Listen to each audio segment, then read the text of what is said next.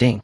Detected that the host possesses a powerful life procreation constitution, the foremost kidney physique of the ages, matching with the special law fluctuations of the current plane. 100.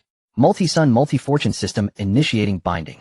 A cold mechanical emotionless electronic voice stabbed like an awl into Chu Ye's relaxed nearly muddy mind.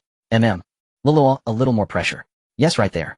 Hongxiu switched to the crystal grapes, the chilled ones. Chu Ye squinted, giving vague commands so comfortable he felt almost like purring. Chu Ye lay sprawled on a soft couch draped in snow domain, ice silkworm silk. On his left, Hongxiu with her soft jade-like hands fed him a peeled crimson fruit, etched with faint golden veins. On his right, Luluo kneaded his shoulders and neck, sore from being too relaxed, with just the right amount of force. The air brimmed with a drowsy blend of calming incense and the faint fragrance of maidens. He felt his life had reached its peak. Suddenly Chu Ye jolted, nearly choking on the fruit in his mouth. What the hell? A system? Had the golden finger he had waited 18 years for finally arrived? Yes, Chu Ye was a bona fide transmigrator. In his previous life, after a 996 work schedule, he dropped dead and crossed over into this land of the 9 provinces. The good news in this life, he was reborn as the 9th prince of the Great Qin dynasty. His birth mother died in childbirth and his father was the emperor who sat high upon the Great Qin throne. The bad news, he was actually a spirit-isolated waste physique. As the name suggested, he was completely cut off from spiritual energy. For 10 years he had never even learned what the sensation of qi felt like. At first he was anxious. Later he discovered that this father of his was extraordinarily tolerant of this useless good-for-nothing prince. Whatever he asked for he got. Aside from cultivation, his life of pleasure had been kitted out to the maximum. This system is dedicated to optimizing the host's bloodline, spreading branches and leaves, and bestowing lasting blessings. The core rules are as follows. 1. Unlock the inspection function. Allows observation of the opposite sex's talent and comprehensive appearance score out of 100. 2.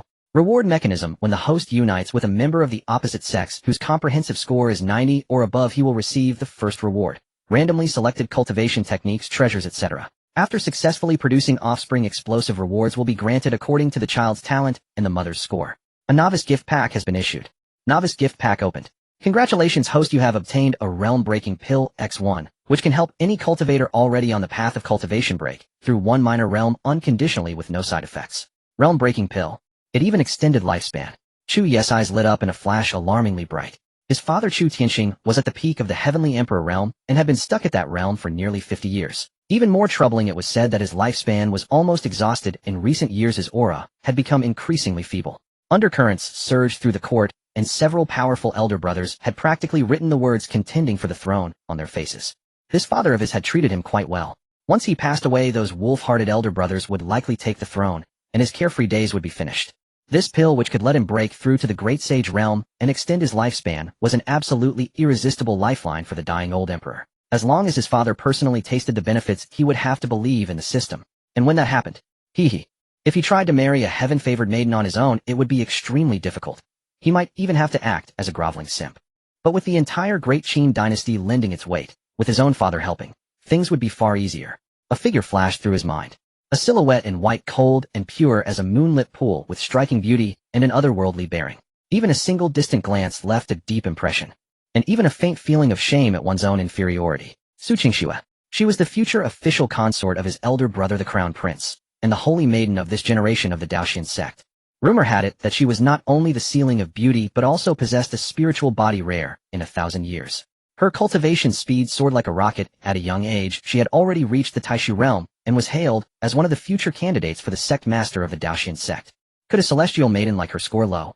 Chu Ye's heart pounded treacherously fast. A wave of ambition, excitement, and a faint thrill of "this probably isn't right" rushed straight to his head. As long as his father made a move, this not yet married elder sister-in-law might not be impossible to obtain. As for ethics, morals, in the face of extended lifespan breakthroughs and the rise of the dynasty, those things were more fragile than a piece of rough paper. Change my clothes. Quick. Bring me the most steady-looking princely robe, the one that makes me seem capable of great deeds. The Qianyuan Hall. The scent of ambergris incense remained heavy, but a faint air of decay was hidden beneath it. Your Majesty, the 7th Prince requests an urgent audience, saying he has a secret method for extending lifespan and breaking through realms to present. The old eunuch stooped, his voice lowered, full of disbelief. The 7th Prince. That playboy who knew only how to eat, drink, and enjoy himself. Extend lifespan and break through realms. Chu Tianxing's eyelids twitched slightly as he slowly opened his eyes. Those eyes, once as sharp as an eagle's, still possessed authority, but could not hide the weariness and faint twilight air deep within. He frowned. His first reaction was that this was sheer nonsense. This son of his was getting more and more unreasonable. Let him in. His voice was somewhat hoarse, carrying an unshakable weariness. Chu Ye stepped into the hall with flowing ease. Your son greets your majesty. May your majesty enjoy immortal blessings and live as long as heaven. Rise. Rise, Chu Tianqing said flatly. My son, what method do you have for extending lifespan and breaking through realms? He had no hope at all, and simply wanted to send him away quickly to keep the peace. Chu Ye stepped forward, raised his head, and glanced at the eunuch beside him. The meaning was obvious. Chu Tianqing waved his hand, and an invisible wave of spiritual power enveloped the two of them, isolating them from the outside world. Chu Ye wore an unprecedented expression of sincerity and solemnity. Father, your son by heaven's mercy has obtained a fortuitous encounter called the multi-son, multi-fortune system. This system can help your son find women with outstanding talent and beauty. Once united with them, the rewards will be astonishing. Among them are spiritual pills and wondrous medicines that can help your majesty break through realms and prolong your life. Then he simplified the system's functions and emphasized the reward's deadly allure to his father. Finally, he showed his hand, bringing up Su Qingxue and stressing her peerless aptitude and the enormous benefits the rewards would bring if he could obtain her. Of course, the key prop could not be omitted. He took out the small white jade bottle from his chest and raised it high above his head with both hands. Father, words alone are useless. This is the realm-breaking pill given by the system.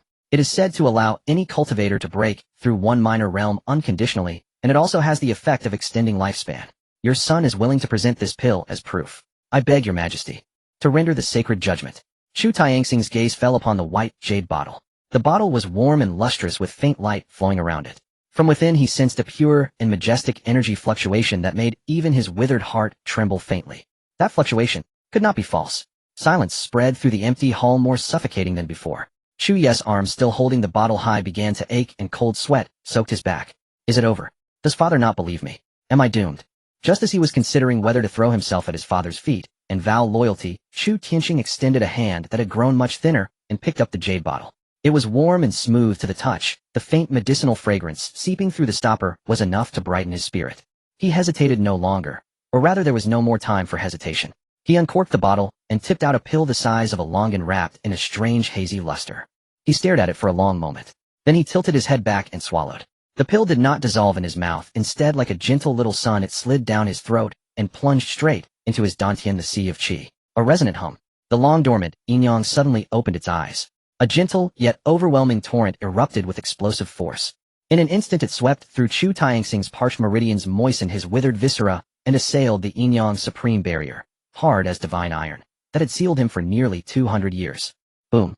An invisible shockwave exploded within Qinyuan Hall. His aura climbed at a visibly frantic pace. His withered blood and qi, like parched earth finally blessed by rain, began to radiate new vitality. The entire process lasted as long as a stick of incense. When the last trace of the strange phenomenon faded, and the hall fell quiet again, Sage Realm. Though he had only just entered it with his realm not yet stable, the surging vitality and formidable aura were impossible to fake. Chu Tianqing slowly opened his eyes. He had not only broken through, his lifespan had been extended as well. He abruptly turned his gaze toward Chu Ye like a starving wolf eyeing a plump sheep. No, it was the burning gaze of a man who had just spotted a celestial crane that lays golden eggs. It was the blazing, almost obsessive hunger of one who had discovered a peerless treasure and must cling to it with all his might. Chu Tianqing shot up from the dragon throne in one swift motion, moving with a vigor that seemed utterly impossible for a half-dead old man from moments earlier. He strode down the palace steps in a few quick paces, stirring up a gust of wind arrived before Chu Ye, still kneeling, then bent down and hauled his son up in one motion. Yes, halt. A Sage Realm patriarch has surprisingly strong hands. Chu Ye's feet left the ground, and a hint of panic crept into his face. Chu Tianqing stared at his son's face, his eyes frighteningly bright, examining him again and again, as if to confirm whether he had a living, breathing, peerless, immortal pill in his hands. Then this emperor of Great Chu, who had just broken through, regained his lifespan, and was so elated he seemed about to float into the sky, spoke slowly in an unusually gentle, even coaxing tone, every word squeezed out between his teeth with excitement. My son, what was it you said just now? Who did you say you wanted? Su Qingxue, the holy maiden of the Dao Xuan Sect, your elder brother's betrothed bride. Chu Ye's throat went dry, and he nodded mechanically. His freshly rejuvenated and radiantly energetic father broke into a smile that could only be described as kindly and brilliant. He clapped Chu Ye hard on the shoulder, nearly rattling his bones apart, and said in a booming voice with the overbearing certainty of heaven ranks first, I rank second. Good. Excellent. I the emperor approve. Chu Ye was dumbfounded. Just like that. You're not going to struggle over it. Not even condemn me for moral depravity and coveting my imperial sister-in-law. Or consider how the Dao Xuan Sect and the Crown Prince would feel. Chu Tianxing seemed to have received none of his mental signals. His smile grew even more kindly, as he added, the Crown Prince is a disappointment unworthy of such a celestial maiden. I will depose him soon enough and send him to guard the imperial mausoleum, so he can reflect properly. Dao Xuan Sect. Now that I have achieved Sage Realm, some rules must be set according to mine. On my son, he said with great solemnity, but his eyes gleamed like searchlights. You don't need to worry about anything. Just focus on preparing yourself. How to make Su Qingxue. Ahem, how to make my good daughter-in-law bear children as soon as possible. Work hard. This many children, many blessings is heaven's favor on my great Chu. Su Qingxue is only the beginning. I, the Emperor, am very extremely and especially looking forward to your future performance and the next wave of system rewards. With that, he released. Chu Ye turned and strode with majestic steps toward the imperial desk, then picked up a brush and wrote. His manner suggested he was not drafting an edict that would change countless lives, but tonight's dinner menu. The imperial edict was delivered to the Eastern Palace at midnight. Crown Prince Chu Sun, dressed in his nightclothes, received the decree. When he heard deposed from the position of heir and banished to the northern border this very day, he went rigid. And the words Crown Princess Su Qingxue is rebestowed in marriage to 7th Prince Chu Ye made his vision go black instantly, and he crashed to the ground with a thud. The eunuchs fell into a flurry, some lifting him, some pinching his philtrum. Before the deposed Crown Prince completely passed out, only 3 words echoed in his mind: wise. Back in Qianyuan Hall, Chu Tianxing had already changed into his most majestic imperial court robes. His 12-tasseled imperial crown sat perfectly straight, and the 9 golden coiled dragons on his black dragon robe glittered in the candlelight. Chu Ye changed clothes quickly. He urged his still-dazed son. We're going to the Dao Xuan Sect tonight to propose marriage. Chu Ye glanced at the pitch-black night outside the window. Father, it's already the middle of the night. What does midnight matter? Chu Tianxing glared at him.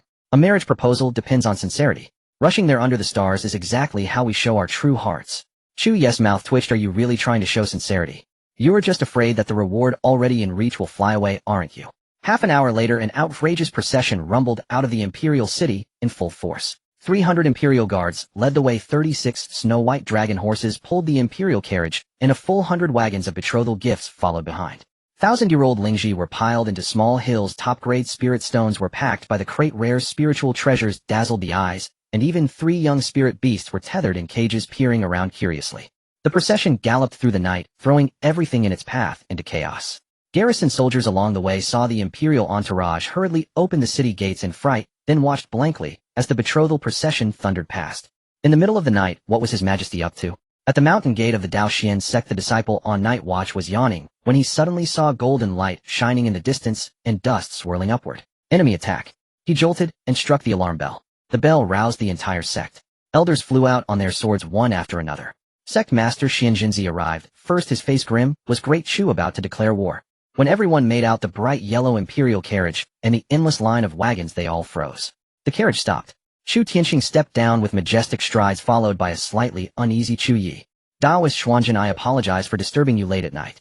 Chu Tianxing smiled broadly, as if he had simply come over for a casual visit. Xianzhenzi looked at the 100 wagons of betrothal gifts, sensed the newly broken Sage Realm pressure that Chu Tianxing had not yet fully restrained, and his heart lurched. Daoist Chu, this is a betrothal proposal. Chu Tianxing said it as a matter of course. On behalf of my 7th son, Chu Ye, I request to marry your sect's holy maiden Su Qingxue. Huffed. An elder who had just taken a sip of tea to calm his nerves sprayed it everywhere. A dead silence fell before the mountain gate. Xianzhenzi forced a smile. Daoist Chu, you must be joking. Qingxue is already promised to your crown prince. Deposed. Chu Tianxing waved his hand, as if he were commenting on the fine weather. The crown prince is unfit for such a great task. He has already been deposed. Qingxue has extraordinary talent. Only my Chu Ye is worthy of her. He clapped his hands, and 10 large chests were immediately carried forward and opened in unison. Inside were top-grade spirit stones, their radiance so dazzling that people squinted. However, before she could even feel relieved for 2 seconds, the old silver dragon beside her also shifted forms. The 25-meter-long silver dragon stood poised to strike his sheer size of power. The other elders began to breathe more rapidly. This matter must be asked of Qingxue herself, Xianzhenzi said with difficulty. Of course. Chu Tianxing was most considerate. Where's that girl now? I will go with Chu Ye and ask her myself. At the Holy Maiden Peak within the Pavilion of Clarity, Su Qingxue, clad in white, played her zither under the moonlight. The melody was as cold and pure as she was. A sudden commotion arose outside as the sect master and several elders entered, ushering in 2 figures. One in imposing imperial robes, the other a handsome young man in prince's attire, though his gaze wandered. Qingxue, Xianzhenzi cleared his throat. This is the great Chu Emperor, and this is the 7th Prince Chu Ye. They have come to propose a marriage. Su Qingxue's fingers paused, causing a harsh twang from the zither strings. She looked at Chu Ye, her gaze icy. So this was the capital's infamous waste of a prince. Chu Ye, seeing her graceful form, stepped forward and saluted. I am Chu Ye. I refuse. Su Qingxue cut him off, her voice like ice pearls falling on a jade platter. The atmosphere became awkward. Chu Ye, however, seemed unbothered. The colder the demeanor, the more interesting the conquest. Chu Tianqing, however, laughed heartily and stepped forward. Qingxue, my girl, don't be so quick to refuse. Look at what I have here. He produced a jade box and opened it, revealing a single ice blue pill that radiated bone-chilling cold and immense vitality. An extreme grade ice heart pill, Chu Tianqing said with a smile. This pill can help you fully awaken your ice soul physique without any future complications. Consider it part of the betrothal gift. Su Qingxue's icy eyes rippled with emotion. The hidden ailment of her ice soul physique had plagued her for years. Furthermore, Chu Tianqing added, if you marry into the royal family, the Dao Xuan Sect will receive the full support of Great Chu. And for you personally. His gaze turned meaningful. You might just get the chance to touch things of a higher realm. Su Qingxue fell silent. She looked at the ice heart pill, at the expectant eyes of the sect master and elders, and then at Chu Ye, who was indeed strikingly handsome. I need time to consider. 3 days, Chu Tianqing said, holding up 3 fingers, his smile as cunning as a fox's. In 3 days I await your favorable answer. As they left the Holy Maiden Peak, Chu Ye couldn't help but ask, Father, what if she still refuses? Refuse. Chu Tianqing raised an eyebrow, gesturing at the 100 carts of betrothal gifts behind them. As a sage realm cultivator, I came here in good faith to propose. A refusal would be an insult to a sage's dignity. We used to be wary of the Dao Xuan Sect, but now the advantage is ours. Our great Chu Empire fears not this mere sect. Chu Ye. His father was truly domineering, but isn't this way of proposing a bit too shameless? 3 days later, Su Qingxue stood by the window of the Pavilion of Clarity, looking down at the marriage procession still camped at the mountain's base, and at the line of elders behind them. She finally let out a sigh. They all knew it, the great Chu Empire was issuing a notice, not making a request. She picked up her brush and signed the marriage certificate. When news reached the capital, the deposed Crown Prince Chu Sun was eating sand at the northern border. Upon hearing the news, he hurled his cornbread to the ground and roared to the heavens, Chu Ye, I will never forgive you for this. In the Qianyuan Hall, Chu Tianqing held the marriage certificate, grinning from ear to ear. Excellent. Excellent. My son, prepare yourself. The wedding is set for the 8th of next month. I can't wait to see the next reward. I can't wait to see you settle down and give me grandchildren. Chu Ye watched his father excitedly bustle about the wedding, even starting to think of names for future grandchildren, and silently pinched his brow. Was this about getting married? It was like running a family-boosting studio where his father was the relentless mercenary taking all the quests, and he was the boss who just coasted to victory. Though, it didn't feel half bad. He glanced at the system panel at Su Qingxue's score of 98 and the tantalizing preview of the rewards, and a smile tugged at his lips. Forget dignity. Nothing beat the allure of those rewards. This cushy ride was his for the taking.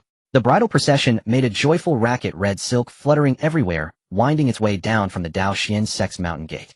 Chu Ye rode a crimson-draped dragon blood steed at the head of the procession beside the opulent 8-man palanquin, where Su Qingxue sat veiled in a red shroud. He was in high spirits, even humming a tune. On his system panel, the prompt union pending completion was gleaming, the reward almost within his grasp. But just as the procession entered the thread of Heaven Canyon, a sudden change occurred. A streak of cyan sword light descended from the sky, crashing down with a thunderous boom, 3 zhang ahead of the procession, sending rocks and dust flying. The procession instantly fell into chaos, the music ceasing abruptly. As the dust settled, a tall, slender figure stood blocking the path. He wore simple blue robes, a long sword strapped to his back, and had a handsome face with a scholarly air coupled with the arrogance of one long accustomed to high status. But his eyes now blazed with fury and anguish. Qingxue. His gaze pierced through the crowd to the palanquin, his voice trembling with emotion. I know you're being forced. Come with me. This senior brother will take you away. The palanquin remained silent. Chu Ye raised an eyebrow as the system's appraisal function activated automatically. Target Lin Feng identity, head disciple of Dao Xuan Sect, Su Qingxue's childhood friend, and senior brother. Cultivation, spirit, C, perfection, talent, sword, heart, clarity, minor appearance, handsome, and suave. Overall score, 89 good, but below system, standard, 89 points. Chu Ye curled his lip. He hadn't even met the system's benchmark, and he dared to block the wedding. Before he could speak, the Dao Xuan Sect elders escorting the bride grew anxious. A white-bearded elder stepped forward and scolded, Lin Feng. Cease this nonsense. Today is the Holy Maiden's joyous day. Withdraw at once. Joyous? Lin Feng let out a bitter laugh, tears glistening in his eyes. Forcing her to marry a useless prince, you call that joy? Qingxue is a genius of unmatched potential, pure as ice and jade. How can she marry a good for nothing who can't even cultivate? He abruptly drew his sword, pointing it at Chu Ye, releasing the full oppressive pressure of the Spirit Sea Perfection realm. Chu Ye, if you have any shred of decency, release Qingxue. Otherwise today my azure rainbow sword will act on heaven's behalf. The The sword energy was biting, making Chu Ye's robe snap in the wind. The surrounding guards' faces changed, and a few captains rushed forward only to be forced back by the fierce sword intent. Chu Ye, however, remained unmoved. He even yawned. He dug a finger in his ear, looked at this tragic hero's senior brother side, and shouted lazily at the sky, "Father, someone's stopping your daughter-in-law's palanquin." His voice wasn't loud, but it carried clearly through the canyon. Lin Feng was stunned, then laughed in anger. "Bringing out the emperor to scare me. Chu Ye, what else can you do besides relying on your father?" The moment the words left his mouth, the sky suddenly darkened. It wasn't storm clouds, but a colossal golden phantom that slowly materialized, covering nearly the entire canyon above. The phantom wore an imperial crown draped in a dragon robe, its face stern and imposing. It was unmistakably the image of Chu Tianxing. The phantom exuded a suffocating soul transformation realm pressure. With a single glance, Lin Feng's previously sharp sword energy shattered with a crack, crumbling into nothing. And the phantom spoke, its voice like thunder from the heavens, cold and indifferent to mortal life. Without any further motion, it simply raised a single finger, the phantom's finger, and pressed it down gently towards Lin Feng. An indescribable, terrifying pressure descended from above. Lin Feng's face contorted. He roared, unleashing his full cultivation, his azure rainbow, sword blazing with unprecedented brilliance, forming a pillar of light that shot skyward in a desperate attempt to resist. But against that phantom finger, it was like an ant trying to shake a tree. The sword pillar disintegrated on contact. The azure rainbow sword let out a mournful cry, its light dimmed, and it was sent flying backwards. Lin Feng was struck as if by a meteor. He spat out a mouthful of blood, and his knees hit the ground with a crack driven by an unstoppable force, smashing 2 deep craters into the hard rock floor. A total crush. A complete, absolute, and undeniable crush. The phantom hadn't even used any divine ability, only a single finger condensed from sheer pressure. The canyon fell into dead silence. The Dao Xuan Sect elders were stunned, the guards were dumbfounded, and even the palanquin's curtain rustled slightly. The phantom withdrew its finger, its indifferent gaze sweeping over Lin Feng, who lay sprawled on the ground like a dead dog, then over the safe and sound procession below. Finally, its gaze settled on Chu Ye, and the coldness in its eyes softened just a fraction. "Take care on the road, my son." As the phantom figure finished speaking, the golden light slowly dissipated, and the sky returned to clarity. It seemed as if that world-shattering scene had merely been the swatting of a buzzing fly. Only then did Chu Ye leisurely urge his horse forward, arriving before Lin Feng, who lay collapsed and gasping for breath on the ground, and looked down at him from his elevated position. Lin Feng struggled to raise his bloodied and mangled face, his eyes filled with disbelief, despair, and rage, along with a lingering trace of bewilderment. He had cultivated bitterly for decades, considering himself a prodigy. Why couldn't he even withstand a mere phantom projection of his opponent's father? Chu Ye bent down and said slowly in a voice meant only for the two of them, "Senior brother Lin, is it? You see, storybooks always talk about childhood sweethearts and deep affection. But what about reality?" He spread his hands. "Your decades of arduous study, your sword chi that has whitened your hair, might not be worth a flick of my imperial father's finger. You say besides relying on my father, what else can I do?" Chu Ye smiled a smile that was blindingly brilliant in Lin Feng's eyes. "Sorry, having a father to rely on is itself a skill. How can your decades of bitter cultivation possibly surpass my family's accumulation of several generations?" He straightened up, clapped his hands as if brushing off dust. "Take him away. Throw him at the gates of the Dao Xuan Sect. Don't delay the auspicious hour." Chu Ye instructed his guards, his tone as relaxed as if he were disposing of a piece of trash. The guards, snapping out of their stupor, hurried forward and dragged the barely conscious Lin Feng away. Chu Ye mounted his horse, adjusted the large red flower on his chest, and waved to the still-shaken band. "Continue the music. Keep moving. Be festive. Don't let a single fly ruin this prince's auspicious day."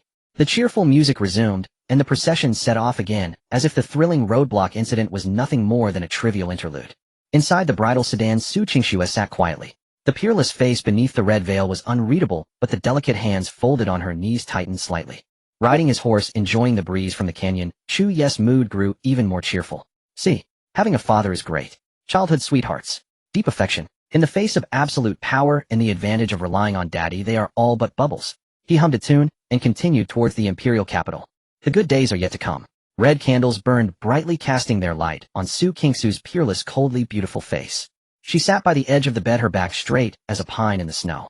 Her wedding dress was as red as fire, yet it could not warm the faint detachment in her eyes, nor a barely perceptible stiffness. Those eyes that had once made Chu Ye marvel were now lowered, her long lashes casting a small shadow, as if isolating a world of ice and snow that belonged only to her. Chu Ye observed this clearly. He approached, not rushing into action, but stopped a step in front of her. He poured himself a cup of nuptial wine and took a sip. "My princess," he began, his voice clear in the silent bridal chamber. "I know that being the saintess of Dao Xuan Sect was not your wish. And being the wife of the 7th prince is not what you sought either. Su Qingsu's lashes trembled. She looked up at him, her gaze clear and piercing, full of scrutiny. Chu Ye met her gaze, his tone as casual, as if discussing the weather. Let's speak frankly. Marrying me you won't lose.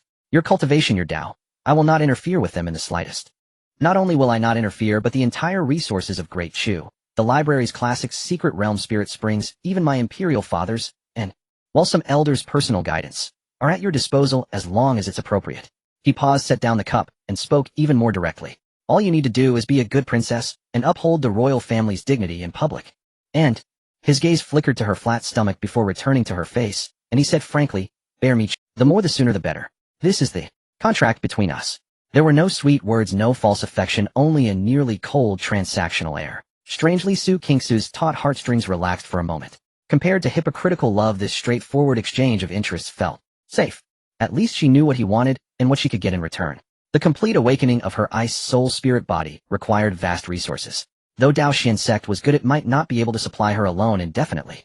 And the great Chu dynasty, a behemoth that had just produced a Sing-Trelm emperor and was clearly riding a wave of great fortune, its foundations were perhaps far deeper than outsiders imagined. She was silent for a moment, then her clear, cold voice sounded, asking a very practical question. How many heirs are needed? Chu Ye seemed not to have expected this question. He was stunned for a moment, then laughed, a genuine, mischievous glint appearing in his eyes. He recalled a vague illusion from another world and blurted out, naturally, the more the better, as Han Xian said of his troops. Looking at Su Qingsu's momentarily blank, stunning face, he added maliciously, raising a finger, ideally one a year. We need to get down to business. Su Qingxue, even with her cold temperament, the absurd KPI of one a year nearly caused her expression to crack. She took a deep breath, trying to maintain her final vestiges of composure, but a faint, barely perceptible blush crept up to the roots of her ears. This man. Simply, before she could figure out how to respond, Chu Ye had already decided not to give her time to think. All right, it's settled. Happy cooperation, sister-in-law. The wedding night is precious, we can't waste it. His smile vanished, and he suddenly stepped forward. Aunt. Su Qingxue let out a soft cry as she was scooped up into his arms. The intricate sashes of her wedding dress seemed to have a mind of their own under his fingertips, coming loose with ease. The fiery red dress slipped off like falling petals, revealing jade-like skin and a graceful figure beneath. The red candlewick crackled and sparked. The bed curtains fell, concealing the rising storm within the chamber, and also muffling the soft, ambiguous hum from Su Qingsu's throat, caught between shame and annoyance. The deal was struck. Both parties had to pay a deposit first. The long night was the perfect time to execute the annual production plan. The red candle burned to its end, and dawn's light began to peek through. Chu Ye looked at Su Qingxue, now fast asleep in his arms. In the hazy morning light, her peerless beauty had shed some of its usual coldness, gaining a delicate, tender charm, like a crabapple in spring slumber.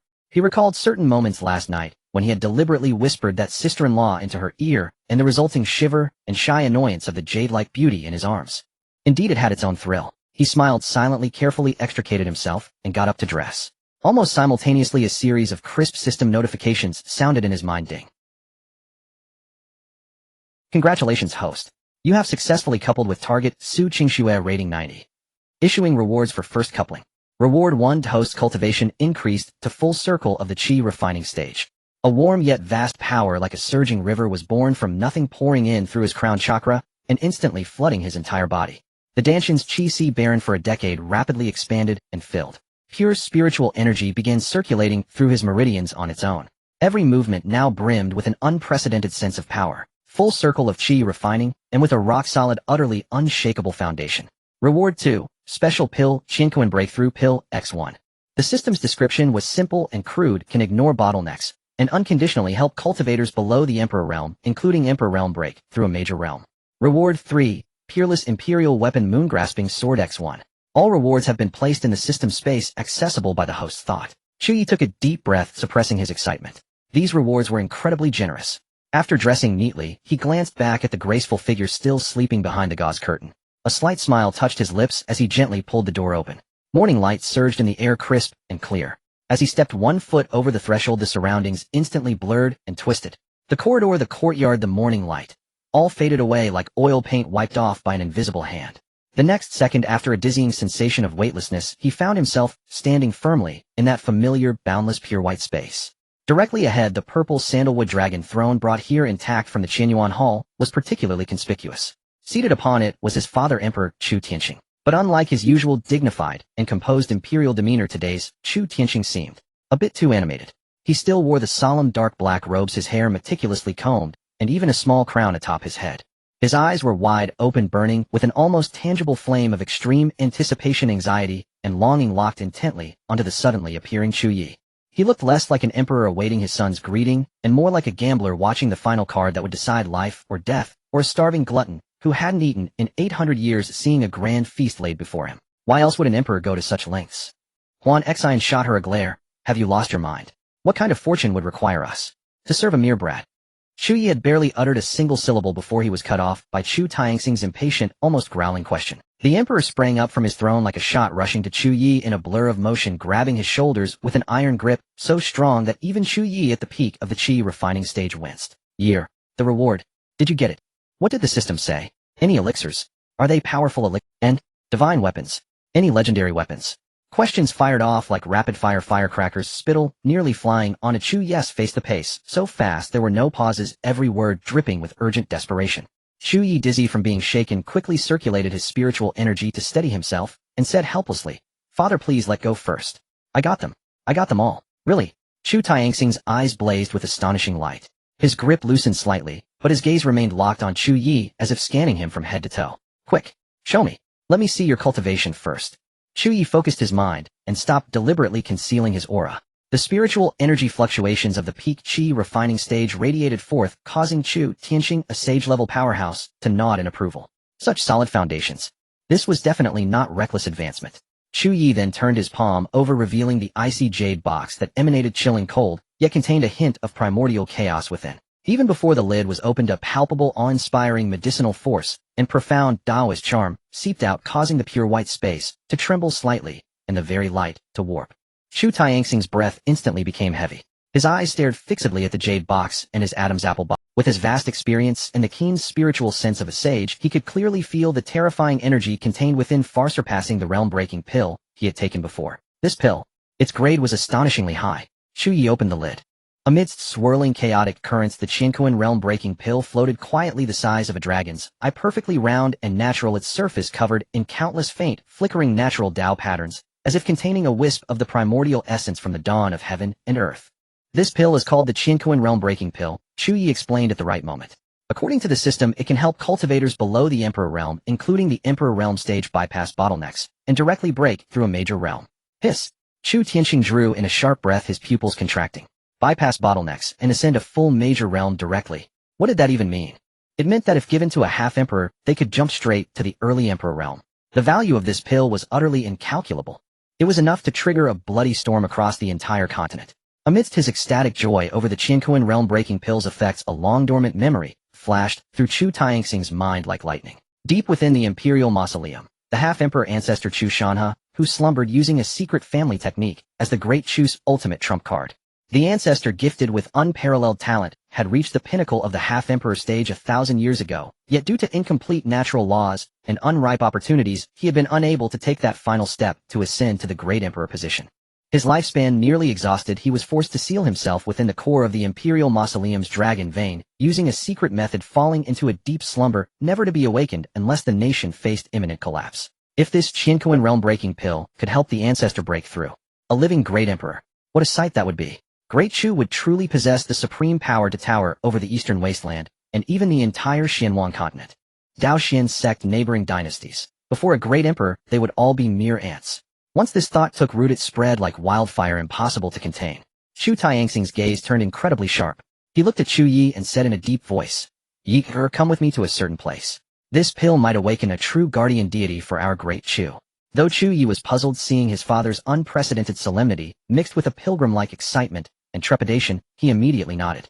Without alerting anyone, Chu Tianxing led Chu Ye silently into the deepest forbidden area of the palace, an ancient, seemingly ordinary mausoleum. The place was layered with countless formations, thick with dragon aura, solemn and mysterious. Light and shadow danced strangely around them, as if traversing a tunnel through time and space. After walking for what seemed like an eternity, the space ahead suddenly opened up. This was a vast underground chamber, like a naturally formed palace dome. Upon a simple, unadorned stone platform lay a lone figure. The figure wore ancient imperial robes whose colors had long faded. His face was lifelike, yet covered in the dust of ages. His eyes were tightly shut, his chest utterly still, as if he were merely a remarkably lifelike statue. But even in this deepest state of stillness, a terrifying pressure radiated throughout the space, like an invisible tide. a force capable of crushing the heavens and compelling all living things to submit. This was the foundation of Great Chu, the ancestor at the peak of the half-emperor stage, Chu Shanha. Your unworthy descendant Chu Tianxing together with my son Chu Ye have encountered a great fortune that may aid the ancestor in breaking the eternal shackles and ascending to the supreme great emperor realm. We humbly report this and beseech the ancestor to bear witness. Chu Tianxing's voice echoed through the underground chamber, carrying spiritual energy clearly reaching the stone platform. At first there was no response. After a few breaths upon the stone platform, the figure that seemed unchanged since time immemorial. His eyelid twitched slightly. In that instant, boom! The entire underground chamber violently shook. Those bear witness. Chu Tianxing's voice echoed. A low hoarse voice like ancient bronze grinding against rusted metal slowly arose. Each word resonated with the dragon aura of the chamber imbued with supreme Dao principles. Tianxing, descendant emperor, awakening this ancestor. Is it? The enemy has arrived. Is the dynasty about to fall? Chu Tianxing felt the ancestor's overwhelming battle intent and resolve to face death. Moved yet anxious, he hastily said, Ancestor, please calm your anger. It is not an enemy invasion. The dynasty is safe and sound, even more prosperous than ever. It is that we have obtained a miraculous divine pill which may help the ancestor shatter the shackles and attain the path of the great emperor. Moi. The battle intent in Chu Shan's eyes paused slightly, replaced by a flicker of doubt and scrutiny. A divine pill. Help him attain the great emperor path. He had been trapped in this realm for 1,000 years, having tried every rare treasure known to man, and had long since abandoned hope. Was this descendant emperor delusional? Or had he been deceived by some illusion? What pill, eh? Chu Shan's voice remained low, but the resolve to die had lessened, replaced by curiosity. Chu Tianxing dared not be negligent. He respectfully presented the icy jade box with both hands, using spiritual energy to lift it and slowly send it before the stone platform. The lid opened on its own, revealing the Qianquan realm-breaking pill surrounded by swirling chaotic currents. For the first time, a terrifying light burst from Chu Shan's calm well-like eyes as he stared fixedly at the pill. With the insight and perception of a peak half-emperor, he instantly discerned the extraordinary nature of this pill. The chaotic aura, the natural Dao patterns, the immense power within that seemed capable of reshaping heaven and earth and reversing the very laws of nature. This was no mortal pill. It even surpassed many legendary immortal pills he had heard of in his long years. This pill, where did it come from? Chu Shan's voice carried a barely perceptible tremor, an emotion woven from intense longing and incredulity. Chu Tianxing looked at Chu Ye beside him, his face beaming with pride and excitement. To answer the ancestor, this pill was bestowed upon my grandson Chu Ye by the heaven-defying fortune of his many children, much blessing system. It is called the cosmic realm-breaking pill, said to disregard bottlenecks and allow cultivators below the primordial emperor realm to unconditionally break through a major realm. Chu Tianxing looked at Chu Ye beside him, his face beaming with pride and excitement. To answer the ancestor, this pill was bestowed upon my grandson Chu Ye by the heaven-defying fortune of system. Many children, much blessing. A flicker of bewilderment passed through Chu Shan's eyes. This was clearly beyond the knowledge he possessed before his 1,000-year slumber. But his attention was immediately seized by the description of the pill's effects, disregarding bottlenecks, breaking through a If this pill could work for someone at his level, the peak of the quasi-emperor realm, then could it mean? Even with Chu Shan's millennium-cultivated calm, he couldn't help but feel his heart surge with excitement and his blood boil. The despairing barrier that had plagued him for 1,000 years seemed to show a crack. For the first time, his gaze truly fell upon Chu Ye. This young man, whose cultivation was merely at the peak of chi refining, was no different from an ant in his eyes. But now this ant might hold the key to the imperial ascension he so desperately sought. Young one, come forward. Chu Shan's voice softened slightly, yet still carried supreme authority. Chu Ye rose and stepped forward, bowing respectfully once more. Your descendant Chu Ye pays respects to the ancestor. Chu Shan's gaze was piercing as he examined Chu Ye from head to toe, as if trying to discern the secrets hidden. The existence of that system was profound and inscrutable. Even with his quasi-emperor divine sense, he could not detect a trace of it. He only felt that this child's fortune was so immense it defied belief, as if the very forces of heaven and earth were subtly aligning with him. Good, what a fine Chu Ye. Chu Shanha nodded slowly, a glint of approval in his eyes. Deep blessings, flourishing fortune, and rare filial piety to offer such a heaven-defying divine pill to the clan. If this pill truly helps this ancestor attain the Dao, you shall be the greatest contributor in the history of our great Chu dynasty. With that, he hesitated no longer. A flash of light flickered on the stone platform, and the cosmic realm-breaking pill was lifted by an invisible force, flying into Chu Shan's mouth. The moment the pill entered his belly, boom, the heavens themselves changed. Above the entire imperial mausoleum, no, above the entire great Chu dynasty, endless dark clouds converged from all directions. Lightning and thunder raged within the clouds, purple electricity danced wildly, and the oppressive might of the heavenly Dao descended with a crash. Beneath the earth the dragon veins roared and mountains and rivers resonated in unison. Countless cultivators looked in horror towards the imperial capital, wondering what earth-shattering event was unfolding. Within the underground palace the scene was even more terrifying. Chu Tianqing and Chu Ye had long retreated far away, watching the spectacle in utter shock. Chu Ye in particular felt the moon-grasping sword within him tremble slightly, as if resonating with reverence for the supreme existence about to be born. After an unknown amount of time, perhaps an instant, perhaps 10,000 years, all the strange phenomena abruptly converged inward. In the underground palace the divine light faded, and the dragon chi subsided. On the dark stone platform, the figure remained seated in meditation. But now his presence was utterly transformed. The emperor sprang up from his throne like a shot, rushing to Chu Ye in a blur of motion, grabbing his shoulders with an iron grip so strong that even Chu Ye at the peak of the chi Chu Shanha slowly opened his eyes. Within them was no longer the illusion of stars dying, but only a serene calmness that belied the absolute authority beneath it.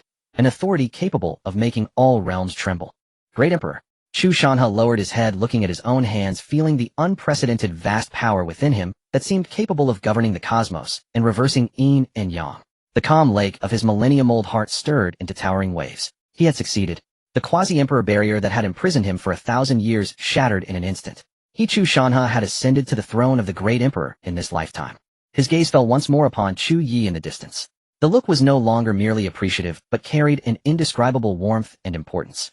Chu Ye. The great emperor spoke, his voice calm, yet imbued with profound Dao resonance, each word a pearl of truth, like the sound of the great Dao itself. Your descendant is here. Chu Ye hastily bowed. The merit of this pill to this ancestor, and to great Chu, is akin to a second creation. Chu Shanha spoke slowly, each word weighty as a mountain. This ancestor acknowledges your contribution. From this day forth you shall be the core of the Chu clan, second only to this ancestor himself. If any external enemy dares to bully you, they shall be challenging the imperial might of great Chu. This promise was as heavy as a mountain. It meant that behind Chu Ye, besides an emperor father eager to help him snatch a wife, now stood a living, breathing, great emperor ancestor. Upon hearing this, Chu Ye was overjoyed, happier than if he had received a boon himself. His heart trembled violently, and he quickly kowtowed in thanks. Chu Shanha nodded slightly, his gaze sweeping over Chu Tianqing. Tianqing, you have raised a fine son. This child's fortune may lead our great Chu to unprecedented glory. Treat him well, and support him. Your descendant obeys the ancestor's decree. The three grand elders of the Dao Xuan Sect, the coldly beautiful Su, won the seductive Huan Xin, the pure-looking Mei Yu, along with the still charming current sect man. Since you have been blessed by it, you should grasp this opportunity well. Do you have a next target? Ancestor Chu Shanha felt the surging power of the great emperor within him, his heart light, as if a 1,000-year-old ailment had been cured in an instant. But after all, he was an ancestor who had lived for countless ages. After the initial elation, his thoughts immediately returned to practical matters. He looked at Chu Ye with bright, piercing eyes. That look was not unrelated to the one his son Chu Tianqing gave when urging for rewards. It was practically inherited. Only the ancestor's gaze carried an additional layer of directness and sharpness honed by the passage of time. Little Ye, the ancestor, stroked his beard, his tone gentle, but his intent direct. This system of yours is quite extraordinary. Helping your father break through and helping me achieve emperorhood are both monumental achievements. The key to many children, much blessing lies in many. After this, Su Qingxue. Has the system indicated where the next woman with profound fortune resides? He paused, a calculating glint in his eyes. If you already have a target, do tell. Since I have emerged from seclusion, I should do my small part for future descendants. It's only proper to look ahead to check on family background, aptitude, and character, don't you think? He spoke with high-sounding words, but the eagerness in his eyes shouting, tell me what the next reward is, was practically spit. Before Chu Ye could answer, Chu Tianqing beside him was already nodding vigorously, his face full of excitement, thinking the ancestor understands me. Yes, Ye. The ancestor is right. We need to plan a strategy. We can't fight an unprepared battle. The three generations of the family at this moment were in perfect harmony on the matter of pressing for progress.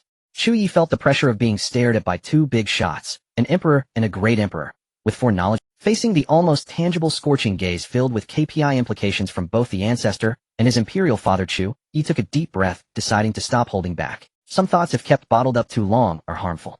Besides, the system's rewards wait for no one. He straightened his back, his gaze sweeping over the newly ascended high-spirited ancestor Chu Shanha, then at his father Chu Tianqing, who was rubbing his hands together with a face screaming, who's next?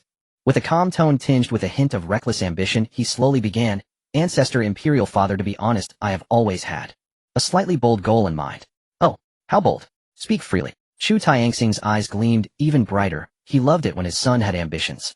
Ancestor Chu Shanha also nodded slightly, indicating for him to continue. Ancestor Father, I think the saintess of the Dao Xuan Sect might not be a bad choice. Chu Ye tried to keep his tone. The system's remote scan gave her a rather impressive score. The system had never scanned her, of course, but he had seen her beauty. Nothing short of extraordinary, especially her striking figure, which was truly welcoming and generous. The Xuan Sect. Chu Tianqing raised an eyebrow. Wasn't the target a bit off? But thinking of the system's rewards, he swallowed back the words, utterly indecent. A high score. How high? Chu Ye was about to elaborate when ancestor Chu Shanha, who had been resting with his eyes closed, suddenly opened them, a glint of sharp light flashing within, as if recalling some intriguing memory from the past. The Xuan Sect. Those old reprobates. A meaningful smile tugged at the ancestor's lips. Those three supreme ancestors of theirs hiding in their coffin boards. Hiding in their secret realm to eke out an existence. Aren't they stuck at the peak of quasi-emperor for a long time now? We go way back, you know. He looked at Chu Ye with piercing eyes. Your idea lacks ambition. Think bigger. What's the point of just targeting one saintess? If we play our cards right, we might just take the entire Xuan Sect pot, and all. Chu Ye, ancestor, we're going to propose not to raid, right? He looked at Chu Ye with burning intensity. Since we're marrying, why limit ourselves to just one saintess?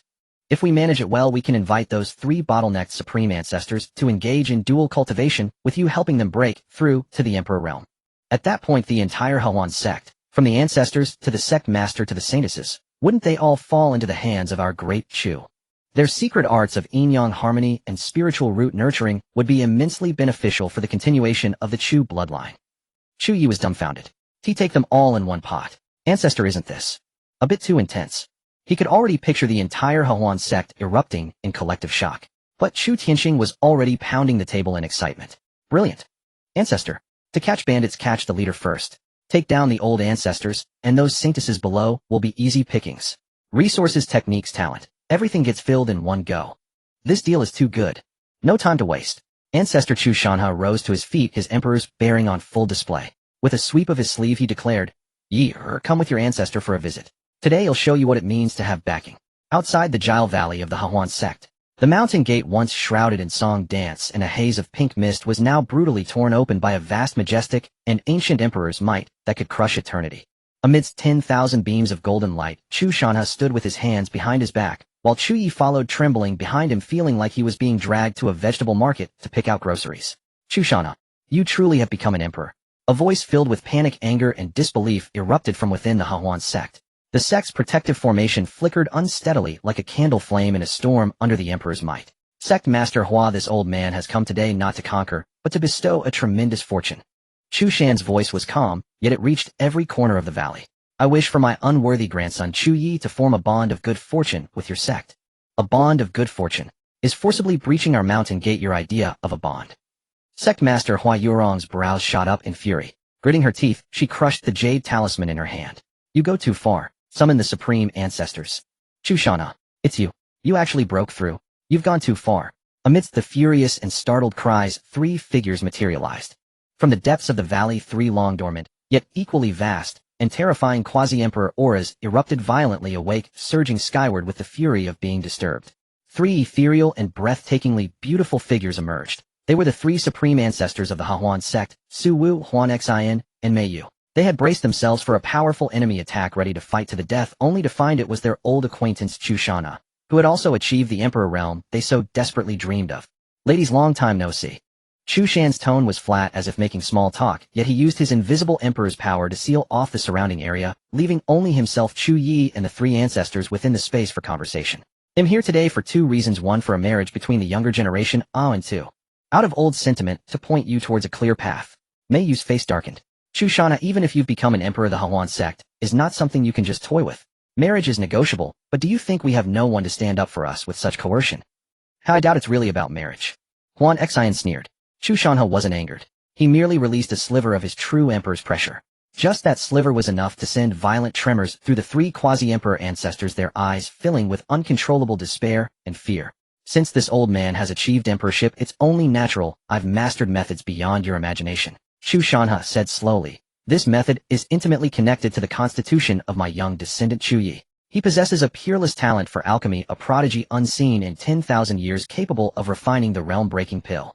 Taking this pill allows one to break through any realm, even from quasi-emperor, to shatter the shackles of the emperor realm.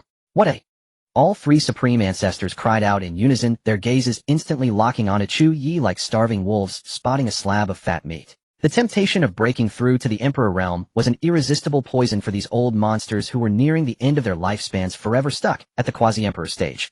Of course, Chu Shanha shifted his tone, his voice playful. My descendant cannot be taken advantage of for nothing. At our age you should understand that there is no such thing as a free lunch. Any saintess or female cultivator of your Dao Xuan Sect with exceptional aptitude shall enter the harem of my great Chu and serve year. This way my great Chu will become in-laws with the Dao Xuan Sect, and you old demers will get to share in the glory. His gaze swept over the kneeling members of the Dao Xuan Sect below, and he said calmly, not just you. The sect's disciples, saintesses, and any core disciples with exceptional aptitude or Inyan constitutions must all form a bond with Year. Thus from this day forth the Chu royal family and the Dao Xuan Sect. The Dao Xuan Sect shall be a vassal of my Chu royal family forever and ever. Chu Shanha, you're shameless. One of the ancestors fumed. You want our saintesses, our ancestors, and the elite of the entire sect to serve a mere child. You're asking the Dao Xuan Sect to be utterly wiped out. Don't put it so harshly. Chu Shanha chuckled lightly, and the temperature in the entire Jiao Valley seemed to drop. If you comply, this old man will guarantee the Dao Xuan Sect's future prosperity and even help you break through to the Emperor realm, securing your place in history. If you refuse, my word is law. There will be no Dao Xuan Sect in the Eastern Domain. That is the rules starting today. The pressure surged again. The ancient trees swayed and the ruins of the mountain gate formation shattered inch by inch as if on the verge of total collapse. The three supreme ancestors' expressions shifted through a spectrum of emotions. They exchanged glances, seeing only despair in each other's eyes. The legacy of their ancestors, or the chance to break through to the Emperor realm. Which to choose? Behind his ancestor Chu Ye felt the suffocating pressure and the tense storm-laden atmosphere, and could only feel a twinge of pain in his kidneys. Ancestor, this isn't a marriage proposal. This is a forced sale, and you've sold me off, and I have to subsidize the whole sect. Isn't this a bit of a loss? Chu Ye quietly activated the system scan. Ding. High-quality target group detected. Target 1 Su 1 Grand Elder of Dao Xuan Sect Peak, Quasi-Emperor score 96. Target 2, Huan Xian Second Elder of Dao Xuan Sect Peak, Quasi-Emperor score 96. Target 3, Mei Yu Third Elder of Dao Xuan Sect Peak, Quasi-Emperor score 96. Target 4, Huarong Sect Master of Dao Xuan Sect Peak, Quasi-Saint score 95. Target 5, Lu Rian Holy Maiden of Dao Xuan Sect Late, Spiritual, C score 95. Warning: host vitality may be insufficient. It is advised to plan time wisely for sustainable development. Chu Shanha retracted the pressure of his divine sense and delivered an ultimatum. This emperor disdains coercion. I grant you time to ponder. Before midnight tonight, if you wish to seize this fortune, come to the Grand Chu Imperial Palace. In the small garden beyond Chu Shanha, Chu Tianxing and the three supreme ancestors of the Joyous Union sect along with its sect master all stood motionless, their attention clearly fixed on the events unfolding within the hall. Huan Xian gritted her silver teeth. This is an outrage. Does becoming an emperor allow him to insult us? So. Su Wan's face was ashen, but the lingering terror in her eyes was unmistakable. The imperial might is real. If he were to use force, we truly would be powerless to resist. Mei Yu muttered softly. That fortune he spoke of, could it actually be something? Why else would an emperor go to such lengths? Huan Xian shot her a glare. Have you lost your mind? What kind of fortune would require us to serve a mere brat? Su Wan was silent for a long while, then suddenly spoke. He said, bear the consequences. What consequences do you suppose he meant? The three of them recalled the despair-inducing imperial might from moments ago, and couldn't help but shudder. The consequences of a living emperor were likely more than the Dao Xuan Sect could bear, but to yield so easily. Meanwhile, Chu Shanha had already returned to the palace with Chu Ye. Chu Ye felt a bit uneasy. Patriarch, will they actually come? Isn't this method a little? It felt too much like abducting maidens, even if they were at the ancestor level. Chu Shanha glanced at him and said calmly, it's merely a matter of balancing authority with benevolence. They have been trapped at the threshold of quasi-emperor for years, their path to the Dao nearly severed. Now with a potential path to the emperor realm laid before them, no matter how absurd it seems, if there's even a sliver of a chance, it's worth the gamble. She looked at Chu Ye, her gaze icy. So this was the capital's infamous waste of a prince. Chu Ye, seeing her graceful form, stepped forward and saluted. I am Chu Ye. I refuse. Chu Ye. Patriarch, your definition of dignified is a bit unique, isn't it? Just wait patiently. Chu Shanha waved a hand dismissively. Be sure to be spirited tonight. If they do come, make sure to entertain them properly. The system's rewards will surely not disappoint you. Chu Ye watched the elder's retreating figure, then thought of the three Dao Xuan Sect Grand Elders, those with scores of 95, breathtakingly beautiful, yet potentially about to voluntarily come to serve him. Wasn't this all happening a bit too fast, a bit too intensely? He looked up at the sky, suddenly finding himself anticipating the arrival of night.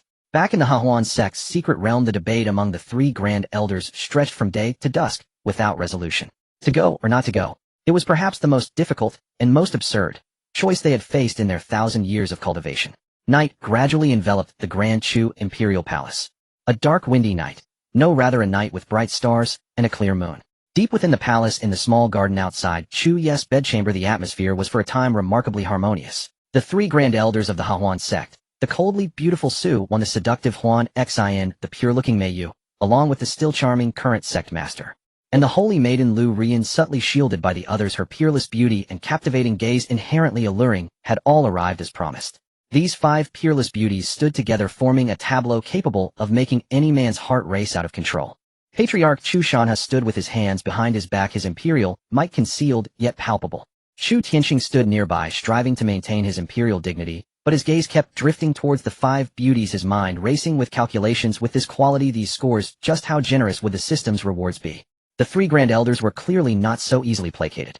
Su Wan stepped forward, her voice as cold and clear as striking jade. Senior Chu, your imperial might is vast, and we hold it in awe. However, words alone are unconvincing. We are willing to allow our sect's holy maiden Lu Rian to spend a night with your 7th prince. She deliberately used the ambiguous term, spend a night. If, as you claim, it truly aids our cultivation and reveals the divine wonders you speak of, we can discuss further. Otherwise, her phoenix eyes narrowed slightly. The sentence was left unfinished, but her stance was clear. Even at the risk of angering an emperor, the Dao Xuan Sect would not engage in a losing bargain.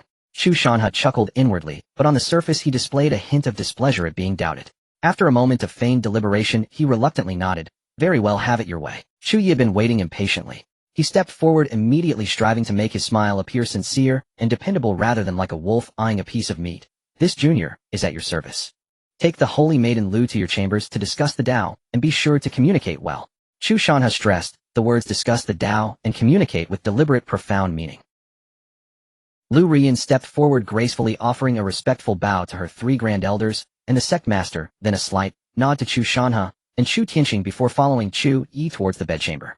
Her figure swayed with each step. The aura of her pure physique blended seamlessly with the Dao Xuan Sect's innate allure, every movement seemingly treading upon the very hearts of those who watched. Chu Ye led her into the inner hall, closed the door, and let out a long, relieved breath. He turned to look at the holy maiden before him. The one rated 95, hailed as the Dao Xuan Sect's ancient century prodigy. Up close, she was even more breathtaking. Her ascended high-spirited ancestor Chu Shanha, then, at his father Chu Tianqing, who was rubbing his hands together with a face screaming, "Who's next?" With a calm tone, "Holy maiden," Chu Ye began.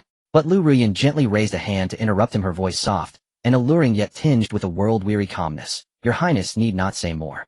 Dao Xuan Sect neighboring dynasties. Before a great emperor, they would all be mere. The Dao Xuan Sect never makes a losing bargain.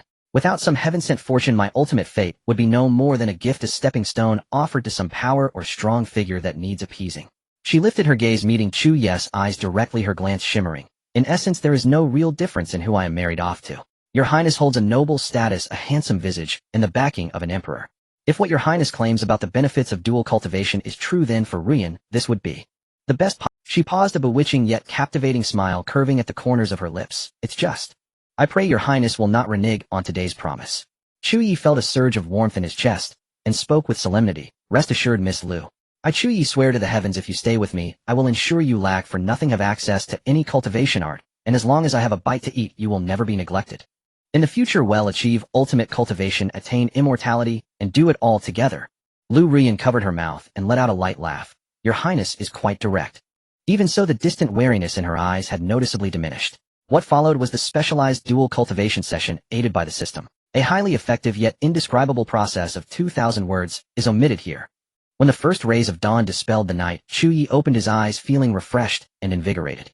The system's notification chimed punctually in his mind. Congratulations, host. You have successfully united with a target rated 90 Lu Rian.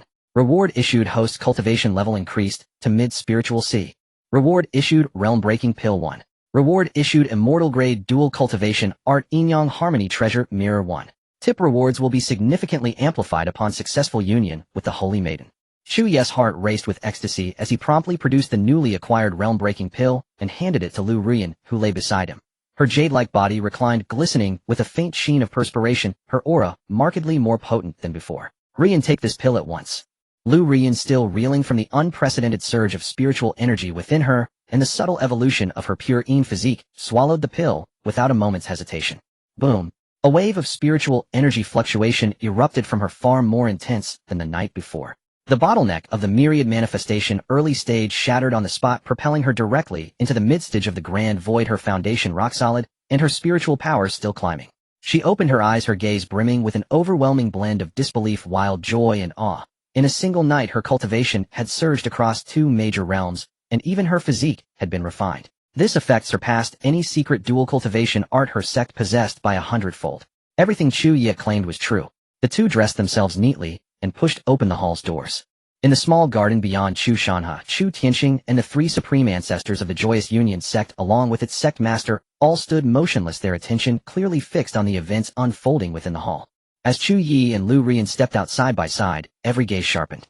Chu Ye's aura had grown even more refined. He had unmistakably reached the mid-stage of the spiritual sea. As for Lu Rian, who had been at the myriad manifestation early stage just yesterday, she now radiated surging spiritual power unmistakably at the mid-stage of the grand void. Moreover, the flow of her aura was smoother and more harmonious than before her breakthrough, the perfect resonance of her pure Yin physique, having surged dramatically replaced by a radiant gentleness and grace. The transformation was immediate and utterly dazzling. The joyous ancestor, unable to contain herself, flashed to Lu Rian's side and pressed her jade-like fingers to the latter's wrist, probing carefully. Moments later, shock painted her charming face as she turned to Su Wu and Mei Yuan, nodding repeatedly. Su Wu drew a deep breath, her gaze shifting to Chu Shanha. For the first time, a look of undisguised awe crossed her cold, elegant features, dissolving into a soft sigh. Senior, your words hold true. Mei Yu murmured softly. This fortune, it seems, we are the ones who have gained. The members of the Joyous Union sect exchanged bewildered glances, looking from Lu Rian to Chu Ye, each mind churning with mixed thoughts. Could this 7th prince truly possess such heaven-defying abilities? Chu Shanha stood with his hands clasped behind his back, an air of serene confidence radiating from him. Chu Tianqing, meanwhile, was beaming ear to ear as if he could already envision the Joyous Union sect aligning wholly with Great Chu and Chu Ye's meteoric rise to glory. Chu Ye, holding Lu Rian's hand, stepped before the assembly. He bowed respectfully to Chu Shanha, then turned to the Joyous Union sect members with a smile. Honored seniors, do you now believe what this junior has said? The 3 supreme ancestors exchanged glances. Su Wu stepped forward and bowed deeply to Chu Shanha. Senior, we were blind to your wisdom. We humbly beg your forgiveness.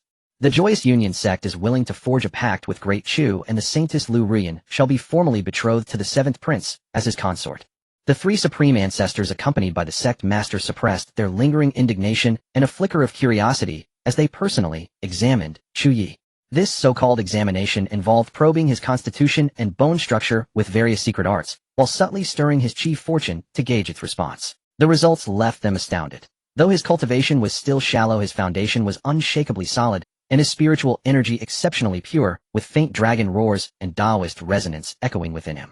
Moreover, a strange, inexplicable fortune clung to him, one that even made their long-dormant quasi-emperor bottlenecks tremble slightly. That heaven-destined marriage physique seemed to hold genuine merit. After the examination, the 3 ancestors maintained cold exteriors, yet their eyes grew animated, exchanging subtle glances laden with unspoken schemes. Chu Shanha, the great emperor, who had been leisurely sipping his tea all along, spoke, without even lifting his eyelids, finished examining. How do you find him? Su Wu, as the eldest, replied with restraint. He does possess exceptional qualities. The fortune senior mentioned earlier. Stop there. Chu Shanha set down his teacup, his voice calm, yet brooking no dissent. Times have changed. Earlier I offered you an opportunity. But now? He swept his gaze across the 3, his eyes deep as an ancient well. Not just anyone has the right to climb into my boy's bed and become his woman, let alone seek to leech off his fortune and covet those pills that might aid one in becoming an emperor.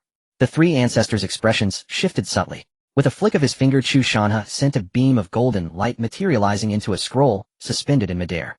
The text upon it was bold and flourishing, its core message singular: voluntarily sign a blood pact to serve as Chu Ye's personal attendant for a minimum of 100 years.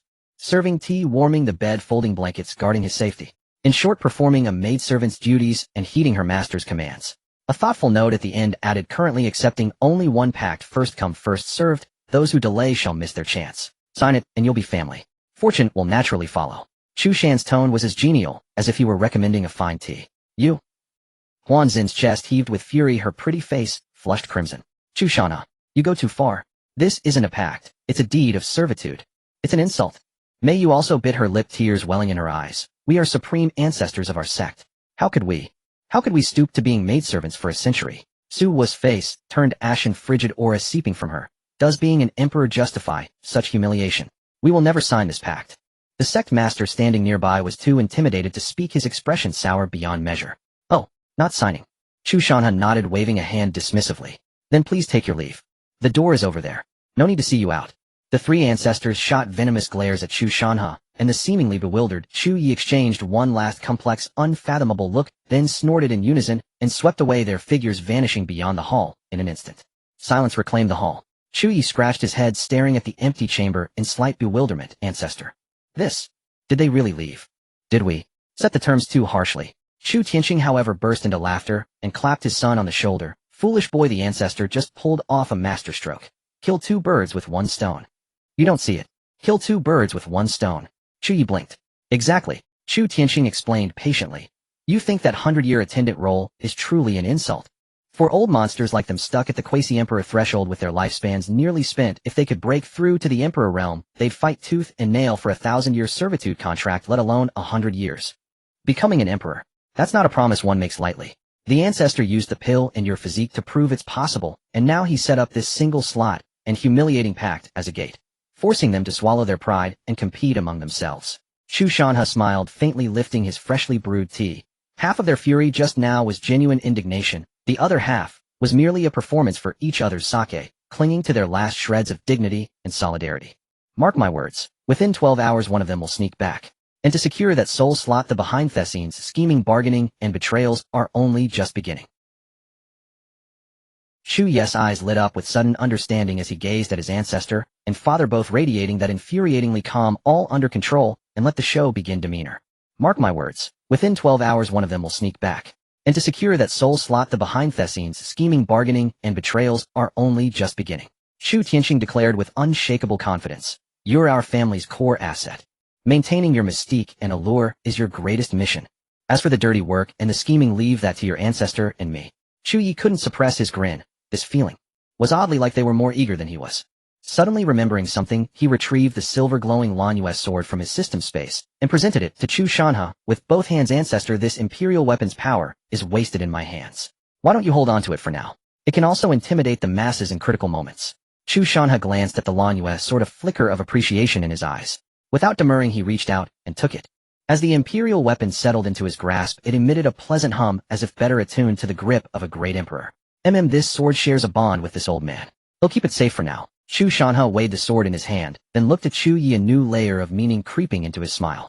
As for those three quasi-handmaidens, once they sign a contract and come over, don't be too gentle with them. Order them around as needed, put them through their paces. This old ancestor does so enjoy watching proud, haughty oldtimers learn to bow their heads and serve.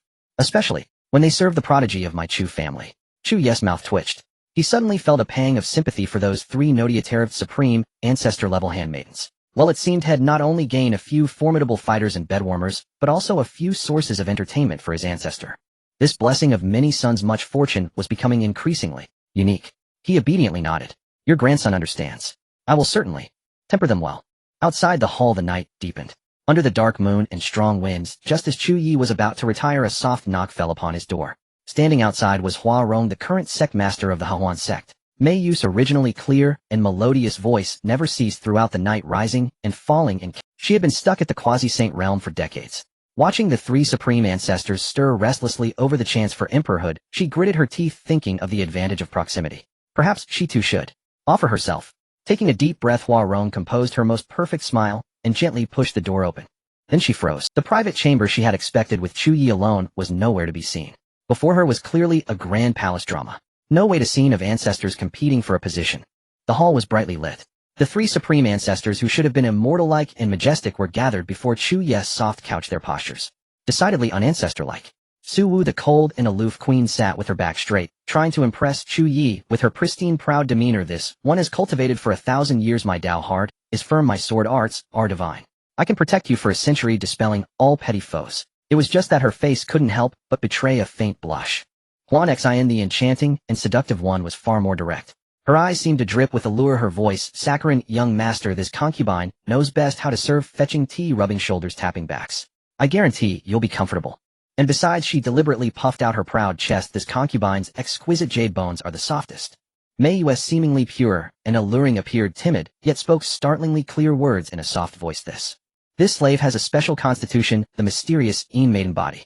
Not only is my primordial Yin pure, but I can also help the young master harmonize his yang energy and advance his cultivation. Moreover, this slave has cultivated the Xuan Sect's secret art, the 100 Beauties mystic art, to its highest realm and knows best how to bring the young master boundless pleasure. After speaking, she shyly lowered her head, her ears turning crimson. Chu Ye, reclining on the couch and holding a spirit fruit, watched with his mouth agape, muttering instinctively, "Oh, good, all good." Sect Master Hua Rong stood frozen at the door, unable to enter or retreat, her mind buzzing. Who am I? Where am I? Are these truly my ancestors? Something about this display of vying for affection seems off. Seeing the three ancestors still desperately pitching themselves, from loyalty to physical assets to technical expertise, Chu Ye casually slowly added, "Oh, by the way, I forgot to mention those realm-breaking pills are hard to refine. The potency is extremely pure.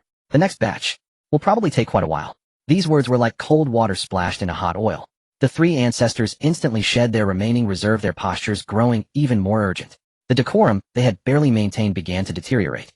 Su Wu snorted coldly, glancing at Huan Xian. Some people only know vulgar tricks. Do they not realize the great Dao requires a resolute heart? What the young master needs is a steady, dependable person. Huan Xian immediately retorted, "Oh, sister is so steady, like a 1,000-year-old iceberg. With that stern face, I doubt you'll win the young master's favor. What the young master needs is someone perceptive and fun, someone who can make him happy." Mei Yu weakly interjected, yet her words struck deep. "Don't argue, sisters. This slave just thinks the young master is kind and treats us sincerely. This slave has no other merits, only a true heart, and this. Know this special body of mine. A true heart." Su Wu sneered. "More like false affection. A true heart. Sister, don't deceive yourself." Huan Xian pouted. The three ancestors escalated from verbal attacks to nearly tearing each other apart, a fierce war of words with no one yielding. They even dredged up old grudges. "You stole my opportunity. 500 years ago you corrupted my Dao heart. 300 years ago, their former transcendent images shattered into dust." Chu Ye munched on his spirit fruit, thoroughly entertained his inner monologue, screaming, "Fight! Fight! Stop it, you won't kill each other like that. No, wait a minute, gentlemen." Sect Master Hua Rong outside the door had turned to stone, her worldview crumbling. At that moment, Mei Yu suddenly shed her timidity, looking at Chu Ye with a voice trembling with determination and desperate resolve. "Young master, this slave has one more thing to confess." Instantly, Su Wu and Huan Xian stopped arguing, staring at her warily. Mei Yu blushed even deeper, her voice as faint as a mosquito's buzz, yet it reached everyone's ears clearly. "This slave's constitution. Every midnight, my yin and yang. They reshape themselves as if reborn. It is the rarely seen solar wheeling body." She paused, gathering her courage. "My dual cultivation arts are perfected, guaranteeing the young master a brand new experience every day, a state of transcendence each day." The spirit fruit in Chu Ye's hand fell with a soft thud. "A daily refresh. This constitution was too heaven defying. Absurd." Su Wu and Huan Xin's faces turned ashen. How could they compete with this? This was a dimensional crushing blow. Just moments ago they thought they had their own advantages, but now they were utterly crushed by Mei Yu's trump card with no room to fight back. Mei Yu pressed her advantage, her voice growing softer, laced with a pitiful charm. "Young master, this slave will surely serve you well, making you comfortable every day, making you a joyous groom every night. On your path of cultivation, this slave wishes to be your most intimate cauldron. Know your companion." Ultimately, under the combined buffs of the solar wheel in body and uninterrupted dual cultivation, Chu Ye, with great difficulty, though inwardly overjoyed, made his choice. He cleared his throat and pointed at Mei Yu. "Then, it's you, Mei Yu." Mei Yu's face instantly bloomed with dazzling radiance, overjoyed. Su Wu angrily flicked her sleeve and stormed off, leaving behind a year beyond redemption. Huan Xian stamped her foot, shot Mei Yu a venomous glare, and flounced away in fury, muttering, "Lucky little vixen." The hall was left with Chu Ye, the shy Mei Yu, and Hua Rong still petrified at the door. Chu Ye looked at the ancestor before him, who appeared pure but hid a deadly weapon, then glanced at Hua Rong at the door. He rubbed his nose and coughed dryly. "Mei Yu, let's have the sect master leave first. After all, she's a member of the Xuan Sect. We can't just leave her standing outside." Mei Yu smiled softly, obediently replying yes, and turned to open the door. Sect Master Hua Rong, moving like a zombie, watched the affectionate couple before her, and felt that decades of her cultivation had been wasted on a dog. She regretted it. She regretted hesitating. She regretted arriving a step too late. This opportunity had been snatched right from under her nose by her own ancestors. Ancestor Chu Shanha, as if having anticipated everything, hadn't even shown his face, merely sending a voice transmission for Chu Ye to handle it himself. Inside the side hall, candlelight flickered. Chu Ye gazed at the breathtakingly beautiful supreme ancestor before him, a woman of peerless looks and unmatched ratings who had agreed to serve as his maidservant for a century. His feelings were complicated, but the thrill of imminent system rewards dominated his thoughts. "Have you thought it through?" Chu Ye tried his best to maintain a stern expression, projecting an air of authority. Mei Yu took a deep breath, avoiding his gaze. She pressed a drop of her shimmering pink essence blood onto the end of the contract scroll. A flash of blood-red light, and the contract was sealed. An invisible bond connected them, and Chu Ye could clearly sense that with a single thought he could decide Mei Yu's life or death. Such was the tyranny of the blood contract. Mei Yu's form swayed slightly. A century of freedom and dignity now surrendered. She raised her eyes to Chu Ye, a complex storm swirling within them, but ultimately lowered her gaze and whispered master. The word master sent a shiver of pleasure down Chu Ye's spine. He cleared his throat. Since you're one of us, now you'll be well rewarded. With that, Chu Ye produced a scroll that was neither metal nor jade, radiating a profound Taoist aura, the Yin-Yang Harmony Treasure Manual, Immortal Grade. Even Chu Shanhe, who was secretly observing from outside the hall, raised an eyebrow at the sight of this technique. This art. We shall cultivate it together. Chu Ye spoke with feigned seriousness, though his ears burned slightly. As the supreme ancestor of the Joyous Union sect, what dual cultivation methods hadn't Mei Yu seen before? But an immortal grade technique. Her breath hitched. The look she gave Chu Ye held less humiliation and more genuine curiosity. And anticipation. The night stretched, long red candles burning high. That night Chu Ye truly learned what a professional was. Mei Yu, true to her status as the Joyous Union sect's supreme ancestor, possessed skill, rhythm, and a grasp of yin-yang energy that far surpassed any inexperienced saintess. She brought the profound mysteries of the Yin-Yang Harmony Treasure Manual to their absolute zenith.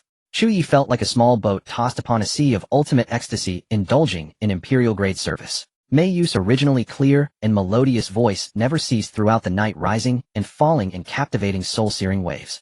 Her body seemed tireless, always maintaining dominance, guiding the fusion and sublimation of yin and yang energies. That night, Chu Ye barely moved, yet he was exhausted and blissful. Congratulations. Host has successfully coupled with target Mei Yu with a rating 95. Reward for first coupling distributed. Host cultivation, base elevated to the peak of the spiritual sea realm. Reward distributed immortal grade spatial treasure mountain river map 1. Realm breaking pill 2. Ninefold sublimation pill 1. This pill can elevate one's physique by a tier. Bonus due to the partner's special constitution and the use of an immortal grade technique. Reward quality has been enhanced. Bonus system's long-range scanning function unlocked, allowing the scanning of information on heaven-blessed beauties. A surge of immense spiritual power instantly flooded his limbs and bones. Chu Ye felt his perception of the world sharpened tenfold. Even more thrilling was the spatial information that appeared in his mind. The basic control of the mountain river map. It contained a miniature world complete with mountains and rivers brimming with abundant spiritual energy. The most incredible part was that living beings, including people, could freely enter and exit. It was essentially a top-tier portable paradise. This was practically a cheat-level logistical support and strategic base. Moreover, this slave has cultivated the Dao Xuan Sect's secret art, the 100 Beauties mystic art, to its highest realm and knows best how to bring the young master boundless pleasure. Mei Yu accepted the pill, feeling the immense medicinal power within it, and a blazing light finally ignited it. The mystic art's profound operation, combined with the infusion of Chu Ye's pure yang energy, reformed by the system and imbued with boundless fortune, and the explosive power of the cosmic realm-breaking pill, dissolving completely within her body. Boom.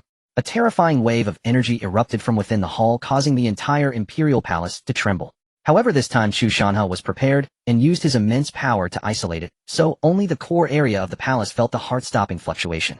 Within the bedchamber, thousands of layers of radiant light bloomed around Mei Yu, swirling like solidified clouds.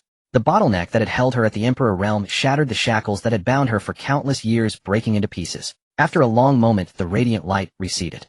Mei Yu slowly opened her eyes, divine light swirling within them, her natural majesty radiating outward, yet tinged with a dreamy, watery haze from the peak she had just experienced. She felt the vast, boundless new power within her, the power to command the laws of the world, and looked at her own hands in disbelief. She, Mei Yu, had achieved the Emperor realm. After the initial ecstasy faded, she turned to look at Chu Ye beside her, whose face still bore a contented smile, and her emotions became incredibly complex. She never imagined that this seemingly carefree young man in a single night had not only broken through her millennium-old bottleneck, but had also used a dual cultivation session and a single pill to elevate her to the Emperor realm, a height countless beings could only dream of. A century as a maidservant. It suddenly seemed not so hard to accept. In fact, gazing at Chu Ye's handsome profile, a crack appeared in the fortress of her heart, a fissure named infatuation. Master, she called out softly, her voice now laced with a genuine tenderness and submission that wasn't there before. She leaned into him, her jade-like fingers gently massaging his shoulders. You must be tired. This servant will attend to your rest. Chu Ye opened his eyes, looking at the newly ascended emperor, who was now his maidservant, and the supreme ancestor of the Joyous Union sect, feeling the power within him and the incredible mountain river map in his mind. He nearly laughed out loud. This was a massive win. He patted Mei Yu's cheek, the feel of her skin exquisite. The atmosphere between them under the soft lamplight after the storm grew subtly intimate. All right. Chu Ye lay back, allowing Mei Yu to carefully tuck the silk quilt around him, while while inwardly calculating just how valuable this maidservant contract truly was. Next time he'd find a way to charm Su Wu and Huan Xian as well. With all three ancestors of the Joyous Union sect under his banner, taking over the sect would be a walk in the park. Outside the hall, Chu Shanha stroked his beard, a gratified smile spreading across his face.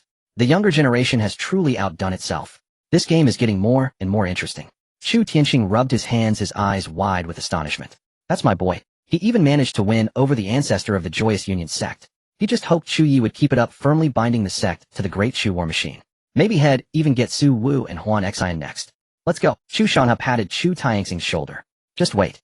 Soon this entire world will belong to the Chu family. And indeed, the next morning as dawn was just breaking, Su Wu and Huan Xian stormed into the palace in a huff, only to hear Mei Yu's tender voice coming from behind the chamber doors. Master, eat slowly, be careful, it's hot. Peeking through the crack in the door, they saw the usually aloof Mei Yu carefully feeding bird's nest porridge to Chu Ye, her expression so demure and deferential that she seemed to have shed every trace of her supreme ancestor persona. The two ancestors Su Wu and Huan Xian had sensed the faint yet soul-shivering pressure of a newly ascended emperor emanating from the depths of the palace. It was from Mei Yu, and their suspicions were already forming. Now seeing Mei Yu attending to Chu Ye so attentively, her demeanor gentle, yet her aura utterly transformed and faintly laced with imperial might. Their hearts were a churning maelstrom. Envy, jealousy, bitterness, and a gnawing, desperate urgency. All pretense of pride and dignity shattered before the tangible reality of achieving the emperor realm. They watched as Chu Ye lounged lazily on the soft couch, enjoying the services of the freshly minted emperor-grade personal maid Mei Yue, who was gently massaging his temples with her delicate Dorithman-fused fingers. Occasionally she would pop a peeled spirit fruit into his mouth. The sheer extravagance of the scene was utterly scandalous. Cough. Su Wu coughed lightly, striving to maintain her last trace of coldness. Huanqing forced out a charming smile, her voice sweet enough to draw water. Your Highness, your complexion is truly radiant today. Chu Ye was enjoying the meticulous service of Mei Yue, feeling relaxed, and in a subtly sage moment his courage bolstered significantly. He lazily lifted his gaze, looking at the two once lofty ancestors at the door, who now seemed somewhat awkward, a smirk playing at the corners of his mouth. He waved his hand, saying, "Two ancestors, why are you standing at the door? Come in and sit." Su Wu and Huanqing stepped in, their eyes inevitably glancing toward Mei Yu. Feeling the genuine, overwhelming aura of the emperor from Mei Yu, both of them felt a pang of envy rise within. Huanqing swayed her waist, moving closer, her voice softer. Your Highness, look, Mei Yu has taken a step further. As sisters, we are genuinely happy for your Highness, but we wonder when your Highness might show us some favor. The words made her feel a bit embarrassed. Chu Ye, upon hearing this, smiled even more broadly, exuding the air of a roguish young master. He reached out his fingertips, accidentally brushing against Wang Xin's smooth hand, and gently tucked a stray strand of Su Wu's hair behind her ear, his actions flirtatious, savoring their intimacy. Show favor. Chu Ye elongated his tone, reveling in the subtle, stiff reactions of the two ancestors, who dared not evade. That depends on your performance, dear ancestors. He deliberately emphasized the word performance, his gaze lingering ambiguously on them. I am someone who values old sentiments the most, and also places great importance on sincerity. Su Wu's cheeks flushed slightly, suppressing the urge to swat away his hand. Wang Xin's smile also stiffened, inwardly cursing Chu Ye countless times, yet she had to maintain a shy demeanor. At that moment someone outside reported, Your Highness, His Majesty and Ancestor Shanha request your presence in the Qianyuan Hall for a meeting. Only then did Chu Ye reluctantly retract his hand, rising under Mei Yu's assistance, waving at the eagerly waiting ancestors. The ancestor summons me, I must go. You too. Think carefully about how to perform. With that accompanied by an aura that exuded, I have backing now. Mei Yu walked away gracefully, leaving Su Wu and Huanqing in place, stamping their feet in frustration, yet feeling helpless. They had to continue pondering the boundaries of this performance. Qianyuan Hall. Upon arriving, Chu Ye noticed that the atmosphere was somewhat off. The sect master of the Dao Xuan Sect was surprisingly present, engaged in an animated discussion with his father Chu Tianqing, both of them pointing at a map of the eastern wilderness spread before them, seemingly deliberating on matters of power integration, resource allocation, and joint development. Seeing Chu Ye enter, the sect master quickly rose respectfully, bowing, his demeanor starkly different from a few days. After exchanging a few pleasantries, the sect master tactfully took his leave. Only the 3 generations of the Chu family remained in the hall. Year, come sit. Chu Tianqing smiled. The Dao Xuan Sect can now be considered half a part of our own. In terms of resources and manpower, they will fully cooperate with our Chu. Ancestor Chu Shanha then turned his gaze to Chu Ye. I heard you acquired some new treasures from the system. Chu Ye did not hide it, nodding as he took out a pill the size of a longan, its surface shimmering with 9-colored light, a medicinal fragrance coalescing into a little phoenix swirling around it. This is the 9 transformations sublimation pill. The system claims it can defy the heavens and change fate, enhancing the innate constitution of living beings. Ordinary bodies can transform into spiritual bodies into divine bodies into holy bodies, and holy bodies may even touch the threshold of immortal bodies. This effect can be considered a miraculous transformation of heaven and earth. Chu Tianxing and Chu Shan's eyes sparkled with brilliance, enhancing innate constitution. This is even more precious than merely raising cultivation levels. It signifies a complete elevation of potential. Following that, Chu Ye unfurled an ancient scroll. The scroll was neither silk nor hide, its material strange, adorned with 100 distinct and vividly lifelike phoenixes, some soaring through the 9 heavens, others perched upon parasol trees, each one exuding a divine essence, seemingly ready to burst forth from the scroll at any moment. This is the 100 Phoenix diagram, a treasure of heaven and earth. I have yet to fully comprehend its specific uses, but the system indicated that with my control, anyone can enter it, equivalent to an additional world. Chu Ye explained. Chu Shan's gaze was fixated on the 100 Phoenix diagram, especially the word world. A flash of inspiration struck him like lightning.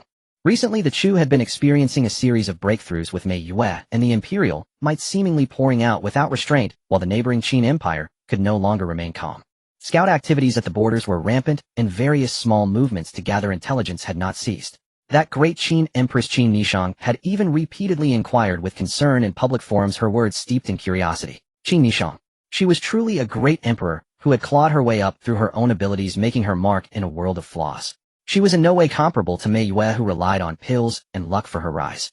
Her strength was unfathomable. With a Ziwei Emperor star fate protected by a true dragon, she was the absolute stabilizing force for the Qin and one of the top existences in the eastern wilderness and even the continent.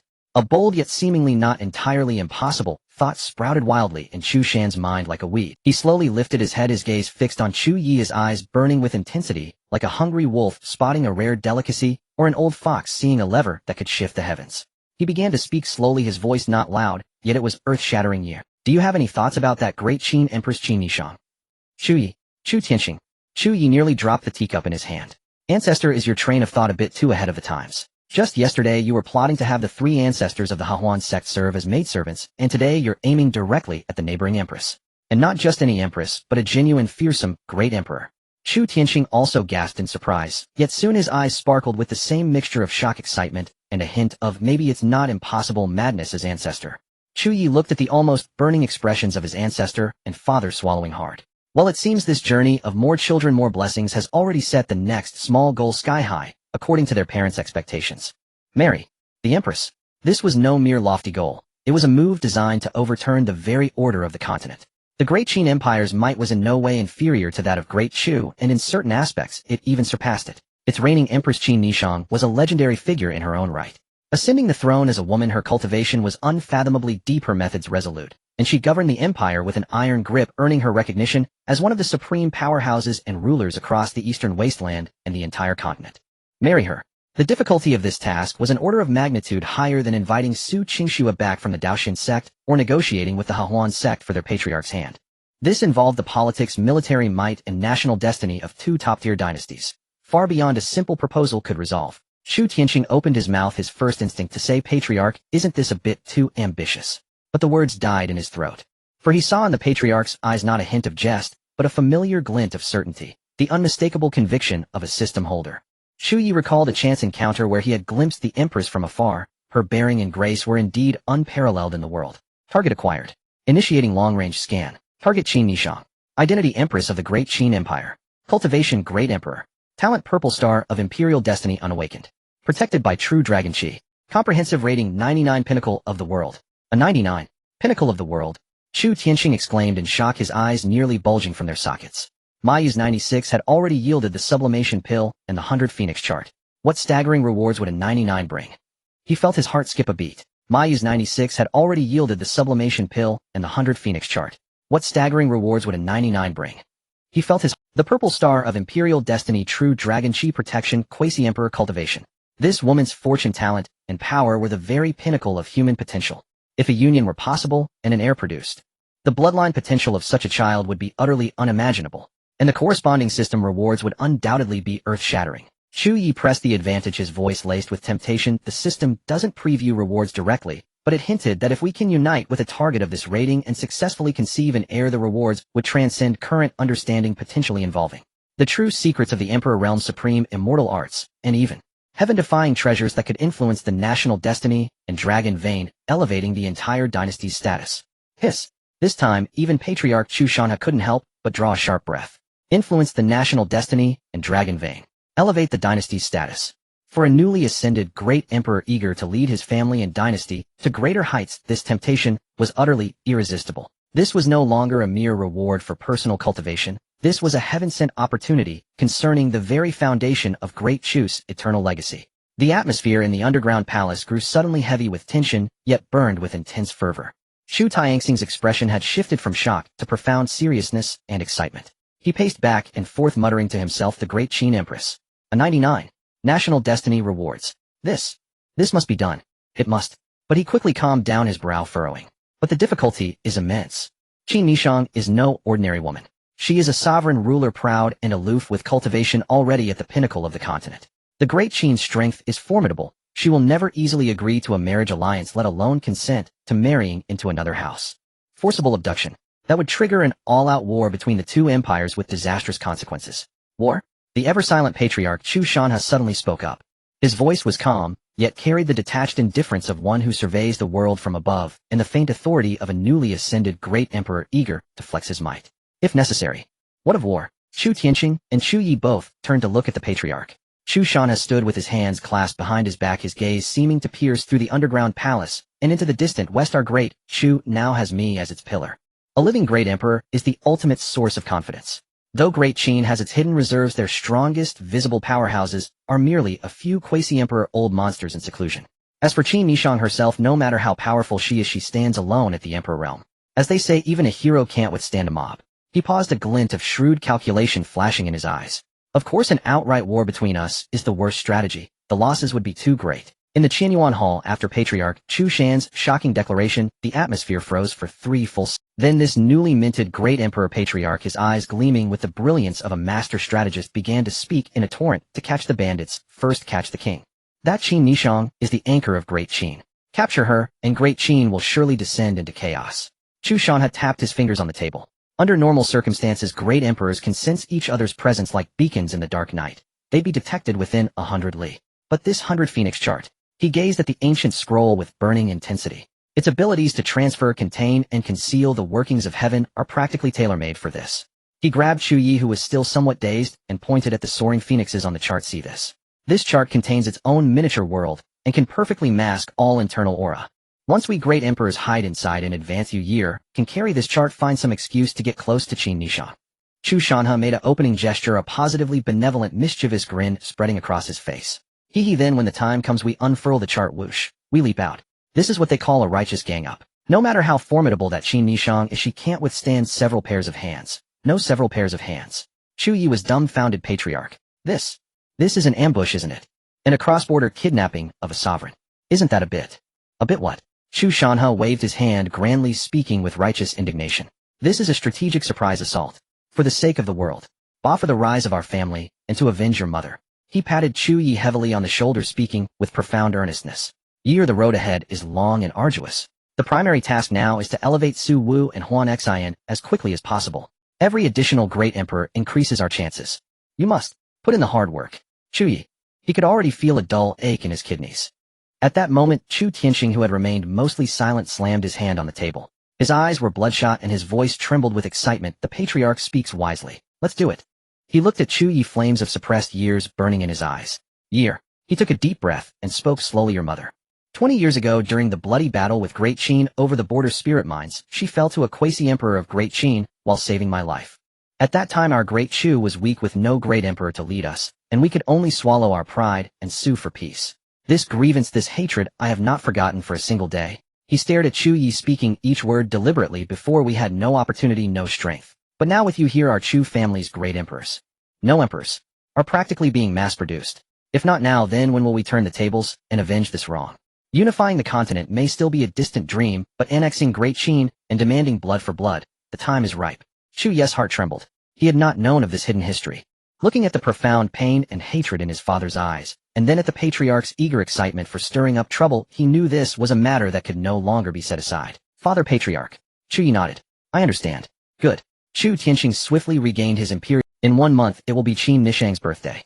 I will immediately use the pretext of our recent coronation and desire for peace with neighboring states to discuss world affairs and send a state letter to Great Qin. You will go ahead as the envoy bearing congratulatory gifts entering the capital of Great Qin openly and legitimately to find a chance to get close to her. Chu Shanha nodded. I will use this time to refine the 9 revolutions sublimation pill and see if I can further elevate the potential of this great emperor's physique. He finally looked at Chu Ye, his eyes full of expectation. As for you, my boy, your task is the heaviest and the most arduous. With Su Wu and Huan Xian you must— He finally looked at Chu Ye, his eyes full of expectation. As for you, my boy, your task is the heaviest and the most arduous. With Su Wu and Huan Xian you must put in more effort. The sooner you become an emperor, the sooner we can make our move. Use resources freely. Pills are plentiful, but you must also work hard, toiling night after night. Chu Ye watched his 2 elders who had instantly divided their duties and were now burning with ambition and thought of his own upcoming training routine, filled with harmonious duets and an aching back. He could only sigh helplessly at the heavens. This blessing was getting heavier and heavier. Fine. Chu Ye nodded in resignation, muttering under his breath, for avenging my mother for the sake of the family's grand cause. He'll just have to let my back suffer. Yet on his face he wore an expression of I am worthy of this great task, looking quite obedient. Chu Tianxing and Chu Shanha exchanged a glance, both revealing gratified smiles that said the youth is teachable. Thus this grand plan to ensnare the Empress was initially finalized within the Qianyuan Hall by the 3 generals. After discussing the Emperor's plan with his ancestor and Father Chu, he slipped back to his own chambers, rubbing his hands together as he began to study his newly acquired treasure, the 100 Phoenix chart. He extended his divine sense into the chart, and hey, he got in. Inside it was a vast, boundless expanse of white, feeling like an unrenovated raw world. Chu Ye had a thought. Let there be light. Well, it got brighter, but my head spun a bit too. Let there be mountains. A small mound appeared in the distance, but his vision went black, his mental energy draining like water from a sluice gate. He understood now. He was indeed the boss here, able to change things as he wished, but it cost mana. The more outrageous the change, the faster his mana bar depleted. He tried summoning his newly appointed Great Emperor grade, made Mei Yu inside. As soon as Mei Yu entered, she looked around curiously and tried to mobilize her Emperor realm cultivation, but found her power felt like it was trapped in endless cotton, somewhat suppressed within this space. Meanwhile, Chu Ye felt as if he could do anything here. With a single thought, he could expel Mei Yu. While a mobile safe house plus a custom training ground, Chu Ye was thrilled, and an idea struck him. Once he understood it thoroughly, he directly summoned the current sect master of the Dao Sect, Hua Rong, into the 100 Phoenix chart space. Why her? Chu Ye reasoned confidently. To consolidate power, must one not first consolidate resources? He had his eye on the rare immortal herbs and spiritual medicines in the Dao Sect storerooms, thinking about whether he could create a portable herb garden within the 100 Phoenix chart. How convenient would that be? Sect Master Hua Rong answered the summons. She wore a formal, magnificent sect master's robe, her black hair elegantly coiled high. Her features were coldly beautiful, her bearing noble and dignified. The way she held her chin up with a clear, cold gaze paradoxically stirred a primal desire for conquest in some. Chu Ye looked at her and went straight to the point without preamble. Sect Master Hua, I need the resources from the Dao Sect's secret vault, especially the rare, immortal herbs. I want to see if they can be cultivated. Hua Rong seemed to have anticipated this, or perhaps she had completely accepted the current situation. She nodded slightly, her voice calm, and even, the entire Dao Sect now awaits your command, Your Highness. All resources are at your disposal, Your Highness. With that, she presented a storage ring representing the sect master's authority, with both hands, her posture respectful, yet retaining that air of cold elegance. Chu Ye took the ring, his fingertips accidentally brushing against her cool palm. He looked up at the stunningly beautiful face, so close to his, still maintaining its sect master facade, and a mischievous impulse suddenly arose within him. He reached out, using his fingertip to tilt up Hua Rong's elegantly sculpted chin, his tone flirtatious and teasing. All resources. Does that include the sect master herself? Hua Rong's long eyelashes trembled, her gaze momentarily losing focus. She did not flinch, nor did she act shy. She simply raised her eyes slightly to glance at the Supreme Elder Mei Yue, who stood nearby, with an expression of perfect detachment, then looked back at Chu Ye. Her red lips parted, and she spoke clearly and firmly. Yes, Your Highness. That includes me. The flame of conquest in Chu Ye's heart blazed up instantly at her words. The stark contrast of this cold, beautiful sect master personally admitting she was part of the resources was more thrilling than any seduction. He stopped holding back and swept Hua Rong up into his arms. Hua Rong let out a soft gasp, struggling symbolically for a moment before allowing him to carry her towards the only bed within the 100 Phoenix chart. One that Chu Ye had materialized with a massive expenditure of mental energy, yet looked remarkably comfortable. That night, the very space within the 100 Phoenix chart seemed to be tinged with a warm, intimate atmosphere. To Chu Ye's great surprise, this outwardly cold and dignified sect master possessed a surprising array of skills and techniques. The extreme contrast between the passion hidden beneath her icy exterior and her adeptness provided him with an unprecedented sense of novelty and excitement. Especially when he deliberately called out Sect Master Hua amidst her passionate abandon. Her reaction, a mix of bashfulness and utter surrender, filled him with an overwhelming sense of achievement. A night of fierce storms, flowers blooming and falling repeatedly. When all was quiet, Chu Ye, refreshed and invigorated, held the deeply sleeping Hua Rong in his arms as the system's notification chimed like celestial music in his mind. Ding. Detected successful union with target. Hua Rong rated 95. Reward issued. Host's cultivation comprehension increased. Realm breaking pill 1. Bonus reward: immortal grade formation, 99 unity, soul sealing formation diagram, and a set of core formation flags. Note: requires vast rare materials and at least 3 Emperor Realm powerhouses to deploy. Its power is earth-shattering. Target Hua Rong received feedback. Her cultivation bottleneck has loosened significantly. Chu Ye looked at the rewards, especially the awe-inspiring immortal grade formation, and grinned from ear to ear. Remembering something, he took the realm-breaking pill from his system space and gently placed it into the slightly parted lips of the woman beside him.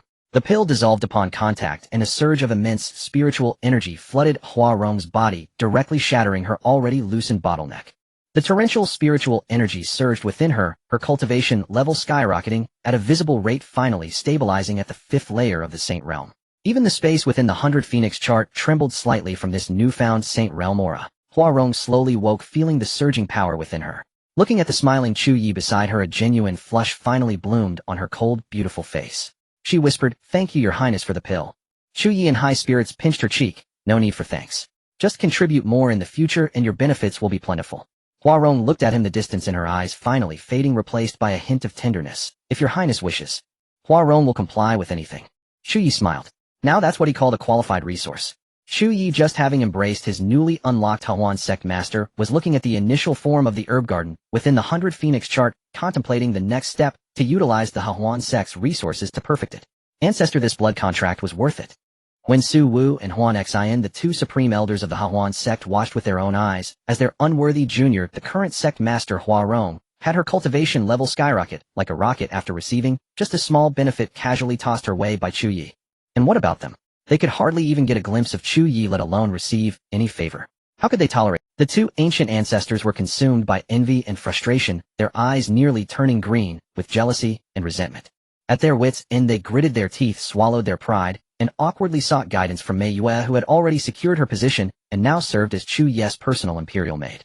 Having attended to her master for over half a month, Mei Yue had already discerned his preferences. She gracefully brewed spiritual tea and said unhurriedly, "Why are you 2 sisters so anxious? Master has been busy tending to herbs within the 100 Phoenix painting lately. The time flow inside is dozens of times faster than the outside world. But Master says his spiritual energy isn't sufficient, or it could be even quicker." She deliberately paused and glanced at the 2. As for how to earn Master's favor, Master seems to have taken an interest in certain rather distinctive attire lately. Su Wu and Huan Xian exchanged bewildered looks. Distinctive attire. Mei Yu leaned in and whispered her instructions in detail. That evening, Chu Ye was soaking in a steaming spirit-infused bath, savoring a rare moment of relaxation. Suddenly, with a splash of water, 2 gracefully silhouetted figures draped in sheer, translucent robes accidentally stumbled into the chamber. It was Su Wu and Huan Xian. Following Mei Yu's guidance, they wore distinctive attire that was barely there, leaving their most intimate curves tantalizingly veiled. Their faces were flushed with panic, whether from shame or the heat it was unclear, making them look like 2 little white rabbits that had wandered into the wrong den, albeit rather ancient ones. Chu Ye was momentarily stunned, then a knowing smile curled at the corner of his mouth. He had been deliberately ignoring them these past days to temper the pride of these 2 millennium-old ancestors, and to prepare the groundwork for the super-amplified blood contract he had long since drawn up. Times had changed. Once they broke through, they would become great emperors. Without a formidable binding, wouldn't he be planting a hidden danger for himself? And what brings you 2 ancestors here? Chu Ye leaned against the pool's edge, watching them with leisurely amusement, his gaze wandering unapologetically over the distinctive scenery. Suppressing the urge to storm out, Su Wu's voice was strained. Your Highness. We took a wrong turn." Even she didn't believe such a flimsy excuse. Huan Xian, however, played her part perfectly, her eyes seductive, yet her body trembling slightly. "We apologize for disturbing Your Highness' leisure. Perhaps we sisters could attend to your bath as a way to make amends." With that, she tentatively moved closer, extending a slightly trembling hand. Chu Ye watched the 2 ancestors' clumsy and earnest attempts to serve him, laughing inwardly, but maintained his composure. Serving is fine. But there are terms to be discussed first. Mei Yu signed a century-long contract because she was the first. As for you 2, he drew out his words. If you wish to obtain similar opportunities, your sincerity must be doubled. A 20,000-year blood contract. What do you say? Otherwise it wouldn't be fair to Mei Yu. Besides, he deliberately released a wisp of his aura. Once you become great emperors, your lifespans will skyrocket.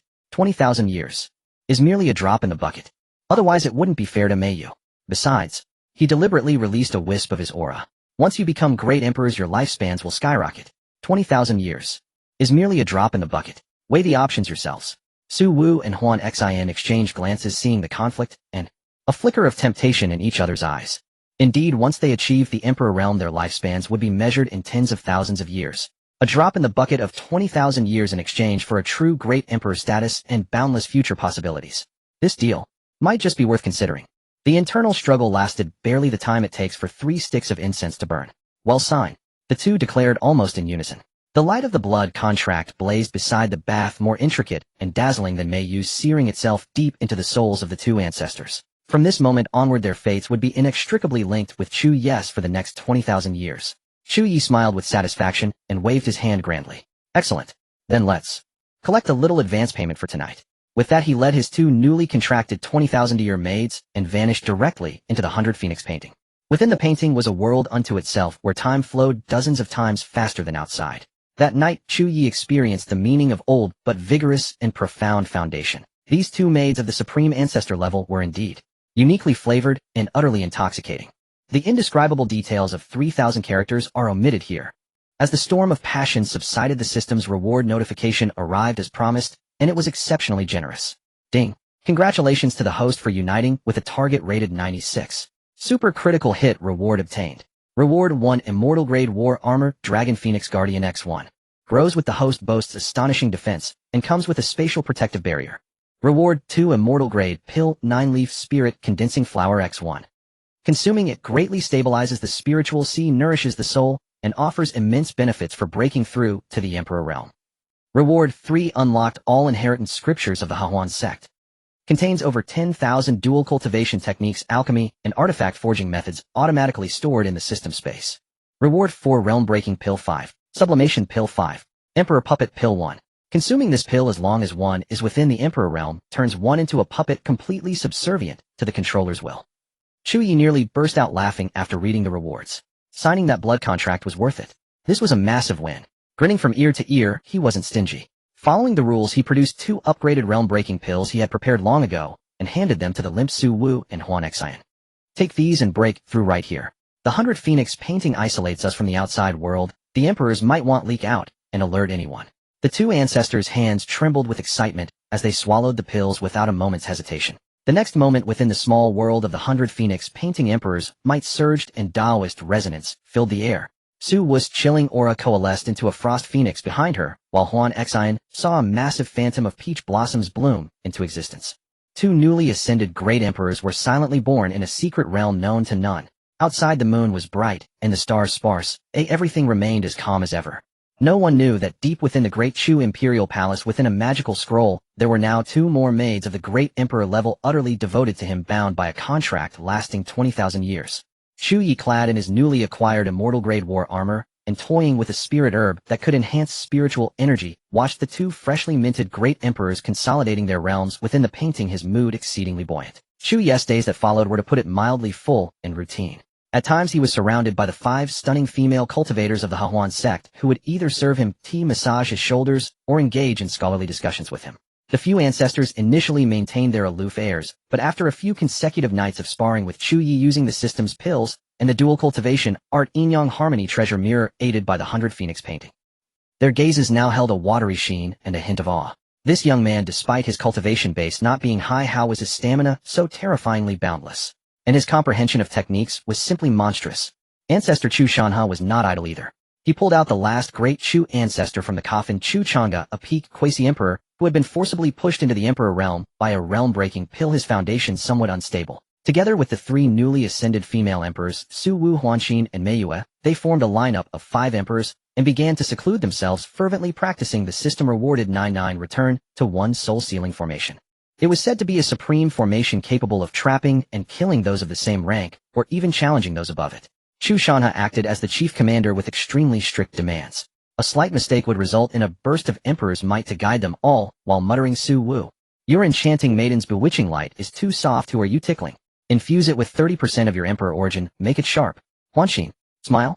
You must maintain the alluring, all-being smile when switching formation nodes. Hide the killing intent within the smile. Yes, just like that you smile so well that your master wants to slap you. Meiwei, don't get distracted. Recall how you attended to Ye last night, and apply that same focus to the formation transitions. Chu Chang'e, you old things, steady the formation's core. Stop shaking your legs. Just because you've just become an emperor you're already weak. You're worse than these young ladies. Ancestor Chu Chang'e wore a bitter expression while the other 3 female emperors gritted their teeth, profoundly realizing that being an emperor-level handmaiden was no easy task with such intense business training. With Chu Ye's formidable comprehension, the immense spiritual energy boosted by the system, and the secret assistance of the 100 Phoenix chart, the formation was being practiced with great fervor. Thanks to the wholehearted cooperation of the 3 ancestors of the Dao Xuan Sect, his cultivation level skyrocketed, and his divine soul grew increasingly solid after consuming immortal herbs. Often after a night of diligent toil, he would emerge refreshed and invigorated, while his several highly skilled opponents would often lie languid and weak, their seductive eyes holding a hint of incredulous fear. Was this guy made of iron? How could he grow stronger with each battle? Outside, Chu Tianxing was not idle either. Diplomatic communications with the Great Qin Empire were progressing smoothly. Using the pretext of respectfully congratulating the Great Qin Emperor on his ascension and birthday, sending an imperial prince with gifts to offer felicitations, he had obtained the official state credentials. Half a month later, Chu Ye would legitimately set foot into the territory of Great Qin. Watching his son toil day and night, the old father Chu Tianxing felt both gratified and concerned. He was gratified by his son's diligence and concerned that he might overwork himself. Thus, various all-nourishing tonics made from 1,000-year tortoises and 10,000-year ginseng were sent to Chu Ye's chambers like they were free, and he was watched daily to ensure he drank them with earnest advice. My son, cultivation is important, but health is the capital of revolution. Come down this bowl of 8 treasures Qilin soup.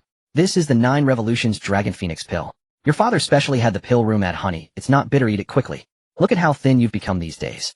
This Qinquanxi pouch contains 100 caddies of spirit meat jerky. Gnaw on it if you're hungry. Chu Ye looked at the mountain of tonics piled up, and found it both amusing and exasperating. He wanted to tell his dear imperial father with the 100 phoenix chart on him, he was like a perpetual motion machine with infinite stamina. The phoenix energy within the chart naturally circulated, balancing yin and yang and replenishing his source. It was always the others who begged for mercy. But seeing his father's earnest yet knowing old father understands gaze, he could only tearfully down bowl after bowl of strangely flavored tonic soup, and swallow pill after pill of potent spiritual medicine. Half a month later, Chu Ye's cultivation had steadily entered the late spiritual C stage, his divine soul comparable to a myriad phenomena cultivator. The 3 female emperors of the Dao Xuan Sect, along with ancestors Chu Shana and Chu Chang'e, had also practiced the 9-9 return to one soul-sealing formation to a respectable level. With the 5 joining forces, even ancestor Chu Shana nodded in approval, saying they could kill an emperor. On the night before their departure for Great Qin, Chu Shana summoned Chu Ye and tossed him a storage ring. Inside are the Dao Xuan Sect's contributions, the Dao Xuan heaven-confusing barrier, mortal world, drunken immortal incense. Ahem, anyway, they are their most treasured items. Use them as you see fit. Once you're in Great Qin, act according to circumstances. Chu Tianxing then patted his son's shoulder, his gaze complex. My son, your father knows it's not easy for you. But the female emperor of Great Qin is no small matter. Don't rush, take it slow. Your father and ancestor will always be your strongest support. Have you brought enough tonics? If not, your father will have more sent over. Chu Ye looked at the pile of auxiliary tools in the storage ring whose names didn't sound quite proper, and then at his father's concerned gaze, and nodded solemnly. What he was thinking, however, was, Your Majesty the female emperor, you scored 99 points, so you must be quite resilient to sparring, right? My sparring partners and logistical supplies are all prepared. Carrying his family's fervent expectations and tactical tools, Chu Ye embarked on the journey to offer birthday congratulations to Great Qin. He wondered how the Purple Star female emperor, who resides high above overlooking all beings, would react to this special birthday gift from Great Chu. Chu Ye set off. The procession was grand with banners fluttering and magnificent ceremonial guards. 3,000 elite soldiers led the way, and the carriage was packed with birthday gifts. No one knew that inside the seemingly most precious 100 phoenixes paying homage to the Phoenix chart was hidden the Chu family's ultimate strategy team, the 3 newly ascended Dao Xuan Sect female emperors, Suwu Huanxin and Meiwei, plus the 2 veteran emperors, Chu Shanhe and Chu Chang'e.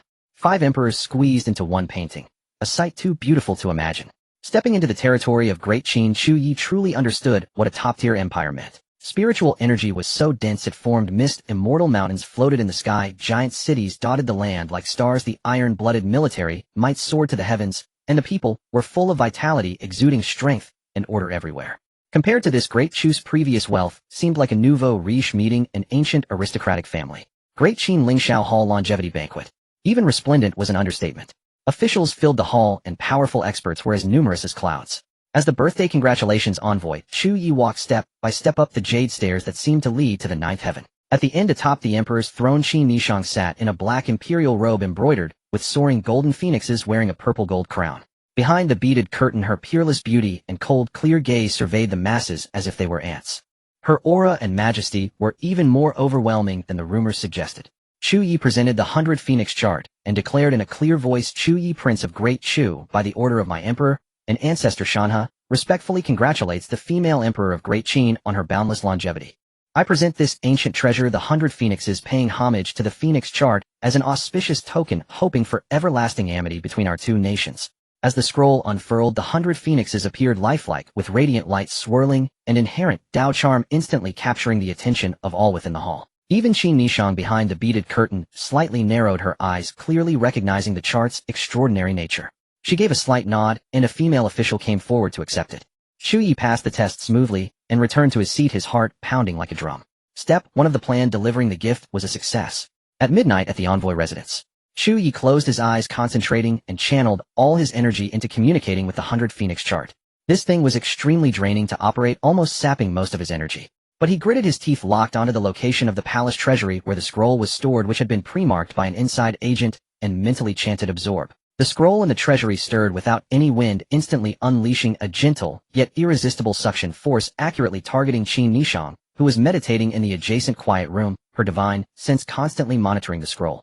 Qin Nishang, being who she was, sensed the danger instantly, and her purple star Emperor Qi and true dragon power erupted violently. But the pulling force of the 100 Phoenix chart was exquisitely subtle, seemingly resonating with the purple star astral constellation within her, causing her form to freeze for a moment. That single moment was enough. Whoosh! The Grand Empress of the Great Qin was forcibly pulled from her tranquil chamber, vanishing into the scroll of the 100 Phoenixes. Within the 100 Phoenixes, a world of its own was formed. As Qin Nishang stepped inside, what greeted her was not the serene phoenix, but a realm filled with murderous intent.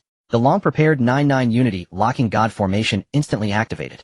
Su Wu's enchanting arts, Xuanzhen's soul-locking technique, Mei Yu's ice heart erosion, Chu Shan's vast emperor fist, and Chu Change's desolation sword finger.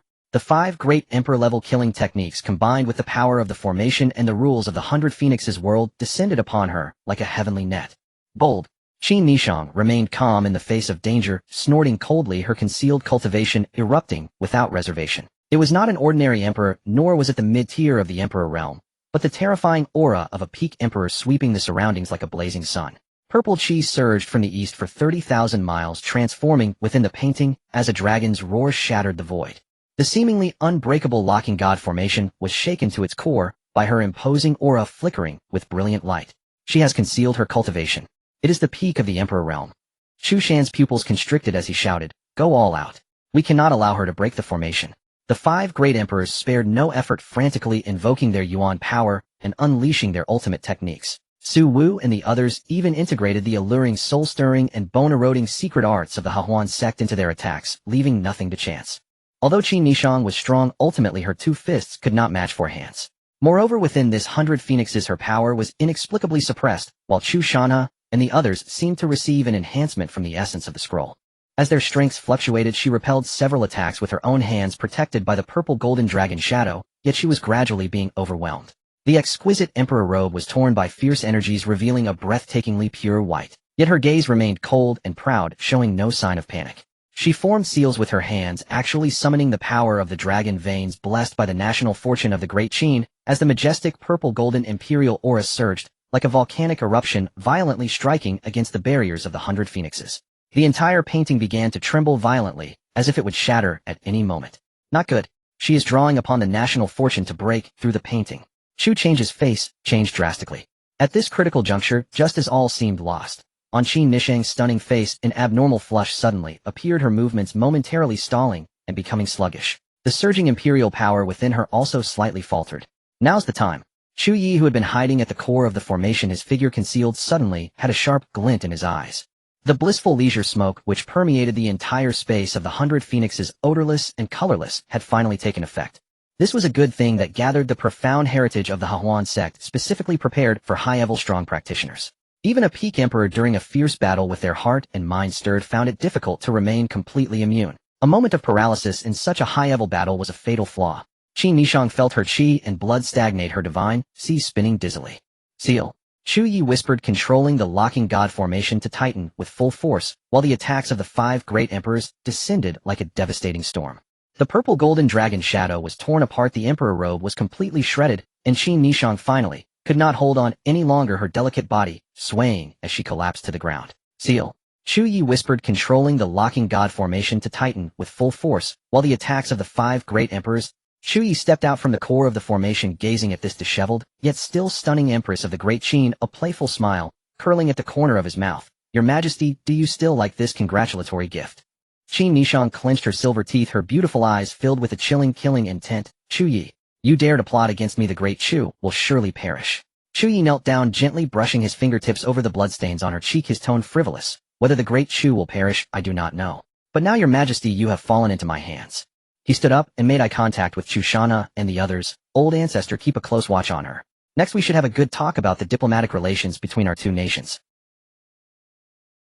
Chu Shanha grinned, waving his hand to set up restrictions, firmly trapping Qi Nishang in place. Meanwhile, the Great Qin outside the 100 Phoenixes remained unaware that their empress had already become Chu Ye's prisoner. Chu Shanha grinned, waving his hand to set up restrictions, firmly trapping Qi Nishang in place. Meanwhile, the Great Qin outside the 100 Phoenixes remained unaware that their empress had already become Chu Ye's prisoner. Though the empress of the Great Qin, Qi Nishang, was suppressed by the 9-9 Unity Locking God formation, her purple star, imperial aura, and true dragon energy were trapped in a quagmire difficult to mobilize. Qi Nishang found herself in captivity, her hair slightly disheveled, a few strands of dark hair falling beside her neck, yet her back remained straight like a solitary peak. The dark imperial robe rustled under the pressure of the formation, adorned with a golden phoenix that seemed ready to break free from the fabric and cry out. Her appearance remained stunning and cold. The imperial majesty that commanded the universe and gazed down upon all beings had not diminished in the slightest due to her predicament. Instead, in this dire situation, it shone even more brilliantly, as if the creature ensnared was not a phoenix, but the celestial goddess of the 9 heavens taking a temporary rest. Her back remained straight as a pine, her phoenix eyes glistening with frost, and in her haughty gaze the imperial majesty was undiminished. Even as a captive, it seemed as though she merely resided in a side courtyard rather than being subjected to another's control. Chu Ye looked at her calm demeanor, her clear and lonely elegance, and an insatiable desire for conquest ignited within him. He stepped forward, his smile carrying a hint of devil-may-care mischief. Your Majesty, the scenery here is exquisite, isolated from the world. Any attempts at communication, seeking help, or sensing are all futile. Outside, no one can help you. Qi Nishang slowly lifted her eyelids, her deep phoenix eyes reflecting the moon in a cold pond, clearly mirroring Chu Ye's figure, yet showing no signs of panic, only a cold scrutiny. Chu Ye. Her red lips parted slightly, her voice clear as a jade chime striking ice. Just say it, do you wish to humiliate me? I can clearly tell you a scholar may be killed, but not humiliated. Even if I perish, my true spirit can still be reborn through the national fortune of the Great Qin. When that time comes, I will surely bring forth the wrath of my nation, exterminating your Chu bloodline, leaving not a single chicken or dog alive. Each word was resolute, filled with killing intent. Although her imperial might was restricted, her aura still suppressed all before her. Chu Ye, upon hearing this, did not grow angry, but instead smiled, a playful and ruthless expression on his face. Chu Ye raised an eyebrow. Oh, quite tough. But your Majesty, have you forgotten you are an emperor, your soul immortal, capable of reincarnation and remolding? Killing you would indeed be troublesome. Qi Nishang's lips curled into a cold, disdainful arc, finally meeting Chu Ye's gaze, her eyes like ice picks. Knowing that I can reincarnate, you still dare to act so recklessly. Are you not afraid that on the day I return I will annihilate your Chu bloodline, leaving not a single chicken or dog alive? Afraid? Of course I am afraid. Chu Ye suddenly leaned down, lightly pinching Qi Nishang's delicate chin, forcing her to lift her face and look directly at him. The skin beneath his fingertips was smooth and cool, carrying the unique Dao rhythm of an imperial body. So how could I ever allow your Majesty the opportunity to reincarnate? He laughed recklessly. Here, this is my world. In this place souls can scatter, and even the gates of the underworld are beyond reach. You can only remain trapped here forever, becoming a wandering soul, a wild ghost, never entering the cycle of reincarnation, never seeing the light of day. He leaned even closer, his breath almost brushing against Qi Nishang's face, his tone filled with cruel excitement. Or, when your Majesty unfortunately falls, I will use ancient celestial arts to refine your imperial body into a living puppet. Your appearance unchanged, your body temperature still present, and even your cultivation could be preserved to a large extent. By then, whatever I desire, wouldn't I be able to achieve my goals? But without your Majesty's vibrant divine aura, that would forever be a regret. Qin Nisheng's pupils subtly contracted, remaining silent for a moment. Even though her will was as firm as iron, hearing terms like refined into a living puppet and not entering the cycle of reincarnation sent a chill through her heart. She fixed her gaze on Chu Ye's face, which was so close, trying to see through his seemingly carefree eyes to discern his true intentions. What do you really want? Qin Nisheng's voice remained icy, yet it carried less disdain and more scrutiny. Chu Ye released her chin, straightened up, and brushed off non-existent dust from his hands, smiling with a brazen and shameless candor. My father desires the world. As for me, I'm simpler. I just want you, your majesty. He gestured behind him at the 5 newly ascended emperors, Su Wu Huan Xian Mei Yue and the others, 3 from the Dao Xuan Sect, and 2 from the Chu family, who stood in reverent attendance, their auras vast and profound. See these little darlings. They've obtained immortal arts, specializing in dual cultivation of both sexes, to seize fortune, countless benefits. Their rise to emperorhood, and my clan's elders as well, all thanks to these arts. Your Majesty, with your purple star emperor destiny and true dragon protection, if you were to cultivate with me, your peak emperor-level cultivation might just touch the legendary threshold of the immortal gate. Then his tone shifted, turning cold. Of course, if your Majesty prefers to break rather than bend, I have other means to achieve my goals, merely requiring more effort. But then your Majesty would gain nothing at all, and even this final dignity and awareness might not be preserved.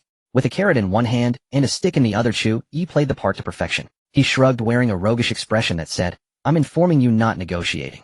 Qin Nisheng listened, and a faint yet deeply mocking cold smile crept onto her face. If my will truly mattered so little, why would you waste your breath here with me? She seized the crux sharply. Chu Ye, you had best release me this instant. If I fail to appear at the morning court by this time tomorrow, the great Qin Iron Cavalry will trample your great Chu borders to dust. Your great Chu's top combat power is all trapped in this formation now. Who can stand against my great Qin's blades? And if you leave the formation to respond to the outside, this array cannot hold me. At that point, do you rush back or keep me trapped? Rush back, and this formation breaks, stay, and the great Chu realm falls into chaos. Chu Ye, if you release me now, we can pretend this never happened. A counter threat aimed straight at the heart. Even trapped in a deadly formation, she calmly analyzed the situation, sought a way to turn the tables, and even tried to shake Chu Ye's confidence. Chu Ye gazed at the breathtaking face so close to his, subdued yet still brimming with cunning schemes and unyielding pride, and couldn't help but marvel inwardly. Truly the great Qin's empress, peerlessly elegant with a mind as sharp as a demon's. A pity. Chu Ye couldn't resist clapping twice, genuinely admiring, impressive, worthy of Qin Nisheng. Trapped in dire straits, yet you still counterattack with such clarity and precise threats. He swayed his head, feigning regret. A pity, your Majesty, you've overlooked one detail. Qin Nisheng frowned. You've overlooked that I simply don't play by reason. And my hidden cards are more numerous than you imagine. Chu Ye grinned, and as if performing a magic trick, produced from his bosom, actually from the system space, a porcelain bottle as white as jade, specifically effective against emperor-level beings. The moment the stopper was pulled, an indescribable fragrance that seemed to stir the very origin of emperors spread through the air, causing even the nearby emperors to instinctively step back with wary expressions. As he spoke, he flipped his palm, and a pill the size of a dragon's eye appeared at his fingertips. Chaotic in color, its surface flowing with countless dense golden runes exuding an eerie, tranquil aura. The instant the pill appeared, even the swirling phoenix shadows and rosy clouds in the surroundings seemed to falter. This pill is called the Emperor Puppet. Chu Ye's tone was calm, yet it sent a jolt of extreme danger through Qin Nisheng's heart. The only one of its kind bestowed by the system. By immortal fortune. As the name implies, once consumed, even an emperor's body will no longer obey its own will. Qin Nisheng's face changed drastically. She tried to clamp her mouth shut to struggle, but under the suppression of the Great Formation and Chu Ye's personal intervention, resistance was utterly futile. Chu Ye moved with lightning speed, gripping her jaw and forcing the pill in, then smoothly patting her back to send it down her throat in an instant. The pill dissolved upon entry, transforming into a chaotic stream of energy that ignored all resistance and instantly merged into every limb and bone of Qin Nisheng, reaching straight to the core of her soul. Qin Nisheng's delicate frame trembled violently. She could clearly sense that her consciousness, thoughts, and memories remained intact, utterly lucid. But her control over her body was being rapidly stripped away by an irresistible, icy, and eerie force. Her fingers couldn't move, her imperial energy couldn't be summoned, and she couldn't even shift her gaze.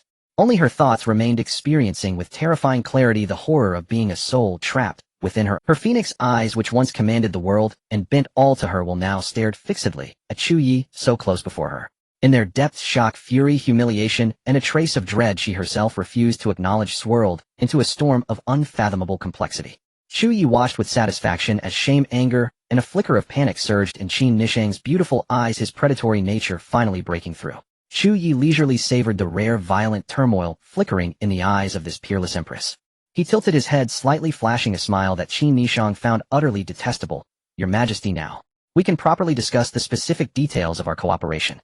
For instance, shall we start with removing this troublesome imperial robe? He reached out gently, brushing Qin Nishang's icy cheek, his tone seductive. Your Majesty. Don't rush. Soon you'll see that cultivating with me is far more intriguing than being this aloof empress. Qin Nishang's eyes nearly froze over with ice, yet she could only let Chu Ye scoop her up and carry her toward the bedchamber already prepared within the 100 Phoenix painting. Chu Ye lowered his head and whispered in her ear, Empress Qin, now, let you taste the flavor of this pill. And the taste of me. Behind them, Su Wu and the others exchanged glances and tactfully withdrew, leaving only layers of formations to completely seal off the area. The night within the 100 Phoenix painting was still long, and the pride of this great Qin Empress would under Chu Ye's relentless advance crumble piece by piece. As the Emperor Puppet Pill's power took effect, Qin Nishang felt an unprecedented terror. Her consciousness remained perfectly clear, yet her body, like an exquisite puppet, obeyed Chu Ye's every command. She watched her own hand rise uncontrollably, then lower, unable even to flutter her eyelashes. Chu Ye tested a few simple mental commands: raise hand, turn around, blink left eye. Qin Nishang's body executed each command with flawless precision, swifter and smoother than when she controlled it herself. TSK Tisk system products are always top tier. Chu Ye couldn't help but marvel. This was far superior to any puppet art or soul-controlling spell. It was like remotely operating an emperor-level figurine without a scratch. With a thought, he issued the core command: abandon all resistance, seal your cultivation completely, and enter a lifeblood pact with me binding your soul. So long as you exist, you shall serve me eternally, without limit. Qin Nishang's body obeyed instantly. Her vast imperial energy receded like a tide back into her dantian, sealed layer by invisible shackles. A drop of essence blood carrying the very core of her soul and lives imprint drifted from between her brows, and before Chu Ye automatically traced a complex arcane blood-red pact pattern that flashed once and vanished into his body. A subtle yet unbreakable bond was established in that instant. Chu Ye could clearly perceive the state of Qin Nishang's life and soul. With a single thought, he could decide her fate. Chu Ye leisurely settled onto the bed, which was as wide as a dragon throne, and beckoned to Qin Nishang, who stood frozen in place with a brilliant smile. Your Majesty, the night is fleeting. Surrender your armor. Qin Nishang's body obeyed the command without question. Her slender jade fingers lifted meticulously, undoing the intricate fastenings of the dark golden phoenix robe. The outer robe slipped away, revealing the sheer cloud-patterned silk undergarments beneath. Her skin was like ice and jade, her curves breathtakingly alluring, glowing with the luster of white mutton fat jade under the soft radiance of pearls. Yet her stunningly beautiful face remained icy cold, with humiliation and fury intertwining deep within her eyes, adding a thrilling, forbidden beauty to her presence. Just as Chu Ye was admiring this masterpiece and preparing for the next step, Qin Nishang's mental fluctuations came through intensely, carrying a desperate resolve. Chu Ye, let's talk. One last time. Chu Ye raised an eyebrow, intrigued. With a flicker of thought, he temporarily released his complete suppression of Qin Nishang's consciousness, allowing her to think and express herself freely while still firmly holding control over her body. He rose and walked over to the nearly naked Qin Nishang, then scooped her up in his arms. She felt warm and soft to the touch, yet as firm as jade. He laid her down on the bed, then lay down beside her, his arm encircling her slender waist, pulling her into his embrace. His other hand roamed without hesitation over the hidden curves of her smooth back, savoring the indescribably exquisite sensation. From a distance, they truly looked like a loving couple whispering intimately in bed. Qin Nishang trembled slightly, but could not avoid it, forced to endure the roaming hand. She forced herself to remain calm, her voice transmitted through her soul cold and clear. Chu Ye, even if you use your dark arts to control me, Great Qin remains Great Qin. The empires will not collapse because of a sovereign's fall. The bureaucracy will continue to function, the iron cavalry will sweep across the realm, and the path of conquest is set. You may imprison me alone, but you cannot stop the 1,000 armies of Great Qin. Chu Ye toyed with a strand of her loose hair, and upon hearing this let out a light laugh, his warm breath brushing against her sensitive ear. He leaned close to her ear, and a soft laugh like a lover's murmur, yet a demon's whisper, escaped his lips. Can't stop it. Then, let's just destroy it. He felt the delicate body in his arms stiffen abruptly. Besides, Chu Ye's voice carried a cruel delight. If your Majesty, the Supreme Empress of Great Qin, were to personally sign a treaty, turn the armies around, or even strike with your own hand, to gradually dismantle, annex, and ultimately erase the name Great Qin from the map. What a magnificent immortal legend that would be. Don't you think so, your Majesty? A long dead silence fell over the bedchamber. Only Chu Ye's finger continued its slow, deliberate circles, sending shivers through her. Qin Nishang remained through the chest she was pressed against. She could almost hear the cold, utterly unruffled cruelty beneath the young man, a carefree, jesting playboy. No, this was more like a demon that had crawled out of a mountain of corpses and a sea of blood, finding pleasure in toying with hearts and reveling in destruction. He had in the most direct way laid bare the future she feared and loathed, most bloodily dissecting it and placing it before her. She might not be able to protect anything and could even become an accomplice to the destruction of everything. Chu Ye keenly sensed that within this seemingly ice-hard proud body in his arms, the formidable defenses deep within her heart were showing faint, barely perceptible cracks. The proud spine that had supported her 1,000-year imperial reign seemed to be groaning under an invisible, unbearable weight. He smiled lightly. He continued in that slow, languid, and indifferent tone, whispering in her ear, "To be honest, Your Majesty, I don't really care who rules this realm. Whether it's Qin or Chu, the surname doesn't matter. I just want to hold a beauty and live a few shameless, blissful days. My only life's ambition perhaps is to gather all the world's beauties and romance the fairies of every realm." He paused, sensing the subtle, awkward fluctuations from Qin Nishang, knowing she was listening and analyzing. "My father, though he rather fancies this world." However, Chu Ye drew out his words, "whether the world bears the surname Chu or continues to bear Qin. Sometimes, it's not entirely beyond negotiation, right? The key is how we negotiate." With her sharp intellect, Qin Nishang instantly caught the vague, yet clear implication and room for maneuvering in his words. In this desperate situation, it seemed she had glimpsed a faint yet real sliver of a gap. Without a moment's hesitation, she made her decision on the spot, her soul transmitted words clear, carrying the calm calculation of an imperial ruler, first in private eye. "Can serve you as you wish with all my heart. And I will use Great Qin's intelligence and resources to seek out and introduce to you the most beautiful women in the world who meet your requirements. Second, I swear that during my reign, Great Qin's armies will never point their blades at Great Chu. Our two nations can maintain a superficial peace and even engage in limited cooperation. Third, in exchange, you must not in any form interfere with or sabotage my conquests and rule in other directions. You must not meddle in Great Qin's internal affairs or expansion." She had laid out her terms, seemingly a compromise, but in truth, under extreme duress, she was securing the maximum possible autonomy and breathing room for herself and for Great Qin. Serving one man in exchange for the empire's survival and potential for expansion. For an emperor, this was a transaction of the utmost humiliation, yet it was also the only path to survival at hand. A satisfied, slightly roguish smile curled at the corner of his mouth. "Your Majesty is indeed wise and knows when to yield." He lowered his head and gently pressed a kiss to her smooth. A satisfied, slightly roguish smile curled at the corner of his mouth. "Your Majesty is indeed wise and knows when to yield." He lowered his head and gently pressed a kiss to her smooth forehead, as if stamping a seal of approval. "Deal." Qin Nishang involuntarily lowered her arm, which had been shielding herself, and the body that had been taut with tension finally relaxed for a brief moment. Yet deep within her clear, cold eyes there remained an unyielding chill and resentment, along with a trace of complexity even she herself had not fully acknowledged. Chu Ye watched her like this, a pleased smile tugging at his lips. Taming a proud phoenix was far more amusing than within the 100 phoenix chart. Time passed both leisurely and agonizingly. When Qin Nishang finally closed her proud, cold phoenix eyes, her body shifting from tense to slack in helpless surrender, Chu Ye showed no mercy whatsoever. Like a conqueror who had finally breached a forbidden land and seized the most precious treasure, he pressed the Empress of Great Qin, who had once looked down upon the 9 provinces, firmly onto the warm spirit jade bed. The teachings imparted by the 5 peerless female cultivators of the Joyous Union sect over a month were now being vividly applied by Chu Ye, brought into full play. Those secret arts, some gentle, some domineering, some sinister, some direct, descended upon Qin Nishang like a violent storm, catching her, a novice to such affairs, completely off guard. Though the Empress possessed a formidable body at the peak of the Emperor realm, facing Chu Ye's systematically enhanced perpetual motion style of assault amplified by the Yin-Yang Harmony Treasure Mirror and the 100 Phoenix Chart, combined with those Joyous Union secret arts targeting human desires, how could she possibly withstand it? At first she could barely maintain a sliver of clarity and stiff resistance, but she soon succumbed. Those always composed eyes gradually glazed over, veiled with mist, her long powerful legs hung limply, and her crystal-clear toes alternately curled and clenched. 7 days and 7 nights within the 100 Phoenix Chart, but only a fleeting moment in the outside world. When Chu Ye finally descended from the peak of ultimate conquest and pleasure, looking at Qin Nishang in his arms, now limp as mud, unable to lift even a finger, only her chest faintly rising and falling, her sweat-dampened hair clinging to her stunning profile. An unprecedented wave of satisfaction and conquest flooded through him, warming every limb and bone. Worth it. All the risks, all the scheming, all felt worth it in that moment. This was the Empress of Great Qin, a 99-rated, purple star emperor protected by a true dragon who had once looked down upon the world, just as he was basking in self-satisfaction and lingering delight. Ding, ding, ding, ding. Detected host, successful conquest of target Qin Nishang, rated 99, peerless zenith. Bond assessment perfect. Hidden condition triggered, first to conquer an emperor-level target. Calculating rewards. Calculation overloaded. Re-evaluating. Rewards generated. Congratulations, host.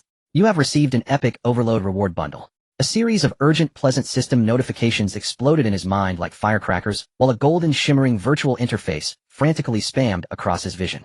1.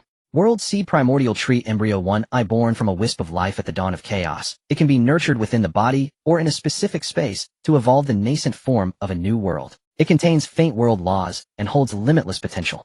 2. Destiny's Imperial Violet Dragon Qi 1, condensed from Qi Nishang's origin destiny and the essence of the Empire's fortune. Upon fusion, it greatly enhances one's own luck and destiny strength, rapidly improving comprehension of the Emperor's path and the arts of governance, while granting terrifying bonuses to dragon-type techniques and divine powers. 3. Immortal Realm Breakthrough Pill 1 allows a peak Emperor Realm cultivator to shatter the ultimate limit of an Emperor's lifespan and step into the legendary Immortal Realm. 4. Emperor Realm Breakthrough Pill 9 enables those close to the peak of the Emperor Realm to break through without hindrance or greatly enhances the cultivation of those who have just entered the Emperor Realm. Guaranteed quality and quantity with no deception. 5. Ninefold Sublimation Pill 9, a staple for enhancing physical constitution and talent. Mortal bodies ascend to spiritual bodies surge toward divine bodies. Wholesale pricing ample supply. 6. Immortal Weapon Purple Pole Star Sword 1, forged from immortal gold infused with the power of the violet star and the divine fire of the strange phoenix. When drawn, it sends purple chi surging across 10,000 miles, and the cry of the phoenix resounds through the 9 heavens. It possesses inherent imperial prestige and immortal charm, and is a growth-type immortal weapon. 7.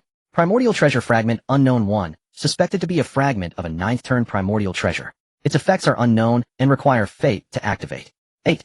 Heavenly Toxin Scripture 1 records the most poisonous and evil substances from ancient times to the present. An essential tome for assassination. Ding. Host cultivation level consecutively rises. Early Myriad Phenomena Realm. Mid Myriad Phenomena Realm. Late Myriad Phenomena Realm. Peak Myriad Phenomena Realm. Breakthrough complete. Ding. Host physique is sublimating. Breakthrough complete. Comprehension, physical strength, aptitude, charm. All attributes greatly enhanced. Pure energy and profound insights vast, as a galaxy pouring down surged into Chu Ye's body. His aura climbed steadily, his bones and sinews roared, and his soul seemed to bathe in a celestial spring. An unprecedented sense of power flooded his very being. With peak Myriad Phenomena Realm cultivation, Yin-Yang Realm spiritual power, and a comprehensively strengthened foundation, though still inferior to a true great emperor, he now possessed enough treasures and bizarre means to command the respect of many veteran powerhouses. Chu Ye exhaled a long breath of turbid air, the breath itself seemingly tinged with a faint rosy. He lowered his head, gazing at Qin Nishang, who remained in a daze, her body covered with ambiguous marks. His fingertips brushed her sweat-dampened temples, yet a strange feeling stirred in his heart. This wasn't a loss, it was a massive profit. A blood-soaked jackpot. All his painstaking efforts and the risk of being killed in turn had finally reaped the ultimate reward. System, he asked silently, a rating of 99, truly something else. Chu Ye grinned, pulling the unconscious empress in his arms closer, feeling her cool skin and the lingering tremors. With a flicker of thought, Chu Ye temporarily lifted the suppression on the imperial yuan within Qin Nishang's body. The power of the emperor puppet pill acted like a precise key, slowly unlocking the self-imposed shackles on her cultivation. The vast long-dormant imperial yuan, mighty as a sea of stars, instantly surged forth, returning to every limb and bone. Qin Nishang's once pale and weakened body trembled slightly. A purple gold light flowed beneath her skin, and the awe-inspiring majesty and powerful aura of a peak great emperor rapidly returned like a rising tide. Though her gaze remained cold and vacant, her posture instinctively straightened, resuming that solitary, unyielding stance like a lone peak against the sky. Holding this cold, proud body, now replete with power, yet still leaning obediently against him, Chu Ye felt the pull of her ethereal beauty, the breathtaking curves, and the terrifying power faintly surging beneath her skin. Such contradictory traits blended into an ultimate allure, igniting a fire in his heart and stirring certain desires once more. Business first. Chu Ye suppressed his wandering thoughts and retrieved a treasure box, neither metal nor jade, from his system space. The moment the lid opened, an indescribable pure aura spread out, as if containing fragments of the laws from the dawn of creation. A single whiff cleared the soul and subtly stirred one's cultivation.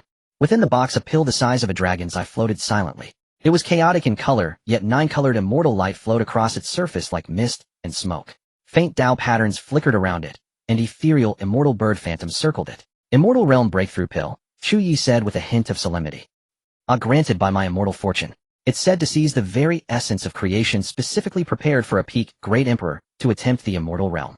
Taking it can reshape one's immortal foundation and summoned the immortal tribulation. If one survives it, one becomes a true immortal. From the moment the pill appeared, Qin Nishang's gaze had been locked onto it. Within those cold phoenix-like eyes, a blazing light suddenly erupted enough to burn away any obstacle. Immortal. This was her lifelong pursuit, the ultimate goal she still gazed upon and sought even after ascending the throne and commanding the world. She had no doubt about the pill's authenticity. This man before her with the immortal fortune behind him had long since defied all reason and understanding. If he could casually produce such heaven-defying items as the Emperor Puppet Pill and the 100 Phoenix Diagram, what was a mere immortal pill? Yet reason and 1,000 years of imperial cunning instantly cooled her fervor. She slowly lifted her eyes, shifting her gaze from the pill to Chu Ye's face. Her voice remained cold, but it had lost some of its previous deadness, replaced by the cautious directness of an emperor. Such a divine object cannot be free. What price does this emperor need to pay? Chu Ye smiled a smile tinged with mockery and the amusement of one who holds all the cards. He stated without any pretense, "Don't worry, your majesty. Have you forgotten? You've already signed a blood contract. You can never defy me for all eternity. Even if you become an immortal, you'll still have to listen to me." He twirled a strand of her loose hair around his finger and continued, "So I'm happy to see you grow stronger. The stronger you are, the more valuable you are to me. You've already signed a blood contract. You can never defy me for all eternity. Even if you become an immortal, you'll still have to listen to me." He twirled a strand of her loose hair around his finger and continued, "So I'm happy to see you grow strong." Qin Nishang's body stiffened almost imperceptibly. Her long lashes drooped, casting a small shadow beneath. She was silent for a moment, showing neither anger nor defiance. Instead, she slowly extended a slender jade-white hand palm upward in a gesture of submissive acceptance that was nonetheless tinged with a strange serenity. Chu Ye watched her resigned yet resolute demeanor, and the amusement in his eyes deepened. He placed the treasure box gently upon her palm, but did not release it immediately. "To break through, you must do it here within the 100 Phoenix chart. This place can shield you from the heavens' prying eyes. Otherwise, the commotion of an immortal tribulation would shake the entire continent, inviting countless unnecessary troubles and covetous gazes. It is safe to undergo your tribulation here." Qin Nishang felt the warm touch and immense medicinal power emanating from the treasure box in her palm, and her fingertips curled slightly. She lifted her eyes and gave Chu Ye a long, deep look. That single gaze contained a torrent of complex, unutterable emotions which ultimately settled into a profound, silent darkness. She nodded, grasped the treasure box, and slowly rose from Chu Ye's embrace. Her imperial robes were slightly disheveled, yet they could not conceal the reawakened imperial might and determination stirring beneath. Chu Ye also took a few steps back and crossed his arms in a leisurely posture, his eyes gleaming with anticipation. He was eager to see just how far this arrogant, unyielding empress of the great Qin could go with his help. Qin Nishang walked to a more open area within the hall and sat down cross-legged. She cast one last glance at the immortal ascension pill glowing with celestial light in her hand. Then, as if looking through the pill, she saw the man standing with his hands behind his back, not far away. Without further hesitation, she placed the pill into her mouth. The pill entered her stomach silent and subtle. Within the 100 Phoenix chart, the rosy clouds suddenly dimmed, and the Phoenix shadows vanished. An indescribably vast aura erupted from within Qin Nishang, causing the very world within the chart to tremble faintly. She had taken the immortal ascension pill that Chu Ye had so graciously provided. The pill that the entire world coveted, the one that truly touched the very ceiling of power in this realm. The pill's power did not dissolve gently to nourish her. Instead, it erupted like a volcanic explosion, violently assaulting the seemingly solid, yet ultimately ethereal limit barrier at the pinnacle of the Emperor realm. At the same time, the once peaceful sky within the chart abruptly darkened. Thick tribulation clouds heavy enough to crush the world condensed out of thin air. Violet-black serpents of lightning writhed madly within them, and an aura of pure destruction locked onto the crimson figure below, the immortal tribulation. Even within the self-contained world of the 100 Phoenix chart, this tribulation that touched the fundamental laws of existence followed relentlessly. While that saves me the trouble of concealing the heavens. Chu Ye stroked his chin, retreated to a safe distance, and prepared to enjoy the show. The first tribulation bolt, thick as a water bucket, came crashing down with devastating force. Qin Nishang's eyes snapped open, violet light surging within them. Her profound insights and combat instincts remained as sharp as ever. She formed a sword gesture with her fingers, tracing an arcane trajectory in the air.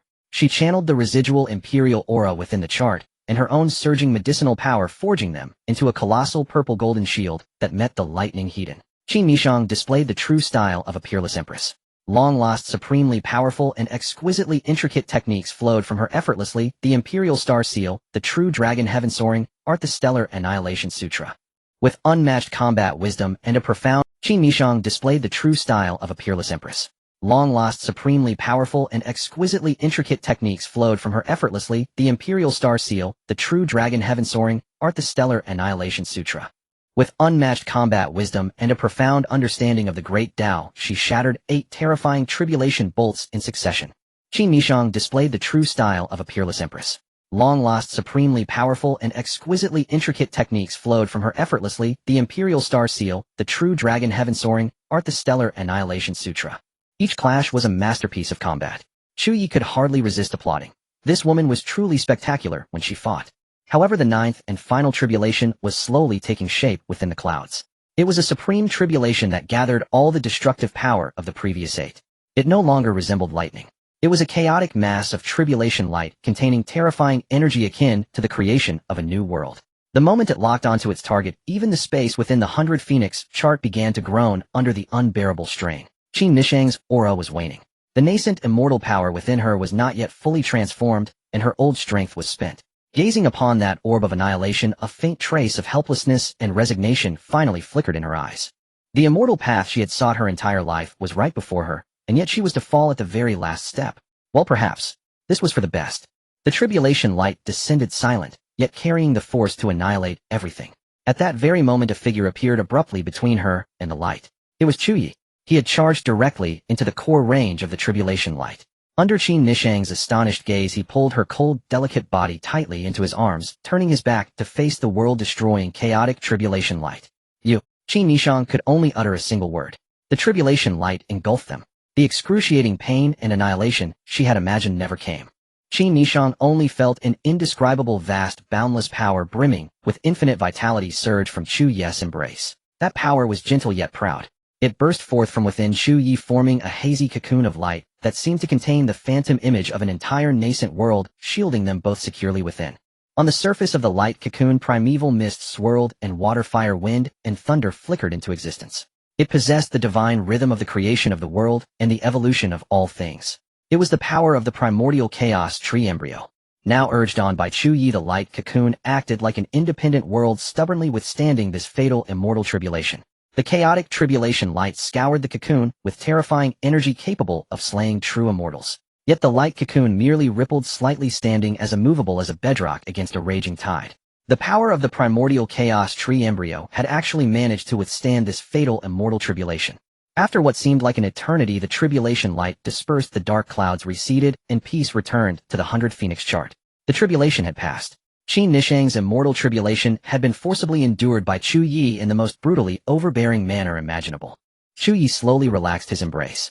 His face was slightly pale, and his breathing was a bit ragged, but his eyes were bright, and a faint smile even played on his lips. He looked down at Qin Nishang in his arms. Her closed eyes trembled, and an earth-shattering transformation was occurring within her aura.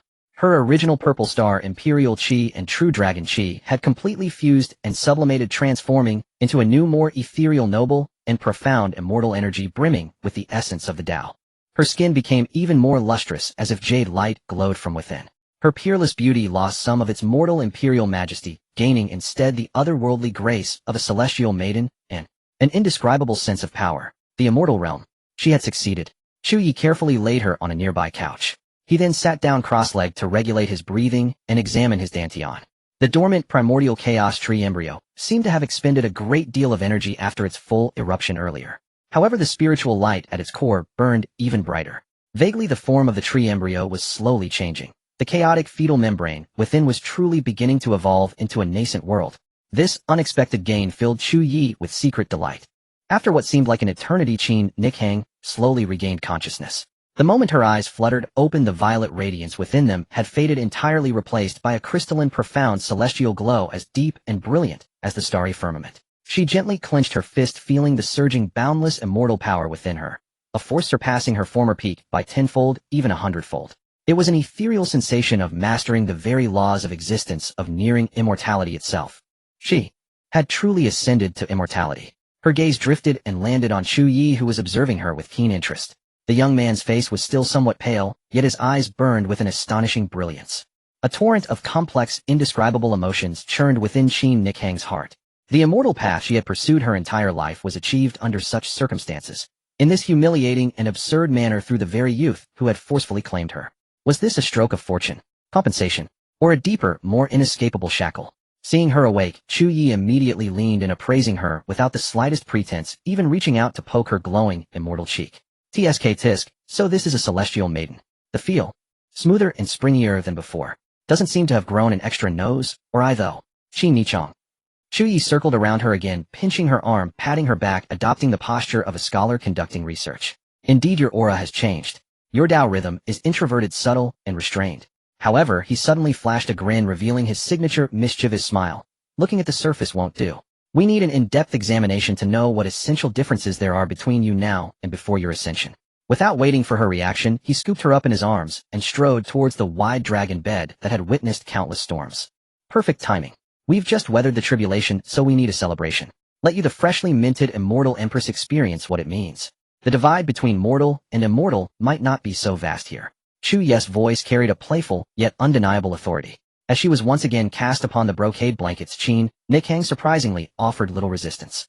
Perhaps it was because the emotions from surviving life and death and achieving immortality had yet to settle. Perhaps it was because the impact of that embrace, the one that had unhesitatingly shielded her from the tribulation's light, was far more profound than she had imagined. Or perhaps with her nascent immortal soul newly formed, she had developed a more transcendent, or perhaps resigned, perspective on such exchanges rooted in the very essence of life. She merely turned her head slightly, closed her eyes, her long lashes casting shadows on her cheeks, allowing that familiar, yet foreign presence to envelop her once more. Her immortal flesh and jade-like bones still trembled at his touch. Her celestial spirit body still bore the marks of this mortal youth amidst the storm-like assault. Yet in a moment of utter abandonment, she seemed to let out an extremely soft, nearly inaudible sigh. It melded into the sounds of the storm, unknown whether it was for her lost imperial dignity or for this absurd, inevitably entangled immortal bond. Amidst the storm, Chu Ye's nose brushed against Qin Nichang's ear, his hot breath washing over her, as he whispered with domineering frivolity, "Even as an immortal you remain my woman. For lifetimes upon lifetimes you will never escape my grasp." Within the 100 Phoenix painting, time was meaningless. Chu Ye and the newly ascended immortal Empress Qin Nichang communicated deeply for 7 full days and nights. With the aid of dual cultivation techniques and a celestial-grade power bank, Chu Ye's cultivation skyrocketed at a phenomenal pace. Qin Nichang also used this special cultivation to thoroughly stabilize her immortal realm. However, each session left her gaze towards Chu Ye more complex and unfathomable. Outside the painting, dawn was approaching and the time for the morning court was near. Though reluctant, Chu Ye remembered his promise. He brought Qin Nichang out of the 100 Phoenix painting, and in an instant the black gold Phoenix imperial robe was once again draped over her within the Empress chambers. She appeared as if she had merely spent the night in quiet meditation, her aura harmonious, profound, and even more potent than before. Yet no one knew that beneath the Phoenix robe lay a transformed immortal body, along with certain unmentionable marks and memories. "Your Majesty, please proceed. I won't interfere with court affairs." Chu Ye made a go-ahead gesture, his smile still infuriatingly cocky, but at least he was keeping his word. Qin Nichang cast a cold, piercing glance at him, without a word, then turned and departed. Her steps were steady, her imperial might vast and imposing, as if the long, humiliating, and absurd events within the painting were nothing but a fleeting illusion. Chu Ye meanwhile went straight to see his clan's patriarch and the 5 emperor-rank enforcers, declaring the first phase objective a complete success. He casually handed the system-rewarded 9-turn sublimation pill and several high-grade realm-breaking pills to Patriarch Chu Shanha. "Patriarch, the deeper our clan's foundations, the better I can go out and attract investment, right?" Chu Ye stated with utmost confidence. Patriarch Chu Shanha looked at the pills, then at his ruddy-faced grandson, whose cultivation had surged, and nodded repeatedly while stroking his beard. "Well said. Ye, you are truly farsighted. Go ahead and attract with peace of mind. The old patriarch has your back here." In the imperial heavenly pond of Great Qin Nichang bathed alone in the spirit-infused hot spring. The warm water cascaded over every inch of her skin, making her acutely aware of the blood contract mark beneath her collarbone, and the more private exclusive rune belonging to Chu Ye that was impossible to erase. Her gaze was somewhat distant. Though only a day had passed in the outside world, for her it had been an ordeal of breaking through realms, surviving tribulation, ascending to immortality, and enduring over a month of confinement and unspeakable intimacy. It truly felt like a lifetime had passed. Just as she was lost in thought, a familiar teasing chuckle echoed through the air. "Your Majesty's bath is a vision of grace, your elegance undiminished, now graced with immortal charm. A truly breathtaking sight." Qin Nichang snapped to alertness, rage surging. She waved her hand, and the phoenix robe by the pool flew onto her body, barely covering her drenched form. However, a warm hand had already silently pressed upon her smooth shoulder from behind. Another hand familiar with the path snaked around her slender waist, its fingers impudently finding a certain plush and sensitive spot. "You." Qin Nichang's body stiffened, her phoenix eyes blazing with fury. Chu Ye's figure appeared by the pool like a phantom, grinning mischievously with not a shred of guilt for trespassing into the Emperor's private bath. His fingertips gently traced circles on her shoulders, savoring the astonishing silkiness and elasticity of her immortal flesh. A day apart feels like 3 autumns. Does your majesty not miss your humble servant? Does your majesty not miss your humble servant? As he spoke, he casually removed his outer robe and stepped into the heavenly pond, standing face-to-face with Qin Nichang, who was clad only in her soaked thin phoenix robe.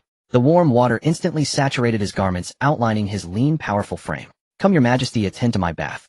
He spread his arms, his tone matter-of-fact, but his eyes held an undeniable. Qin Nichang's chest heaved, immortal power surging within her, yet held in check by the blood contract and that bone-deep sense of control. She gritted her teeth, and ultimately, she raised a slightly trembling hand to undo his soaked garments. Throughout the process, Chu Ye naturally took every accidental opportunity to touch and caress, taking full advantage, leaving Qin Nichang flushed with anger and utterly helpless. Finally, Chu Ye scooped her up, dripping wet, and in a splash of water carried her towards her dragon bedchamber. It was a familiar routine, but this time facing the now mortal Qin Nichang, Chu Ye seemed to have even more zest and curiosity for exploration. The storm subsided, the clouds dispersed, and the rain ceased. Qin Nichang lay in Chu Ye's arms, her immortal body no longer as frail as it was initially, only breathing lightly. Her gaze rested on the dragon and phoenix carvings on the canopy, her expression cool, yet tinged with complexity. After a moment of silence, she spoke, her voice regaining the calm and rationality of an empress. I have stepped into the immortal realm. Given the current relationship between the Qin and Chu clans in the eastern domain, we should not be enemies, nor is there need for internal strife. Chu Ye played with a strand of her wet hair, lazily humming in acknowledgement, signaling her to continue. The next step is to expand outwards. Qin Nichang turned her head to look at him. This world is divided into 5 domains: east, west, south, north, and central. The eastern domain emphasizes martial arts, as we both know. The western domain excels in sinister guile, venomous witchcraft, and shamanic arts. The southern domain prospers with Buddhism dotted with temples and nunneries. The northern domain is where the demon race gathers, a bitter, cold, and treacherous land. As for the central domain, she paused. It is the most mysterious home to hidden aristocratic families, and the 9 sacred grounds, ethereal and elusive. As Chu Ye listened, his eyes gradually brightened. Expand territory. It sounded thrilling, but perhaps a bit tiring. Qin Nichang seemed to see through his thoughts, a faint smile curling at the corner of her mouth as she continued. The gains of conquest lie not only in land and resources, but also in the people.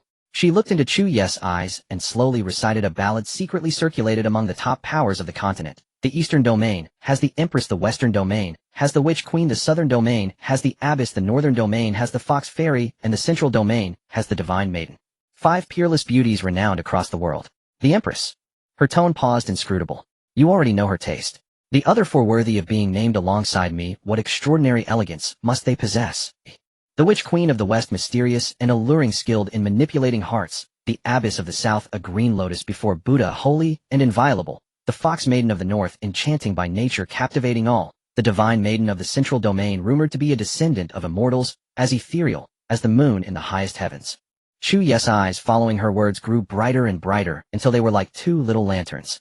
The immortal empress in his arms was indeed a top-tier treasure, one he never tired of cultivating day after day, but hearing that there were 4 more beauties of the same caliber scattered across other maps, his collector's heart, which also relished in eating soft rice with pride, was thoroughly stirred. Witch queen, abbess, fox fairy, divine maiden. Chu Ye repeated, a smile mixing immense interest and predatory desire spreading across his face. They all sound quite challenging and quite nourishing indeed.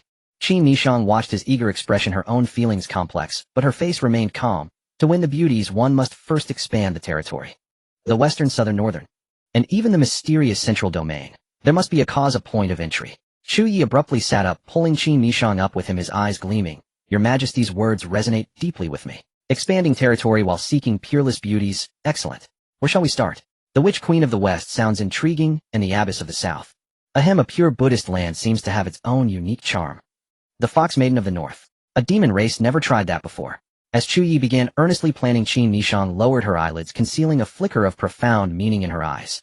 Guiding this glutton's appetite towards the outside world, towards stronger opponents, and more tempting targets, might be the most advantageous choice to restrain him, to benefit her, and to benefit great Qin. As for whether he could devour the others, Qin Nichang felt the surging immortal power within her, and the still firm blood pact. If he truly could, the very structure of this world would be turned upside down. Chu Ye held the ethereal and tender Qin Nichang in his arms, his fingers idly twirling her cascading black. As he listened to her casually mention the situation of the 5 domains, hinting that the western domain was rich in resources, yet weakly defended, how the ice palace saintess of the north was aloof and proud, and how the southern wasteland demon clans were unruly. Listening, Chu Ye chuckled. He turned over, propping his head on his arm, lying sideways beside Qin Nishang, his gaze teasing as he looked at her stunning immortal face, which had regained 70% of its coolness, but still bore a hint of blush from their recent encounter. My empress, Chu Ye drawled, your schemes are practically hitting me in the face. You want to use me as your blade to expand your territory and clear away obstacles. Fine, no problem. He agreed with remarkable alacrity. Qin Nishang's eyelashes trembled slightly. She looked up at him, her immortal eyes deep, awaiting his next words. But Chu Ye leaned in, his nose almost touching hers, their breaths mingling. I suspect. You're not just trying to use a tiger to drive away the wolves. What you really want is to catch those phoenixes and goddesses who once shared your fame, who still appear glorious.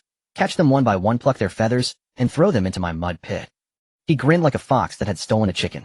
Your own wings are wet, so you can't stand seeing others fly high. You want to drag everyone down, get them muddy, just to feel balanced. Qin Nishang's pupils contracted slightly, then she regained her composure, turning her head away in silence. But that momentary stiffness betrayed her. Chu Ye didn't press further, knowing he had hit the mark. He lay back down, playing with a strand of her hair, following her previous lead, the Western domain. Close by, fond of underhanded tricks, can't win a direct confrontation. Sounds like a good bone to gnaw on. The intel is quite comprehensive. Troop deployments, expert rosters, resources and specialties, even the hobbies and weaknesses of the major tribal chieftains. Your Majesty, your homework for unifying the world is quite meticulous. This isn't something you prepared overnight. His tone was teasing, but in his heart he was clear as a mirror. This woman was ambitious. She had probably simulated the conquest of the world in her mind countless times. Well, Chu Ye mentally grumbled. Previously, it was his father and ancestors eagerly helping him find a wife, and now his newly wedded immortal empress was starting to scout new targets for him. And with a detailed strategy guide included, this soft rice was becoming more systematic and strategic with each passing day. As he listened to Qin Nishang continue analyzing the Western domain situation in her cool voice, he mentally communicated with the system. System, do a remote scan. What's the deal with that most mysterious witch queen of the West? Command received. Initiating ultra-long-range targeted scan. Consuming fortune value. Scan target master of the 10,000 Witch Hall in the Western Domain, Witch Queen Chu Ye. Cultivation peak, Great Emperor suspected to have touched the barrier. Talent, innate netherworld physique, proficient in ancient shamanic curses, can communicate with the 9 netherworlds, holds partial authority over life and death. Appearance, mysterious and seductive, enchanting by nature, perpetually shrouded in black veil and mist, rumored that her true visage could outshine the sun and moon. Comprehensive score, 99, peerless. Special note, her netherworld physique has a potential strong resonance with the yin-yang energy of the 100 Phoenix chart you possess, and also complements the vitality of the primordial tree embryo. If combined, the benefits to both parties would be incalculable, and the system reward is expected to be extremely special. 99 points. Another 99. And a mysterious netherworld physique at that. Chu Ye's eyes lit up instantly, and the Western domain suddenly felt much more friendly and endearing. By the time Qin Nishang had reported everything about the Western domain, from its historical origins to the current distribution of its outhouses, Chu Ye had heard enough. He stretched lazily and sat up under her slightly puzzled gaze. Your Majesty's analysis is very thorough. You've worked hard. Chu Ye patted her fragrant shoulder. But this is a major matter. I need to return and discuss it with my father and the ancestors at home, who have nothing better to do. After all, when it comes to war, many hands make light work. Hearing that he was leaving, a deeply complex emotion flickered through Qin Nishang's immortal eyes, so fleeting it was hard to catch. Was it relief? Or a faint trace of reluctance? Chu Ye didn't give her much time to dwell on her feelings. He swiftly dressed in his fine robes with her help, then turned and pinched her chin. Don't overthink it. With this 100 Phoenix chart, I can see you anytime I want. Not only does it create its own world and conceal heavenly secrets, but it also has a top-tier teleportation array, far faster than your Great Qin's official roads. He leaned in, lowering his voice with a mischievous grin. From now on, when I summon you, you must come at once, and answer the call properly, understand? Even an immortal empress must abide by family rules. The last sentence brought a faint blush back to Qin Nishang's jade-like cheeks, which had just regained their coolness. She lowered her eyelids and gave a barely perceptible nod. Chu Ye smiled in satisfaction. With a thought, his figure gradually faded amidst the hazy glow of the 100 Phoenix chart, leaving only his final words echoing in the hall. Wait for my good news, my empress. Maybe next time I return, he'll bring you a witch queen of the West as company. Qin Nishang stood alone in the vast hall, gazing at the spot where Chu Ye had vanished. Her peerlessly beautiful immortal face shifted through various expressions, finally settling into a barely audible sigh that melted into the radiant glow filling the hall. Chu Ye, radiating an aura of immortality and laden with resources from the female emperor, returned to the Grand Chu Imperial Palace. He immediately slipped into the Qianyuan Hall to share his triumphs with his father Chu Tianqing. Father, your son has made good, Chu Ye exclaimed with glee. The female emperor of Great Qin, a perfect 9910, has been won over. She is now our family's immortal empress. Cultivation. Immortal rank. Resources. Just look in this ring.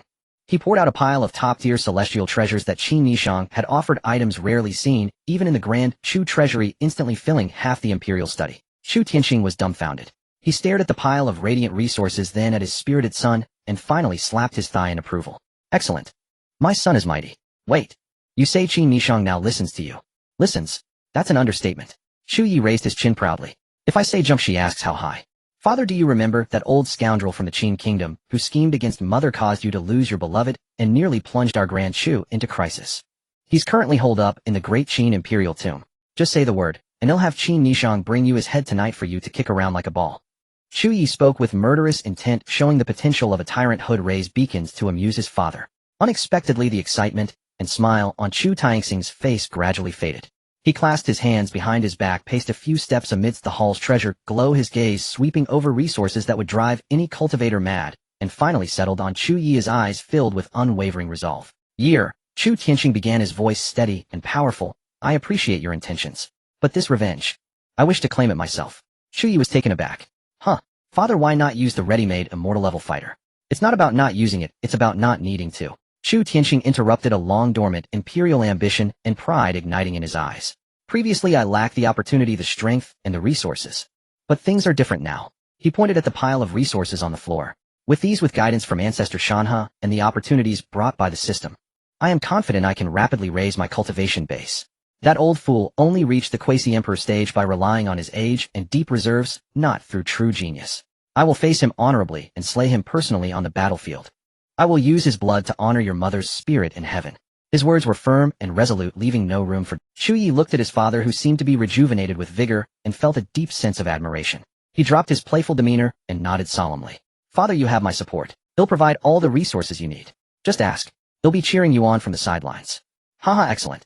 Chu Tianqing laughed heartily, then rubbed his hands together and lowered his voice. Say, do you have any immortal level dual cultivation techniques suitable for a man of my age? Something that yields quick results.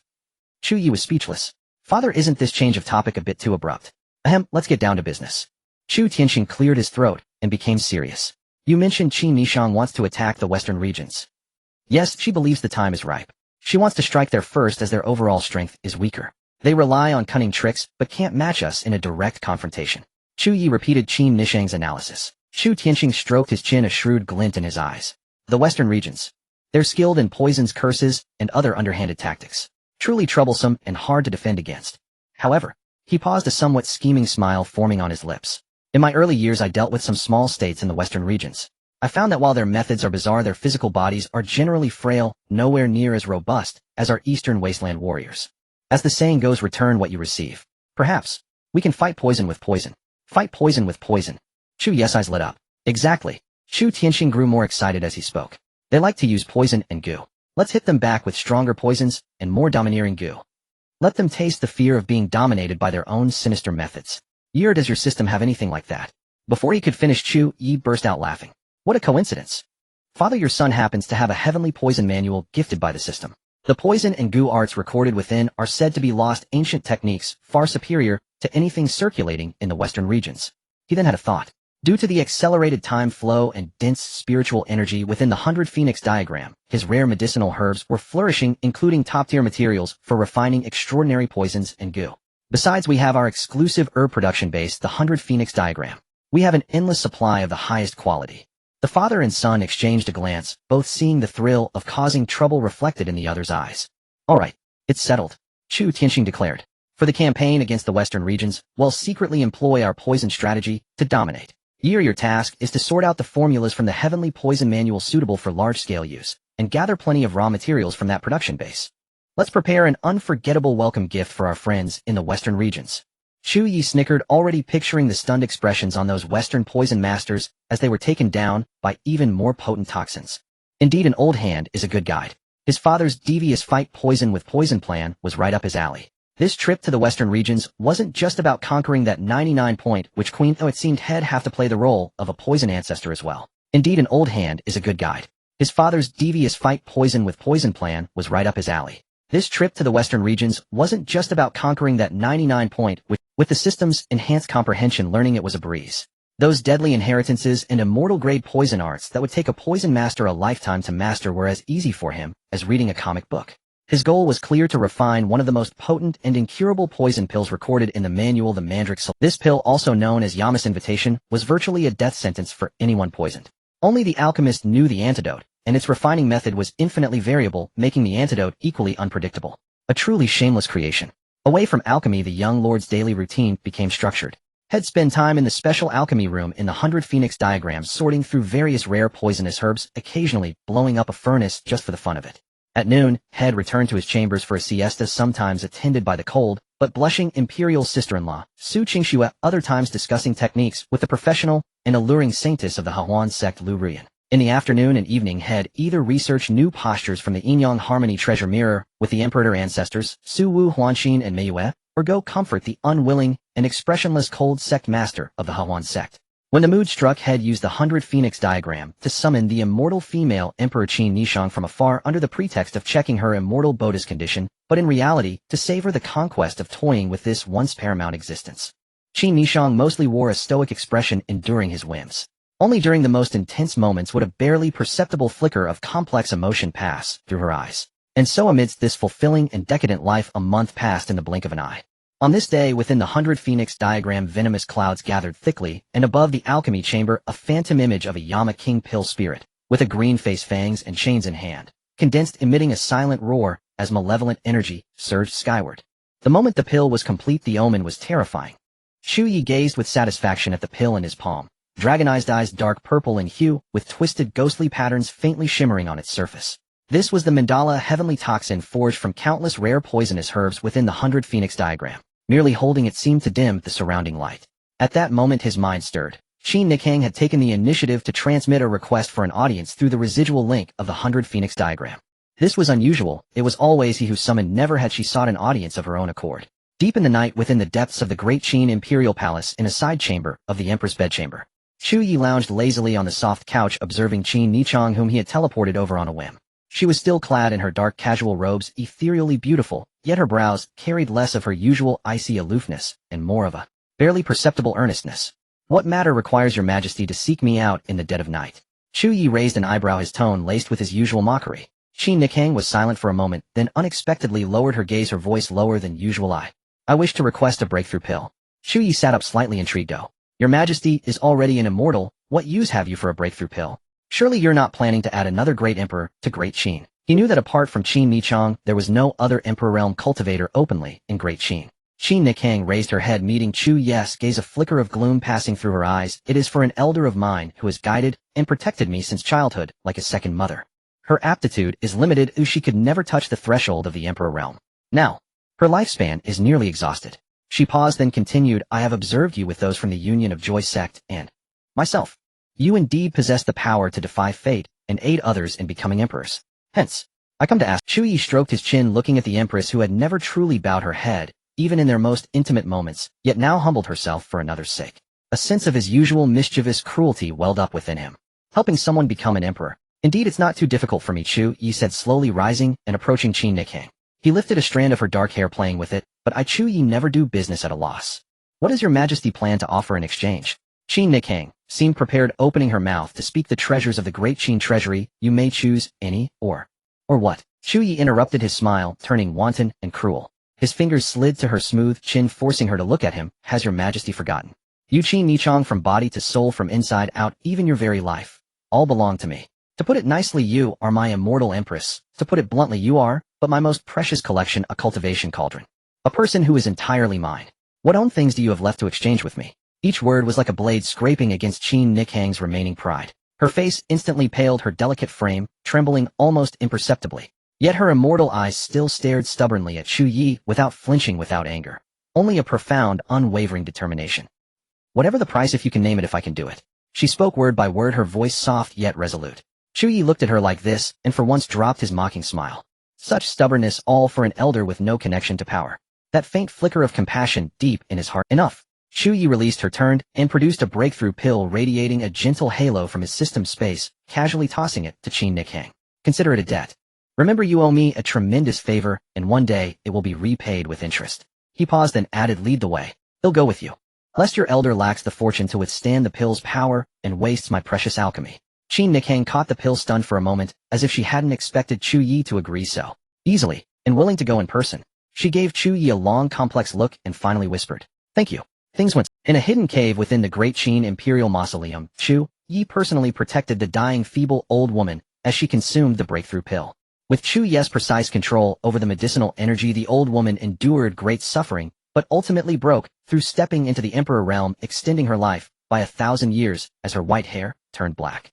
Overwhelmed with gratitude, she wept tears of joy and thanked Chu Ye profusely. Yet Chu Ye stared at her Emperor realm countenance with a slight trance. She bore a faint resemblance to someone from his past. Back in Qin Nikhang's bedchamber after dismissing the attendants, and after the storm of passion had passed, Chu Ye held the unusually distracted immortal empress in his arms, and suddenly produced the newly refined mandala heavenly toxin. The moment the pill appeared, the temperature in the chamber seemed to drop several degrees, and a chilling sinister energy spread through the air, unsettling the heart. Even Qin Nichang, who had already attained immortality, felt an instinctive wariness and fear when sensing the pill's aura up close. Merely catching a whiff of the escaping medicinal energy, she felt a weariness and darkness creep into her very soul. "Feel it." Chu Ye toyed with the pill, a sinister smile on his lips. "A new little toy I made, called the Yama pill. Even an immortal might not withstand it." Seeing Qin Nikhang's reaction, Chu Ye grew even more confident in the mandala heavenly toxin's power. Qin Nikhang stared at the ominous pill, then at Chu Ye, seeming to understand. "You plan to use it against the Western region." "Clever." Chu Ye pocketed the pill. "Those poison and curse users deserve a taste of something even more toxic." He got off the bed and began dressing. "Get ready. We're taking a trip to the Western regions.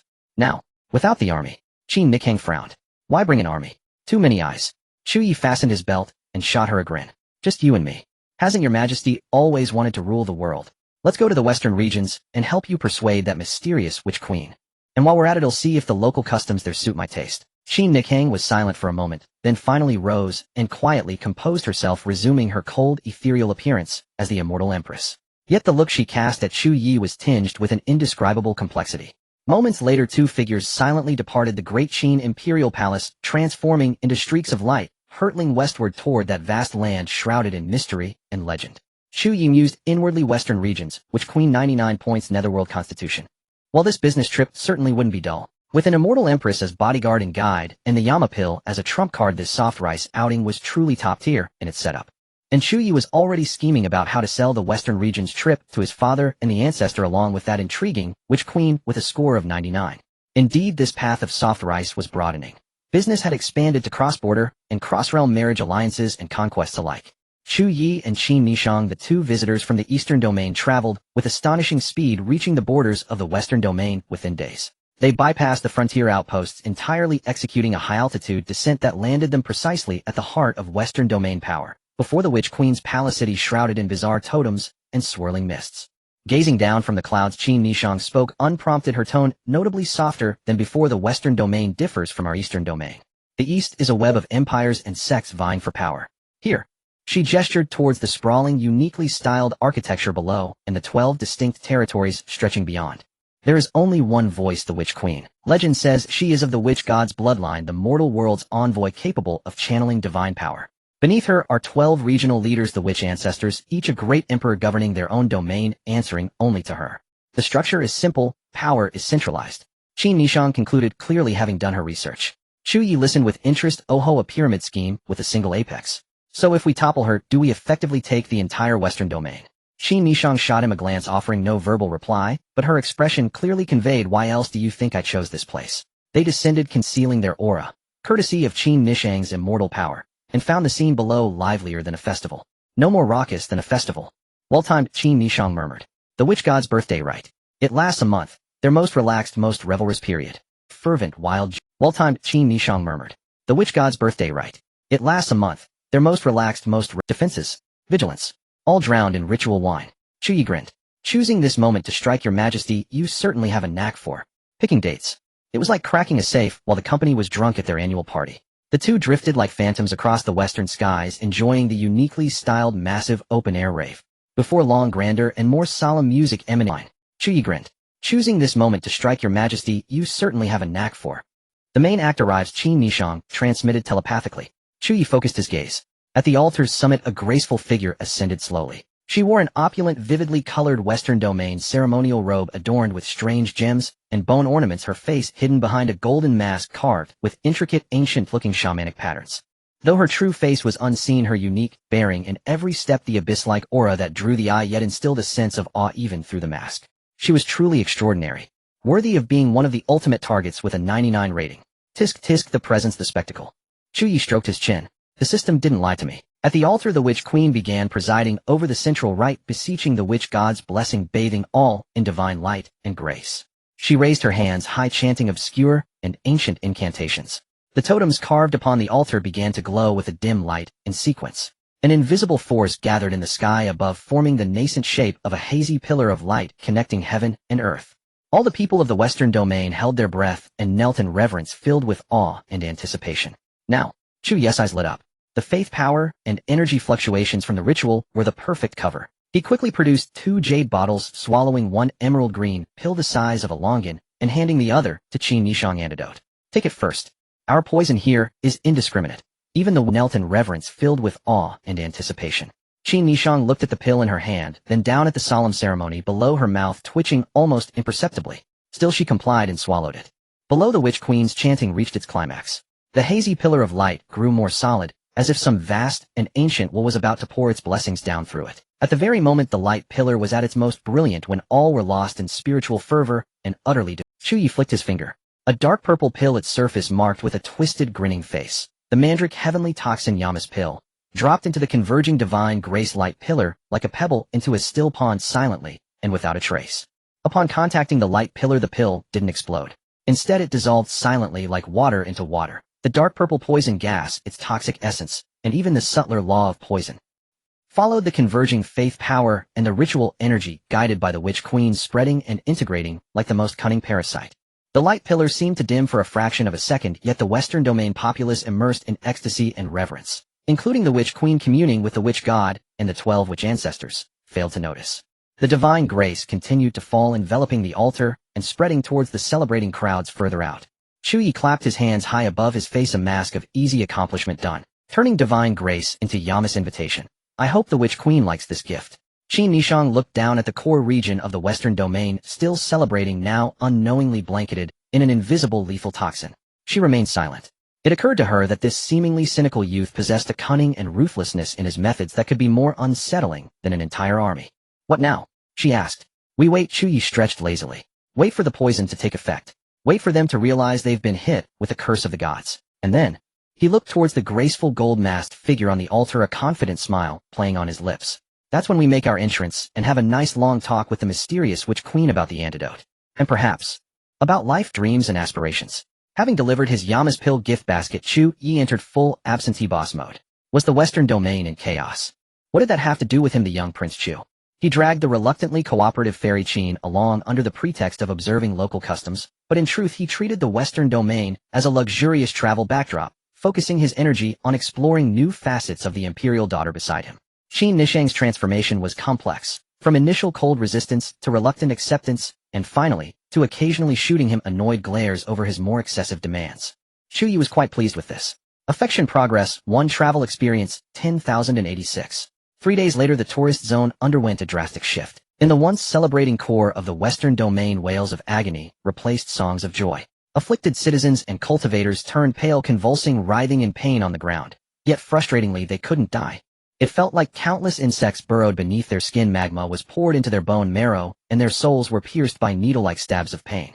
The cruelest part was that whenever someone neared the brink of collapse, a strange vitality would emerge from within, yanking them back from the precipice of death, only to continue the cycle of Yamas' VIP torture package. The cruelest part was that whenever someone neared the brink of collapse, a strange vitality would emerge from within, yanking them back from the precipice of This is truly unsustainable, killing the goose that lays the golden eggs. Gazing across the western regions, it was as if the entire land had been cast under a filter of suffering. Temporary altars dotted the landscape, their surfaces flickering with the light of countless spells for warding evil, purification, blessing, and detoxification. A dazzling, chaotic spectacle akin to a fireworks display. Some, believing they had offended the witch god, spared no expense in holding grand penitential rites, wailing and pleading for forgiveness. Chu Ye and Qin Nishang, invisible, strolled through the chaos like tourists in a hell-themed park, utterly fascinated. This poison of yours has some merit. Even Qin Nishang couldn't help but comment. Just average, merely the third best in the realm. Chu Ye replied with feigned modesty, though his pride was unmistakable. Just as he was enjoying the spectacle, Chu Ye's brow furrowed. He sensed invisible threads reaching out from the void, probing, calculating, attempting to lock onto his karma. Warning. High-level karmic deduction technique detected attempting to lock onto host. The system's alert chimed in promptly. Oh, there's a master at work. Chu Ye's interest was piqued. Activating automatic defense mechanism. Severing karmic links. Applying back. The system, seemingly more aggressive than its host, unleashed an invisible, overbearing wave. Those threads of fate melted away like snow touched by a hot iron, instantly severed and shattered. Simultaneously, from several hidden altars across the western regions, multiple agonized screams and the sounds of blood being coughed up could be heard. Trying to divine Chu Ye's fate. It's a costly endeavor, friends. Just as Chu Ye began to enjoy the silence, he sensed something was wrong. From all directions, visible arrays of bizarre and varied shapes began to flare to life, closing in on his and Qin Nishang's location like a tightening noose. The sky was painted in a riot of colors by countless runes. Fisk, if you can't beat me, you call for backup, and if you can't get backup, you set up a formation for a group fight. Chu Ye smirked. I guess I shouldn't underestimate these mysticism practitioners. Since they can't pinpoint our location, they're using large-scale arrays to search the ground inch by inch. Qin Nishang's gaze turned icy, her immortal energy rippling, as she prepared to forcefully break the formation. No need to rush, Your Majesty, Chu Ye said, grabbing her arm with a grin.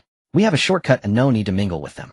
With a mere thought, both their figures vanished from the spot, entering the absolute safety of the region, the primordial chaos world within the 100 Phoenix chart. Those complex grand formations outside, capable of trapping and killing an emperor. Sorry, but fine. Inside the small world, Chu Ye leisurely brewed a pot of tea. Through the faint connection of the 100 Phoenix chart to the outside world, he even had the leisure to live stream the frantic efforts of the western region's experts sweating over an empty encirclement. Surround away, surround away. Take your time. Chu Ye took a sip of his tea, and with a manipulation of the 100 Phoenix chart, he quietly opened a back door on another mountain peak several hundred li outside the encirclement. Surround away, surround away. Take your time. Chu Ye took a sip of his tea, and with a manipulation of the 100 Phoenix chart, he quietly opened a back door on another mountain peak several. Compared to before, the scene here was even more horrific. Poisonous miasma hung thick in the air, and the ground was littered with victims groaning in agony. Only at the very heart of the palace did a flickering dim barrier, clearly straining under the pressure, manage to weakly hold back a fraction of the purest poison. Oh, tenacious, Chu Ye chuckled, pulling out an enhanced King of Hell pill. Since you're all so eager to hunt me down, it would be rude not to return the favor. Here's Super Double. Another poison pill silently dissolved into the environment. For the next half-month, the western regions were completely plunged into a living hell. Poisonous fog spread, life withered, and despair took root. All attempts at detoxification failed, and even the Witch Queen's personal intervention proved futile. Just as everyone was on the verge of giving up, a proclamation suddenly came from the Witch Queen's palace: the antidote had been found. Chu Ye and Qin Nishang, of course, didn't believe it, and went to watch the spectacle. In the grand ceremonial plaza, the towering, sinister statue of the witch god had been brought back out, surrounded by a mountain of offerings.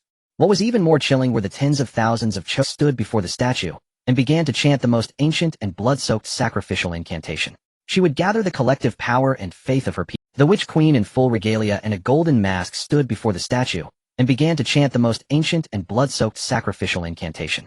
She would gather the collective power and faith of her people, use a blood sacrifice to commune with the witch god, and borrow his supreme divine power to purify this poison. Midway through the ritual, two ominous flames suddenly ignited in the hollow eye sockets of the witch god statue, causing souls to tremble. A vast, ancient, cold, and primordial will seemed to be invoked, slowly descending. This will swept across the pervasive poison mist, and indeed it seemed to dispel a small portion. Then, as if it had seen something, it abruptly turned its head. An invisible, yet terrifying gaze, like the most precise sniper rifle, instantly locked on a Chu Ye, who was hiding on the periphery, watching the show. What the hell? Chu Ye's scalp tingled. This witch god was something else, able to locate him from such a distance through the karma left in the poison. Too dangerous, time to scram. He grabbed Qin Nishang, ready to activate the 100 Phoenix chart and flee. At that critical moment, crack. A crisp, heart-wrenching sound echoed across the deathly silent plaza. In the bewildered, shocked, and incredulous eyes of everyone present, including the descending will of the witch god, the towering statue, the supreme symbol of faith that had carried the beliefs of the western regions for countless years, split from top to bottom with a massive gaping crack. Then the cracks spread like a spiderweb, the sound of cracking filling the air. Finally, under the gaze of countless hopeless collapsing faiths, the entire statue collapsed in a thunderous crash. It crumbled into a pile of lifeless rubble. The will of the witch god, which had just descended and hadn't even had a chance to show its power, seemed to emit an unintelligible silent pulse, one that carried a hint of shock, and perhaps disdain. Then it receded like a tide, vanishing without a trace. The plaza was engulfed in a deathly silence. The blood sacrifice halted, the incantation broke off, and even the agonized groan seemed to hit a pause button. No one could see the face beneath the Witch Queen's golden mask, but her violently trembling frame betrayed the turmoil within. The tens of thousands awaiting sacrifice stared blankly at the pile of rubble. A single desperate thought echoed in the minds of every surviving soul in the western regions, even our supreme witch god can't solve this poison. Could it be that he was poisoned too? And even his statue cracked. Chu Ye was also stunned, staring at the ruins, blinking. After a long moment he scratched his head and mumbled to the equally astonished Qin Nishang beside him. Is my poison really that potent? I even managed to wreck their ancestral statue. Or is it? His expression turned strange, that this witch god they worshipped saw my poison and found it too hot to handle, so he just logged off and ran away. The Western region's ultimate trump card, the core of their faith, had shattered in such an absurd, farcical, yet brutally cruel way. What were they to do now? All eyes instinctively turned to the lone graceful figure on the altar, standing isolated behind the golden mask. The Witch Queen was now truly a queen of solitude. On the altar the Witch Queen, masked in gold, stood utterly alone. She slowly raised a trembling hand, as if to touch the rubble, then let it fall helplessly. At the edge of the plaza, Chu Ye stroked his chin, his eyes growing increasingly bright. Your Majesty, he nudged Qin Nishang beside him, don't you think this is the perfect moment to have a heart-to-heart with the Witch Queen? We could discuss the antidote, and perhaps life in general. Qin Nishang shot him a sidelong glance, saying nothing, but her eyes clearly conveyed opportunist. You're a true professional at this. The Witch Queen, utterly dejected, returned to her bedchamber. Before she could even settle, her surroundings shifted violently, and she was swept into the 100 Phoenix diagram. Facing this unfamiliar celestial realm and the man and woman before her. The man handsome, yet playfully robed, the woman ethereal and cold as an immortal. She recognized them as Chu Ye and Qin Nishang. Her eyes behind the golden mask were calm as a deep pool, even betraying a hint of finally, you've come resignation. What do you two seek? She spoke first, her voice clear and crisp. Chu Ye chuckled, gesturing at Qin Nishang. This one here aims to unify the realm. The western regions fall under your rule, so naturally you're on the list. He paused, his gaze deliberately sweeping over the Witch Queen's graceful curves wrapped in her ornate ceremonial robes, then added with a grin, as for my personal motive. It's simpler. I've heard the Witch Queen is famed equally with our Empress here. I'm a curious fellow, so I just wanted to see for myself, to find out exactly where the equality lies. The implication of see for yourself was unmistakable to any fool. The Witch Queen was silent for a moment, then turned to Qin Nishang, her tone complex. When we parted ways back then, I knew your ambitions were far-reaching. I just never expected it to come so swiftly with such ruthless methods. She shifted gears, her tone turning resolute. Qin Nishang, you will not succeed. Even if you take the western regions, what then? The central domain will never permit the unification of the world. The power concealed there is beyond your imagination. Qin Nishang's response was a slight raise of her delicate hand. A vast, pure, immortal energy, far surpassing mortal imperial limits, erupted forth, instantly saturating this pocket dimension. It was a power level belonging to true immortals. The ever-composed Witch Queen's breathing faltered for the first time behind her golden mask. Her body gave an almost imperceptible shudder as she exclaimed, Immortal. You've already stepped into the immortal realms. The tides of the world long divided must unite. Qin Nishang withdrew her aura, her voice as cold as ever. This is the cycle of heaven's way. Unification is the only true path to ending chaos and consolidating destiny. Snapping back from her shock, the Witch Queen shook her head with a derisive laugh. Merely a facade ambitious tyrants use to whitewash their greed. You've poisoned countless lives in the western regions. You will face heaven's retribution. I am the mortal avatar of the witch god. Your deeds have provoked divine wrath. As she spoke, she made a move that neither Chu Ye nor Qin Nishang anticipated.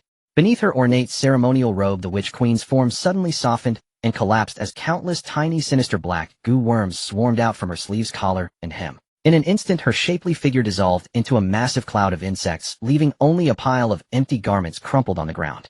The insect cloud let out a piercing shriek, and as if following a command, surged overwhelmingly toward Chu Ye and Qin Nishang. Oh, a cicada shedding its shell, eh? No way did a goo worm escape. Chu Ye raised an eyebrow, utterly unflustered. Too bad, but hear him, the landlord. With a mere thought, the rules of the 100 Phoenix diagram manifested. The ferocious goo worms, before they could even get close, were annihilated and purified by radiant light that appeared from nowhere, leaving not even a trace of residue, directly becoming nourishment for this pocket world. Qin Nishang meanwhile tapped the void with her jade-like finger, her immortal power swirling as she traced the residual goo worm aura and the ripples of laws left by the vanishing decoy. In a moment her eyes lit up, found it. Southeast, deep underground. The 100 Phoenix diagram opened another passage, and the two instantly appeared in a secret chamber at the lowest level of the Witch God Palace, filled with ancient runes, thick poisonous fumes, and writhing goo worms. The true witch queen adorned in even more complex and mysterious sacrificial vestments, still wearing that golden mask, sat serenely cross-legged at the center of an intricate altar. Behind her, a blurred phantom of the witch god radiating a primordial aura slowly coalesced. Surrounding the altar sat 12 witch ancestors, each with profound abyssal auras, all at high-level Great Emperor, collectively forming a mysterious grand formation. Seeing the duo arrive, the witch queen slowly opened her eyes. The gaze behind the mask's openings was calm and unruffled, as if she had anticipated this. Her aura was ethereal and elusive, connected to the witch god phantom, and she had vaguely stepped into a state akin to pseudo-immortal, her powers still climbing. Hand over the antidote. The witch queen spoke, her voice ethereal, yet carrying undeniable authority. Or be buried here forever, your soul refined for 10,000 years, never to reincarnate. Oh, quite the bold claim. Chu Ye dug a finger in his ear, not the least bit intimidated, instead appraising her with a grin.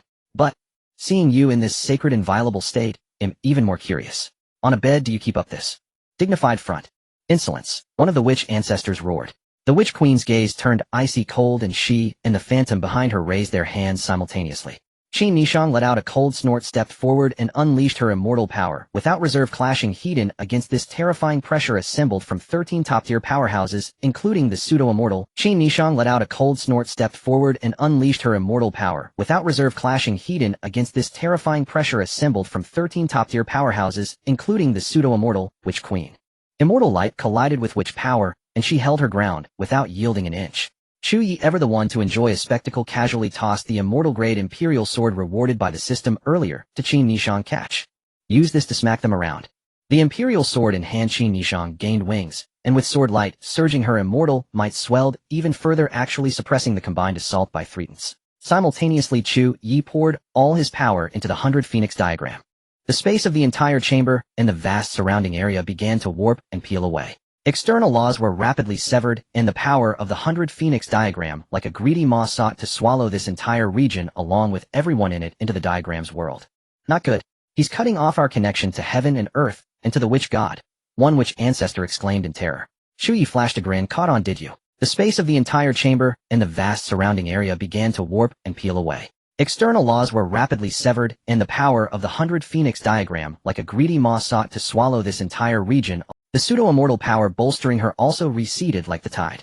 A fierce glint flashed in the witch queen's eyes. Without a moment's hesitation, she bit her tongue, and using her own essence, blood and soul, as a conduit, attempted a final desperate ultimate blood sacrifice.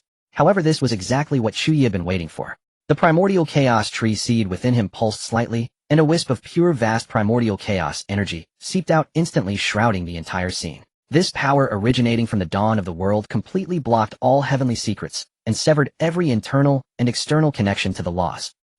The 12 witch ancestors simultaneously spat out a mouthful of blood, their auras wilting, plummeting from the peak of the Emperor realm to the bottom in an instant, gravely wounded by the formation's backlash. The witch queen, who had been forced to interrupt her blood sacrifice, fared even worse. Her aura crashed like an avalanche, and blood trickled from beneath her golden mask, a horrifying sight. The flame of her life force dimmed rapidly, on the verge of extinguishing completely. Holy crap, don't die on me. This time Chu Ye was genuinely panicked. He had stirred up the western regions, poisoned half the world. Was it for those western raisins? Was it for the poisonous herbs covering the mountains? Of course not. It was for this mysterious witch queen herself with her score of 99. If she died now, wouldn't all this effort have been for nothing?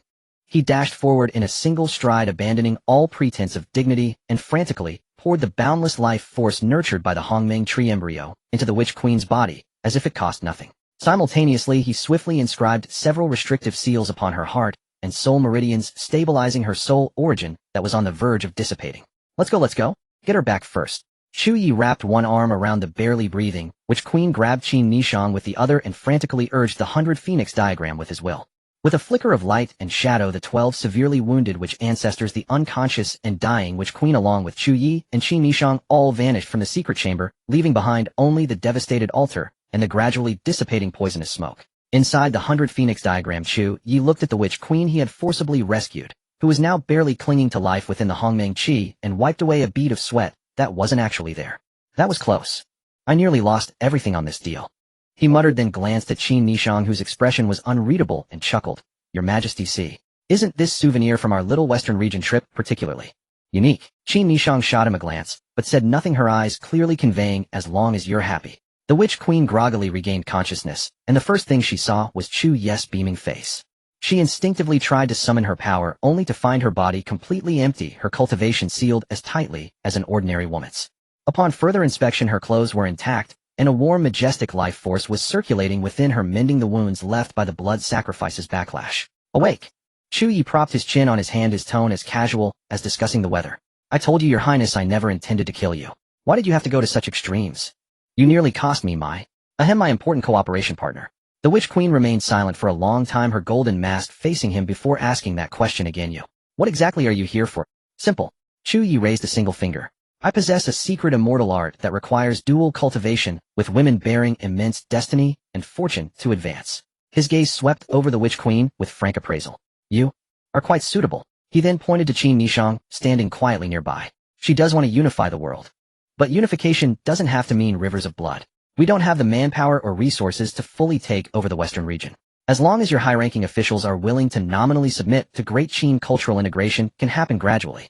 All that fighting and killing is so uncivilized. The Witch Queen remained silent, clearly not buying a word. Don't be so skeptical. Chu Ye shifted his posture, his smile turning sly. Look at you now. Cultivation sealed your people outside, suffering under the death pill, and your 12 strongest fighters in the Western region all lying here incapacitated. He jerked his chin towards the pile of unconscious witch ancestors nearby. Even if you refuse, the Empress alone could plow through the entire Western region.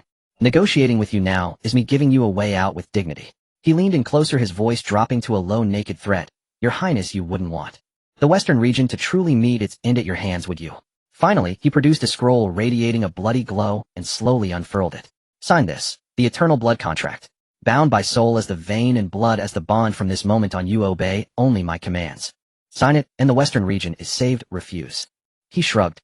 Then watch the Western region turn into a veritable hell on earth. Of course, rest assured I won't let you die. The oppressive aura of the contract permeated the air. These were utterly enslaving terms, and signing required genuine voluntariness. Not a shred of coercion, but voluntariness. Did she even have a choice? The Witch Queen was silent for a long time. Finally, a clear, ethereal voice emerged from beneath the mask, carrying a weary resignation. I can submit. But you must lift the poison from the Western region, refrain from slaughtering my people, and do no harm to my kin. Deal. Chu Ye agreed readily. The Witch Queen extended a trembling hand, forced a drop of vital blood from her fingertip, and pressed it onto the contract. The bloodlight merged, and the contract was sealed. Chu Ye immediately felt an absolute master-servant bond established between himself and the Witch Queen. Not only could he control her every move, but he could also vaguely sense and influence her emotions and thoughts. This mysterious and proud witch sovereign of the Western region was now his personal property. Remove the mask. Chu Ye commanded. The Witch Queen silently raised her hand and undid the clasp of the golden mask. The mask slipped away, revealing a breathtakingly servant bond established between himself and the Witch Queen. Unlike Qin Nishang's cold aloofness, her beauty was steeped in mystery and wildness, possessing a seductive power that could ensnare the soul. Her eyes were like deep pools holding cold stars, one iris shimmering like radiant gold amber, as if containing the fundamental truths of heaven and earth. Locking gazes with her made one involuntarily sink into their depths. Chu Ye's heart burned with desire as he gave the next order, remove the armor. The Witch Queen's form stiffened slightly, but she still obeyed. Bit by bit she shed the ornate ceremonial robe that symbolized supreme authority, the adornments, the inner garments. Until finally a flawless, stunningly beautiful body bare to the world was revealed, without reservation, before Chu Ye. Bit by bit she shed the ornate ceremonial robe that symbolized supreme authority, the adornments, the inner garments. Until finally Chu Ye approached, appraising her from head to toe like a peerless treasure, his fingers unable to resist trailing over her smooth neck, delicate collarbones, and slender waist. It started with a semblance of checking injuries, but soon he abandoned the pretense, entirely scooping her up in his arms and carrying her to the nearby soft couch. Now he pressed her down onto the couch, his voice laden with unbridled aggression and mockery. Let me see for myself just what kind of allure the legendary powerful Witch Queen possesses. Upon the bed, he showed her no tenderness. Though it was the Witch Queen's first time, she displayed astonishing aptitude and endurance. Her body was impossibly supple, as if she had no bones at all, able to contort into all manner of incredible graceful positions. Her moans rose and fell like ancient shamanic chants, carrying a strange, mesmerizing rhythm. What delighted Chu Ye even more was the discovery that she seemed to harbor some ancient and robust life essence within her, and with the continuous nourishment of the Hongmeng life force, she was able to withstand his insatiable demands without faltering. Within the ancient lamplit chamber, amidst the intoxicating haze, this deep communion, born of conquest and bound by contract, lasted for a full 7 days and 7 nights. When the storm finally subsided, Chu Ye looked at the Witch Queen beside him. Her gaze dazed, her skin marked with red traces, her heterochromatic eyes shimmering with moisture, yet still holding a spark of unyielding defiance, and curled his lips in satisfaction. The greatest trophy of the Western region expedition was finally thoroughly inspected and accepted. When the storm subsided, Chu Ye looked at the witch queen, who still maintained a hint of unyielding defiance, and curled his lips in satisfaction. 7 days and 7 nights of deep communion. Chu Ye held the Western witch queen rated 99 in his arms, listening to the system's ding ding ding ding ding reward notifications, his grin stretching almost ear to ear. Ding, ding ding ding. Detected host successfully conquered target rated 99 Peerless Peak, witch queen Chu Ye. Bond assessment perfect. Hidden condition triggered first to conquer a target who is a successor of the witch god. Calculating rewards. Calculation overload. Reevaluating. Rewards generated. Congratulations, host. You have received an epic overload reward package. A rapid series of pleasant system notifications exploded in his mind like firecrackers, while a gleaming golden virtual interface flashed frantically across his vision. 1. Hongming Artifact Heavenly Calculation Abacus 1 inch, capable of divining heavenly secrets and calculating karma, setting up forbidden arrays of sealing and branding. While in one's possession, no one can divine the owner's fate. 2. Witch God's Destiny 1 Thread. Destiny Enhancement Divine Inheritance grants terrifying bonuses to witch class techniques and divine abilities. 3.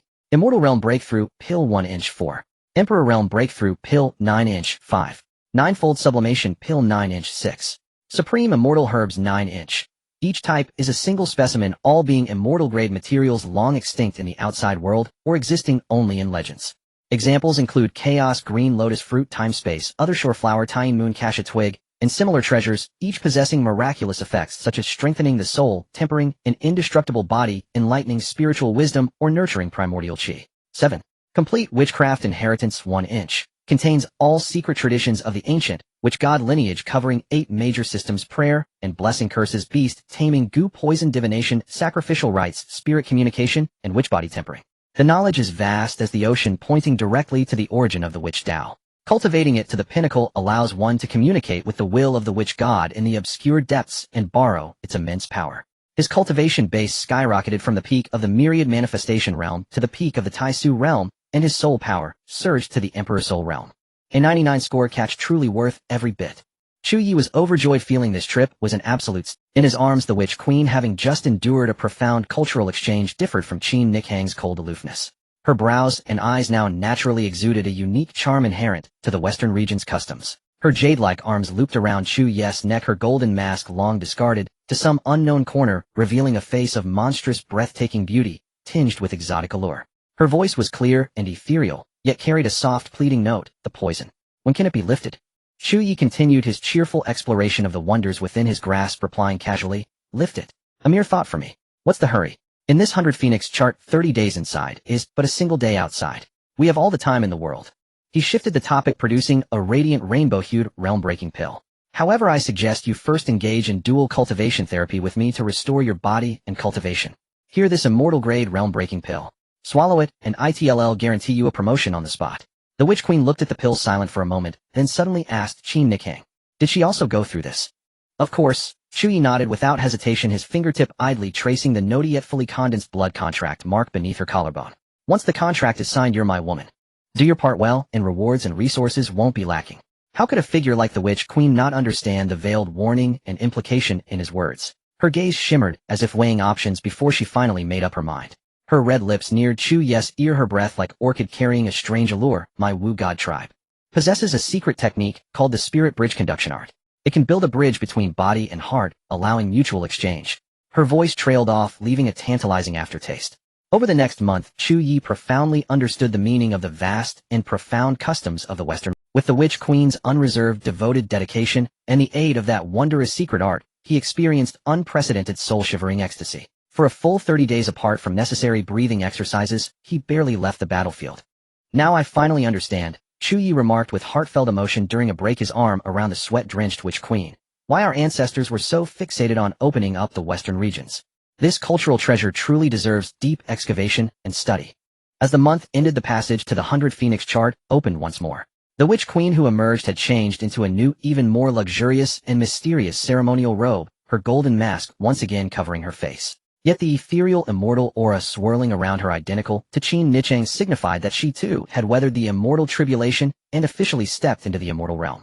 However, her steps fell slightly half a pace behind Chu Ye, her posture submissive, clearly marking the shift in their Facing the 12 Wu ancestors whose auras were withered and whose memories of the crucial battle had been erased by the Witch Queen's immortal power, Chu Ye in league with the Witch Queen staged a grand drama of divine miracle detoxification. The Witch Queen once again communicated with the Wu god.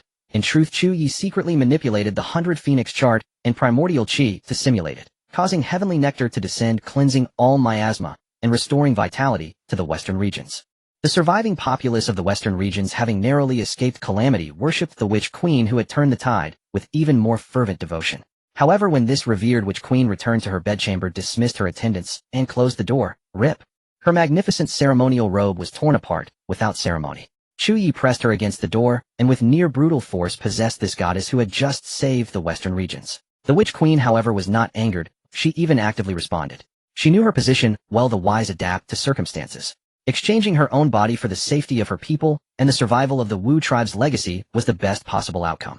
Moreover, this man had granted her an immortal path she dared not even dream of. Her feelings for him were complex, but at least in the intimate moments between them, she chose to comply and even attempted to enjoy it. As the storm subsided, Chu Ye played with the Witch Queen's sweat-dampened black hair, twirling the strands around his finger, and said with feigned casualness, "By the way, Qin Nikhang sent a message. She wants to meet me tomorrow to discuss the next integration plan. Seems my Empress is eager to kick off her grand unification campaign." The Witch Queen, nestled in his arms, heard this, and a faint, inscrutable smile curved her red lips. She replied softly, "I await your arrangements, my lord." Deep within the Witch Queen's bedchamber, illuminated by luminous pearls and fragrant with exotic incense, Qin Nikhang and the Witch Queen sat facing each other. The former, in her dark robes, was coldly ethereal with transcendent grace. The latter, in her ornate ceremonial garb, had her face hidden behind a mask, only her deep eyes revealing complex emotions. Chu Ye lounged on a nearby divan, idly twirling a jade cup between his fingers, watching the meeting of the twin phoenixes with great interest. Since we have established the foundation for unification, we must clarify the specific strategies, Qin Nikhang stated directly, her voice like the clash of ice and jade, without any prevarication. The Wu god faith is deeply rooted in the western regions. Forcible change would surely incite chaos. We must adopt a policy of gradual erosion and gentle guidance. Great Qin may temporarily permit the continued existence of the Wu god totems and respect its rituals, but it must be mandated that the Great Qin Empire's insignia and the Empress' venerable title be prominently inscribed at the very top of all sacrificial rites, legal codes, and official documents. Let the symbol of Qin take root in people's hearts before the Wu god. This is the first step towards cultural unification. Establishing the fact of the empire's existence takes precedence over spiritual totems. Let the symbol of Qin take root in people's hearts before the Wu god. This is the first step towards cultural unification. Establishing the fact of the empire's existence takes precedence. However, the Wu tribe's heritage spans tens of thousands of years. It is not merely a faith, but a matter of bloodline memory and ways of survival. This is our bottom line, and it must not be severed. The culture, systems, and skills of Great Qin may enter the western regions, but they must do so like spring rain, nourishing things silently, through gradual influence, not like a flood that washes away houses and uproots trees. The people of the western regions are simple, yet fiercely proud. If they sense the peril of cultural extinction, they might harbor thoughts of mutual destruction. She lifted her eyes to meet Qin Nichang's, her tone growing more solemn. Furthermore, to truly win the hearts of the western region's people, it cannot be achieved by a single decree or through military might. It requires benefiting the people with benevolence, earning their trust with fairness, and proving through action that Great Qin's governance is superior to the old rule of the Wu god. Building irrigation works, reducing taxes, opening trade routes, punishing evil, and rewarding good. These are things that require years of effort, allowing the common folk to directly benefit. Only then will they identify with us from the depths of their hearts. Using force can win territory, using virtue can win hearts. Both women were of peerless beauty and superior intellect. Though this was a negotiation, their words concealed sharp edges. Qin Nichang, backed by her recent victories and immortal realm power, spoke with sweeping ambition, focusing on the grand future unification of the eastern and western regions, her vision vast and her steps meticulous. The Witch Queen, as the spokesperson for the defeated side, though in a weaker position, steadfastly guarded the bottom line of her tribe's heritage and her people's welfare, contesting every inch of ground, using softness to overcome hardness. Every doubt and condition she raised was aimed at protecting the fundamental interests of the western regions, yet she cleverly packaged her resistance as suggestions more conducive to Great Qin's long-term rule. Qin Nichang listened without anger, nodding slightly instead. The Witch Queen's concerns are indeed valid. Cultural integration cannot be rushed. The people's allegiance must be won through tangible benefits. The iron law of Great Qin, reward for merit, punishment for transgression, applies equally in the western regions. However, her tone shifted, her gaze clear and cold. Gentle does not mean permissive. Great Qin's laws, governance structures, weights and measures and currency shall be the universal standards of the Western regions. The Witch Queen's officials and shamans must gradually study Qin law and ritual, and the court will dispatch capable administrators to assist in governance and foster integration. This process may require the Witch Queen to lead by example. This was a demand that the Witch Queen submit not only in name, but also become a model of Qinization through her actions. The pressure silently shifted onto the Witch Queen's shoulders. She was silent for a moment, then a barely audible sigh came from beneath her golden mask before her voice returned to calm. Having entered this game, I shall honor the agreement. Within the Witch Palace I can begin by altering some ceremonial rites and introducing Qin rituals. I shall select gifted clansmen to learn the Qin script and study Qin history. However, I ask your Majesty to understand that this cannot be achieved overnight. Excessive force may breed backlash. The delicate balance must be discussed between us at every step. Agreed. Qin Nishang replied decisively. The specific details can be drafted jointly by our close advisors, deliberated point by point. We shall meet monthly to review progress.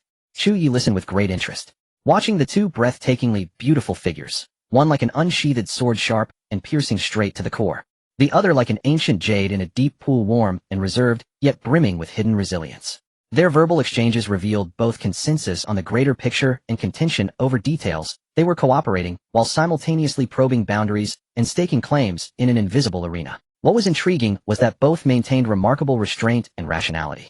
Though at a disadvantage, the Witch Queen remained neither servile nor overbearing, arguing her points with conviction. Qin Nishang, despite her advantage, showed no arrogance and was receptive to reasonable suggestions. This negotiation, which concerned the very way of life for billions, was orchestrated by two stunning women and exuded a cold elegance and highly efficient pragmatism.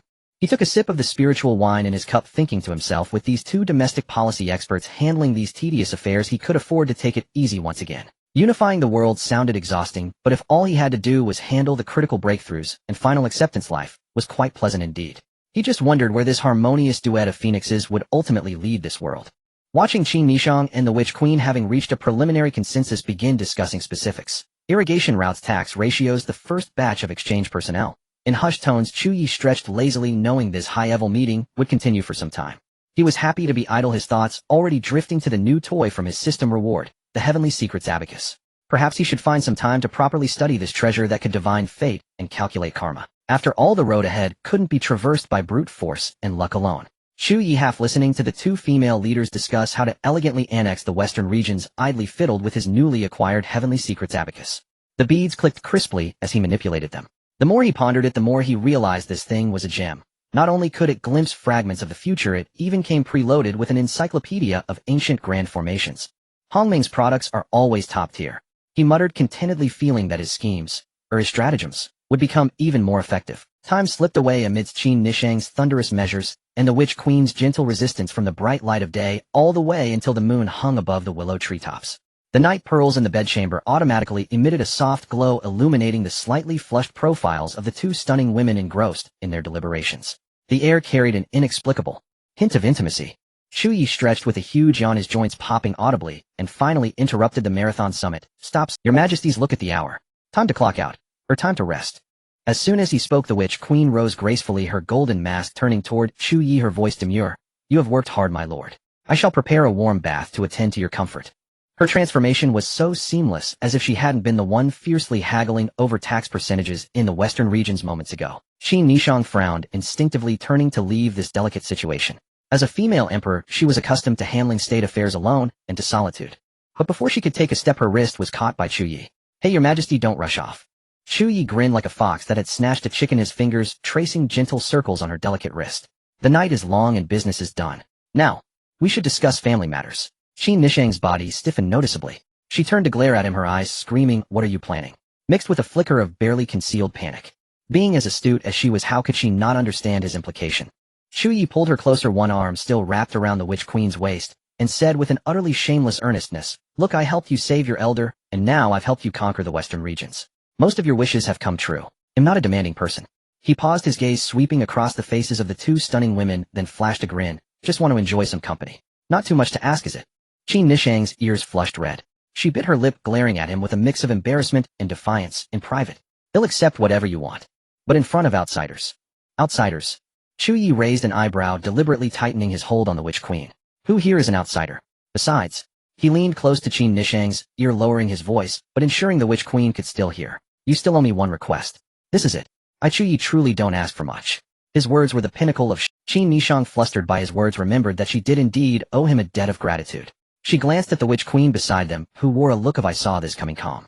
Her imperial pride and resistance, battered by reality, obligation, and an indescribable atmosphere, finally began to crumble. She turned her face away, offering no further resistance, a silent acquiescence. Yet her body remained stiff like an exquisite but tightly wound jade sculpture. Chu Ye didn't care about her stiffness. In high spirits, he wrapped his arms around both stunning beauties, half dragging, half carrying them toward the massive bathing pool at the rear of the bedchamber, fed by an underground spiritual spring and veiled in swirling mist. All right, we're here. Chu Ye stepped into the pleasantly hot water, first letting out a satisfied sigh, then turned back to the two beauties still standing at the edge, one shy, one rigid, and flashed a brilliant smile. Ladies, what are you waiting for? Off with the armor. He emphasized the words "off with deliberate weight. In the end, amidst the swirling mist and certain unmentionable sounds, all talk of empire, which heritage, imperial dignity, and which queen reserve melted away into the night. As it turned out, some deep exchanges were more effective than 100 meetings. After that night, when Qin Nishang and the witch queen sat down to discuss the great cause of unification, the atmosphere was visibly more harmonious. Though they still fought over interests and clashed over principles, the subtle tension and mutual wariness had faded. Occasionally their eyes would meet, and a flicker of shared embarrassment and resignation would pass between them, the knowing look of fellow initiates, before they both casually looked away. Occasionally their eyes would meet, and a flicker of shared embarrassment and resignation would pass. The matters of the Western region were about to come to a smooth conclusion. Chu Ye finally became generous, passing on the complete heritage of the Witch clan to the Witch Empress, enabling her to truly solidify the hearts of the people in the Western region in her own strength. With the affairs of the Western region settled, the subsequent details of the Double Phoenix political meeting would be taken care of by those two wise assistants. Chu Ye, satisfied with the freshly acquired 9 Heavens abacus and a pile of system rewards, made his way back home. As soon as he stepped into the territory of the Great Chu Kingdom, he keenly sensed a change in the composition of the air. Several overwhelming auras of the Emperor realm shone like searchlights in the night, glaringly indicating their presence. There was the ancient imperial might, heavy as a mountain and carrying the scent of time's dust, and the vibrant aura of new emperors, brimming with enthusiasm and eagerness. Chu Ye chuckled. Our family's pill production line and Emperor realm crash course seemed to be quite fruitful. The number of these auras. The day when we become the #1 family in the world is just around the corner. In front of the palace hall, 2 figures had long been waiting. His father Chu Tianqing now possessed unfathomable cultivation, exuding a powerful aura that radiated the sentiment of "Our son is truly promising." Upon seeing Chu Ye, he approached with a beaming smile as bright as a bountiful farmer. Rubbing his hands, his eyes sparkled with innocent curiosity. "Year has returned. Has everything settled down in the Western region? That Witch Empress, has she been subdued?" He leaned in closer, lowering his voice, filled with the curiosity and teasing of an experienced individual. "How was it? That exotic charm still swaying around?" Beside them, the elder ancestor Chu Shanha stood with his hands behind his back, exuding an unspoken emperor's pressure, possessing an ethereal demeanor. Though he had not spoken, his slightly tilted ear and the subtle glint in his eyes indicated a keen interest and eagerness to hear more, fully revealing that even this family's supreme combat power was currently burning with gossip. Chu Ye was amused by the straightforwardness of his 2 logistics ministers, strategic enforcers, and gossip teammates. With a flick of his wrist, several radiant jade bottles appeared in his palm, which he casually tossed over. "Take them, you must take them. These are system rewards after all. Bountiful indeed." He spoke lightly, as if discussing not the conquest of a regional overlord, but the purchase of a cabbage here. "These extra immortal realm mirror-breaking pills, along with a few saved 9 turns ascension pills. You two can divide them as you see fit, and arrange for the ancestors stuck at their bottlenecks and promising uncles and brothers." His gaze swept over the newly emerging auras of the Emperor realm deep within the palace, a playful smile curling at the corner of his mouth. "We have women, and our own family must have them as well. Now, while we have a wholesale supply of the Emperor realm, it's a pity we're still lacking a peak powerhouse." Chu Tianqing took the pills, feeling the overwhelming aura of the immortal path within his hand, trembling slightly, and upon hearing this, he was even more exuberant. "Rest assured, with you as our resource irrigation machine, it is only a matter of time before our great Chu royal family produces an immortal." Chu Shanha nodded solemnly, carefully storing the pills, and finally spoke, his voice booming like a bell. "Year has worked hard. As for family matters, we shall do our utmost. You should take good care of yourself." Chu Ye laughed heartily, waving his hand as he walked towards his quarters. Behind him lay the great Chu, whose national strength was expanding at an astonishing rate, along with 2 elders who were eager to pave the sustainable path of refining pills for the Emperor realm to the end. He weighed the 9 Heavens abacus in his hand, his thoughts already drifting toward the uncharted territories on the map. In the days that followed, Chu Ye lived a hombo-style cultivation life in the 100 Phoenix diagram, accelerating the evolution of the Hongmeng tree's seed, studying the inheritance of witchcraft, fiddling with the 9 heavens abacus, and casually using the dispersed Hongmeng qi for a comprehensive health boost for the entire family. The overall fortune of the great Chu royal family surged dramatically, nearing the upgrade from a local tyrant to a strong power of the continent. Naturally, the biggest beneficiaries were the already ascended Qin Nishang and the Witch Empress. Chu Ye had not made a bad deal. That Hongmeng qi was not given for free. He had been diligently collecting debts for nearly half a month, engaging in deep exchanges day and night, and the revolutionary friendship in the bedchamber was solidified like never before. Just when he thought he could continue to enjoy a carefree life, researching formation arrays today and visiting illustrations tomorrow, everyone around him disagreed. His father was eagerly waiting for the new daughter-in-law to bring family revival. The elder ancestor was ready to act as a bodyguard for the proposal, and even the Empress Qin Nishang, after a night of wind and rain, leaned against him to begin the pillow-side political report. The northern demons have been rather restless lately. Qin Nishang traced circles on his chest with her fingertip, her tone very serious. Our great Qin people sent there have all been inexplicably driven away, and a few have even been harmed.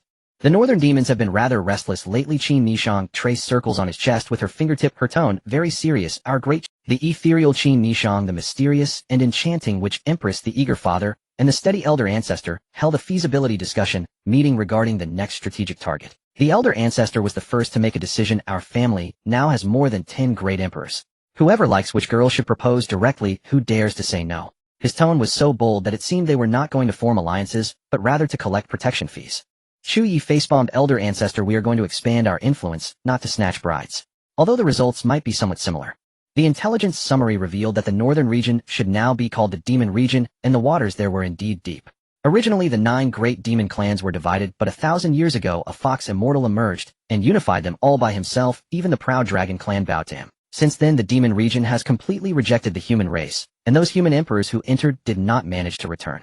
However, the witch empress frowned slightly, raising doubts by observing the continent's fortune with my witchcraft. There is no immortal aura lingering in the northern region. Indeed, Qin Nishang nodded in agreement. The thoughts of ascended beings resonate with the laws of the heavenly way, and they can sense each other. But in the northern region, there is none of that resonance. Chu Ye stroked his chin, his eyes brightening.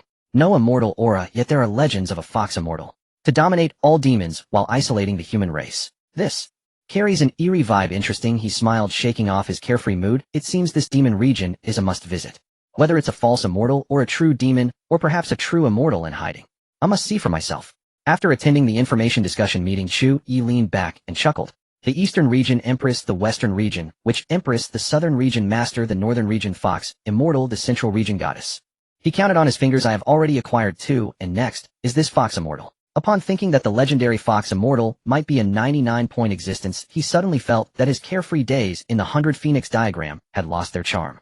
The system interface seemed to flash before his eyes, popping up a new task prompt. Northern Demon Region Mysterious Fox Immortal Suggested Strategy.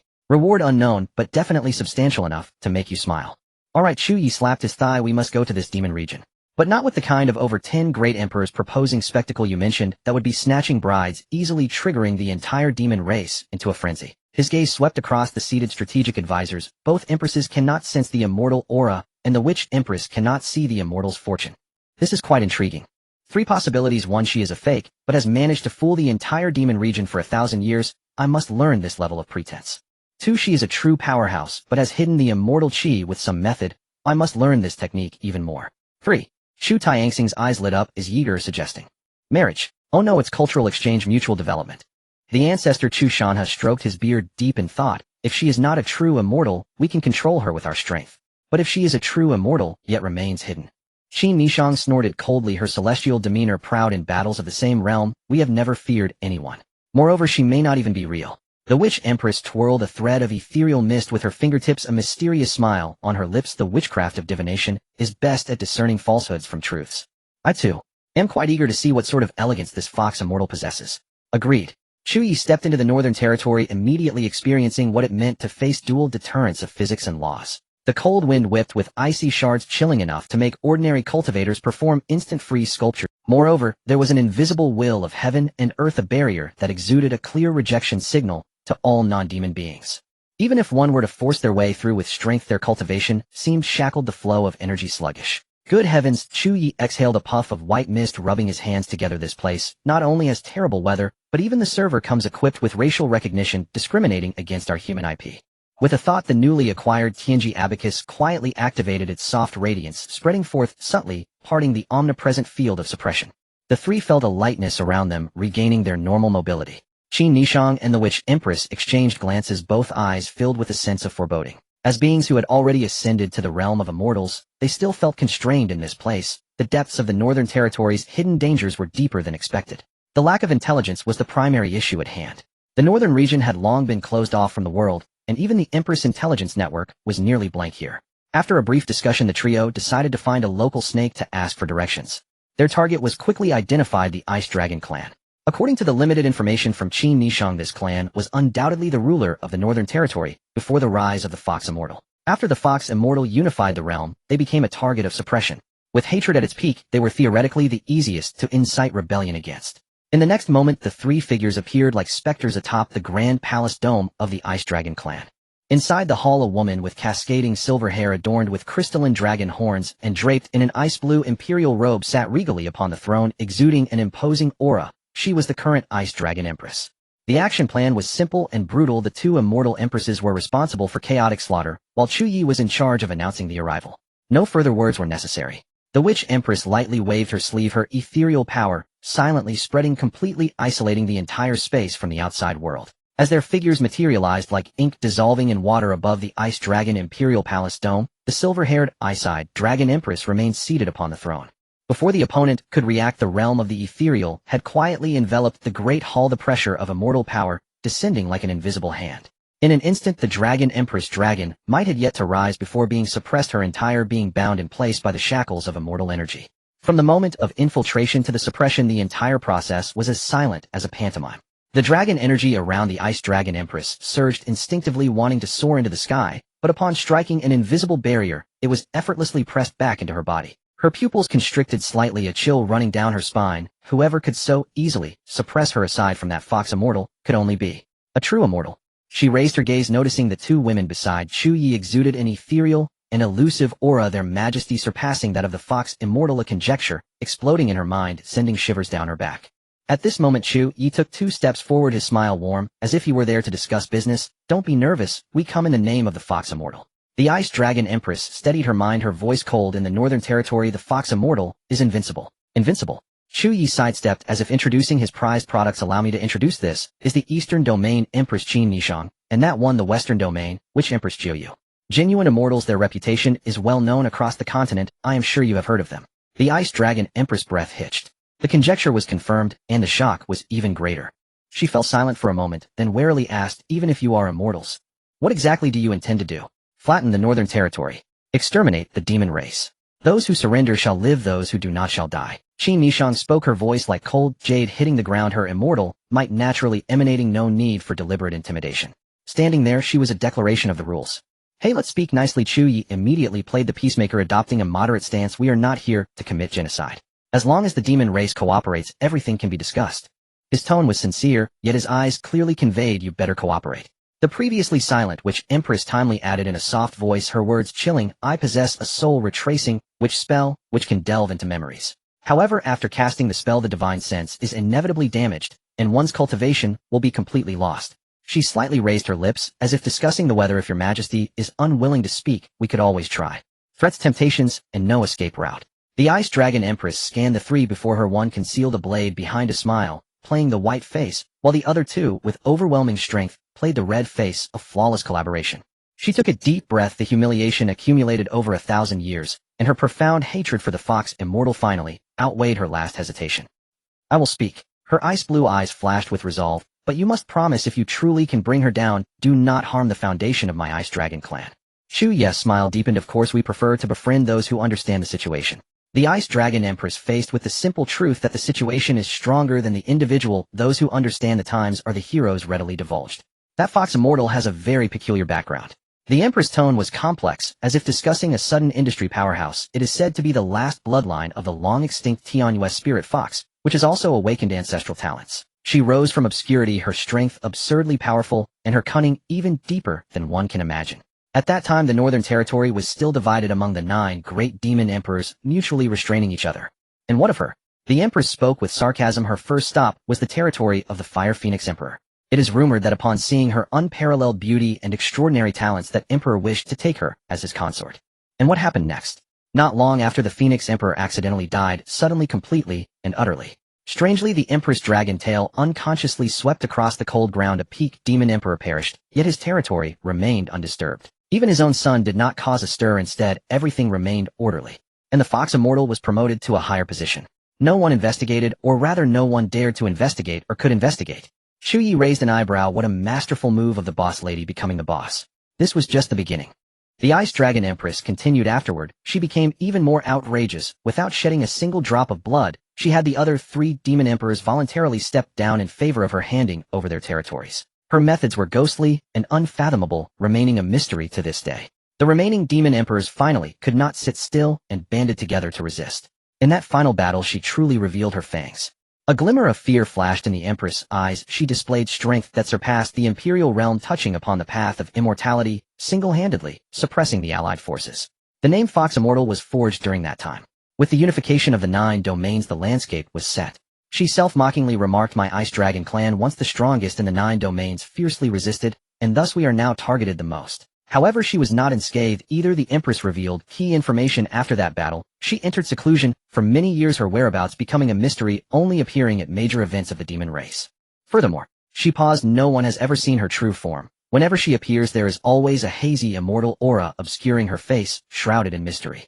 You arrived at a perfect time, or perhaps you have timed it perfectly. The Ice Dragon Empress looked at the 3 days from now will be the century-old grand tournament of the demon race. Each race will rank based on their combat power, directly determining the resource allocation for the next 100 years. For glory and tangible benefits, all races will fight tooth and nail. As the ruler of the Northern Territory, she stated emphatically, the Fox Immortal will definitely appear. Chu Ye exchanged a glance with the 2 immortal empresses. 3 days later, on the sacred festival of the demon race, before the eyes of all. This saved the trouble of searching the world over. After the Ice Dragon Empress finished her instructions, Qin Mishang tapped a wisp of immortal light into her brow, leaving behind a faint, yet lethal mark. Should you harbor treachery, or leak a single word, this mark will lead you to utter annihilation of body and soul. The Empress' tone was calm, yet each word weighed heavy as a mountain. The Empress respectfully acknowledged, daring not to disobey. 3 days passed in the blink of an eye. The Demon Race's centennial sacred grand competition commenced in the grandest divine beast sky dome in the Northern Territories. A massive gathering of myriad demons unfolded, a spectacle that could be called the Demon Race's Spring Festival Rush meets World Expo. Under the concealment of the 3 immortals' power, Chu Ye looked down from the sky, clicking his tongue in wonder. A 9-headed serpent coiled like a mountain, an 8-tailed celestial fox tread upon the clouds, a thunder tiger with wings upon its back, a dark turtle breathing frigid mist. Many rare and exotic beasts previously only seen in the ancient classic of mountains and seas now ran and roared vividly before his eyes. Seems the ancestors' imagination was a bit conservative after all, Chu Ye silently remarked. But beneath the clamor, a strange feeling began to surface in his heart. The entire sky dome gave him an indescribable sense of physical unease, as if this grand arena itself were a meticulously disguised colossal altar. At that moment, immortal light drifted down from the sky, as piercing as the eternal snowstorms of the northern wastes. The clamoring demons fell instantly silent, gazing up with reverence and awe. A figure enveloped in hazy lake-like immortal aura descended upon the supreme throne. Her graceful form was faintly visible, with only a pair of ice-blue eyes exposed. They were clear and translucent, yet indifferent, as ancient frost viewing the masses below like mere ants. Fox Immortal. The system interface instantly flashed the scan results. Tianyu's Spirit Fox, Half-Soul Body.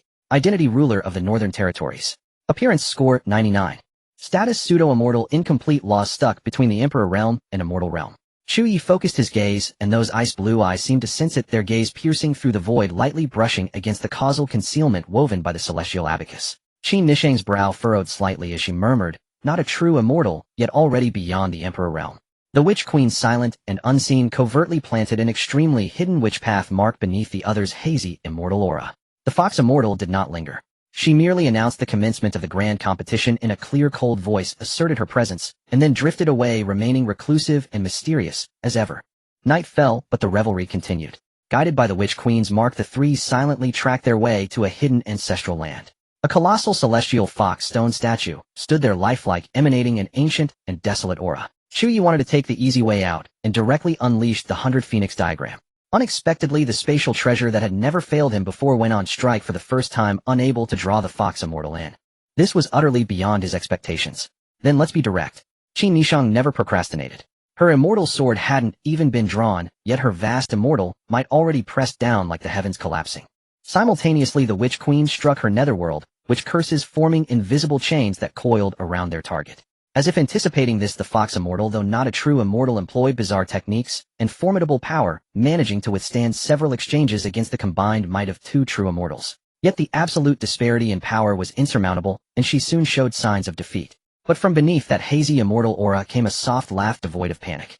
This sovereign long calculated this tribulation was unavoidable. Her voice was cold and noble, yet carried a madness that defied heaven. Since it is so, then, let us defy fate and change our destiny. Before her words faded, she formed a bizarre hand seal. Behind her, the colossal celestial fox stone statue began to weep tears of blood from its eyes. Centered on her, countless blood-red runes flashed to life, spreading like frenzied vines, instantly shrouding the entire ancestral land. With astonishing speed, they expanded outward, seemingly intent on devouring the very sky of the northern territories. The Witch Queen's gaze sharpened. A forbidden sacrifice array. She intends to use the lives and fortune of all beings in the northern domain as offerings. This array was definitely not set up on a whim. Qi Nishang snorted coldly. Her immortal sword unleashed a blaze of brilliant light, a single strike shattering the majority of the spreading array patterns. But the Fox Immortal, instead of panicking, laughed. The next moment, from all across the northern domain, pillars of blood-red light shot into the sky. Boundless power poured into the grand array, and the destroyed patterns instantly regenerated, their might swelling several-fold. Staring at the complex ancient array patterns that contained the principles of heaven and earth, Chu Ye felt the heritage of the celestial abacus stir within his mind. The name escaped his lips, the 10 phases 9 extremes array. The number 1 forbidden killing array of the ancient era. Once activated, this array uses a domain of heaven and earth as its furnace, all living beings as its fuel, and fortune as its fire. It will not cease until the very last shred of life and luck is consumed. How to break it? Only by slaughtering every living being within the array, destroying all fortune, leaving the array with nothing to offer. It was the ultimate ruthless move. After him dead, who cares if the flood rages on? Killing one man makes you a criminal, killing 10,000 makes you a hero. Chu Ye looked at the hazy figure, unable to help but admire her. You are directly aiming for slaughtering a domain to attain the Tao. What kind of Fox Immortal are you? You're a wolf in sheep's clothing. By now the grand array was complete, ensnaring the 3 of them within it as well.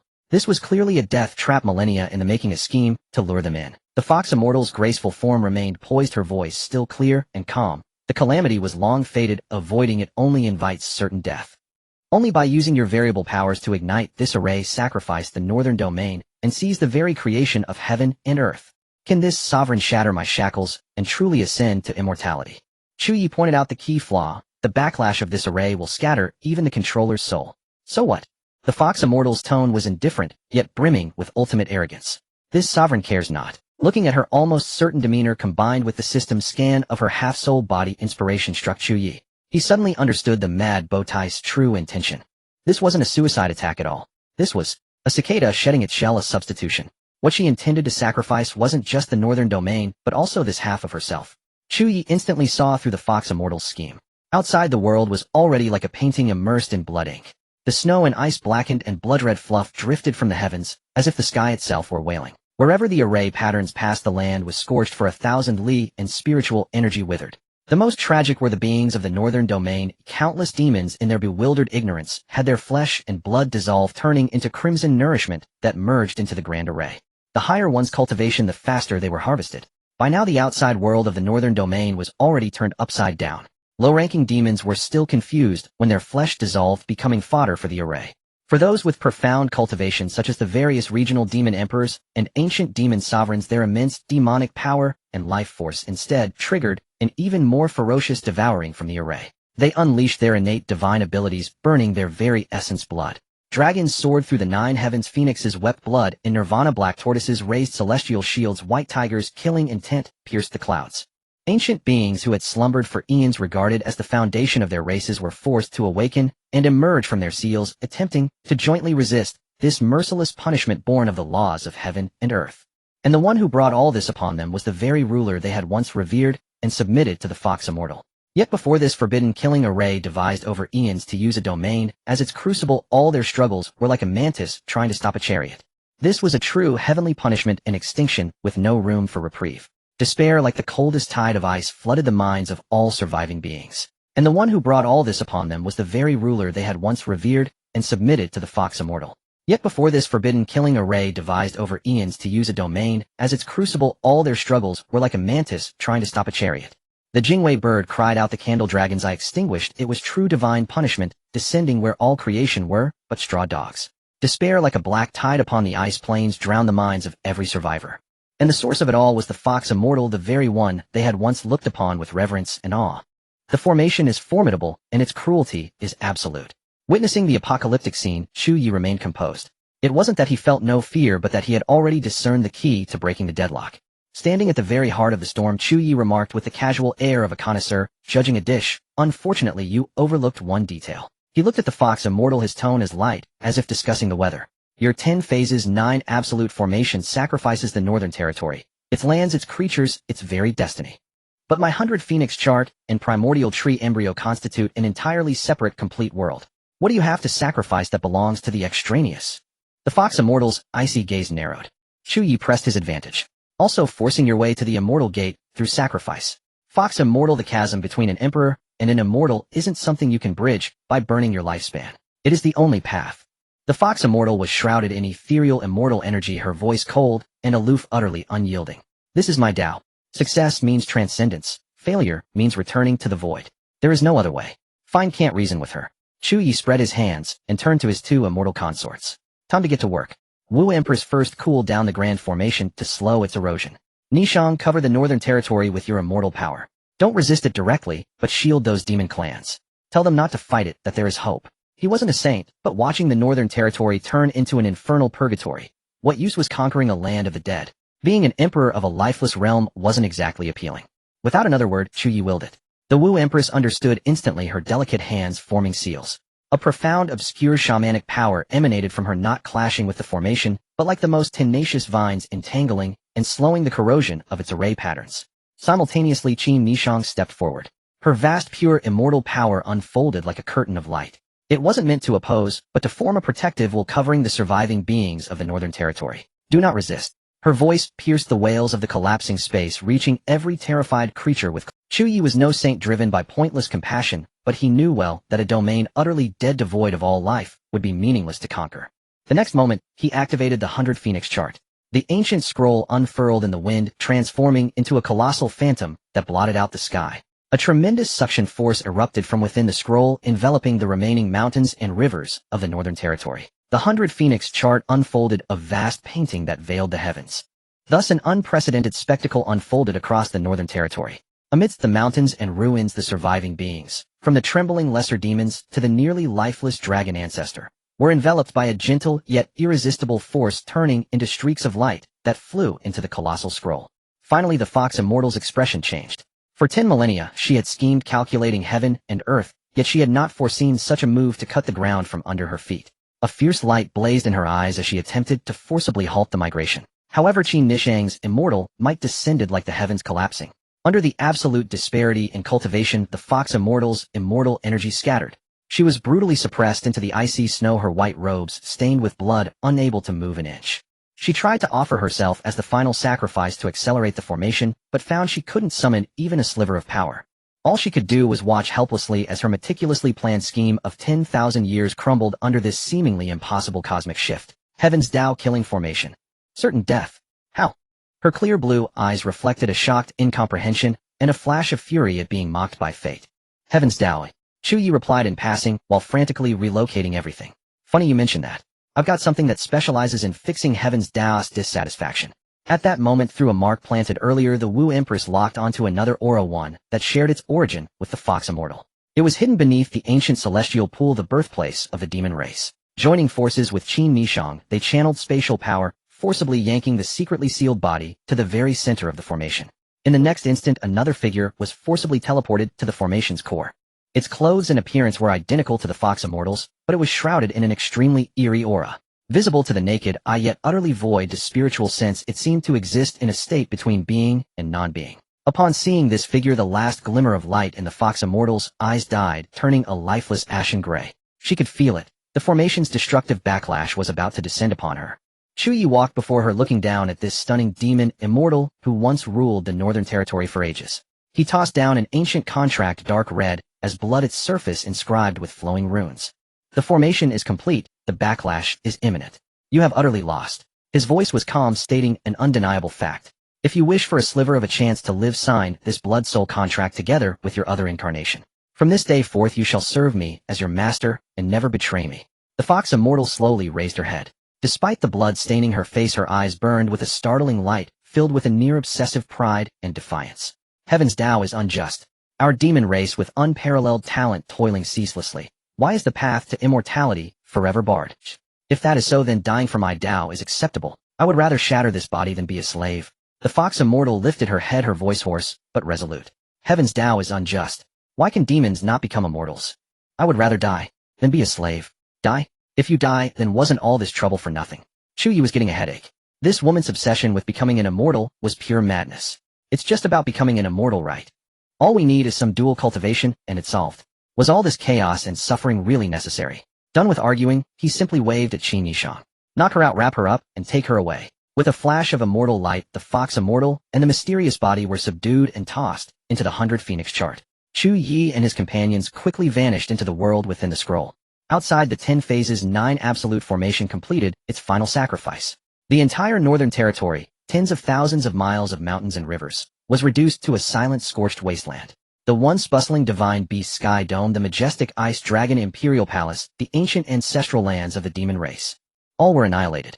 Inside the 100 Phoenix chart, the surviving demon clans looked upon the outside world where the land that held the memories of countless generations had fallen utterly silent. A quiet grief permeated the air. Meanwhile, Chu Ye looked at the unconscious twin fox immortals dumped before him and rubbed his temples. 7 days later, the fox immortal awoke in a haze. The moment her consciousness returned, she sensed her condition. Her meridians were sealed, her demonic power dormant, and her body laden with numerous restrictions. She was as weak as any mortal woman. She opened her signature ice blue eyes, and the first thing she saw was Chu Ye's face, wearing a smile, as if he had been waiting for this moment. It was this youth who had destroyed her 10th Sandier scheme. Chu Ye naturally caught the cold fury in her eyes, but he shrugged nonchalantly. Don't look so aggrieved. The great Tao has 50 paths, and heaven's derivation uses 49. One is left to escape. Your actions were too extreme, bordering on annihilation. Heaven's Tao always leaves a sliver of hope. As luck would have it, I might just be that sliver. His tone was light, but he forced the brutal reality upon her. Besides, the one you should hate now isn't me. It's the entire northern territory. Your former subjects now wish they could devour you whole. They'd use every torment in the world to make you wish for death, but unable to die. From the ruler of the northern territory to its public enemy, number 1. Quite a thrilling change of status, isn't it? Oh, and by the way, Chu Ye pointed outside. The northern territory has a new leader now. It's Empress Qin Yishang. With overwhelming power and the grace of salvation, her takeover was only natural. You, the former overlord, are now a thing of the past. The fox immortal remained silent, her face revealing neither sorrow nor joy, as if the accusations and upheaval had nothing to do with her. After a long while, she finally spoke. Her first question was how did she become an immortal? Chu Ye raised an eye. Well, her priorities. There was no guilt over the northern territory's creatures, no regret over the failed plan. Only a pure lingering regret and frustration over not achieving the ultimate goal of becoming an immortal. What a ruthless character. No, this wasn't a fox immortal. This was a wolf extinguisher. Even more ruthless than a ruthless person. I possess the method to become an immortal, Chu Ye admitted openly, but it is a closely guarded secret not to be shared. Curious. Simple, a dark red blood contract materialized at his fingertip. Sign this, pledge your allegiance to me as your master, and obey my every command for all eternity. Judge for yourself if it's true. Look at Nishang and the Witch Queen, you should know my words are not false. The fox immortal fell into silence once more. This time she did not resist. She raised her head, her ice blue eyes meeting Chu Ye's gaze directly, and asked a profoundly pragmatic question. Can you guarantee 100% that I will become an immortal? If you can swear a heavenly Tao oath. I may sign. Chu Ye watched her, observing the almost cold, calculating way she weighed freedom and dignity on a scale, and unhesitatingly tipped the balance toward immortality. He mused inwardly, this drive, this ruthless determination to achieve her goal by any means necessary. It seems the mindset of a top-tier hustler from the demon realm truly differs from a human's. In her eyes, everything was likely a transaction as long as it led to the end of the immortal path. Looking at this aloof, noble, single-minded, career-driven woman who sought only the great Tao, Chu Ye's desire to conquer her only intensified. Making an existence like her bow down would be far more satisfying. Fine. He nodded with a beaming smile without a moment's hesitation. I, Chu Ye, hereby swear a heavenly Tao oath. If the fox immortal signs this blood contract and pledges fealty to me, I will surely aid her in achieving immortality. Should I violate this oath, may heaven and earth strike me down. As the oath was sworn, a faint resonance seemed to echo between heaven and earth. Seeing this, the fox immortal hesitated no longer. With a flicker of her silent, mysterious incarnation overlapped with her true body. Light swirled, and her dual souls completely merged into one. Then with her newly strengthened, fused soul, she branded an indelible mark upon the blood-red contract. The contract was sealed, its radiant light fading inward. The former ruler of the Northern Territories, the Fox Immortal, who had schemed for millennia, thus became a blood contract servant under Chu Ye. With the pact complete, the hazy immortal aura that had shrouded her slowly dissipated, revealing her true countenance. Her skin was like ice and her bones like jade. Her beauty was unparalleled. She possessed the crystalline coldness of frost, yet a subtle innate allure unique to the celestial fox bloodline flickered in her brows and eyes. Those ice-blue eyes, now devoid of the usual aloofness towards mortals, held a hint of complexity, yet remained as clear as a polar abyss. A simple white robe clung to her exquisitely graceful curves, the fullness of her figure breathtaking. Coldness and allure, two contradictory qualities, perfectly blended within her. Chu Ye admired the view for a moment, then fulfilled his promise. The method to help you ascend is actually not difficult. You just need to dual cultivate with me. I possess an immortal-grade dual cultivation secret art supplemented by special pills guaranteeing your breakthrough. Upon hearing the words dual cultivation, a faint, barely perceptible ripple passed through the Fox Immortal's cold eyes, but it vanished in an instant, returning to calm. She nodded, as if accepting a necessary step in her cultivation regimen. Chu Ye was quite pleased with her sensible attitude, and promptly transmitted the profound dual cultivation method into her sea of consciousness. Meditate on this carefully, and go bathe and change your clothes first, he said, a slight smile playing on his lips, his tone casual. Tonight, I shall assist you in ascending. The Fox Immortal gave a slight nod, and turned to leave her white robes trailing behind her. Her back remained straight and proud, as if what was about to happen was not an intimate encounter, but a solemn ritual on the path to the great Dao. As night fell as promised, the Fox Immortal arrived, treading upon moonlight. The scent of blood had been cleansed from her. She still wore the same cold white robe, which only accentuated her graceful figure, her curves subtly revealed, with each step carrying an unconscious allure. Chu Ye's gaze was frank and direct, appreciating the peerless beauty of this trophy and partner. He said little, only gesturing for her to remove her outer robe. The Fox Immortal's expression remained calm, as if this was merely a necessary preparation before cultivation. When her form capable of outshining all worldly beauty was revealed without reservation, satisfaction flickered in Chu Ye's eyes. Taking her hand, he led her step by step towards the bed. As the dual cultivation began, the atmosphere was unexpectedly professional. The Fox Immortal followed the cultivation method precisely, her mind focused, her demeanor composed, devoid of the shyness typical of mortal women. Beneath her cold exterior seemed to reside a blazing pure energy, treating this entire affair as a solemn ceremony on the path to the great Dao. Good, very scientific spirit. Chu Ye naturally was not one to hold back. He deployed a variety of exquisite union arts combined with top-tier dual cultivation methods from the system, one after another. More than intimacy, it was a peak-level academic exchange and practical verification of the great Dao physical endurance and technique. 7 days and 7 nights without rest.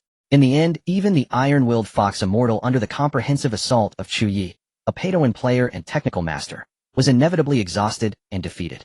Her coldness was gone, and she lay limply in his arms. Ding! Successfully conquered the 99-point peerless target, the Northern Territory Fox Immortal Dual Soul. Rewards issued. The system notification sounded like heavenly music, followed by a dazzling array of explosive rewards: 2 Immortal Realm Breakthrough Pills boxes of Emperor Realm Breakthrough Pills, and 9 Turn Sublimation Pills, and some other special items. 1. World Seed Heaven and Earth Ice Spirit 1. This spiritual essence of heaven and earth can serve as the ultimate ice law, nurturing extremely cold entities. It can greatly accelerate one's progress in the path of weapon refinement. 2. Immortal Artifact Immortal Binding Rope comes with tracking, sealing, and annihilation effects. Even an immortal would find it difficult to escape its source. 3. Divine Demonic Artifact Blood Demon's Tear contains the primordial energies of gods and demons from the dawn of creation. Usable only once. The power it unleashes would terrify gods and demons alike and darken the heavens and earth. 4. Immortal Artifact Heavenly Silkworm Armor 10, a one-time use item that can block a single fatal blow. It will self-destruct after use. Use with caution. 5. Demon Dao Cannon 1. The Demon Dao is a martial path developed by the human race independent of the Heavenly Dao. It is considered the best martial art for the one that escapes from the 14 paths of heaven's evolution. It is profound and extensive, but one must be cautious when learning and comprehending it. The harvest was bountiful, akin to clearing a small dungeon. More importantly, his cultivation base had unexpectedly reached the yin-yang realm. Chu Ye held the warm, soft figure in his arms, his fingers tracing her delicate skin, a feeling of conquest and accomplishment welling up within him. True to his word, he produced the radiant Immortal Realm Breakthrough Pill and placed it in the Fox Immortal's palm. Gazing at the long-dreamed-of immortal pill in her hand, her ice-blue eyes shone with astonishing brilliance. She rarely softened her posture, leaning against Chu Ye's chest, her voice losing its usual coldness. Release my restrictions. I need to adjust to my optimal state before I can undergo the tribulation. Chu Ye raised an eyebrow, amused by her rare initiative. He teased her. That depends on whether you can satisfy me. The Fox Immortal understood his implication. The next moment, this aloof and proud former ruler of the Northern Territories took the initiative to kiss him. Her kiss was passionate, her allure innate, displaying the seductive charm of the celestial fox bloodline to its fullest. Who would have thought that this career-oriented female immortal with a heart only for the great Dao could possess such a contrasting demeanor in the bedchamber? The ancestors' words were not false. Chu Ye, while enjoying the ultimate pleasure, vaguely recalled a certain infamous predecessor who brought ruin to nations. Foxes, indeed, have a unique flavor. Another 7 days of fierce battle. The Fox Immortal greedily absorbed the cultivation advancements and physical adjustments brought by dual cultivation, finally reaching a state of perfect readiness. The moment she consumed the Immortal Realm breakthrough pill, terrifying heavenly might gathered within the 100 Phoenix diagram. Due to her heavy karma and pure cultivation foundation and lack of great fortune to protect her, this immortal tribulation was far more violent and dangerous than those faced by Qin Nishang and the Witch Queen. The tribulation clouds roiled. Even the first few lightning bolts caused the space within the diagram to tremble violently. The Fox Immortal relied on her formidable divine path, an unyielding will to endure until the 8th bolt. By then she was on the verge of collapse, her immortal body covered in cracks, her aura at its absolute lowest. She looked up at the sky, her eyes filled with defiance and rage, as if questioning the heavens for such injustice. When the 9th bolt, the final destructive killing strike, carrying immense karmic fire, descended with overwhelming force, the Fox Immortal closed her eyes, her heart filled with nothing but despair. This guy knew it wouldn't be that easy. Chu Ye's voice resonated. Within the 100 Phoenix scroll, he reigned as sovereign of this realm, the invisible architect of its laws. The vast primordial vitality of the Hongmeng tree instantly enveloped the Fox Immortal's dying form, anchoring her fading lifeline. He stepped forward in a single stride, placing himself before her, and summoned the foundational essence of the entire 100 Phoenix scroll microcosm to directly withstand that terrifying tribulation lightning. A bolt so formidable, it would make even an incoming true immortal wince. Boom. After the cataclysmic shockwave subsided, the tribulation clouds gradually dispersed. Chu Ye let out a stifled groan, blood trickling from the corner of his mouth as his inner qi surged violently. Remarkable. This karmic backlash. Just how many sins have you amassed? Out there you'd lose 10 lives before even scratching the surface of such recklessness. At that very moment, pure celestial energy descended in torrents.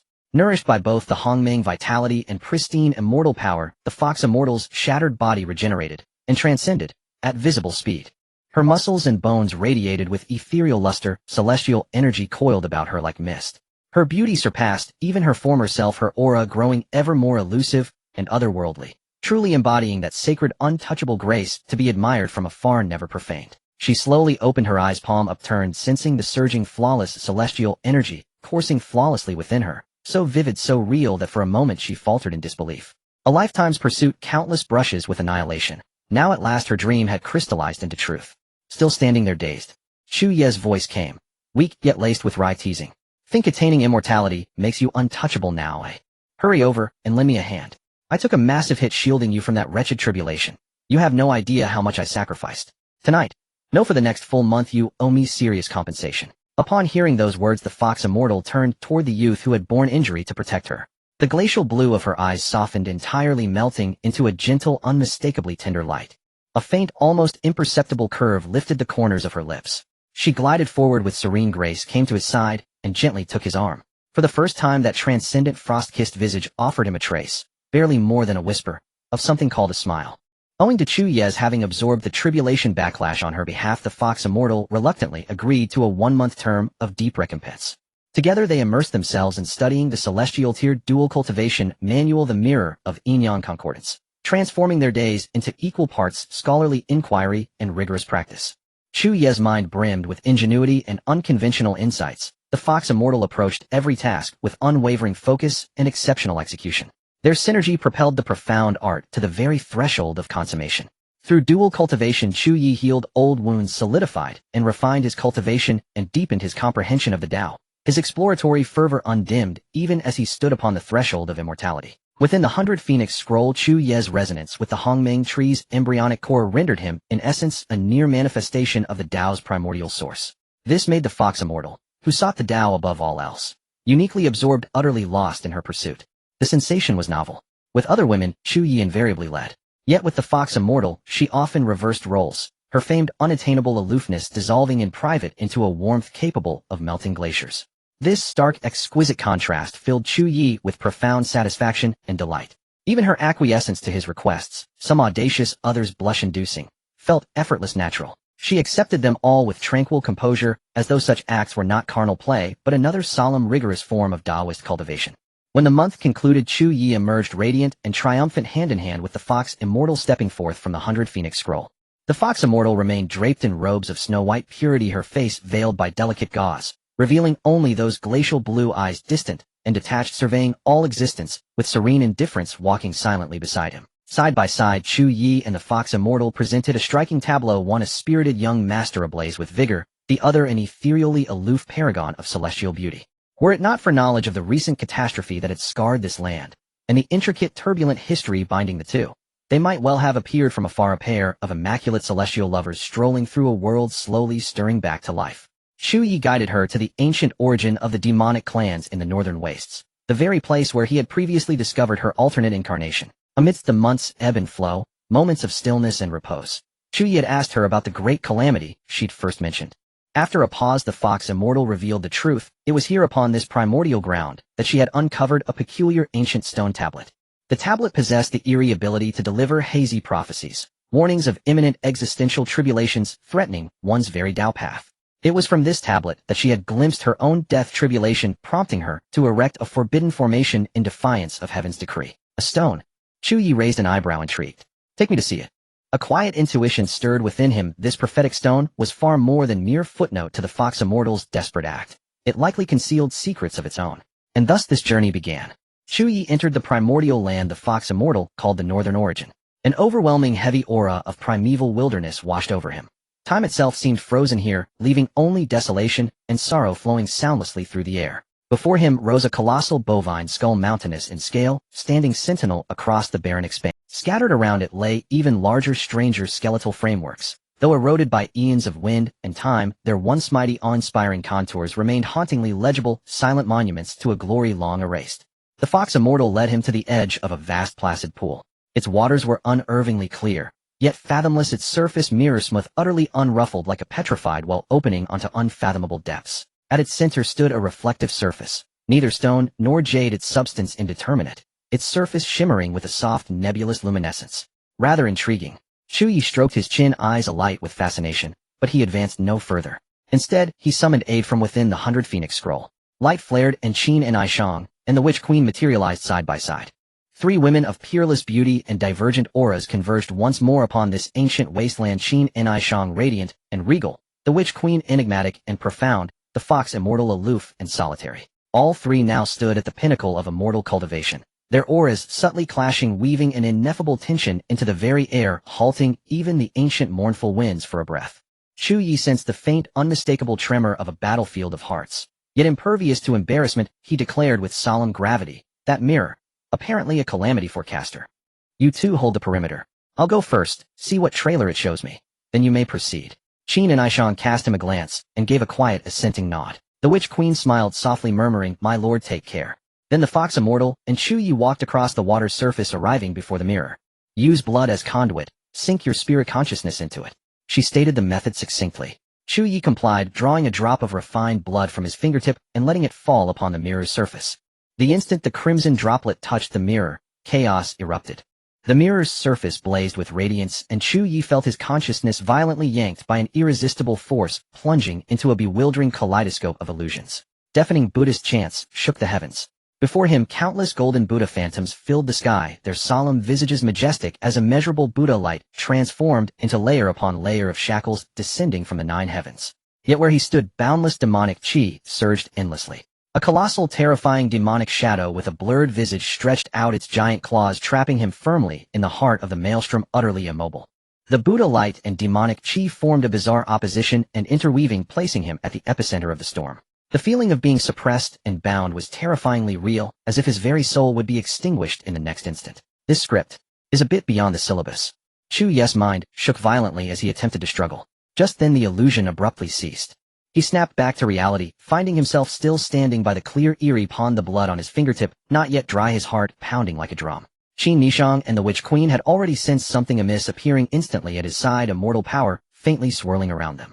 The Fox Immortal's icy blue eyes gazed upon him as if asking, "What did you see?" Chu Ye took a deep breath, looked at the now calm stone mirror, then at the three stunningly beautiful women beside him, and finally stroked his own chin.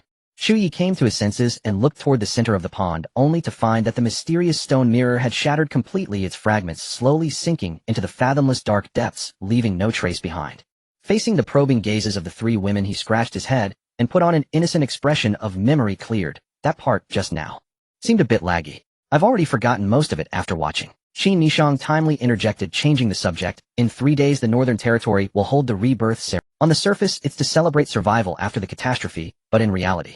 She paused, her gaze deliberately brushing past the snow-quiet Fox Immortal standing nearby. It's to complete the power transition and declare my formal unification of the demon territory. A human empress ruling the demon race. This was virtually a fantasy tale. Yet thanks to the Fox Immortal's self-destructive maneuver, her takeover as an outsider who saved the remnants of the Northern Territory was surprisingly smooth, with negligible opposition.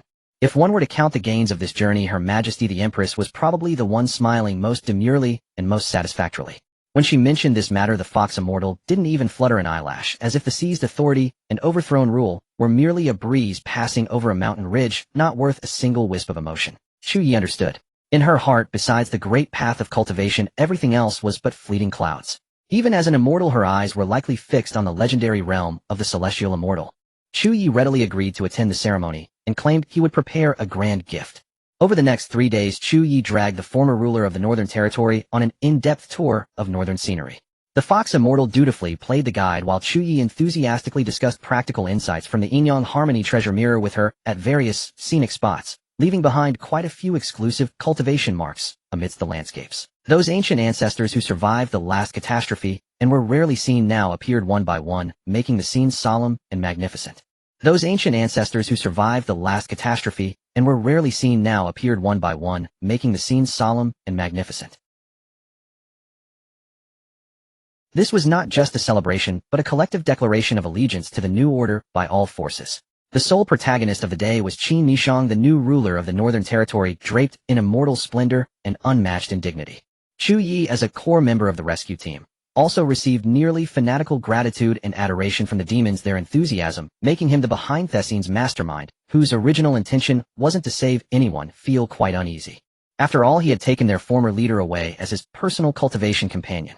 The Fox Immortal naturally didn't appear in the hearts of the demons. She had long since vanished into thin air with that sacrifice. At the climax of the ceremony, Chu Ye presented his promised grand gift. He channeled the boundless vitality of the primordial tree embryo within the 100 Phoenix diagram, transforming it into an endless rain of emerald light that fell upon the northern lands half scorched by the sacrificial array. Where the light rain touched the frozen plains, revived scorched earth sprouted, and withered trees regained life. The frigid north displayed the miraculous spectacle of the four-season cycling. Spiritual energy swirled like mist, resources regenerated vigorously, transforming the land into a newly born paradise.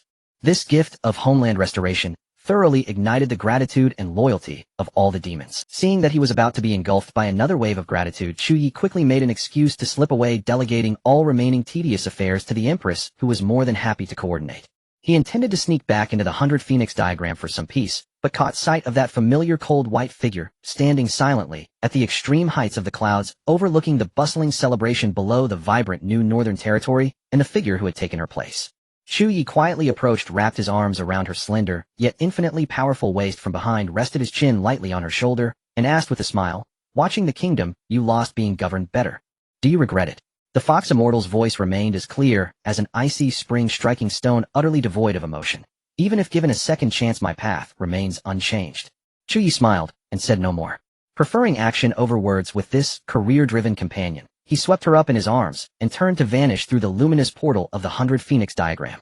"The path of the Tao is long," his voice echoed teasingly as he stepped through the door, "but deep cultivation is far more practical." After several more days of Tao discussion, within the 100 Phoenix diagram, Chu Ye pocketed most of the resources submitted by the Northern Territory, and then quietly returned to the Great Chu with the Fox Immortal. The Witch Queen had returned to the western regions to hold things down, and Qin Nishang had also gone back to the Great Qin in the east to begin integrating the eastern, western, and northern territories. An unprecedented fusion was already brewing silently beneath the calm surface. And Chu Ye brought his newest recruit, the fox immortal whose heart was solely devoted to the great Dao, back to the Great Chu dynasty. Upon returning to Great Chu, Chu Ye gave a concise report on the thrilling events of the Northern Territory expedition and the fox immortal's circuitous recruitment. Then, like clearing out a warehouse, piled the vast trove of resources and pills he had looted onto the floor of the imperial study. Father Ancestor, these are the local specialties from this trip. Divide them as you see fit. His tone was as casual as if he had just finished a shopping spree. While taking stock of the gains, they unexpectedly discovered 2 immortal realm breakthrough pills.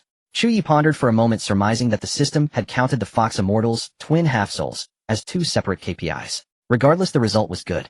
He handed one of the pills to Ancestor Chu Shanha, who had reached the peak of the Emperor realm. Saturated with the vitality of the primordial tree embryo and the pill's nourishment, the Ancestor was already at full capacity, awaiting breakthrough. Taking the pill, the Ancestor took a deep breath and immediately entered seclusion. Days later, immortal splendor shot into the sky and the tribulation lightning dispersed. Chu Shanha had become the first native true immortal in the history of the Great Chu dynasty. After emerging from seclusion, the Ancestor was so ecstatic that he could barely maintain his immortal demeanor and immediately decided to hold a grand selection ceremony for the world's finest consorts for Chu Ye. "My child." The Ancestor's voice, though surrounded by ethereal mist, boomed, as if proclaiming to the 3 realms, "Do you know our current strength? 30 great emperors, and counting me, and your 3 women, 4 true immortals. With such a foundation, even walking sideways would feel too constraining. If you were to let even a hint of your exclusive dual cultivation ascension method slip out." His eyes gleamed with anticipation, envisioning countless ancient clans and hidden sects begging to send their saintesses and goddesses to Great Chu, even the old fossils in their coffins rising to claim kinship. When faced with a shortcut, what are modesty and dignity? Mere clouds. Look at the fox immortal, she's the living proof. Chu Ye's mouth twitched slightly, and he quickly waved his hand to stop him. Hold on, Ancestor, let's keep a low profile." His reasons for refusal were sound. It wasn't a warning from his kidneys, nor a sudden turn to asceticism, nor was it that he looked down on other beauties, because he already had stunning companions. The grass always seems greener on the other side. Chu Ye's motto had always been the more the merrier. But the timing was right. Now we are at a peak of prosperity, like oil on a roaring fire. Chu Ye analyzed astutely. The eastern, western, and northern domains are being integrated, but we still need time to digest them. The central domain is an unfathomably deep pool. Even Ni Shang speaks of it with caution.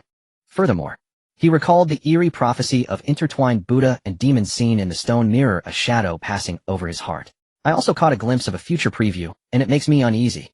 His strategy was clear: lie low and develop, don't be reckless.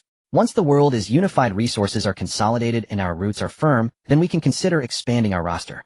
Good things should be chosen slowly, like a steady stream. Chu Shanha stroked his ethereal beard, feeling a pang of regret, but acknowledging the prudence. He finally declared with bold heroism, "Fine, as you wish. But if you set your eyes on anyone, just tell your Ancestor. Who in the heavens or on earth would dare refuse our family? He'll personally go and propose."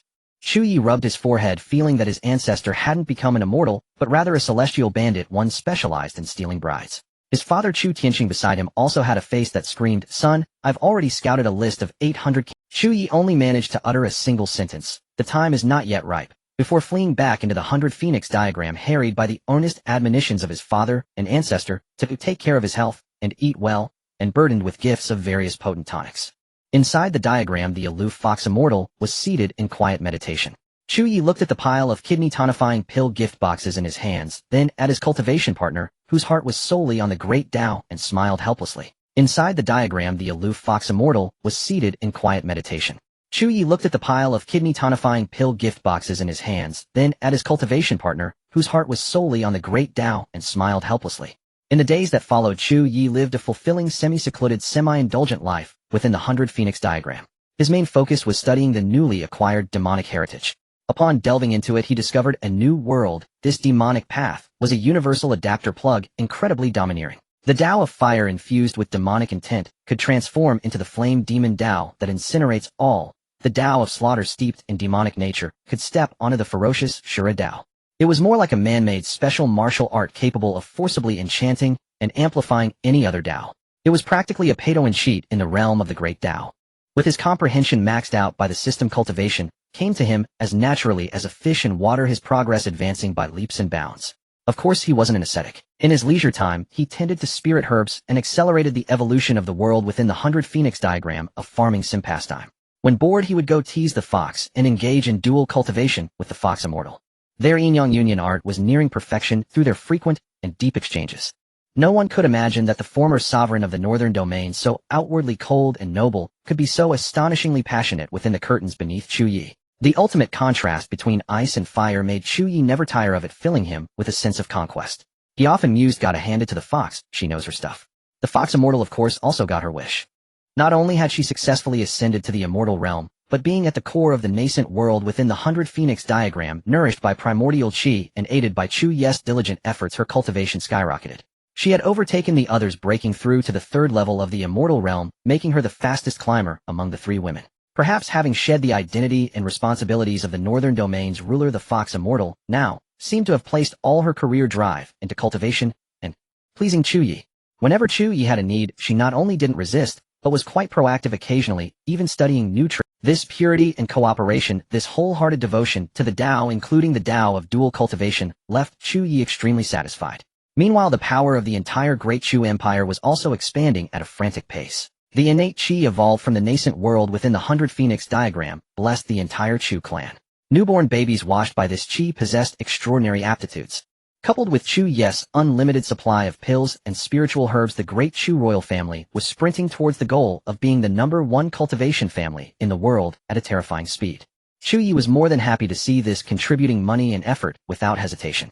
If I can't be the strongest second-generation immortal, then it'll make my family the strongest. I can be the father of the strongest one, right? He fantasized happily about the future. By then, why would I need to choose? The world's beauties would be lining up all clean and ready, waiting for me to pick. Now that's the pinnacle of life. In the imperial study of the Great Qin Empire, brightly lit a mountain of memorials was being reviewed and categorized at a visible speed.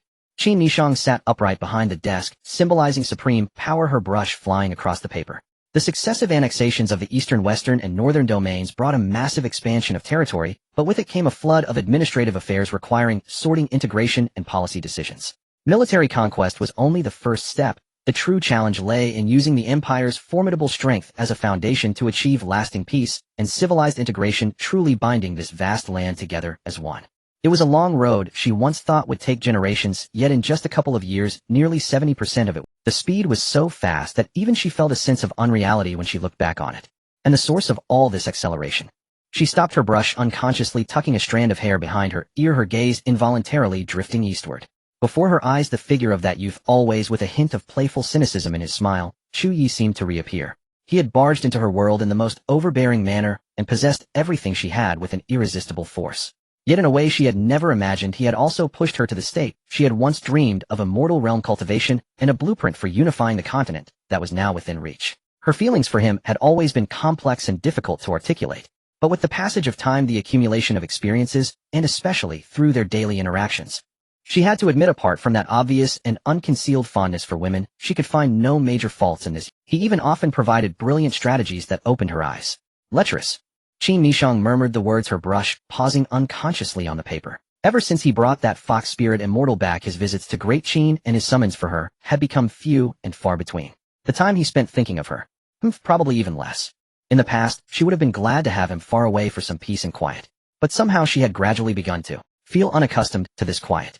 Especially when faced with difficult empire-wide unification strategies, she found herself unconsciously thinking, maybe I should ask that guy. Damn that rogue. This emperor still has to help you find women. You're just too damn lucky for your own good. The more she thought, the more a nameless fury kindled within her. She couldn't resist jabbing the brush into the blank memorial with undue force, revealing a rare, almost girlish petulance. Tisk, which blind fool has angered our empress? A voice laced with amusement came from behind without warning. Qin Nishang's heart skipped a beat. Before she could turn, she was enveloped in a warm, solid embrace. Chu Ye, as if executing a routine spatial jump, wrapped his arms around her from behind with the ease of returning home. She turned her head and her lips accidentally brushed against his cheek. A flicker of embarrassment passed, but the empress steadied herself, resuming her usual cool tone, yet carrying a subtle emotion she herself didn't notice. Why are you here? Is that fox immortal already bored with you? Chu Ye chuckled, not annoyed at all, but rather as if had discovered something amusing. His hand slid down restlessly, his tone as confident as if stating a truth. Yeah, I'm bored. Who told me that here with you is the most captivating place of all, especially these two tails of chest here. I've coveted them for a long time, and the memory lingers deliciously. Let state affairs wait for tonight, Empress. You must serve in my bed. Without any further ado, he scooped her up directly in his arms. Qin Nishang could only let out a short, startled gasp, Yet her body instinctively adjusted her arm looping around his neck as she allowed him to carry her away from the stack of memorials, symbolizing endless responsibility. Soon they fell onto the soft bed. As Chu Ye was about to lean down, Qin Nishang reached out and pressed a hand against his chest. What's the rush? She cast him a sidelong glance and unusually didn't get straight to the point. Instead she pulled him up. Bathe first. She led him to the Imperial Heavenly Pool bathing pavilion where warm steam filled the air. This time she showed none of her usual shyness or resistance, her movements as natural as a common wife tending to her returning husband. She first untied his robes, and then under his burning gaze slowly unfastened her own imperial gown. In the warm water, Chu Ye naturally took full advantage. And Qin Nishang for once set aside all her imperial pride and reserve, offering him the most tender service and response. After a long while the clouds dispersed and the rain ceased. Chu Ye lay on the bed thoroughly content, stroking Qin Nishang's smooth back lazily, like petting a languid. The Empress lay on his chest, showing a rarely seen, utterly relaxed demeanor. The perpetual authority and worry etched between her brows seemed smoothed away, leaving only post-coital satisfaction and peace. Humph, she muttered sullenly against his chest after a while, her fingertip tracing idle circles. I, the Emperor, manage a myriad of affairs, yet I still must find time to serve you, you rogue. What a huge loss. Chu Ye chuckled lowly, pulling her closer. Yes, your Majesty works hard. Then, next time shall I serve your Majesty? Qin Nishang didn't reply, only buried her face deeper into his embrace, as if that was her most formidable fortress and her most tranquil harbor. That night after the storm had passed, Qin Nishang lay in Chu Ye's arms, her fingertip tracing idle circles on his chest, but her tone was serious. Great Qin has received a special letter for help. It originates from the Western Buddhist kingdom in the southern domain. The letter says that within the Buddhist kingdom a shocking conspiracy capable of engulfing the entire continent is brewing, about to erupt. It earnestly requests my intervention to strangle the danger in its cradle. Chu Ye lightly smacked her shapely rear and laughed. Oh, conquered the western region, taken the northern domain, and now our empress has a big appetite, reaching her chopsticks towards the southern domain. Qin Nishang shot him a glare and cut to the chase. The one who sent the plea is the renowned Jingan Shenyang, who rivals my fame. Legends say she is a reincarnation of a bodhisattva bearing supreme merit, descended to the mortal world to transcend tribulation. Her beauty is said to be ethereal. Surely, had this been any other time, hearing keywords like ethereal beauty, Chu Ye would have been rubbing his hands in anticipation, already planning a southern domain sightseeing guide. But this time he fell into an unusual silence. He recalled the fragment of a future catastrophe he had glimpsed through the ancient land. The source of the crisis clearly pointed to the Buddhist kingdom in the southern domain. This meant the great omen of disaster he had foreseen was very likely connected to that place. Chu Ye was lustful by nature, but he valued his life even more. What use is enjoying beauties if you're dead?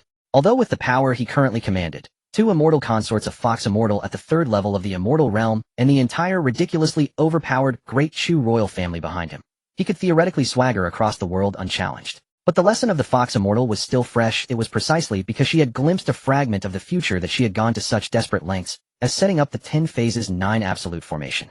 In the end she failed, lost everything, and became a bloodbound servant. Yet from another perspective, she won successfully, becoming an immortal, and her current situation wasn't bad. Fate, especially when you only see fragments of the future, is the most treacherous and unpredictable thing. The cause you see may not yield the effect you anticipate. Just as Chu Ye was entangled in the dilemma of whether or not to go to the southern domain, the very next day, the Fox Immortal proactively sought him out, making a rare request. Chu Ye, please grant me 1 month of freedom. I am willing to pay any price. Her voice remained cold, but there was a rare flicker in her eyes, a trace of human emotion. Chu Ye found this highly intriguing. This Fox Immortal, who was indifferent to almost everything except cultivation and fulfilling her duties to her master, was actually asking for a favor. Reason, he asked.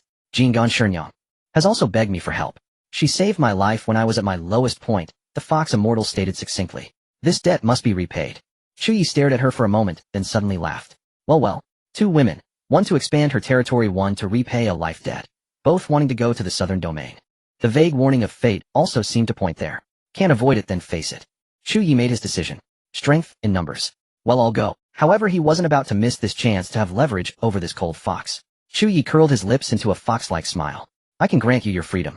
But you will owe me a favor. Whatever I ask for in the future, you must agree. The Fox Immortal didn't hesitate, her ice blue eyes calmly meeting his. Agreed. Chu Ye nodded in satisfaction. Chu Ye decided to set out for the southern domain. Before departing, he gathered his entire core team: Empress Qin Nishang, which Queen Jiuyo, the newly acquired Fox Immortal, his father Chu Tianxing, and ancestor Chu Shanha, for a brief meeting in the Great Hall. Ancestor, father, stay here and muster all our forces. Position them around the southern domain, ready to provide support at a moment's notice.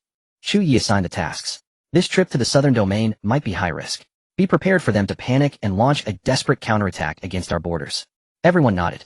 Chu Ye as usual took his divine harem of immortal beauties, Qin Nishang, Witch Queen and the Fox Immortal, traveling light and fast heading straight for the southern domain. The moment they stepped into the southern domain's border, an intangible supple barrier silently materialized.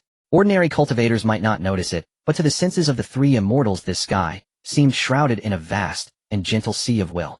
It's the power of vows, the Witch Queen said, her deep eyes flickering with ethereal light, recognizing it instantly. Unique to Buddhism. Swear great vows perform great merits, and heaven's Tao acknowledges it bestowing this power.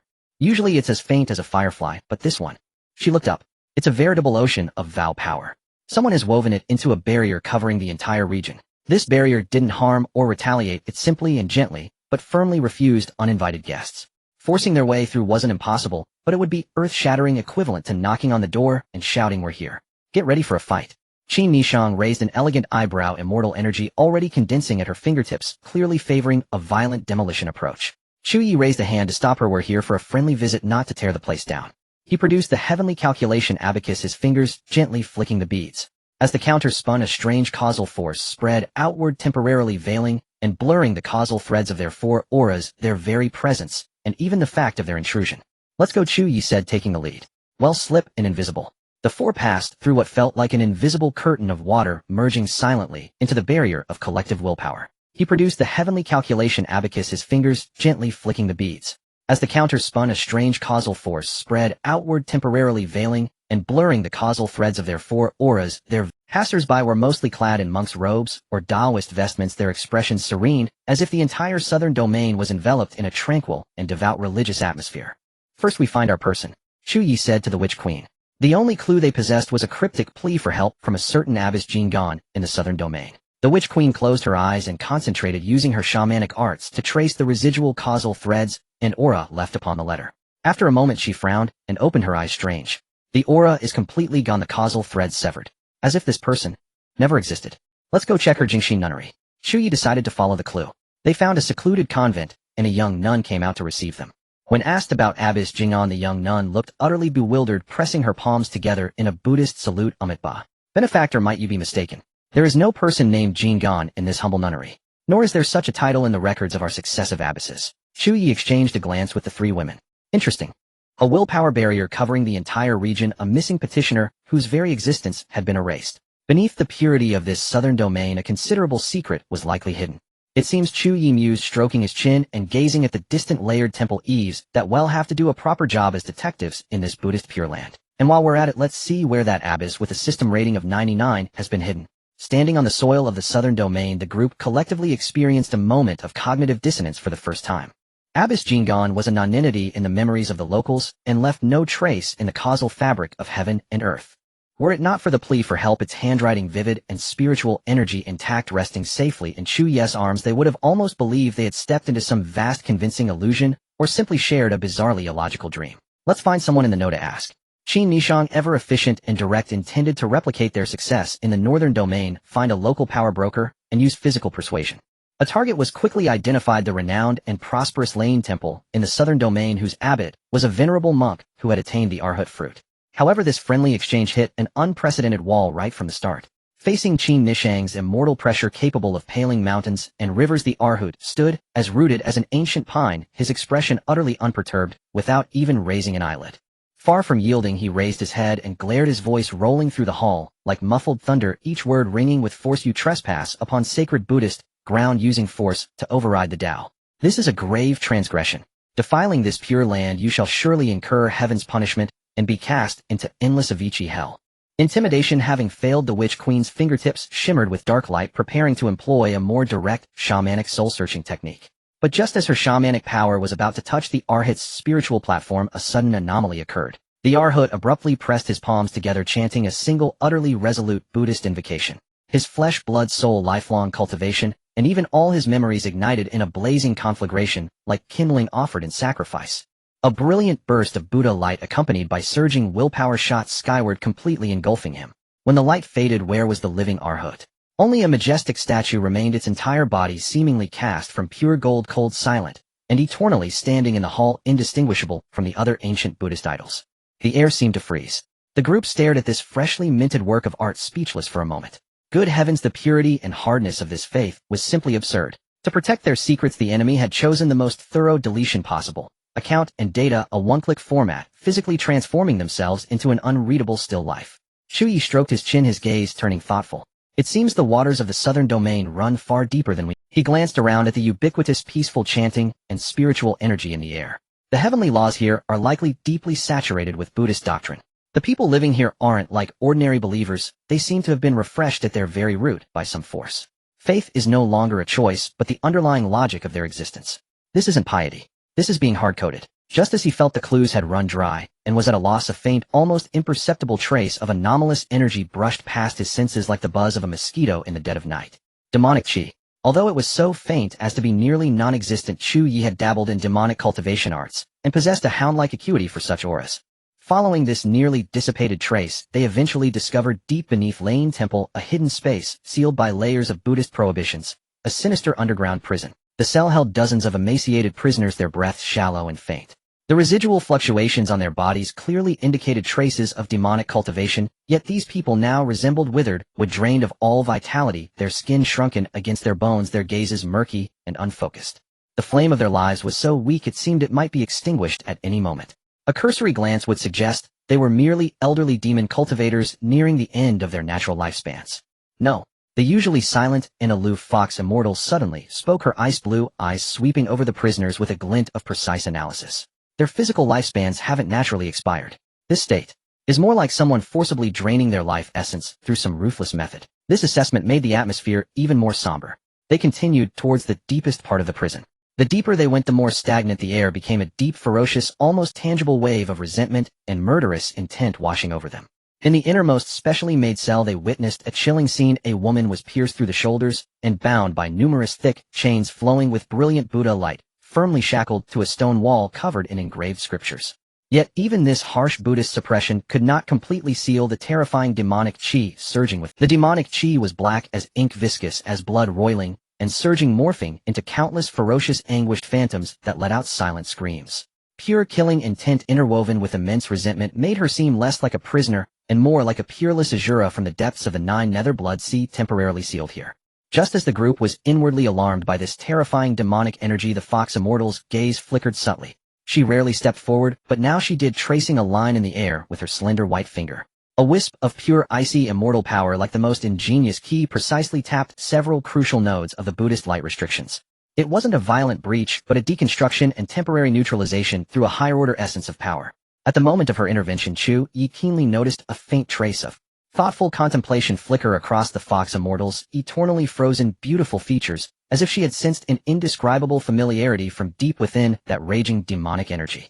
As the key restrictions were dissolved by her immortal power, the Buddha light on some of the chains dimmed slightly, revealing the true visage of the suppressed woman. It was a face of breathtaking beauty. Even though prolonged torment and exhaustion had left it pale as paper, her eyes tightly shut, and her breath, so faint it nearly ceased, her stunning allure remained undeniable.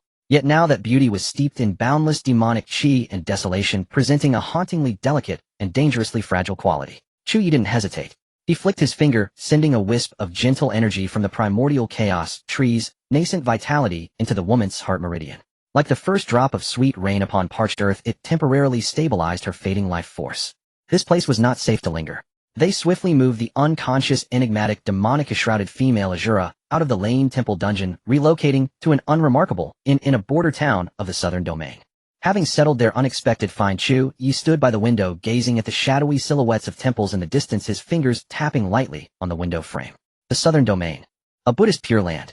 A meaningful curve tugged at the corner of his lips. On the surface, Buddhist chants fill the air, serene and peaceful. Yet beneath, hidden prisons drain the life force of mortals, and here lies a breathtakingly beautiful woman, suppressed by overwhelming demonic aura.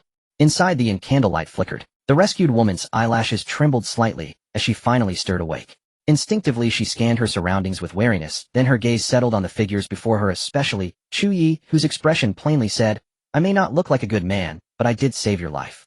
She turned her head, her gaze sweeping over the three women in the room, each possessing a unique allure and equally formidable power. The Empress exuded imperial authority, the Witch Queen radiated mystery, and the Fox Immortal was coldly enchanting. Behind the three women whose auras were unfathomably deep and whose beauty was unmatched, her taut nerves eased slightly before dissolving into a complex long sigh. She turned her head, her gaze sweeping over the three women in the room, each possessing a unique allure and equally formidable power. The Empress exuded imperial authority, the Witch Queen. Then at Chu Ye's gesture indicating, "I'm all ears," this demonic sect elder launched into her press conference on the Southern Domain's dark conspiracy victims. According to her account, the Southern Domain once maintained a fragile dynamic balance among three forces: the demonic sect, which pursued freedom and spontaneity, while adhering to the principle of do not impose on others what you yourself do not desire; the nunnery or Taoist temple, where practitioners cultivated virtue, and were mostly women; and the Buddhist faith, which boasted the largest influence and the most followers. But now that balance has long been shattered. Emily sneered, suppressed rage burning in her eyes. Those Buddhas and Bodhisattvas, with their solemn appearances and compassionate facades, are behind closed doors committing murder, arson, and soul-refining atrocities. The blood they've spilled exceeds that of every mad cultist recorded in our demonic sect's annals combined. Growing more agitated, she continued, they secretly tampered with Buddhist scriptures, twisted the doctrines, and used those spiked sutras and sinister rituals. They transformed countless devout believers into mindless puppets who only generate faith power. This is mass production of walking corpses. Turning to the current power structure of Buddhism, Emily recounted with biting sarcasm. Now the Southern Domain's Buddhism is nominally led by that Three Lives Buddha, who claims to see through past, present, and future. Beneath him are the four great Bodhisattvas, 8 wisdom kings, 12 Vajras, 18 arhats, 108 venerables. Ha, sounds quite martially robust and talentric, doesn't it? Her tone shifted, turning icy and ominous. But these people have long rotted to the core. Internally they enforce ideological uniformity, physically liberating anyone who disobeys. Externally, they expand their purification. Our demonic sect was hunted to near extinction, and any nunnery that resisted was forcibly annexed or eradicated. They even manufacture massacres themselves, then pacify them under the banner of subduing demons and eliminating evil, fabricating merit to deceive the heavenly Tao and cultivate heretical arts. Emily's voice trembled with grief and fury. In recent years they've grown bolder, even resorting to refining humans into pills, draining life force, refining blood essence and souls. Where is the slightest trace of Buddhist compassion? This is nothing but a thoroughly corrupt, tightly organized cult. Chu Ye listened with great relish, as if enjoying a riveting storytelling performance. But sensing that Elder Mo's rant was about to escalate into a sweeping indictment of the dark side of all humanity and the universe, he decided to interject. He raised a hand at the opportune moment and cut in, "Quite informative, thanks for sharing. But Elder Mo, if I may interrupt, have you ever heard of Abbess Jingon?" At the mention of that name, Emily's fervent indignation deflated like a punctured balloon, replaced by a profound weariness and sorrow. "Abbess Jingon. Of course I know of her," she said in a low voice. "Over the years resistance has never ceased. The first was a Miao-yin Bodhisattva within the Buddhist hierarchy itself. She tried to expose the hypocritical facade from the inside, but the result? She vanished without a trace, likely meeting an untimely end. Then came a prodigy of our demonic sect, a brilliant woman who ascended to the peak of the imperial realm in just 100 years. She was hailed as a beacon of hope. Yet she ultimately fell at the hands of that Three Lives Buddha. And after her there was Abbess Jingon." A faint glimmer surfaced in Emily's eyes, then quickly dimmed. She rallied the scattered resistance, tirelessly campaigning, and even devised a method to temporarily break free from the yoke of faith power. She was the last beacon of hope for many of us. But now, she too has gone silent. I fear she's in grave danger. She raised her head to look at Chu Ye, and the other's utter despair etched across her face. It's useless. The Southern Domain is beyond salvation. The barrier of faith power seals off heaven and earth, cutting off all contact with the outside. Inside, the Buddhist forces have become a monstrous behemoth, crushing every spark of resistance. As for our demonic sect, I'm probably the last old bone left locked underground, waiting to die, with perhaps a few stragglers hiding in some unknown corner." The room fell into silence, the lingering echoes of Emily's boundless sorrow and despair slowly dissolving into the air. What she described was a hopeless abyss, faith twisted beyond recognition, light devoured by darkness, and hope extinguished time and again. The more Emily spoke, the angrier she became. Finally, she couldn't help but vent. Back then our sect's prodigy had already smashed that old bald monk's true body to smithereens. Who would have thought had cultivated that accursed Three Lives forbidden art, able to sever his existence into past, present, and future forms? He sacrificed his future incarnation to crawl back from the river of time, barely turning the tables. This complaint was made offhandedly, yet it caused the ever-quiet Witch Queen's gaze to sharpen abruptly. Emily's indignant outburst was like a pebble cast into a lake, sending ripples across the calm surface of the Witch Queen's composed heart. Three lives forbidden art. Past, present, and future incarnations. She murmured the words, her fingers unconsciously tracing several arcane, intricate patterns in the air, runes belonging to the most ancient shaman's understanding of time and causality. If Abbess Jingon truly fell victim to the Buddha, yet her essence exists nowhere in the present world, the Witch Queen raised her eyes, starlit galaxies seeming to swirl within them. Then the most likely possibility is that she has been banished and anchored within a severed segment of past time and space. Her very existence has been temporarily excised and sealed away from the main current of time. Hence heaven and earth record her not, sentient beings remember her not, and causality cannot trace her. The fox immortal's voice rang out cold and clear as an icy spring. Is there a way back? All things in nature counteract one another, and forbidden arts are no exception. The Witch Queen nodded. Two paths to break this: first, force the caster to lift the seal themselves, or render them powerless to maintain it. Second, she paused. Venture into the corresponding fragment of the river of time, locate the anchor point of the seal, and destroy it from within. But this path is perilous beyond measure, traversing distorted time and space, defying the fundamental order of heaven and earth. Even an immortal body could be eternally exiled by temporal turbulence. Chu Ye listened, the premonition from the prophecy's steel flashing through his mind. Stepping involuntarily might mean walking straight into a trap. Then we force him to come out. His thinking was clear. The source of the faith barrier must be the heart of the Buddhist kingdom. Destroy it, and we shake their very foundation, weakening their control. Perhaps we can also disrupt his maintenance of that temporal forbidden art. Rather than beating the grass to startle the snake, we should lure the snake out of its hole, then strike its vital spot. At this moment Qin Nishang displayed the strategic depth of a sovereign ruler. This battle concerns the very foundation of the southern domain. Buddhism has operated here for tens of thousands of years, and its hidden reserves are unfathomable. Though we are immortals, this place is saturated with Buddhist power and faith energy akin to standing within another's divine domain. We must not be caught off guard. She tapped her jade-like finger lightly on the table. We should gather our elite forces concealed within Chu Ye's 100 Phoenix diagram to strike with thunderous force and settle this in one decisive blow. With the strategy set, all parties began to act. The fox spirit transformed into an imperceptible moonlight, merging into the stream of beliefs of the beings in the southern region, utilizing its unparalleled stealth and perception abilities to trace back the ultimate destination of that vast will. Qin Nishang returned to the eastern domain of the Great Qin, and with the imperial decree in place, the war machine of the empire quietly began to operate. Within 3 days, over 30 imperial auras as profound as abysses and as towering as mountains silently and orderly entered the entrance of the 100 Phoenix diagram opened by Chu Ye.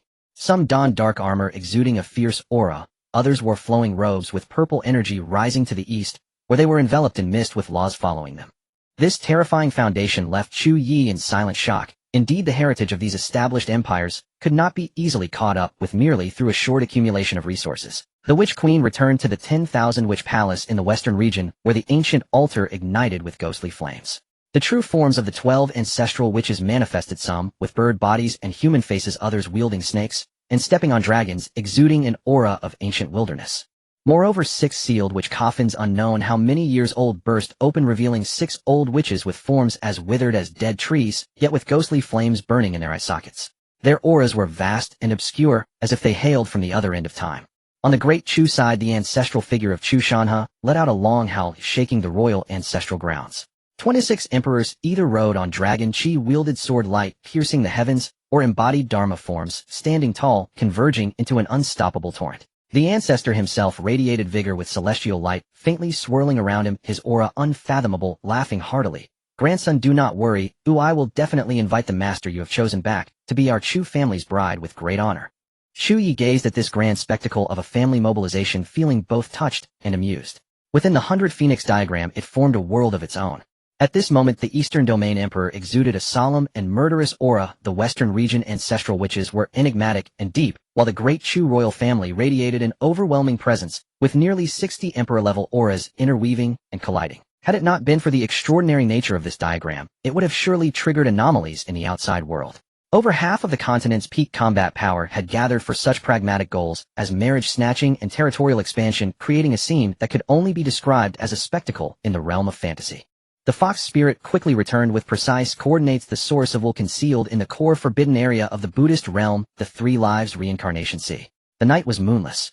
The wind carried the scent of sandalwood and a hint of undetectable blood. Chu Ye, accompanied by Qin Nishang, the Witch Queen, and the fox spirit, descended silently upon the 3 Lives Reincarnation Sea, like 4 beams of light crossing the void. The scene before them was a combination of miracles and terror, an endless expanse of golden wool so dense it seemed to turn into liquid, forming a true ocean.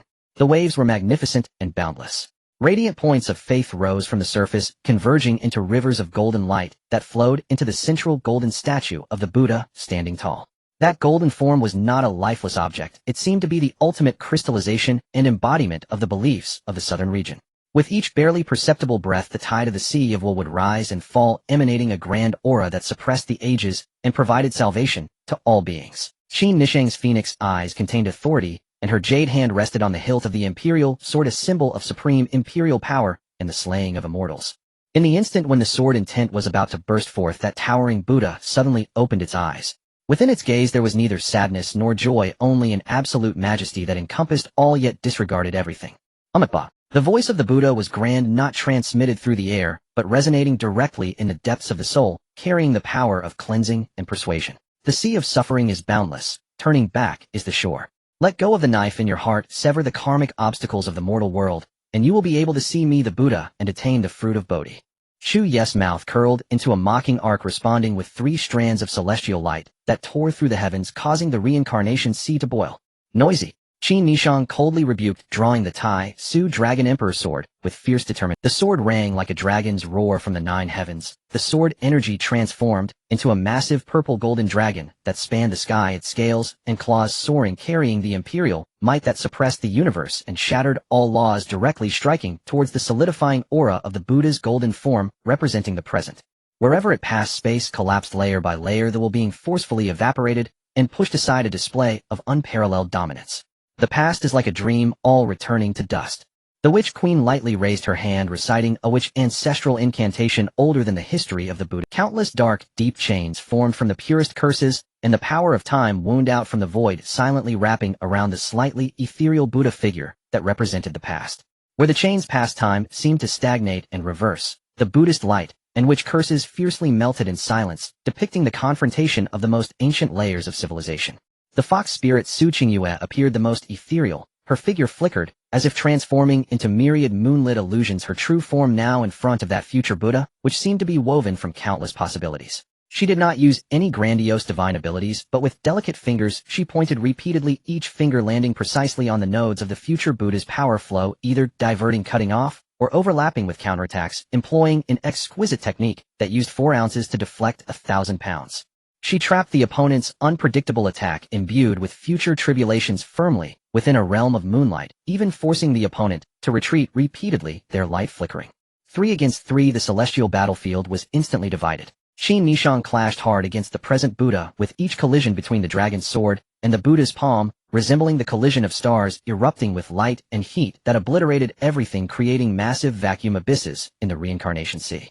The confrontation between the Witch Queen and the past Buddha was silent, yet perilous, with the clash of time curses and ancient Buddhist light, causing the scenes in that area to alternate between clarity and obscurity, as if distorting and moaning through the structure of time and space. The fox spirit suppressed the future Buddha. It seemed effortless, yet hidden dangers lurked within, as each strike engaged in a game against countless future possibilities, with even the slightest misstep risking a backlash from the future tribulation force. Seizing this opportunity, Chu Ye transformed into a stream of light and charged directly towards the core hub of the sea of will, the lotus pedestal of that massive golden form. In his hand, the heavenly mechanism abacus spun wildly, searching for the most vulnerable eye of the formation within the will system. However, just as he approached, a sudden change occurred. The 3 Buddha figures engaged in battle with the 3 women simultaneously emitted a grand Buddha chant, and the golden form, which had dimmed slightly from the fighting, suddenly radiated with brilliance. However, just as he approached, a sudden change occurred. The 3 Buddha figures engaged in battle with the 3 women simultaneously emitted a grand Buddha chant, and the golden form, which had dimmed slightly from the fighting, suddenly their auras rapidly swelled like inflated balloons, their forms rising steadily, and within the Buddhist light strands of dark red blood-like sinister patterns began to intermingle. Although their power level had not yet truly broken through the barrier of immortality, the pressure had thickened and solidified several times, as if the celestial might had descended. He is borrowing power from the heavenly Tao. The Witch Queen exclaimed urgently, her voice piercing through the clamor of battle. Using the great vows of the Buddhist realm to prepay for immense power, but observing their murky auras intertwined with Buddhist and demonic essences bound by karmic entanglements, this is by no means righteous cultivation. The fox spirit also focused her senses and coldly remarked, "The will is replenishing him in reverse, even transforming its nature. This is not a long-term path, but for the short term his power will surge." Chu Ye's mind raced, a flicker of enlightenment accompanied by a chill surged up. But before he could react, the grand, boundless chanting from the Buddhist realm erupted from all directions. Chu Ye's mind raced, a flicker of enlightenment accompanied by a chill surged up. But before he could react, layer upon layer, the extremely complex Buddhist formations emerged from the void like a giant bowl turned upside down, completely sealing and imprisoning the entire Three Lives Reincarnation Sea and the surrounding space for miles. The space was as stable as divine iron, and the laws were forcibly rewritten to conform to the realm of the Buddha. Immediately formidable figures emerged from the great formation nodes and the cracks in the void. The four bodhisattvas, some holding lotus platforms, others carrying treasure vases, wielding wisdom swords, or forming the fearless seal, exuding a majestic aura of compassion that contained the grandeur to suppress hell, surrounded by pure bodhisattva wish power and radiant halos. The 8 great kings of wisdom gazed fiercely, wielding various vajra demon-suppressing artifacts, their wrathful expressions enough to terrify even the gods, as the violent battle intent and murderous Buddhist light stirred the winds and clouds. The 12 vajra stood like statues forged from adamantine, their muscles bulging, each step causing the earth to tremble as pure physical strength reached the level of the laws. The 18 arhats formed a strict formation, some in deep thought, others subduing dragons or tigers, each exuding a multitude of auras, their golden bodies forming an indestructible wall. The 108 esteemed ones had their auras interconnected, transforming into a sea of golden light, their recitations turning into tangible, sound-wave weapons that swept through the souls. However, this was not all. Behind these top-tier Buddhist forces, the space twisted again, revealing an entirely different aura, one that was violent, chaotic, rebellious, and eerie. The 4 great guardians of the demonic sect were shrouded in rolling demonic energy, some sprouting bone wings, others with horns, their blood-red eyes and demonic weapons exuding a destructive black glow. The 12 elders emanated a sinister, seasoned aura, their demonic powers unpredictable. Some had illusory shadows of myriad demons paying homage behind them, while others had toxic swamps of corrosion spreading from beneath their feet. And there were thousands of elite disciples of the demonic sect surging like a dark tide, their demonic energy forming a cohesive mass, blotting out the sky and creating a stark and eerie contrast with the Buddhist light above. With Buddhist light above illuminating and suppressing and demonic energy below churning and eroding. Chu Ye and his 3 companions found themselves caught in the narrow gap between this light and darkness. Chu Ye's gaze was sharp as a knife, instantly piercing through all the mist. So it was. He spoke calmly yet with a chilling edge. The southern region has never truly had a Buddhist demonic conflict. You are both the Buddha and the demon. 3 lives Buddha. No, perhaps I should call you a monster of the one body of Buddha and demon. You have devoured and fused the essence of the Tao, as evidenced by the presence of Master Jing'an orchestrating that plea for help to draw me here. Your goal is to use me, this variable, as a sacrifice to enact the evil method of defying the heavens and achieving true enlightenment through the union of Buddha and demon. What a grand chess game, what a ruthless heart. The vision of the prophecy stone perfectly reappeared at this moment. Unfortunately, Chu Ye faced this deadly situation with not a hint of fear, but rather a wild smile. If you can shake people, can I not? He focused his thoughts on the 100 phoenix diagrams, swiftly pulling both hands to the sides. Shoo! It was as if a celestial curtain was being torn. The 100 phoenix diagram expanded infinitely behind him, no longer a scroll, but a massive portal leading to another world. Sons of the great Qin, follow me to eradicate evil. Though Qin Nishang was engaged in a fierce battle with the current Buddha, she still split off a thread of divine thought, issuing a solemn decree. Boom! More than 30 emperors from the eastern domain erupted simultaneously like a long-suppressed. They formed a battle formation, some transforming into towering war god manifestations, others harnessing the power of the 9 Heaven Star River, or unfolding an imperial domain that covered the heavens. The overwhelming imperial might mixed with the iron-blooded aura of slaughter surged into the battlefield, directly colliding with the seemingly boundless sea of Buddhist clouds and the lines of golden arhats. In an instant, magical powers clashed, treasure lights erupted, and imperial blood and Buddhist blood began to splatter. The Witch Queen's clear chant resonated, connecting with the ancient. The 12 ancestral witches of the western region roared in their true forms, some spewing world-burning witch fire, others summoning ancient fierce beast phantoms or spreading curses of decaying stars. The 6 old witches joined forces to unleash a witch domain of eternal burial enveloping the battlefield, where time flowed chaotically and causality reversed, specifically eroding the Buddhist wish power system built on stable order. The power of the witchcraft and the golden light of the Buddhist realm launched a silent, yet deadly erosion and countererasure. Those who offend the Chu clan shall die. The ancestor Chu Shan's hair and beard stood on end in fury, his immortal light surging as he directly confronted the 4 great guardians with the strongest demonic energy, and several elders unleashing the royal family's ancestral imperial technique, Imperial Supreme World Suppression Fist. The fist intent was vast, as if the emperor was surveying the heavens, suppressing all disobedience, wherever it passed. Demonic shadows, shattered flesh, and blood flew, truly killing to the point of rivers of blood, the demonic howls echoing endlessly. The battlefield instantly escalated from 3 celestial-level duels to a super chaotic battle covering tens of thousands of miles. Imperial techniques, Buddhist laws, demonic powers, witchcraft. Various terrifying energy storms rampaged and clashed, completely reshaping and obliterating the terrain surrounding the 3 lives reincarnation sea. The sky was torn with countless fissures, the earth sank and rose as if the apocalypse had arrived. Chu Ye found himself at the center of this world-destroying storm, his figure appearing small, yet his gaze was incredibly clear. He perceived clearly, realizing that the 3 forms of the 3 lives Buddha still fell short of the powers of Qin Nishang and her companions. The reason they were able to hold their ground, or even gain the upper hand, was entirely due to the endless energy infusion from the sea of wish power beneath them. Cut off its roots, let it collapse on its own. He no longer hesitated, fully activating the celestial mechanism abacus, the counting beads racing like the wind, deducing the ultimate truths of heaven and earth. At the same time, he drew upon the primordial power of the Hongmeng tree. Within him, a surge of innate chaos and life-giving energy burst forth. He also used the demonic cultivation he had once practiced, which was now enveloped and transformed by immortal power, as a special catalyst, using his finger to represent a brush in the void, drawing an extremely ancient and forbidden formation, targeting the holy wish power and collective belief, the filthy earth swallowing spirit reverse Buddha formation.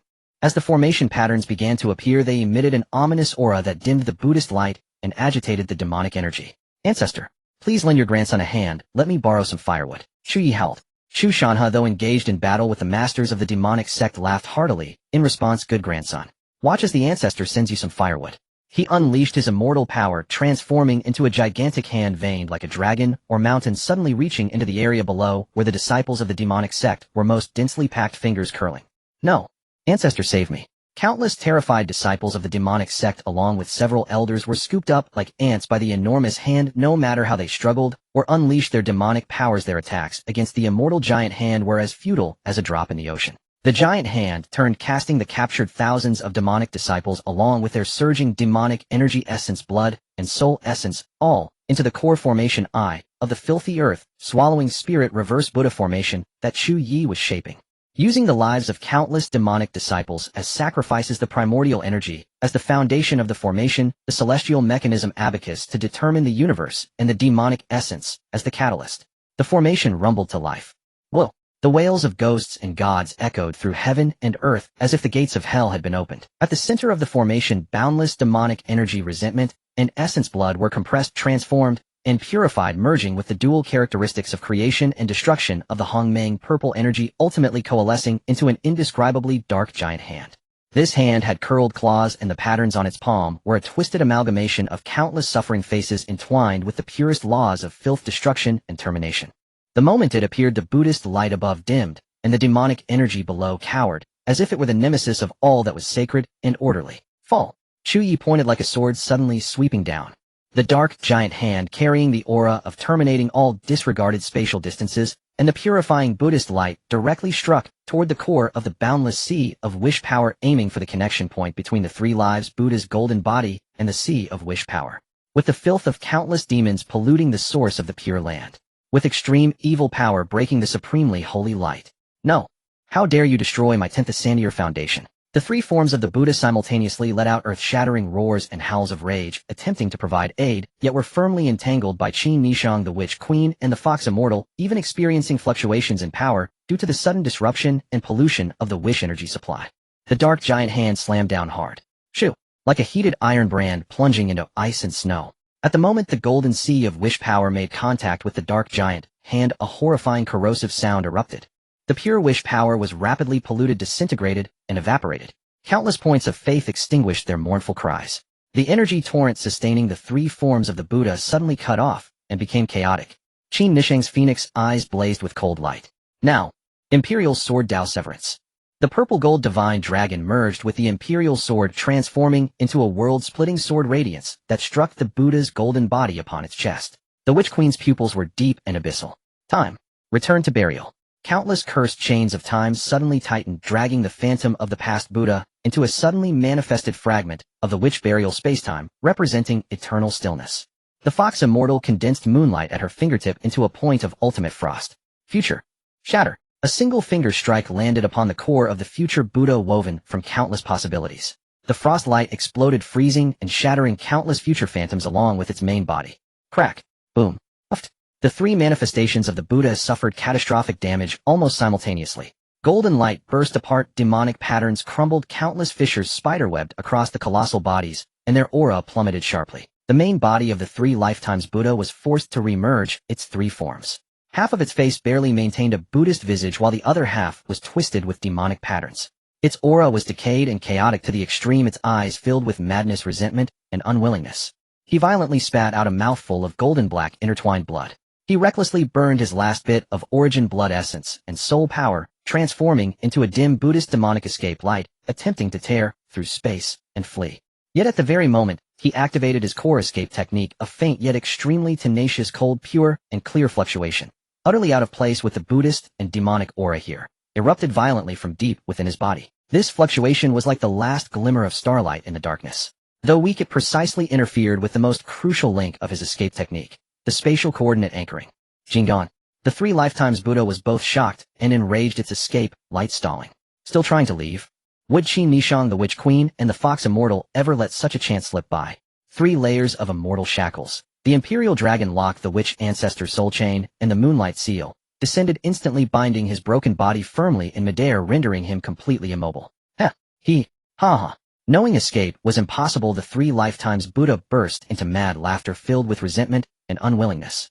I am one with Buddha and demon, having comprehended the 3 lifetimes. How could I perish so easily? Even in death I shall make you all pay a price. He stopped struggling and began chanting a bizarre and hurried mantra. An inextinguishable karmic fire, half gold and half black, ignited around him. This flame madly consumed everything he had left, his physical body, divine soul cultivation base, and even his karmic ties to this world. Within the flames, a Buddha demon relic began to condense. Half gold, half black, its light was chaotic, yet contained terrifying energy and shattered laws. As his body and soul were incinerated, a faint, almost transparent, pure, white figure, seeming ready to dissipate with the wind at any moment, was finally forced out from the deepest recesses by the karmic fire. It drifted precariously like the last dying lamp in a violent storm. One could vaguely discern a woman in a simple Taoist robe with a cold and ethereal countenance, yet carrying perseverance and compassion between her brows. It was Jingon Shirtai. But at this moment her body was nearly transparent, her aura as faint as a candle about to flicker out. Having clearly suffered prolonged and cruel devouring and refinement within the Buddha's body, she was on the absolute verge of soul dispersion and true spirit annihilation. The Fox Immortal's heart tightened. She quickly stepped forward, enveloping the remnant soul with the gentlest primordial chaos vitality, carefully nurturing it. Upon contact, the soul was ice cold, responding only with a void of near annihilation and a will to live so faint it was barely perceptible.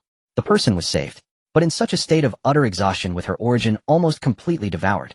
Could she still be saved? The clamor of battle gradually subsided with the 3 lifetimes Buddha's self-sacrifice. The Buddhist kingdom and demon domain had become a ruin ravaged by chaotic energy currents. Magnificent temples collapsed, solemn Buddha statues shattered, and towering demonic energy dispersed. Sunlight finally pierced through the dome, shrouded by willpower and demonic energy spilling onto this scarred land. The embers of the great battle had not yet fully cooled, and the smoke of gunpowder mixed with broken Buddhist light and demonic energy still interweaved above the southern city. Qi Nishang had already switched to iron-blooded empress mode, efficiently commanding the great emperors under her to various locations to suppress the local chaos caused by the lifting of the origin shackles and the collapse of the believer's faith. Backed by the immortal court's laws and formidable force, order was swiftly re-established with an efficiency that left onlookers astounded. Meanwhile, the Fox Immortal carefully carried a cluster of pure white soul light, as faint as a candle in the wind, and brought it before Chu Ye. She said nothing, merely offering the soul light. Her ice-blue eyes held a rare solemnity and a sense of entrustment. This wordless trust was a testament accumulated through life and death experiences and witnessing his miracles time and time again. As Chu Ye received the nearly weightless form, the system interface silently displayed the scan results. Target: Jingon Shirtai, comprehensive score 99, peerless beauty, special note, broad-minded, magnanimous, both physically and spiritually. Possesses the 3 lifetimes reincarnation body, having undergone the Buddhist tribulation and demon tribulation. The Tao tribulation remains unfulfilled. If the 3 lifetimes fail to achieve perfect unity, the residual power upon death will catalyze the birth of an extreme Buddha demon amalgam monster, bringing calamity upon the world. Looking at the Shirtai before him, whose cold, ethereal, and compassionate aura was undeniable even within the especially the broad and generous curves that were faintly discernible even in her remnant soul state. A figure truly approachable by Ye. Chu Ye steadied his mind and suppressed some inappropriate sighs. He brought Jingan Shitai's remnant soul into the quietest and most peaceful bedchamber within the White Phoenix diagram, using the purest primordial chaos energy to temporarily stabilize her form, allowing her to regain a faint hazy consciousness. Shitai, Chu Ye's voice was calm and direct. Your origin is depleted, your soul shattered like a jade bottle riddled with cracks on the verge of collapsing. Even if I pour in endless vitality, it would only delay the collapse, not cure the root cause. The hazy soul light flickered faintly, transmitting a weak, yet clear mental fluctuation, as if inquiring. The only chance for survival lies in breaking through and transcending this very body, becoming an immortal. Chu Ye's gaze was frank. Immortal Dao rebirth can heal Dao wounds, mend the soul, and truly free you from the shackles and backlash risks of the 3 lifetimes reincarnation body. He paused briefly, then continued, I bear a special immortal destiny and possess a secret method to aid others in ascending. However, this method requires the union of yin and yang, the merging of souls. In simpler terms, it is dual cultivation. The choice is yours. Furthermore, he shifted his tone, carrying a hint of undeniable pragmatism. Immortal destiny is precious and hearts are hard to fathom. To prevent potential future complications, if you choose this path, you must sign a blood soul contract with me. This contract is extremely binding. I hope you understand. These words were clear, calm, and laid out the pros and cons. Jingan Shitai's soul light was silent. She could sense the pure immortal aura surrounding Chu Ye from Qin Nishang, the Witch Queen, and the Fox Immortal. His words were not false. She also understood that for such a heaven-defying opportunity, it was only natural for the other party to demand assurances. More importantly, the cruel possibility Chu Ye had pointed out struck at her deepest fears and obsessions. A lifetime of good deeds, Shitai, surely you wouldn't want to see yourself fall only to have the internalized Buddha demon power run rampant, turning you into a mindless killing machine that wreaks havoc upon the world. Wouldn't the principles and kindness you've upheld all your life become empty words? If you can become an immortal, perhaps there's a chance for true, complete fulfillment. The bedchamber fell into a long silence. Finally, the Shitai transmitted a thought, weak, yet resolute, filled with determination. If this path can be cultivated, I have but one request: you must not use your power to force me into any indecent acts. Agreed. Chu Ye nodded, pricking his fingertip to draw out essence blood, mixing it with soul power to trace ancient and profound blood contract runes which he imprinted into the core of Jingan Shitai's remnant soul. The contract was established, forging an unbreakable karmic link between them. With matters concluded, Chu Ye channeled more primordial chaos energy to help solidify her soul. Shitai, you may first bathe in the spring to cleanse away the dust and blood aura. Tonight, I will comprehend the method of immortality. Jingan Shitai gave a slight nod, transforming into a soft beam of light that vanished into the hot spring behind. Chu Ye stood in place, rubbed his nose, and muttered to himself, what a loss. It's not like him, really a demon lord. At best, a savior with ulterior motives. The night deepened, and the candlelight in the bedchamber flickered. After bathing and changing, Jingan Shitai emerged still clad in a simple, spotless Taoist robe. Chu Ye, without further ado, first transmitted the profound and extraordinary immortal art, the yin-yang union mirror technique, into her sea of consciousness. Then he uncharacteristically stepped. Chu Ye, without further ado, first transmitted the profound and extraordinary immortal art, the yin-yang union mirror technique, into her sea of consciousness. Then he uncharacteristically stepped forward slowly, observing her from up close. Under the candlelight, the abbess' countenance was breathtakingly beautiful. The compassion and sanctity in her brows, contrasted with the stunning curves barely concealed beneath her Taoist robe, created a strikingly powerful visual impact. Abbess, Chu Ye's voice was low, carrying a hint of playful amusement. Since we are to cultivate this path, does this outer robe seem somewhat cumbersome? Jingan Abbess' breath hitched almost imperceptibly, and her long eyelashes fluttered several times. She was not ignorant of worldly matters, but having devoted her life to ascetic cultivation, her heart now churned with emotion. After a moment of silent deliberation, she closed her eyes, slowly raised her delicate hands, and with trembling fingertips began to untie the sash of her Taoist robe. As the plain robe slipped away, the bedchamber seemed to glow with a soft intrinsic light. Even Chu Ye, for all his vast experience, couldn't help but inhale sharply in his mind. It was not mere plumpness, but a form that combined a sacred silhouette with astonishing fullness. A masterpiece of the creator's favoritism, truly embodying the saying, capacity is greatness. His earlier jest about drawing near with ES now seemed remarkably apt, perhaps even an understatement. Heaven grants the virtuous great power. This bosom. Chu Ye was filled with awe, momentarily at a loss for. He steadied his mind, cast aside distracting thoughts, stepped forward, and gently lifted the slightly stiff abbess into his arms, carrying her towards the cloud-soft bed that was already prepared. That night the winds rose and clouds surged as the Tao heart clashed with mortal flesh and monastic rules mingled with primal instinct. The sacred compassionate aura combined with the stunning devilish figure created an ultimate contradiction, an allure on the abbess, offering Chu Ye an unprecedented experience of conquest and sensory impact. Only through diligent and multifaceted exploration could one begin to grasp the profound depths of its compassionate mystery. The gentle warmth of her touch, the clear melodious murmurs, the heart-stirring responses. Every subtle expression and movement exuded a captivating soul-seizing magic. 1 breath, 2 breaths, 3 breaths. Time stretched infinitely within perception, yet also seemed to pass in an instant. 3 days and 3 nights with fierce winds and driving rain until the clouds parted and the rain ceased. As the first ray of morning light streamed through the lattice window, a system notification chimed. Abruptly successfully recruited Jingon Abyss 3 Life Reincarnation Body Perfected Rewards Issued Immortal Realm Breakthrough Pill 3 A Emperor Realm Breakthrough Pill 9 Immortal Origin Pill 9 Special Reward Buddhist Taoist Sacred Mirror contains the myriad dharma of all Buddhas. Immortal Artifact 9 Paths of Reincarnation Buddhist Beads can ferry the dead and receive benevolent wishes. Reincarnation Heaven and Earth Law can reshape the cycle of reincarnation, laying the foundation for the underworld. Special Reward Host Cultivation increased to Heavenly Emperor Realm. Chu Ye fulfilled his promise, feeding a precious Immortal Realm Breakthrough Pill into the abyss in his arms. As the pill dissolved, immortal mists swirled forth. Unexpectedly, the abyss immortal tribulation arrived peacefully and sacredly, without the usual thunderous torment suffered by ordinary cultivators.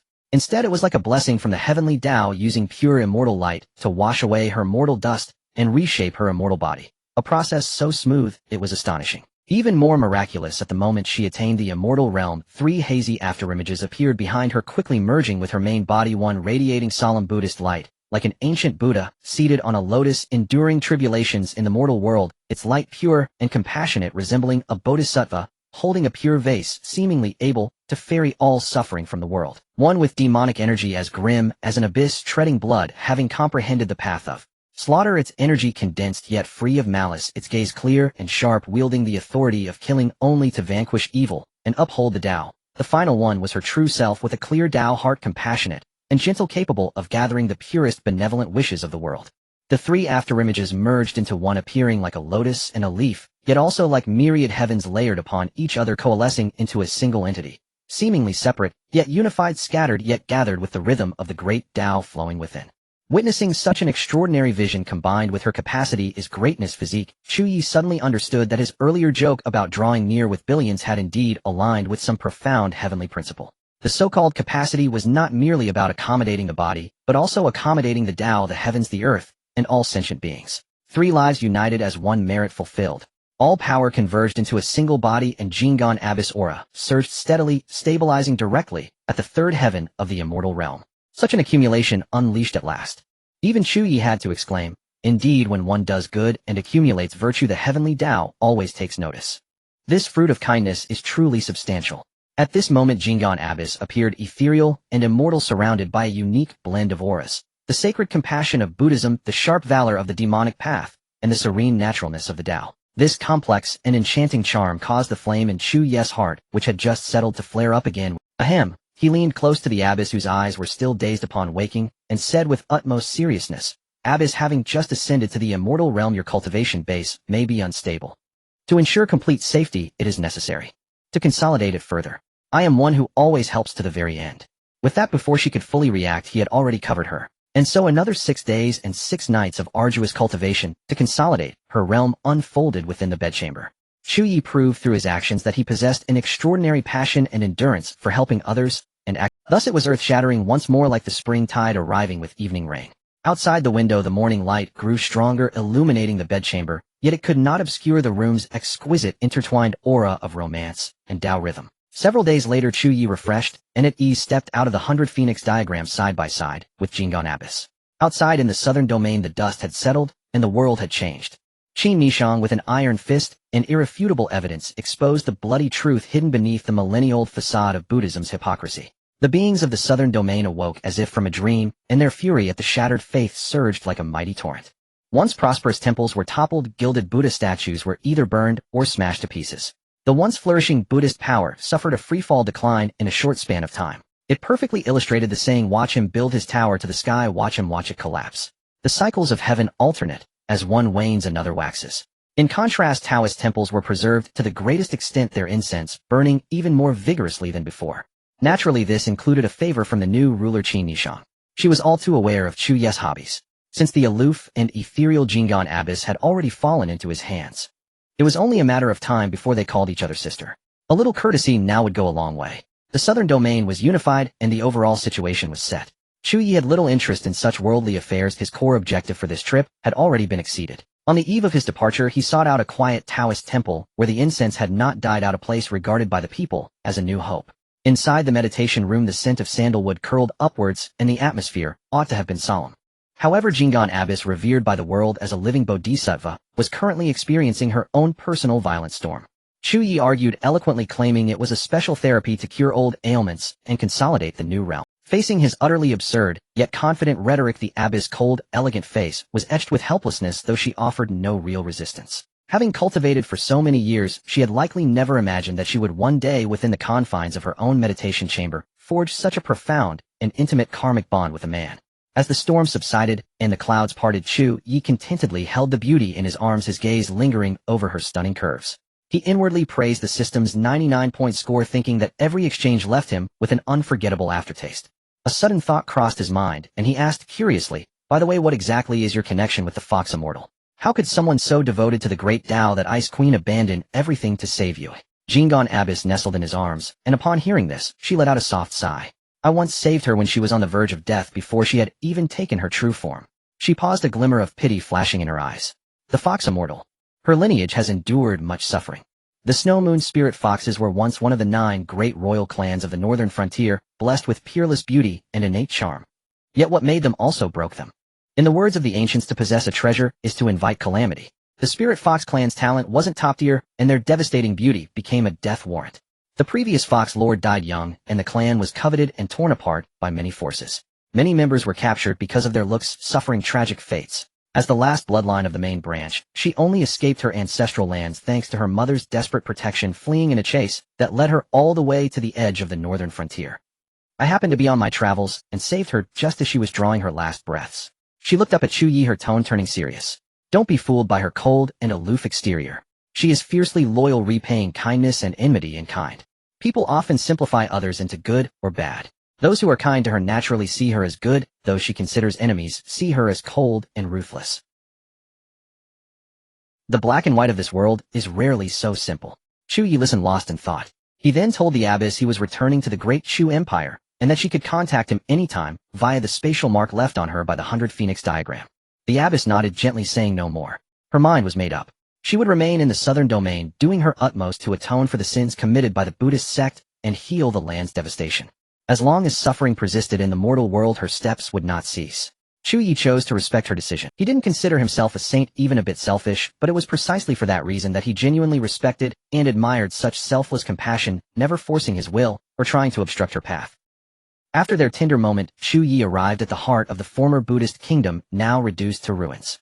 On a broken section of the city wall, Qin Nishang stood in her imperial robes, facing the wind, overlooking the land that had just undergone rebirth and upheaval. "The southern domain is yours now. Is your Majesty the Empress satisfied with this unification campaign?"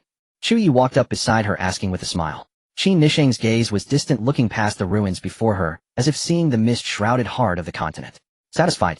All of this might just be the beginning of the real challenge." Her voice was calm, yet carried an unshakable resolve. "The central domain is the ultimate trial." On the city wall, Qin Nishang leaned against the parapet, her gaze fixed on the distance, as she focused on deploying the integration strategy for the newly subjugated southern domain. Her imperial robes fluttered slightly in the wind, her profile outlined against the setting sun, radiating an awe-inspiring majesty that seemed to command the mountains and rivers, possessing the bearing of one who could rule the world. Chu Ye strolled up behind her, admired the view for a moment, then grinned and pulled her into his arms. "You?" Qin Nishang was startled, but before she could scold him, his warm hand had already slipped with practiced ease beneath the layers of her imperial robes. His other hand traced the curves of her waist, its path sending a shiver through her skin. She stifled the moan that threatened to escape her throat, her phoenix-like eyes glaring sideways with a hint of annoyance. Has that Jinggan Abbess not satisfied you enough? Why are you so famished?" Chu Ye lowered his head, his nose almost brushing against her reddened ear, and said with a chuckle, "The abbess has her cool, refined charm, and the empress has her noble, breathtaking beauty. It's like dining. Why fixate on just one dish? You have to change flavors sometimes." Or his breath ghosted over her earlobe. "When they're served on the same table, it's a much more sumptuous feast, wouldn't you say? My empress." As he spoke, he had already begun to tug at her skirt. Qin Nishang felt his unyielding force and intent, and the blush on her cheeks deepened. She glanced around. Although a barrier shielded them, this was still broad daylight atop a city gate tower. "Chu Ye, you?" Her protests were futile. Chu Ye had long planned this. His suggestion a few days prior that the Empress slightly improve her undergarments was now paying off. Qin Nishang instinctively braced her hands against the cold stone bricks, her knuckles turning white. Pinned against the wall there was no Empress, no young lord. Only the fragmented sobs and ragged breaths betrayed the utterly absurd, yet intensely fervent secret unfolding within the shadow of the city wall. On their journey back to the great Chu Empire, Chu Ye and his group happened to pass through the territory of the Dao Xuan Sect. And it wasn't just the great Chu that had seen rapid development over these years. The Dao Xuan Sect, once a sect focused on techniques, had seen its power skyrocket, and now boasted no fewer than 4 great emperors within its ranks. Across the continent, this level of foundation was enough to rank them among the top-tier superpowers.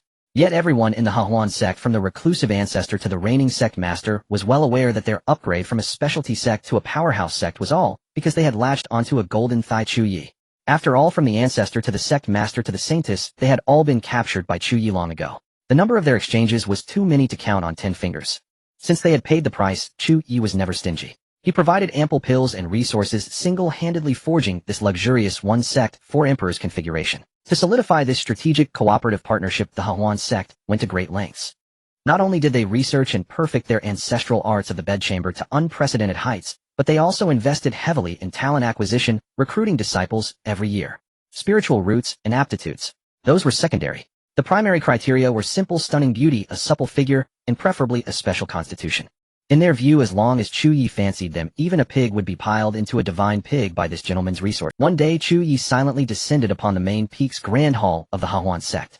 Sect Master Hua Rong was seated upright on the cold jade throne that symbolized supreme authority, reviewing documents. Her expression was focused, cold, and beautiful, radiating an innate dignity. Chu Ye's presence spread silently. The sect master Hua Rong, who had been as cold as ice and commanded the reverence of the entire sect, shot up from her seat, as if struck by lightning. The frost on her face melted, instantly replaced by a complex expression that mingled off fawning and instinctive seductiveness. She knelt in the most submissive posture, like a perfectly trained maidservant before her soul master. This humble one welcomes her master. Her voice was soft and seductive to the bone. Without the slightest hesitation, Chu Ye took his seat upon the cold jade throne, casually drawing the supple, warm figure into his embrace. His palm traced the startling curves without pretense while he offered a casual appraisal. The design of this sect master's robe grows ever more exquisite, though the fabric is almost too fine. It dulls the sensation. Huarong quick-witted as she was, took no offense. Instead, she wound her arms around Chu Ye's neck like a water serpent, her breath like orchid mist, as she murmured against his ear, "If my master dislikes the fabric, this humble one shall personally design a few styles with less fabric better suited for inspecting sect affairs. Would that please you?" Chu Ye roared with laughter, delivering a resounding slap to her plump, pert posterior. The crisp sound echoed through the vast, solemn hall. "Excellent. You understand well." And so atop the icy throne that symbolized the very core of sect authority, the supremely cold and beautiful sovereign of the Joyous Union sect engaged in a profound exchange with her master regarding the sect's future development plans. Outside the hall, clouds drifted and unfurled. Within, the storms of passion raged. Only the cold jade throne silently bore witness to it all, as if proclaiming what true, unquestionable authority truly meant. After returning to Great Chu Ye swiftly switched into ultimate VIP leisure mode. His primary daytime work involved holing up inside the 100 Phoenix chart, dutifully serving as a world architect. The fusion between the primordial chaos tree embryo and the 100 Phoenix chart deepened daily. A nascent micro-world guided by his hand was slowly but steadily taking shape. The pure life force emanating from the newborn world was unceremoniously channeled by him, transforming into a spiritual rain of nectar that continuously nourished the national destiny of Great Chu. As for the evenings, well, those were among the rare moments requiring his strategic thinking, selecting from the roster. Oh no, rather deliberating over which ravishing shareholder, the Empress, the Witch, Queen, the Fox, Immortal Abbess, and others, to grace with his presence. His lifestyle was so regular it was almost infuriating, and so comfortable it made others envious. Under his relentless, resource irrigation machine style of investment, the strength of the Great Chu imperial clan skyrocketed like a rocket. Finally, on a pleasant afternoon, his father, Emperor Chu Tianqing, after digesting yet another bottle of top-grade pills his son had casually provided, heard a crisp sound from within his body, a sound only high-level cultivators could perceive, akin to a bottleneck shattering. Immediately, heavenly phenomena erupted. The previously clear sky suddenly churned with wind and clouds. The Sanshang golden light pierced through the clouds, illuminating the mountains and rivers of Great Chu. The cries of dragons and phoenixes resounded through the 9 heavens. Endless Dao rhythms and fragments of laws scattered down like golden petals. Powerhouses across the entire continent were stirred, casting their shocked gazes towards Great Chu. Another new emperor had been born. Standing at the center of the golden light, Chu Tianxing felt the vast newly born imperial-level power surging within him, so moved that he nearly shed tears of joy. But before he could deliver a speech thanking his son and the clan, an even more astonishing change occurred. Perhaps drawn by the fortune of the new emperor, or perhaps because Great Chu's successive emergence of powerhouses had triggered some mysterious mechanism. At the very pinnacle of the radiant golden light, the void began to twist and tremble violently, as if an ancient formless veil that had existed since time immemorial was being slowly peeled away. Clouds and rosy mist converged into a colossal vortex. At the vortex's center, the hazy and boundless outline of a world, exuding an aura far more ancient and mysterious than the four domains, shifted from illusion to reality, gradually coming into sharp focus for all who gazed upward. Their palaces hung suspended in the void, divine mountains and floating islands dotted the sky, and immortal cranes and auspicious clouds swirled around. Vague silhouettes of an unimaginably glorious civilization and supreme Dao lineages could be discerned. A formless, majestic Dao rhythm transcendent over the four domains spread out like a tidal wave. The ultimate mysterious land that had slumbered for countless millennia had finally by chance revealed a glimpse of its true visage to the world. The central domain had appeared. Chu Tianxing, who had just been elated over his own ascension to emperor, stared at the magnificent spectacle in the sky that clearly exceeded his comprehension. He opened his mouth, then slowly turned his head to look at his son Chu Ye, who was also gazing upward. The sudden emergence of the central domain had already sent tremors through the entire continent. Yet this seemed to be mere. Above the 9 heavens, vortexes of clouds suddenly formed. Endless Dao rhythms converged as a golden scroll, immeasurable in its breadth, blinding in its glory. Unfurled slowly, accompanied by heavenly Dao, sounds like the tolling of great bells and pounding of colossal drums. The grand Dao golden list had manifested. This was the work of the heavenly Dao, descending only at the extreme juncture when the world's fortune boiled over to the point of over 100 emperors and immortals descending to the mortal realm. Neither gold nor jade, it was condensed from pure rules and fortune, transcending all mortal rankings. It possessed absolute uniqueness within the heavens and unquestionable authority. Upon it would be listed various sub-rankings: physiques, combat, power, faction strength, with a purpose both naked and grand to place the era's top talents in the open, igniting the competitive spirit of all beings, using the method of raising gu to drive the martial arts epic to unprecedented prosperity. Chu Ye gazed at the glittering golden list, feeling as if he could perceive the will of the heavenly Dao whispering, "See this. These are the figures you must look up to and chase. To roll up your sleeves and compete. That is the only way forward." The first list to be unveiled was the most intuitive and most brutal, the Myriad Heavens Realm ranking. Note it ranked solely by cultivation realm. Who was stronger or weaker within the same realm was not the list's concern. As the top 100 names appeared one by one, the 4 seas and 8 wastelands fell into a deathly silence, followed by an eruption of skyward clamor. The threshold for making the list was peak Emperor realm. Names long buried by the dust of time, leaving behind only chilling epithets, were dredged up from the river of history by the heavenly Dao and branded upon the golden list: Three-Saber Stranger, Heartless Sword Lord, Blazing Fist Emperor. These epithets themselves represented annihilated legends.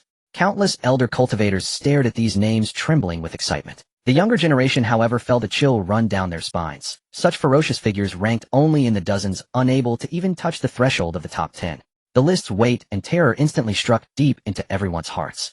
As the golden light flowed and focused upon the sacred domain of the top 10, the pressure in the heavens and earth seemed to condense into solid form. Even the wind itself fell silent. 10th place, Central Domain, Heavenly Fate, Old Man Xianweizi. Golden light outlined the phantom of an old man in hemp robes holding a compass, his gaze seeming to pierce through the fog of 10,000 ages. The world knew him as mysterious and skilled in divination, but no one had expected he had already silently stepped into that realm. The immortal realm. The pavilion master of the Heavenly Fate Pavilion is actually a true immortal. The world had thought him merely a wise man peering over the edge of the river of time, yet he himself was already a colossal figure of the immortal Dao standing within it. Countless gasps of cold air were heard. The unfathomable depth of the central domain was beginning to show its. Then the golden light flashed continuously, fully opening the curtain of the central domain's dominance of the rankings. This time 3 extraordinarily beautiful legendary women who had shaken the ages made their appearance. 9th place, Central Domain, Vast Cold Immortal Palace, Liu Immortal. A phantom of a stunning woman seemingly condensed from moonlight materialized, cold, aloof, and utterly detached from the mortal world's dust. She had once used a single melody, Vast Cold Extinction Sound, to freeze a 30,000 demonic tide, saving 10,000 lives. Yet due to the immense drain, she had slumbered for 1,000 years. Her countenance was hailed as the Pearl of the Moon Palace, and her power was unfathomably deep. The reappearance of her name evoked countless memories of that legendary era when she robed in white as snow held up a collapsing heaven. 8th place, Central Domain Myriad Spirits Heavenly Sect Master Lady Huayu. The phantom depicted a woman of innate enchantment, yet within her captivating glance lay the supreme authority over the rise and fall of all living things. She had attained immortality through the Tao of flora and spirits. A single thought could turn a wasteland into a sea of flowers or reduce a thriving city to a silent jungle. Legends said she shared a symbiotic bond with an ancient divine vine, her beauty eternal, her power growing ever more terrifying with the passage of time. Her charm and danger coexisted, making her one of the most formidable beings in the central domain, not to be trifled with lightly. 7th, Yin, she the Grandmaster of the Divine Craftsman Workshop in the central domain. A tall, radiant woman with a sharp and focused gaze, her phantom image surrounded by flames of law and countless projections of divine artifacts. She was not a battle immortal in the traditional sense, but rather communed with heaven and earth through the art of artifact forging, crafting countless world-shaking immortal treasures and divine weapons. Her own power had also reached the pinnacle through tempering all things and commanding divine fire. Her works circulated across all domains, earning her the title of the living legendary treasury, her influence boundless. The successive appearances of 3 peerless immortal women from the central domain showcased with irrefutable strength and legend what true heritage meant to the other 4 domains. The powerhouses of the East, West, South, and North domains stared at the high positions firmly held by the central domain's stunning beauties, their hearts filled with an indescribable shock and complexity, admiration for their peerless elegance, but also a deep awe at the disparity in strength. Yet the golden light shifted once more. For the 6th position, ancient obscure shamanic runes intertwined with brilliant immortal light, revealing a name that plunged the entire Western domain into unprecedented frenzy and shock. 6th, Jiu, the Witch Queen of the Myriad Witch Hall in the Western domain. Your Majesty the Witch Queen, an immortal realm. We serve you day and night, yet we never knew you had ascended to such a realm. The 12 ancestral witches were struck speechless, their ancient faces etched with disbelief. The billions of shamanic people in the Western domain were stunned for a moment, then erupted in earth-shaking cheers and devout prayers, believing this was a blessing from the witch god and a glory for the Western domain. The Witch Queen, always shrouded in mystery and majesty, had silently reached such a height. 5th Lung, the golden light coalesced into an icy sword intent that severed all desire. The woman in the phantom image had a blurred face, only her emotionless, desireless eyes, seemingly capable of freezing souls, were clearly visible. She was the embodiment of the emotionless sword Tao, a living monument of the sword Tao holy land in the central domain. Her very existence was synonymous with the ultimate. 4th Abbess Jingan of the southern domain. Within the golden light, the threefold Tao rhythms of Buddhist chants, demonic roars, and Taoist hymns intertwined, outlining a woman with a gaunt visage, yet eyes containing endless vicissitudes and resilience. The accumulated cultivation of 3 lifetimes, Buddhist, demonic, and Taoist, converged into one, having survived great calamities with her true spirit unextinguished. The people of the southern domain looked upon this name, their hearts surging with boundless respect and admiration, as if seeing her figure rebuilding order from the ruins and lighting a heart lamp in the darkness. This was heaven's highest acknowledgement of virtue and resilience. 3rd Xue Qinghue Fox Immortal, the heavenly moon spirit fox of the northern domain. An icy blue radiance spread, and the woman in the phantom image was ethereally cold and stunning, with silver hair and blue eyes, surrounded by the extreme cold laws that froze time and space. The people of the Northern Territory looked up at this name with the most complex emotions, a mix of awe, fear, remembrance, and even a barely perceptible trace of wistfulness interwoven in their hearts. This fox immortal, who once ruled the Northern Territory with an iron fist and wisdom and later stirred up tumultuous waves, her power was undeniably etched into the heavenly Tao golden list regardless of how she was judged. 2nd Qin Nishang, the great Qin Empress of the Eastern Domain. At this point, the brilliant golden light transformed into vast purple qi and dragon shadows. A phantom of a woman appeared, proudly wearing an imperial crown and a 9-dragon imperial robe, her stunning beauty radiating a domineering aura that looked down upon the world. The golden words manifested like a heavenly decree, inheriting the world's dragon chi, gathering the dragon veins of the 8 frontiers, practicing the imperial path of dominance. My techniques align with heaven, the grand momentum is with me, the chance for unification is unstoppable. Where the phantom's gaze fell, it seemed as if mountains, rivers, and the very nation knelt in submission. The eastern domain erupted, millions worshipping, while powerhouses from other domains felt their minds waver, sensing a majestic, overwhelming imperial might and the inevitable force of destiny. Finally, all the radiance, Tao rhythms, and pressure converged upon the supreme position at the top of the list. There was no specific image, no vast spectacle, only an endless chaotic light that seemed to hold the very birth of the universe and the origin of all things. The golden light condensed into a line of text upon it, ancient in style, yet carrying an absolute mystery and majesty that dimmed all other names below. Palace Master of the Divine Maiden Palace Central Domain. No name, no surname, no description, no external manifestation of Dao. All information about her was perfectly obscured by a power higher than the golden list itself, belonging to the realm of the unknowable. Yet it was this extreme nothingness that achieved the extreme something, an absolute mysterious authority that transcended the list itself, making all the peerless immortal women and titans in the top 10 seem like mere foils.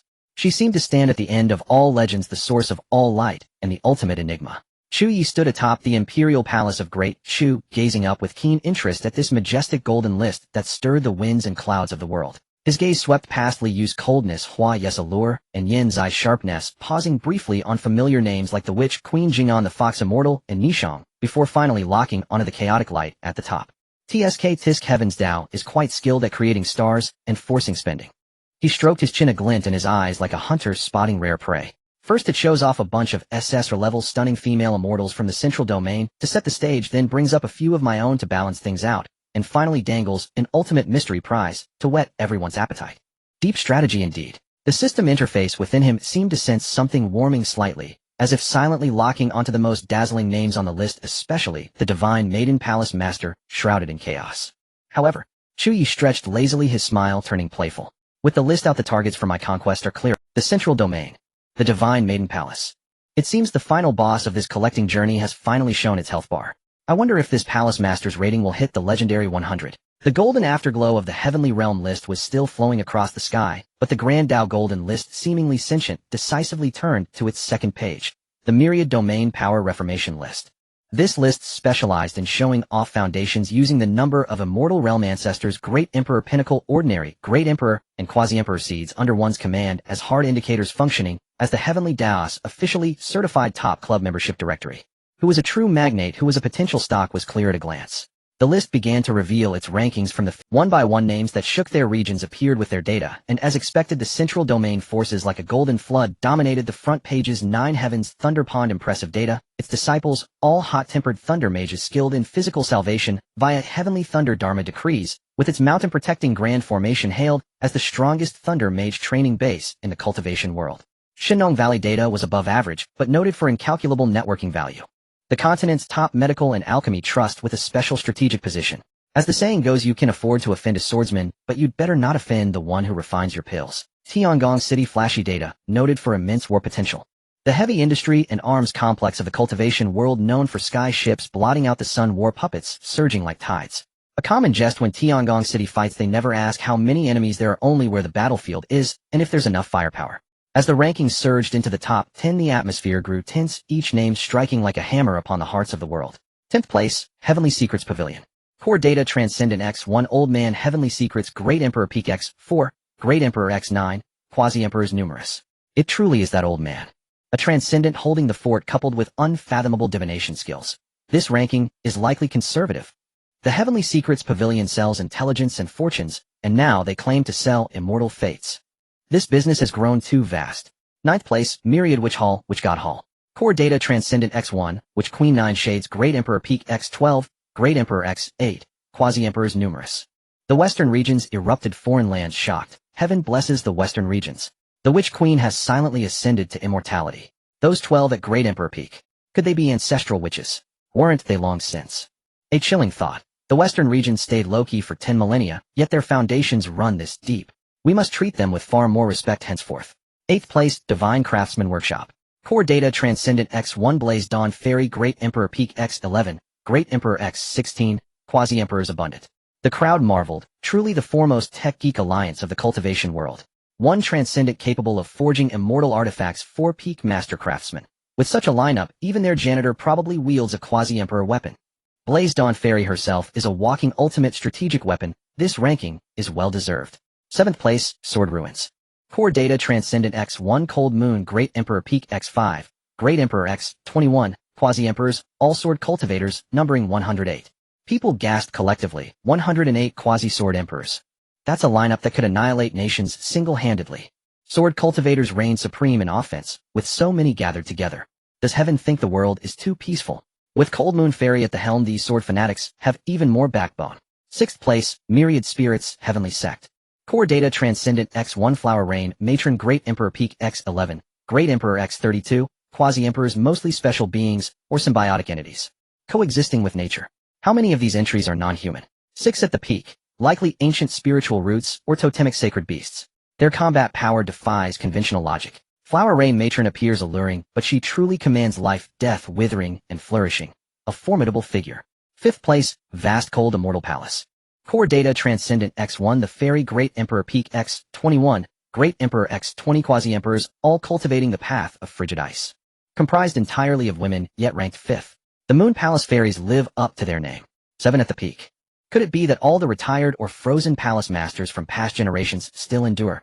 The laws of ice are already formidable, and they are so united. This force alone could freeze an entire domain. As the top 4 were unveiled, the situation shifted dramatically. 2 names not originating from the central domain triggered a cataclysmic wave that nearly overturned conventional understanding. 4th place, the Great Chu Empire. Core Data Transcendent X1 Chu Shanha Aura Nascent, Great Emperor Peak X5, Great Emperor X36, Quasi-Emperors approaching 200. The entire continent plunged into collective shock and confusion. Great Chu. Is that the Eastern Domain's Great Chu we know? Weren't we told just a few years ago that their imperial prince was an absolute spirit cripple? A transcendent. Chu Shanha. When did he ascend? Wasn't he stuck at Quasi-Emperor with his lifespan nearly exhausted? 36 Great Emperors. Did their empire discover an assembly line that mass-produces Great Emperors? This data has to be fake. Can the heavenly Dao make mistakes? A fringe dynasty, yet its number of powerhouses rivals the top immortal sects of the central domain. This is more mythical than myth. Doubt, horror, envy, and disbelief spread like wildfire. Great Chu was like a hidden tycoon who had quietly amassed $1 trillion fortune and suddenly revealed it, shattering everyone's worldview into pieces. 3rd place, Central Domain Myriad Dao Alliance, a loose alliance formed by Central Domain rogue cultivators and others jointly upholding the Central Domain's transcendent status. Core Data Great Emperor Peak X25, Great Emperor X80, Quasi-Emperors beyond counting. A mix of resignation and despair, so that's it. The Central Domain's strength lies in the fact that their top tier is a club of immortals. 5 transcendents at the foundation, dozens at the peak, nearly 100 Great Emperors. This is not something a single force can contend with. No wonder the Central Domain has remained transcendent for millennia. This is literally a monopoly of the strongest. 2nd place, the Great Qin Empire. Core Data Transcendent X1 Qin Nishang Great Emperor Peak X21, Great Emperor X31, Quasi-Emperors like clouds with over half of the known ones counted among them.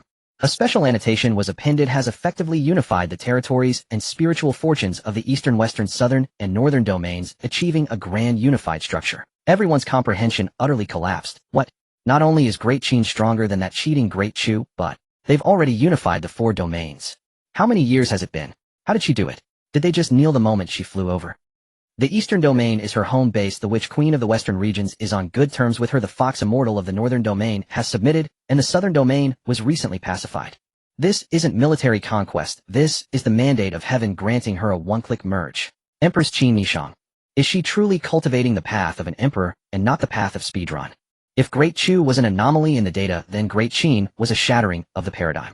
Her ranking and description don't just showcase power. They proclaim the end of an old era of 4 separate domains and the birth of a new age of a cross-domain unified empire, happening so swiftly that no one had time to react. Finally, golden light converged upon the undisputed pinnacle of the rankings, and the pressure silenced heaven and earth. 1st place, Central Domain Divine Maiden Palace. Core Data Transcendent X. Great Emperor Peak X. Great Emperor X. Quasi-Emperor X. Status unobservable, unfathomable, ineffable. The entire scene fell into a numb silence. Here it was again. The ultimate unknown crushed all that was. The Divine Maiden Palace was like the hidden final level of a game where all statistics were. You only knew it existed and was the strongest, but what lay within, how powerful it was all pure speculation. This kind of mystery inspired more awe and intense curiosity than any concrete statistic ever could. Standing atop the peak of the Great Chu Imperial Palace, Chu Ye relished watching the myriad reactions of the world to this ranking, especially the colorful shock and ridicule directed at Great Chu and Great Qin. The family crash course and the wife unification package have proven remarkably effective. It looks like the effort wasn't wasted. He summarized without a hint of shame, his fingertips idly tapping the railing. His gaze swept over his own conspicuous ranking, then locked firmly onto the Divine Maiden Palace, filled with question marks. A glimmer like a system scan flickered deep within his eyes. But then again, a signature smile of playful challenge curled at the corner of his mouth. Compared to a family fortune laid bare on the table, a final boss covered in pixelation is far more intriguing. Divine Maiden Palace Master. I wonder if your true status panel will satisfy my collector's itch like never before. This unknown was itself the ultimate deterrent. Chu Ye stroked his chin, looking at his own eye-catching data on the list. and the world's this defies logic complaints nearly bursting into laughter. Looks like the resource irrigation machine was a bit too effective. He showed no sign of remorse, instead becoming even more interested in the wall of question marks that was the Divine Maiden Palace. But then again, compared to my little surprise, the first place style of guess how many trump cards I have is far more enticing. I just wonder when the world discovers that the transcendence of several top-tier forces on this very list have to come back here to clock in for work every night, how priceless will their expressions be? He thought with a mischievous grin, his gaze already drifting towards the direction of the central domain. Following the tumultuous waves triggered by the power restructuring rankings, the Grand Golden List continued unabated, the scroll unfurling once more to reveal the third list, shimmering with profound Dao rhythms eagerly awaited by countless prodigies, the Heavenly Physique Ranking. This list enumerates the most elite, rare, and favored special physiques by the Heavenly Dao across the universe, encompassing everything from divine bodies, sacred bodies, Dao bodies, to spiritual bodies. Each physique name alone was enough to drive sects mad and cause dynasties to expend resources in fierce competition, accompanied by brief, yet weighty innate descriptions. Solar divine body transforms into the great sun, burning mountains, and boiling seas, the essence of utmost yang and strength. Lunar sacred body adorned with moonlight, freezing all things, embodying utmost yin and softness. Chaos Dao body intimately connected with myriad paths, cultivating, without bottlenecks, truly a child of the Heavenly Dao lower tier version. Sword heart clarity body born as a sword, comprehending the sword path at an astonishing speed. All laws inviolable body, innately avoiding most magical damage, a human-shaped barrier against magic. As the rankings progressed, the physiques grew increasingly heaven-defying, eliciting even more fervent gasps and desires. Everyone held their breath, awaiting the revelation of the recognized top physique, perhaps belonging to the Goddess Palace Master. Finally, golden light converged, crystallizing into the name at the top of the list. However, the name that appeared left the entire continent momentarily speechless, plunging it into a shock even more absurd and frantic than when they saw the data of the Great Chu Empire. First place, Fate Bond Physique. Owner Chu Ye, 7th Prince of the Great Chu Empire. Physique description: the ultimate embodiment of heavenly Daos, favor the origin of the Fate Red Thread. Upon the first fusion of spirit and flesh with this physique, and if true affection is gained, it can invoke the power of Fate Bond, producing the following heaven-defying effects. 1. Bottleneck breakthrough: ignore the current major realm barrier with a high probability of directly breaking through to the next major realm, such as from Quasi-Emperor to Emperor, or from Peak Emperor to Immortal Realm. 2. Luck enhancement: gain a sustained boost in luck, significantly increasing the probability of fortuitous encounters and sudden insights. 3. Accelerated cultivation: long-term dual cultivation can yield a permanent and significant increase in cultivation speed. Special note, those who have established a stable Dao partner contract: Qin Nishang Empress of the Great Qin Jiuyu Western Region, which Queen Su Qingwen Northern Region Fox, Immortal Jing, and Southern Region Master. Subsequently, several names are vaguely obscured by an ethereal luck, making them indistinct. An eerie silence enveloped every corner of the 5 regions. Then boom. A roar erupted 100-fold more intense than any before. What physique is this? Fate Bond Physique. Can it really be like this? If one combines with him, can they break through to become an emperor? Even become an immortal? What is this? This is clearly the Heavenly Daos issued VIP pass for direct ascension. All cultivators across the continent, regardless of gender, righteousness, or wickedness, or race, had their eyes redden at this moment. Especially those old monsters stuck at the Quasi-Emperor Peak for countless years, watching their lifespans dwindle, or those giants trapped at the Emperor Peak, feeling the immortal path was distant. Their breaths turned heavy as they gazed towards the Great Chu direction, their eyes burning with a fervor that threatened to scorch the void. So that's how it is. Someone thumped their chest in realization. Why did the Great Chu rise? How did the Empress of the Great Qin achieve immortality at such a young age? Why could the Western region, which Queen Northern Region Fox Immortal, and Southern Region Master continuously break through and ascend to the immortal realm? The answer is right here. Everything, all of it, is because of this Chu Ye. He is not a useless prince, he is a walking shortcut to immortality. He is a living realm breakthrough pill. No wonder the Great Qin was able to rapidly unify the 4 regions. With such a heaven-defying strategic resource in hand, what alliance cannot be broken? What territories cannot be subdued? This is simply a dimensional strike. The Grand Golden List. Could it be? Could it have appeared because of him?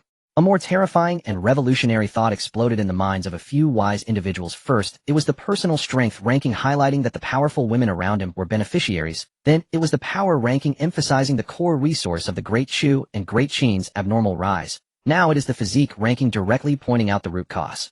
Is the Heavenly Dao creating momentum for him? Or is it announcing the existence of this ultimate treasure to the whole world?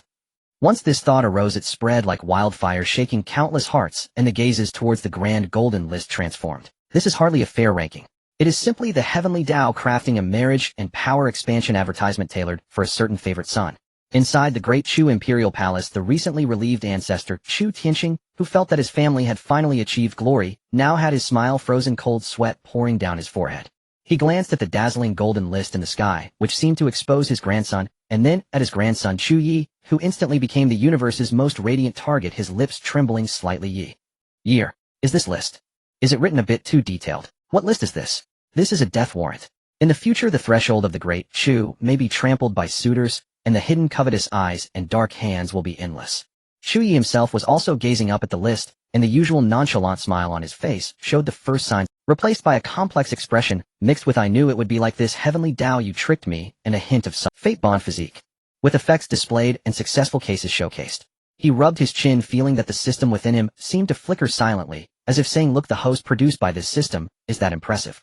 While this is something Chu Ye sighed, though, there was little trace of frustration in his tone, rather a sense of lazy nonchalance, as if more debts do not worry him.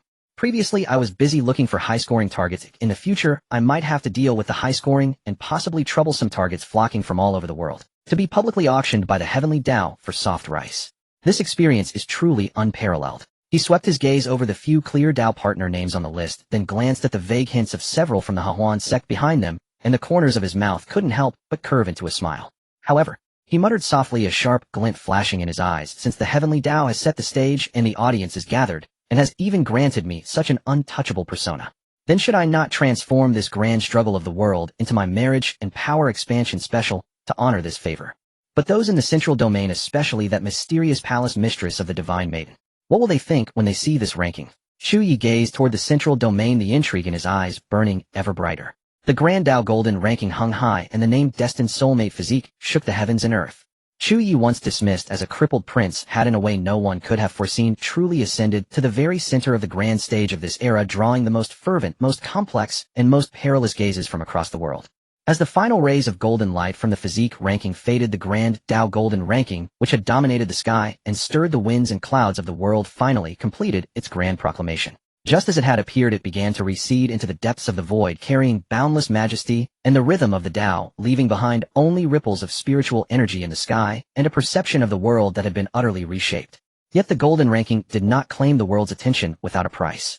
At the moment of its vanishing, an endless, pure, and majestic torrent of golden fortune, like the Milky Way cascading down, surged forth from where the ranking had dissipated, precisely splitting towards every being and every force listed upon it. Those who were named on the list, no matter where they were or what they were doing, felt a warm and boundless power envelop them with absolute clarity.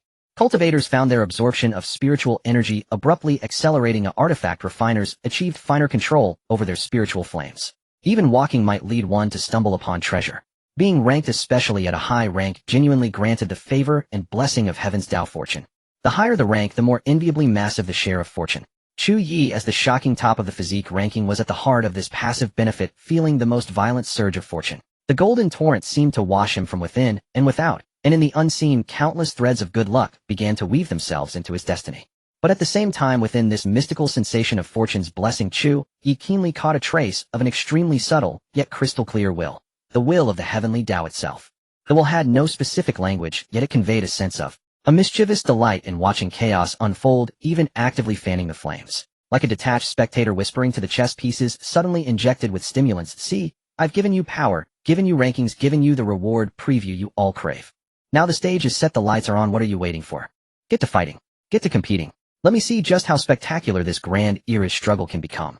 Then this will become more explicitly imprinted on the hearts of all living beings. The Grand Dao Golden ranking changes once every 3 months.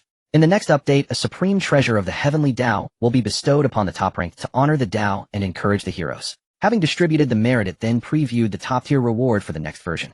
At this, the eyes of all the forces and top powerhouses who might have been hesitating or reeling in shock changed completely.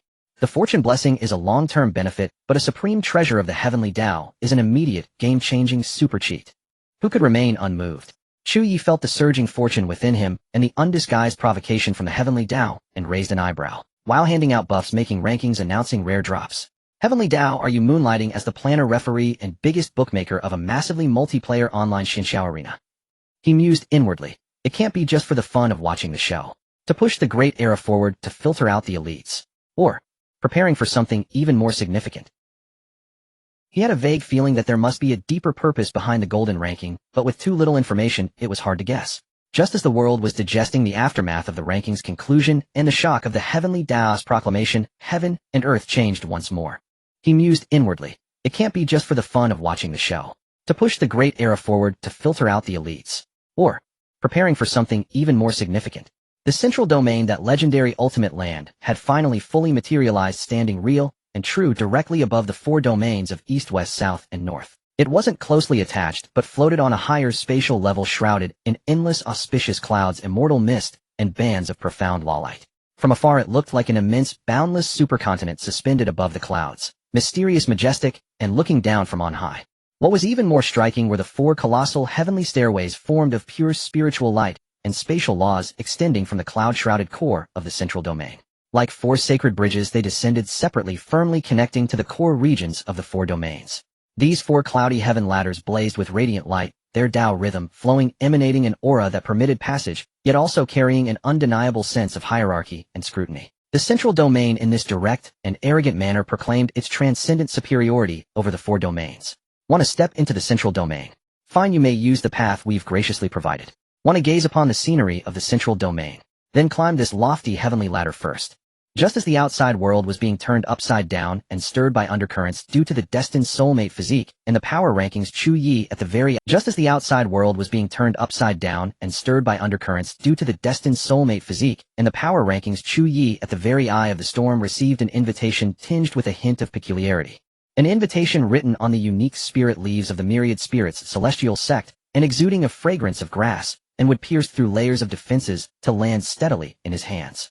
The letter was elegantly worded, stating that the Centennial Flower Glory Pond gathering was soon to be held, aimed at jointly appreciating the world's spiritual essence and discussing the Tao, and specially inviting destined talents from across the world to attend. The guest list seemed to be drafted based on the newly released physique ranking and prodigy potential. The various clan patriarchs and sect masters were notably absent from the invitation list, carrying a coquettish air of "we only play with the young."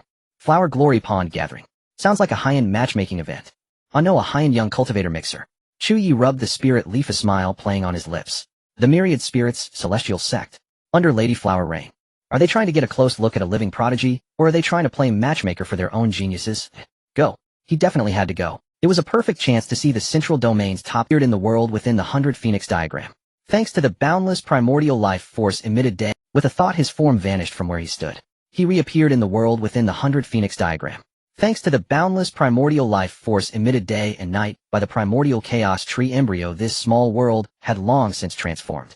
The mountains and rivers were now spiritual and majestic. The rivers surged, and the spiritual energy was so dense it nearly liquefied. Though the sun, moon, and stars were mere projections, they exuded their own Tao rhythm, presenting a thriving, perfect newborn world. As the master of this realm, Chu Ye could reach any corner with a single thought.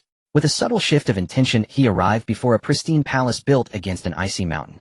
Cold mist coiled around the structure, yet it was not lifeless. It pulsed with the purest essence of immortal frost laws.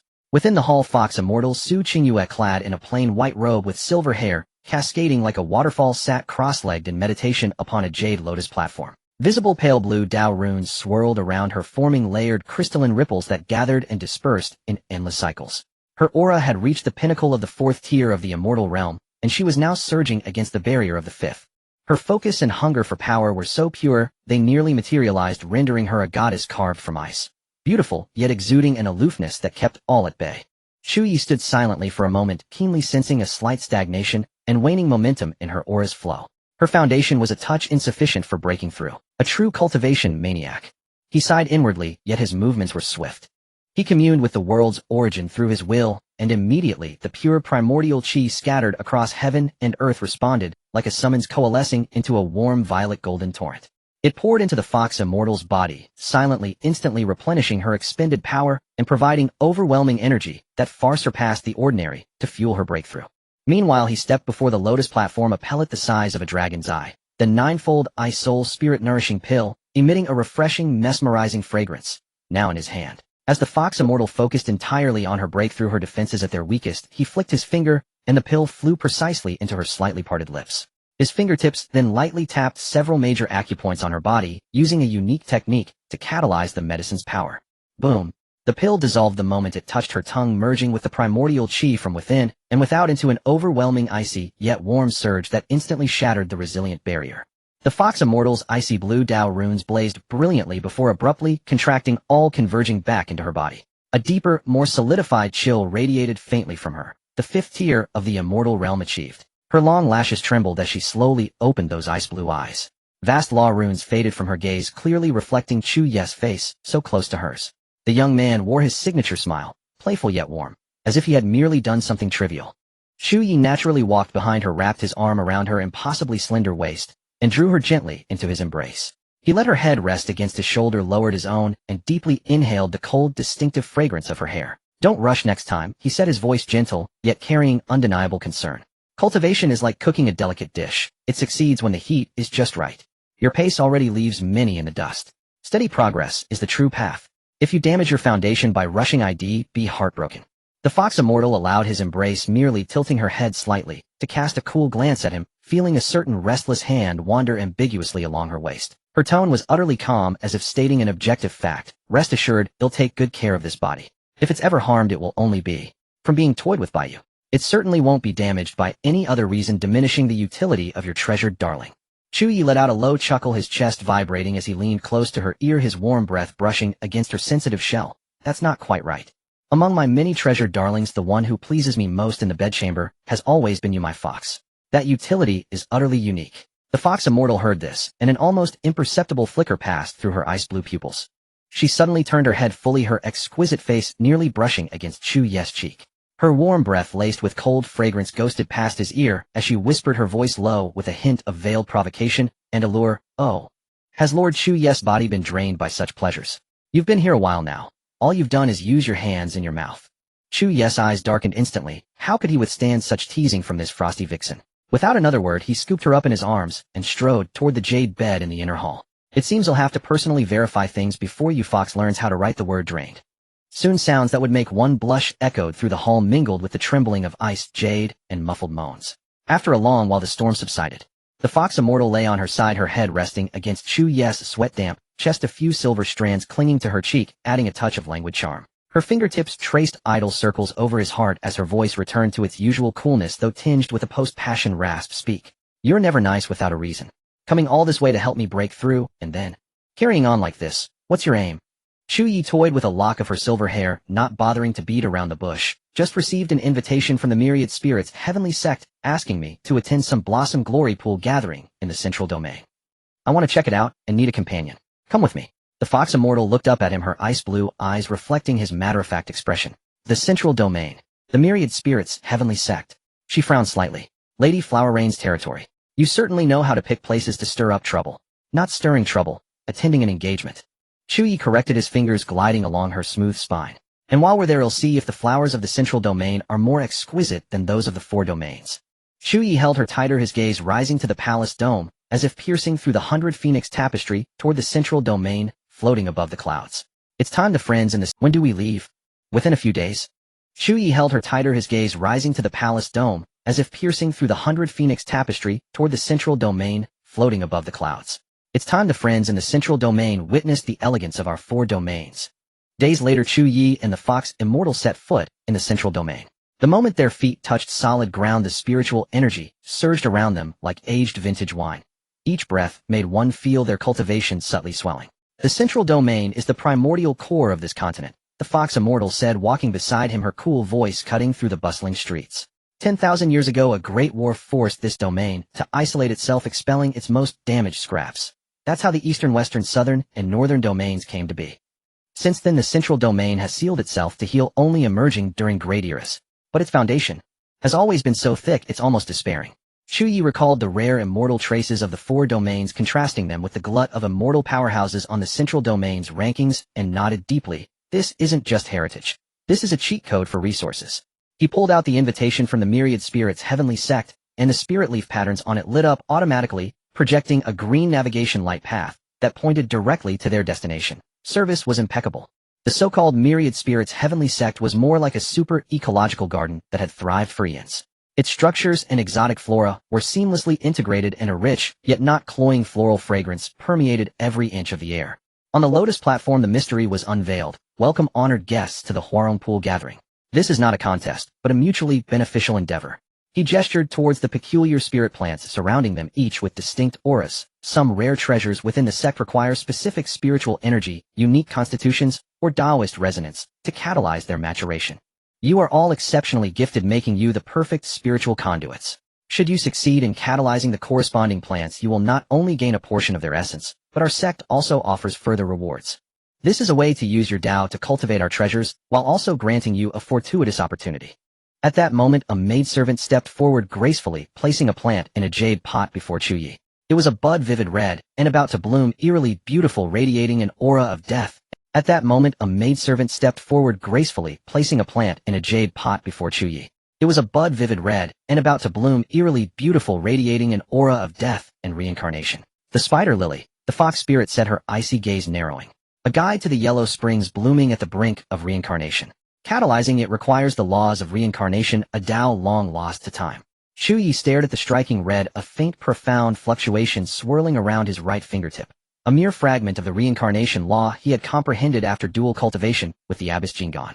He knew this was the fundamental principle of life, death, and rebirth in the world, and had already preliminarily confirmed it within the small world of the 100 Phoenix chart. But now, stroking his chin, his expression turned sly. They invite special constitution geniuses and happen to give me the spider lily that needs a lost law to mature. And I just happen to have the reincarnation law. Too many coincidences, and it starts feeling like a scripted play.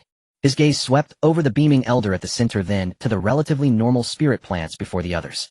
Realization dawned on Chu Ye, the myriad spirit heaven sect. This is aimed at me. A test. Then let them see clearly. He no longer hesitated, gently tapping the bud with his index finger. The reincarnation law, mixed with the primordial vitality drawn from the 100 Phoenix chart, was infused gently. The spider lily bud trembled, then slowly bloomed. The petals unfurled, a breathtaking red with a faint golden halo shimmering at the core, where faint soul shadows and visions of the afterlife swirled. A denser aura pointing directly to the origin of the soul spread out. The spider lily bloomed, revealing the path to the yellow springs. In an instant, all gazes converged. Countless shocked and probing eyes fell upon Chu Ye. This man actually wielded the law of reincarnation. The central elder's eyes glinted sharply, his smile deepening. Chu Ye withdrew his hand calmly, even taking a sip of the spirit tea beside him, whispering to the fox spirit with a smirk, "Good tea." The gathering drew to an uneventful close, as if the commotion from his catalyzing the spider lily was merely a minor episode. Just as he thought this high-end gig would end without further incident, the maidservant from before returned and respectfully requested his presence elsewhere. Chu Ye's mind stirred. He gestured for the fox spirit to temporarily retreat into the 100 Phoenix chart.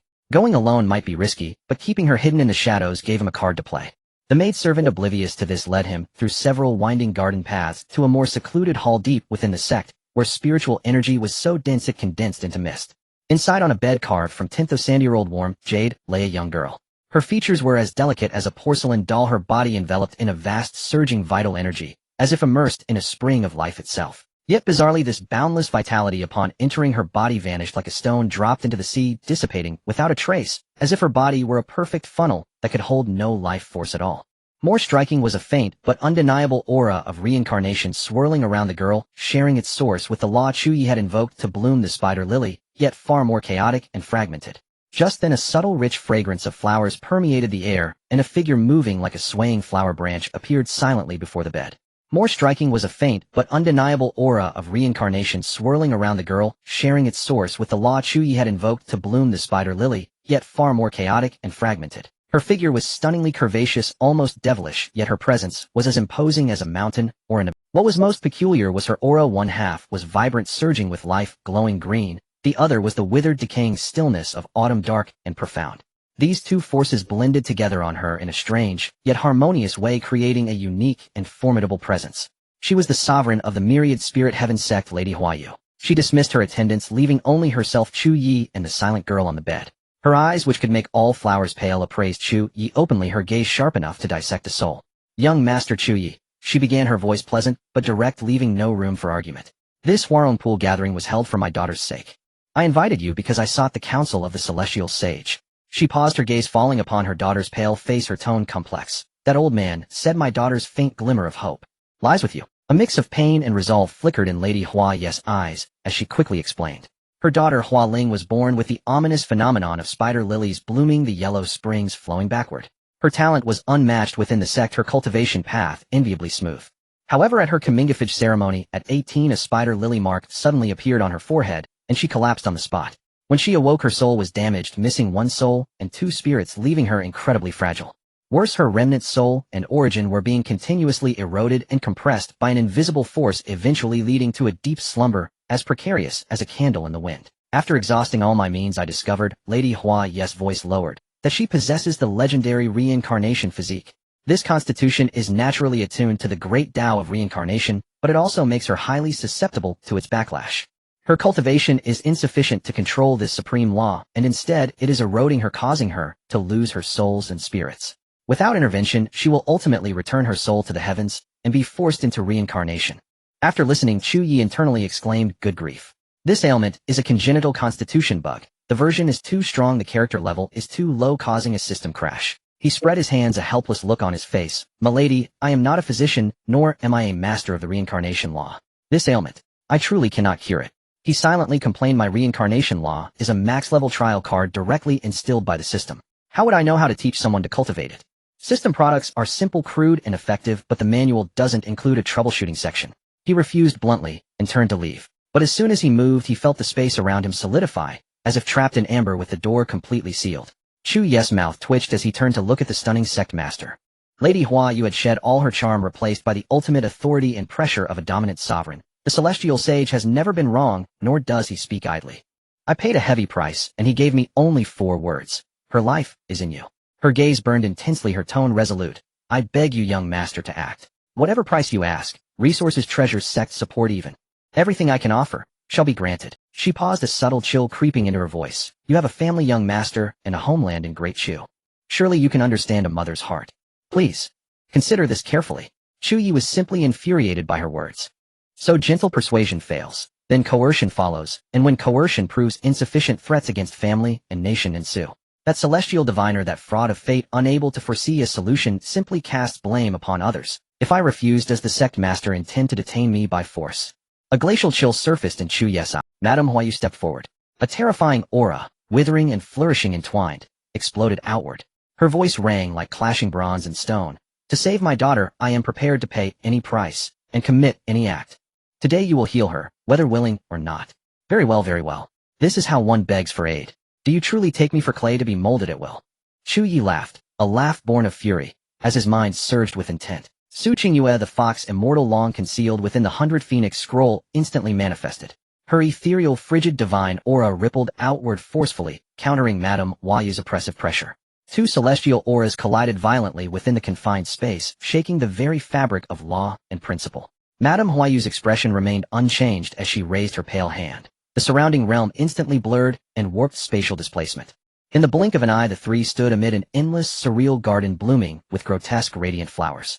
The next moment, the garden awakened. Each luscious blossom emitted a terrifying aura, the peak of Emperor Realm mastery.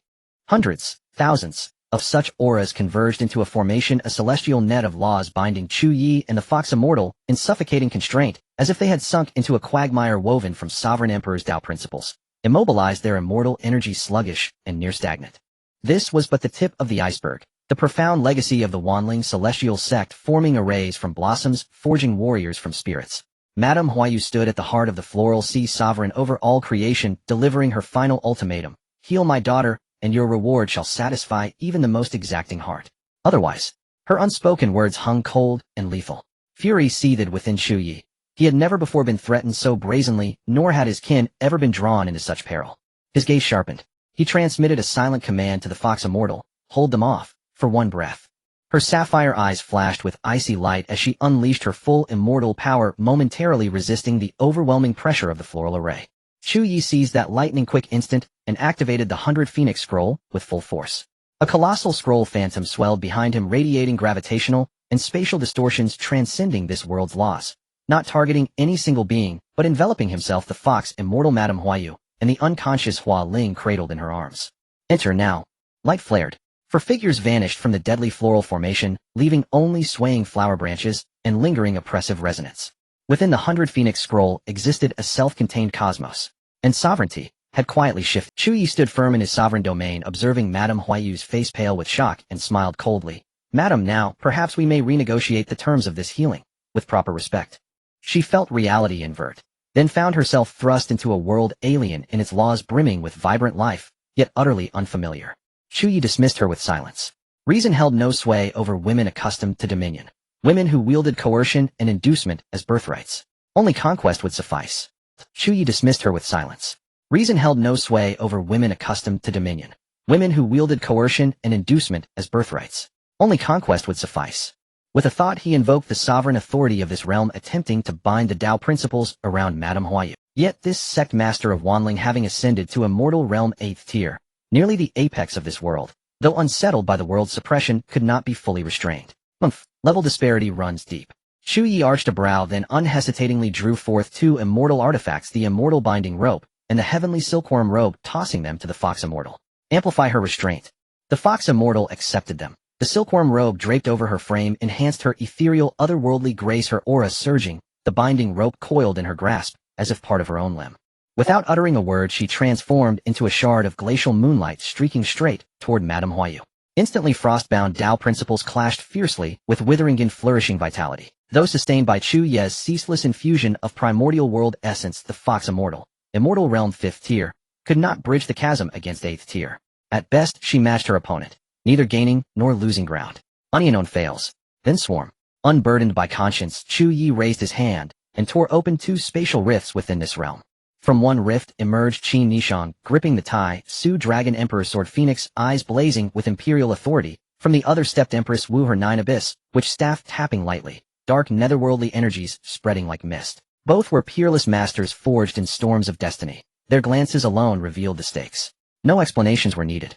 Attack! Qin Nishang's sword roared like a dragon. Its tyrannical light severed vines of vital energy. Empress Wu murmured arcane incantations. Her eerie witchcraft corroded the withering gun flourishing domain. The fox immortal froze 1,000 li ceiling spatial mobility.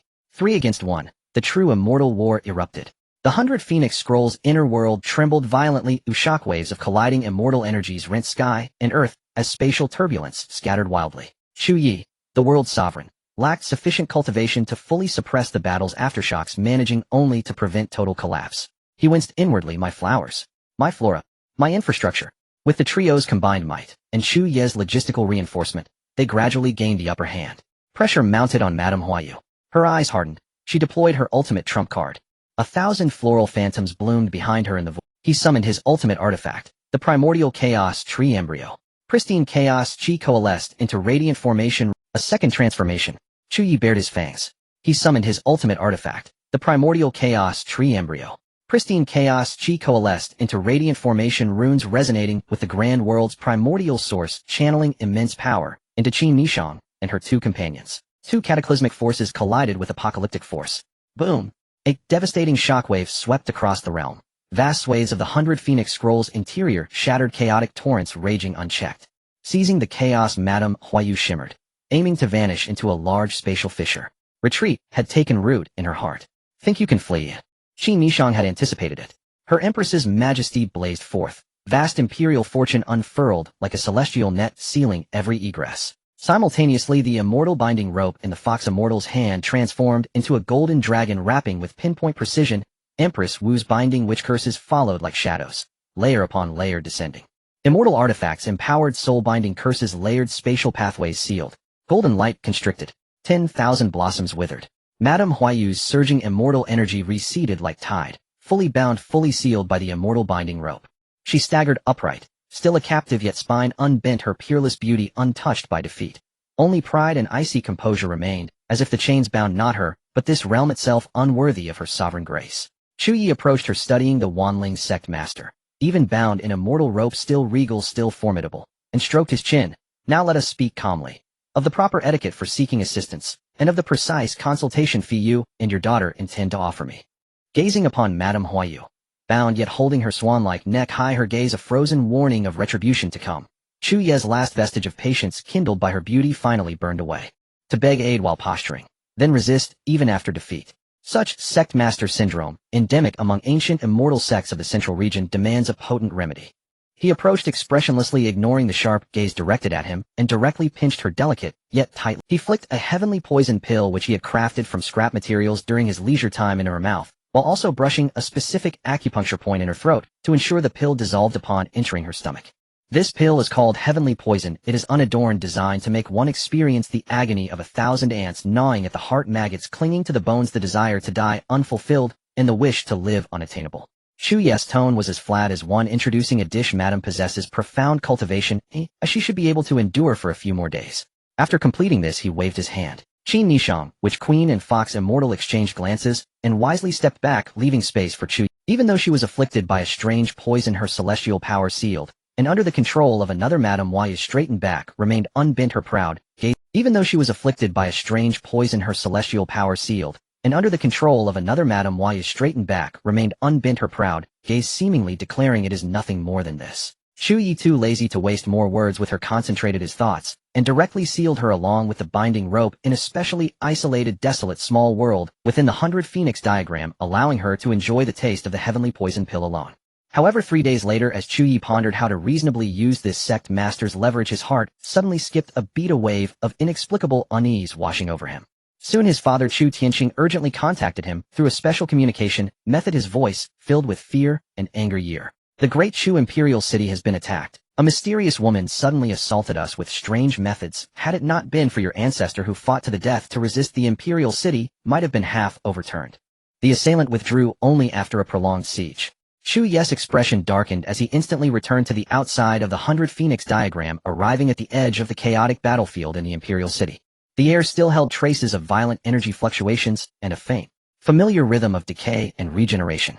Without a word, he summoned the celestial mechanism abacus, his fingers flying as he crazily deduced the causal threads. The calculation beads moved swiftly, spiritual light bursting forth, ultimately pointing clearly in one direction, the Wanling Heavenly Sect. Good. Chu Ye laughed in anger, his eyes glinting coldly. A Wanling Heavenly Sect dares to play me like this. They tied up the big one and sent the little one to raid. Truly a fine scheme. Without hesitation, he forced out a drop of his vital blood and let it drip onto the abacus, using a greater price for a more precise tracing. In the crimson light, the assailant's face gradually became clear, revealing Madame Huayu's likeness. No wonder she appeared so fearless. It turns out she had a backup outside. Chu Ye sneered coldly but keenly sensed, however, this doppelganger's aura is far weaker than the original, otherwise my ancestor would hardly have been able to withstand it.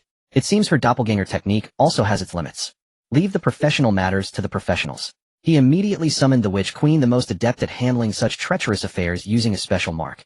Upon hearing the reason, the Witch Queen's gaze deepened. Without saying much, she directly invoked an ancient witchcraft secret technique, soul tracing ghost art. Moments later, she lifted her gaze and coldly stated the woman is likely practicing the 10,000 flowers, same source avatar secret method. Besides the main body you have imprisoned, she has 3 complete doppelgangers scattered in the outside world. Once the main body falls, the 3 doppelgangers will automatically condense, inheriting all the powers and memories of the main body, equating to a perfect rebirth. In other words, she has at least 4 lives. 3 lives in reserve. Very well. Chu Ye's anger turned into a cold, decisive resolve. Then let's leave her not a single one. He directly ordered Qin Nishang, the Witch Queen, and the Fox Immortal ladies, please make another trip. Take this trace of aura extracted by the Witch Queen, and capture the remaining 3 flower butterflies for me, suppressing them completely.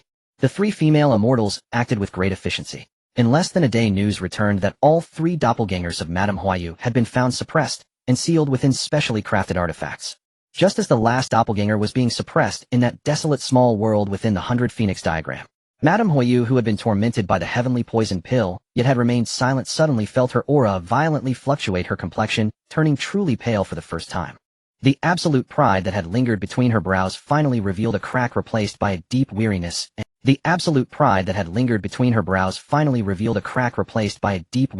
and the humiliation of having to confront reality. When Chu Ye's figure reappeared in this small world, he no longer saw the unyielding proud phoenix, but a beautiful woman with a waning aura and a complex gaze looking over.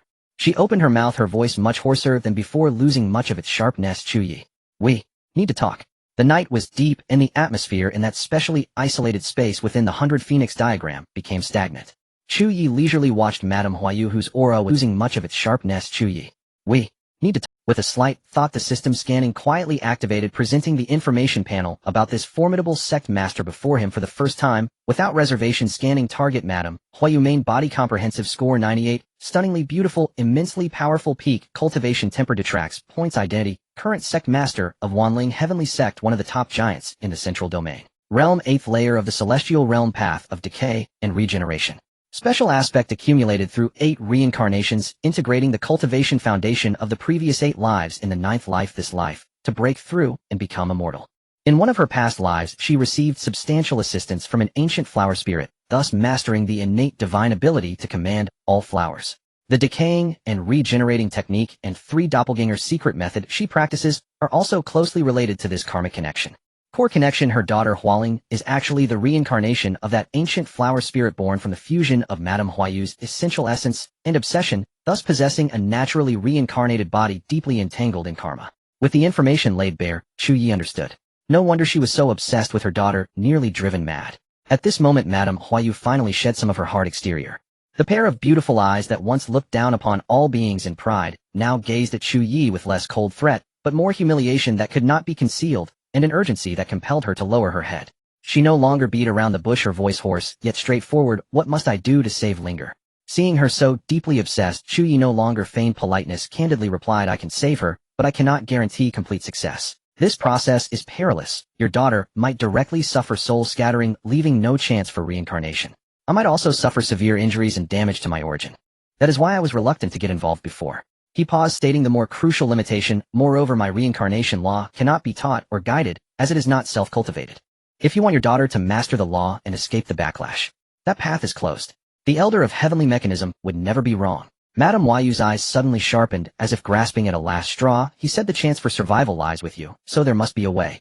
Chu Ye nearly rolled his eyes, utterly exasperated by the so-called credibility of that old fraud Tianji. What scheme was this old coot weaving, deliberately putting him on the spot?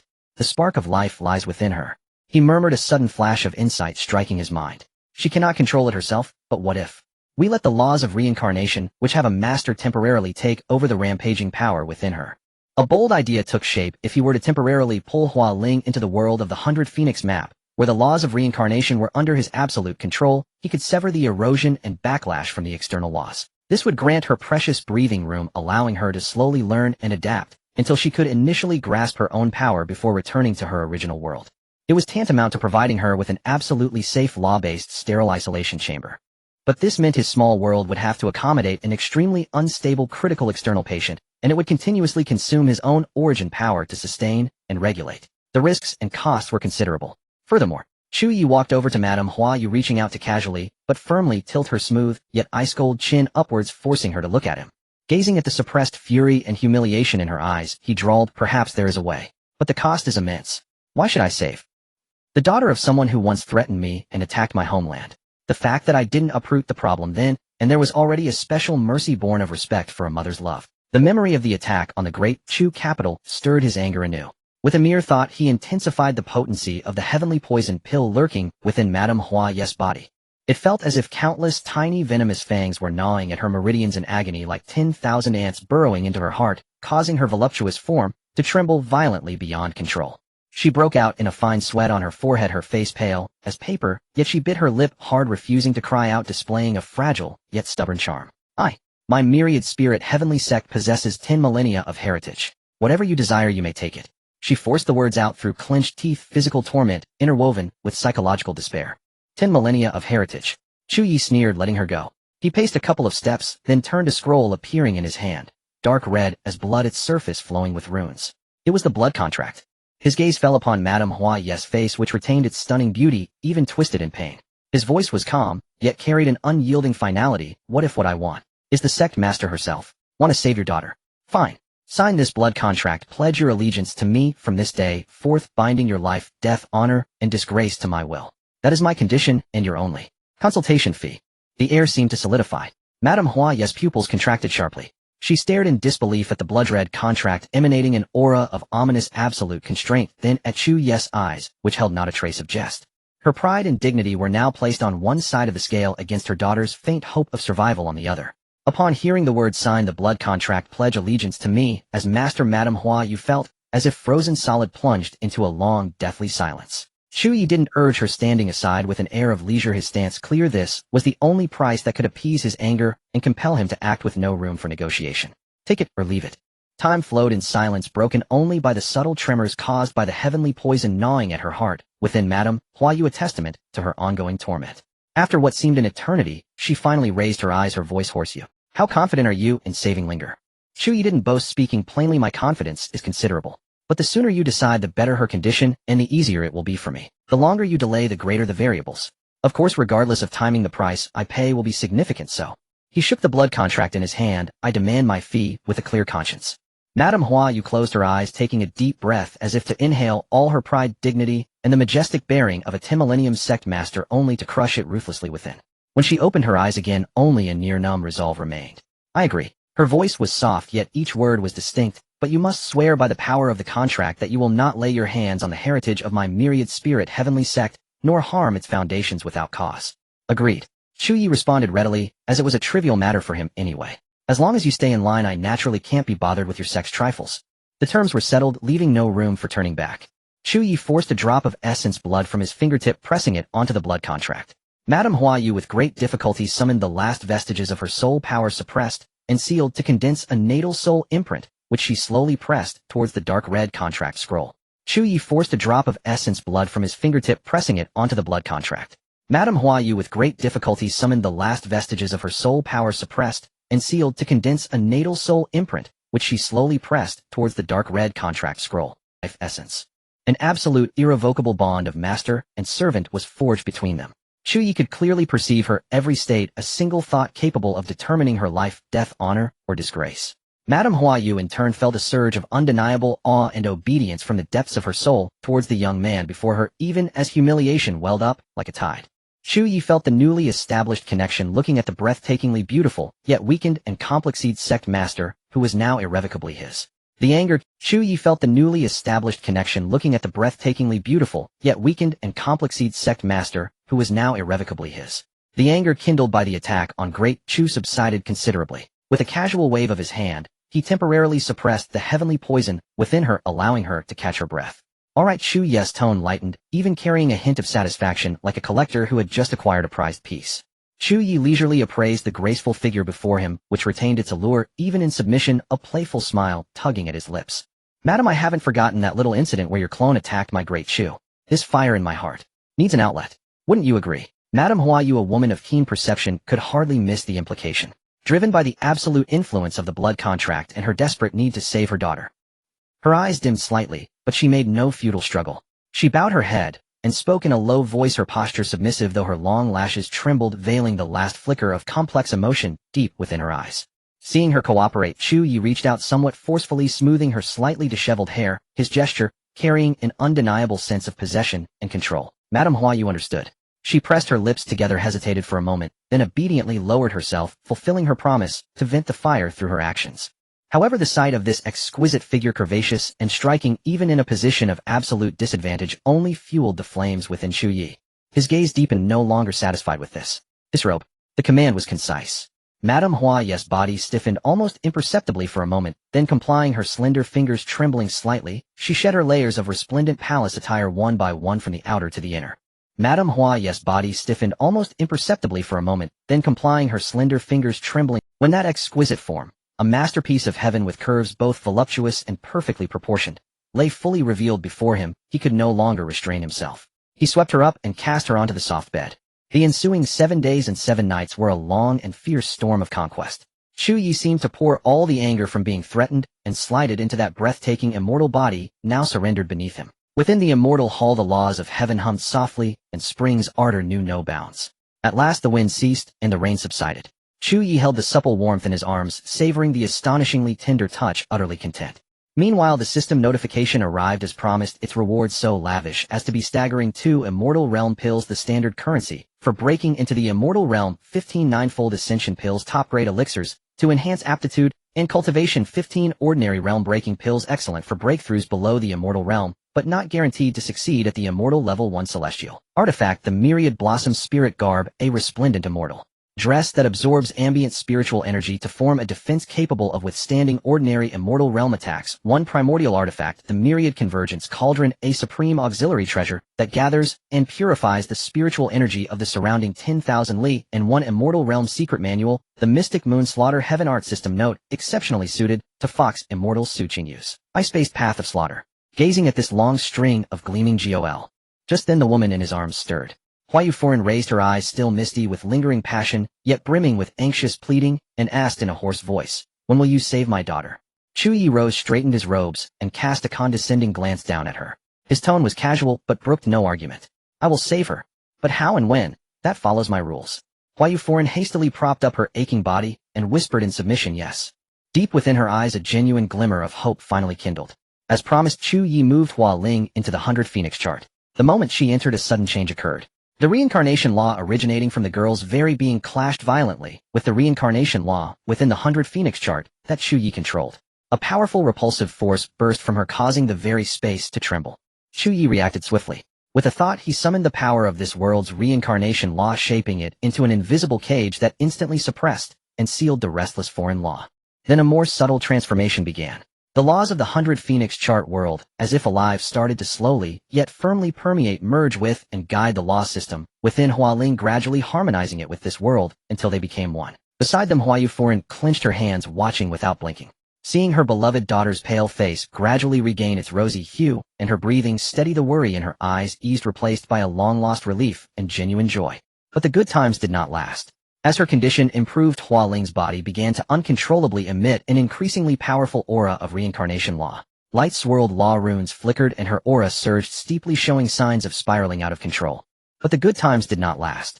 As her condition improved, Hua Ling's body began to uncontrollably emit an increasingly powerful aura of reincarnation law. Light swirled law runes, now washed by the law's baptism, her instinct drives her to break through to a higher realm to contain it.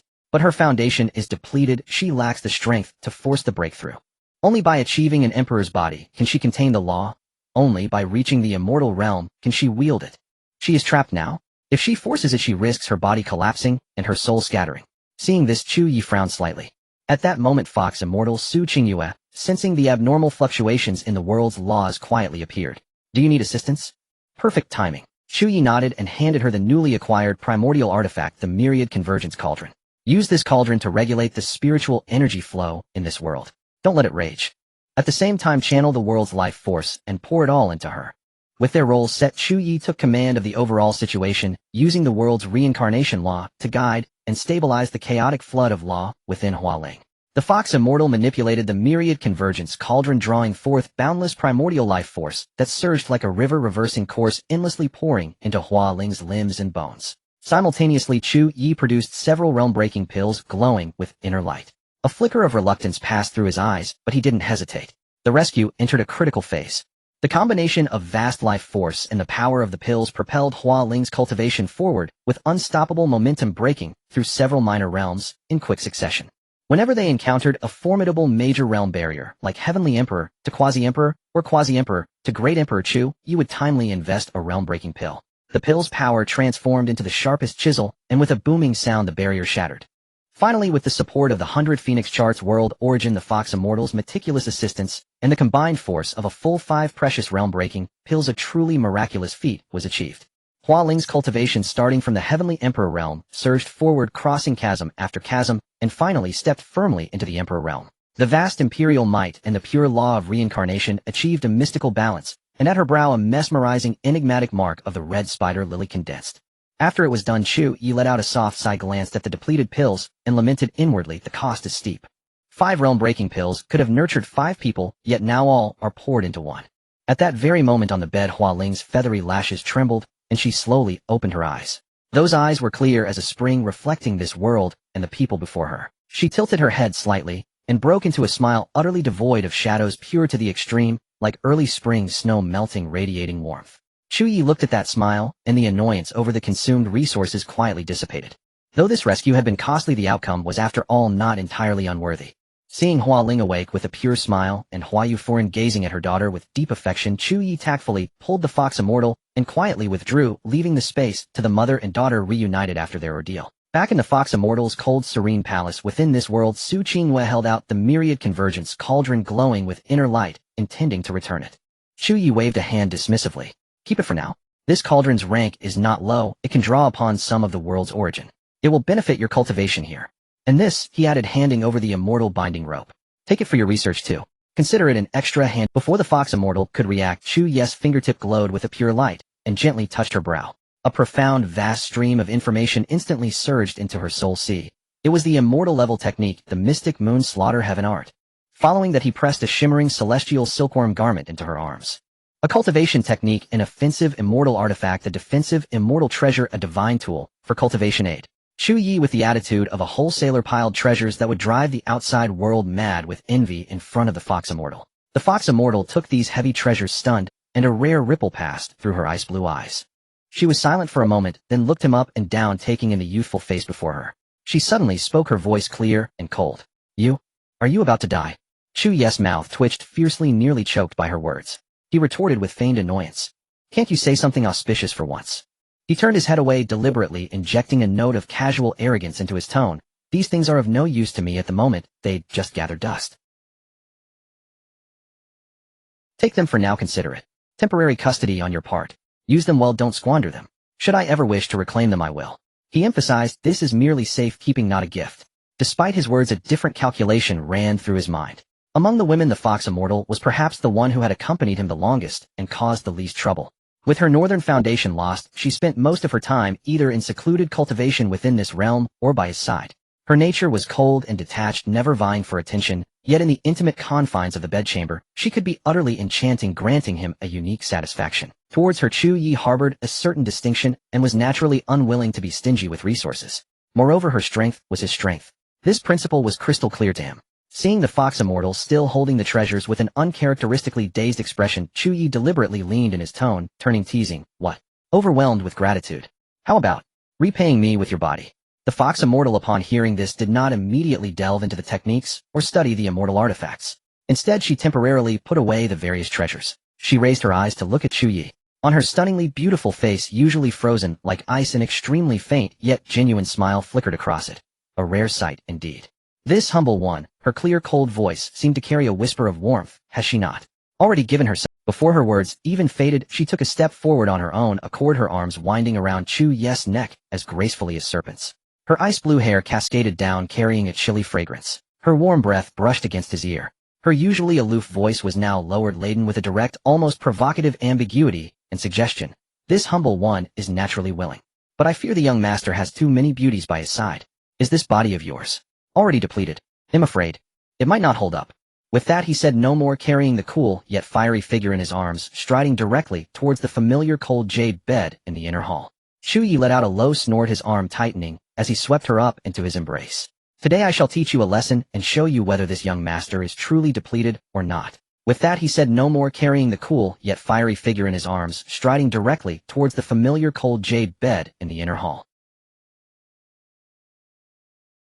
At the break of dawn, the lingering effects of a night of immortal arts exchange had yet to fully dissipate. Chu Ye lay on his side, gazing at the Fox Immortal Su Qingyue, who was feigning sleep in his arms. At the break of dawn, the lingering effects of a night of immortal arts exchange had yet to fully dissipate. Chu Ye lay on his side, gazing at the Fox Immortal Su Qingyue, who was feigning sleep in his arms. His fingertips traced idly over her graceful, seemingly boneless, yet immensely powerful immortal body, feeling her aura now more solid and robust than yesterday. He couldn't help but chuckle teasingly. I say, you Fox, are you planning to treat me as your personal human-shaped tonic pill? Cultivating so diligently through dual cultivation to retrieve a plain white robe and dress herself meticulously. The passionate entanglement and the Fox Immortal's long lashes fluttered slightly at his words. Her ice blue eyes cast a faint, indifferent glance at him, devoid of any shyness, only her usual coldness. She rose gracefully, moving with fluid efficiency to retrieve a plain white robe and dress herself meticulously. The passionate entanglement and active seduction of the night before seemed like a mere illusion to Chu Ye. In an instant, she transformed back into the aloof, ethereal moon palace, immortal, untouched by worldly dust. Without sparing him another glance, she left only a flat, emotionless statement. I'm going to cultivate. Call me if anything comes up. Her figure dispersed like moonlight, fading, vanishing from the hall. Chu Ye stared at the empty bed, touched his nose, and shook his head with a wry smile. This Fox truly is merciless after getting dressed. Her heart is probably colder than her ice law. He too rose and tidied himself, then made his way to the palace where Hua Yu and her daughter were housed. Seeing Chu Ye, Hualing, who had just recently awakened, immediately approached him. Her eyes were clear and innocent, her smile radiant and pure, the very picture of a sheltered, naive young maiden. The law of reincarnation within you holds boundless potential. If you can truly master it, achieving the immortal realm in the future is not a distant dream. After a brief exchange, Chu Ye led Hua Yu and her daughter out. The law of reincarnation within you holds boundless potential. If you can truly master it, achieving the immortal realm in the future is not a distant dream. After a brief exchange, Chu Ye led Hua Yu and her daughter out of the 100 Phoenix diagram and returned to the myriad spirits heavenly sect. In the grand main hall, a single look from Chu Ye was enough for Madame Huayu to understand. She gently persuaded the curious Hua Ling, who was eager to see her home. Linger, you've just woken up. Go familiarize yourself with the sect's changes and stabilize your cultivation realm first. As her daughter left joyfully, the hall's doors closed silently, leaving only Chu Ye and Madame Huayu in the. Chu Ye unceremoniously walked over and sat in the seat of authority, the symbol of the sect master's power. His posture was relaxed, but his gaze held a playful hint of settling accounts. Madam, your daughter's matter is resolved. However, to elevate her from the Imperial Heaven stage directly to the Emperor stage like a rocket, I expended 5 top-grade breakthrough pills and drained a significant portion of a world's source vitality. Shouldn't we settle this account? His tone was light, but his words carried a blatant hint of fleecing. Madame Huayu stood below, her expression calm upon hearing this. She knew Chu Ye spoke the truth. The cost of such heaven-defying methods must be immense. Moreover, given the blood pact between them, if Chu Ye truly wished to seize the myriad spirits' heavenly sect's accumulated wealth, he wouldn't need to consult her. The fact that he was willing to name his price so openly in a sense showed he was leaving some leeway. Your Highness speaks truly. This kindness is as heavy as a mountain, and the expenditure is beyond measure. Madame Huayu nodded slightly, showing no sign of reluctance. With a graceful flick of her wrist, an ancient-looking storage ring brimming with inner light appeared in her palm.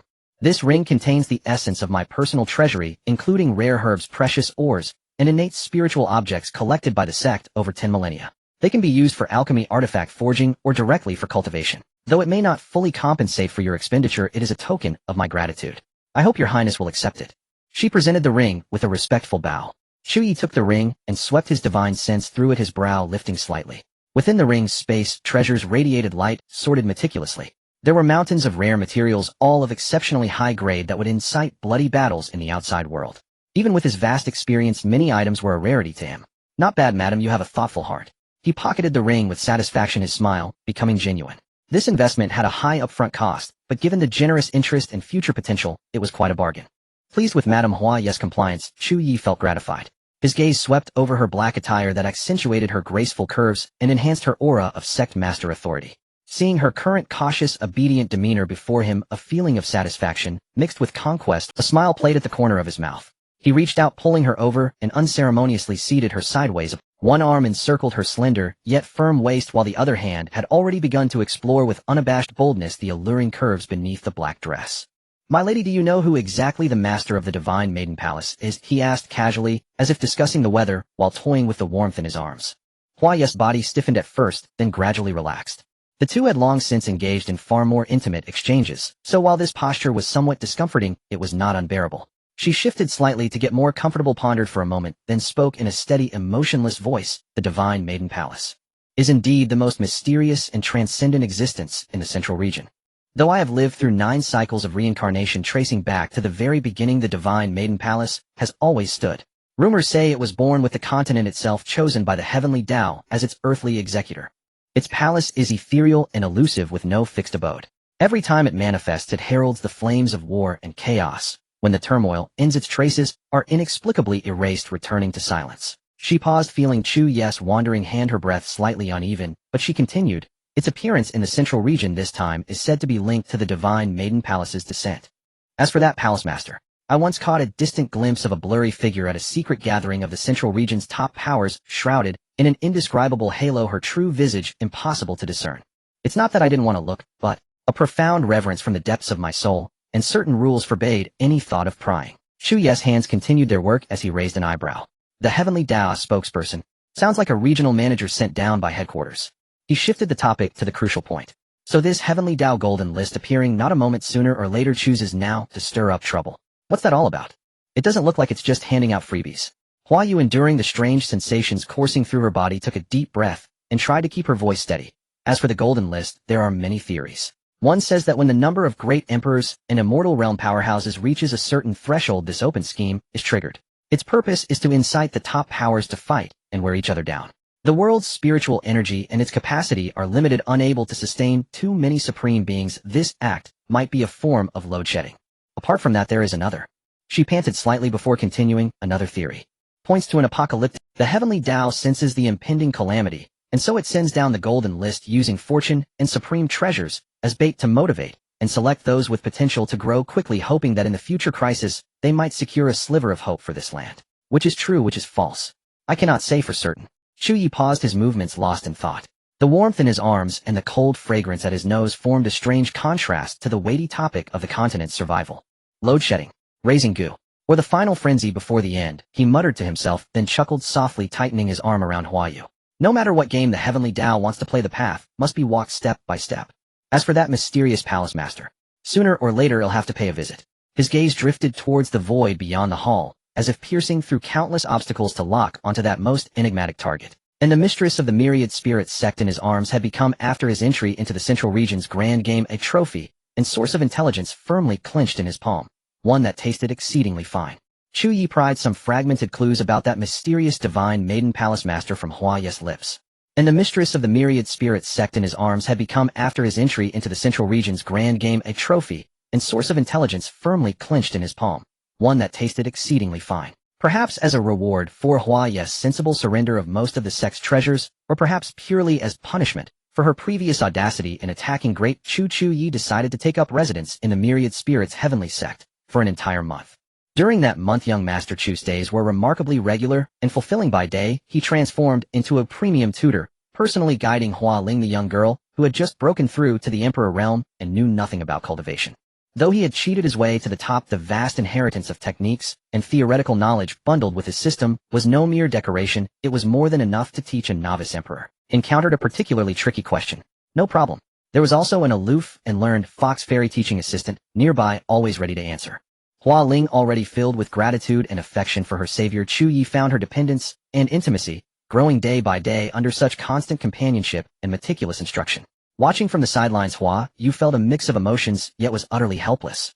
At night, he switched to personal trainer mode day and night, bestowing his favor upon Hua Yu, who initially maintained her sect master's aloofness, but was ultimately half-willing. At first, she merely cooperated, reluctantly bound by blood, oath, and circumstance. However, the Buddhist reactions often prove more honest than the will. Under Chu Ye's relentless, high-intensity practical guidance, she gradually moved from resistance to acceptance, and from acceptance to indulgence. In the end, she adopted a might-as-well attitude and let herself go. Thus, in this cycle of teaching the daughter by day and guiding the mother by night, Chu Ye lived a life of comfort and considerable busyness, even finding a measure of enjoyment in it. Seeing him toiling so diligently, Hua Ye's attitude subtly shifted. She became less awkward and gradually began to grant Chu Ye's requests without fail. Seeing how cooperative she had become, Chu Ye finally produced the real reward at the end of the month. Combining dual cultivation secrets with a precious breakthrough pill, he helped the sect master, who had been stuck at the 8th level of the immortal realm for a long time, break through to the 9th level in one go. The ecstasy and exhaustion of the breakthrough intertwined, leading to another night of passionate entanglement. The next morning, as the afterglow of intimacy faded and Hua Yu was still basking in the satisfaction of her stabilized realm and rare tenderness, she heard Chu Ye casually announce his departure. She was momentarily stunned. She hadn't expected that the young man who had stormed into her life with such force, claiming all of her being, would leave just as decisively. Chu Ye looked at the stunningly beautiful sect master before him, now completely tamed, her eyes and brows carrying the languid afterglow and complex emotions of their encounter. Satisfied, he ruffled her silky hair. At the same time, he took out another breakthrough pill and placed it in her palm. This is for Hua Ling. Give it to her when the time is right. Inside the 100 Phoenix chart, I've reserved a special space for you too. Cultivation, there will be twice as effective. He paused, a meaningful smile curling at his lips. Of course, there's one more requirement for you. Come when called. When I want you, you must appear promptly. Hua Yu looked at Chu Ye, now fully dressed and restored to his handsome, dashing appearance, then at the pill in her palm. Her expression flickered through several changes before finally settling into a resigned sigh as she lowered her head and answered, yes. Perhaps this was already the best possible ending. Chu Ye drifted away without deliberately concealing his tracks. There are no walls that the wind cannot penetrate, and soon the news that Hua Ling's strange ailment had been cured by Chu Ye spread through the central domain like it had grown wings. The matter of Lady Hua Ye's beloved daughter suffering from a bizarre affliction, with countless famed physicians failing to find a cure, was hardly a secret within the upper echelons of the central domain. It was known to nearly everyone. Various ancient and established powers had secretly researched or openly attempted a cure, yet all were helpless. Now it had actually been resolved by a young man named Chu Ye from an outer domain. This matter alone was enough to stir a massive uproar. However, the subsequent news that followed left these wily old foxes utterly astounded, even incredulous. Lady Hua Yu had broken through the 8th level barrier of the immortal realm, which had firmly trapped her for nearly a millennium, and instilled fear in countless powerhouses of the same rank, was shattered in a short span of time, propelling her into the 9th level. In the upper echelons of the immortal realm, every small step signifies a qualitative leap in combat power, so the solidity of its bottlenecks is self-evident. Lady Hua Yu had been stuck at the 8th level for a long time, yet now she broke through abruptly, and the timing coincided perfectly with Chu Ye's visit to Wanling Heavenly Sect and his cure of Hualing. No one would believe this was a mere coincidence. A daughter's terminal illness cured a mother's millennium-old bottleneck broken. All happening after that Chu Ye visited the Wanling Heavenly Sect. The magnates of various factions stroked their beards, brows, furrowed hearts filled with shock and doubt. Could it be that he orchestrated all of this? They unanimously recalled the awe-inspiring Great Dao Golden List from not long ago, and the astonishing description of Chu Ye's destined marriage constitution on that list. Union with him can shatter bottlenecks and elevate realms. What might have been dismissed as the heavens Dao's exaggerated rhetoric or some special blessing now in light of the miracles of the mother and daughter of the Wanling Heavenly Sect suddenly felt profoundly real and even alarming. The name Chu Ye along with his mysterious constitution was no longer merely a symbol on a ranking list or idle dinner conversation within the top circles of the central domain. It had become shrouded in an even denser, more alluring, and more dangerous aura of mystery. Some wily old monsters, their minds racing, now cast entirely different glances towards the great Chu Empire. Meanwhile, more hidden gazes began to reassess how to deal with this visitor from the outer domain.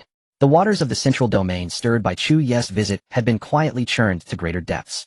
The Wanling Heavenly Sect affair was like a boulder cast into a lake, its ripples spreading far and wide without cease. Chu Ye, a young man once dismissed by certain old guard central domain powers as a nouveau riche from the outer domain, had overnight become a searingly hot top-tier strategic resource. No, he was a walking, breathing realm breaker and power structure disruptor. The threshold of the great Chu Empire, as ancestor Chu Shanha had half-jokingly predicted, was indeed being worn down by the constant trampling of visitors from all corners of the central domain. Gift-bearers, favor-seekers, alliance proposers, and even those directly delivering goods to the door came in an endless stream. A veritable live showcase of top-tier investment attraction in the fantasy world. Ancestor Chu Shanha, manning the front desk, had sensible people away at yourselves. He deflected the question with masterful finesse. He added in the end, of course the ancestor stroked his beard and smiled. You're all sensible people away at yourselves. He deflected the question with masterful finesse. He added in the end, of course the final decision isn't up to me. Oh, it depends on whether my grandson is willing. The ancestor stroked his beard and smiled. You're all sensible people away at yourselves. He deflected the question with masterful finesse. He added in the end, of course the final decision isn't up to me. Oh, it depends on whether my grandson is willing. He washed his hands of all responsibility while accepting all gifts without complaint. The central domain visitors knew full well this was a shakedown, but Chu Ye's efficacy was simply too tempting. For a faction, if they could use Chu Ye to create an additional great emperor, it could directly alter the regional power map. Such temptation was enough to make many forces willingly take the hit. As for the women sent over for marriage alliances, many factions even considered it a privilege. After all, Great Chu was a newly wealthy power in the top 10 of the Golden List. Consequently, piles of cooperation proposals and marriage candidate dossiers were delivered to Chu Ye every single. Chu Shanha and Chu Tianqing handled matters with great consideration, providing not only the faction backgrounds and the women's names and identities, but also high-definition memory stone images meticulously annotated with their specialties. Some were statuesque, touting a capacity for greatness. Others excelled in music, chess, calligraphy, and painting with an elegance as pure as orchids. There were even female Buddhist cultivators of the joyful Zen path volunteering to serve as consorts, fully showcasing the diversity and practicality of central domain talent, especially female talent. Of course, there were also those who lost their minds and took unconventional paths. One minor faction, apparently aiming for differentiated competition, actually sent over several handsome fair-skinned youths. When Chu Ye saw the dossier, his face instantly darkened like the bottom of a pot. He struck his brush across it decisively. Blacklist them. Permanently banned from Great Chu territory. This is a double insult to my character and my taste. This concubine selection operation was naturally tacitly approved, or even promoted by Chu Ye himself. The goal was clear, casting a wide net to find top-tier beauties with high system scores. He could enjoy the pleasure of exploration while completing system tasks for rewards, killing two birds with one stone and maximizing efficiency. The central domain's profound heritage meant the women sent over were indeed of extremely high quality, 1 in 10,000, and quite a few met Chu Ye's aesthetic standards and system scores. For a time, even Chu Ye felt a bit swamped with business, unable to cope. He simply changed his strategy and focused on resource reserves first. He archived the information of all initially qualified women and their backing factions, effectively creating a personal talent harem reserve pool. When to summon them was purely a matter of mood. Once a card was flipped, his father and the ancestor would step in to conduct deep cooperation negotiations with the respective factions. Since they were the ones seeking his favor, Chu Ye naturally wasn't running a charity. His negotiating terms were a veritable dragon saber, each cut aimed at the opponent's vital points. The minimum price was dispatching experts to serve Great Chu for over a millennium, bound by contracts sworn under the heavenly Dao. Depending on what was sought, breaking a bottleneck, improving a constitution, or both. The price escalated layer by layer with no upper limit. At this moment, deep within the secret realm of the Taishu Sword Palace, a second-rate sword cultivation sect in the central domain, a live demonstration of this deep cooperation was underway. Inside the secret realm sealed by layers of restrictions, the scene was enough to make any Taishu Sword Palace disciple or elder gape in disbelief and feel their faith crumble. Three supreme ancestor triplets, with nearly identical features and cold ethereal auras. They were now clad in flimsy gauze robes devoid of any dignity or air of quasi-emperor powerhouses, and like the most docile maidservants they surrounded and attended to a young man lounging lazily on a large bed, none other than Chu Ye. One ancestor knelt by the bed, kneading his shoulders and legs with perfect pressure. Another peeled a spirit fruit, with slender fingers delicately feeding it into his mouth. The third danced gracefully in the open space ahead, following a silent rhythm. Her sword cultivator's sharpness transformed into seductive glances and sinuous waist movements. Chu Ye squinted, reveling in this ultimate service, occasionally reaching out to pull one of the ancestors into his embrace, savoring her exquisite curves, and taking full advantage, his demeanor as relaxed as if he were basking in the sun in his own backyard. These three ancestors were precisely the clients who had signed a 10th-year service contract with Chu Ye. Their Dao foundations were on the verge of collapse, due to inherent flaws in their cultivation techniques, and old wounds, their lifespans nearly exhausted with no hope of breaking through. Chu Ye fulfilled his promise. Through their exchange, he successfully triggered the system's reward, which this time unexpectedly produced a rather rare special artifact. He also bestowed upon them realm-breaking pills, aiding them in a sudden breakthrough that not only saved their lives, but also allowed them to step into the imperial realm together. No one knew better than they did that their rebirth and glory today hinged entirely on a single thought from Chu Ye. What did the dignity of an ancestor or feminine reserve matter when weighed against tangible survival and power? They were even more dedicated and cherishing of this opportunity than women from other major powers, carefully discerning Chu Ye's preferences and serving him with utmost effort, hoping only to gain a bit more favor and perhaps a chance for further advancement in the future. Seeing how perceptive they were, he naturally didn't hesitate to grant rewards. The artifact that had dropped was given to them. Both sides got what they needed, focusing on a long-term, mutually beneficial and pleasant cooperation. Within the secret realm springs radiance and the rhythm of the Dao sword together, where power plays and desire shared the same hue. Chu Ye's life as the coveted gem of the central domain unfolded in a vibrant manner amidst the longing, scheming, and sacrifices of various forces. And he was clearly the most carefree dealer and the biggest winner in this game. Just as Chu Ye was immersed in this idyllic life of leveling up while lying down and choosing favorites to dote on. His imperial father Chu Tianqing added icing on the cake by implementing a bidding ranking system. Whoever sent thicker gifts and showed more sincere intent would have their candidate prioritized on Chu Ye's schedule. For a time, the Great Chu Empire's tribute list all sorts of bizarre rewards and special equipment. By complete, Chu Ye, savoring the pleasures of his work, harvested all sorts of bizarre rewards and special equipment by completing system tasks, while his cultivation level also rose with the tide of his diligent toil. Before he knew it, he had unexpectedly broken through to the sage realm. If the old monsters outside who had cultivated painstakingly for centuries, or even millennia, were to hear this news, they would likely vomit blood in fury. They would curse the injustice of heaven. Why can some people level up just by sleeping while we go bald from seclusion and can't advance an inch? Of course, his favorites were currently mostly concentrated in the central domain. It wasn't that women from the other four domains didn't want to advance, but rather because the current ruler of the four domains was Qin Nishang. And the fact that the Empress Qin Nishang was Chu Ye's legitimate Dao companion was no longer a secret. Before Qin Nishang gave an explicit statement or arrangement, who would dare to bypass this decisive empress and take the liberty of seducing Chu Ye? That would be purely asking for a shortened lifespan. Thus passed 2 months of such carefree days. One night, Chu Ye was lounging on the couch, idly flipping through the latest bidding ranking list, pondering whose name card to flip over tonight. As midnight approached, the palace door silently swung open.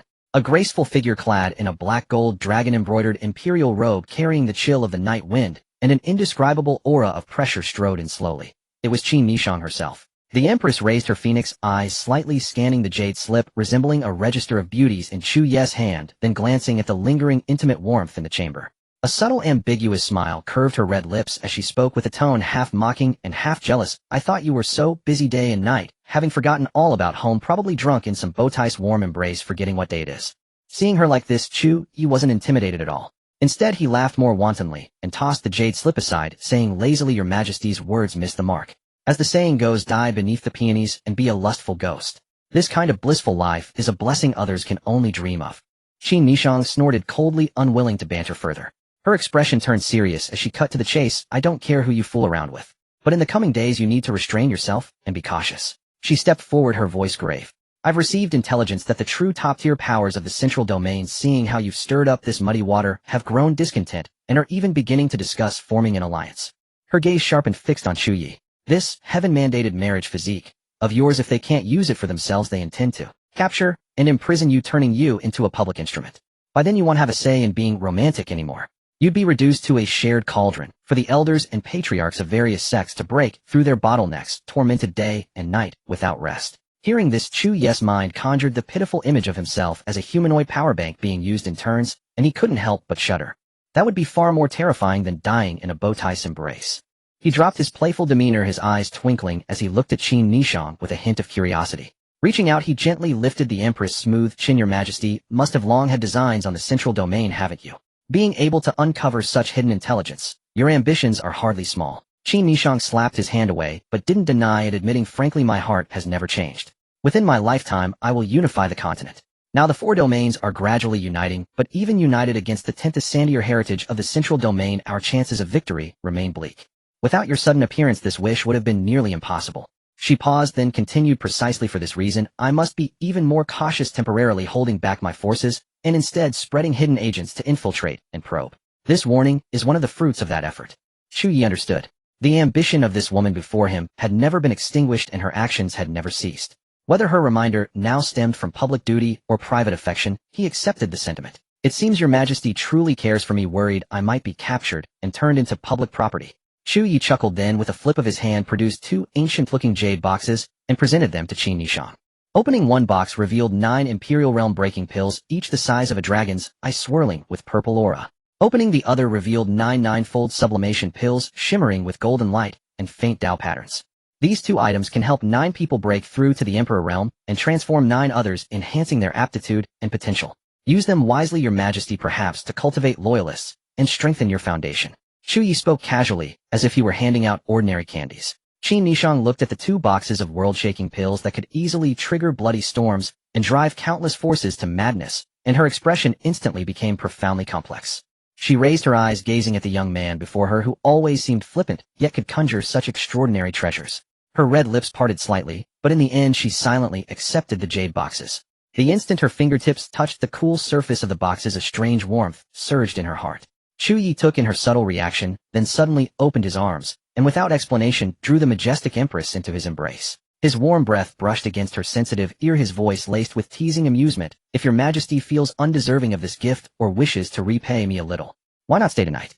Qin Nishang's body stiffened slightly, yet the tips of her ears flushed a subtle red. She put up a token struggle, but in the end did not push him away. Under the soft glow of the night, the dark golden dragon robe and Chu Ye's garments gradually intertwined. The candlelight within the hall swayed gently, while the moonlight outside the window was hazy. Dawn light crept in, and the night of passion had just come to an end. Qin Nishang had shed the imperial majesty that awed the realm by day, and for once she curled up docilely in Chu Ye's embrace, allowing his slender fingers to idly comb through her waterfall of dark hair. Chu Ye lowered his gaze to her defenseless, gentle profile, contrasting it with her usual commanding demeanor that ruled over all. The sense of masculine achievement in his heart nearly overflowed. Qin Nishang savored this moment of tranquility, yet couldn't resist a light snort from her nose, her voice slightly husky from just waking up as she teased. You scoundrel, your harem could almost form a legion of peerless beauties, and yet you still roam outside, dallying with every flower you find, tireless in your pursuits. Chu Ye chuckled lowly, twirling a strand of her hair around his finger, his tone lazy yet unapologetic. Has your Majesty never heard? Though the flower at home is fine, wild blooms add a certain charm. Besides, after feasting on delicacies, occasionally savoring a local specialty is one of life's great pleasures. His tone shifted, carrying a hint of seriousness. But rest assured, your Majesty, the vast empire of Great Qin you fought so hard to build, the only one who will rightfully inherit it will be the bloodline of you and me. Qin Nishang's ears grew imperceptibly warm at his words, but she turned her head away, feigning indifference as she retorted, Who said anything about bearing your child? If you wish to continue your lineage, go find your 100 flowers. Chu Ye knew she was putting up a front and didn't call her bluff. He simply smiled and pulled her closer. Qin Nishang also knew when to stop. She quickly steered the conversation back to serious matters, her voice regaining its usual calm clarity. Enough with the jokes. The waters of the central domain run deeper than what you see now. On the surface, 9 transcendent powers stand in a tripod, a pattern summarized as 1 hall, 1 pavilion, 1 workshop, 1 sect, 1 alliance, 1 saint, 1 ruin, 2 palaces, 2 saints.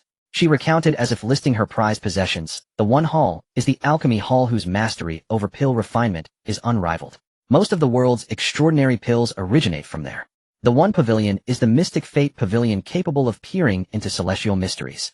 The one workshop is the divine artifice workshop specializing in forging divine weapons transforming the mundane into the miraculous.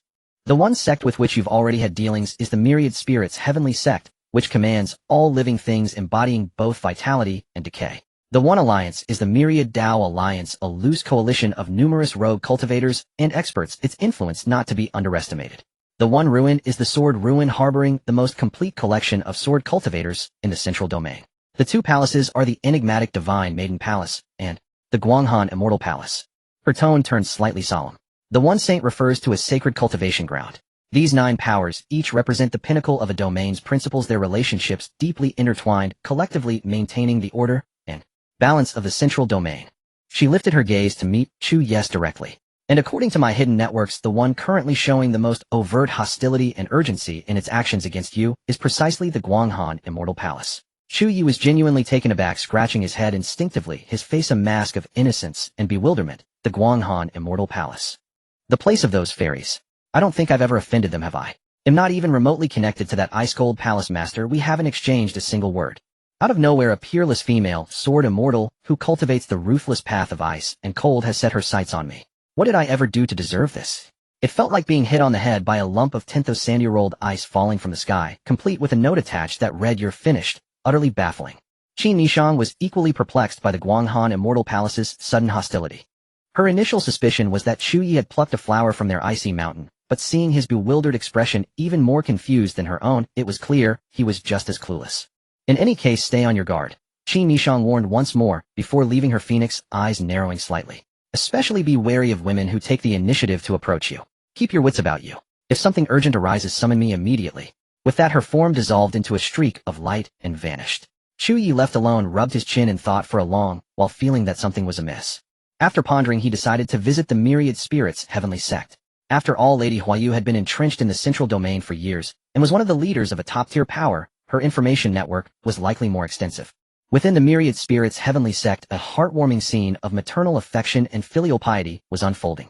Lady Huayu was patiently guiding her daughter Hua Ling in her cultivation, imparting the sect's ultimate techniques. Perhaps due to the near loss of her daughter, she was exceptionally lenient with her. Even when Hua Ling occasionally made mistakes, she would only offer a gentle smile and explain in detail the atmosphere harmonious.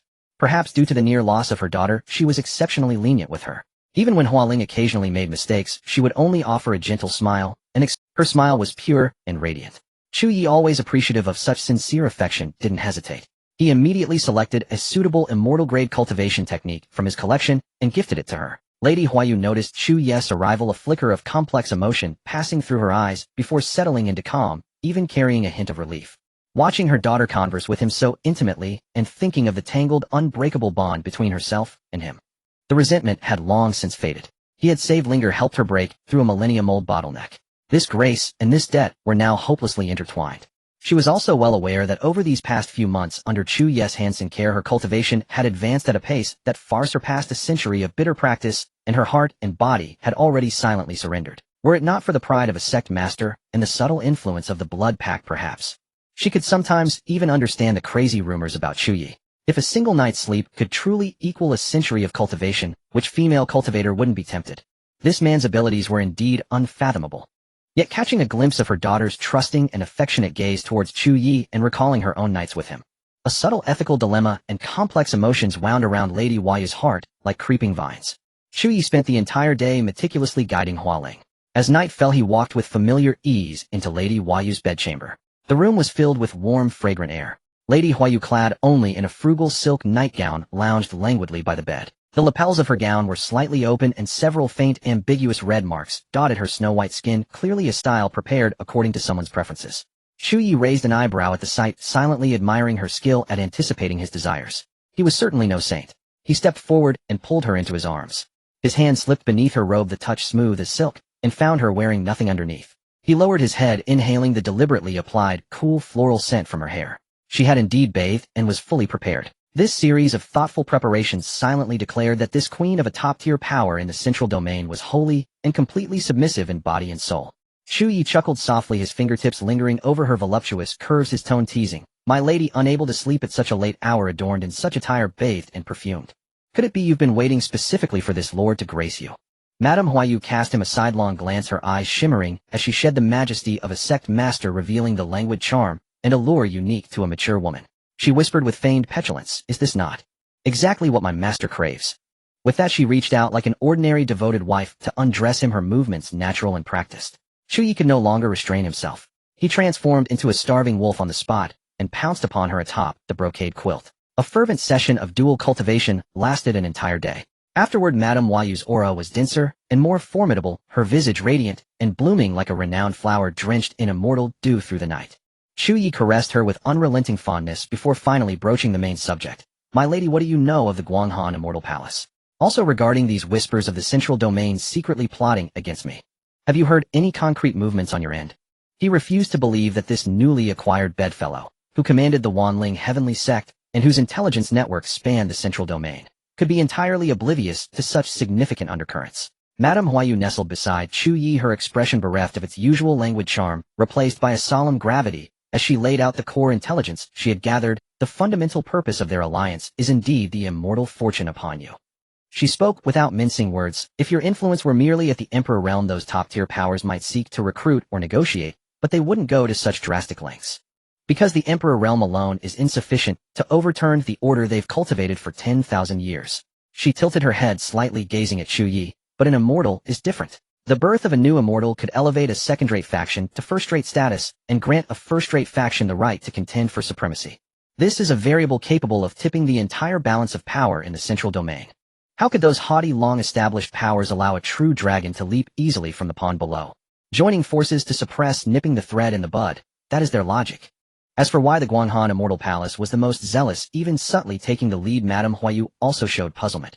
I haven't been able to uncover the exact reason either. I've only vaguely heard that some existence within the palace urgently needs the immortal fortune to break through to a point of utmost urgency. And they would never agree to your conditions. She paused, then explained, the very foundation of the Guanghan Immortal Palace is built upon female chastity and the path of emotionlessness.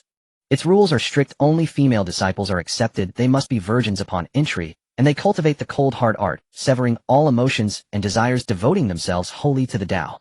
Your method of exchanging immortal fortune for marriage ties is in their eyes nothing short of heretical blasphemy against their rules and defilement of their doctrine. They want the fortune you possess, yet they cannot follow your rules, Madame Huayu summarized. So the only path left is to first subdue you by force, capture you, and then discuss other matters. Only by seizing the initiative might they consider how to safely obtain what they need. Upon hearing this, far from showing fear, Chu Ye's eyes suddenly lit up brilliantly, like a starving wolf that had just discovered a lush pasture teeming with plump lambs. All female disciples must be virgins, cultivating the emotionless Tao. He murmured in repetition, his fingers absently tracing patterns on Madame Huayu's smooth back, a meaningful, even excited curve forming at the corner of his mouth. This isn't a threat. This is the system's quest notification blaring in my ears. Regardless of the noble reasons they had for targeting him, in Chu Ye's eyes the Guanghan Immortal Palace had instantly transformed from a potential threat into a super dungeon gleaming with gold and filled with high-value top-tier beauties. Give up. How could he? Madame Huayu sensed the shift in his emotions, and seeing the strange light flickering in his eyes felt more worried than reassured. She couldn't help but warn, do not underestimate the enemy. That palace master of Guanghan Immortal Li Yue, her true cultivation level is likely unfathomable. She hasn't appeared in the world for ages, her ranking on the Great Tao list is based on her cultivation at her last appearance, the 4th level of the Immortal Realm. But comparing her aura with my current perception at the 9th level of the Immortal Realm, her presence is still her tone was heavy to give me such a distinct sense of pressure. I fear she has reached the peak of the Immortal Realm, perhaps even with one foot already crossing the threshold of the legendary Heavenly Immortal Realm. That is the most troublesome part. Chu Ye could hear the genuine concern in her words. This former dominant Wanling sect master had clearly bound her interests, and even her safety tightly, to Chu Ye's far beyond her concern for the old order of the central domain. A warmth stirred in his heart. His soothing gestures became gentler as he caressed her graceful curves, murmuring with a low laugh, don't worry, I have everything under control. Since we're here, we'll make the best of it. They want to hunt me like prey. A sharp blade-like glint flashed through Chu Ye's eyes, mingling with amusement and absolute confidence. But in this game, who is the true hunter and who is the naive prey stumbling into a trap? It's far too early to tell. He lowered his head, planting a kiss on Madame Huayu's smooth forehead, his tone resolute. Let's see what moves they make. Well, counter each move as it comes, and collect some interest along the way. Chu Ye weighed the combat strength of both sides. That Li Yue, the palace master of Guanghan, was suspected to be at the peak of the immortal realm, while the only one on his side, who could barely match her, seemed to be the Madame Huayu in his arms at the 9th level of the immortal realm. Qi Nishang, the witch queen, the fox immortal, and the nun all possessed boundless potential, but what they lacked at the moment was the time to mature. His gaze fell upon the enchanting sect master in his embrace. Chu Ye twirled a strand of her hair around his finger and spoke slowly. Do you wish to take another step upward to glimpse the scenery of a true immortal? Madame Huayu's delicate frame trembled almost imperceptibly, her eyes blazing with astonishing intensity. A true immortal. That was a legendary realm countless immortal realm giants dreamed of, but could never reach. She had no doubt that this young man before her possessed such capability, for miracles seemed to be routine occurrences in his presence. Suppressing the surging excitement within her, she instead nestled more docilely into his embrace, lifting her alluring eyes, her voice carrying a perfectly measured hint of probing caution. This concubine desires it more than anything. But for such heaven-defying fortune, what price must this concubine pay? She knew all too well that nothing in this world was free, especially when Chu Ye's meals always came with a hefty price tag. Chu Ye regarded her with appreciation. This woman was intelligent and pragmatic. To the outside world, she was a majestic sect master, to her daughter a loving mother, and to him, she knew her place, perfectly leveraging her mature allure to full effect. Used well, she was a sharp and pleasing blade. The price indeed exists. Chu Ye didn't beat around the bush. He gently lifted her chin with his fingers, gazing into her eyes. Under normal circumstances, helping you break through might not be difficult. But time is of the essence. To grant you overwhelming, intelligent, and pragmatic. To the outside world, she was a majestic sect master. He lowered his voice, adopting a mysterious air. I possess a formation derived from the heritage of the heavenly mechanism abacus, known as the time flow reversal formation. In simple terms, it's buying time. Invest sufficient resources to activate it, and the flow of time within the formation is 10 times faster than the outside world. Cultivate inside for 10 days, and only 1 day passes outside. As for what to do with this purchased time, a mischievous yet confident smile curled at the corner of Chu Ye's lips. Dual cultivation. Within my 100 Phoenix chart world, combined with my special constitution and system, well, a special technique, plus the immortal realm pill I prepared for you. I am confident that within 1 year inside the formation, I can elevate you to the rank of true immortal. He spread his hands, revealing his shrewd merchant nature, but the resources required to activate this 10-fold cultivation speed VIP are astronomical. As they say, the wool comes from the sheep's back. Your myriad spirits heavenly sect has 10,000 years of accumulated heritage. I presume your reserves are quite substantial. Chu Ye laid out his entire plan and finally offered a reassurance. According to my estimates, 1 year of dual cultivation inside the formation equates to merely 1 month in the outside world. 1 month later, when I return to your sect, will be a genuine, true, immortal sect master. This deal is not a loss, is it? Lady Huayu's heart raced, a radiant light swirling in her eyes. Doubts. She was already thoroughly convinced of Chu Ye's methods. Concerns naturally existed, but compared to the allure of achieving true immortality, they could all be set aside. She took a deep breath, quickly regaining the composure and decisiveness befitting a sect master. This matter. I require a day to make arrangements. Sect affairs must be properly handed over, and I will leave a clone to hold the fort to conceal this from the outside world and avoid alerting the enemy. She raised her eyes, her gaze towards Chu Ye, now carrying a resolute determination and a barely perceptible fervor. 1 day from now, I, and the 10,000 years of accumulated heritage of the myriad spirits heavenly sect shall be at your disposal. My lord. Chu Ye smiled with satisfaction. Excellent. Not only had the fish taken the bait, but it had also prepared its own bait and pot. I await the good news. He released Lady Huayu, his mind already calculating where to inscribe the time flow reversal formation to conserve the most materials. A true immortal crash course funded by a mountain of resources was about to commence within the 100 Phoenix chart in a manner both alluring and efficient. Over a month outside, but within the 100 Phoenix chart, the temporal formation had been silently operating for an entire. During this year, Chu Ye had not been idle. Acting as the chief dual cultivation instructor, he had subjected Lady Huayu to comprehensive high-intensity, specialized training. From theoretical foundations to practical techniques, from energy guidance to posture optimization, including but not limited to certain legendary advanced courses. He imparted his knowledge without reservation, engaging in relentless day and night polishing and deliberation. Under Chu Ye's lavish resource irrigation, and intensive practice makes perfect, teaching Lady Huayu's physical potential was developed to its extreme, and her cultivation foundation surged with accumulated momentum. Finally, after a particularly profound night of integrating theory with practice, her aura erupted, touching the Longyarn 4 barrier, the realm of true immortal. However, the joy of breaking through was fleeting. A sudden and drastic change occurred. The sky within the 100 Phoenix chart shifted color, and an unprecedented, terrifying heavenly tribulation descended. This tribulation lightning was extraordinary, imbued with a majestic celestial might and anger, as if Lady Huayu's ascension to true immortal was a transgression that violated the fundamental taboos of heaven and earth. The true immortal slaying tribulation. Silver lightning dragons wreathed in destructive aura crashed down one after another. Relying on her newly acquired true immortal foundation and the robust physique honed through a year of Chu Ye's special training, Lady Huayu withstood the initial waves. Yet her aura was already unstable, her face pale. Chu Ye watched from the side, his brows deeply furrowed. What a joke, he fumed inwardly. I've worked my ass off cultivating for over a year, expended countless pills and resources, and finally sculpted this raw jade into a masterpiece. Just as I'm about to succeed, you old man heaven jump out and say you want to reclaim her. I don't agree. Although he didn't understand why the external heavenly Tao was reacting so violently, this was his 100 Phoenix, chart a small world. My domain, my rules. Chu Ye's mind raced, and his authority as the world master was fully activated. He mobilized the world's fundamental power, forming invisible barriers that layered upon each other to weaken and nullify the tribulation's might. Simultaneously, he urged the primordial chaos tree embryo, releasing abundant life force that surged continuously into Lady Huayu, aiding her rapid recovery. This action seemed to thoroughly enrage the inscrutable will of the heavenly Tao. The tribulation clouds converged madly, and all the destructive energy condensed into an unprecedented silver lightning dragon. It locked onto Lady Huayu, carrying a resolute will of judgment and obliteration, and struck down with a cataclysmic boom. The sheer force of this strike sent a shiver down Chu Ye's spine. If she took it heeding, she would die or be crippled. If she dodged, she would surely perish. I've spent a whole year of my life finally training up this outstanding graduate, and you're telling me the final exam is a death sentence. Chu Ye was furious. How can I tolerate this? His gaze sharpened, and he held nothing back.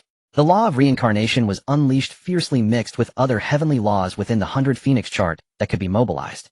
It transformed into a resplendent streak of light, actively charging towards the destructive lightning dragon. Boom! The moment they made contact, the barrier of laws Chu Ye had condensed was torn apart like paper. The silver lightning dragon, its residual might undiminished, surged straight towards his main body. The breath of death was overwhelming. At this critical juncture, ding! Detected high-intensity foreign rule intrusion. Threat level high. Initiating autonomous defense and countermeasures. The system's cold, emotionless notification sounded like heavenly music in Chu Ye's mind. He didn't even see. All he saw was the god-slaying, immortal-destroying silver lightning dragon upon reaching 2 feet before him collide with an invisible, absolutely unshakable barrier. It abruptly stalled, twisted, and then silently disintegrated and vanished. Not even a wisp of residual energy escaped. What was even more bizarre was that the tribulation lightning energy processed by the system didn't completely dissipate. A small portion was instead transformed and purified, turning into a gentle, yet immense power that surged silently into Chu Ye's body, absorbing and converting high-order rule energy. Cultivation increased. System points function activated. A series of notifications flashed by. Chu Ye stood there stunned, not yet having digested this sudden change, when he noticed the tribulation clouds above beginning to rapidly disperse. The terrifying lock-on and killing intent also receded like the tide. From the heavens, a beam of auspicious immortal energy, imbued with a sense of acknowledgement and baptism, descended to envelop Lady Huayu. The tribulation was over. She slowly opened her eyes, immortal light swirling within them. Feeling the surging, boundless, true immortal power within her, so utterly different from before, her heart bathed in the immortal light, Lady Huayu's aura visibly stabilized and ascended. A transcendent, vast, ethereal, true immortal pressure naturally emanated from her, yet it carried a hint of her unique, enchanting charm. She slowly opened her eyes, immortal light swirling within them. Feeling the surging, boundless, true immortal power within her, so utterly different from before, her heart was filled with inexpressible shock and ecstasy. Her gaze immediately sought out Chu Ye, her eyes brimming with profound gratitude, dependence, and tenderness. She knew better than anyone that without this man before her who had shielded her and seen her through, even at the cost of braving the heavenly tribulation, she would have long since perished, let alone attained immortality. Seeing the crisis averted and the beauty safe and successfully elevated, Chu Ye let out a relieved breath. A roguish smile curled upon his lips as he stepped forward, reaching out to lift Hua Ye's chin with his finger, his tone laced with teasing and hidden meaning. The tribulation lightning was fierce. I trust it didn't harm you anywhere. Come, let this prince conduct a thorough examination to see if anything is amiss. With a slight increase in pressure, his fingers roamed daringly towards the small of her back. Hua Ye's heart stirred. Though her mindset had changed from before, she dared not resist in the slightest. Instead, she yielded, melting into Chu Ye's embrace, allowing his roaming hands. She bit her rosy lip, her breath like orchid. My prince. Your concubine has just entered the true immortal realm, her foundation not yet stable. There seems to be some internal discomfort, requiring the prince's careful soothing. Chu Ye laughed heartily, sweeping her up into his arms, and striding towards the jade bed not far away, his voice brimming with unbridled possessiveness. Fear not, this prince excels at soothing. I guarantee you'll be stabilized beyond compare. The formation flags silently lit up, once more sealing the space within from the outside world. The delightful affairs that transpired within are not for outsiders to know. After a night of experiencing a true immortal, Chu Ye emerged from the bedchamber, looking radiant, 4 words clearly written on his face, utterly and completely satisfied. System, open the points function. He willed it. Ding. Dao companion Hua Yu has ascended to true immortal. Reward points 1,000. Current points balance 1,000. Points mall unlocked. Welcome host to embark on your journey of spending and growing stronger. Chu Ye's eyes lit up as his consciousness sank into that glittering treasury of points. Good heavens, techniques, divine artifacts, immortal pills, and wondrous medicines were all on display, categorized from world-destroying to beauty enhancement. The system mall truly lived up to its Padawan reputation. As he browsed, an item priced at 666 points caught his attention. Recipe Heaven's Soul Confusion Incense, also known as the Chastity Destroyer and the Nemesis of the Virtuous. Its effect description was exceedingly arrogant. Those affected will be consumed by desire, and only the blood of the recipe's master can break the spell. If they come into contact with others, the backlash of passion intensifies. It could be called a walking exclusive chastity lock. Chu Ye pinched his chin, his smile gradually turning mischievous. Guanghan Immortal Palace. He pictured those white-robed fairies, their faces screaming epitome of abstinence. Aren't you all so proud of your icy bones and jade-like purity untouched by dust? He could almost see the lofty palace master of Guanghan, her cold, elegant face, flushed crimson, her immortal form, trembling amidst a tide of passion, yet forced to seek out the trail of his bloodline. 666 points. Can't go wrong with this deal. Chu Ye decisively exchanged for it. With a light tap on the void, a scroll of Danfeng wrapped in ambiguous pink mist landed in his palm.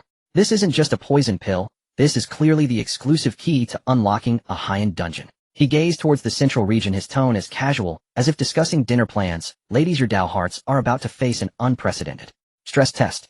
Chu Ye was a man of action.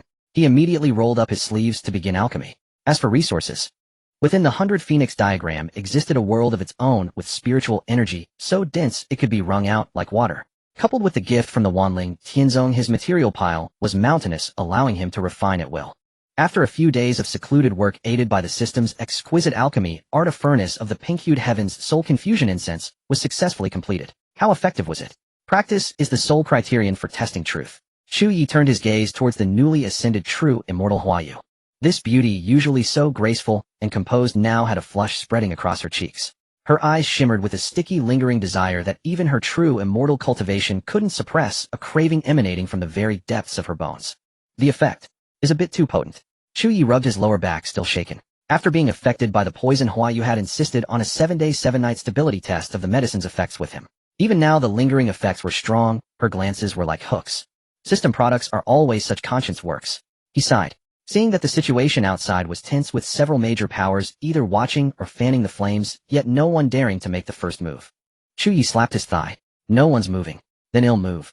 It was time to switch the roles of hunter and prey. Intelligence indicated that the most vocal and active instigator of this siege was none other than the Guanghan Immortal Palace, which had always prided itself on its pure and detached cultivation. Something was definitely amiss. Chu Ye decided to personally visit these enthusiastic folks. He brought along his newly minted true immortal enforcer, Hua Yu, whose cultivation realm allowed them to infiltrate the Guanghan Immortal Palace with ease. Soon the two stood silently amidst the clouds above the palace, overlooking the jade towers and immortal mist below. Chu Ye produced the small pink incense burner, a smirk playing on his lips. Strict palace rules. Pure and untainted. Let's give all you fairies a humanizing team-building exercise today. He uncorked the bottle and flicked his finger. The colorless, odorless mist dispersed with the wind seeping into every nook and cranny, instantly spreading across the entire palace grounds. A system note was clear: effective only on females. Coverage entire domain.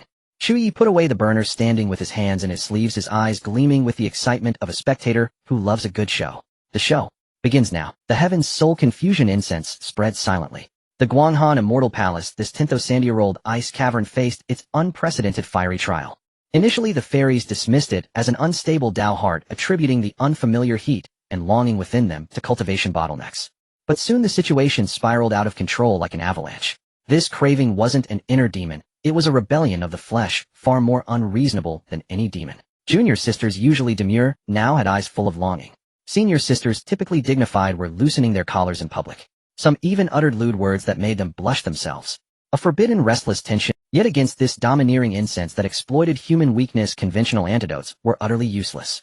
As the medicine's power seeped into their very bones, the palace's pristine image began to crumble.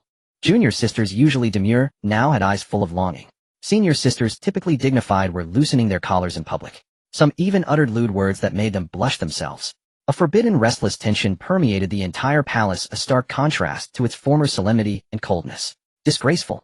This is a grave offense. The enforcement elder's face was icy, but inwardly she was frantic. The palace rules were strict, but she couldn't very well send half the disciples to the reflection cliff, could she? Just as everyone was at their wits' end, the enforcement elder bellowed, "Silence! I have summoned a master from the alchemy." As the words faded, a white-haired elder with an immortal aura drifted in. He was the highly respected alchemy master from the alchemy hall, renowned as the living Buddha. The old man stroked his long beard, his gaze sweeping over the chaotic, murmuring palace, his brow furrowed slightly. He took a deep breath, his expression turning grave, colorless and odorless, carried by the wind into the very bones, directly eroding the soul. A truly domineering incense poison. As expected of a master in the field, he discerned the transmission method and pharmacological mechanism at a glance. However, when asked how to break the poison, the elder stroked his beard in silence for a long while before finally letting out a deep sigh. "This poison. I have neither heard nor seen anything like it. It does not harm the meridians, nor does it destroy cultivation.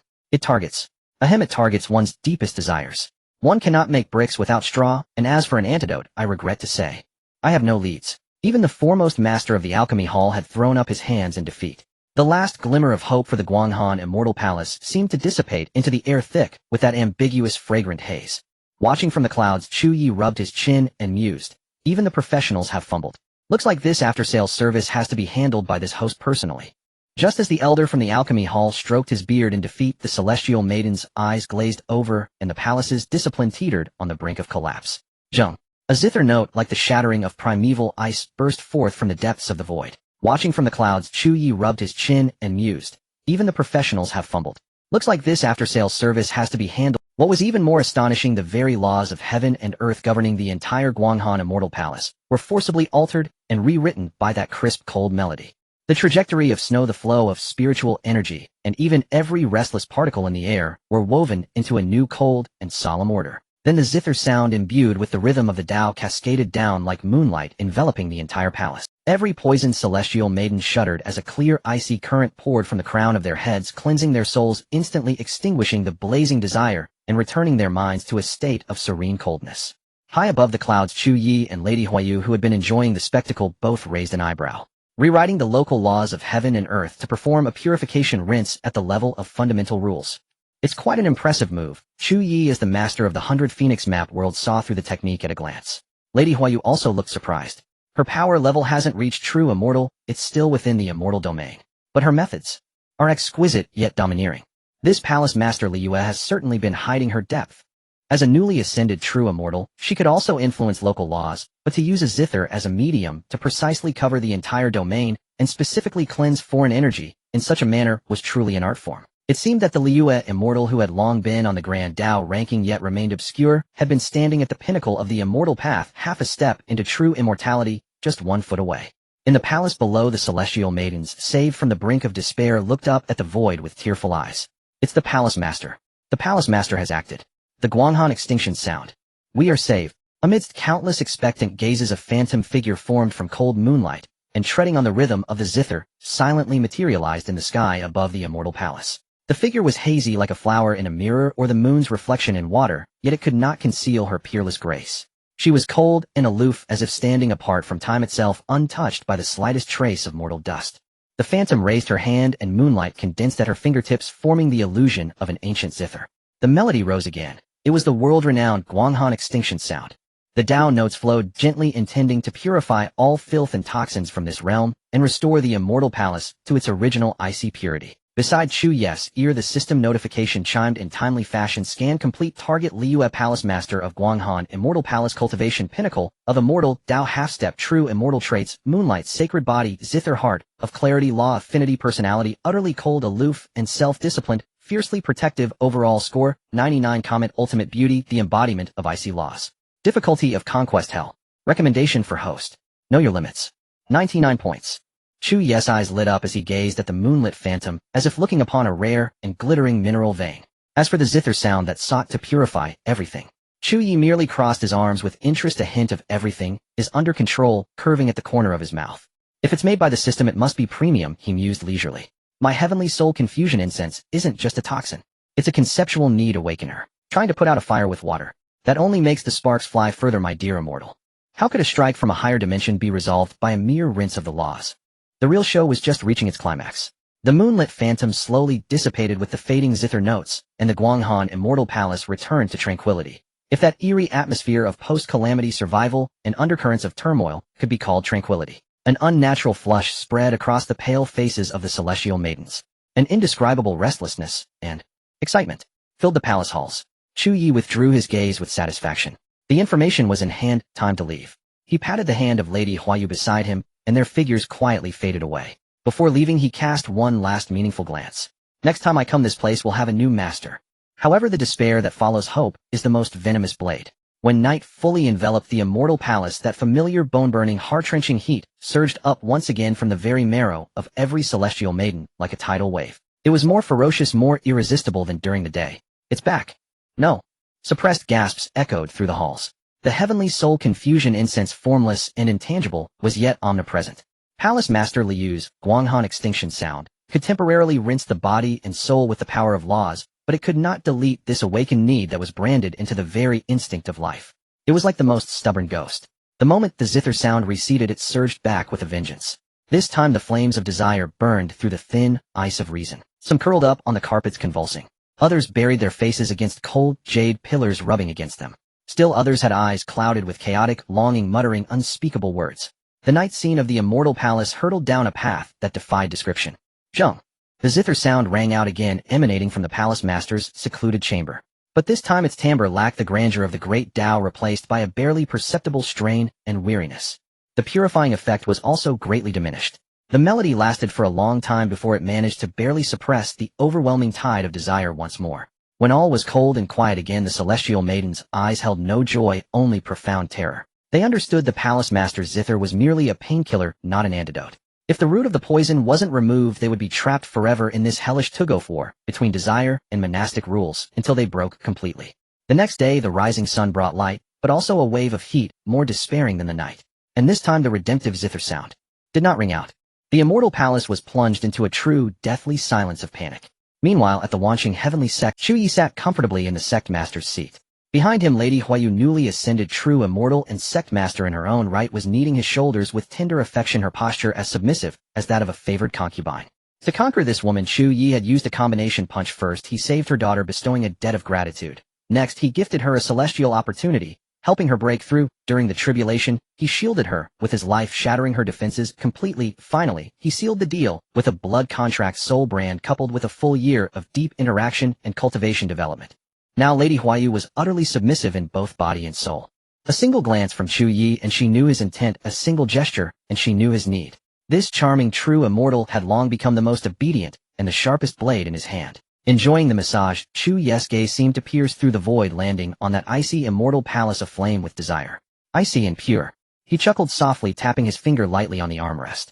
Soon you'll all know what true heat feels like. For 3 days, Chu Ye idled away his time within the 100 Phoenix diagram, sipping tea and watching the spectacle as the Guanghan Immortal Palace was tossed between ice and fire. Just as he pondered how to draft his report on the durability of the effects, Qin Nishang stormed in.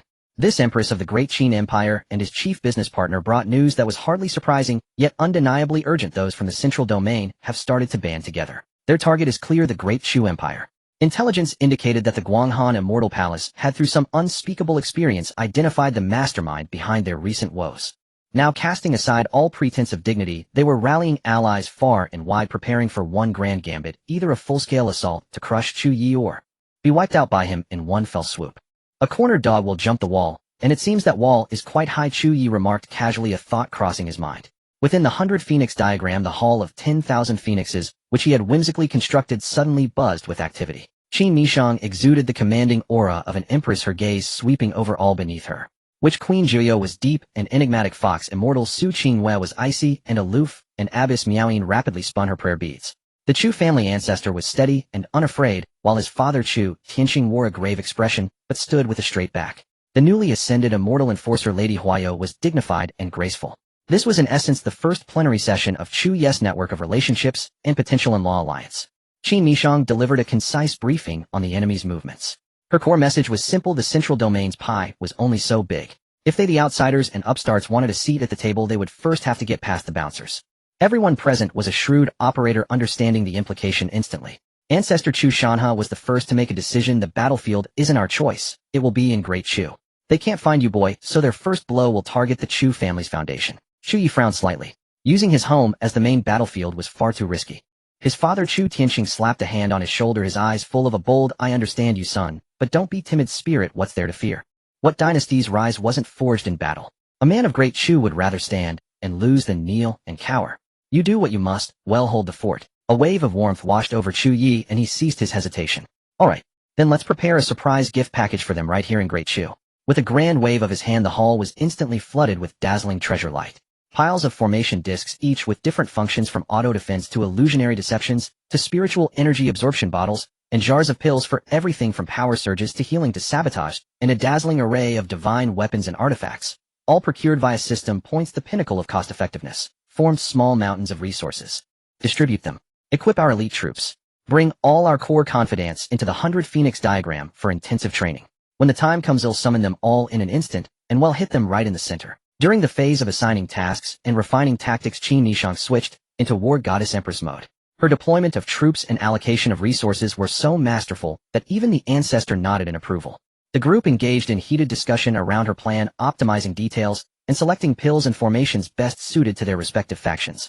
The atmosphere in the hall was intense, yet carried a weighty sense of unity, a feeling of we rise together or we fall together. Chu Ye surveyed this coalition of interests and bonds he had brought together, stroking his chin. Looks like this meal is one we have to eat whether we want to or not. Well then, let's see whose chopsticks are the strongest in the end.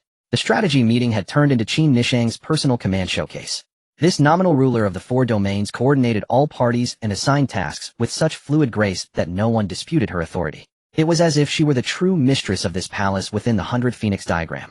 Chu Ye was more than happy to take a backseat, acting as a mere self-service resource ATM. Watching Qin Nishang's commanding demeanor, he gave a mental thumbs-up. Hustle, hustle. The stronger my wife is, the easier I can coast. As night fell, everyone dispersed. Seeing Qin Nishang still intently deliberating over defense details, Chu Ye sidled up and produced a shimmering, iridescent pill. An immortal ascension pill, a rare find. I saved it for you. He introduced it with the flair of a health supplement salesman. For someone at the peak of the Emperor realm, it grants instant ascension to immortality. For you, it can also boost your cultivation. The choice of how to use it is yours. An immortal ascension pill, a rare find. I saved it for you. He introduced it with the flair of a health supplement salesman.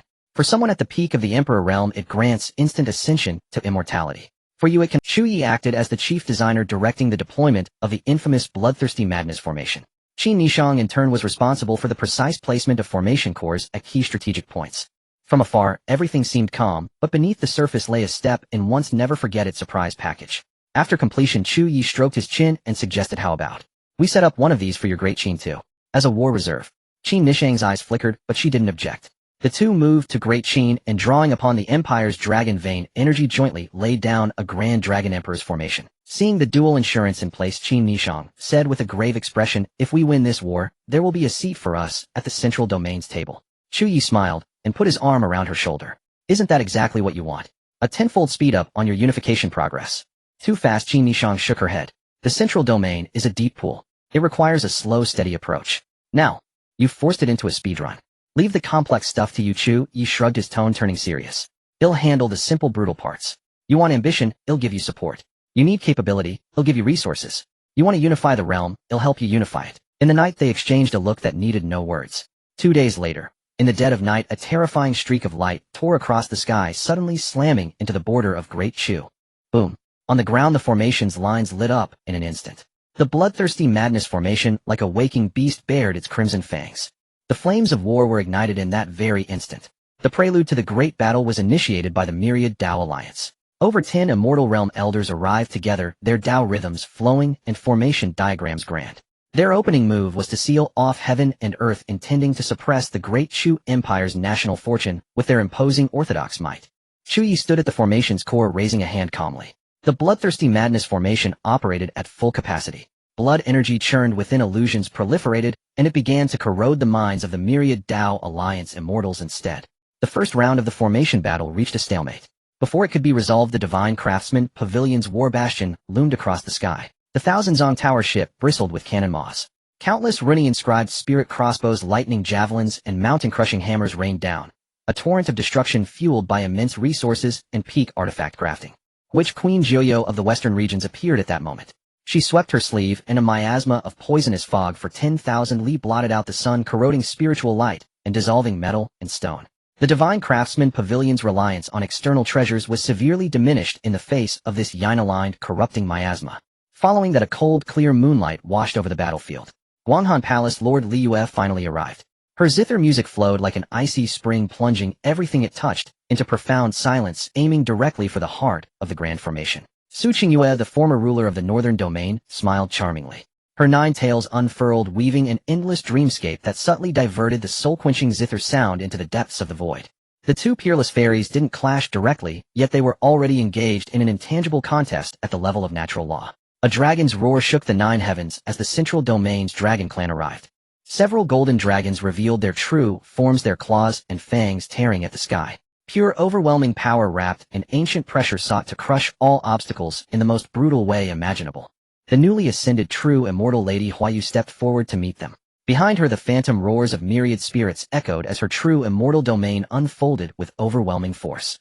With a delicate raise of her hand, she invoked the laws of heaven and earth, weaving them into a cage that bound the leading golden dragon within a confined space. The chasm between mortal and immortal was made manifest here. Chu Ye's side unleashed every hidden trump card. Chu Tianxing led the iron cavalry of Great Chu, channeling the killing aura of military tactics through their battle formation, a blood-red tiger phantom roaring across the battlefield. The Chu clan ancestor wielded the mountain river cauldron, its imperial might suppressing the land, stabilizing the earthly veins, and securing the cosmos. Abbess Miaoyin chanted sacred scriptures, her Buddhist verses purifying and disrupting the enemy's minds. Qin Nishang's sword light flowed like a silver ribbon, her imperial sword art orchestrating the local battle, its sharp edge momentarily suppressing several foes of the same cultivation level. The battlefield had become a crucible. Daoist arts, mechanical constructs, musical notes, raw strength, poisonous miasma, illusions, military formations, imperial might, Buddhist radiance, sword intent. All manner of distinctive techniques clashed, violently brilliant and dazzling as the laws of reality warped and heaven and earth changed color. Chu Ye surveyed the entire scene, his gaze calm and steady. Though the forces were temporarily balanced, he knew deep down that the true pressure was only now beginning to coalesce. The immortal elders of the Myriad Dao Alliance, seeing that their formation tactics couldn't achieve a quick victory, immediately shifted their strategy. The leading elder robed in purple. The immortal elders of the Myriad Dao Alliance, seeing that their formation tactics couldn't achieve a quick victory, immediately shifted their strategy. The leading elder robed in purple sacrificed an ancient Taoist banner, its surface inscribed with the stars and celestial phenomena. Several elders simultaneously poured their boundless immortal power into it. The banner unfurled in the wind, drawing down the power of the stars themselves. Beams of starlight like chains began to forcibly scour and dismantle the sanguine foundation of the bloodthirsty grand array. This was the starry sky banner of the heavens, one of the Myriad Dao Alliance's supreme immortal artifacts. Its righteous celestial might was designed to suppress all manner of nefarious formations. The bloodthirsty grand array trembled violently, its blood-red glow dimming under the scorching purity of the starlight. Seeing this, the Divine Craftsman Guild intensified their assault. The decks of several core warships slid open, revealing the intricate and precise core formations within. Countless precious spirit crystals were fed into them, converging into a searing white beam of destructive light over 100 zhang wide, which blasted towards the heart of the Great Chu Imperial Palace. This strike embodied the Divine Craftsman Guild's ultimate artifice, Dao, a philosophy of breaking through with a single focused point. The sheer energy density approached the threshold of a true immortal. Qin Nishang's phoenix eyes burned with cold fury. The imperial sword in her hand let out a clear, resounding dragon's cry. The golden dragon of destiny behind her merged into the blade, and she unleashed a brilliant sun-like sword aura that met the devastating beam heat. The sword aura and the beam collided midair, and the terrifying shockwave instantly flattened several mountain peaks below. Qin Nishang swayed slightly, her face paling, but she did not retreat a single step. Guanghan Palace Master Liu narrowed her eyes. Her fingers plucked the strings of her zither, and the melody abruptly shifted to a killing tone. No longer the purifying waves of annihilation, the notes condensed into countless visible crescent blades of moonlight, like a violent storm aimed specifically at the fox immortal Su Qingyue, who was maintaining the illusory dream barrier to restrain her. Each crescent blade carried an extreme cold and sharpness capable of severing the soul itself. Su Qingyue's 9 tails swayed wildly, her foxfire blazing into towering flames. She conjured layers of barriers where reality and illusion intertwined, yet she was still forced onto the defensive by the relentless penetrating blades. The illusory dream barrier began to shrink. The central domain's dragons were enraged.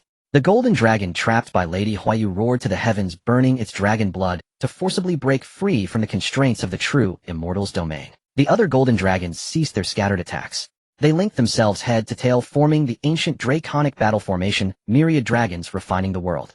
Their overwhelming draconic might solidified into a colossal golden claw that blotted out the sky. With the terrifying force to crush continents, it slammed down towards Lady Huayu and the battlefield below. The pressure intensified dramatically. Chu Ye's gaze swept across the battlefield, assessing rapidly. The myriad Dao Alliance was holding firm with their immortal artifact. The Divine Craftsman Guild's ultimate strike had been barely blocked by Qin Nishang at great cost. The Guanghan Palace Master was suppressing Su Qingyue, and the Dragon Battle Formation posed the greatest threat. Time to add some spice, Chu Ye thought, communicating with the 100 Phoenix chart. Which Queen Juyo, who had yet to reveal herself, suddenly disengaged from her skirmish with the Divine Craftsman Guild. Her figure flickered like a ghost, appearing near the immortals of the myriad Dao Alliance. She didn't attack directly. Instead, she formed hand seals and sacrificed a sinister purple-black pottery jar, the Plague Emperor's goo cauldron, a vessel of ultimate filth from the western regions. The jar's mouth opened, but no poisonous miasma emerged. Instead, an intangible wisp of decay, she dispersed silently, surreptitiously contaminating the starry sky banner and the immortals channeling their spells. Almost simultaneously, Chu Ye channeled a surge of pure world source power into the bloodthirsty grand array from afar. The collapsing formation found powerful support. Its blood light surged anew, even beginning to erode the starlight chains. The illusions within the array suddenly became even more bizarre and unpredictable, beginning to manifest the Dao heart tribulations that the immortals least wished to face. The myriad Dao Alliance's rhythm was thrown into chaos. Facing the heaven-reaching dragon claw, Lady Huayu's eyes hardened. Holding nothing back, she bit her tongue and spat out a drop of essence blood containing her true immortal origin, which merged into the myriad spirit phantoms behind her. The phantoms instantly solidified. The oppressive might of ancient primordial beasts fused and surged, coalescing into a majestic multicolored giant palm that was in no way inferior to the dragon claw meeting it heat in. Boom! The two claws collided and space shattered like a mirror, revealing the dark void. A terrifying cacophony and an energy storm swept across the land. Many of the weaker cultivators were blasted away, spitting blood as they fell from the clouds. Just as the golden dragon and the myriad spirit palm clashed, shaking the heavens and earth, a sudden change. A barely perceptible gray shadow flashed out from a spatial rift. Its target wasn't any of the great immortal powers, but Chu Shana, the Chu clan ancestor, who was at the battlefield's edge, focused entirely on maintaining the mountain river cauldron. Its speed was so great, its aura so concealed, that even the true immortal's divine sense was momentarily delayed. Shadow Pavilion. Qin Nishang cried out in alarm, but her sword light was already too late to intercept. The Shadow Pavilion of the central domain, known for lurking outside direct confrontations and excelling at assassination, had finally revealed its poisoned fangs at the most critical juncture of the battle. The short blade in the gray shadow's hand glowed with a ghostly blue deathlight. It was soul-bearing soul venom, a poison capable of eroding even immortal bodies. This was clearly a premeditated strike aimed at severing one of Chu Ye's key support pillars in a single blow. At that critical moment, the space beside Chu Shanha rippled gently, and a figure in plain white robes seemed to have been waiting there all along. Abbess Miaoyin materialized, her fingers moving over her prayer beads. Her face was filled with compassion, but from her lips flowed heavy mountain-like golden Sanskrit syllables, Om Ma and I Padme Hum. The six-syllable great mantra manifested as a tangible barrier of sound, crashing into the streak of blue deathlight. The Buddhist radiance and the deadly poison fiercely annihilated each other, emitting a piercing, sizzling sound. The gray shadow let out a muffled grunt, clearly not expecting this seemingly supportive Buddhist master to possess such sharp foresight and formidable defensive power. Having failed its strike, it instantly dissolved into shadow and vanished back into the void. Thank you, Abbess. Chu Shana broke out in a cold sweat, steadying the mountain river cauldron and offering his gratitude in a deep voice. Abbess Miaoyin gave a slight nod, but her gaze grew even more vigilant as she scanned the surrounding void. The Shadow Pavilion's intervention was like a signal. Enough. The elder in the purple robe of the Alliance of 10,000 Paths had his hair and beard standing on end, seemingly enraged after a prolonged stalemate. He exchanged glances with several other elders and suddenly spat his own blood onto the Zhou Tian Xing Chen fan. The light of the Dao flag surged magnificently, drawing down more and thicker pillars of starlight, no longer just wearing down the enemy. Instead, it began to violently tear apart the foundation of the bloodthirsty array. They were paying a price seeking to break this array quickly. A tremendous overload buzzing emanated from the core of the Divine Craft Workshop's tower ship as the second and third slightly thinner, yet faster destructive light pillars began to coalesce, clearly intending to give Qin Nishang no chance to breathe. The master of the Guanghan Palace Li Yue altered her musical notes again. Amidst the cold brilliance of the moon blade, fine shards of ice were mixed in, disregarding most defenses and directly invading the soul, causing Su Qingyu's dream barrier to show signs of stagnation and cracks. The golden dragon claw, transformed from the dragon clan's battle formation, was held back by Madame Huayu, but the dragon clan's formidable physique and strength advantages gradually became apparent as the massive claw slowly and firmly pressed down. Madame Huayu's expression remained relaxed. With her celestial power, the dragon clan still found it difficult to fully counter her. The balance of battle began to slowly tilt towards the coalition of the central region. As the pressure piled up, several strong individuals on Chu Ye's side began to show signs of fatigue, and the defense line was on the verge of collapse. Yet deep within Chu Ye's gaze there was little panic. What he was waiting for was the moment when the opponent believed victory was assured and poured more power into the fray. System, he silently thought. Exchange Zhou Tianxing Dodajun. Can array diagram fixed point drop coordinate the meridian node directly beneath the alliance of 10,000 paths star flag. Exchange a wisp of Wanzai Xin Bing Sui to be dropped into the core circulation path of the Guanghan Palace Master's musical notes.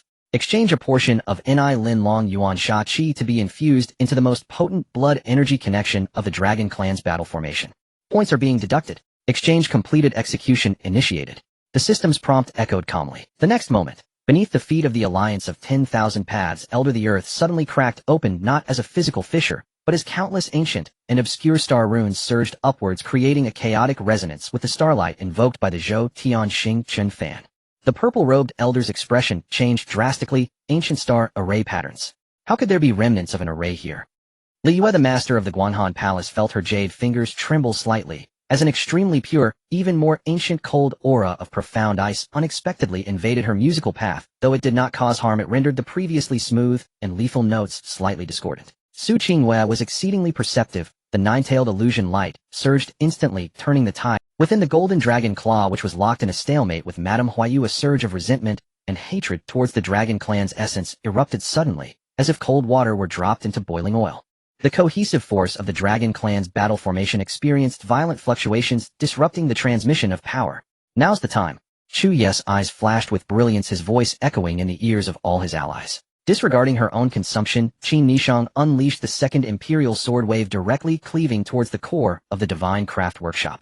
Madame Huayu shouted sharply, her giant hand of myriad spirits closing its 5 fingers, tightly gripping the unstable golden dragon claw, pouring forth violent celestial power, in a frenzy, intending to crush it to pieces.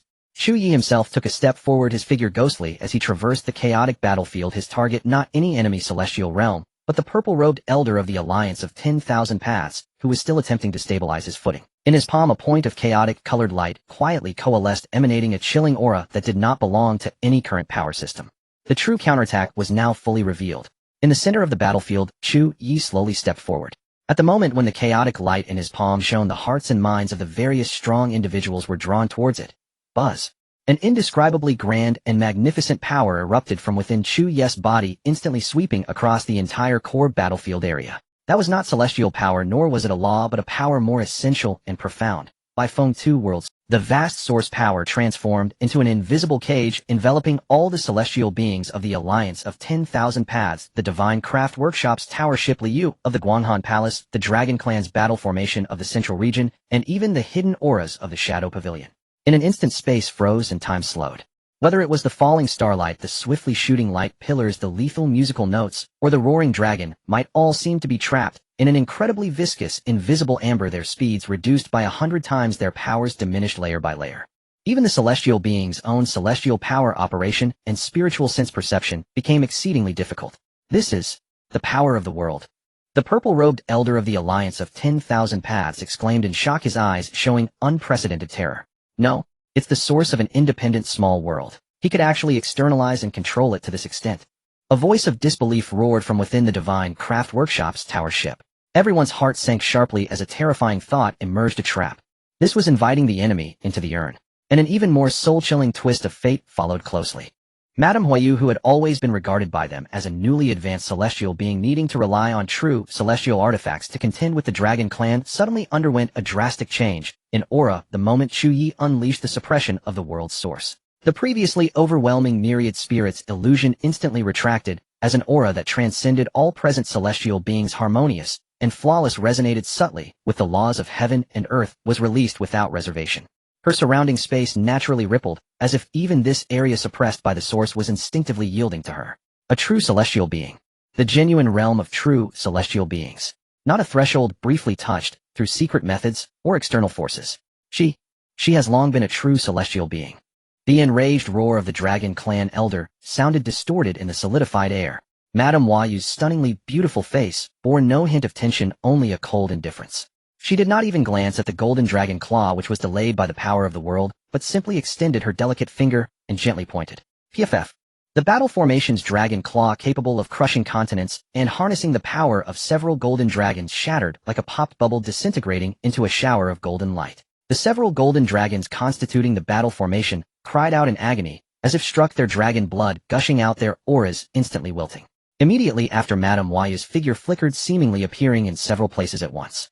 Under the astonished gazes of the celestial beings of the Alliance of 10,000 Paths, she waved her sleeve, and the star banner that invoked the starlight of the Zhou Tian dimmed instantly, letting out a mournful cry as it flew back, causing several elders to spew blood and be thrown back. In front of the Divine Craft Workshop's tower ship, she flicked her finger, sending forth a ray of celestial light, honed to perfection, precisely piercing through the energy cores of several tower ships. Continuous explosions erupted as those war machines worth a fortune belched black smoke and tilted as they fell from the sky. As for Li Yue, the master of the Guanghan Palace, Madame Huayu did not directly attack, but merely exerted a gentle pressure with her true celestial domain. The clear and cold musical notes abruptly ceased, and Li Yu let out a muffled groan, a trickle of blood appearing at the corner of her lips, her gaze towards Madame Huayu, filled with shock and complexity. As for the assassins of the Shadow Pavilion, they were completely exposed under the cover of the true celestial spiritual sense. Madame Huayu did not even actively seek them out. A sweep of her celestial might drew forth several brief cries of despair from the void, followed by utter silence. The entire process of suppression was as swift as lightning, flowing seamlessly as if it had already been under the dual effects of the suppression of the world's source and the absolute realm disparity. The once fierce and diverse combat powers of the Central Region Coalition collapsed within mere moments. The battlefield fell into a deathly silence. Only Lady Huayu remained suspended in the void, her true immortal pressure gradually receding, robes billowing without wind, as if she were a deity. Her gaze swept across the chaotic scene below, over the incredulous powerhouses, before settling back on Chu Ye with a slight nod. Chu Ye likewise withdrew the chaotic radiance and the suppression of world origin from his palm, dusting off his hands, as if he had accomplished something utterly trivial. He looked at the disheartened enemies and offered a smile devoid of warmth. Now we can renegotiate. About who takes a seat at the table, and who dictates the rules of the table. In the absolute silence, only heavy breathing and the bewilderment of thoroughly shattered perceptions remained. In that moment, the roles of hunter and prey underwent an indisputable reversal. As Chu Ye's words faded, a dead silence blanketed the field. He gave these former hunters little time to react, turning his gaze to Lady Huayu with a tone that was calm, yet brooked no dissent. Madam, kindly seal everyone's cultivation for the time being. Since they are guests, they should enjoy the tranquility befitting guests. As you command. Lady Huayu nodded, and her true immortal power flowed, coalescing into chains of immortal light, imbued with the laws of confinement. They shot with unerring precision toward the immortal realm powerhouses from the myriad Dao Alliance, Divine Artisan Workshop, Dragon Clan, and other factions. As the chains of immortal light entered their bodies, everyone felt their dantian and sea of consciousness instantly sealed behind an unshakable barrier. Their surging immortal power receded like a tide, impossible to summon even a shred. Though their cultivation realms remained, they were now no different from mortals. Humiliation and fury surfaced on every powerhouse's face.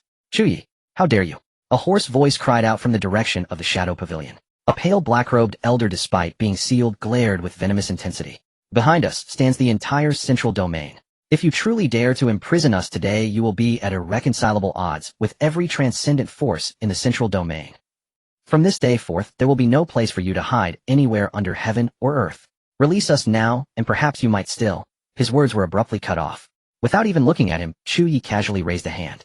A more condensed force of the 100 Phoenix Maps world, one closer to the fundamental laws, descended silently, completely enveloping the black-robed elder. There was no earth-shattering sound, no extravagant technique. Under the horrified gaze of the crowd, the body of that Shadow Pavilion immortal realm expert began to disintegrate from his fingertips, like weathered sand, dissolving piece by piece into the most primal motes of light. His struggles, his roars, even the fluctuations of his soul were all silently erased and extinguished in the same. Within a few breaths, an immortal realm grandmaster who could have founded a sect in any ordinary region vanished completely from this world, leaving not even a trace behind. Silence. A deathly silence. The air itself seemed to retain the lingering aftermath of that annihilation, chilling everyone's soul to the core. Faces that had held onto a shred of luck or rage instantly turned deathly pale. They finally understood with absolute clarity this young man, who always wore a gentle smile, was not bluffing. He truly dared to kill, and he truly possessed the means to make an immortal die. So easily, so completely. Anyone else wish to discuss the consequences? Chu Ye's gaze swept across the scene, his tone still mild. No one dared to answer. Even their breathing was deliberately softened. Absolute force and merciless deterrence had utterly shattered the last vestiges of pride in these former times. Yet amid this suffocating submission, a figure as cold and clear as the moon, yet burning with resolute defiance, slowly straightened her spine. It was Liyue. The blood at the corner of her mouth was not yet dry, and her complexion was pale from the sealed cultivation, but her eyes blazed with a nearly obstinate icy flame. As the de facto driving force behind this joint siege, she could not accept such a crushing defeat, nor could she stomach the fate of becoming a prisoner alongside her disciples. By the moon I swear, burn my very Dao foundation. She whispered an ancient and obscure incantation, and an unnatural radiant white light began to emanate from her body. That light did not come from external moonlight, but burst forth from the very depths of her being, carrying a devastating sense of burning consumption. Her previously sealed aura began to climb wildly, surging upward, forcibly breaking through part of Lady Huayu's confinement. A pressure far exceeding before vaguely touching a brand new level emanated from her. Though unstable, though filled with self-destructive fury, it was unmistakably the power fluctuations of the true immortal realm. Palace Master. Several elders of the Guanghan Immortal Palace cried out in shock, their voices filled with both horror and grief. They recognized this forbidden secret art passed down through generations of the Guanghan Immortal Palace moonfall, which was strictly prohibited. It traded permanent damage to one's Dao foundation and the burning of future potential for a temporary forced elevation in cultivation. True immortal. A glimmer of final hope burst forth in the eyes of the myriad Dao Alliance Dragon Clan and others. If Liyue could truly break through to true immortal at this moment, even temporarily, perhaps they could fight for a slim chance of survival. Facing Liyue's reckless, forcibly elevated true immortal pressure, Lady Huayu simply shook her head gently, a flicker of almost merciful mockery in her eyes. How dare a firefly's glow compete with the brilliance of the bright moon? She didn't even move her feet, merely extending a slender jade finger and pressing it gently in Liyue's direction. There was no great fanfare, only the purest true immortal domain suppression coupled with a deeper understanding and mastery of the heavenly laws.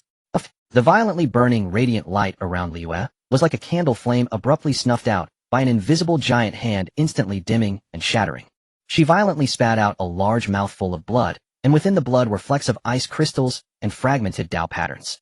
The forcibly elevated power receded like a tide, and the backlash left her aura at its absolute nadir, even worse than when she was sealed. She collapsed limply to the ground. The hearts of those who had just dared to hope sank back into the abyss. Borrowed, unstable, true immortal power was utterly pathetic against Lady Huayu's genuine cultivation. Lady Huayu raised her hand, and a more condensed chain of immortal light imbued with even greater sealing power descended to completely bind Liyue, stripping away even the possibility of a final struggle. And at this very moment, with Liyue's cultivation fully sealed and her body racked by the backlash of the forbidden art, another change occurred. The medicinal power of the heavenly soul bewilderment incense, which she had been forcibly suppressing deep within her body with her formidable cultivation, lost its crucial restraint and finally erupted like a bursting dam. NNGH. A faint stifled moan utterly unlike her usual cold and aloof demeanor escaped Liyue's lips.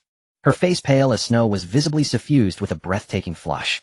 Her eyes, always clear and icy, were instantly veiled with a watery, hazy mist. Her body began to tremble uncontrollably, as if she were desperately fighting against a strange surging heat that had suddenly awakened within her. Though she clenched her jaw, trying to maintain a final shred of dignity and clarity, her quickening breath and the faintly reddening tips of her ears, and the turmoil and longing she could not fully conceal in her eyes, were all clearly visible to Chu Ye and every other perceptive observer present. Chu Ye looked at this Guanghan Palace master, rated a 99, yet now caught in unprecedented distress and inner conflict, and the corner of his mouth curled into a meaningful smile. It seems, he began languidly, that in our upcoming discussion about the rules we can start with Palace Master Liyue and take our time. Subsequently, he appointed Qin Nishang to take command of the battle and handle the aftermath, while he led Liyue to the bedchamber. Inside the chamber, the atmosphere was delicate and scorching.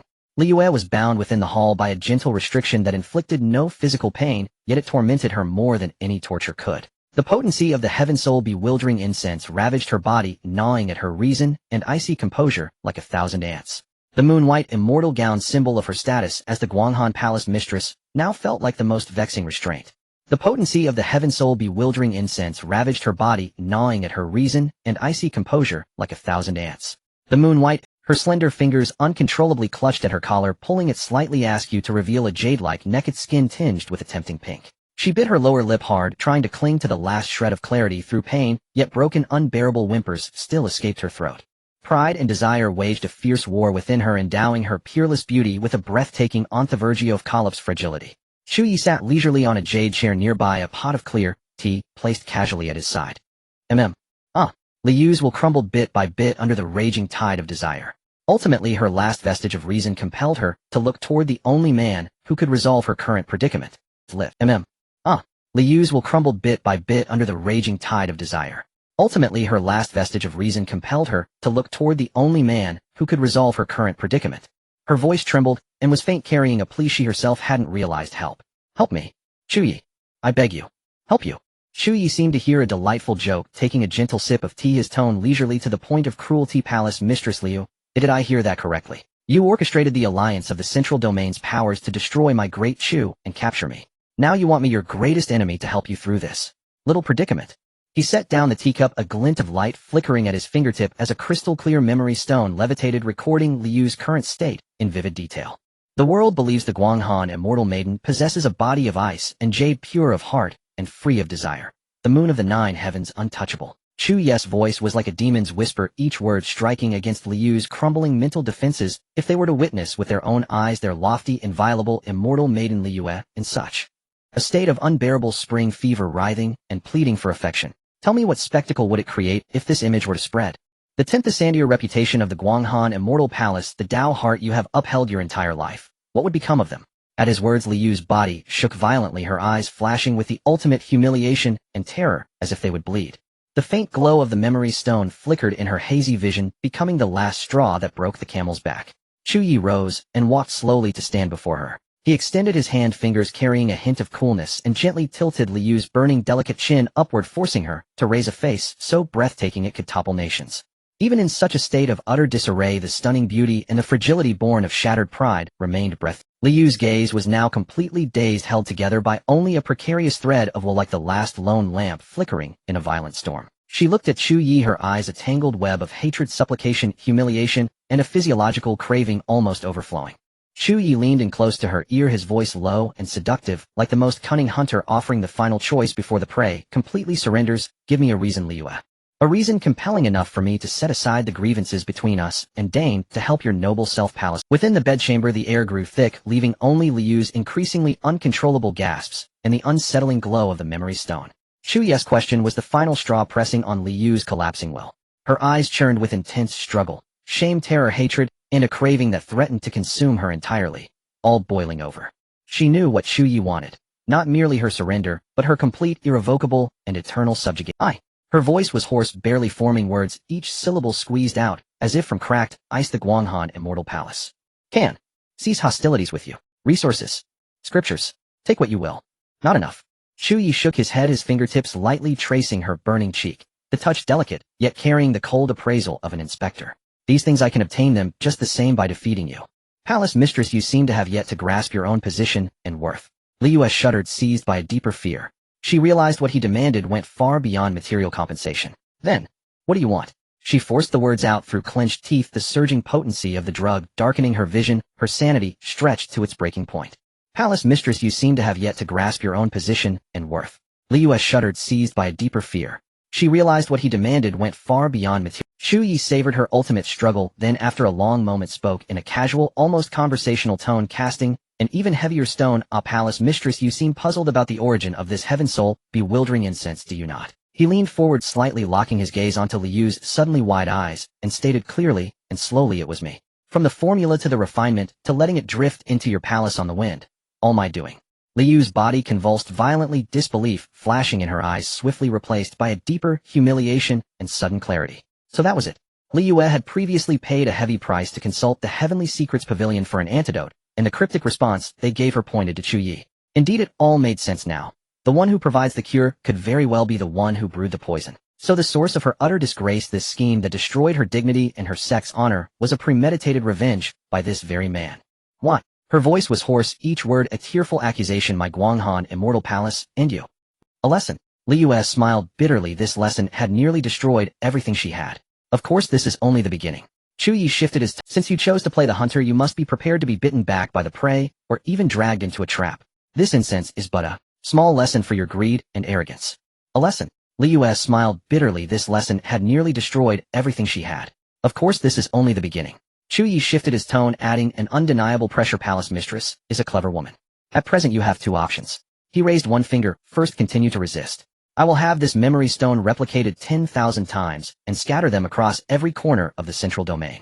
Let the world freely admire the grace of the Guanghan Palace mistress. By then the 10th ascendier honor of the Guanghan Immortal Palace will crumble, and your disciples afflicted by the poison and short on time will either betray or scatter, leaving your legacy to become a laughingstock.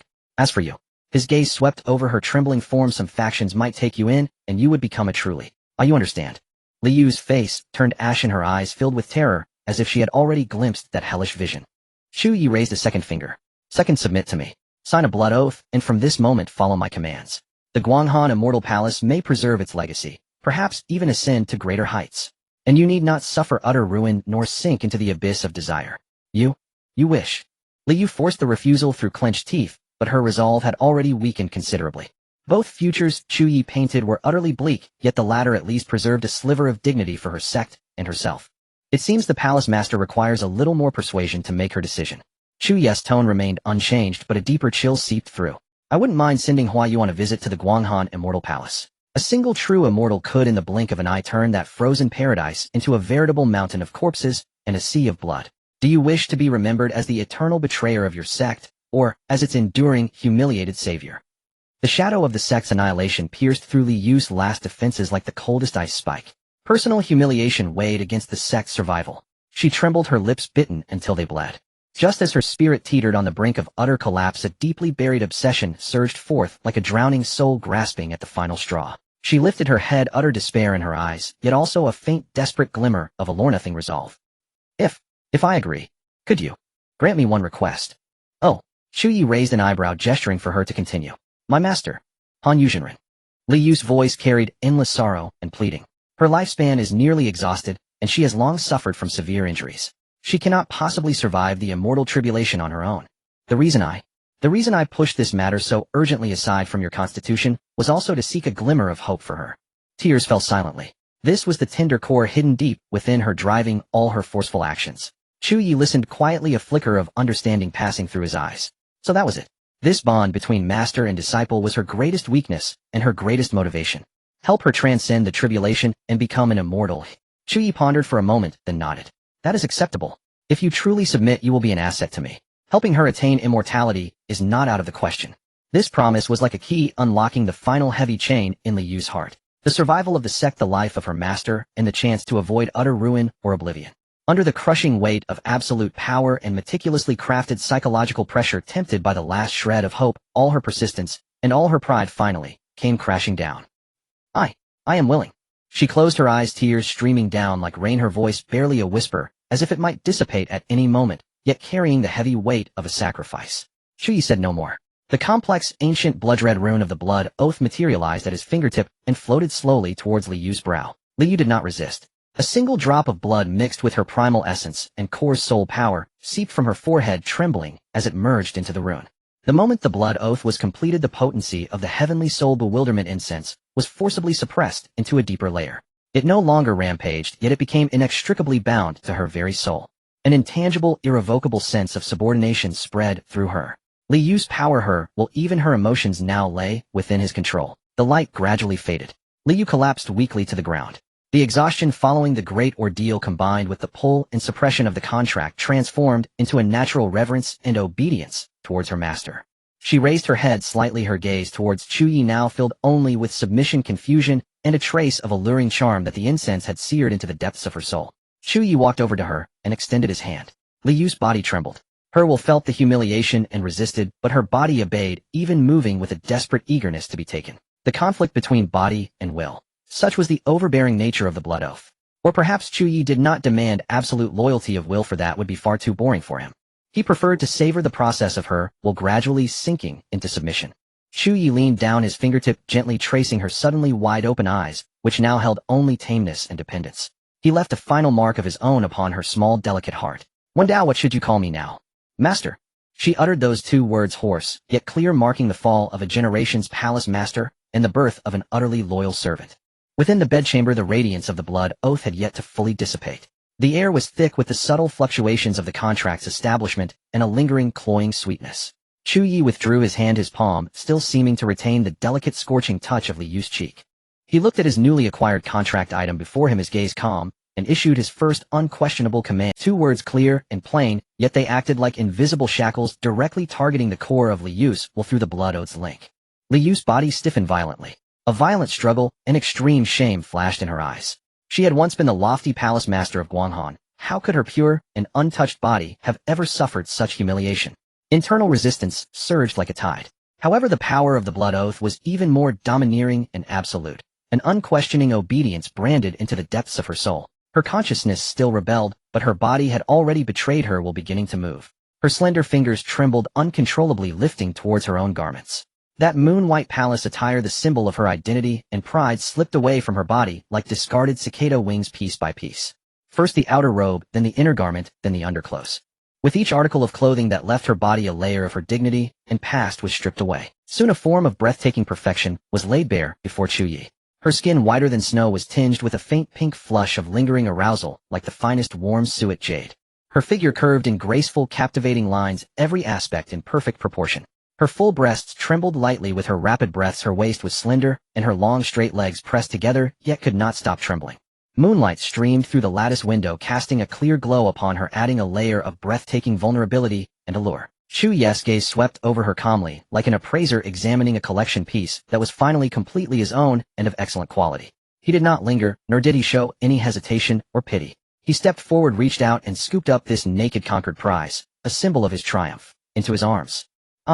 Li Yu let out a short cry of surprise, her body tensing instantly, yet she was utterly unable to mount any effective resistance under the contract's suppression. Chu Ye walked straight to the large bed in the chamber, and without a shred of gentleness tossed the soft jade-like body onto it. The plush silk contrasted with the cool delicacy of her skin. Since this is to dispel the poison, it must be thorough. Chu Ye's voice betrayed little emotion as he leaned over, completely enveloping Li Yu in his shadow. There was no foreplay, no tenderness, not even a thought for Li Yu's current physical weakness or the fact that this was her first time. Li Yu winced as tears welled up in her eyes. Yet Chu Ye was no longer the inexperienced youth he once was. The skills and finesse honed through countless encounters with enchanting beauties were now displayed with devastating effect before a goddess enduring her first taste of mortal passion. This was not merely a union of bodies, it was a one-sided conquest and branding. With an overbearing demeanor and the most primal means, Chu Ye proclaimed his dominion over Li Yu, time and again shattering the cold aloofness and pride she had always harbored. This is the fate of a captive. Remember who your master is. Realize you are no longer a goddess, but a maidservant belonging solely to Chu Ye. Li Yu's resistance crumbled under the twin assault of the blood contract and her Bodhi's own instincts. Before long, amidst her broken cries, notes of an undeniable dulcet melody began to emerge. Her taut body was the most honest response, instincts forcibly awakened by the combined power of the medicine and the blood pact. This detoxification born of force and conquest lasted an entire day and night. Within the bedchamber, Li Yu had long lost all sense of self, her consciousness a blur, her body no longer feeling like her own. All of Li Yu's pride, coldness, and rationality were ground to dust, leaving only the rawest physical responses and the bone-deep bond of the blood contract. 3 days later, Chu Ye was finally sated and released the woman who had long since become a limp, unconscious man. He sat up, surveying the disheveled bed and the utterly exhausted, breathtakingly beautiful face of Li Yuan, now devoid of any coldness. He nodded in satisfaction. At that moment, the system notification that had been silent for a day chimed like the most delightful celestial music. Ding. Detected host has successfully subdued a peerless beauty with a comprehensive score of 99. Li Yu, master of Guanghan Immortal Palace. Tasks completed. System upgrading. Rewards distributing.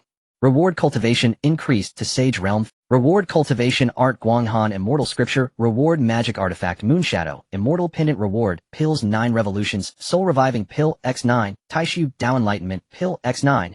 Emperor Realm Breakthrough pill X12. 9 revolutions. Sublimation pill X12. Immortal Realm Breakthrough pill X3. As the torrent of rewards flooded in, Chu Ye could clearly feel his power surging. He glanced at the slumbering Liu in his arms, a cold starlight-like glint flashed through his eyes. Next it's time to deal with those other blind ones. Chu Ye muttered to himself, a hint of amusement in his voice. Having concluded the deep appeasement and reward collection with Li Yue, he found Qin Nishang in the temporary command tent dealing with a mountain of documents. Qin Nishang didn't even look up, her brush flying, as she reviewed battle reports and initial responses from various. Her cool voice carried a note of understanding and teasing. Your Highness looks pleased. It seems the medicine has cured the core ailment of the Guanghan Immortal Palace. Chu Ye touched his nose unembarrassed and sat down across from her, pushing several bottles of pills dense with rich immortal aura in front of Qin Nishang. I appreciate your efforts in cleaning up the mess, Empress. These 9 revolutions soul-reviving pills and Taishu Dao enlightenment pills are a token of my gratitude. The former can restore flesh and revive the dead, saving anyone as long as a sliver of their soul remains. The latter can stabilize the soul, allowing one to experience the laws of heaven and earth and increase one's affinity with the great Tao. A great boon for those on the verge of a breakthrough. Qin Nishang paused her writing, looked up at him, and accepted the pills without questioning their origin. At least you have a so tell me what's your plan. We can't just keep those honored guests waiting forever. She pushed a compiled dossier towards Chu Ye. It clearly listed the status of the various captured factions, their possible reactions, and her preliminary counter-strategies. The Myriad Dao Alliance pretends to be the righteous leader, but it's riddled with internal factions. Their recent losses are significant. We can show our strength, then entice them with benefits to divide and win them over. It shouldn't be difficult. The Divine Artisan Workshop values profit above all. Their recent losses have hurt their pockets more than their pride. Offer them lucrative deals, and some of your novel formations and pill recipes, and they might just become an asset. The Divine Artisan Workshop values profit above all. Their recent losses have hurt their pockets more than their pride. Offer them lucrative deals, and some of your novel formations and pill recipes, and they might just become an asset. Her fingertip rested on Guanghan Immortal Palace, and she gave Chu Ye a meaningful look. Their palace master has been personally dealt with by you. Leaderless, and with their doctrines and palace rules shaken to the core by your special methods. Whether through threats, bribes, or support, bringing them under control is just a matter of time. Finally, her finger landed heavily on the words Shadow Pavilion, her brows furrowed slightly. The Shadow Pavilion is the trickiest. They are erratic and vengeful, their arts are bizarre, and they excel at stealth and assassination. During the battle, if not for the foresight of the abbess, their sneak attack might have succeeded. More importantly, the location of their sect is a mystery. No one knows their true lair. Many factions in the central region dare not speak out against them, fearing their pervasive assassination retaliation. As they say, it is easy to dodge an open spear but hard to guard against a hidden arrow. After listening, Chu Ye tapped his fingers lightly on the table. He materialized a special crystal containing the last breath and residual law fluctuations of the Shadow Pavilion's Immortal Realm Elder, and also summoned a divination-assisting artifact from his system rewards, the Heavenly Mechanism Abacus. A hidden sect. He'll just dig it out. Chu Ye channeled the crystal's aura into the abacus, sinking his divine sense into it, attempting to trace the lingering threads of karma back to their source and locate the Shadow Pavilion's lair. The stellar runes on the abacus spun rapidly, their light flickering unsteadily. At first, a faint line of karma appeared, pointing towards a vague direction. However, as Chu Ye tried to pinpoint the location further, a sinister, obscure force filled with twisted malice surged back from the other end of the karmic thread. Like the most viscous filth, it instantly polluted the divination trajectory. The runes on the abacus went into violent disarray, their light dimmed, and the divination was forcibly interrupted. Something is interfering with the heavenly mechanism. Sign a blood oath, and from this moment follow my commands. A flicker of surprise crossed Chu Ye's eyes, swiftly turning into a cold sneer. It seems the Shadow Pavilion does possess some means hidden from the light. He did not attempt another conventional divination, instead channeling his thoughts to connect with the world within the 100 Phoenix diagram. A stream of pure, profound origin force imbued with the mysteries of a world's birth and evolution flowed slowly from his palm into the intricate cosmic abacus. The world's origin was the most fundamental power constituting a realm transcending ordinary laws. Against methods that relied on the world's rules to obscure and confuse, it possessed an almost dimensional crushing insight. Empowered by the world's origin, the abacus erupted with an unprecedented clear radiance. The cold, obscure, interfering forces melted away like frost under the scorching sun, purified by the pristine world's origin. The blurred threads of causality instantly became clear and substantial, piercing through layers of fog and false trajectories, pointing directly towards an extremely secretive coordinate. It was not located in some imagined remote mountain or abyssal depths, but cleverly nestled at the edge of a notorious spatial turbulence zone in the central region. The violent spatial forces naturally formed an excellent concealment barrier, and within several layers of ancient aura-concealing illusion arrays seemed to be superimposed. Found it. Chu Ye withdrew his power, the image on the abacus freezing as a specific spatial coordinate clearly emerged. They chose a good spot. Unfortunately, they met me. Qin Nishang had been watching intently. Now a sharp light flashed in her eyes, the previous solemnity replaced by the sharpness and decisiveness of the iron-blooded empress. Excellent. Since we found the rat's nest, there's nothing to fear. Leave the intelligence verification attack routes, troop deployment, and counter-strategies against their techniques to me. She swiftly spread out a new strategic map and began marking it. The Shadow Pavilion's threat lies in its mystery and suddenness. Once its lair is exposed, it loses most of its deterrent power. This time we'll use it as an example. We'll eliminate this hidden danger and simultaneously use this battle to further intimidate other malicious forces in the central region. She looked at Chu Ye, her tone inquiring, but her gaze was already resolute. The next target is this skulking Shadow Pavilion. What do you think? Chu Ye stood up, looking at the marked coordinate on the map, a cold sharp arc curling at the corner of his mouth. Those who shoot from the shadows will eventually be pierced by arrows. As you say, the next target is to raise the Shadow Pavilion. He paused, then added, I will participate personally. Some scores need to be settled face to face. Qin Nishang nodded without objection. She knew Chu Ye was referring to the treacherous sneak attack the Shadow Pavilion had launched against ancestor Chu Shana on the battlefield. Some deterrence must be administered by the supreme ruler himself to make the eyes hidden in the shadows truly feel a bone-chilling cold. After settling the strategy with Qin Nishang, Chu Ye returned to the bedchamber. Under the soft light of the luminous pearls within, the exquisitely beautiful figure on the bed stirred slightly. Li Yue was awake. She opened her eyes in a daze, staring at the unfamiliar ornate canopy above. The soreness flooded over her like a tide, also awakening the memory of 3 days and 3 nights that made her very soul tremble. The lingering sensations on every inch of her skin, every mark, deep or shallow, silently proclaimed ownership and conquest. Palace Master, it's time to rise. Chu Ye's voice, tinged with mockery, sounded from the doorway. The term Palace Master was piercingly harsh to her ears now, like a cold file scraping ruthlessly across Li Yu's heart. It reminded her of her stripped identity and of the Guanghan immortal palace, currently leaderless and suffering under the heaven's soul delusion incense. She tried to prop herself up, but the slightest movement sent tearing pain through her limbs. Especially between her waist and legs, it felt like her very bones had been disassembled and reassembled, weak and trembling violently with any effort. She took a deep breath, suppressed the discomfort, and sat up, shielding herself with the brocade blanket, looking at the man who approached slowly as if he commanded everything. Your Highness. The power of the blood contract forced the title from her lips, her voice hoarse and faint. I beg you. The Guanghan Immortal Palace. All its members are still suffering from the incense poison. I beg your mercy, grant the antidote. Chu Ye walked to the bedside, looking down at her. The brocade blanket slipped slightly, revealing her smooth shoulders and the mottled marks on her collarbone. He reached out, not to touch those marks, but directly beneath the blanket. Li Yu's body gave a violent start, instinctively wanting to flinch, but held firmly in place by the contract and her own weakness, forced to endure the teasing hand.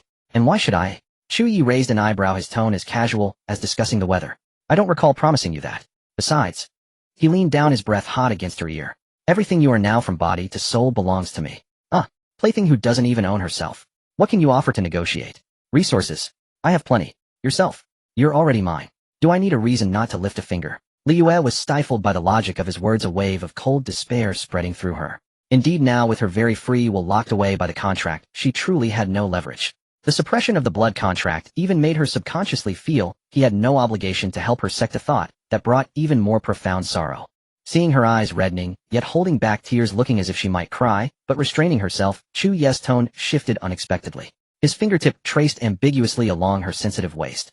However, he drawled, I am someone who hates to see a beauty grieve, especially one I have personally sculpted. If you can improve my mood, say, serve me well, make me comfortable, and please, perhaps in a good mood, I might just change my mind. Li Yue was not foolish. She understood his meaning. A beautiful face, flushed with crimson, so close to his own. With a teasing smirk, he said, it took me great effort to conquer my maidservant. If you were to cripple yourself, wouldn't that be? She had no choice. She hadn't had one since the moment she signed the blood contract. For the Guanghan Immortal Palace, for the disciples who followed her and were suffering now, she had to surrender even her last shred of pride and dignity. I understand.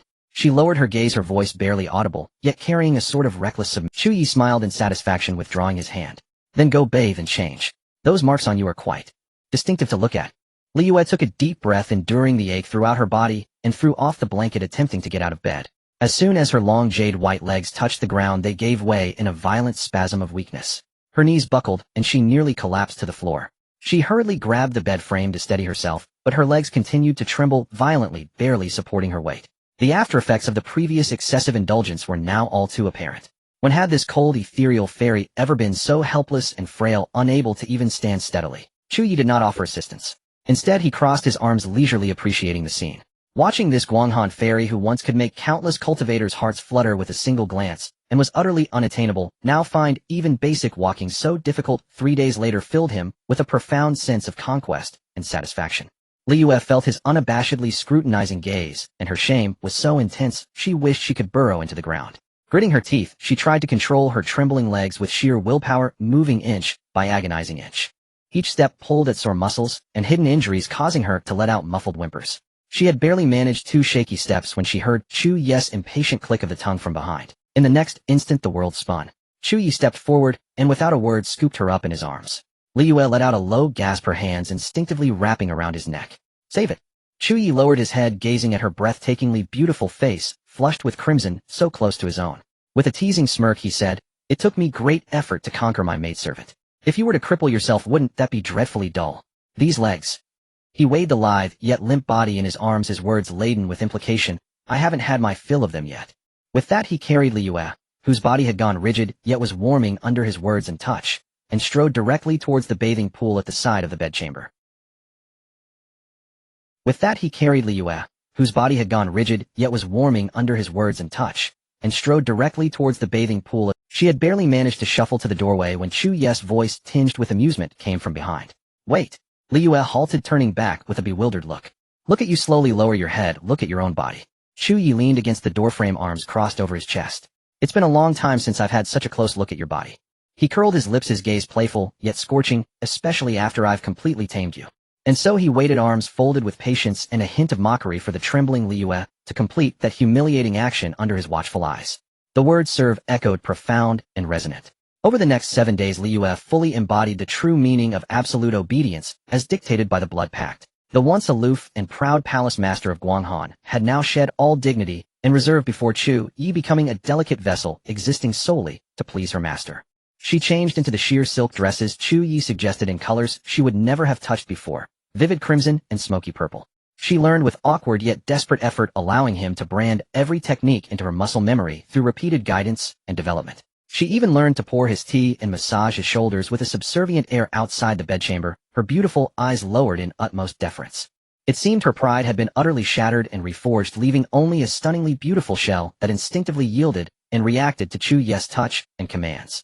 On the morning of the 7th day, Chu Ye held the exhausted Liyue, who had weathered a night of passion and still clung to him instinctively, and finally relented. "Today I'll accompany you to the Guanghan Immortal Palace to see your master." Hearing this, a complex light flickered in Liyue's hazy eyes, joy, worry, and a deeply hidden shame. She immediately struggled to get up, heedless of her nakedness, long since accustomed to being completely exposed before him. She fetched Chu Ye's robes and dressed him with gentle, practiced hands, smoothing out every wrinkle with lowered eyes like the most devoted handmaiden. Chu Ye watched her focused expression and the delicate curves that trembled with her movements. Unable to resist as she adjusted his sash, he slid his hand inside her garments. Liyue's body stiffened, but she quickly relaxed, even arching her back slightly. To accommodate his touch, her cheeks flushed, yet she dared not resist or complain. She simply bit her lip and quickened her pace in dressing him. Chu Ye chuckled softly, withdrawing his hand with lingering satisfaction. The two arrived at the Guanghan Immortal Palace. The palace now lay shrouded in an eerie silence. Even the once biting cold wind seemed gentler, and the celestial maidens moved about with downcast eyes and submissive demeanors. Upon seeing Palace Master Liyue and Chu Ye approaching together, they quickly stepped aside to bow, yet their eyes hid an indescribable fear and a forcibly suppressed, barely perceptible restlessness. 6 days prior, after Liyue had first completely lowered herself and served him with all her might, pleading desperately, Chu Ye had shown a sliver of mercy. Using a special technique, he suppressed the violent effects of the heavens' soul confusion incense poison within everyone in the palace, preventing it from erupting fiercely. Yet like a clinging bone marrow parasite, it left behind a subtle, persistent itch, a constant reminder that their very lives hung by a thread controlled by Chu Ye's whim. Ignoring the others, they went straight to a frozen palace deep within the immortal palace, heavily guarded by numerous restrictive arrays. Inside, the chill was biting. At the center lay a bed carved from tinta sandy-rolled profound ice, upon which a woman lay still. She was Liyue's master, the previous palace master of Guanghan, the true person Hanwei. Her features were exquisite, bearing a 5 or 6th resemblance to Liyue, yet imbued with a deeper sense of solitude and fragility wrought by the passage of time. Her skin was pale, almost translucent, her long hair spread out like frost and snow. Her brows were tightly shut, her breath so faint she seemed on the verge of dissolving into the wind at any moment. Even in her coma, the intense coldness and purity radiating from within remained potent, like a snow deity statue on the brink of shattering. Chu Ye's gaze swept over her, and system information instantly materialized before him. Target Han Yue, former palace master of Guanghan Immortal Palace. Liu's master. Status 5, decline of heaven and man, severely damaged, origin afflicted with a lifespan, Gu vitality, severed cultivation base, fallen to the mortal realm. Currently sustained by special methods, but in a state of continuous decline. Evaluation pure as ice, jade-like bones. A pity she is at death's door. Without a heaven-defying fortune, she will dissipate within a month. Comprehensive score 98. Lifespan nearly exhausted, spiritual meridians severed, yet her proud bones remain unbent. Chu Ye understood in his heart. The true person Han Yue before him seemed weak and fragile, like a handful of early snow about to melt, possessing a fragile beauty that invited destruction. As if sensing someone's approach, the true person Han Yu's long lashes trembled slightly before she slowly opened. They were eyes similar to Liu's, but colder and more desolate. Now weakened, they seemed somewhat unfocused. Her gaze passed over Liu, pausing briefly on Chu Ye. Her expression was empty, filled only with a dead, icy chill. Liu, who is this? Her voice was faint and fragmented, carrying the texture of crushed ice and snow. Chu Ye dispensed with pleasantries and cut straight to the point. I am Chu Ye. I can save you.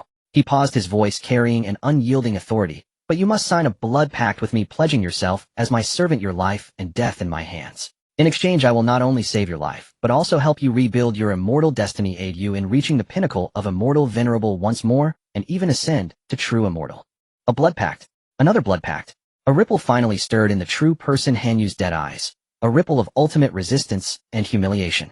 She struggled to shake her head, her voice weak, but resolute. A disciple of Guanghan would rather die than be humiliated. Even as palace master, I can sacrifice my life. Who dares to force? I cannot comply with this request. Please take your leave. Chu Ye raised an eyebrow, showing no anger, but instead a hint of appreciation. You have spirit. I admire that. With that, he actually turned to leave without a trace of hesitation. Your Highness, please wait. Liu panicked completely. She fell to her knees with a thud on the icy floor, clutching at Chu Ye's robes. Her upturned face was a mask of desperation and fear. I beg you. Please give your disciple some time. I will persuade master. She just hasn't thought it through yet. Chu Ye stopped looking down at the pitifully kneeling Liu. He reached out his fingertip, tracing her delicate jawline, caressing her smooth cheek, as if fondling a cherished piece of porcelain. Considering you've served me diligently enough, he said languidly. Very well, I'll give you 3 days. If after 3 days she remains as steadfast and unyielding. He glanced at the true person Han Yue, who was on her last breath on the ice bed. The unspoken threat hung in the air, cold and clear. Thank you, your highness. Thank you for your mercy. Liu hastily kowtowed, her eyes rimmed with red. Chu Ye withdrew his hand, said no more, and turned to leave the hall of frozen ice, leaving the space to the master and disciple. The hall doors closed, sealing off the inside from the outside. Only then did Liu rise from the ground, walk to the ice bed, and gaze at her master's increasingly pale face, her heart wrenching with pain. She took a deep breath, knowing that any display of weakness now would be futile. Master, Liu's voice was soft, yet carried an unyielding sense of reality. The Guanghan Immortal Palace has already fallen. Not breached by a great army, but from its very foundations. Dismantled from within. She began to narrate, from Chu Ye's appearance to the exposure of her destiny-bound cultivation partner physique, to the failure of the central domain's joint siege, the crushing might of Lady Huayu at the true immortal realm, the humiliating ordeal of being poisoned with a strange venom and forced into a blood contract. And the brutal reality that the lives and honor of everyone in the entire palace now hung by a single thread of Chu Ye's whim. He is not making a request, master. He is offering a choice. Survival and the potential for unimaginable opportunities, or perish together with the final dignity of the Guanghan Immortal Palace. Liu's tone was almost cold, yet laced with profound sorrow. If we choose the latter, we might die, but what of the palace's tens of thousands of disciples? The poison within them remains. With a single thought from Chu Ye, the 10th Ascendier reputation of the Guanghan Immortal Palace will crumble utterly in the most disgraceful manner, becoming a laughingstock. Cold Moon, true person, listened quietly, her vacant gaze gradually focusing, her fingers curling slightly beneath the ice blanket. When she heard the words true, immortal, her pupils contracted sharply. The poison within them remains. With a single thought from Chu Ye, the 10th Ascendier reputation of the Guanghan Immortal Palace will crumble utterly in the most disgraceful manner, becoming a laughingstock. Throughout the generations of Guanghan Immortal Palace masters, including herself, none had crossed it despite exhausting their heart's blood. It is absolutely true.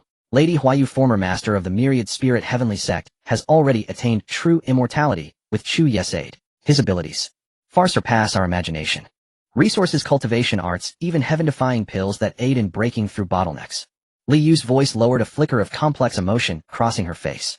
This disciple, though constrained by others, has indeed seen improvement in cultivation. The immortal opportunity he speaks of may not be false. She grasped Cold Moon True Person's ice-cold hand, her voice choked with sobs. Master, live on.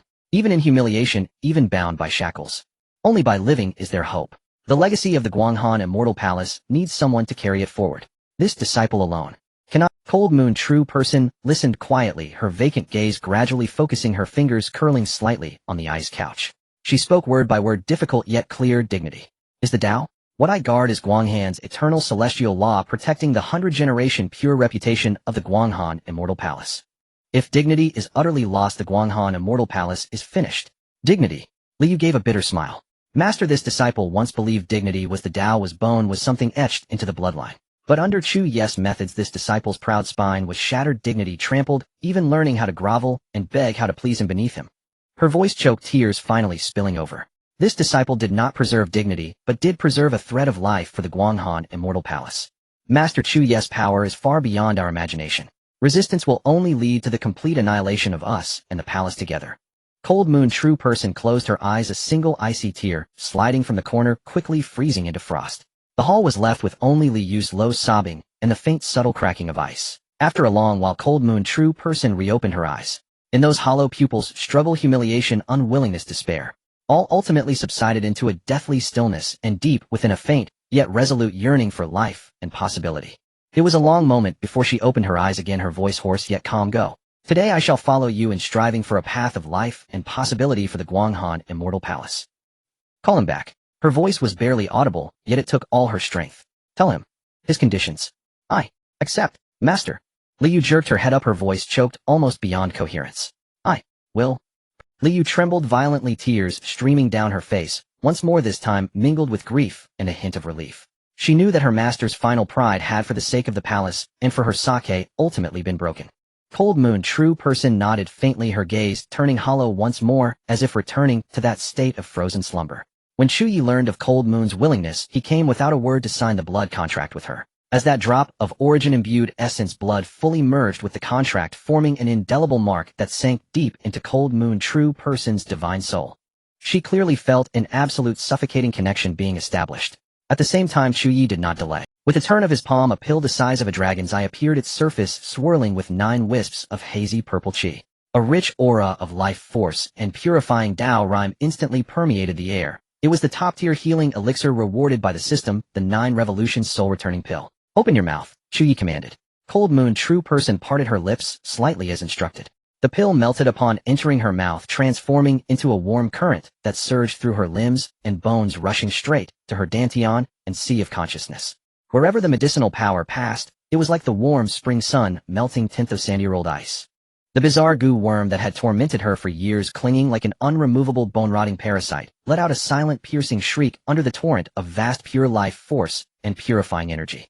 Its body rapidly shriveled and dissolved, ultimately transforming into a wisp of black qi that was forcibly expelled from her body, then instantly incinerated into nothingness by a casual burst of true fire from Chu Ye. Simultaneously, the accumulated pill toxins, internal injuries, and the damaged foundation caused by prolonged resistance to the goo worm were rapidly repaired and nourished by the miraculous effects of the 9 Revolutions soul-returning pill. Cold Moon True Person could not help but let out a suppressed, yet liberating soft moan. For the first time in years, she felt her body so light. The pervasive weakness, the faint stabbing pains, the gloom over her divine soul, all washed away as if by a life-giving rain. Vast vitality surged through her meridians, a long-lost sense of power was returning, and even the cultivation bottleneck that had been stagnant for ages showed faint signs of loosening. She incredulously inspected her own body, then looked at Chu Ye. In her eyes, besides the reverence and submission brought by the blood contract, there was now a profound shock and fear. She knew better than anyone the terror and tenacity of that goo worm. Even in her prime, she had been helpless against it. Yet in this young man's hands it was resolved as easily as brushing away dust. Such means were far beyond her comprehension. How do you feel? Chu Ye's voice pulled her back from her shock. Thank Your Highness. Cold Moon True Person lowered her head, her voice trembling slightly. This form of address, carrying far more complex emotions than when she had signed the contract moments ago. Never felt better. Chu Ye nodded slightly, a glimmer of spiritual light at his fingertip as a thought infused with profound mysteries transmitted into Han Yu's sea of consciousness. This is the Yin-Yang Harmony Treasure Mirror, an immortal-grade dual cultivation art. For you it is not merely a shortcut to restore your cultivation, but also a path suited to your constitution, one that will solidify your foundation and may even offer a chance to break through your current shackles. His tone carried a hint of teasing. Meditate on it well. It will benefit us both. Han Yu swept her spiritual sense across the art's contents, and 2 blushes instantly bloomed upon her cheeks. The art itself was indeed profound and mysterious, pointing directly to the great Tao of Yin and Yang, yet many of its methods and postures were described in ways that were deeply embarrassing. But she understood this was likely one of Chu Ye's ways of fulfilling his promise, and helping her recover or even enhance her power. Bound by the blood contract, she had no room to refuse, and might even be compelled to cooperate willingly. Now, Chu Ye's tone turned flat, yet brooked no defiance. Go bathe and change. Shortly I will assist you in channeling the medicinal essence, initiating the art's circulation to begin restoring your cultivation. His gaze swept over her face, still somewhat pale, or even advanced further. Do you understand? Li Yu's body trembled almost imperceptibly. A flood of memories flashed. Take your master to the heavenly pool. Help her. Choose suitable attire. Chu Ye's words were laden with implication, his gaze flicking over the court robes Li Yu wore, which had been subtly altered after his guidance. You know my preference is best. This concerns whether your master can recover smoothly, or even advance further. Do you understand? Li Yu's body trembled almost imperceptibly. A flood of memories flashed through her mind and her cheeks warmed, yet she dared not show the slightest defiance. Li Yu understands. She turned to her still-dazed master, and said softly, Master, please follow your disciple. Deep within the Guanghan Immortal Palace, the ice moon heavenly pool formed by converging underground spiritual veins and lunar essence remained shrouded in dense mist brimming with spiritual energy. The water was crystal clear, tinged with a faint blue glow, exuding biting cold, yet also vibrant vitality. The master and disciple shed their garments and stepped into the pool. The warm spiritual spring enveloped their bodies, washing away the dust, and for a moment seeming to shut out the world's troubles and humiliations. Amid the swirling mist, 2 figures, each a masterpiece of creation, appeared and vanished in glimpses. Though Han Yu had endured much hardship, her foundation remained excellent, her figure voluptuous and graceful. Her skin, made more fragile-looking by recent recovery, gleamed with a pearlescent luster under the spring's caress. Li Yue, younger and firmer, possessed striking curves and jade-like bones resembling a moon goddess in the hazy mist. 2 generations of Guanghan Palace masters, both peerless beauties, now bathed together in one pool, each lost in their own thoughts. Han Yu closed her eyes, leaning against the smooth jade stones at the pool's edge, feeling the spring nourish her body, while a tumult of emotions churned within her. The hope of restoring her cultivation was within reach, yet the price was total submission to the impending, unimaginably intimate treatment. Li Yu quietly drew near, picked up a soft silk cloth soaked in the spring, and gently wiped her master's shoulders and back. Her movements were tender, carrying a disciple's reverence, yet also a complex emotion of shared suffering.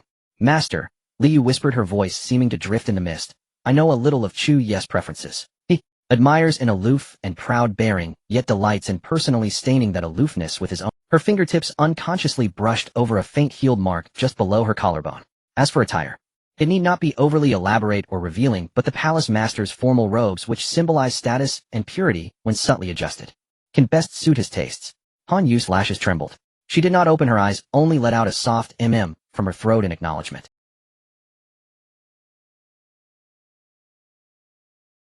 She understood her disciple's implication, and she also grasped the true meaning behind Chu Ye's decision to have Li Yu help, not merely to choose clothes, but to force her, the master, to adapt to her upcoming role in a cruelly methodical way. After the bath, Li Yu led Han Yu to an exquisite side hall, where various garments had already been prepared. Li Yu personally made the selection, ultimately choosing a set of Guanghan Palace master formal robes similar in style to her own, yet more dignified and mature. Moon white as the primary hue, embroidered with delicate silver threads depicting cold plum blossoms, and moon wheels, the robes flowed in layered elegance, outlining a figure both stately and alluring. However, under Li Yu's casual suggestions for adjustment, the collar, cuffs, and waistline were crafted to be slightly softer and more form-fitting than the traditional cut, likely to reveal more charm with every movement. However, under Li Yu's casual suggestions for adjustment, the collar, cuffs, and waistline were crafted to be slightly softer and more form-fitting than the traditional cut, likely to reveal more. As the cool, silky fabric touched her still warm skin, freshly bathed her body, gave an almost imperceptible. After she was dressed, Li Yu meticulously combed her long hair, coiling it into an elegant, yet subtly seductive bun adorned with a simple jade hairpin. In the mirror stood a woman of breathtaking beauty, her bearing cold and ethereal, her court robes lending her an air of natural authority. Yet deep within her slightly flickering eyes lay a trace of lingering humiliation and resignation, along with a faint dread of the unknown treatment to come, and a stirring subtly provoked by the art and the contract that she dared not examine too closely. Beautiful master. Li Yu looked at the reflection and spoke softly, as if offering comfort or merely stating a fact. He will be pleased. Han Yu did not answer. She simply took one last look at herself in the mirror, then slowly turned and began walking toward the main hall, where Chu Ye waited. Li Yu followed silently behind like the most loyal handmaiden or like a guide escorting tribute toward an altar. Moonlight filtered through the corridor pillars spilling over the trailing hems of the two peerless beauties. The light remained cold, yet now carried a mark of belonging that had not been there before. When Han Yue, freshly bathed and dressed in the Guanghan Palace master robes subtly altered by Li Yue, reappeared before Chu Ye, the atmosphere in the hall froze for a delicate instant. The moon-white robes layered like clouds, silver embroidery shimmering, with cold luster under the soft glow of pearls perfectly accentuating her curves now restored to a fuller grace. Her long hair was elegantly pinned with a jade hairpin, and her stunning face still bore a hint of pallor from recent recovery, which only made her eyes now regaining some sparkle shine like cold stars. Though beneath that brightness lay unmistakable submission and a trace of unease. She stood there, a striking contrast between dignified authority and a fragile, almost transparent willingness to yield. Chu Ye's gaze swept over her, and a satisfied smile curled at the corner of his mouth. He cast a look of approval at Li Yue, who stood silently with bowed head. Li Yu's lashes trembled as she quietly retreated to the side. It seems you have recovered well. Chu Ye rose, walked over to Han Yue, and lifted her chin with his fingers, forcing her to meet his eyes. The Yin-Yang Harmony Treasure Mirror. Have you memorized it thoroughly? Han Yu's body stiffened, yet she could not break free from the casual touch. She answered in a low voice, Yes, Your Highness. I have. Committed it to heart. Good. Chu Ye withdrew his hand and turned toward the wide cloud bed in the inner chamber. Then your foundation has been damaged for years. For the initial circulation, I must take the lead, guiding the residual essence of the 9 revolutions soul-returning pill within you to clear the blockages and rebuild your Dao foundation. Han Yuzhenren drew a deep breath, her fingertips tightening imperceptibly as she slowly followed behind him. With each step closer, the oppressive weight upon her heart grew heavier. She knew what was about to unfold. The power of the blood contract hummed a low resonance in the depths of her soul, compelling her submission. Meanwhile, the profound dual cultivation art within her stirred restlessly, echoing in response to some aura emanating from the man ahead. Within the inner chamber upon the cloud bed, the soft radiance of luminous pearls cast its glow, yet failed to pierce the pervasive atmosphere of ambiguity and conquest. Han Yuzhenren stood by the bed, her meticulously adjusted palace master robes accentuating her figure with both solemn dignity and veiled allure. She lowered her gaze, her long lashes casting trembling shadows beneath her eyes. Her fingertips were icy cold as she clutched the intricate silver thread embroidery at her sleeve. Even though the blood contract was sealed, even though she understood what was to come, facing it directly, now the wave of humiliation and powerlessness surging from the very core of her being threatened to drown her completely. Chu Ye reclined languidly against the headboard, his gaze feeling interminably long. Finally, Han Yuzhenren let out an almost inaudible sigh, as if he did not urge her on, merely waiting in silence, savoring the sight of this once lofty former palace master of the Guanghan Immortal Palace, gradually shedding every vestige of her pride before his will. Time stretched endlessly in the silence, each breath feeling interminably long. Finally, Han Yuzhenren let out an almost inaudible sigh, as if steeling herself for a decision, or perhaps the blood contract's power had finally overwhelmed her hesitation. Disrobe. Han Yuzhenren halted before the bed, her movements stiff as she raised her hand. When her fingertips touched the first sash at her waist, a fine tremor was impossible to suppress. She closed her eyes, her long lashes fluttering like butterfly wings, as if to shut out the suffocating shame. Her movements were slow, marked by a ritualistic hesitance, yet unwavering in their course. The moon-white outer robe slipped from her shoulders, pooling at her feet with a faint rustle. Then came the inner garment, the underskirt. With each article shed, her trembling intensified. Her skin exposed to the cool air pricked with goosebumps. One by one, the garments, symbolizing her past identity and dignity, fell away like a discarded cicada shell, silent and still. That body, once revered by countless admirers, symbolizing the purest status of the Guanghan Immortal Palace, now stood utterly exposed before her conqueror. Finally, she stood by the bed as if newborn. Her jade-white form gleamed with a delicate luster under the pearl's radiance, tiny bumps rising on her skin from tension and the chill. Instinctively, she crossed her arms over her chest, only to hear Chu Ye's calm, unwavering voice come.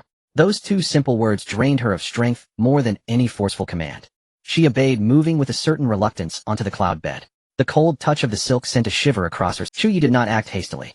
Instead, he reached out and pressed his hand against her smooth back, channeling a stream of pure, gentle, yet overwhelmingly powerful spiritual energy into her. Calm your mind, focus your spirit. Silently circulate the first chapter of the art. His voice was close to her ear. Han Yuzhenren complied, forcing herself to banish stray thoughts, guiding the incoming spiritual energy to merge with the residual potent medicinal power within her. The initial flow of energy was surprisingly smooth. The meridians that had been blocked for years began to loosen and widen under the combined force, and the long-lost sensation of spiritual power surging through her became increasingly clear. However, just as her mind relaxed, basking in the joy of her cultivation's revival, Chu Ye's presence suddenly drew near. His warm body pressed against her from behind, his solid arms encircling her slender waist, pulling her completely into his embrace. Up. The sudden closeness tore a startled cry from her lips, her body snapping rigid. The scorching masculine aura enveloped her, completely foreign and aggressively possessive. Chu Ye gave her no time to adapt. He leaned in, his kiss landing on her sensitive earlobe. Han Yuzhenren jolted as if shocked, struggling instinctively. Her lingering shame fueled a primal resistance. Relax. Chu Ye's voice sounded in her ear, laced with a hint of impatience. The power of the blood contract surged in response, suppressing her will to resist. Circulate the first chapter of the Yin-Yang Harmony Mirror Art. Guide the medicinal power. Tears of humiliation instantly welled up in her eyes.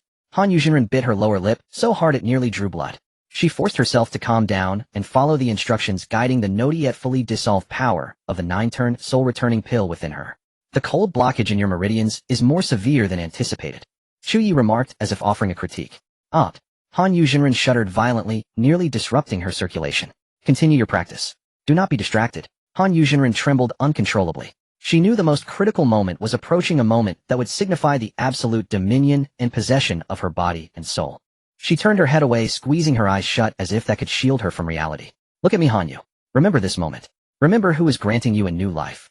In that instant, Han Yu's tears broke free, streaming down her temples and mingling with her sweat. Circulate the second chapter of the heart method. Guide the convergence of your vital energies. Chu Ye's voice remained steady, even carrying a calm, instructive tone, as if this were not an act of intimacy, but a solemn session of energy transmission and healing. Han Yuzhenren gritted her teeth, enduring the intense pain and mortification, and followed the instructions to activate the second chapter of the Yin-Yang Harmony Mirror Art. At first she could only passively endure, pain dominated everything, but gradually it began to subside. Simultaneously, Chu Ye continuously channeled even purer spiritual energy into her, blending it with her slowly reawakening primordial Yin essence. Her damaged meridians and withered dantian, like parched earth finally receiving rain, began to greedily absorb this warm current formed from pure yang spiritual energy, the 9-turn soul-returning pill's power, and the unique energy generated by dual cultivation. Chu Ye was even meticulous, strictly adhering to the needs of the art's guidance. A soft, trembling moan escaped Han Yu's throat, a sound she herself didn't even recognize. Boom. It was as if a dried-up spring had been reactivated. Han Yu's dantian shuddered violently, beginning to voraciously absorb this energy, fused with pure yang spiritual power, medicinal essence, and the vitality of dual cultivation. Her cultivation, stagnant for years, began to recover and surge at an astonishing rate. This tangible growth in power, like the most tempting poison, assaulted Han Yuzhenren's remaining sanity. The humiliation remained acute, but her boda's instinctive responses and the craving for power were continually amplified under the dual influence of the blood contract and the cultivation art. Her breathing grew increasingly ragged. Unconsciously her moans became more uncontrolled, tinged with a seductive charm that was alien even to herself. Within the bedchamber, the sounds of a woman's soft, enchanting cries, a man's heavy breathing, and the faint hum of surging spiritual energy wove together into a decadent primal symphony of conquest. The dense aura of spiritual energy and raw desire permeated the air, refusing to dissipate. Li Yue, standing guard in the outer chamber, listened to the muffled sounds of suppressed pain and indescribable noises from within, along with the increasingly intense, unique fluctuations of spiritual energy from dual cultivation. She slowly closed her eyes. She knew what her master was enduring, a path she herself had walked, one from which there was no return. Her hand, hidden within her sleeve, clenched slightly. In the inner chamber upon the cloud bed, the yin and yang energies converged and cycled in the most primal. Cold Moon True Person's originally pale complexion gradually flushed crimson. Fine beads of sweat formed at her temples. Her gaze wavered between dazed and lucid, struggling and sinking amidst pain, humiliation, and the tangible sensation of her cultivation base rapidly recovering. She could clearly sense her cultivation stagnant and even regressing for years, surging back at an astonishing speed. Her damaged Dao foundation, nourished by vital life force, began to radiate renewed vitality. Time slipped away amidst the surging currents of spiritual energy within her body. After 3 days and 3 nights, when the last majorly blocked acupoint in Cold Moon True Person's body was forcefully unclogged by surging spiritual power, the long-absent majestic aura of a peak immortal realm expert violently erupted and soared from her being. She couldn't help but arch her neck, letting out a long, resonant cry that was both agonizing and liberating. It was as if some shackle within Cold Moon True Person completely shattered. Her aura fiercely ascended, not only restoring her peak immortal realm cultivation, but it also became more condensed and pure, vaguely touching the thin membrane that had long trapped her, leading to a higher realm. Her body radiated intense moonlight, her skin glowing like jade, her features exuding a breathtaking brilliance, the peerless elegance of one freed from ailment and greatly advanced in cultivation. Yet this power and rebirth were bought at the price of utter submission and possession. Cold Moon True Person's consciousness flickered repeatedly between clarity and delirium. Her body no longer felt like her own. Nevertheless, she could vividly feel her body weakened for a century, turning strong and vigorous. Her withered meridians were widened and reshaped. The spiritual energy in her dantian surged like an endless ocean, her cultivation realm soaring continuously. Cold Moon True Person erupted with dazzling moonlight radiance. Her aura violently broke through its shackles, reaching an unprecedented height. Peak immortal realm perfection. The Jade Capital was sealed thrice. Cold Moon True Person lay limp amidst the disheveled bed covers. Her eyes were vacant, staring at the canopy above. Her chest heaved violently, sweat plastering her hair to her damp cheeks. Extreme exhaustion intertwined with an unprecedented sense of fullness left her without the strength to move even a finger. Her gaze was unfocused, carrying bone-deep fatigue and the unerasable brand of being claimed. Chu Ye held her, sensing the surging new power within her and the even clearer, more unbreakable connection from the blood pact. He narrowed his eyes in satisfaction. He leaned down, whispering into her sweat-dampened ear with undeniable possessiveness. "Welcome, my Cold Moon Fairy. From this day forth, everything about you, your cultivation, your Guanghan Palace, and even your very being, shall serve me." Cold Moon True Person closed her eyes, offering no response. Only the faint trembling of her eyelashes and a single icy teardrop silently tracing down her cheek revealed her churning, yet powerless inner turmoil. She knew the Cold Moon True Person of old was dead. The one reborn now belonged solely to Chu Ye. Chu Ye rose casually, draping a robe over his shoulders. He looked at the woman on the bed, whose aura had transformed drastically, and nodded with satisfaction. He took out a pill the size of a dragon's eye with 9 apertures on its surface and wreathed in chaotic energy. The same immortal realm breakthrough pill he had previously given to Qin Nishang. "Take it." He brought the pill to Cold Moon True Person's lips. She slightly turned her head, looking at the pill, a flicker of emotion passing through her vacant eyes. She recognized it, a peerless golden pill capable of breaking through the immortal realm barrier. Without a moment's hesitation, or perhaps without the strength to hesitate, she parted her lips slightly and allowed Chu Ye to place the pill in her mouth. The pill dissolved upon entry, transforming into a violent, yet incomparably pure torrent of energy that instantly surged towards the barrier of her newly perfected peak immortal realm. Boom, boom. Above the Guanghan Immortal Palace, the once clear night sky abruptly churned with boundless tribulation clouds. Lightning flashed and thunder roared as terrifying heavenly might locked onto the area below. The true immortal tribulation had arrived. However, Chu Ye merely glanced up at the ominous clouds and snorted. He communicated with the world within the 100 Phoenix chart. A vast primordial world source power emanated from his body, forming an invisible, yet indestructibly resilient barrier that enveloped the entire bedchamber, including Cold Moon True Person within. The tribulation clouds roiled, thunder roared, and several terrifying heavenly tribulations capable of annihilating the world descended one after another. Yet upon touching the barrier of world source power, they vanished silently, like stones sinking into the sea, failing to stir even a ripple. World power transcending the laws of this realm's heaven easily shielded one from tribulation. The tribulation clouds seemed to churn in frustration for a moment, then losing their target, slowly dispersed. The night sky returned to clarity, the moonlight still shining.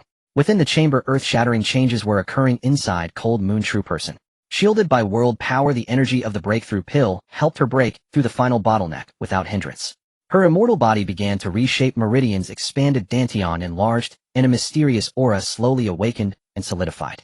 The Guanghan Immortal Palace had birthed its first true immortal, and this ascension occurred under such special circumstances, in such a humiliating yet undeniable manner, stepping into a new realm under the Conqueror's control and witness. Cold Moon True Person, perhaps now to be called Cold Moon True Immortal, slowly sat up. Immortal light flowed over her like jade. Her features were even more exquisitely beautiful and ethereal, yet her aura was complex and indescribable. She looked at Chu Ye. In her now lucid eyes there was awe, submission, a trace of lingering humiliation, and deep within an unerasable sense of belonging branded by the blood pact and countless intimate encounters. Chu Ye met her gaze, smiled slightly, and reached out to caress her smooth cheek. "How do you feel, my true immortal palace master?" Cold Moon True Immortal trembled slightly, then docilely lowered her head, her voice hoarse but clear. "Cold Moon, thanks the Master for guiding me into the Tao, and thanks the Sovereign for his grace." From then on, the two most central fairies of the Guanghan Immortal Palace had completely fallen into Chu Ye's hands, body and soul, with no other master. Li Yue, who had been standing vigil in the outer chamber, listened to the gradually subsiding sounds from within. She slowly opened her eyes, their depths holding a profound, still calmness, an acceptance of fate, and a helplessness born of shared suffering. The noblest pair of master and disciple flowers of the Guanghan Immortal Palace had now completely fallen into the hands of a single man with no possibility of escape. And Chu Ye had gained another true immortal level beauty as both a combatant and a dual cultivation partner. The system's generous reward notification sounded in his mind, as expected, marking the complete conquest of another high-rated target. Within the bedchamber, the lingering, decadent atmosphere had not yet fully dissipated, mixed with spiritual essence and a faint, subtle sweetness. The system's generous reward notification sounded in his mind, as expected, marking the complete conquest of another high-rated target. Within the bedchamber, the lingering, decadent atmosphere had not yet fully dissipated, mixed with spiritual essence. The notification sound of the multiple offspring, multiple blessings system seemed to still echo in his sea of consciousness. Ding. Successfully subdued. Special target: Cold Moon Fairy, rating 98, former matriarch of the Guanghan Immortal Palace. Reward distribution: 1. Cultivation infusion greatly enhanced, assisting the host in breaking through to the peak of the Saint Realm. 2. Technique inheritance tying immortal method directly addressing the principles of yin and yang transformation. 3. Elixir treasury 9 turns golden core 9, 10,000-year jade essence 9 bottles, immortal realm breaking mirror pill 3. 4. Divine weapon bestowed eclipse blade immortal artifact able to harm the soul. 5. Points reward 2,500 points. A surge of power flowed through his limbs and bones with clear insights and control at the peak of the Saint Realm, significantly stronger than before. Chu Ye slowly opened his eyes, his gaze falling to his side. The Cold Moon Fairy was lying with her eyes closed, her cloud-like hair cascading down, obscuring half of her stunningly beautiful face. She was barely covered by a corner of the silk quilt, her exposed skin silently testifying to the grueling 3 days and nights of intensive cultivation without any break. Even in her slumber, her already restored and even more radiant true immortal body still exuded a breathtaking allure. Yet the fatigue that lingered in her brows and the slight weakness from being completely plucked away was evident. In Chu Ye's eyes there was little pity, only a satisfaction akin to evaluating results. He felt the coolness and delicateness of the skin beneath his fingertips, along with the overwhelming vitality and pure tying energy that belonged to a true immortal. Consolidating the realm and exploring secret techniques has yielded remarkable results. He murmured, uncertain whether he was evaluating his own progress or referring to the degree of development of the Cold Moon's immortal body. He did not linger on the warmth of the bed, his thoughts shifting as he sent a message outside the hall. A sound as crisp as a crack echoed at the entrance of the sleeping chamber, causing the fairy's body to tremble imperceptibly, and she immediately bowed in response, saying, "Your Highness." The voice came through the hall door carrying a hint of barely perceptible tension. "Come and take your master to bathe and change." Chu Ye's voice was calm and unaffected. The hall door was gently pushed open, and Li Yue, with her head lowered, took delicate steps into the inner chamber. A rich scent rushed over, causing her to momentarily catch her breath. Her gaze quickly scanned the disheveled large bed, and upon seeing her master, who appeared utterly exhausted and sound asleep, her heart sank. Li Yu's heart felt as though it were gripped by an invisible hand. A surge of mixed emotions, heartache, sorrow, sympathy, longing, and some deeper, more complex feelings washed over her. She hurried forward, gently lifting the silk quilt, preparing to assist the Cold Moon. As her gaze fell upon the marks on her master's body, which were even more severe and dense than what she had initially endured, and as she sensed the majestic, yet slightly ethereal fluctuation of immortal power intertwined with Chu Ye's aura within her master, Li Yu's fingers trembled slightly. She understood what had transpired over the past 3 days and nights. It was not merely a physical conquest, but rather a deeper embedding of her master's mark into her master's Dao foundation and soul through the dual cultivation secret technique. "Master," she called softly, her voice tinged with a barely perceptible choke. Seemingly hearing the familiar voice, the Cold Moon Fairy's eyelashes fluttered, and she slowly opened her eyes.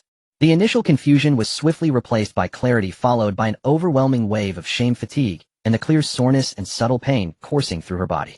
She tried to rise on her own, only to find that she lacked even the strength to lift her hand. Although the immortal power within her was present, it felt as if the essence had been drained, its circulation sluggish. "Li Yu," her voice was hoarse. "Disciple is here." Li Yu quickly suppressed her emotions, strenuously helping her master up, and retrieved a large soft bathrobe that had been prepared nearby, carefully wrapping the body marked with traces to prevent more skin from being exposed to the air.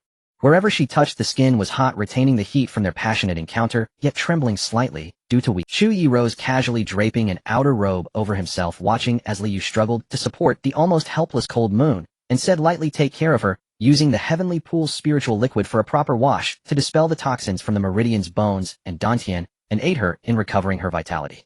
"Understood," Li Yu replied, lowering her head, not daring to glance at Chu Ye, her entire focus on her weak master. She half supported and half embraced the Cold Moon, slowly making her way outside the hall. Li Yu's body seemed to bend slightly under the pressure, yet she did not dare to voice any complaints.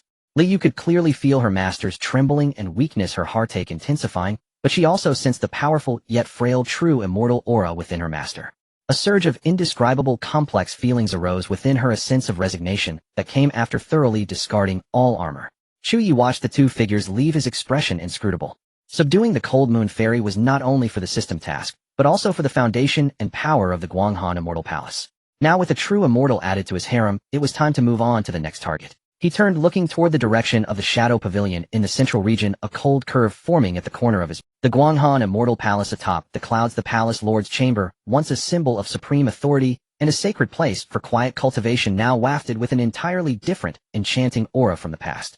Chu Ye leaned casually on a soft couch, draped with ice silkworm brocade. His posture relaxed, his gaze playfully observing the pair of stunning beauties sitting not far before him. Li Yu still wore her moon-white palace attire, but the cold aloofness in her brows and eyes had been replaced by an indescribable softness, an allure her gaze inadvertently, reflecting a sense of dependence and reverence toward the person on the couch.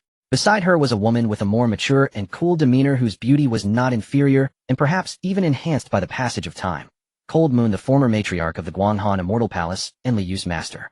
At this moment, this former ruler of the Immortal Palace also had her head lowered, but the tightly pressed line of her lips and her slightly rigid back still revealed hints of past pride and struggle. Your Highness. Li Yu's voice was soft, carrying a hint of subtle flattery. There are many in the palace suffering from the fragrance poison, although temporarily suppressed by cultivation, and Your Highness, this is not a long-term solution. I humbly request Your Highness mercy and grant a complete antidote. Cold Moon also lowered her head, her voice clear, yet soft. Please, Your Highness. Grant us the method. Chu Ye's fingers lightly tapped the jade table beside the couch, his gaze sweeping over the stunningly beautiful figures of the master and disciple, both unparalleled in their own right. The allure in Li Yu's cool demeanor contrasted sharply with Cold Moon's mature elegance, creating a striking juxtaposition. The fragrance poison is rooted in the bloodline source of desire. Ordinary elixirs merely suppress the symptoms, failing to address the root cause. Chu Ye slowly spoke, his tone calm, yet carrying an undeniable authority. To cure it fundamentally, one must use the pure yang primal energy to guide and merge, transforming the poison into a tonic. In short, dual cultivate with me. He paused, observing the immediate change in the expressions of the master and disciple. Shock, embarrassment, complexity. Yet under the overwhelming influence of the blood contract and the lingering effect of the medicine within, they intertwined into a peculiar silence. Of course, Chu Ye shifted his tone, as if bestowing a favor. If you find this method unsuitable, I can also grant you the calming desire clearing heart pill. Taking one each month can ensure that for a month desires do not arise and the fragrance poison does not invade. He flicked his fingers, and a pill with an icy blue sheen floated in midair, exuding a calming and stabilizing aura. Two methods, choose as you wish. A choice. Bitter resignation welled up in the hearts of both master and disciple. It appeared to be a choice, yet in truth there was none. Depending on pills each month was akin to placing one's life and breath in another's hands. Moreover, how could everyone within Guanghan Immortal Palace sustain themselves on such alchemical support? Furthermore, for the two of them, Li Yue had long since submitted wholly, and Han Yue found herself unable to resist, given the blood pact and the reality of their circumstances. In a sense, from the moment Chu Ye set foot within and Li Yue pledged her fealty, the Guanghan Immortal Palace had silently changed hands, becoming the most uniquely scenic corner of his vast private domain. Li Yue and Han Yue exchanged a glance, each seeing in the other's eyes a profound helplessness and resignation. Li Yue took a deep breath, as if making a decision, not only for her master, not only for herself, but for the entire Immortal Palace. This disciple implores you, master, to administer a permanent cure. Li Yu's voice was soft, yet it echoed clearly through the bedchamber. A faint smile touched Chu Ye's lips as he gently tucked away the pill. The news was quickly relayed by Li Yue to the most core supreme elders of the Immortal Palace. These women of the highest seniority, profound cultivation, timeless beauty, and distinct temperaments reacted differently upon learning of the permanent cure. There was fury, indignation, and sorrow. Yet ultimately, upon sensing the noticeably purer, more refined, and subtly breakthrough hinting lunar radiance within Li Yue, the true immortal power of Han Yue, reality outweighed the shackles of reputation. Days later, within the Han Yue secret hall deep in the palace's forbidden grounds, a meeting of subtle and grave atmosphere was quietly convened. The leading elders, each graceful and distinguished, possessed temperaments ranging from frosty aloofness to gentle warmth to proud solitude.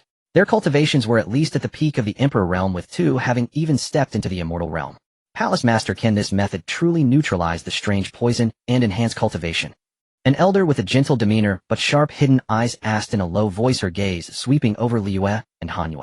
Han Yue remained silent, while Li Yue nodded frankly, even proactively releasing a wisp of pure lunar radiance, immortal power clearly tinged with a strange masculine and harmonious aura. It is absolutely true. The incense poison within my master and myself has been cleansed, and the shackles on our cultivation have loosened. Sensing that gentle, yet powerful wave of energy, the expressions of the several elders turned complex. After a long while, an elder with the most severe countenance, her temperament like carved ice, slowly spoke, her voice devoid of emotion, yet rendering the only decision, if that is the case.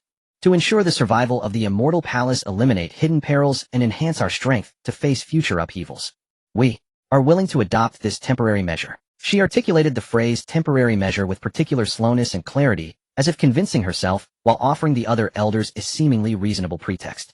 Thus a collective detoxification and healing plan personally arranged by Palace Master Liue, tacitly approved by former Palace Master Han Yue, and righteously embraced by the Supreme Elders, was quietly set in motion within the most inner circle of the Guanghan Immortal Palace. Chu Ye naturally readily obliged. Over the following month, the atmosphere within the Guanghan Immortal Palace, a renowned sacred cultivation ground across the continent, underwent a subversive shift. The restrictive arrays of the forbidden grounds frequently illuminated, sealing off the inside from the outside. Chu Ye's figure became a constant presence in the secret halls, secluded pavilions, frigid pools, and even the main hall and jade terraces. From supreme elders with frosty, aloof temperaments to hall masters of graceful bearing wielding real power from the ice pure and holy saint is hailed as the next palace master candidate to core direct disciples with exceptional talent and beautiful countenances.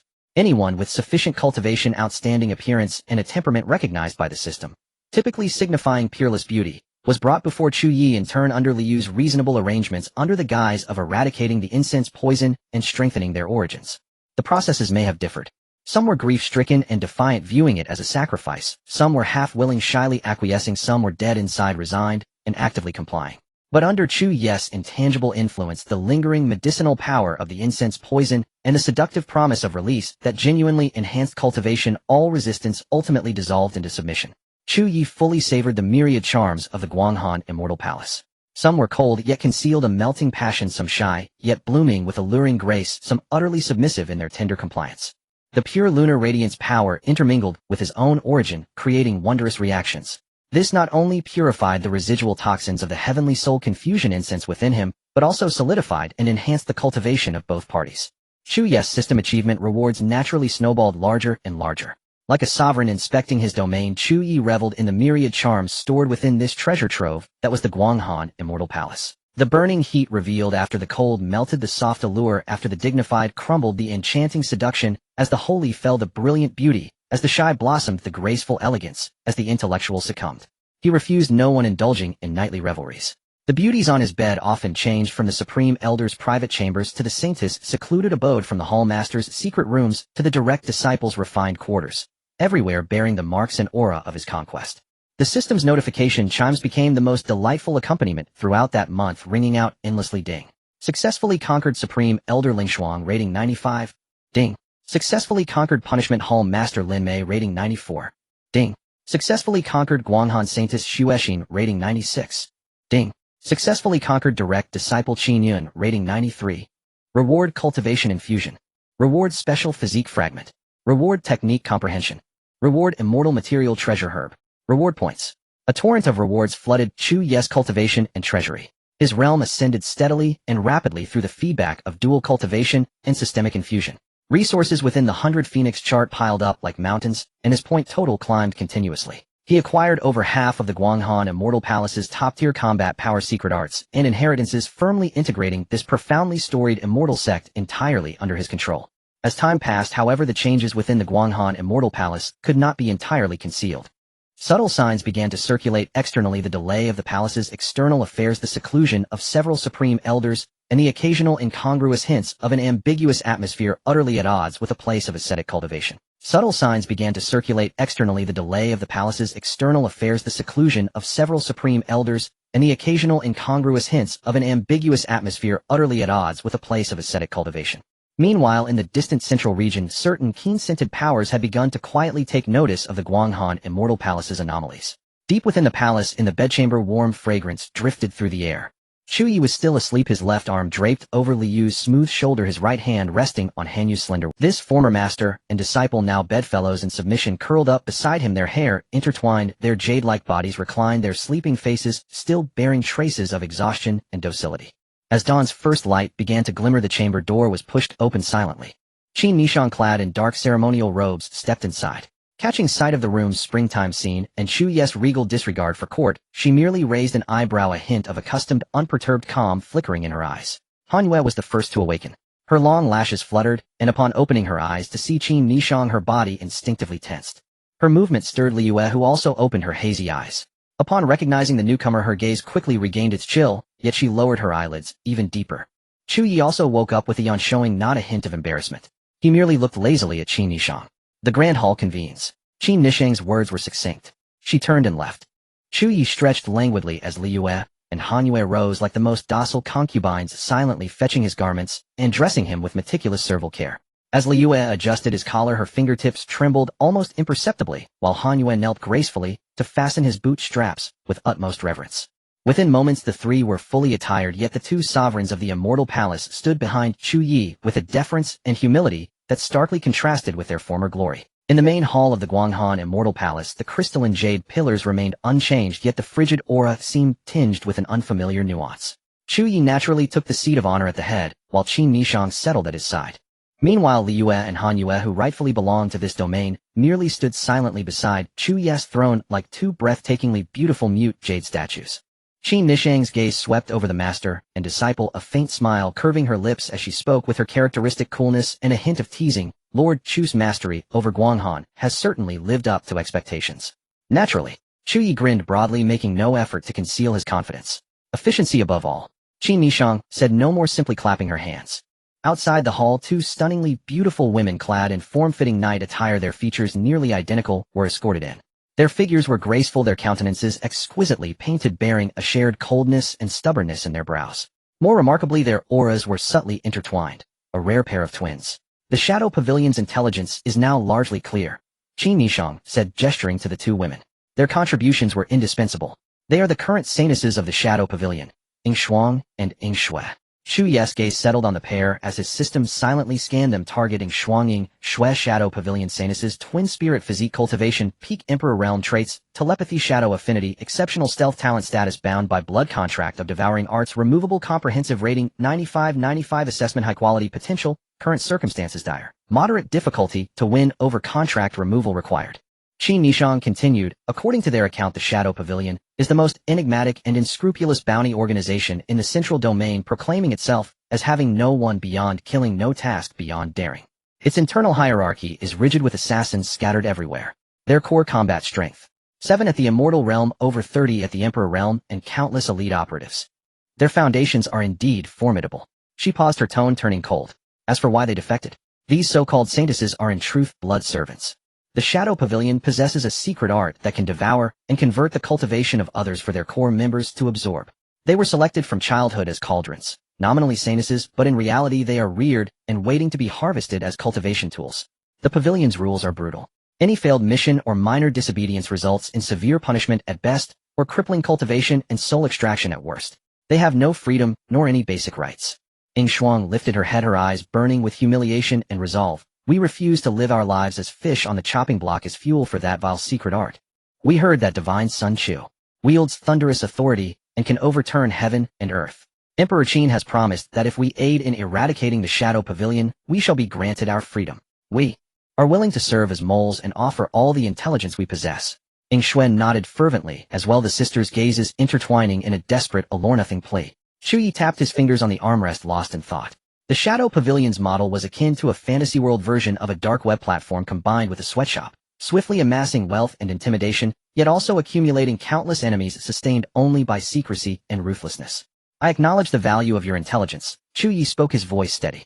Once the Shadow Pavilion matter is settled, I will personally dissolve the blood contract of devouring arts binding you. At his words, Ying Shuang and Ying Shui shuddered, disbelief, ecstasy, and gratitude blazing in their eyes. They immediately prostrated themselves. We thank the divine Sun. We shall exert every effort, even unto death.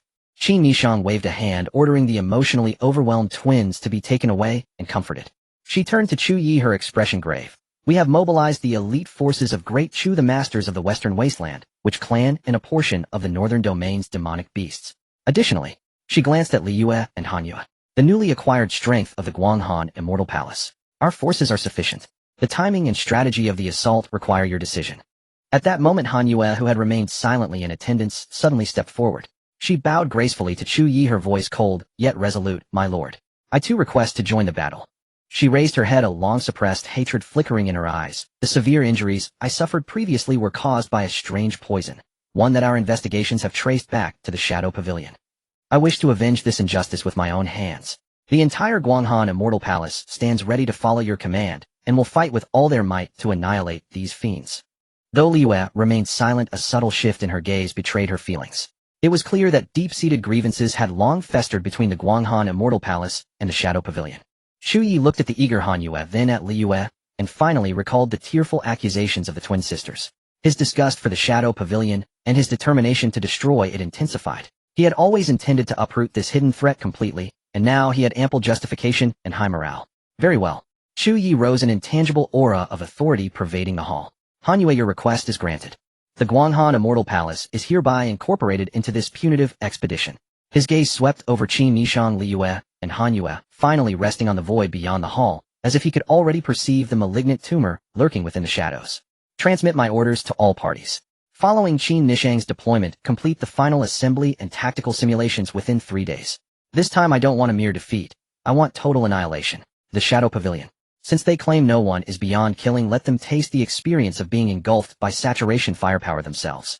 Half a month passed within the 100 Phoenix diagram like the snap of a finger. Chu Ye sat imperiously in the seat of honor, while below him a dazzling spectacle unfolded, a veritable portrait of peerless celestial beauties. Qin Nishang remained in her black, dragon-embroidered imperial robe, her phoenix eyes exuding authority. Her aura had become more refined and profound, clearly having advanced during the half-month of secluded cultivation, her commanding presence at full force. Witch Queen Chu Ye was draped in a veil of purple-black gauze, idly toying with a wisp of shifting miasmic energy between her fingertips. Her gaze was languid, yet concealed a razor-sharp edge. Fox Immortal Su Qingyu's 9 tails manifested as a faint ethereal silhouette behind her, her eyes shimmering with innate allure, her cultivation securely anchored at the 7th layer of the immortal path. Madame Huayu, adorned in resplendent attire, exuded a perfectly harmonious, true immortal aura radiating natural majesty, even while standing silently. Meanwhile, Liyue, the newly contracted acquisition, wore a simple plain white long dress, standing with head bowed a step behind Chu Ye, resembling the most obedient of maidservants. Yet her once aloof and proud countenance now bore only tranquil submission, with a faint, indelible trace of complexity lurking in the depths of her eyes. Others, such as Abbess Miaoyin and the core members of the Chu clan, also radiated full, potent auras, their battle intent simmering beneath the surface. The half-month deadline has arrived. The Shadow Pavilion. Yet her once aloof and proud countenance now bore only tranquil submission, with a faint, indelible Qin Nishang stepped forward, holding a jade slip sealed with a special forbidden art. The intelligence within had been provided by an elder within the Shadow Pavilion, whom Chu Ye had persuaded through extraordinary means, offering the core nodes of their mountain-protecting grand formation and the shift-change keys. Move out. The night was as dark as ink. Precisely the time when a shadow-dwelling organization like the Shadow Pavilion would be most active, and thus most vulnerable to complacency. Deep within the central domain, nestled in a secluded valley shrouded by layers of spatial folds and illusionary grand formations, lay the Shadow Pavilion's headquarters. This place was truly untraceable. Even a sweep of ordinary immortal divine sense would overlook it. However, tonight was destined to be different.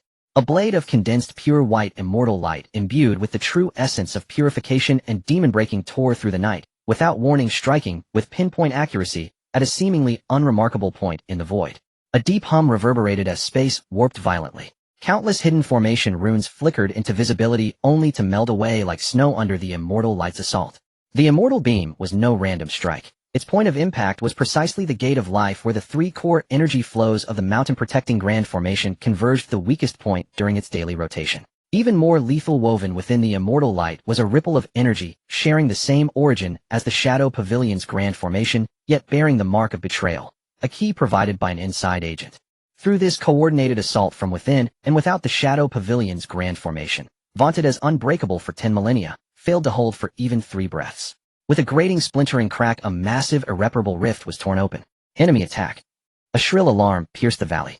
Countless shadowy figures burst forth from buildings and dark corners in panic, yet the backlash and chaos from the formation's instantaneous collapse left over half of the Shadow Pavilion's elite reeling from varying degrees of internal damage before they even engaged the enemy. Kill. Chu Ye stood upon the clouds, uttering but a single word. Behind him, the long-restrained immortal combat forces surged downward like a cascading river of stars, crashing upon the enemy with overwhelming force. Qin Nishang's sword transformed into a soaring dragon, striking straight at the enemy's heart. The Witch Queen's 9 nether poison mist blanketed the skies, engulfing all directions. Fox Immortal Su Qingyue unleashed her illusions, turning the already chaotic foes against one another in mutual slaughter. Hua Yufurin's true immortal domain unfolded, locking onto the most potent concealed auras. With a turn of her jade hand, the laws of restraint descended. Liu Ye remained silent, raising her hand with casual grace. The sound of Guanghan's annihilation manifested as invisible blades specializing in breaking shadow stealth, precisely executing the Shadow Pavilion's experts attempting to flee or retaliate. The other ancestors of the Chu family, the Abbess Miaoyin and the rest, also displayed their unique skills, working in seamless coordination. The Shadow Pavilion was not without its strong ones. Several supreme elders with sinister auras, and the Pavilion Master himself, perpetually shrouded in distorted shadow, finally emerged. Each radiated the formidable fluctuations of veteran immortals. The Pavilion Master's aura in particular was abstruse and profound, nearly brushing the pinnacle of the immortal path. Yet in the face of overwhelming power and a premeditated strike, individual valor proved utterly pale. On Chu Ye's side, the visible true immortals alone included Hua Yufurin and Han Yu. At the high ranks of the immortal path were Qin Nishang, the Witch Queen, and Su Qingyue, with no fewer than 10 other immortal-level combatants. Though the Shadow Pavilion was renowned for assassination and concealment, its frontal combat strength was inherently inferior. Now stripped of their shell, and losing the initiative, how could they possibly withstand this? The battle became a near-total rout. The thunderous collisions of immortal arts, the crisp clangs of divine weapons, the agonized screams of the dying, the roaring collapses of structures, all interwove into the bloody symphony of the night. The Shadow Pavilion's vaunted arts of stealth and assassination were overwhelmingly suppressed by Hua Yufurin's true immortal domain, Liu's Guanghan sonic waves, and Su Qingyu's all-pervasive illusions. Nor could they match Qin Nishang and the others in direct confrontation. Chu Ye never personally intervened, calmly observing the slaughter from above. Han Yu remained by his side like the most loyal shadow, occasionally striking down a stray fish, attempting a sneak attack, or a desperate breakout, with precise, indifferent movements. Watching the Shadow Pavilion's annihilation below and the terrifying strength of Chu Ye's forces, a deeper stillness and quiet understanding flickered in the depths of her eyes. Such power might require strategy to sweep an entire region, but to annihilate a single sect was truly effortless. The bloody battle raged for roughly an hour. Gunpowder smoke mingled with the thick stench of blood blanketing the entire valley. The once dark and mysterious headquarters now lay in ruins. Corpses strewn across the field, blood flowing like rivers. Surviving Shadow Pavilion disciples either knelt in surrender, trembling uncontrollably, or desperately attempted to break out, only to be intercepted and slain by the surrounding formations and experts. A few adept in escape arts might have fled amidst the chaos, but the core elite and high-ranking members were nearly all captured or eliminated. On Chu Ye's side, their auras were somewhat drained and their robes stained with blood and dust, yet none were severely wounded, let alone fallen. It had merely been a high-intensity practical drill. Chu Ye descended through the void step by step, arriving at the heart of the battlefield. The shadows shrouding the Shadow Pavilion Master had largely shattered. Revealed was a pale, sinister, middle-aged face, blood trickling from the corner of his mouth, his aura withered and weak. Bound tightly by Hua Yufurin's immortal power chains, he knelt half prostrate on the ground. Beside him knelt a Vice Pavilion Master, equally restrained, his face ashen with despair. Chu Ye's gaze fell upon the Pavilion Master, his voice betraying neither joy nor anger. Surrender. Etch the servitude brand, and you shall live serving under my command. The Shadow Pavilion Master's head snapped up, defiance and madness blazing in his eyes. The Shadow Pavilion has dead warriors, not slaves. Today's defeat is not a failure of arms. You all, before he could finish, a cold glint flashed in Chu Ye's eyes.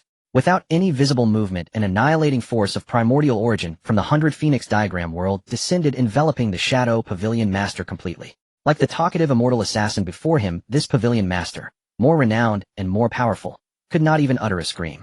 His body began to dissolve into ash from his fingertips, his soul extinguished, utterly vanishing, without a trace from the world.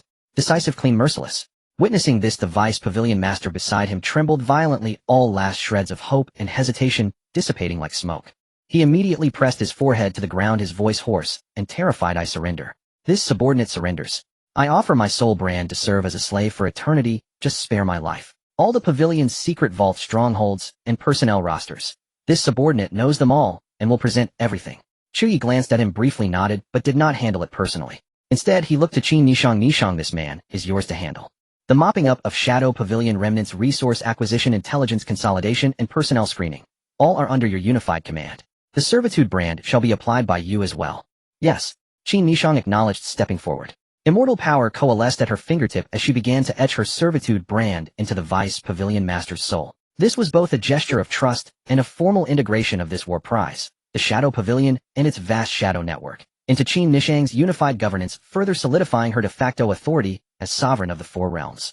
Chu Ye no longer looked at the Vice Pavilion Master. His gaze swept over the bloody ruins, his expression indifferent. There was little sympathy or lament in his heart. He knew full well that had the great Chu Empire lost that war, it would be his homeland, and his people now reduced to scorched earth and countless corpses. The cultivation world was a brutal jungle and dynastic conquest, even more so. Today he trod upon the Shadow Pavilion's bones, merely another enactment of this eternal law. The victor reigns, the vanquished perish. Such is the way of all ages. Clean the battlefield and tally the losses and spoils. In 3 days Nishang present the detailed report. Chu Ye left the command, his figure slowly fading and vanishing from the spot. Li Us silently followed. The others took their respective orders and began systematically handling the aftermath. As the night deepened, the annihilation of the Shadow Pavilion was like a boulder hurled into the deep waters of the central domain. The ripples it stirred would swiftly spread to every corner. Chu Ye's fangs were now unmistakably bared. News of the Shadow Pavilion's headquarters reduced to ashes and its high-ranking members dead or captured spread with astonishing speed, reaching the inner circles of every major power in the central domain. Upon hearing this news, many factions that had long harbored grudges against the Shadow Pavilion or had even fallen victim to its schemes couldn't help but feel a flicker of grim satisfaction. This assassin organization, coiled in the shadows like a venomous serpent and dreaded by all, had finally met its end. Yet that fleeting satisfaction was swiftly replaced by a deeper, more profound chill. It was too fast, too ruthless, too thorough. From the inexplicable breach of their mountain-protecting formation to the overwhelming annihilation of their core combat strength, to the on-the-spot execution of the Pavilion Master and the surrender of the Vice Pavilion Master with all their remaining assets.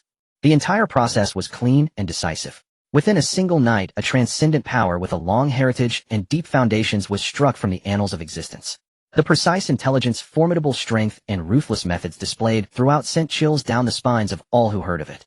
Especially striking was the fact that the one who acted was not some established alliance, but the newly risen Chu Ye, whose core was said to hail from the barbaric borderlands of the great Chu Empire. First the Guanghan Fairy Palace, and now the Shadow Pavilion. Many powerful leaders set down the jade slips of intelligence they were holding their fingertips ice cold. The last one he personally disciplined, this one he eradicated completely. This man truly repays every grievance, striking without mercy.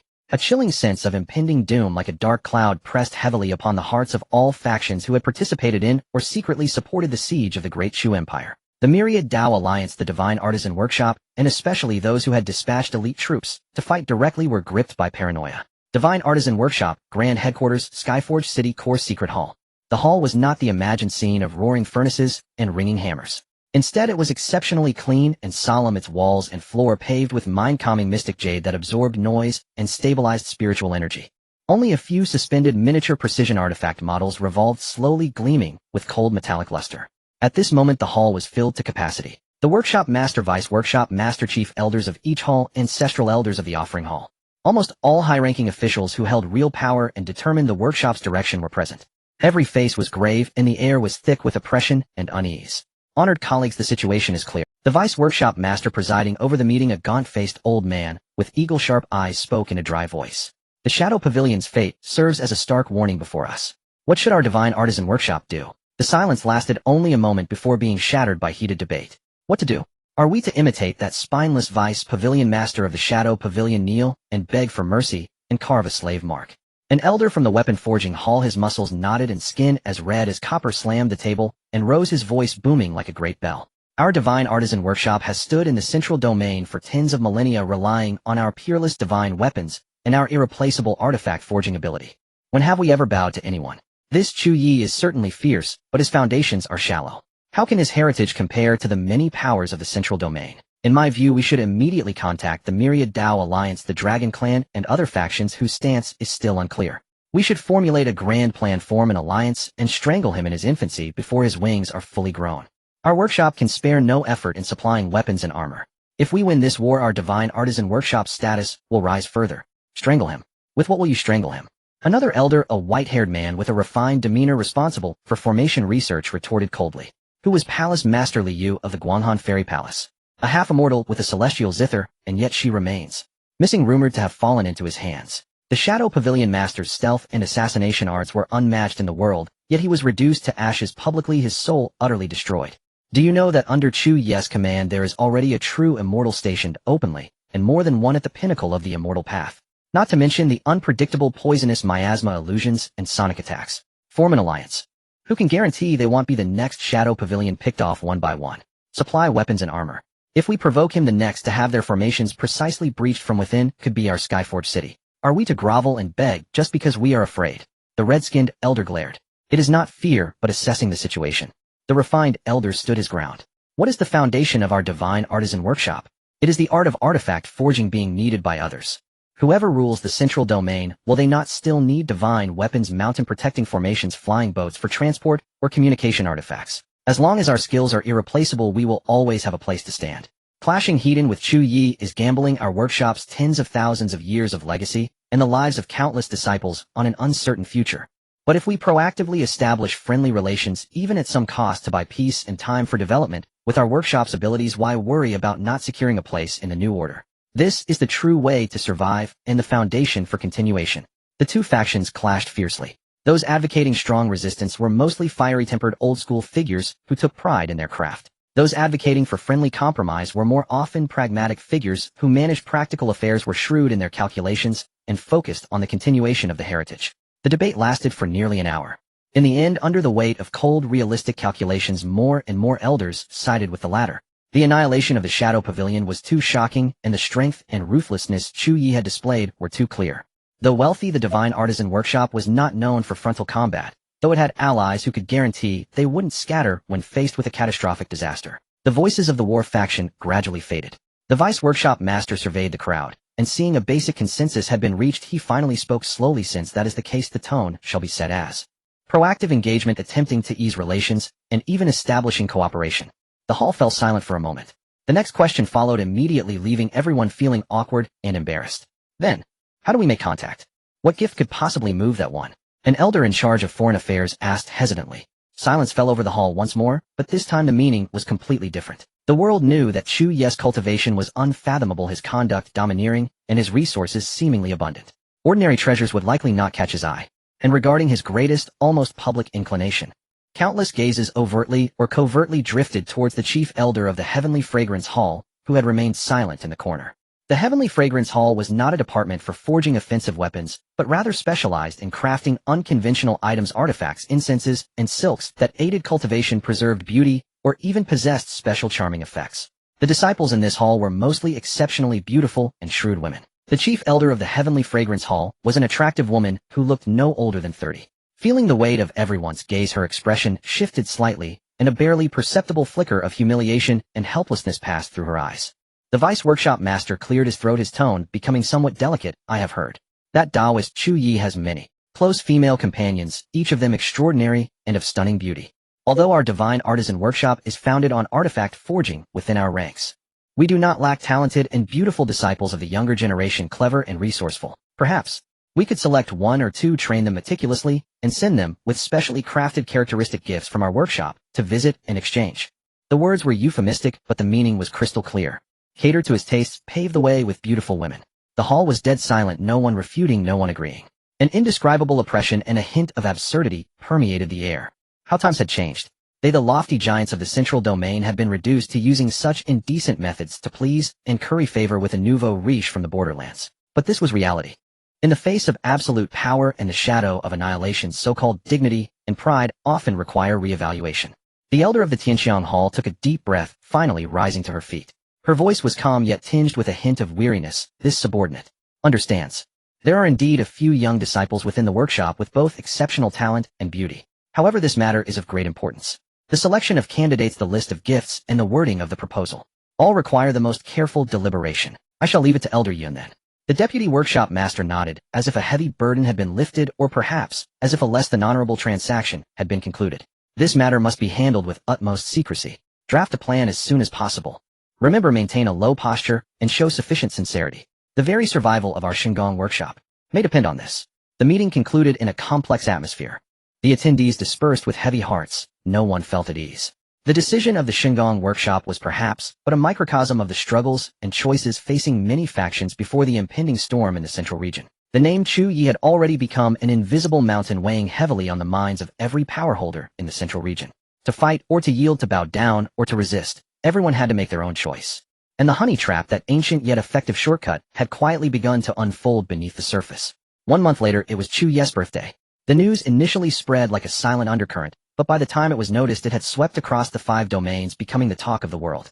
Its propagation was so vast and swift that it was clearly no ordinary occurrence. An invisible hand was meticulously orchestrating it. A birthday celebration was never merely a simple festivity.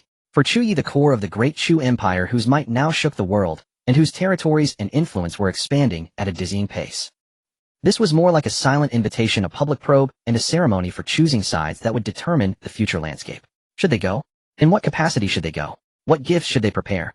Each question was as heavy as a mountain pressing down on the hearts of all factions. Those seeking to defect saw this as a prime opportunity for advancement, racking their brains to offer a pledge of loyalty. The fence-sitters were fraught with anxiety, fearing both that arriving too late would show insufficient loyalty and that arriving too early might mean backing the wrong horse.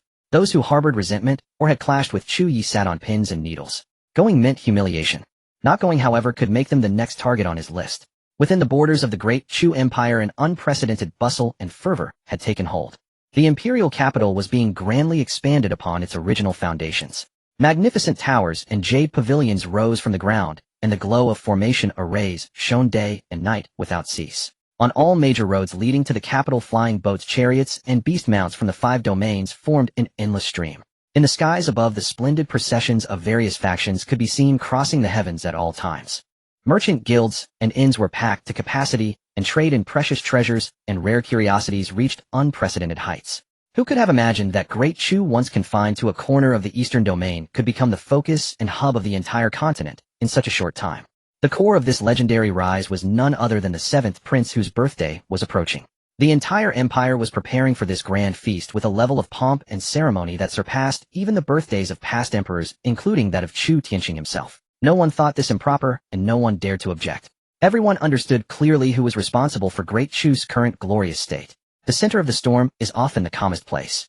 Within Chu Ye's private chambers, the warm curtains hung low and the scent of agarwood lingered faintly in the air. The night's tryst had just concluded. He reclined against soft brocade cushions, holding in his arms the Empress of Great Qin Nishang, who was clad only in a sheer robe, her cloud-like hair slightly disheveled. Stripped of the day's imperial majesty, her dragon robe and crown, she now bore a trace of languid post-passion charm on her brow. Her skin was fairer than snow. It glowed with a warm luster in the dim light, and her lithe, yet powerful and graceful body leaned against him without the slightest guard. Chu Ye's fingers absently played with a strand of her black hair that lay scattered across her chest, then gently tucked it behind her ear, revealing the elegant curve of her neck. He looked down at the stunningly beautiful face in his arms. Her usually sharp phoenix eyes were now closed, her long lashes casting shallow shadows like butterfly wings, her breathing steady. The Empress, whom the outside world revered as unapproachable and inviolable, now slept peacefully in his arms like an ordinary woman. The sense of conquest and satisfaction derived from this contrast was quiet and profound. The large-scale, high-profile promotion of his birthday, the invitation extended to the whole world, and the transformation of it into a political feast. The large-scale, high-profile promotion of his birthday, the invitation extended to the whole world, and the transformation of it into a political feast and a display of strength. All of this was Qin Nishang's doing. His fingertip traced the bridge of her nose, and Chu Ye let out a low chuckle, his voice hoarse and teasing from their earlier exertions. "Not only are you accommodating here," he said, his meaning clear as he lightly caressed her full curves, "but the ambition here is likely even more vast, isn't it? You'd even use your own man as a chess piece." The woman in his arms felt her long lashes tremble, then slowly opened her eyes. Those phoenix eyes initially held a hazy, just-awakened mist, but quickly regained their clarity and depth. She showed no sign of embarrassment at being caught. Instead, still nestled against him, she lifted her gaze and stared straight back at Chu Ye, a faint knowing smile of an empress control curving at the corners of her lips. "Isn't this exactly what you wanted, my prince?" Her voice was equally languid, yet each word was distinct.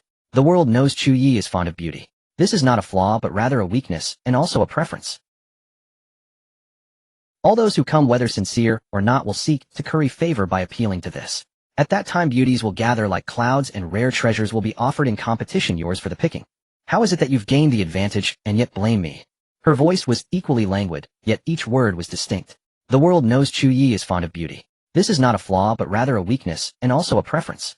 She made no effort to cover herself, and under Chu Ye's gaze, she began to methodically dress in the elaborate and imposing black gold dragon-patterned imperial robe. Every movement carried the calm elegance of one long accustomed to power. Soon the awe-inspiring Empress of Great Qin was fully rearmed, though the lingering flush on her cheeks hinted at their recent intimacy. Chu Ye was momentarily taken aback by her counter-question, then shook his head with a wry smile. Indeed, Qin Nishang had utilized his preference to its utmost, and she saw through him completely. His original intention for this birthday feast was to discern the movements of the world's powers. Those who came might not necessarily be remembered, but those who didn't he would certainly make a note of them in his heart. This was after all a tacit loyalty test. And with Qin Nishang's ambition and methods, what she was plotting likely went far beyond this. Through this grand gathering, she could legitimately meet, observe, and even secretly court or suppress representatives of various factions. She could further consolidate her position as the core coordinator of the 4 domains within Chu Ye's power block. Moreover, under the pretense of screening gifts for Chu Ye, she could extend her influence to even more subtle levels. This woman intended to turn his birthday banquet into a crucial move in her grand chess game to unify the central region. A woman's heart is as unfathomable as the deep sea. Chu Ye watched her upright, receding figure now prepared to depart and attend to state affairs, and couldn't help but murmur a low, complex sigh. There was a hint of helplessness at being outmaneuvered, but more than that a sense of relish at finding a worthy adversary, an almost eager amusement.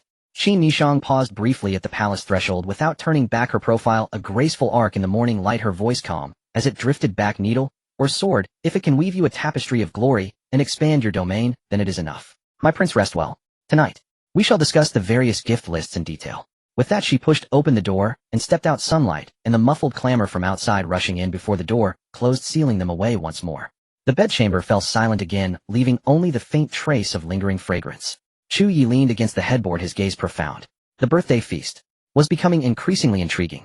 He was eager to see what truly creative grand gifts the powers of this world would present to him, their supposedly lecherous birthday honoree, and just how many big fish would be ensnared in the meticulously woven net that Qin Nishang had cast. The winds of change gathered across the 5 domains, and the Hall of Longevity was charged with an extraordinary atmosphere. Representatives from various factions stood in solemn order, arranged by region and strength, all eyes fixed upon the elevated main seat. The air was thick with invisible pressure and the undercurrents of silent probing. The gift presentation began with the leaders of the 4 domains going first. From the eastern domain, the Great Qin Empire, Empress Qin Nishang, not delegating the task, personally rose and walked to the center of the hall. She wore a black imperial dragon robe, her bearing naturally majestic, yet in her hands, she held a neatly folded dark-colored brocade robe that seemed to contain a restrained luster. The robe was embroidered with wandering dragons and cloud patterns in dark gold threads, the stitching fine and the aura flowing. Though styled as casual, where it accentuated a youthful sharpness and unrestrained elegance. This robe was sewn by my own hand, infused with the Great Qin's dragon aura and the Eastern Domain's collective, while concealing 3 protective dragon souls within its silence. Qin Nishang's voice rang clear through the hall. May the prince wear this robe, stride across the land, and be impervious to all evil. Sewn by her own hand. This gift lacked the vulgarity of gold and jewels, yet carried more weight than any divine weapon or precious artifact. It was more than a gift, it was a signal. A symbol that this empress who commanded the 4 domains had placed Chu Ye at the very core of her private affections and public duties alike. The delicate sentiment of a woman and the immense support of an emperor were perfectly fused within that single robe. Countless eyes in the hall fell upon Qin Nishang, and the robe reflecting a complex mixture of envy, awe, and dawning comprehension.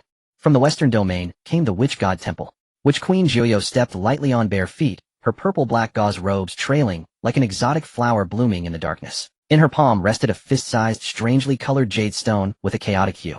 Within it, countless faint lights seemed to swirl. Upon closer inspection, they were actually innumerable, incredibly dense prayer runes appearing and vanishing in endless cycles.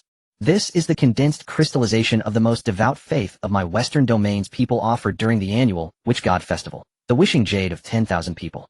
The Witch Queen's voice carried a unique languor and mystery. One who holds this jade shall receive the blessing of the Western Domain's subtle fortunes, a calm and focused mind, and immunity to all poisons. In the hearts of my people, the prince's deeds have elevated you to a status nearing that of a deity. This gift elevated Chu Ye to the pinnacle of Western faith, representing the complete submission and spiritual endorsement of the Witch God Temple and its dominion. Its weight was in no way inferior to Qin Nishang's hand-sewn robe. From the northern frontier, the demon domain.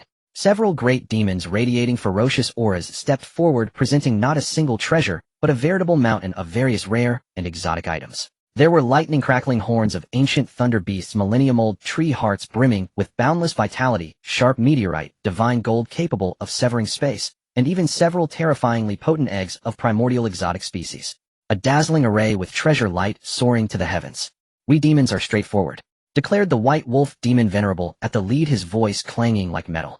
These are the most precious treasures our northern tribes possess, fit for forging artifacts, refining elixirs, or hatching war beasts.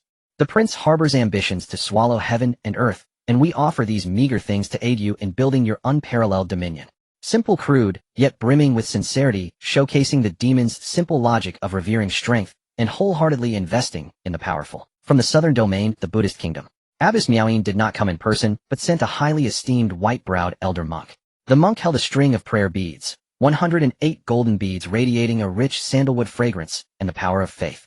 This is the 10,000 Buddha pilgrimage bead formed from the incense and faith gathered from 3,600 temples and 1,000,000 devotees across our southern Buddhist kingdom, who chanted sutras and prayed for 14 days. The old monk's voice was peaceful, yet it carried a rhythmic chant. Wearing it purifies the mind, sharpens the spirit, repels outer demons, and will spontaneously protect its master in times of crisis, rivaling a top-tier defensive immortal artifact. May the prince always cherish compassion and be blessed by the Dharma. The gift was precious and practical, but the message of may the prince always cherish compassion subtly drew a line marking the Buddhist kingdom's transcendent detachment from worldly affairs. It was cooperation with admonition, closeness with distance. The tributes from the four domains were grand in vision, some deep with affection, some devout in submission, some investing in the future, some offering cooperative counsel, all displaying the bearing of regional hegemonies. However, when it came to the numerous factions of the central domain, especially those of the second and third rate, and those eager to curry favor, the tone shifted dramatically. First was a sect renowned for music, presenting an ancient seven-stringed immortal zither named Phoenix Cry Scorched Tail, its body flowing with light, truly a rare treasure. But the presenting elder immediately bowed and said, "This zither is quite ancient. Fearing the prince might not be familiar with its melodies, I have brought my daughter Yun Yao to attend to you. She has played since childhood and knows the instrument's profound essence. She can ease your worries." As he spoke, a stunningly beautiful young woman in a light green dress stepped forward gracefully. She kept her head lowered, silent, but her ears were already bright red. Officially a zither master, her true purpose was obvious to everyone. Next, a family famed across the central domain for dance presented an entire startled swan dance troupe of 12 stunningly beautiful dancers, along with a portable dance pavilion containing a spatial dimension. This was euphemistically described as allowing the prince to enjoy these celestial dances wherever he may be. The dancers moved with graceful figures, their eyes shimmering with charm, bashful yet hopeful. This was merely the beginning. The gifts that followed became increasingly blatant and fiercely competitive.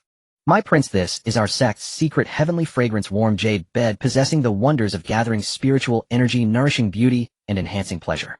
It comes with 2 cauldrons proficient in the plain girl heart sutra for the prince's exploration of the yin-yang great Tao. Our sect has come upon a pair of mysterious yin maidens gifted with 9 orifices, exquisite bodies, most suitable for dual cultivation. We offer them to you, seeking resonance on the great Tao. My daughter is sweet 16, possesses the warm scent soft jade constitution, is well-read in poetry and classics, and versed in 100 arts. We wish to send her to your palace to attend to your writing." Women with all sorts of unheard-of special physiques were presented under titles like Cauldron Furnace, Attendant, Zither Master, Dancer, Healer, or even Tao Companion. Along with all manner of exotic treasures and boudoir furnishings meant to please, they were packaged into grand gifts and presented. The gift givers spoke with earnest sincerity, as if Chu Ye refusing them would sever their sect's or family's path to ascension and betray their loyal devotion. Many representatives from the 4 great domains in the hall couldn't hide their shocked disdain or barely suppressed laughter. Representatives of some of the more principled first-rate powers in the central domain looked grim, feeling utterly humiliated. Upon the high throne, Chu Ye's expression remained unreadable, but inwardly he was thoroughly entertained by the spectacle. He had always known that the reputation of Chu Ye's lechery was notorious, yet he never imagined it would reach such proportions, becoming a hard currency for these people to curry favor and climb the ranks. This was no tribute. It was various factions bidding for the qualification to become his bedmate, competing over whose specialty suited his taste best. Heh. Chu Ye chuckled inwardly, a hint of absurdity and amusement in his thoughts. Indeed, as long as one's strength is sufficient, there will always be scholars to justify one's actions. Lechery. That was merely a mistake any man would make. No, it was compassion, a desire to give all the pitiful, lovely, and homeless beauties of the world a warm home. He gazed down at the eager, anxious, even fawning looks below, and suddenly felt that if he refused, these people would surely be thrown into panic and unease. They would think their gifts were inadequate, failing to move him, and would return racking their brains to devise even more ingenious offerings. Enough. Chu Ye shook his head with a look of feigned helplessness, giving a slight nod to the ceremonial officer beside him. His calm voice resounded through the hall. "Your profound kindness, this prince acknowledges it. All gifts shall be registered and properly housed." He did not explicitly state which persons he accepted, but the words "all registered" had already implied his tacit approval. Instantly, the representatives of factions that had presented special gifts broke into expressions of relief and even ecstatic joy, as if they could already envision their families and sects soaring to glory. A birthday feast had been transformed into a grand concubine selection and Talentambuty delivery assembly. Chu Ye sat firmly upon the high seat observing this bizarre, yet profoundly human spectacle, then raised his cup and drained it in one go. This world was truly fascinating. The featured tributes from second- and third-rate powers of the central region had come to an end, leaving the hall steeped in an indescribable atmosphere of ambiguity and absurdity. Then the true top-tier powers of the central region made their entrance, and the crowd's spirits lifted as they wondered how these deeply entrenched giants would conduct themselves. The first to step forward was the Divine Crafts Workshop. Their representative was still Elder Yun of the Heavenly Fragrance Hall. Behind her, besides several stunningly beautiful disciples, followed a few elders who appeared to be master artisans carrying an object draped in red silk that stood over 10 feet tall. As the red silk was lifted, a miniature model of a celestial martial arena of breathtaking craftsmanship was revealed. Constructed from countless rare metals and spirit woods, it featured pavilions, towers, landscapes, and gardens in perfect detail, and its hidden mechanisms were even more remarkable. It could simulate various battlefield environments, evolve offensive and defensive formations, and even housed numerous elegant amusements, such as jade puppets that danced to music, automatons that brewed tea, and played the zither, and secret chambers with soft warmth and adjustable lighting to set the mood. Elder Yun's words remained respectful, yet a deliberate note crept in. This platform is the crowning work of our workshop, integrating cultivation, martial training, and leisure. It contains 3,600 transformations with particular emphasis on the wonders of harmonizing body and mind. When your highness has leisure, you may invite friends within to spar and discuss the Tao, or relax and unwind, experiencing a different kind of pleasure. The gift was priceless, the craftsmanship peerless, yet the intent to cater to his tastes, even to fuel his vices, was more blatant and sophisticated than that of the lesser factions before. Many who understood the underlying dynamics secretly curled their lips, marveling that the Divine Crafts Workshop, in its eagerness to forge a connection, had carried pragmatism to its extreme, casting aside even the reserve befitting a top-tier power. Next came the myriad spirit Heavenly Sect. Madame Hua Yu did not appear in person. Instead, she dispatched a trusted elder who presented a box carved from 10th of sandy-rolled cold jade. The moment the box opened, a crisp yet profoundly vibrant fragrance filled the hall, and within lay a single extraordinary flower. The flower had but 3 petals, one pale as the moon, one crimson as fire, one deep blue as the sea, their colors swirling in ceaseless radiance. At its heart, a haze of primordial chaos seemed to churn, as if evolving the very scene of heaven and earth's creation. This is the 3 Radiance Reincarnation Pistil, one of our sect's supreme treasures, the elder said in a steady voice. It blooms but once every 10,000 years, and today coincides with its flowering. This flower gathers the essence of the sun, moon, and stars, tempering the flesh and soul, balancing yin and yang, and harmonizing the 5 elements. It greatly benefits cultivation, nourishes all things, and can enlighten living beings. We present it to your highness in celebration of your birthday. The gift was rare and precious, its effects extraordinary, and it aligned perfectly with Chu Ye's fundamental need to enhance his strength. The posture was neither obsequious nor overbearing, demonstrating that the myriad spirit Heavenly Sect, as a power subdued by Chu Ye, maintained a degree of independence, while precisely contributing its core value. However, the tribute from the myriad Dao Alliance that followed abruptly shifted the atmosphere in the hall. A solemn-faced elder in Daoist robes, his bearing hard and unyielding, stepped forward, holding a sheathed longsword. Though the blade remained sheathed, a biting sword aura already seeped forth, clashing subtly with the hall's harmonious ambience. The scabbard was ancient, engraved with 2 characters, Sever Illusion. This sword, named Sever Illusion, was forged by our alliance's founder from 9 heavens, mystic iron fused with a strand of primordial annihilation sword intent. The elder's voice boomed, his gaze sharp as lightning, seemingly sweeping deliberately toward the high seat. Its sword intent is upright and unyielding, meant solely to sever illusions, evil spirits, and heretical demonic thoughts. May your highness wield this sword to illuminate the mind and see your true nature, to uphold righteousness and repel evil, and to remain unswayed by external temptations. Only then can you hold yourself upright and command all directions. These words, coupled with the razor-edged blade, were less a birthday blessing than a warning and a rebuke. The implication was clear: Chu Ye's lechery was being bewitched by external things, and he needed this sword to sever illusions.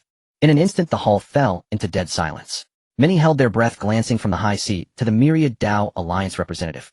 The atmosphere shifted abruptly from ambiguous absurdity to bristling tension. But at that very moment of strain, a middle-aged Daoist with a genial smile quickly strode out from the myriad Dao Alliance. He first cast a barely perceptible frown at the solemn elder, then bowed deeply to Chu Ye. The Alliance's artifact refining hall, upon learning of your highness' birthday, has prepared a separate modest gift.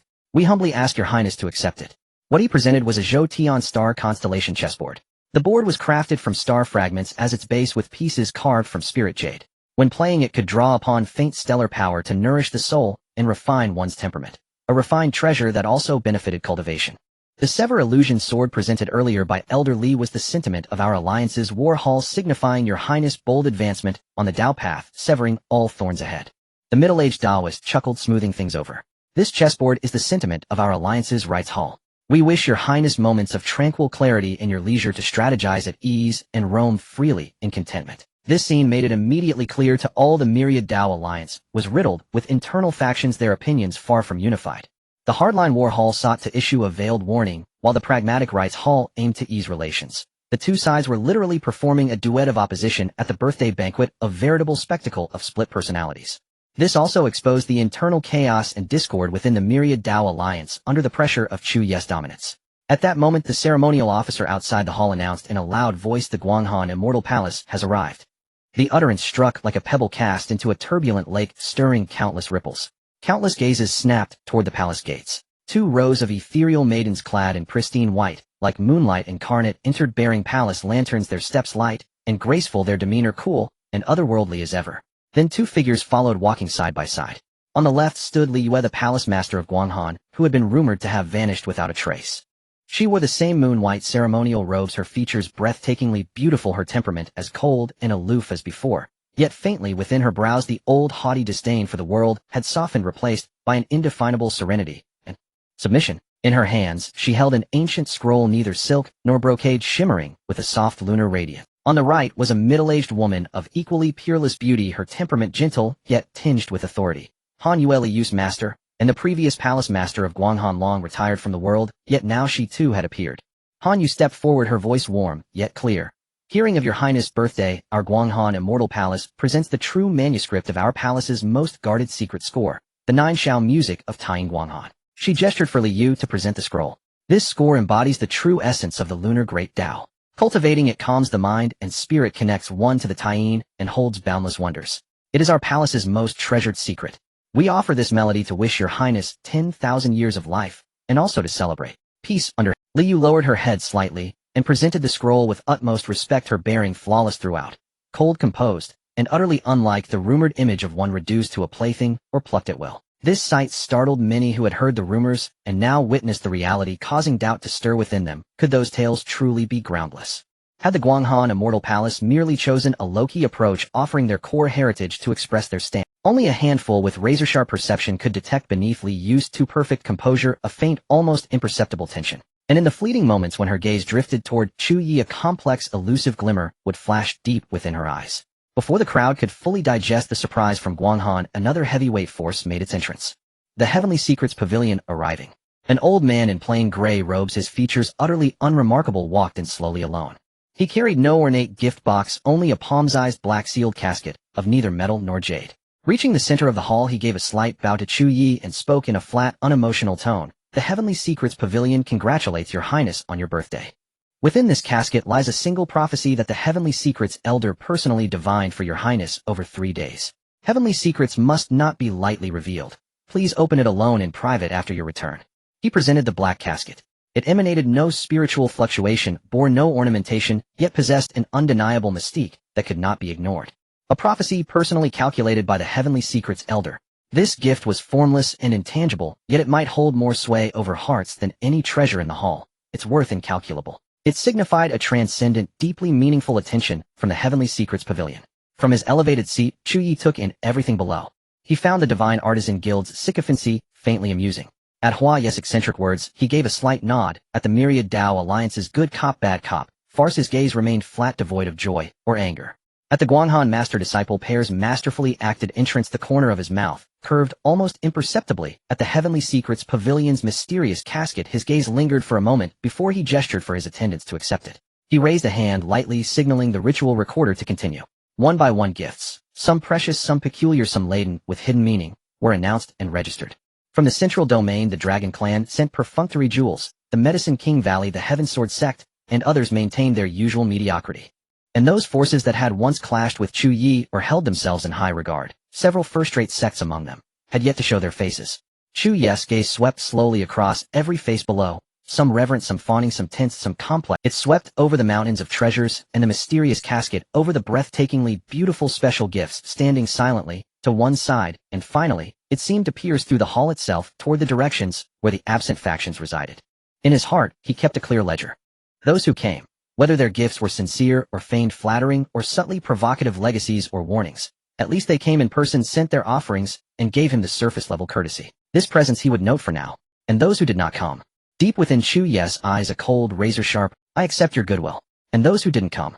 He'll remember that too. Amid the various interruptions, the banquet seemed to regain its superficial bustle and clamor.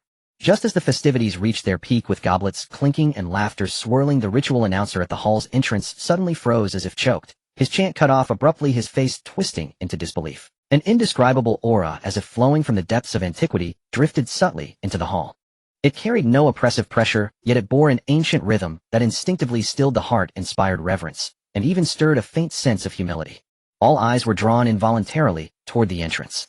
There at the threshold stood a woman who had appeared without a... Her features were not the sort that stunned with breathtaking beauty, yet they were exquisitely pure and unmatched. Her brows gentle, her gaze serene, as if she had gathered the dust of age. Her features were not the sort that stunned with breathtaking beauty, yet they were exquisitely pure and unmatched. Her brows gentle, her gaze serene, as if she had gathered the dust of ages, with a soft moon-halo-like glow emanating around her. She stood there clearly within sight, yet gave the impression of being distant as clouds veiled like flowers seen through mist, ethereal and unreal. She wore no insignia of any faction, yet the uniquely profound aura and Dao rhythm she exuded sent alarm flashing across the faces of many seasoned elders in the hall. Spirit Maiden Palace. An elder from an ancient through the silent hall. The Spirit Maiden Palace. Those three words struck like thunderclaps exploding through the silent hall. The Spirit Maiden Palace. Legend had it as the most ancient, most mysterious, and most transcendent inheritance of the central domain, hailed as one of the origins of the central domain. They rarely appeared in the world, paid no heed to mortal affairs, their very existence more a myth than a reality. No one had imagined that a single birthday banquet by Chu Ye would blast even this legendary force into the open. The woman seemed oblivious to the commotion in the hall. She walked with light floating steps as if treading clouds and water, heading straight for the center of the hall. Wherever she passed, the clamor naturally subsided, as if even the air had grown purer. She stopped a short distance before Chu Ye's seat, inclined her head slightly, and spoke in a voice like a clear spring striking stone. Pleasant yet devoid of much emotion. Spirit Maiden Palace. Chu Ye was sent by the palace master to congratulate Chu Ye on his birthday. With that she turned her delicate hand over, and a scroll appeared in her palm. The scroll was crafted from some unknown pale silver silk, its ends adorned with warm lustrous jade. Simple and elegant, yet leaking little spiritual energy. Compared to the dazzling treasures in the hall, it seemed almost too plain. The scroll was crafted from some unknown pale silver silk, its ends adorned with warm lustrous jade. Simple and elegant, yet leaking little spiritual energy. Compared to the dazzling treasures in the hall, it seemed almost too plain. The painting unfurled roughly 3 feet in length and 1 foot in width. The image came into view. A hazy, exquisite landscape, distant mountains tinted with indigo, gentle waters murmuring nearby, and amidst the swirling clouds the faint phantom of 100 birds paying homage to the phoenix. The overall conception was ethereal and lofty, the brushwork supremely masterful, a true masterpiece of painting. However, that is all there is to it. To those accustomed to rare treasures, this may be a precious ancient painting, but to claim it as a gift from the enigmatic goddess palace seems somewhat lacking in weight. Many people displayed confusion. Yet atop the high seat, Chu Ye's pupils suddenly constricted the moment the scroll fully unfurled. A colossal wave surged within his heart. This painting, the composition, the artistic conception, and even the faint fluctuations from the materials of the scroll, astonishingly resembled his greatest reliance, his secret treasure that had never been shown to others. The 100 Phoenix diagram by at least 70 to 80%. No, it was not merely a resemblance, the divine aura of the 100 birds worshipping the phoenix, the swirling clouds and mist, and even the extremely subtle, seemingly naturally formed spatial folds at the edges of the scroll, all resonated faintly with the feelings the internal world of the 100 Phoenix diagram evoked in him. This was no coincidence. The goddess palace. How could they possess a scroll so related to the 100 Phoenix diagram? Did they know of its existence? What connection do they have with the origins of the 100 Phoenix diagram? Countless questions flooded Chu Ye's mind, sending a chill down his spine, coupled with an indescribable excitement. This touched upon the deeper secrets beyond his crossing and the system. He forcibly suppressed the tremors within him, maintaining an expression of calm, while casting a sharp gaze towards the elder of the goddess palace, Chu Ye, who called herself Chu Ye. You seemed unperturbed by Chu Ye's reaction and had no intention of explaining. After delivering the painting, she slightly nodded again, her voice still calm. The gift has been delivered, and the mission has been accomplished. Chu Ye took her leave. After speaking, she indeed turned without hesitation, walking gracefully towards the palace exit as she had come. To the countless gazes within the hall, some shocked, some probing, some in awe, she revealed not a trace of nostalgia or curiosity, as if she had truly come merely to complete a trivial errand. Only when her moon-white figure disappeared into the halo outside the palace door did the ancient ethereal aura lingering within the hall slowly dissipate. Inside the hall, a deathly silence persisted for several breaths, and then with a boom, an even more intense low murmur and speculation erupted than at any previous moment. The Goddess Palace. It truly is the Goddess Palace. They actually sent someone to celebrate a birthday. Or was it by the command of the palace master? What secrets does that painting hold? Could it be that Prince Chu Ye and the Goddess Palace have a prior connection?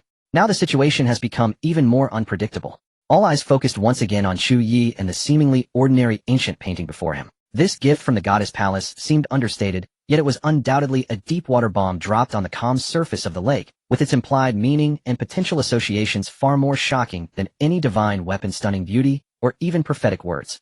Chu Ye slowly inhaled, signaling his attendant to carefully put away the scroll. He raised his wine cup, his fingertips subtly applying pressure.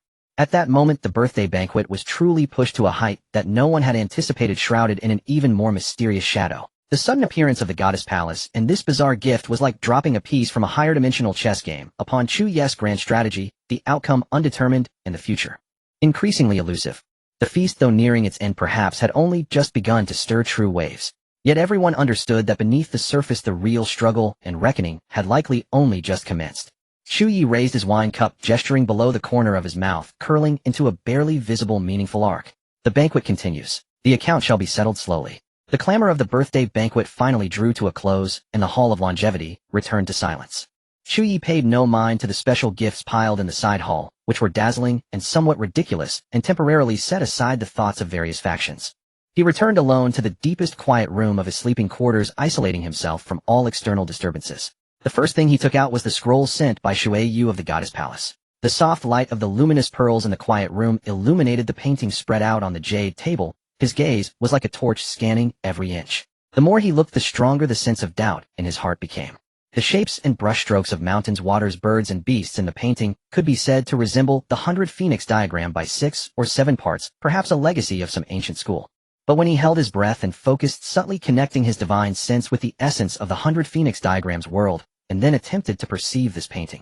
Buzz. On the scroll, the seemingly ordinary pale silver silk, the smooth jade axis, and even the ink colors faintly transmitted a weak, yet extraordinarily pure fluctuation of world origin power that resonated with the essence of the 100 Phoenix diagram within him, yet seemed even older and more vast. This fluctuation was exceedingly subtle. Had he not been the master of the 100 Phoenix diagram world with an acute sensitivity to such forces, he would never have been able to detect it. The world origin is not the spiritual energy refined by cultivators, nor the spatial power of an ordinary small world, but the most fundamental and core rules and energy manifestations that constitute a realm. Chu Ye gently brushed his fingertip over the phoenix phantom, leading the 100 birds within the painting, his gaze deep as night. The Goddess Palace truly is not merely a legend. Their ability to produce a scroll containing such power, even if just a trace, is enough to prove their extraordinary connection to the fundamentals of this world. Are they representatives of the heavenly Tao, guardians of the world, or perhaps even older existences? This gift, a light and delicate painting, made Chu Ye feel more vigilant and curious than any divine weapon. It felt like a puzzle or a silent proclamation. Carefully putting away the scroll, Chu Ye's gaze fell upon the black sealed box from the Heavenly Machine Pavilion. The box felt icy to the touch, neither metal nor jade, its surface smooth as a mirror reflecting his tranquil visage. He summoned a trace of power from the 100 Phoenix diagram to envelop his fingers and gently lifted the seamless lid. There was no brilliance, no phenomena. At the bottom of the box lay an ancient talisman, paper palm-sized and yellowed as if it had endured endless years. On the talisman paper, written in some dark red ink reminiscent of cinnabar, yet not quite, were 2 lines of characters that appeared carved with iron and silver, yet emanated a strange and decaying aura. The calamity of death is approaching within 100 days. If one transcends, they become a dragon. If one fails, they turn to ash. The words were concise but weighed heavily, exuding a chilling and resolute essence directed at the core of fate. Chu Ye clutched the talisman paper, reading it several times as the rough texture transmitted through his fingertips. Calamity of death. 100 days. He had crossed over to this point possessing a system, gaining numerous women, and having his power expand. It seemed smooth sailing, but he had long anticipated the lurking dangers. This proclamation from the Heavenly Machine Pavilion, rather than being a prophecy, was more like a visualization of the vigilance within his subconscious, coupled with a definitive deadline. The Elder of Heavenly Machine. Chu Ye murmured this name, a cold light flashing in his eyes. He did not believe in fate, but a proclamation from a powerful figure capable of precise calculations, someone even the giants of the central domain feared, could not be taken lightly. After pondering for a moment, a thought flickered in his mind. Soon the door to the quiet room was silently pushed open and two graceful figures bathed in the hazy light of luminous pearls entered quietly. It was none other than the current master of the Guanghan Immortal Palace Li Yue and her mentor the previous palace master Han Yu. The two women had clearly come well prepared. Li Yu had shed her solemn palace robes of the day, now clad in a sheer moon-white sleeping garment that clung softly to her form, tracing the graceful undulations of her figure. Her long hair cascaded down like a waterfall, and her cool, elegant features bathed in the soft light seemed less unapproachable than during the day, carrying instead a newfound gentleness and tranquility. Han Yue, in a simple, modest light blue gown, exuded a refined charm and mature allure honed by time. The vestiges of her youthful beauty lingered in her brows, yet now they softened into a fully relaxed, even subtly yielding tenderness. They had long been companions in Chu Ye's private chambers, well aware that his summons at this hour was never for mere discourse. Exchanging a glance, their eyes held no resistance, only a resigned acquiescence and a flicker of unfathomable emotion. They stepped forward gracefully, one on each side, naturally nestling against Chu Ye, their familiar faint fragrance enveloping him. Without a word, Chu Ye extended his arms and drew the pair into his embrace. Two stunningly beautiful master and disciple, so different in temperament, yet bound by blood. Though he held them close, his mind was not on fleeting pleasures. His fingers absently traced the smooth curve of Li Yu's shoulder, feeling the soft, obedient weight of Han Yu leaning against him. A wordless storm rose and subsided. The chamber's air grew heavy, laced with faint, intimate sounds. Li Yu's cool features were tinged with a rosy flush, while Han Yu's dignified composure dissolved into languid ease. They nestled in Chu Ye's arms, their dark tresses intertwined, their skin warm to the touch. As their breathing steadied, Chu Ye spoke, his voice slightly hoarse, but remarkably clear. Li Yue, Han Yue, you have long resided in the central domain.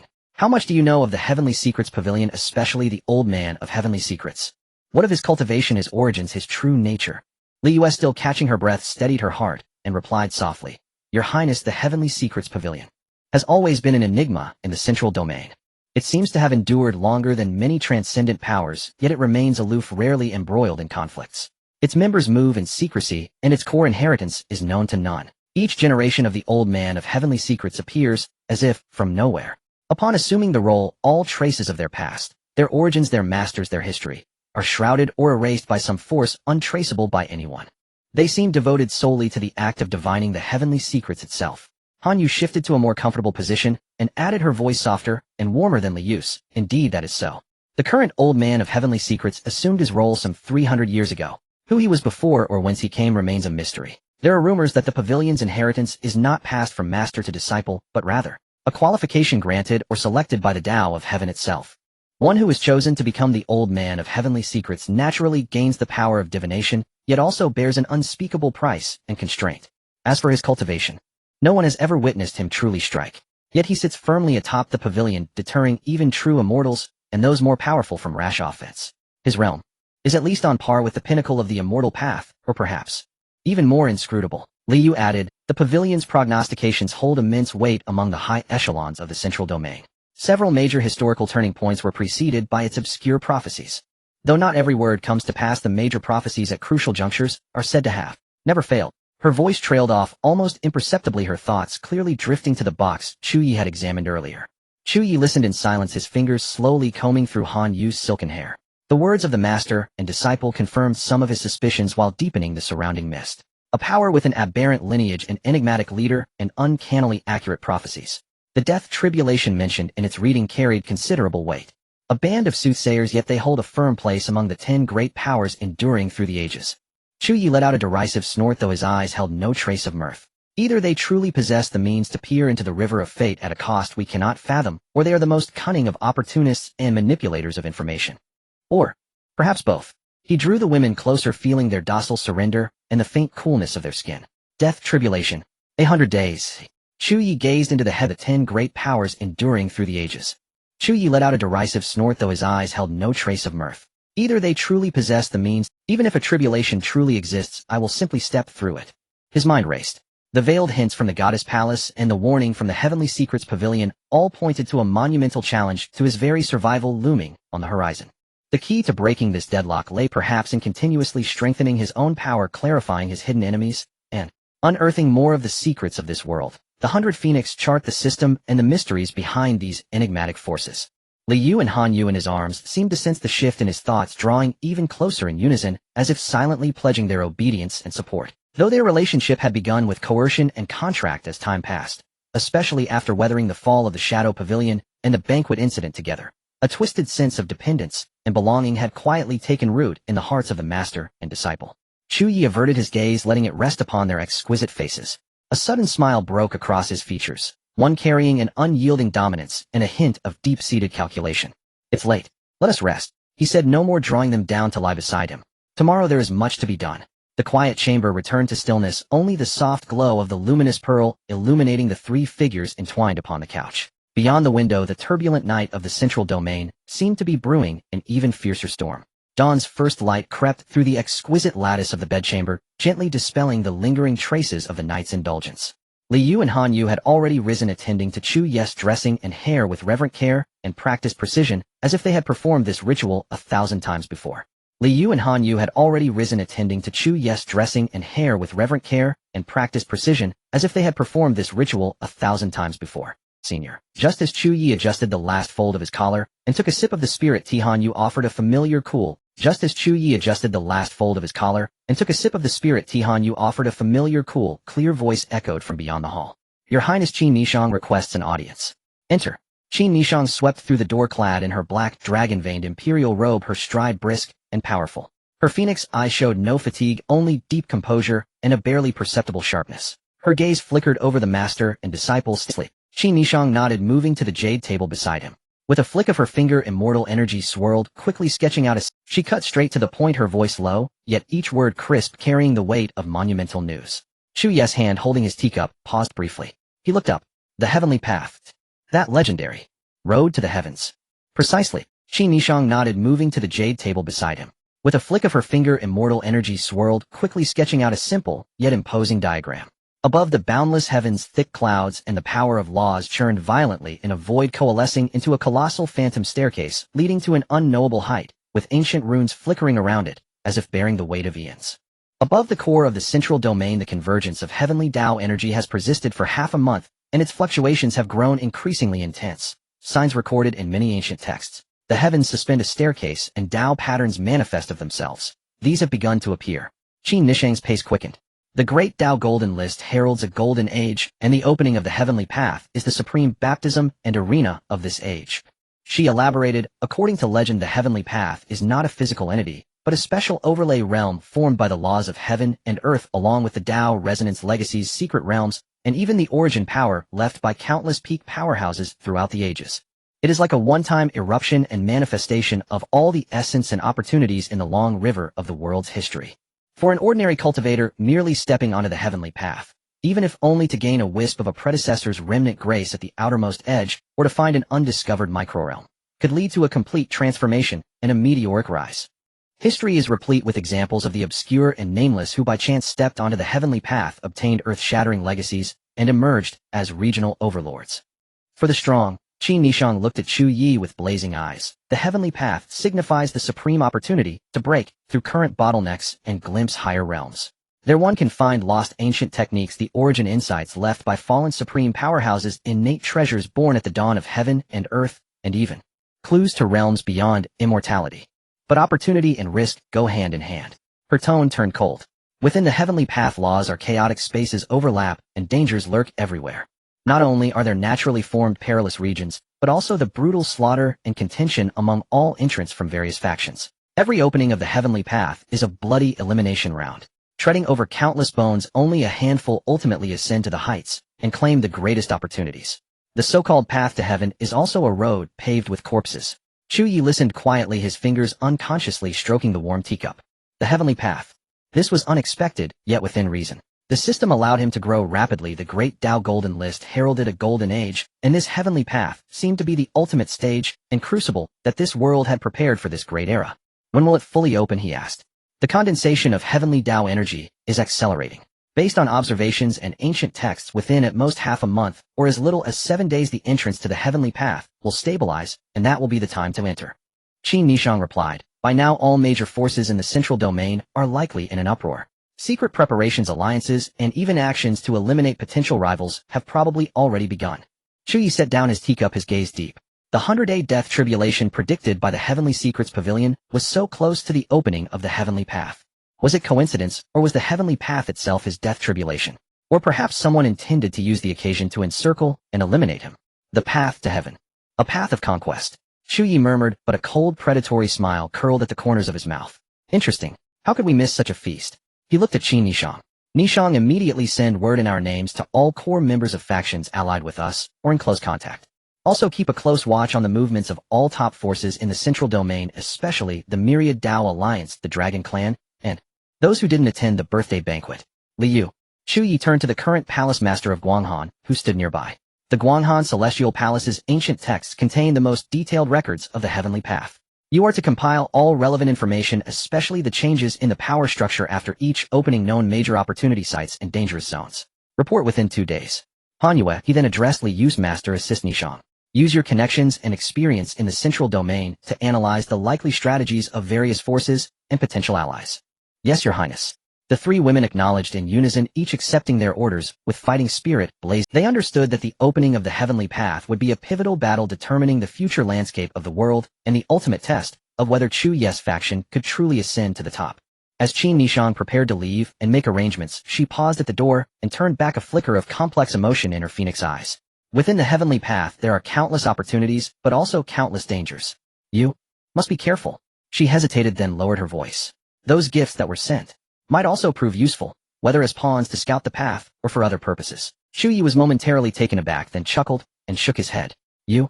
He knew she was referring to the various women offered as gifts at the birthday banquet, some of whom might indeed possess special abilities or constitutions. I have a plan. Chu Ye's smile faded as he turned his gaze to the brightening sky outside the window, as if he could see the phantom staircase of the heavenly path gathering in the heavens. Since the path has opened, let us venture forth. Let's see what this so-called death tribulation truly looks like, and what scenery awaits at the end of this path to heaven. Beneath his calm words lay unwavering resolve and surging battle intent. The heavenly path was about to open, signaling the beginning of a bloody and glorious contest that would sweep in all the world's powerhouses and decide the fate of future fortune. The curtain was about to rise, and Chu Ye was already prepared to step into the very heart of this storm. The countdown to his 100-day deadline had silently begun. The news of the heavenly path's impending opening was like a spark dropped into boiling oil, igniting the long-dormant 5 domains. Countless ancient secret realms burst open, sealed coffins were awakened by descendants using their essence blood, and long silent roars and sword chimes echoed from deep mountains and vast marshes. Peerless prodigies and ancient anomalies who had been hidden, sealed, or self-secluded for various reasons broke through their barriers one after another, their auras shaking mountains and rivers. The Golden Age was no longer just a prophecy, it had descended upon the world in the most vivid and intense manner. And amidst this storm of prosperity, Chu Ye, one of the most watched and mysterious figures, seemed to have vanished into thin air. Spies from all major forces in the central domain had turned the great Chu capital upside down, yet they could not find a single trace of his whereabouts. Naturally, he was not in the outside world. Within the 100 Phoenix diagram, a vast world of its own existed. At this moment, in the core region of this world, primordial chaos swirled, and the aura of the beginning coiled like a dragon. The primordial tree embryo rooted in the world's origin swayed gently, each movement scattering endless pure and majestic light of life. The entire world's power and rules were converging, compressing, and refining toward this region under the will, yet this vast trove of resources, enough to drive any celestial power mad with desire. The world's primordial essence, Hongming vitality, and the countless rare exotic herbs and miraculous pills Chu Ye had exchanged from the system's points mall was not meant for his own use. Chu Ye had a clear understanding of his own cultivation. It was power directly infused by the system, perfectly fused, free from any hidden dangers, with a foundation so solid that it far surpassed that of ordinary cultivators who toiled through arduous practice. Forcibly stacking these external aids on top would only be gilding the lily. His gaze fell upon the women whose fates were inextricably linked with his own. On this day in the core palace complex of the 100 Phoenix diagram, Chu Ye called a gathering under the pretext of rewarding merit, summarizing the Shadow Pavilion campaign, and preparing for the heavenly path. He summoned Qin Nishang, which Queen Juyo Fox Immortal Su Qingyue Madame Huayu Liu Hanyue, and even several of the most outstanding special gifts who had been newly integrated into his ranks and shown exceptional promise. The hall was filled with swirling immortal mist and an intoxicating fragrance. Upon the long table, jade boxes were arrayed, their treasures gleaming with resplendent light. All top-tier resources rarely found in the outside world, meant to enhance cultivation, consolidate foundations, and break through bottlenecks. The battle against the Shadow Pavilion was won through our combined efforts. Your contributions are undeniable. Chu Ye sat at the head, his gaze sweeping over the strikingly beautiful faces below, his tone calm. The heavenly path is about to open, bringing both crisis and opportunity. I have summoned you all today for two purposes. First, to reward your merits. Second, to deepen our collective strength so we may face any contingency. He raised his hand and waved, and the jade boxes flew with precision to land before each woman. These are resources meticulously tailored according to each of your cultivation techniques and current realms. Swallow and refine them to consolidate your foundations and elevate your cultivation. The women extended their divine senses into the jade boxes and were visibly moved.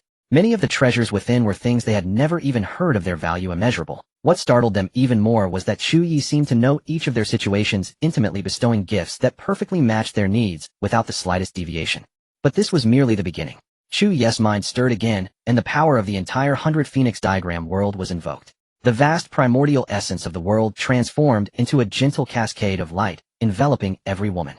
The radiant rain of vitality shed by the Hongmeng tree embryo, as if imbued with life, wove strand by strand into their meridians, acupoints, and souls. This was no crude infusion, but the most fundamental nourishment and replenishment, silently and subtly solidifying their foundations and expanding the limits of their potential. Meanwhile, the flow of time around the palace subtly shifted under Chu Ye's control. One day in the outside world equaled nearly 100 days within the diagram.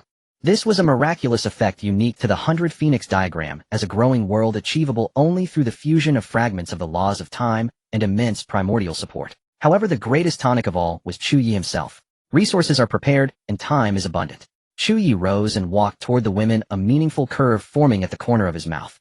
Yet knowledge gained from books is shallow after all. The fastest and most stable path to improvement lies in practice.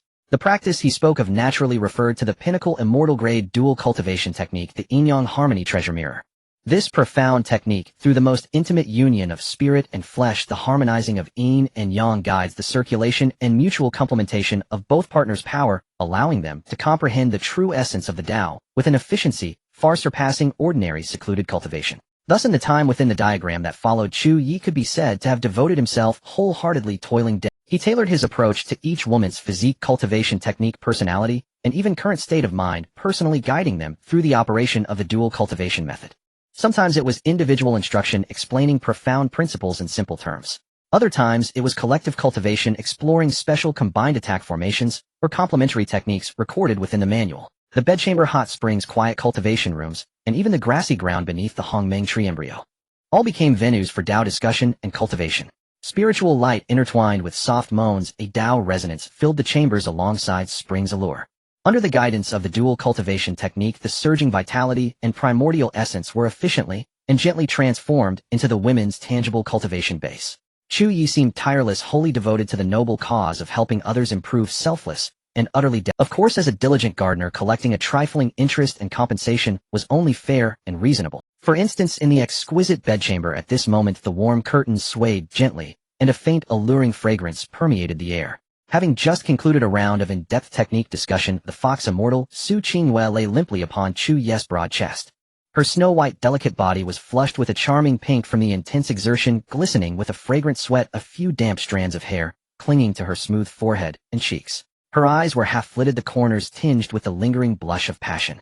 Her 9 fluffy fox tails unconsciously swayed, gently wrapping around Chu Ye's arms and waist, exuding an air of languid dependence. The aura emanating from her had undergone a complete transformation compared to just days ago. Her cultivation, already at a high celestial realm, was now even more profound and restrained, perfectly rounded and flawless, faintly brushing against a higher barrier. She had astonishingly reached the terrifying level of the 9th layer of the celestial immortal realm. If news of such a speed of improvement were to spread, it would shock those so-called prodigies of 1,000 generations into a stupor. This was not solely the merit of the Yin-Yang Harmony Treasure Mirror and Chu Ye's personal guidance. It was also a miracle wrought by the near 100-fold time dilation within the 100 Phoenix diagram, the sea of top-tier resources, and the exceptionally pure masculine primordial essence within Chu Ye, refined by the system. With one arm around Su Qingyu's smooth satin-like waist, Chu Ye's other hand idly stroked the base of her soft, fluffy foxtails.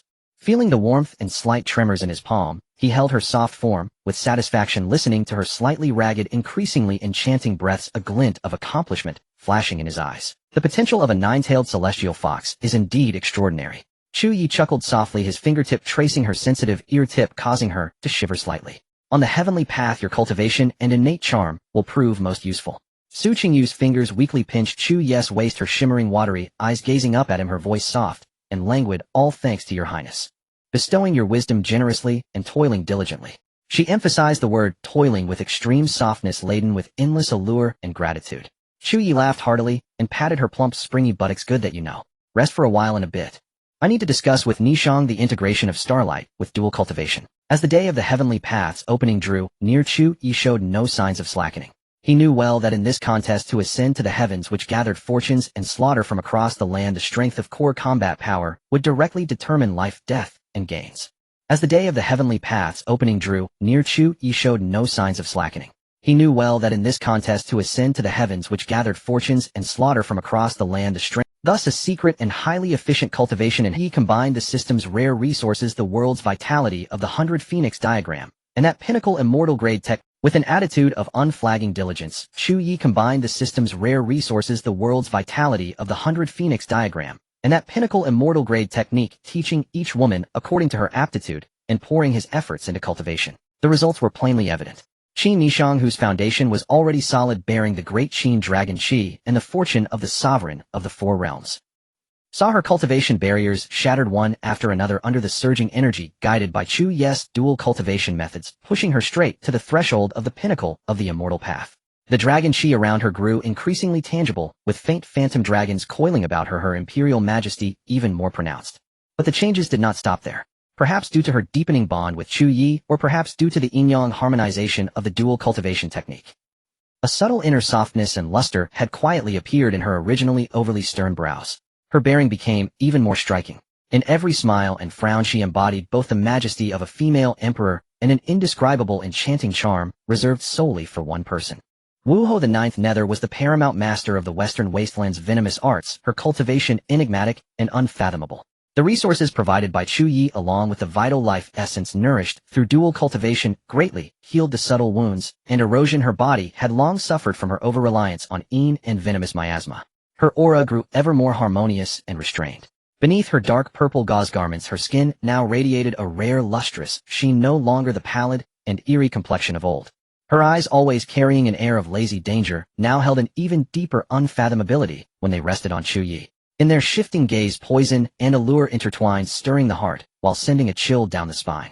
The master-disciple pair Li Yu and Han Yue seemed to have shattered their final mental barrier, or perhaps wholly resigned themselves to their fate.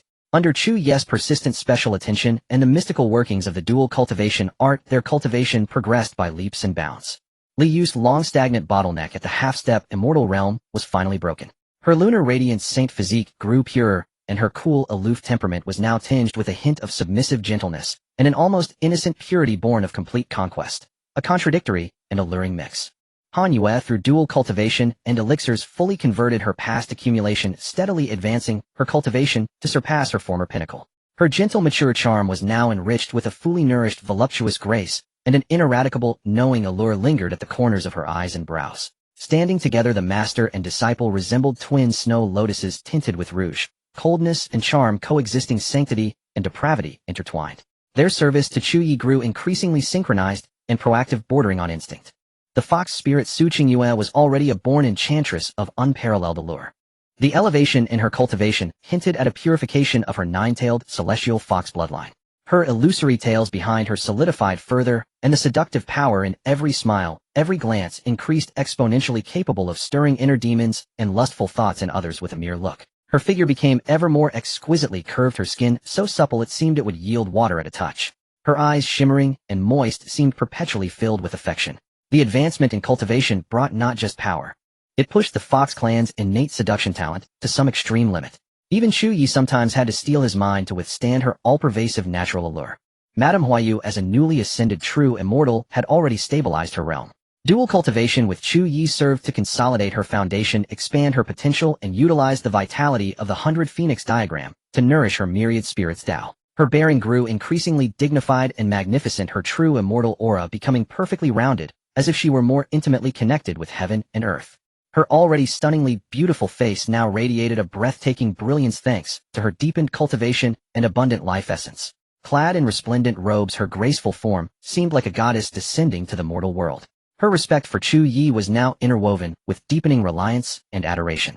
Others, such as the nun Miaoyin, though they did not share the most intimate dual cultivation enhancement with Chu Ye as the aforementioned women did, were gifted suitable elixirs and insights into cultivation methods. Cultivating diligently within the accelerated environment of the 100 Phoenix diagram, they all made remarkable progress, their temperaments each sublimated in their own way. For a time Chu Ye found himself surrounded by a veritable garden of blooming beauties, each with her own unique charm. Their cultivation had skyrocketed, their combat power surged, and through their bonds with Chu Ye, deep or shallow, and the subtle influences of the dual cultivation, art, their complexions, auras, figures, and grace had all received the ultimate nourishment and enhancement. Some were majestic yet alluring, others cool, with hidden spring passion, some enchantingly seductive, and others supremely elegant. 100 flowers blooming, each an unparalleled beauty, and beneath every layer of beauty lurked a power not to be underestimated. Chu Ye naturally observed all these changes, delight filling his heart. This was not merely the satisfaction of system tasks and personal preferences, but a tangible increase in his overall strength. His special combat force centered around these peerless beauties had undergone a complete transformation before the opening of the heavenly path, becoming a beautiful, yet lethal existence that no one could afford to underestimate. One day in the core courtyard of the 100 Phoenix diagram, all the women gathered, some seated, some standing, some in quiet cultivation, some in conversation. Chu Ye stood with his hands clasped behind his back atop the high steps, his gaze sweeping over the familiar, yet even more enchanting faces below. Feeling the aura fluctuations emanating from them several times stronger than before, a satisfied smile curved at the corner of his lips. Chu Ye stood with his hands clasped behind his back atop the high steps, his gaze sweeping over the familiar, yet even more enchanting faces below. Feeling the aura fluctuations emanating from them several times stronger than before, a satisfied smile curved at the corner of his lips. The heavenly path is about to open, he said, his voice calm, yet clear in everyone's ears.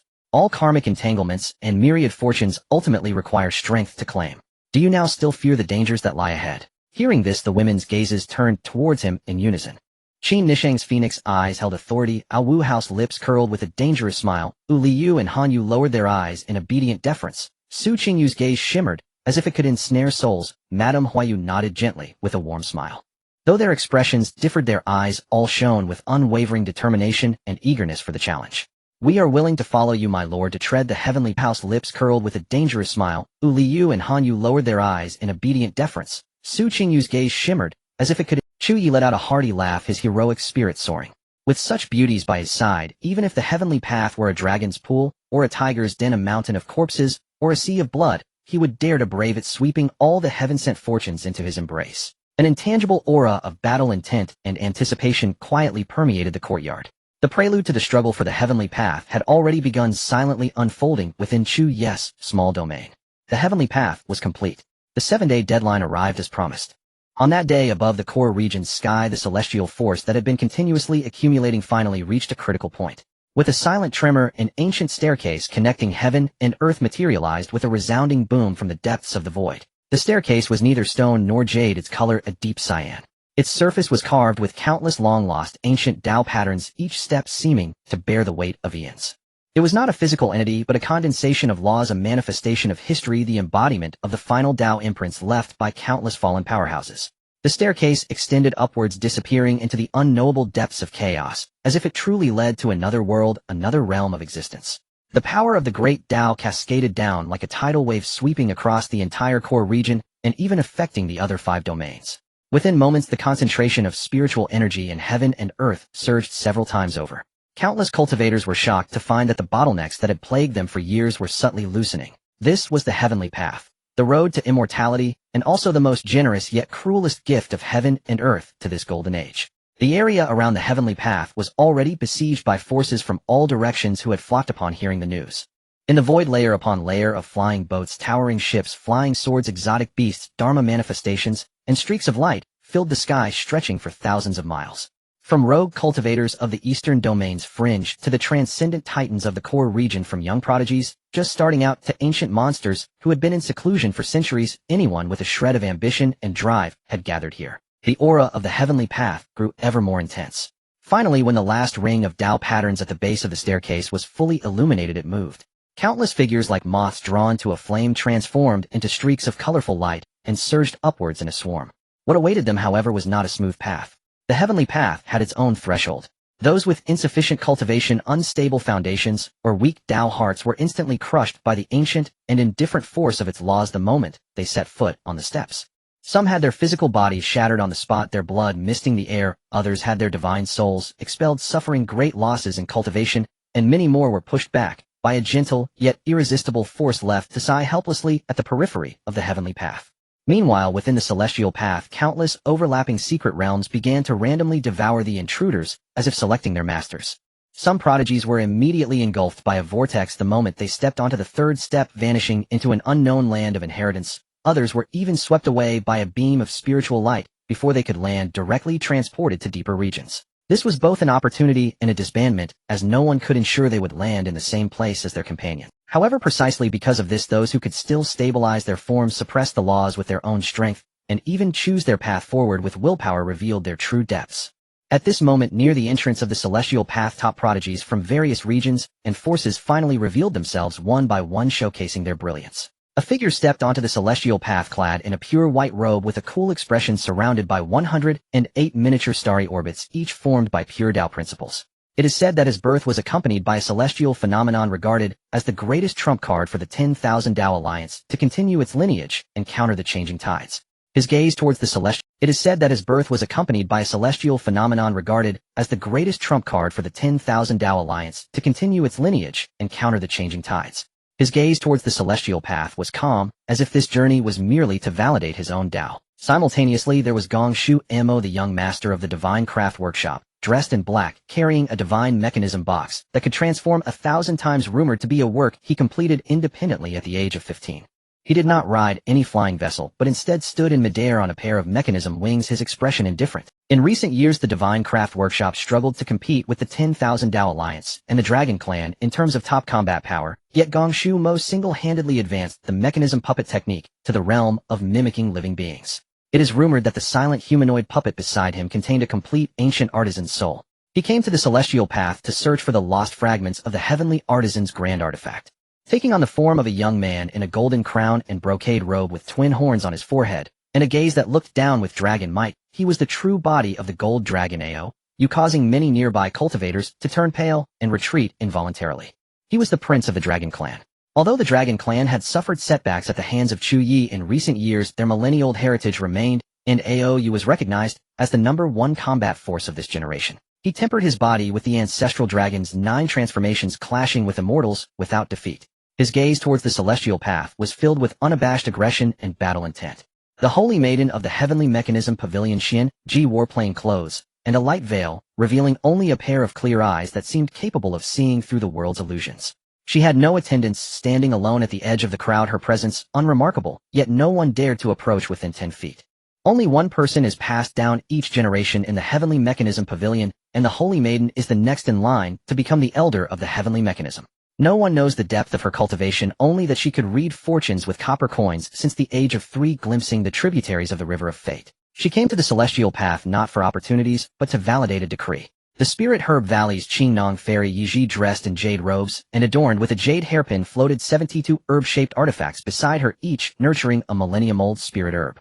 She was the only anomaly in the Spirit Herb Valley to reach the pinnacle of the immortal path through medical arts in 500 years, not skilled in direct combat. Yet the pills she refined were sought after by true immortals in exchange for precious treasures.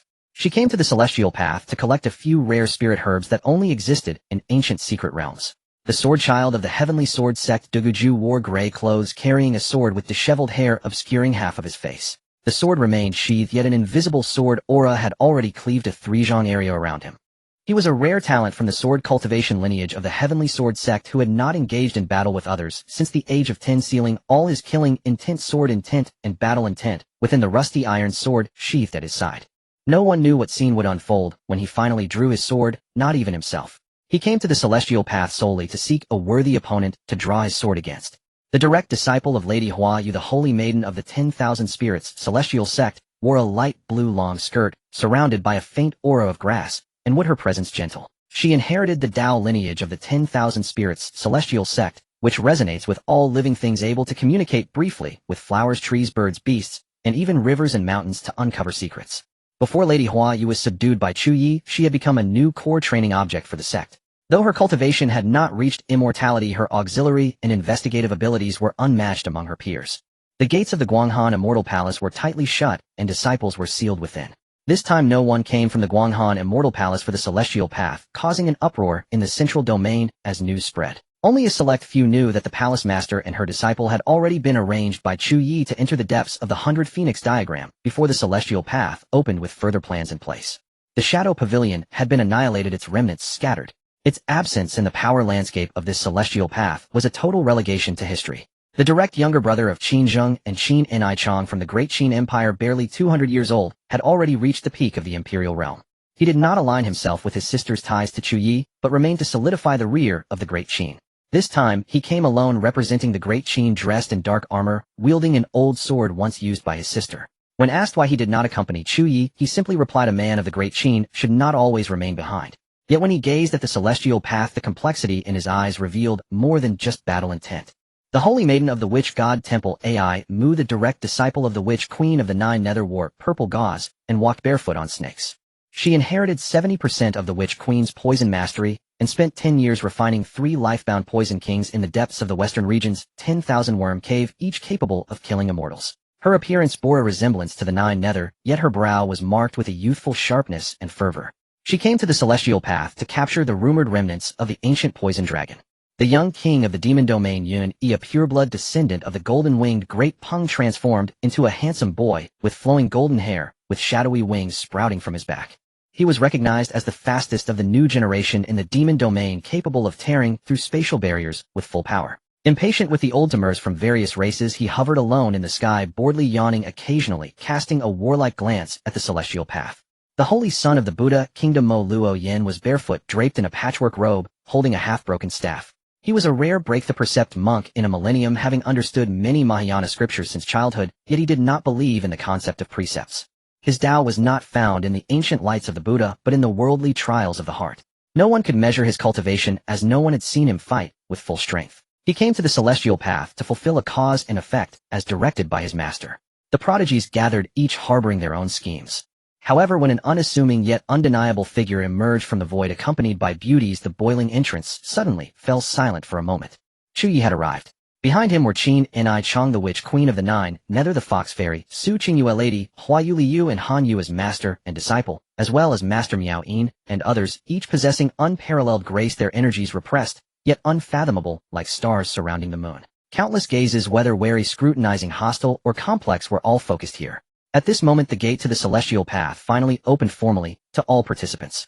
The clamor at the entrance of the heavenly path dissolved into silent chaos the moment the tidal surge of laws arrived.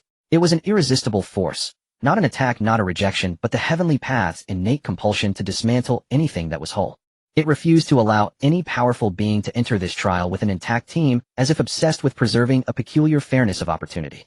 Hold formation. Chu Ye's voice was nearly swallowed by the roar of the laws.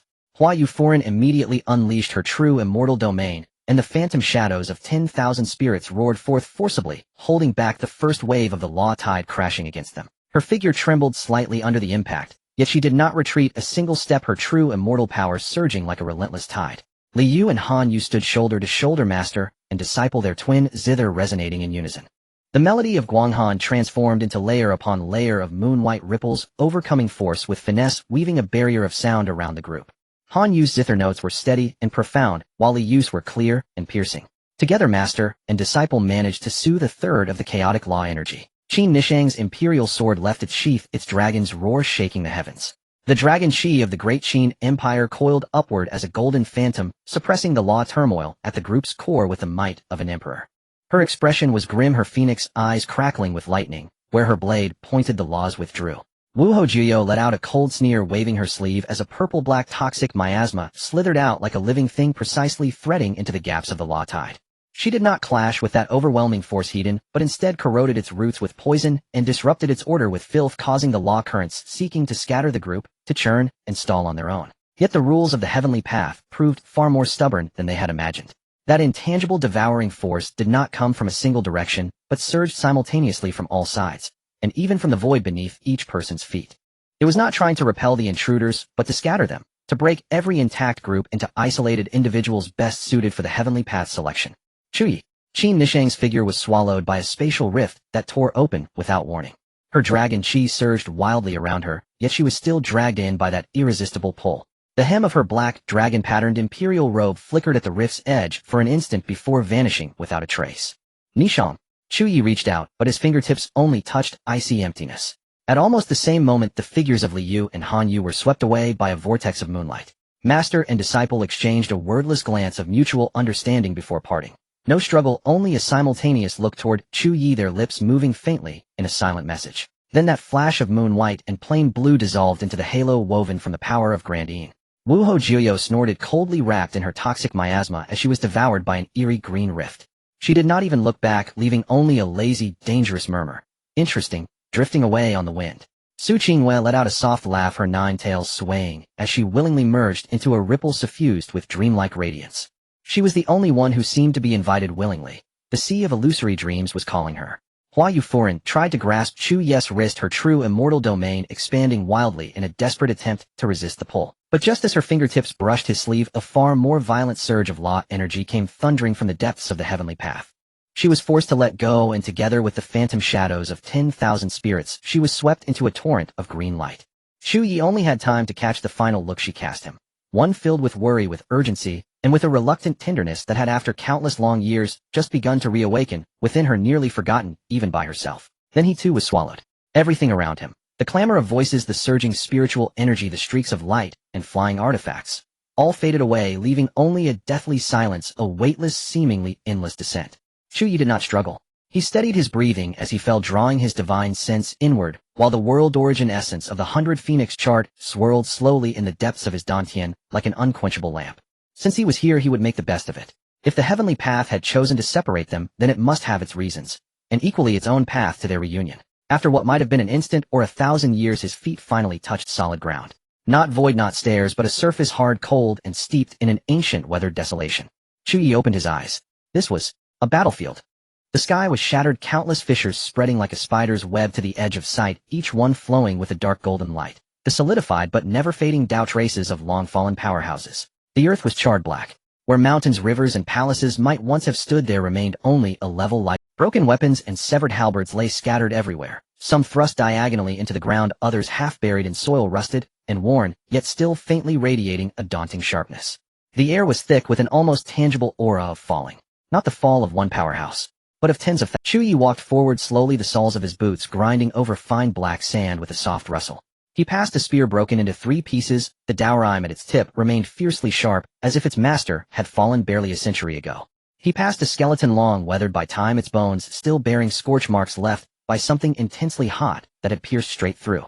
He passed a tattered war banner, its fabric beyond recognition, yet a faint, elusive wisp of ancient battle intent still clung to its pole. Immortal level. No more than that. Chu Ye muttered to himself, his gaze sweeping over the traces of Daorime lingering in the air and earth. There are heavenly emperors, sages, earth sovereigns, and even immortals. This was a true large-scale ancient battlefield, one worthy of the annals of history, and he alone had fallen into its very heart. Just then a faint, almost imperceptible rustle of robes sounded from 3 zhang behind him.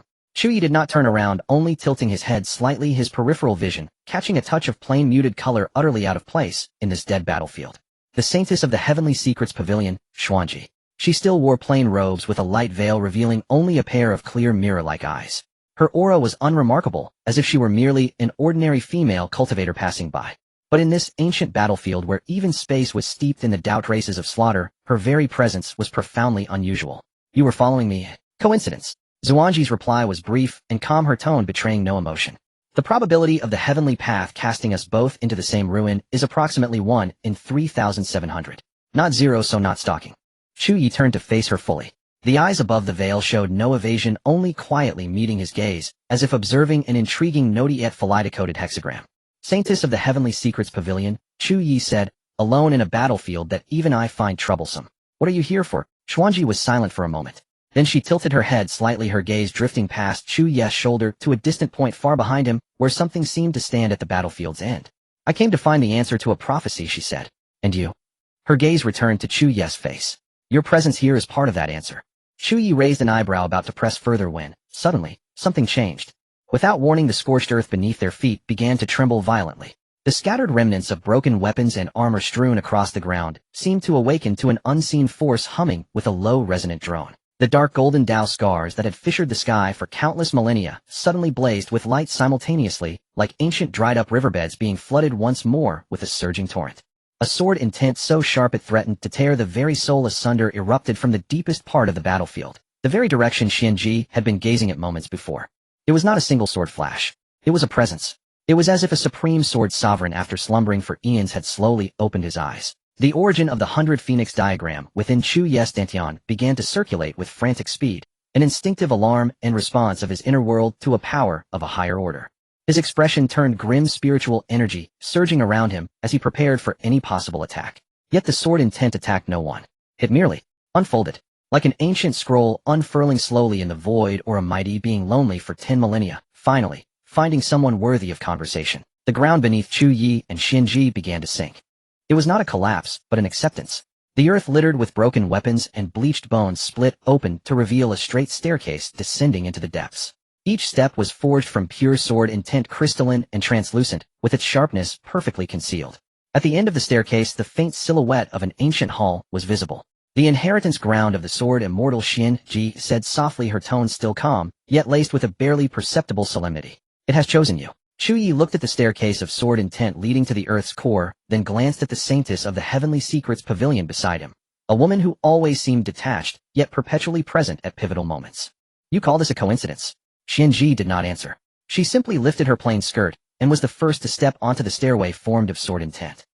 Follow me, she said without turning back. Since it has accepted us both, it means what I am meant to see, and what you are meant to see are perhaps one and the same. Chu Ye was silent for 2 breaths, then stepped forward.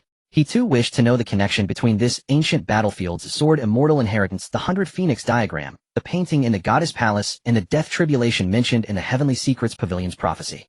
A man and a saintess walked down the stairway paved with sword intent towards the secret at the heart of the battlefield. Behind them, the scattered broken weapons ceased their humming one by one, as if they had finally found the purpose of their existence. And at the deepest part, the ancient hall silently awaited its first visitors in 10,000 years.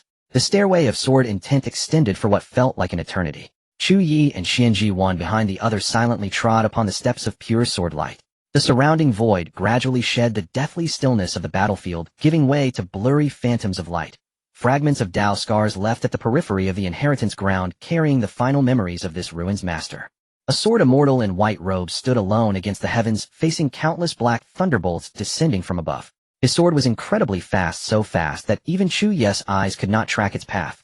With each strike, a black thunderbolt was annihilated. But the thunderbolts were endless, like heavenly punishment, like karmic retribution, like the will of something undeniable. In the final scene, the sword immortal was drenched in blood, his sword broken, yet he remained standing. He lowered his head to look at the broken sword in his hand, whispered a few words, and then dissolved into a shower of light, returning to nothingness. The phantoms faded.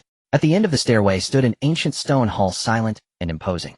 The door bore no inscription, no patterns, no markings of any kind. Only a single deep sword scar, slashing diagonally across its face. That scar was not an act of destruction, but a seal, or perhaps an expectation. Chu Ye reached out and touched it. The scar blazed to life. In the next instant, he and Xianji were pulled into it. First trial, sword heart. They stood in an endless void, their feet upon countless floating broken swords. Each broken sword reflected a blurry figure. Enemies the sword immortal had slain, comrades who fought beside him, disciples he had taught, and himself. This place asks your heart, an ancient rasping voice echoed through the void. Why do you hold a sword? Chu Ye was silent for a moment. He did not offer lofty answers. For the people, for the Tao, for protection. Xianji's answer was even briefer, I do not hold. The swords fell silent for a few breaths, then slowly retreated. First trial passed. Xianji's answer was even briefer, I do not hold. The swords fell silent for a few breaths, then slowly retreated. First trial passed. Second trial, sword momentum. They were cast into a simulated battlefield. Their opponent was a lingering afterimage of the sword immortal, a remnant left within the Dao scars. His swordsmanship was so exquisite it bordered on the Tao itself, every stance was in perfect accord with the principles of heaven and earth. Chu Ye did not engage in a brute force clash. He sidestepped, positioning Xianji behind him. They had never practiced any tactics together, but at that moment, it was as if their minds were linked. Xianji used the secret arts of the Heavenly Secrets Pavilion to disrupt the afterimage's perception, deducing 7/10 of its sword trajectory. Chu Ye seized every tiny opening she created, using the origin of the 100 Phoenix diagram to forcefully strike at the afterimage's weak points. Their coordination was not what one would call seamless, yet it was surprisingly effective. The Saint's calculation and the great Chu Prince's destruction formed a crude, direct complementarity in actual combat. After 300 exchanges, the afterimage sheathed its sword. Second trial passed. Third trial, sword. They were sent into an abyss of extreme cold, their physical bodies suppressed to the level of mortals by an invisible force. They had to climb a 10th Sanshang ice wall using only their most primal means. This was not a test of swordsmanship, but a forging of will and endurance. Chu Ye led the way using his bare hands as claws, his fingers shredded and bleeding on the ice blades, yet he never stopped. Xuanzhen followed behind him, her breath growing weaker, yet she never once asked him to wait. She climbed in silence, stumbling with every step, her plain clothes stained with blood in several places, yet she kept her veil securely in place. Chu Ye did not turn back to help her. This was sword bone, not sword charity. Third trial passed. Fourth trial, swordwell. This was the final trial. They stepped together into the deepest stone chamber of the hall. The room was empty save for a single broken sword floating in midair. The blade was more than half gone, covered in rust, yet it still trembled with a slow, steady rhythm, like a heartbeat. This was the sword immortal had held in his final moments. Chu Ye and Xuanzhen exchanged a glance, then stepped forward in unison. And then the world capsized. No warning, no thunderous roar, not even a ripple of spiritual energy. The ground simply vanished from beneath their feet.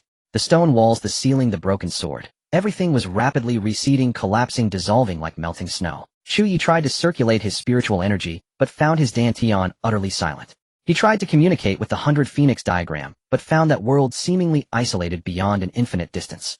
He reached out to grab Xuanzhen's wrist. The moment his fingertips touched the plain fabric of her sleeve, all his senses were abruptly inverted. It was not he who had grabbed Xuanzhen. It was he who had become Xuanzhen. It was an uncanny experience that defied all description.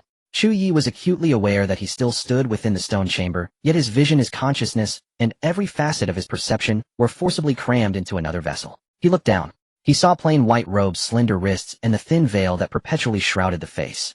He reached out a hand. No, she reached out a hand. Touching her own cheek, the sensation from her fingertips was soft and faintly cool. Through the gossamer fabric, she could dimly trace the contours of a face never before revealed to anyone. At the same time, another self stood 3 paces away. That was Xuanzhen, the Xuanzhen inhabiting his body. Chu Ye had never seen his own expression look so alien. On that face that belonged to him, his usually calm eyes now flickered with a rare bewilderment and helplessness. Those hands, accustomed to wielding power over life and death, now tried to touch the collar of this new body in an almost clumsy manner. He heard his own voice emanate from that mouth, carrying Xuanzhen's unique, cool, and ethereal cadence. This is your body. It was not a question, but a confirmation. Chu Ye, the Chu Ye within Xuanzhen's body, did not answer. This was no attack, no seal, no divine ability, or forbidden art he knew of. This was an exchange on a higher dimension, almost at the level of causality itself. They still stood here, yet they were no longer themselves.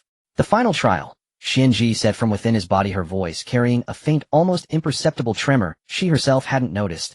Tests not the sword heart, the sword's momentum, or the sword's bone. She paused for a long time. It tests ego clinging. The stone chamber fell silent. The suspended broken sword still vibrated gently, as if waiting. The slightly cool flow of blood, the delicate and taut muscles and bones, and the barrier of the soul sealed deep within her body. Chu Ye slowly raised that slender hand, unstained by blood, clenched it into a fist, and then released it. He could perceive everything about this body. The slightly cool flow of blood, the delicate and taut muscles and bones, and the barrier of the soul sealed deep within the sea of consciousness never open to another. He could also perceive that Xuanzhen within his body was experiencing his own battle-worn, scarred flesh with equally unfamiliar senses. The heritage of the Heavenly Secrets Pavilion. Chu Ye's voice emerged from Xuanzhen's lips, low and deep. Did it teach you how to handle this situation? Xuanzhen was silent. She was silent for a long time. Then, using Chu Ye's voice, she uttered words she had never spoken to anyone. The Heavenly Secrets Pavilion only taught me how to read fate. It never taught me how to become another person. This was the first time Chu Ye had heard the word I from Xuanzhen's mouth. Not the Heavenly Secrets Pavilion, not the prophecy, not she or that one. It was I. Chu Ye did not ask further. He lowered the hand that belonged to Xuanzhen and took a step forward. It was incredibly awkward. Xuanzhen's body was far lighter than his own, and the stride, the center of gravity, the way muscles engaged were all completely different. He stumbled, nearly falling. Xuanzhen, the Xuanzhen within his body, instinctively reached out to steady her. 2 hands clasped between their displaced bodies. Chu Ye's hand, calloused at the tiger's mouth with rough knuckles, now held Xuanzhen's slender wrist. Xuanzhen's hand with long, delicate fingers and smooth skin now firmly gripped Chu Ye's palm in return. Chu Ye's hand, calloused at the tiger's mouth with rough knuckles, now held Xuanzhen's slender wrist. Xuanzhen's hand with long, delicate... Chu Ye spoke. This time his voice flowed from Xuanzhen's lips, carrying an unprecedented tone laced with both jest and resignation. So is this trial trying to tell me that if I don't let go of the self, I can't hold the sword? Xuanzhen did not answer immediately. She was sensing the almost obsessive need for control within Chu Ye's body that he never revealed, sensing his suppression and taming of the primordial 100 Phoenix chart's source with every breath, sensing the sword named Death Calamity that always hung deep within his soul. Then she understood. It's not about letting go of the self. Xianji's voice emerged from Chu Ye's lips, still cool, yet carrying a trace of an incredibly faint, almost non-existent softness. It's about seeing the person beyond the self. She released his hand. It was not a retreat. It was the first time she had actively entrusted something to another. Do you see it? As she asked. Chu Ye looked at himself, at the face that belonged to Xianji, forever veiled, now quietly gazing at him from a distance of 3 inches. In those eyes there were no hexagrams, no cause and effect, only a clear mirror-like lake. He suddenly recalled the question from the first trial. Why hold the sword? Xianji had answered, by not holding. So that was it. He felt to sink into Xianji's perception. He relaxed his tense consciousness and allowed himself to sink into Xianji's perception. A keenness utterly different from combat, capable of capturing the subtlest shifts in spiritual energy, flow the most hidden undercurrents of human hearts, and the distance between them that was slowly collapsing at this very moment. Chu Ye reached out.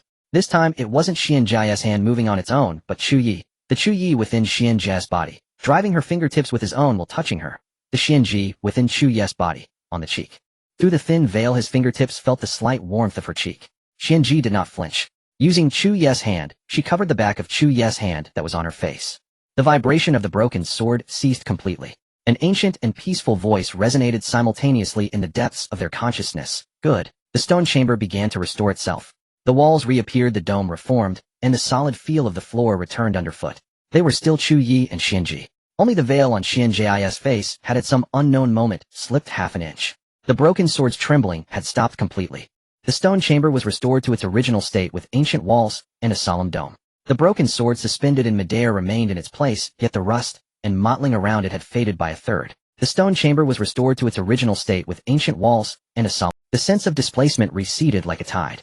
The Dantian once again perceived the pulse of the primordial 100 phoenix charts. Source the palm grew familiar with the rough feel of the sword hilt, and the height of vision, the center of gravity, the rhythm of breathing. Everything snapped back into place in an instant. But something lingered from that exchange. Chu Ye looked down.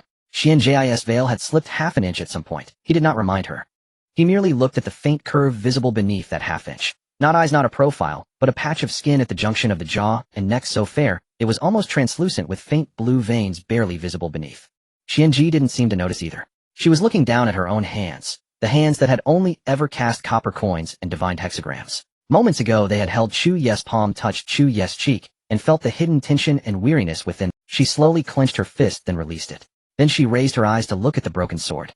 The aged voice sounded again, this time with a trace of an extremely faint, almost sighing smile. In the past 10,000 years, 371 people have entered this trial.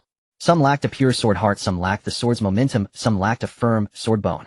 But all have come to a halt at this 4th trial. It is not due to a lack of talent, nor due to insufficient cultivation. It is simply because they all wield I as their sword. The one who holds the sword is I, the one who strikes is I, and the one who attains the Tao is but one I. Outside of I there is nothing to sever, outside of I there is no one to protect.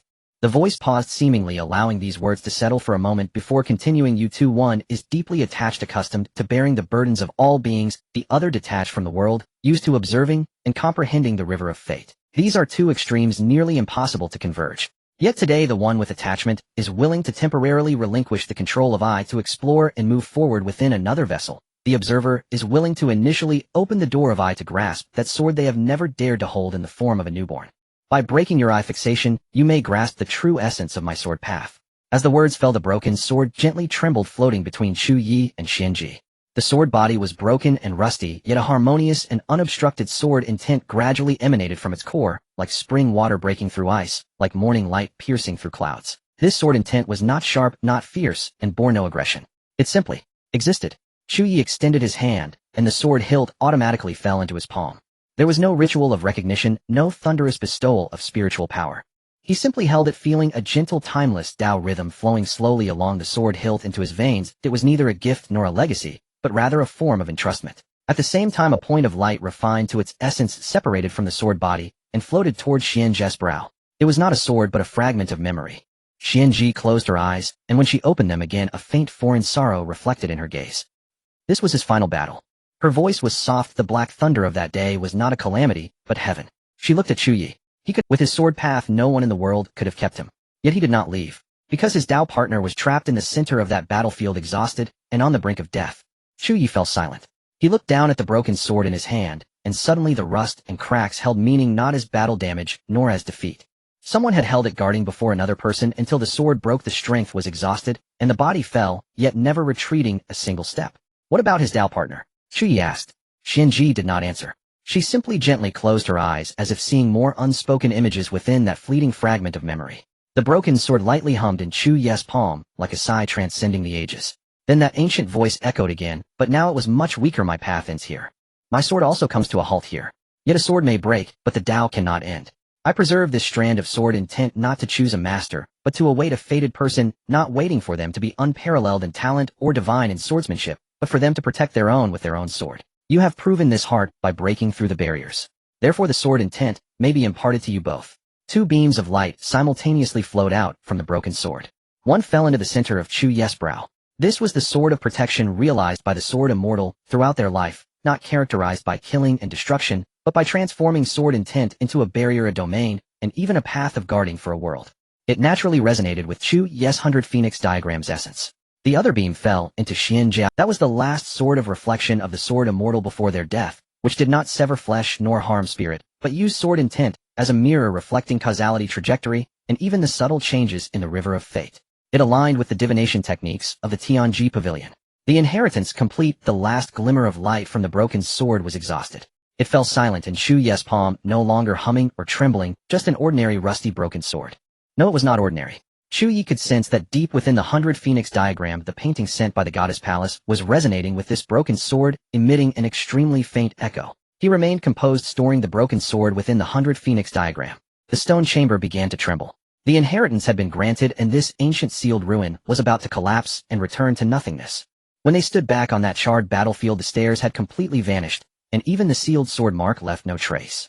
Only the lingering fading sword intent in the air proved that all that had just transpired was not a dream. When they stood back on that charred battlefield, the stairs had completely vanished, and even the sealed sword mark left no trace. Only the lingering fading sword intent in the air proved that all that had just transpired was not a dream. Chu Ye turned his head to look at Xuanzhen.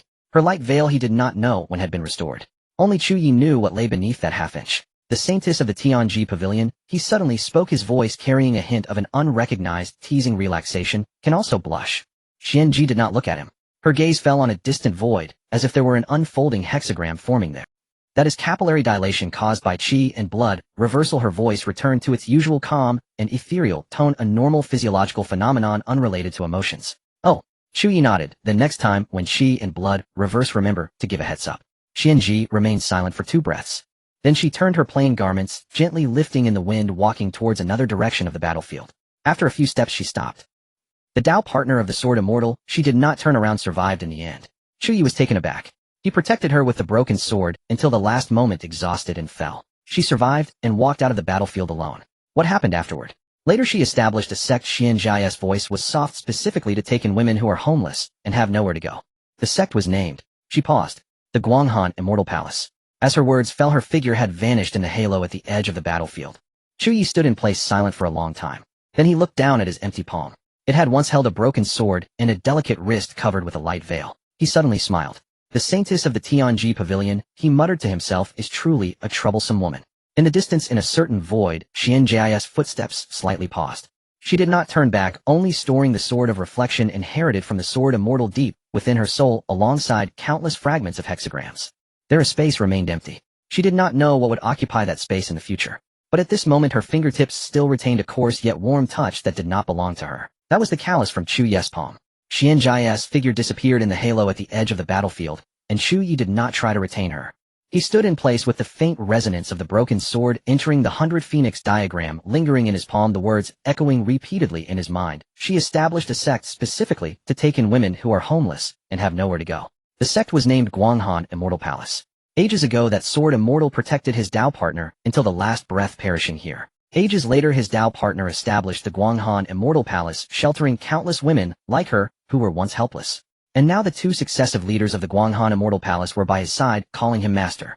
Chu Ye looked down at his empty palm. He suddenly recalled Li Yu's clear yet submissive eyes, Han Yu's gentle smile, tinged with resignation, and the nights when the master and disciple clad in bridal gowns together received his favor upon his couch. Did they know their sect originated from such a tale? If they did, what would they think? Chu Ye had no answer. He set the question aside for the moment and swept his gaze across his surroundings. The ancient battlefield remained deathly still with scattered remnants of weapons and broken halberds as before, but the sword immortal's lingering Dao mark in the air had completely dissipated. He stood alone in the center of the charred wasteland with no one else in sight. It was time to seek out those who had been scattered. Chu Ye closed his eyes and sank into the depths of his consciousness. The world's origin within the 100 Phoenix chart revolved slowly. The women bound to him by blood pacts appeared like faint yet clear beacons scattered across the vast and boundless map of this heavenly road. The nearest one lay roughly 300 li to the southeast. Its aura was cold as frost, carrying a barely restrained moonlit fluctuation that followed a recent breakthrough. Liu. Chu Ye opened his eyes, his form flickering as he transformed into a streak of light and shot toward the southeast. 300 li was but a fleeting moment for a cultivator who had stepped to the pinnacle of the immortal path. Chu Ye landed before the ruins of an ancient palace. This place was evidently another secret realm, its layout bearing a faint resemblance to the Guanghan Immortal Palace, yet far more ancient and rugged. The moon-white stone surfaces were covered in moss and cracks. The air was thick with intense lunar force, sharing the same origin as Liu and Han Yu's power, yet more primal and savage. The Moon God Palace ruins. The moment Chu Ye stepped through the main gate, he was met not by an attack or a restriction, but by two familiar gazes that simultaneously turned toward him. Liu and Han Yu sat side by side in the center of the great hall, surrounded by the not yet fully refined lunar origin. They had evidently been cultivating here for some time. Sensing an intruder, they instinctively assumed defensive postures, but the moment they recognized the newcomer, they relaxed at once. Master. The master and disciple spoke in unison, their voices carrying a subtle, unconscious tremor of relief. Chu Ye did not speak immediately. He appraised the pair before him.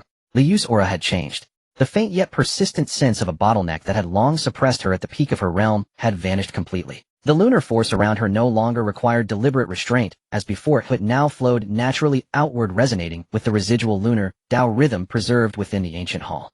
On her brow a faint silver mark had emerged, shaped like a crescent moon, profound and restrained. Fourth level of the true immortal realm. Liu kept her head lowered, seemingly unaccustomed to her newly broken-through aura, and perhaps awaiting Chu Ye's judgment. Her eyelashes trembled slightly, casting shadows on her fair cheeks like gently fluttering butterfly wings. Han Yu's aura had changed as well. As the previous palace master, her cultivation had fallen due to circumstances long ago. Now within this Moon God Palace, sharing the same origin as the Guanghan Immortal Palace, and aided by the lunar origin, refined jointly by master and disciple, she had finally returned to her rightful height. The gentle elegance accumulated over centuries now carried an added layer of steadiness and composure, like an ancient sword long sheathed in dust finally polished to reveal its true edge. Your cultivation has advanced considerably, Chu Ye said. All thanks to the techniques and opportunities bestowed. Han Yu lowered her eyes, her voice soft. Without the foundation you laid, master, your disciples could never have so smoothly refined this place's lunar origin. Liu remained silent, only bowing her head even lower. Chu Ye looked at her. He recalled the final moment in that sword immortal's inheritance chamber, when Xianjia's veil had slipped half an inch. Beneath that half-inch lay something soft and fragile, never revealed to anyone. And now the small patch of bare skin at Liu's neck was as fair as ever, yet it had been kissed by him countless times. He suddenly spoke. Do you know how the Guanghan Immortal Palace was founded? Liu and Han Yu raised their heads simultaneously, confusion flickering in their eyes. According to the records, the founding ancestor traveled here eons ago, saw the moon essence gathering and the land's spiritual splendor, and thus established the sect. Liu's voice carried uncertainty. Why does master suddenly ask this? Chu Ye did not answer immediately. He reached out and gently lifted Liu's chin, a gesture he had performed countless times, each instance marked by unyielding dominance. But this time his force was unexpectedly light. In Liu's eyes were confusion, submission, and a faint trace of anticipation she herself might not have recognized. Your founding ancestor, Chu Ye said, once had a Dao companion. He paused. She was a sword immortal. Eons ago, when she was trapped in a desperate situation, he shielded her with his broken sword until his very last breath. He perished, and she survived. Later she established the Guanghan Immortal Palace. The first rule of the sect: do not engage in worldly strife, do not court mortal entanglements. That was no ascetic precept. Chu Ye gazed into Liu's eyes, which were gradually rippling with emotion. It was her way of guarding an empty grave, waiting for someone who would never return. The hall fell silent. The lunar origin swirled gently around the master and disciple, bathing their faces in moonlight. Han Yu's voice came out somewhat hoarse. Master, how do you know all this? Chu Ye did not answer. He simply released Liu's chin and withdrew his hand. How long your founding ancestor guarded that empty grave, how many years she waited where she ultimately went, I do not know. The Sword Immortal's relic on the heavenly road has already collapsed, and perhaps no one in this world will ever know that tale again. He looked at Liu. But now you do. Liu stared back at him, dazed. In those cold moon-like eyes a deeply complex emotion appeared for the first time, something Chu Ye had never seen before. Not submission, not fear, not the numbness or resignation of the conquered. It was an indescribable, almost stirring. Master tells us this, Liu whispered. What is it that you want? Chu Ye was silent for a moment. I do not know, he said. Perhaps I simply wanted to tell you that the aloofness and pride of the Guanghan Immortal Palace were not innate. He turned and walked toward the hall's exit. Since the lunar origin has been refined, come with me to find the others. The heavenly road has only just begun, and there are hard battles ahead. As his silhouette was about to vanish into the light of the gate, Liu's voice came from behind him. Master, Chu Ye stopped. Thank you. The voice was so soft it was nearly drowned out by the flowing lunar force. But Chu Ye heard it. He did not turn back, only slightly tilting his head. No need for thanks. His figure disappeared beyond the hall's door. Liu stood still for a long time. Han Yu walked to her side and gently clasped her cool hand. Master. Liu's voice was hoarse. The first rule of our Guanghan Immortal Palace, passed down through generations, was to guard a grave. Han Yu said nothing, only gripping her trembling fingers a little tighter. Chu Ye walked out of the Moon God Temple ruins and collided head-on with a beam of light. Qi Nishang. She was still clad in her black imperial robe embroidered with dragon motifs, the claw wound on her shoulder mostly healed. Her emperor's sword was sheathed and her expression was solemn. The moment she saw Chu Ye, she visibly relaxed, though she would never admit it was a sigh of relief. Are Liu and Han Yu inside? She asked. They just broke through and need some time to consolidate. Chu Ye looked at her. How did you find us? The Dragon Clan is making moves. Qi Nishang cut to the chase without preamble. Aou suffered a loss and can't swallow his pride. He's contacted the War Hall faction of the Myriad Dao Alliance and is gathering forces at a secret realm on the 3rd level of the Heavenly Path. She paused, her phoenix eyes fixed on Chu Ye. Their target is you. Chu Ye was not surprised. How many? From the Dragon Clan besides Aou, there are at least 3 elite members of the royal family. On the War Hall side of the Myriad Dao Alliance, Yu Hengzi hasn't taken a stance, but the Deputy Hall Master's personal disciple brought 7 others to the meeting. Also, Qi Nishang frowned slightly. Remnants of the Shadow Pavilion have appeared. They don't dare to engage directly, but they've been lurking on the periphery, as if waiting for an opportunity. Chu Ye was silent for a moment, then suddenly smiled. I just acquired a new inheritance, and I've been wanting to test it out. Qi Nishang looked at him. Chu Ye didn't explain. He simply raised his eyes, gazing into the layered, boundless secret realms and void deep within the Heavenly Path. They're on the 3rd level. Which secret realm? Songlong Abyss. All right. Chu Ye turned and took a step, not waiting for Liu and the others. Qi Nishang asked. They'll catch up once they've refined the lunar origin. Chu Ye didn't look back. You come with me for now. Qi Nishang didn't press further. She simply gripped her emperor's sword and silently followed. A beam of light tore through the void, and 2 figures flew off side by side into the distance. Far away atop a nameless mountain peak, Xuanzhen stood alone on a green stone, her plain clothes fluttering gently in the wind, her veil securely in place. In her palm, an extremely faint sword intent flowed slowly. It was the sword of illumination from the sword Immortal Inheritance, and it was reflecting the image of 2 figures flying side by side through the distant void. She watched for a long time. Then she withdrew the sword into her palm and turned to walk in another direction. After a few steps, she stopped. Her pale fingers touched her cheek, pressing gently through the thin veil. It was the spot where another's fingertip had rested, just half an inch below. Xuanzhen did not look back. Her figure disappeared into the verdant mountain scenery, leaving only a faint, nearly wind-scattered sigh. Songlong Abyss. Deep within the 3rd level of the Heavenly Path, a rift valley stretching thousands of miles spanned the void like the remains of an ancient dragon after its fall. The cliff walls on both sides of the rift were deep cyan, covered with naturally formed dragon-patterned Dao marks. The valley floor was dark and lightless, with only faint golden dragon chi floating like fireflies. At this moment, directly above the mouth of the abyss, a dozen figures hovered in the void. The leader wore a golden crown and brocade robes with 2 horns on his forehead.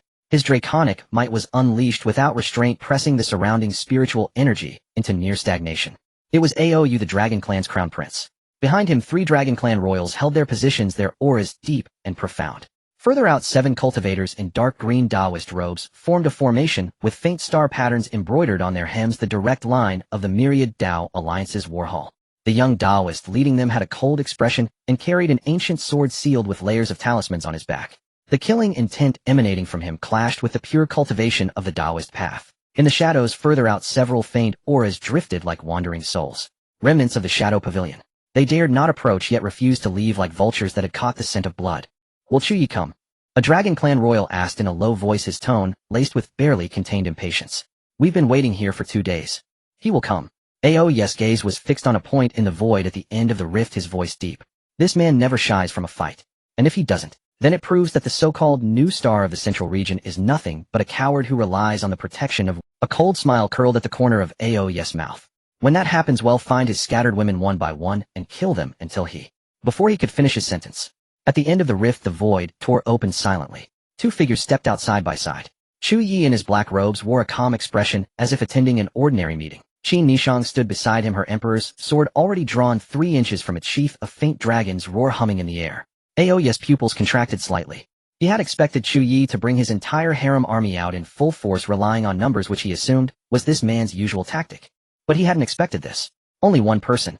Chu Ye seemed to read his confusion, a slight smile playing on his lips. If I wait for everyone to arrive before starting the feast, I might keep our host waiting too long. He paused, his gaze sweeping over the dozen or so elites behind Ao, his tone as flat, as if he were commenting on the weather. That's all you've brought? Aoya's expression darkened. Arrogant. The war hall disciple behind him spoke coldly, the ancient sword on his back beginning to hum. Do you think we're like those second-rate forces you brought down with your underhanded tricks? Today this place will be your Chu Ye's. He couldn't finish. Not because Chu Ye attacked, but because an intangible, yet mountain-heavy sword intent began to rise slowly from Chu Ye's body. It was not a sword of slaughter, nor a sword of sharpness. It held no aggression, nor did it even point at anyone. It simply existed. Like a barrier. Like a city wall. Like a world of its own, firmly shielding Chu Ye and Qin Nishang at his. The 7 members of the myriad Dao Alliance simultaneously felt an indescribable sluggishness. Their spiritual power still circulated smoothly, their divine sense remained unobstructed. But that sword intent stood there, not obstructing, not counterattacking, yet causing any offensive aimed at Chu Ye's vital points to crash against an invisible wall. Sort of absolute defense. A realization of the sword, immortal through the ages, known not for its killing power or sharpness, but for the path of protection that transforms sword intent into a barrier, a domain, and even a world. Aoya's expression shifted slightly. He was not an ignorant man. Though this sword intent was not yet perfected, even somewhat raw, its essence was an ancient inheritance pointing directly to the source of the great Dao One that would make any true immortal salivate. You? Aoya's voice deepened. You found an opportunity on the heavenly path. Chu Ye didn't answer. He simply turned his head and glanced at Qin Nishang. That glance was light, barely, even a meeting of eyes, just a simple wordless signal. But Qin Nishang understood. Her emperor's sword was fully drawn. The battle erupted without any warning. Aou transformed into his golden dragon form, his hundredzhang body dominating the void. His claws wreathed in space-daring sharpness shot directly for Chu Ye's head. The 3 Dragon Clan royals simultaneously activated their battle formation, their draconic might merging into a single wave, crashing down like a golden tsunami.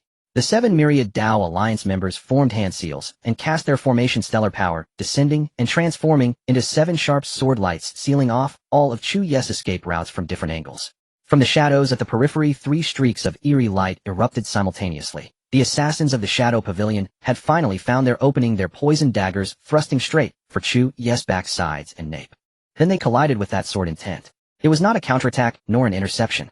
Chu Ye merely shifted slightly, shielding Qin Nishang behind him, while that invisible barrier naturally expanded half a chi outward. The moment the 3 poisoned daggers pierced the domain of sword intent, it was like stabbing into impossibly. The assassins were horrified to discover that their prideful assassination arts, concealment techniques, and barrier-breaking blades had become as sluggish as child's play before this seemingly gentle sword intent. Qin Nishang did not waste the opportunity. The imperial sword swept forth, its dragon's roar shaking the heavens. The sword of the great Qin Empress never sought flamboyance. Every strike was the purest, most direct path of slaughter. 3 heads flew into the air, 3 divine souls reduced to nothingness beneath the imperial sword intent. 1 strike. 3 immortal realm assassins slain. Aoya's dragon claw descended simultaneously. Chu Ye raised his hand. He still did not draw his sword, he did not even take out any weapon. He merely condensed the barrier of sword of guardianship to its extreme limit at the point where the dragon claw would land. Boom!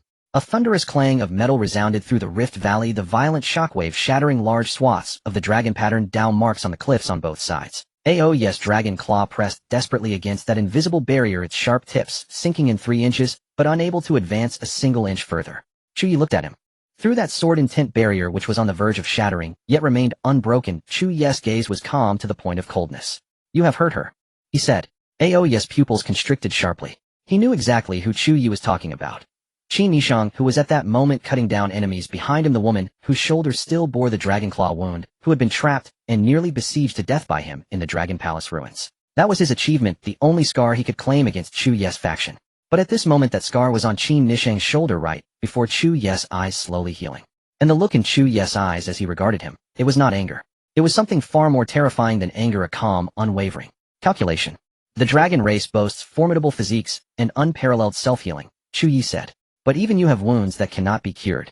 He turned his palm over. A wisp of gray mist. extremely thin, extremely faint, almost imperceptible, slipped silently through the crack in the sword of guardianship barrier, and seeped into the tiny wounds on Dao Xuan's dragon claw. Dao did not notice it at first. That wisp of mist carried no aggression, no spiritual energy fluctuation whatsoever. It simply existed. Then he suddenly discovered that the tiny cracks torn open during the clash with Chu Ye's sword intent had stopped healing. The dragon race's proud bloodline power seemed sealed before that wisp of gray mist. For the first time terror crept into Dao Xuan's roar. What kind of sorcery is this? Chu Ye did not. He simply withdrew his hand, and the sword of guardianship barrier vanished with it. Dao Xuan's dragon claw slammed down violently, but only grasped empty air. Chu Ye had already retreated 10 zhang away with Qin Nishang. He lowered his head and looked at his own palm. There was a faint trace of blood, a scratch left by the residual force of the dragon claw. It was not deep, hardly even a wound, and was already rapidly healing under the life-giving nourishment of the 100 Phoenix chart. He raised his head, meeting Dao Xuan's unsettled, suspicious gaze. "This is a return gift," Chu Ye said. "You wounded her with a strike. I give you a mark that will scar forever." He paused, a faint smile curling at the corners of his lips, but the mirth never reached his eyes. "The dragon race's self-healing is unmatched in the world, is it not? Then let's see how long your dragon bloodline must nurture this scar before it fades." Dao Xuan's roar shook the Canglong abyss to its core. But Chu Ye did not look at him again. For at that very moment in the void at the far end of the Rift Valley, two lights as cold and clear as moonlight quietly flickered to life. Li Yu and Han Yu had arrived. Master and disciple stepped out of the void rift side by side. One as cold and serene as frost, the other as gentle and warm as jade. Their surrounding lunar origin essence even more condensed and complete than 2 days prior. They grasped the battlefield situation at a single glance. Chu Ye and Qin Nishang stood back to back, before them the enraged dragon race, and the suspicious Wandao alliance behind them, the 3 not yet cold corpses of the Shadow Pavilion assassins. No command was needed. Li Yu raised her hand, and the sound of her qin rose. It was no longer the cold, purifying slaughter of the Guanghan extinction sound. Having stepped into the true immortal realm, she had gained a far deeper understanding of this musical Tao inherited from the ancient moon goddess. This melody was named Moonfall. It was not offensive, not purifying, but rather the natural suppression of the lunar law over the dragon bloodline. Since ancient times, dragons and phoenixes have contended, the dragon race possessing invincible bodies, the phoenix race wielding mystical divine powers. And the moon goddess was an existence of the same origin as the phoenix race, even more ancient one, who had once pinned the progenitor of the dragon race to death on the primordial battlefield with the power of moonlight. Dao Xuan's dragon body stiffened abruptly. It was not suppression at the level of spiritual power, but a terror memory engraved deep within his bloodline, etched into his very genes. He did not know what the moon goddess was, nor the blood feud between the dragon race and the lunar lineage from eons past, but his body knew. His dragon claws began to tremble. The 3 dragon royalty were even worse off. Their draconic might collapsed, their battle formation shattered, and several instinctively tried to transform and flee. Then Han Yu's qin sounded as well. Her melody differed from Li Yu's. It was not suppression, not slaughter, but guidance. She precisely channeled Li Yu's lunar power toward the 7 Wandao Alliance War Hall disciples, who were forming a formation to aid their allies. In but an instant, all 7 felt a bone-piercing chill rise from the depths of their divine souls. It was not injury, not poison, but a conflict of Tao. They cultivated the Zhou Tian star secret art, a balanced path where the sun, the moon, and all stars coexisted. Now an overly dense, overly obsessive lunar force was forcibly flooding their bodies, tearing a rift in that, just a single rift. But for Qin Nishang that was enough. The imperial sword swept its imperial sword, qi surging into the enemy formation like a golden dragon. 3 War Hall disciples were gravely wounded on the spot, their sword formation shattered. The remaining 4 retreated in panic, no longer capable of putting up a fight. Dao Xuan watched helplessly as his alliance crumbled into defeat within 10 breaths. He wanted to roar, to counterattack, to fight to the death with the pride of a dragon prince. But he lowered his head, seeing those tiny yet never-healing cracks on his dragon claws, and within those cracks a faint, elusive wisp of gray mist slowly eroding his bloodline. That was the scar Chu Ye had left him. It was the final judgment Chu Ye had delivered for his act of wounding Qin Nishang. Dao Xuan slowly retracted his dragon form and shifted back into human shape. He stood in the void, his golden crown askew, his brocade robes stained with blood, a fine crack running across the dragon horn at his temple. He looked at Chu Ye 10 zhang away, and in his eyes there was no hatred, or rather not hatred alone. There was also a foreign emotion he had never experienced before. It was not fear. It was incomprehension. You? Dao Xuan's voice was hoarse. What is it that you truly want? Chu Ye did not answer. He merely turned his head, glancing at Qin Nishang beside him. The wound on her shoulder had fully healed, not even a scar remaining. The imperial sword returned to its sheath, and his black dragon-patterned imperial robes fluttered loudly in the wind. Sensing his gaze, she turned her face slightly, her phoenix eyes meeting his for a fleeting moment. There were no words in that gaze, but within it lay a depth of understanding known only to the two of them. Chu Ye averted his gaze looking at Aou. What I seek, he said, you cannot provide. He turned away. I spare your life today, so you may return to your dragon kin, and tell your ancestors that the reckoning between the dragon clan and me is far from settled. His silhouette vanished into the spatial rift at the end of the chasm. Qin Nishang Li Yue and Han Yu followed in silent succession, one figure after another. The Canglong abyss fell back into silence. Aou hovered alone in the void, staring at the few minuscule, unhealing cracks on his draconic claws. After a long while he suddenly let out a faint laugh.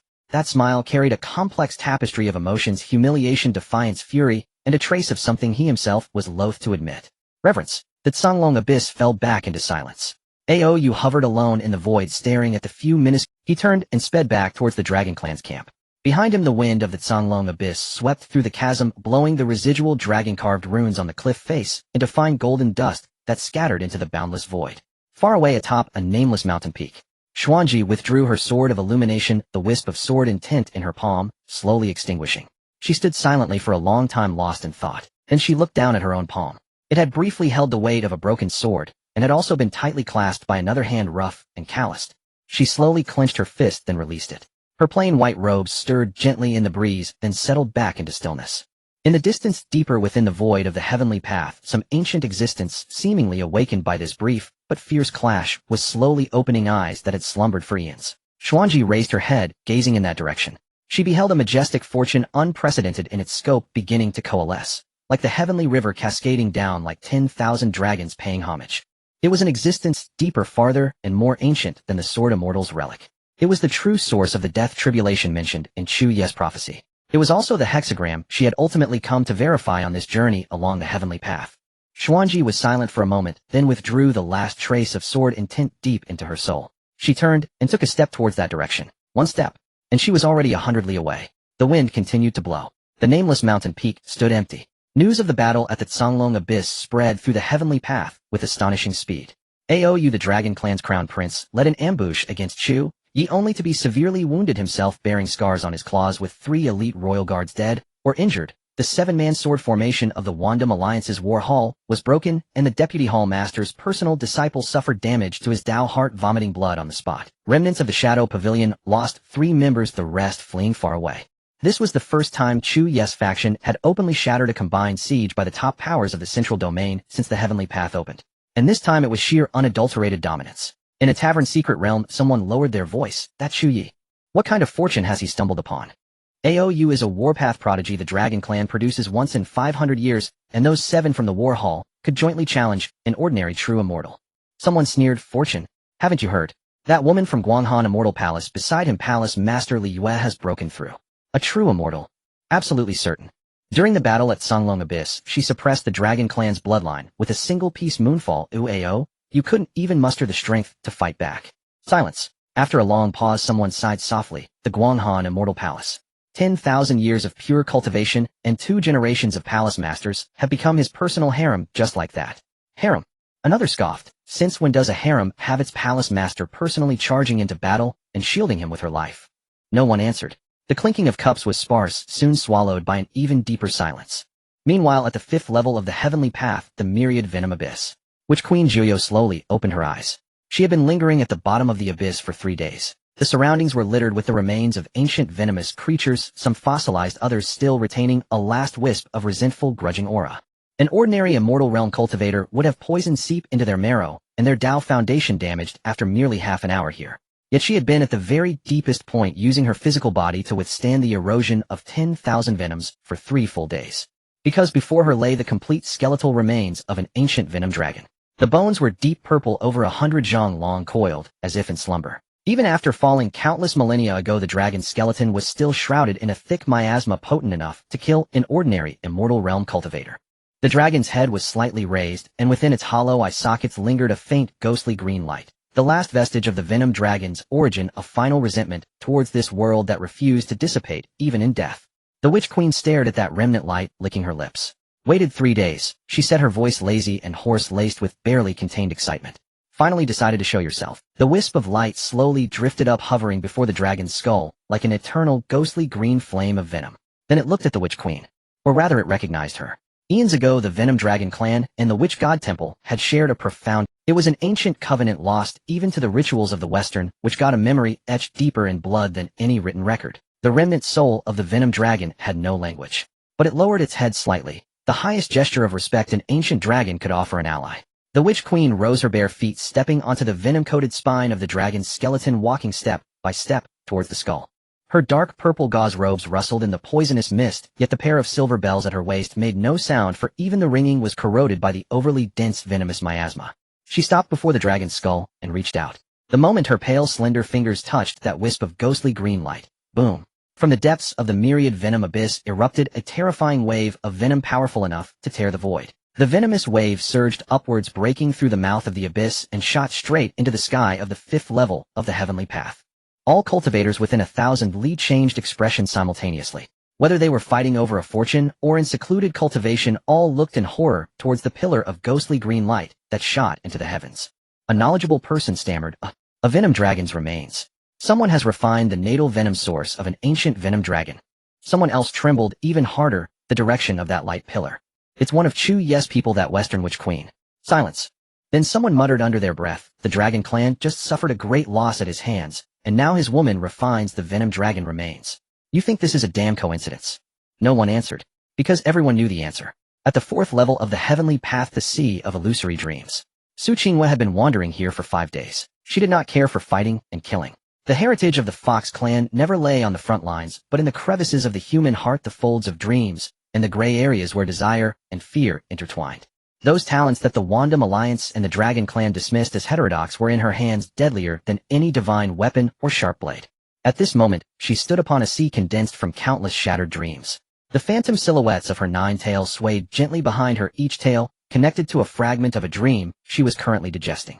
All the owners of these dreams had fallen. Some were mighty warriors who died here eons ago, others were wretches devoured by the laws of the heavenly path in recent days. Their flesh had long decayed, their souls scattered. Only their final dreams lingered upon this sea, bobbing like fragile foam.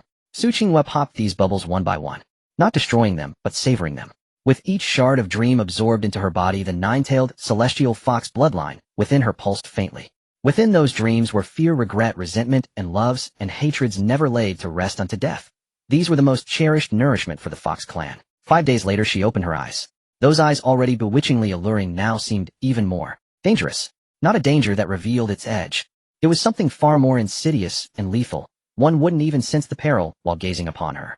One would only think her eyes were exquisite, her smile enchanting, and that when she looked at you, you were the sole person of importance in the world. Then you could never look away. Then you would never want to leave her side. Su Qingwei stretched languidly, her delicate figure perfectly outlined beneath the sheer fabric. She raised her hand, and a wisp of pale pink light condensed at her fingertip, the newly acquired dream-weaving divine ability. No longer merely passively slipping into others' dreams, she could now actively pull any whose minds wavered into the sea of illusions she wove. She gazed at the light, a satisfied curve forming at the corners of her lips. "That wooden man," she murmured to herself, a hint of wistfulness in her tone that she herself didn't notice. "Always knows to go around hacking people with his empress." She paused, then absorbed the light back into her palm. "Doesn't even think to send someone to find me." Despite her words, she actively sensed the blood-packed bond and flitted off in a certain direction.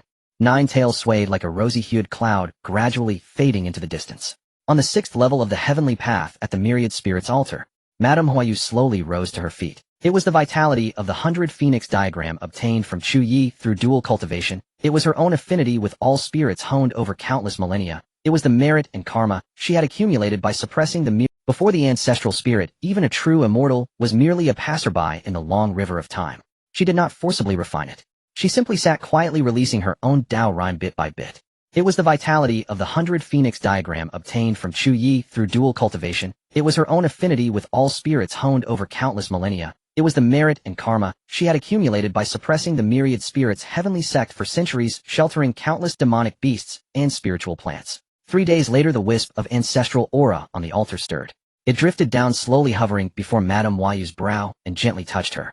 Not acknowledgement of ownership, not inheritance. It was recognition. The ancestral spirit recognized this junior. It recognized her Dao, her path, her unwavering belief in coexistence with all beings throughout the long ages. Madame Huayu opened her eyes.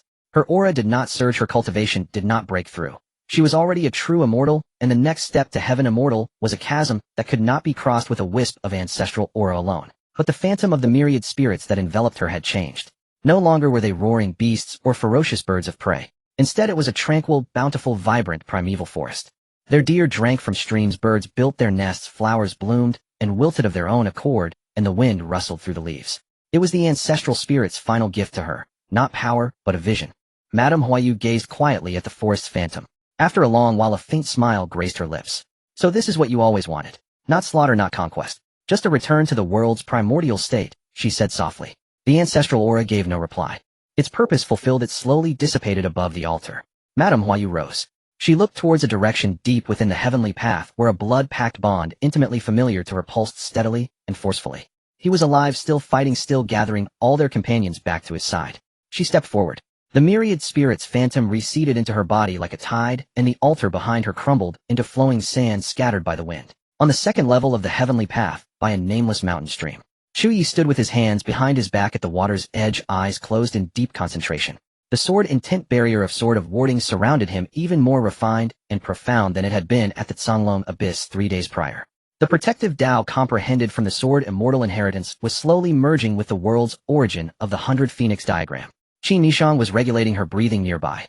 The imperial sword lay across her knees, the dragon blood lingering on its blade had been dried with her spiritual energy, and the edge gleamed with renewed sharpness. The old wound on her shoulder had completely healed, leaving not even a scar. The wisp of 100 Phoenix vitality Chu Ye had channeled into her that day at the Canglong abyss was purer than any healing panacea.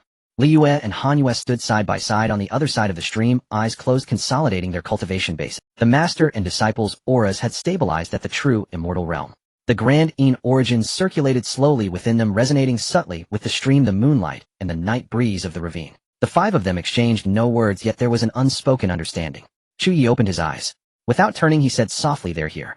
Before the words faded, the void above the ravine tore open, and a graceful purple-black figure stepped out from the rift. Witch Queen Chu Ye. She retained her languid demeanor, bare feet, with silver bells at her ankles, purple gauze gently billowing. Chu Ye raised an eyebrow slightly at her aura. It was an extremely contradictory presence. The ultimate poison, filth, and Yin.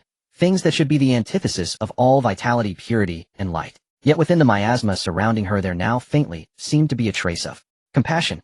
Not mere kindness, but a nearly neutral compassion born of seeing through the essence of things.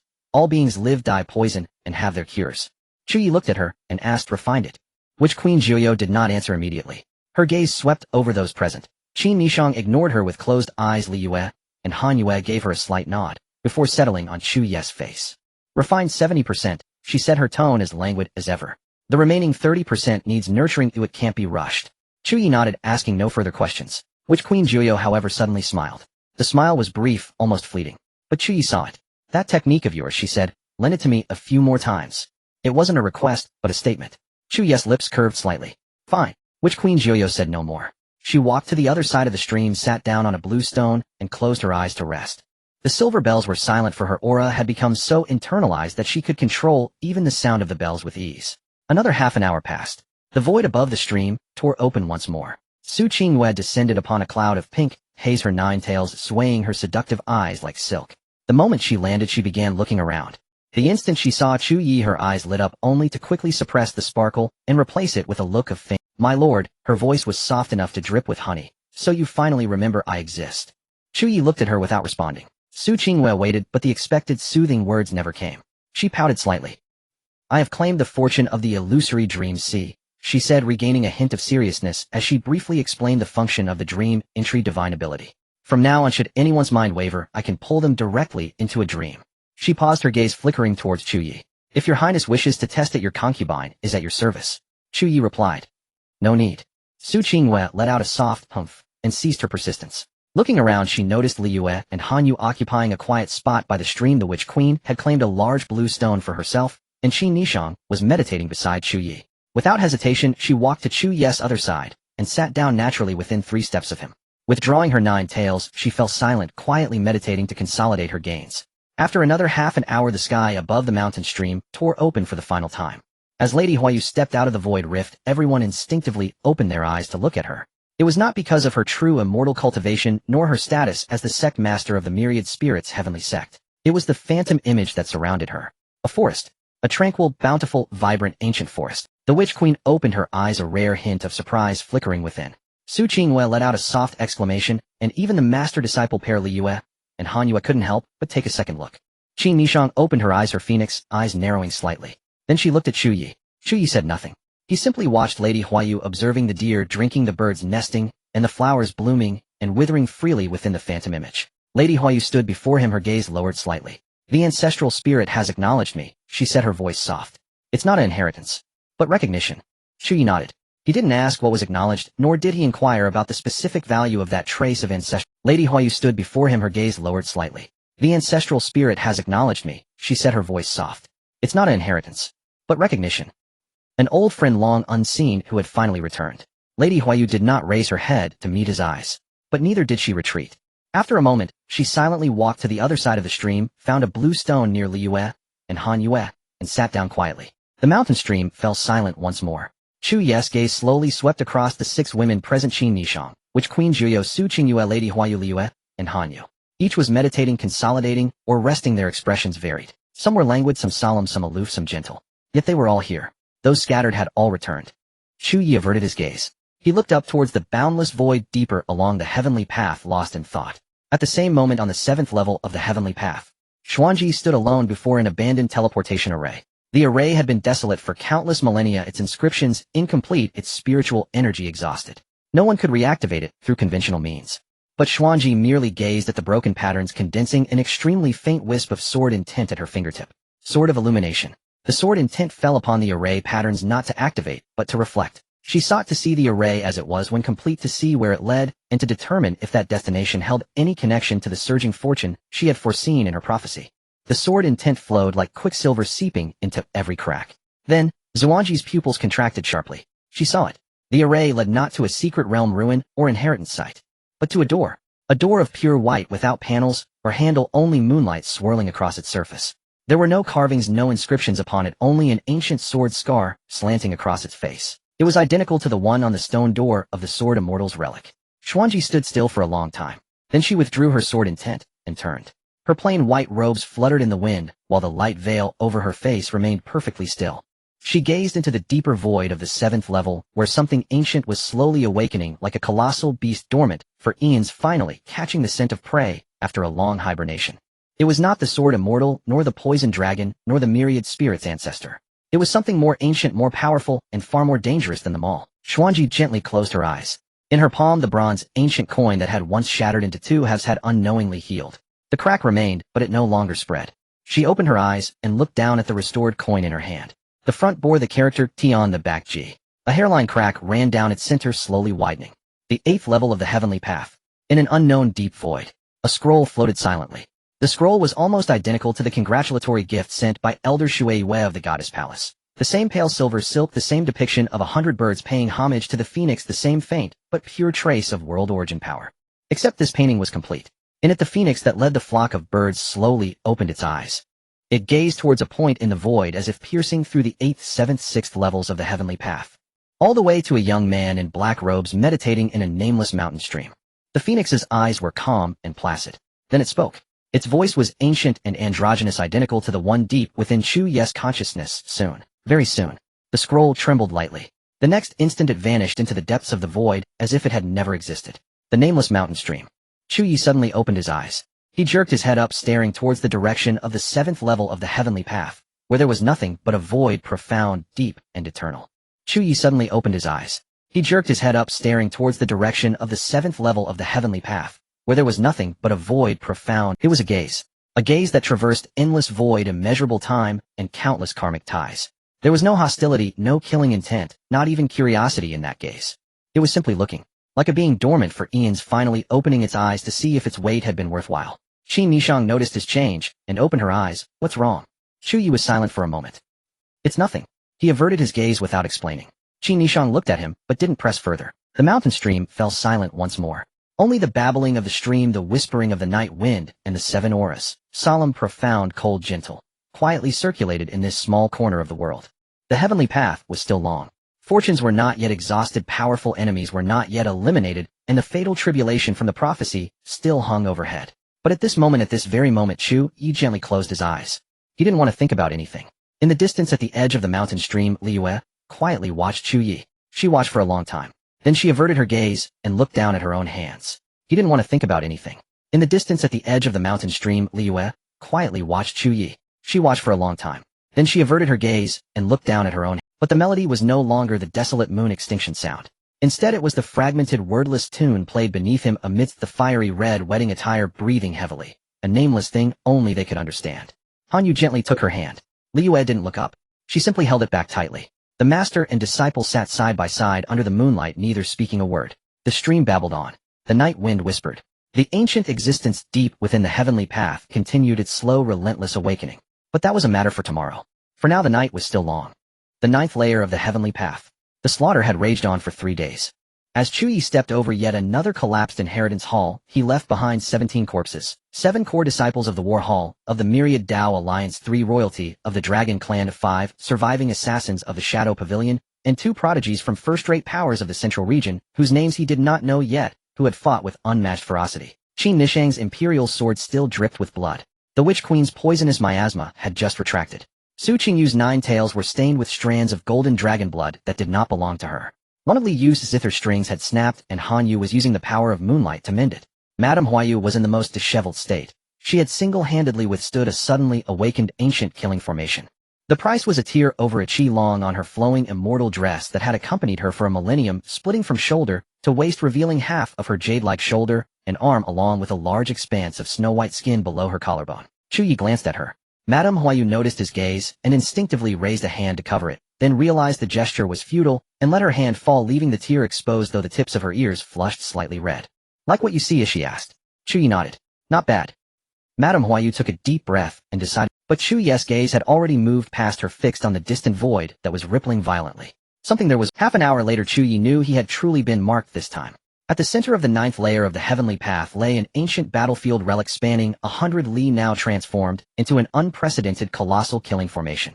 At the formation's eye hovered 7 broken, yet awe-inspiring sacred relics, a fragment of the all-heaven star banner from the Myriad Dao Alliance, the ancestral dragon's reverse scale of the Dragon Clan, the lost heavenly artisan ancestral hammer of the divine craftsman, Guild, the broken sword of the first sword master of the heavenly sword sect, the alchemy furnace left by the founder of the Medicine King Valley, and 2 bone shards he could not even recognize, radiating the aura of ancient, ferocious beasts. Around the 7 relics stood 7 figures. Yu Hengzi, the Dao son of the Myriad Dao Alliance, Ao Yu, the crown prince of the Dragon Clan, Gongshu Mo, the young master of the Divine Craftsman Guild, Yu Ju, the sword son of the Heavenly Sword Sect, Yiji, the green pouch immortal of the Medicine King Valley, and 2 withered old men, whose terrifying auras made even Madame Huayu involuntarily step back. They were living fossils summoned from the most ancient hidden families of the Central Region, 2 generations senior to the current Alliance Master, having long since withdrawn from worldly affairs for millennia. This time they had been forcibly awakened at the price of inheritance. Chu Ye. Ao Yu spoke first, his voice hoarser than 3 days ago, the never-healing wound on his dragon claw glaring under the formation's light. "This time you won't escape." Ao Yu spoke first, his voice hoarser than 3 days ago, This Dao son of the Myriad Dao Alliance, a prodigy who had shut himself away after the battle at Starfall Platform 3 days ago, now stood at the very center of the formation's eye, surrounded by 108 celestial star orbits, each one denser and sharper than before. Chu Ye narrowed his eyes slightly. Yu Hengzi's aura was rising in an extremely eerie manner.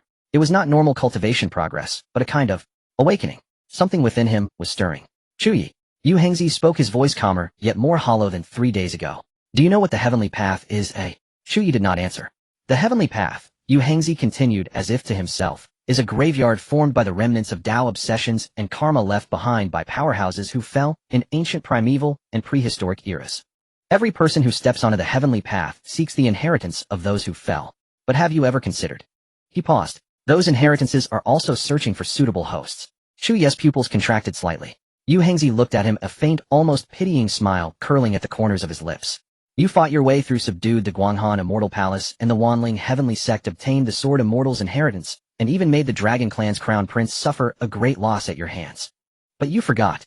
Why have the 10 great powers of the Central Region stood unshaken for tens of thousands of years? Because their founding patriarchs were all inheritors who walked out of the heavenly path. Their bloodlines, techniques, and legacies are all rooted in the same origins as certain beings deep within the heavenly path. So, Yu Hengzi raised his hand, pointing at the 7 sacred relics at the formation's eye. "We don't need to search for inheritances like you do. We only need to." He closed his eyes. The 7 sacred relics lit up simultaneously, and 7 beams of light from different eras, different powerhouses, and different inheritances converged behind him into a pillar of light that pierced the heavens. Awaken! Boom! The void beneath Chu Ye's feet suddenly shattered. Countless figures stepped out from the fissures. No, not living people, but phantoms. They were the war-dead powerhouses of the myriad Dao Alliance through the ages, the fallen ancestors of the Dragon Clan, the lost craftsman souls of the Divine Craftsman Guild, the Sword Dao Supremes of the Heavenly Sword Sect, who had sealed their blades and retired. They could not speak, had no consciousness, and could not even be killed. They simply existed. Using the heavenly path as a medium, inheritance as a bond, and bloodlines as a bridge, they were the final afterimages of countless generations of powerhouses forcibly awakened. Behind Chu Ye, Qin Nishang tightened her grip on her imperial sword. The Witch Queen's poisonous miasma spread silently. Su Qingyu's 9 tails unfurled completely. Madame Huayu's myriad spirit phantoms roared forth. Li Yu and Han Yu's zither resonated in harmony as master and disciple. But everyone knew. This battle was different. Chu Ye fell silent for 3 breaths. Then he smiled.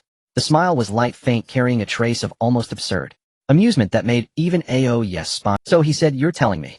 He paused, his gaze sweeping over the 7 figures at the formations, over the countless inheritance phantoms stepping forth from the fissures, over that shocking killing formation spanning 100 li. You dug up the graves of your ancestors all the way back to 18 generations. Yes' expression changed. Yu Heng's brow furrowed slightly. Even the 2 terrifying old men were stunned for half a breath. Chu Ye continued, his tone as earnest as if discussing what to have for dinner. All just to kill me. He raised his hand, pointing at the 7 sacred relics at the formation's eye. The fragment of the All-Heaven Star banner from the myriad Dao Alliance. That's your founder's relic, isn't it? He pointed at the second. The ancestral dragon's reverse scale of the Dragon Clan. You, the supreme treasure your clan has venerated for 10,000 years, and you're willing to offer it up. He pointed at the third. The heavenly artisan ancestral hammer of the Divine Craftsman Guild. Gongshu Mo, I recall you were still searching for its inheritance a few days ago, and now you're using it to set up a formation. He pointed at the third. The heavenly artisan ancestral hammer of the Divine Craftsman Guild. Gongshu Mo, I recall you were still searching for its inheritance a few days ago, and now you're using it to set up a formation. And now you're using it as the formation's IA. He withdrew his hand, looking at the 7. I've killed many people, but those who dig up their own ancestors' graves. He shook his head, a hint of genuine bewilderment in his voice. This is a first.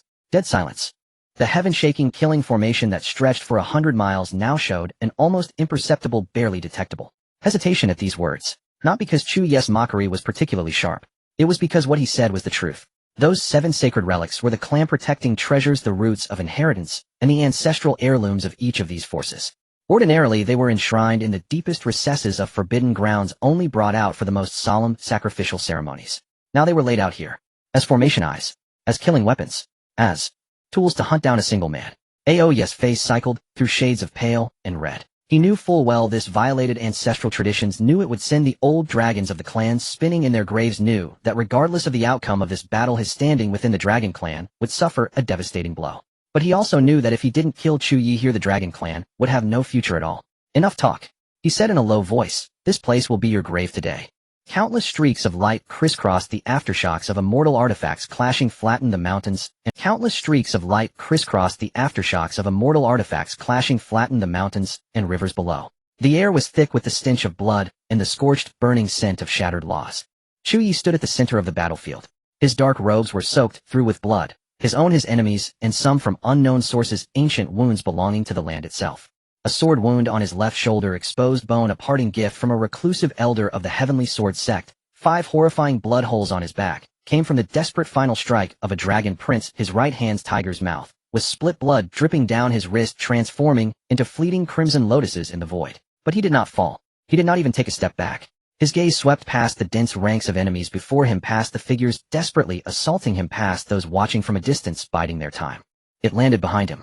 There Qin Nishang used the imperial sword to prop herself up, barely preventing herself from collapsing. The dragon claw wounds on her shoulders had split open blood, dyeing half of her black gold dragon-patterned imperial robe.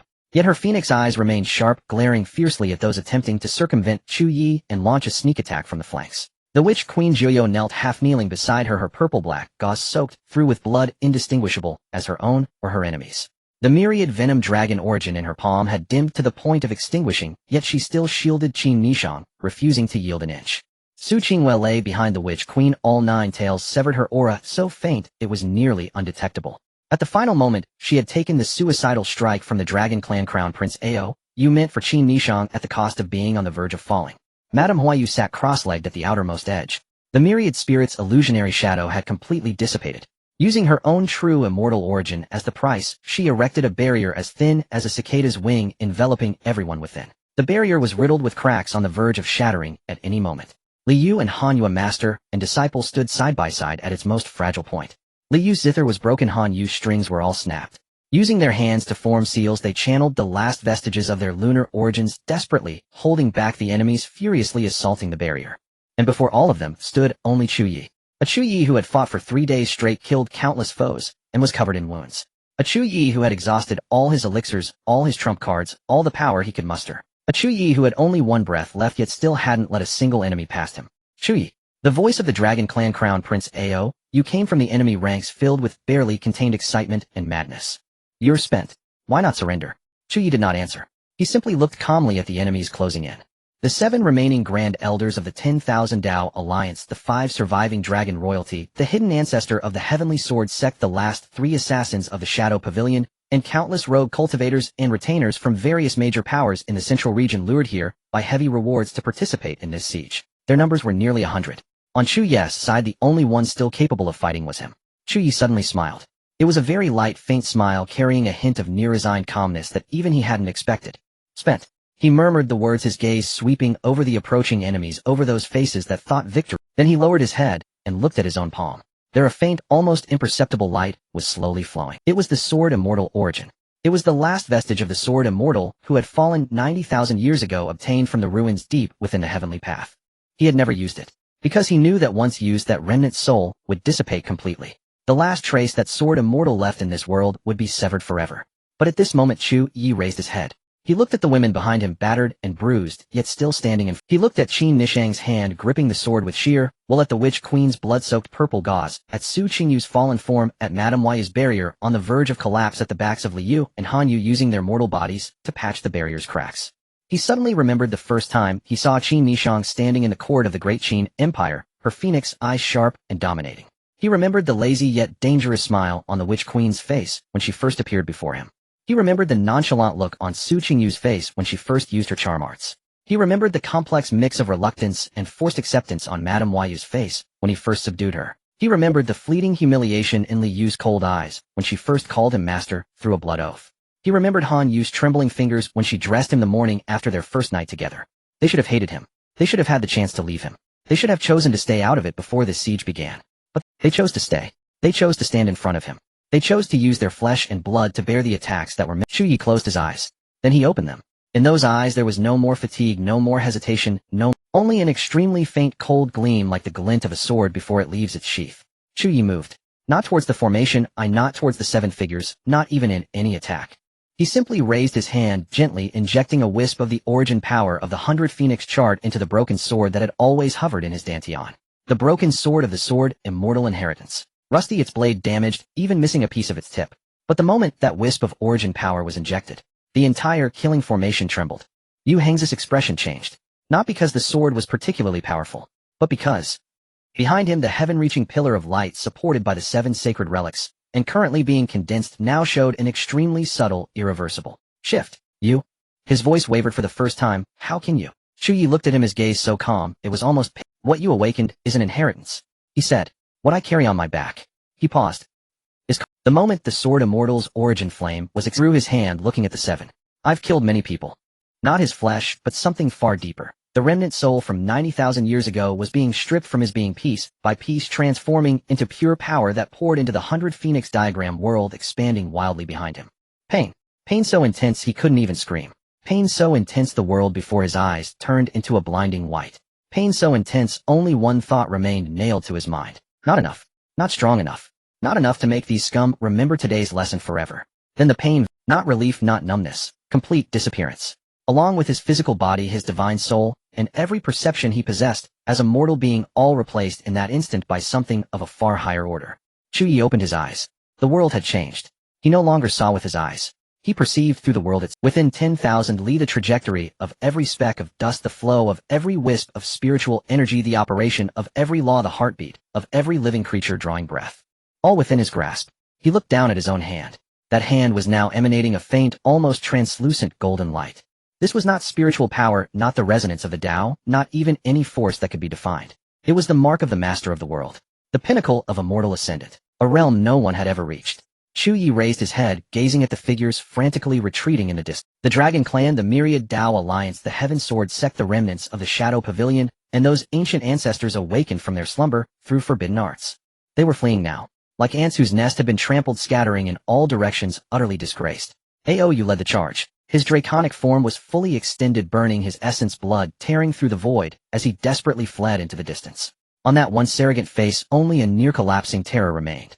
Because he sensed it. The world force slowly unfolding behind Chu Ye had already locked onto every single one of them. There was no escape. No one could escape. Chu Ye did not move. He simply stood there, watching those figures scatter in madness, watching those ancestral masters unleash every life-preserving secret art, watching those once lofty existences grovel like stray dogs. Then he raised his hand gently. Still, a single word fell. Within 10,000 li everything froze. Ao's draconic body halted midair, maintaining its forward charge completely motionless. The Grand Elders of the Myriad Dao Alliance had their hand seals frozen stiff against their chests. The hidden ancestral master of the Heaven Sword Sect had his just-drawn sword suspended in midair, the tip a mere inch from the void rift. Those awakened ancestral masters each remained in their fleeing poses like countless lifelike sculptures. The wind stopped. The clouds stopped. Even the operation of the laws themselves ground to a halt. Chu Ye took a step. One step, and he was before Aou. He looked at this Dragon Clan prince, at the terror and defiance frozen in those eyes, at the wound on his dragon claw that would never heal. Aou. His voice was soft, as if making casual conversation. But in this frozen world, every word struck like thunder. I have a few questions for you. He raised his hand and tapped lightly. Aou's draconic body could move again, but only his head. Those dragon pupils spun wildly, staring fixedly at Chu Ye, lips trembling violently, yet no sound escaped. Chu Ye looked at him. The forbidden art you used to awaken these ancestral masters, he said, where did it come from? Aou's pupils contracted sharply. That was not fear. It was something deeper, almost instinctual, a taboo. He opened his mouth, forcing out a few words. I don't know. He said nothing. He just looked at him quietly. 3 breaths. Aou's defenses shattered completely. His voice was hoarse and desperate. This is a secret art passed down through the Dragon Clan for eons. It's only passed to the Dragon King in each generation. I was merely following orders. I don't know its origin. I truly don't know. Chu Ye nodded. Then forget it. He raised his hand, fingers closing. Aou's draconic body began to dissolve into nothingness, inch by inch, starting from the tail. No blood, no screams, no struggle whatsoever. Just disappearance. As if he had never existed. The Dragon Clan prince had fallen. Chu Ye didn't look at him. He turned and walked to the next. That was an ancestral master of the Dragon Clan. Aou's great-great-great-grandfather, the previous Dragon King, who had slept for 8,000 years and was forcibly awakened by the forbidden art. His cultivation was at true immortal. 8,000 years ago, he was one of the strongest beings in this world. Now he was frozen midair, dragon whiskers, trembling dragon pupils fixed on Chu Ye's eyes filled with fury and defiance. Chu Ye looked at him. You can hear my words. It was not a question. The Dragon Clan ancestral master stared at him. Chu Ye nodded. Then forget it. He raised his hand, fingers closing loosely in the air. The ancestral master's form shattered in an instant. Along with his 8,000 years of cultivation, 8,000 years of pride, 8,000 years of unwillingness. All reduced to nothingness. Chu Ye continued walking. The next one. Then the next. Each one he questioned about the origin of the forbidden art. Any who hesitated, concealed, or resisted in the slightest met the same fate. No bargaining, no second chances, no room for negotiation. In this world, he dominated. He had no need for interrogation. He only needed to ask. Those willing to answer could speak a few more words. Those unwilling to answer had no reason to exist. The 12th. That was an ancestral master from the Myriad Dao Alliance, 5 generations senior to the current alliance leader, who had slept for 10,000 years. When Chu Ye stood before him, he spoke. Not an answer. A plea. He'll talk. He'll talk. He'll tell you everything. His voice trembled hoarse, and on that once authoritative face only terror remained. That forbidden art, it doesn't belong to my Myriad Dao Alliance. It was delivered by someone. Chu Ye looked at him. Who? The ancestral master's lips trembled violently. Goddess. Goddess Palace. Chu Ye's pupils The ancestral master continued rambling incoherently, as if trying to pour out everything he knew 10,000 years ago. Someone delivered it, said it was for emergencies, said one day there would be a person. He couldn't continue. Because he sensed that Chu Ye's gaze had changed. Not anger. It was something far more terrifying than his own fear. Something indescribable. Chu Ye was silent for a long time. So long that the ancestral master thought he too would meet his end. Then Chu Ye spoke. That person, he said, was it a woman? The ancestral master froze. He opened his mouth, then nodded with difficulty. Yes, it was a woman, dressed in white, looked very young, but what? The ancestral master's voice dropped, so low it was barely audible. But she didn't seem human. Chu Ye asked no more. He raised his hand and gently waved it. The figure of the ancient ancestor dissolved into nothingness along with his 10th sandier slumber, his 10th sandier weight, and his 10th sandier fear, all faded away. Chu Ye stood still gazing into the distance. There beyond this frozen world were the fleeting afterimages of those who had escaped, and were now frantically fleeing. But his gaze did not rest on them. He looked further ahead beyond the 9th layer of the heavenly path, toward the void of the 8th layer he had once tread upon. He gazed past that snow-white door at the painting of 100 birds paying homage to the phoenix, and at the young phoenix within the painting which had just learned its first cry, Divine Maiden Palace.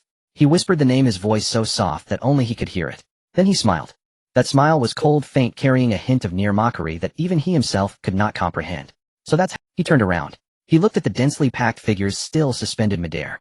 Those beings that had once stood high above all others were now in his eyes nothing more than ants waiting to be slaughtered. He raised his hand. His 5 fingers slowly closed. Shatter. As the word fell, all the suspended figures within 10,000 li shattered completely. Not one by one, not wave by wave. It was simultaneous.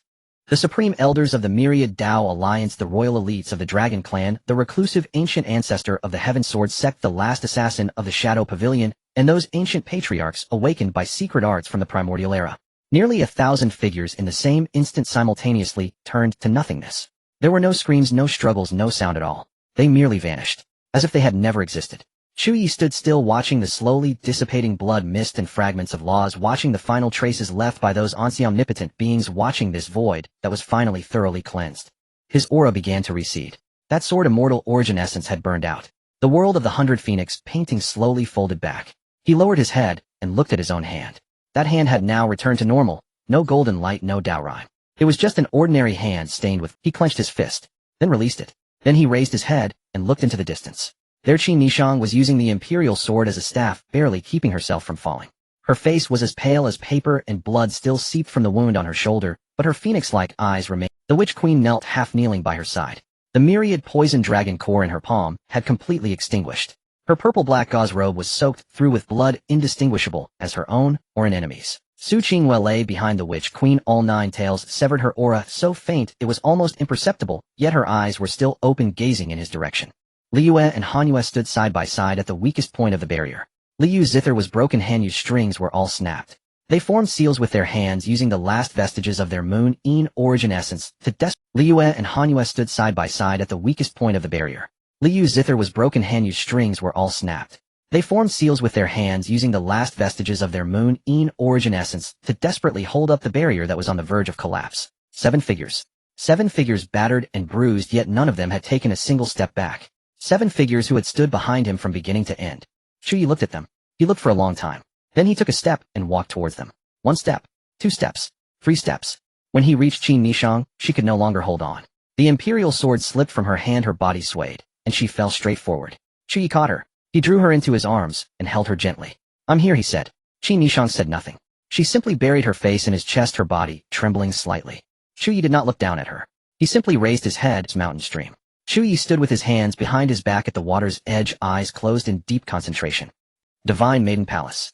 He whispered the name, his voice so soft that only he could hear it.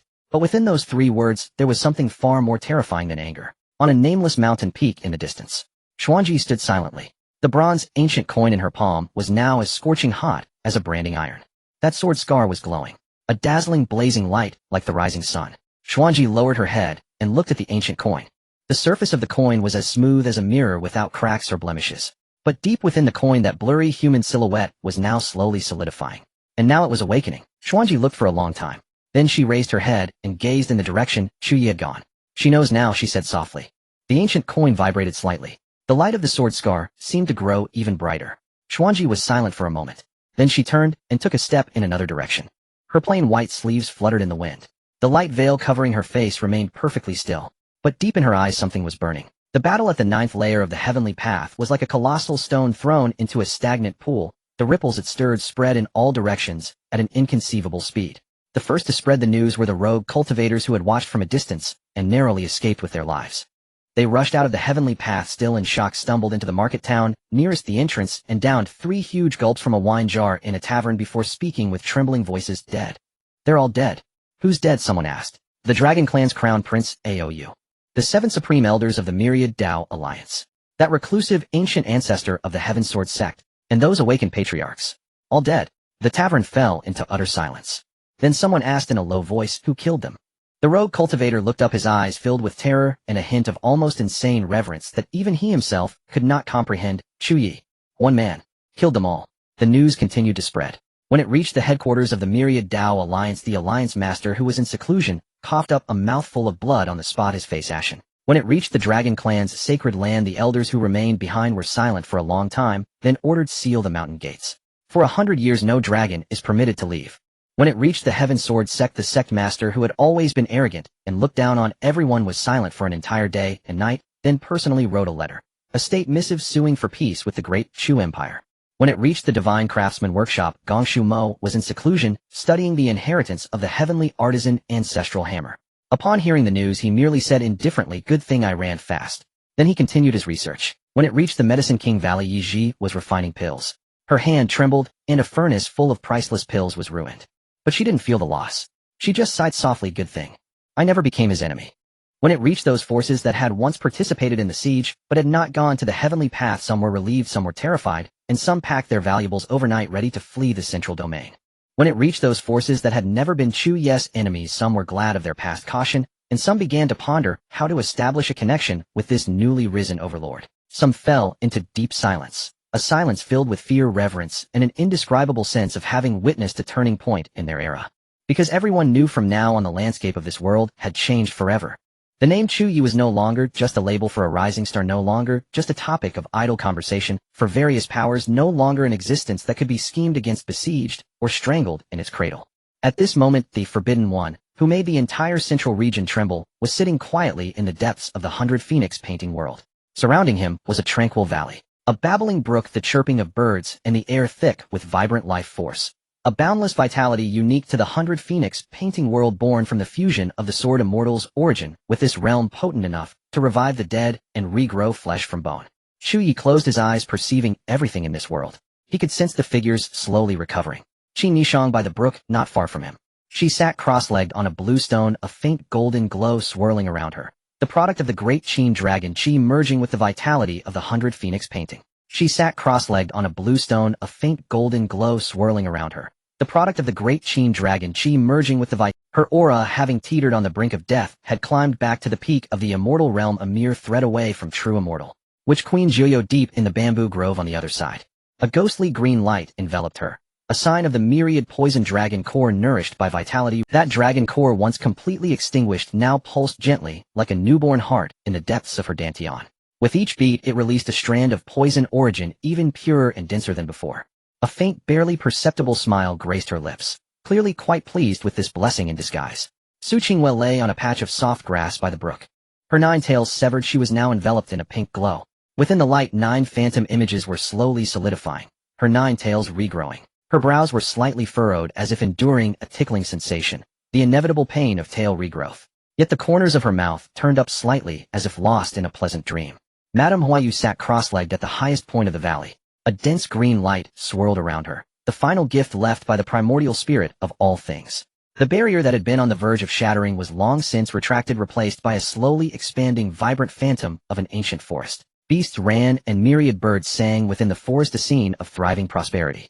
Her aura had fully recovered from its previous depletion, and there even seemed to be a hint of a breakthrough.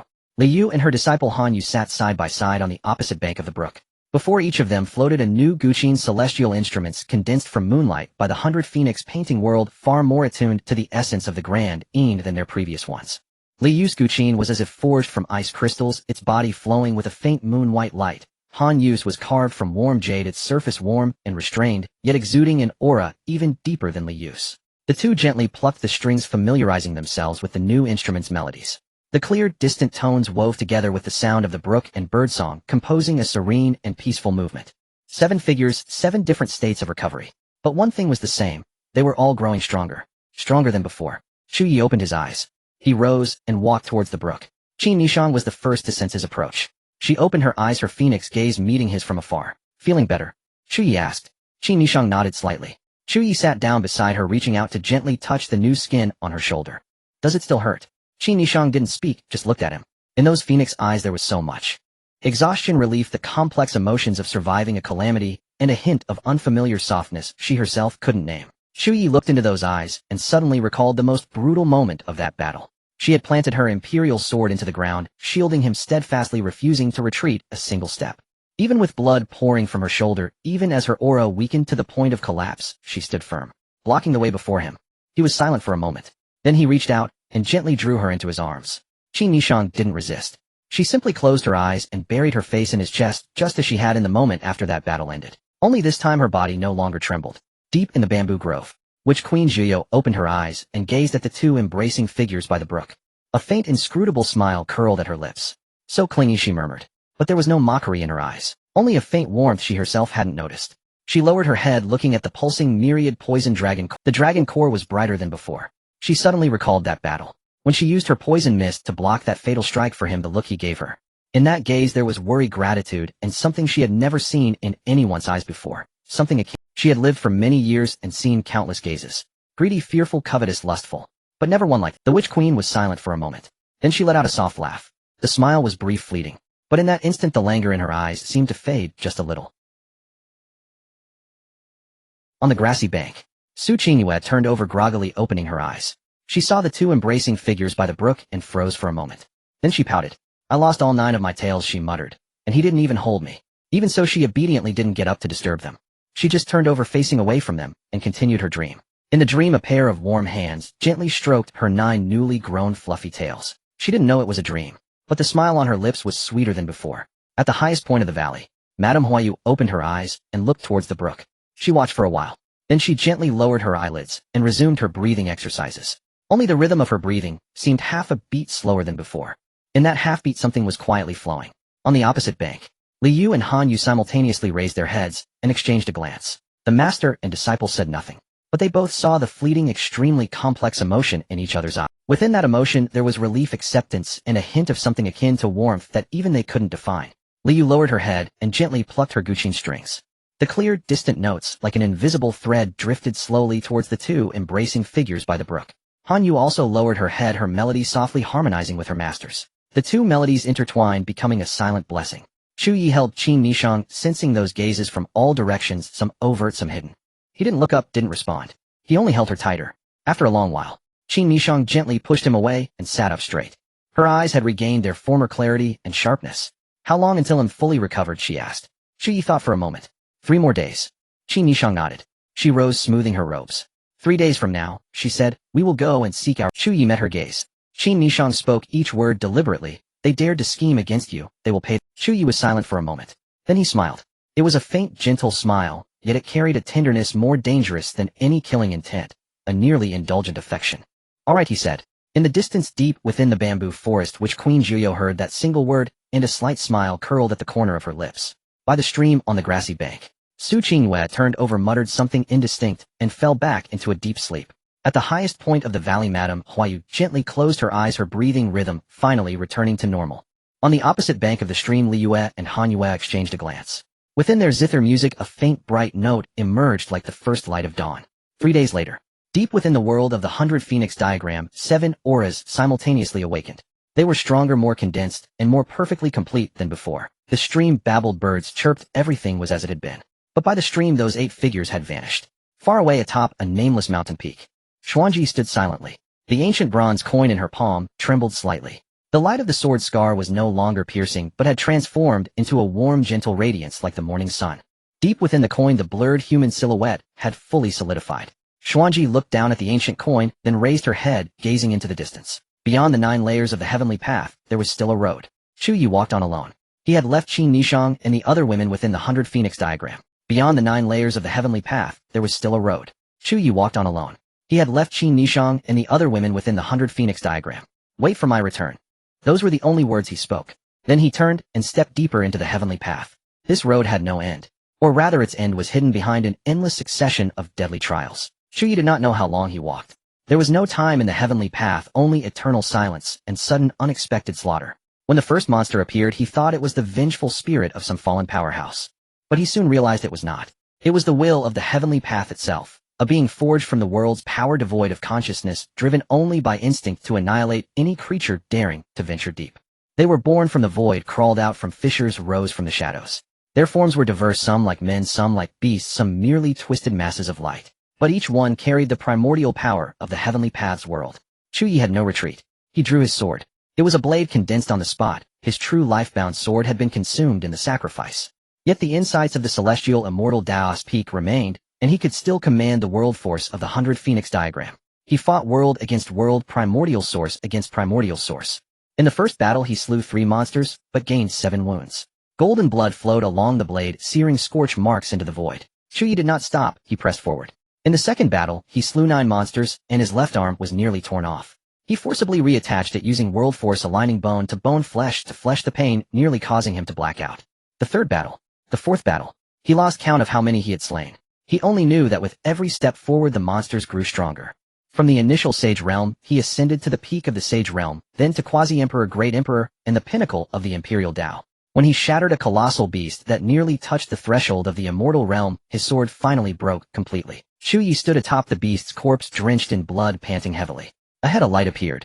It was a door. To be precise, it was a door condensed from light floating at the end of the heavenly path, rotating silently. Its glow was gentle, yet it illuminated nothing beyond it.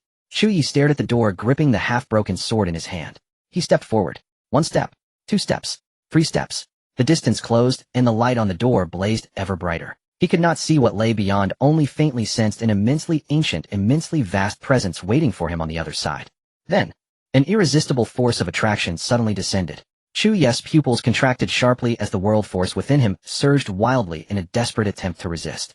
But the pull was too powerful. His resistance was like a mayfly trying to topple a tree. He only had time to see the door rapidly magnify in his vision before he was swallowed whole in the next instant. Weightlessness. Endless weightlessness. Then, solid ground beneath his feet. Chu Ye's eyes snapped open, the broken sword held before him, his body taut as a drawn bow. Then he froze. This was a world. A complete, vibrant, breathing world. In the sky the sun and moon shone together, their light soft and gentle.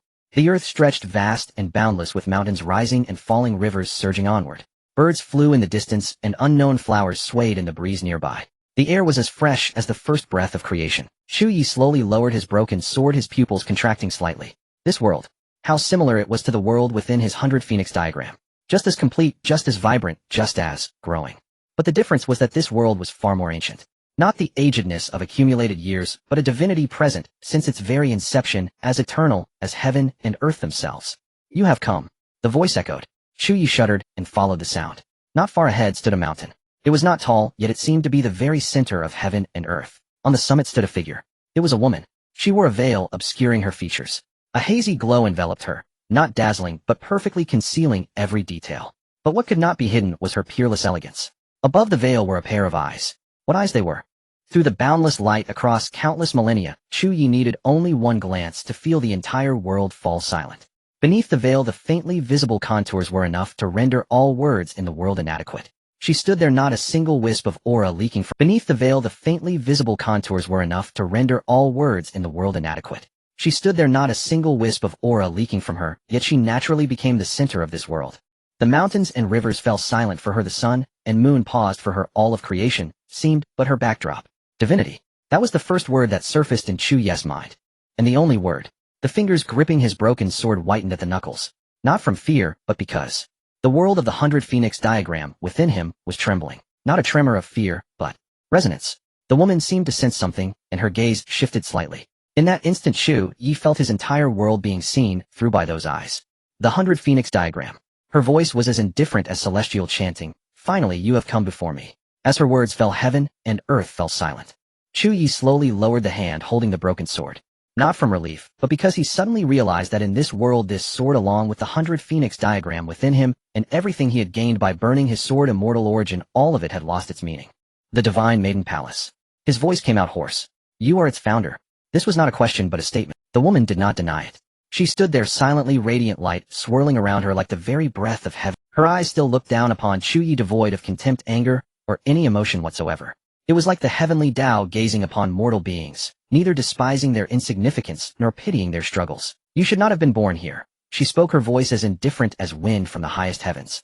Your soul does not belong to this world. Chu Ye's pupils constricted slightly.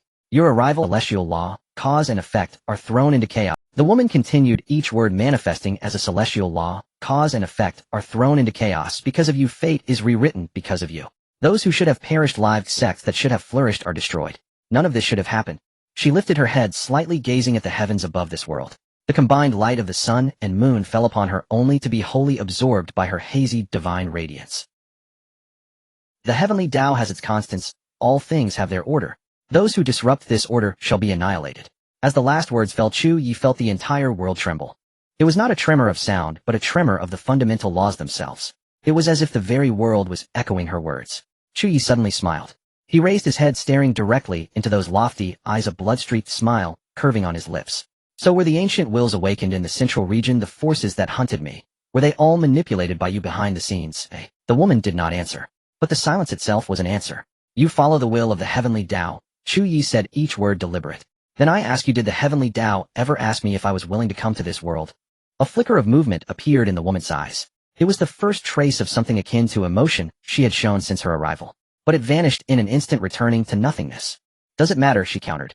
When an ant is blown off a cliff by the wind, does it ask the wind why it blows? Chu Ye fell silent. The woman raised her hand. It was shrouded in light, its details indistinguishable, only a vague outline visible. But the moment she raised it, the entire world responded. The sun and moon in the sky halted abruptly. The rushing rivers froze into ice.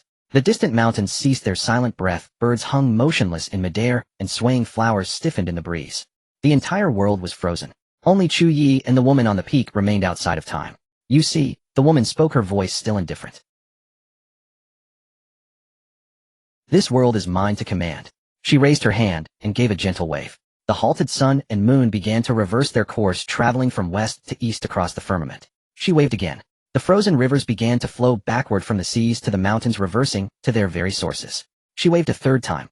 The distant mountains tore themselves from the earth, birds flew backwards into their eggs, flowers contracted into seeds.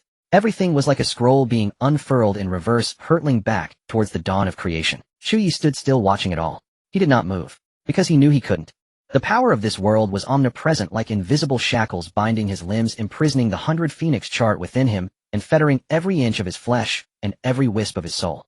Countless times he had looked down upon his own world from within the 100 phoenix chart. He had watched its creatures struggle, multiply, and die. He had watched them rejoice or sorrow according to his will. He had watched them believe they controlled their own destinies, unaware that a higher power had long since written their fates. Now he had become the creature being looked down upon.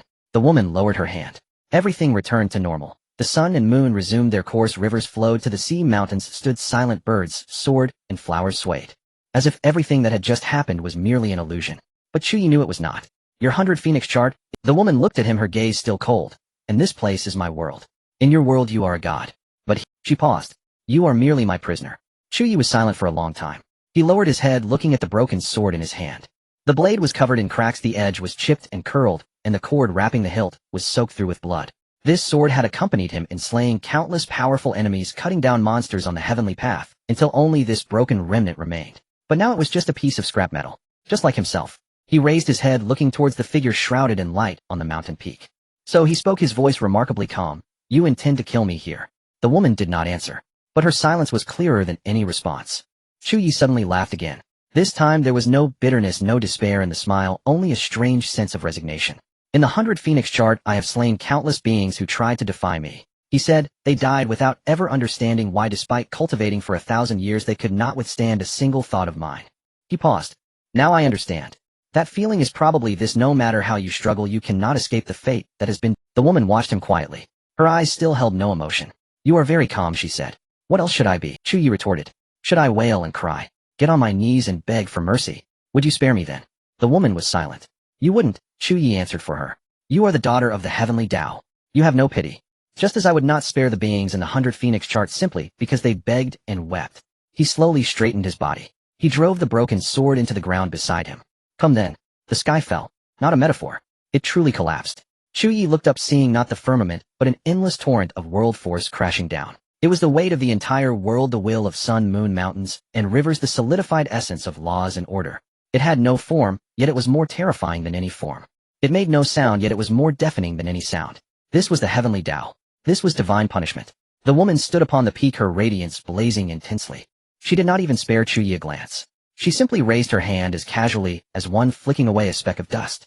And Chu Ye drew his sword. The broken sword rose from the ground and returned to his hand. The blade was riddled with cracks, the edge long since blunted, but the moment his fingers tightened around the hilt, light suddenly blazed upon the sword. It was not the sword's light. It was the light of the 100 Phoenix chart. Within his body, his very soul world began to burn. Boom! The 100 Phoenix chart unfurled behind him. It was not a phantom, not a projection, but the true origin of his world. Within the scroll, mountains and rivers materialized, beasts and birds ran and cried out. This was his world. Blood began to seep from Chu Ye's 7 orifices.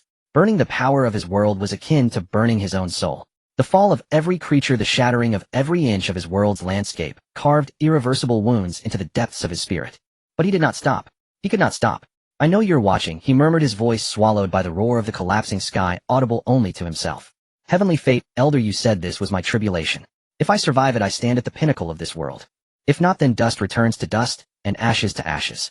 He lifted his head, gazing at the cascading might of the heavenly Dao and at the figure on the mountaintop as aloof and indifferent as heaven and earth themselves. Then let it be.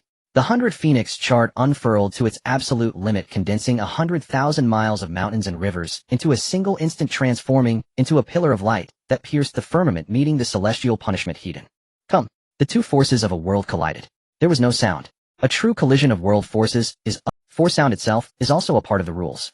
When two different sets of rules clash violently, even the very concept of sound is torn asunder. All Chu Ye could see before him was a blinding white. A white so glaring it was void, so pure it felt like returning to the primordial chaos before heaven and earth were separated. He felt the 100 Phoenix chart trembling. The world he had bought with his life, nourished with his blood, and guarded through countless days and nights, was now cracking apart inch by inch under the crushing weight of the heavenly Dao's power. He saw the first mountain range crumble, saw the first river run dry, saw the first living being erased into nothingness and terror. That was his world. That was him. A sweet metallic taste flooded Chu Ye's throat, and he spat out a mouthful of golden blood. It fell upon the 100 Phoenix chart, vanishing instantly as it was devoured. But he did not retreat. Clenching his jaw, he poured every last ounce of his world force into the fray, holding nothing back, leaving no room for retreat, and harboring not a single shred of hope for luck. Burn, burn, burn, until the final wisp of his soul and the last drop of his blood were consumed. The light of the 100 Phoenix chart suddenly blazed with unprecedented intensity. In that moment, it truly managed to hold against the crushing force of the heavenly Dao. But it was only a temporary hold. Chu Ye looked up through the blinding white light towards the woman on the mountaintop. She still stood there, radiant energy swirling around her, her veil utterly still. Her gaze wasn't even directed at him. It was simply lowered, as if she were observing a dying ant struggling in vain. Suddenly Chu Ye understood. It wasn't that she was arrogant. It was simply that this was all she needed to do. The power of the heavenly Dao descended once more. This time it was a true full-powered strike. Finally the woman moved. She raised her other hand, and with both hands cupped together, as if cradling the entirety of heaven and earth, she pressed down gently. Boom! Chu Ye's 100 Phoenix chart finally shattered. Not cracking piece by piece, but collapsing as a that world of 100,000 miles of mountains and rivers, those countless living beings, the world he had exchanged everything for, shattered like glass striking the ground before that casually executed press. Chu Ye's body convulsed violently. Then he saw his world. Mountains hung inverted, rivers flowed backwards, the sky fragmented into countless shards, and the earth split into an abyss without end. It turned to nothingness before his eyes, not even a scream escaping. That was his world. That was him. He felt his very soul being torn, crushed, and erased from existence bit by bit. This pain was not physical, it was the pain of existence itself. As if he had never set foot in this world, never lived, never loved, never struggled. He opened his mouth trying to shout something. But no sound came out. For under the heavenly Dao, even sound has no right to exist. The fragments of the 100 Phoenix chart drifted around him like the wreckage of a sunken ship spinning helplessly on the ocean's surface. And the power of the heavenly Dao, the true complete world force poured down by a sovereign of a realm, was now cascading down with overwhelming might. Boundless, endless, beginningless and ceaseless. Chu Ye floated in the void, drenched in blood, his aura decaying to its absolute limit. He looked up at the sky, seeing the descending force like a vast ocean, while he was but a solitary boat. No, he wasn't even a solitary boat. Just a falling leaf, a withered blade of grass, a single speck of dust. He suddenly laughed. It was a soft, faint laugh, and with it bloody foam seeped from the corners of his mouth, forming beads of blood in the void that floated slowly around him.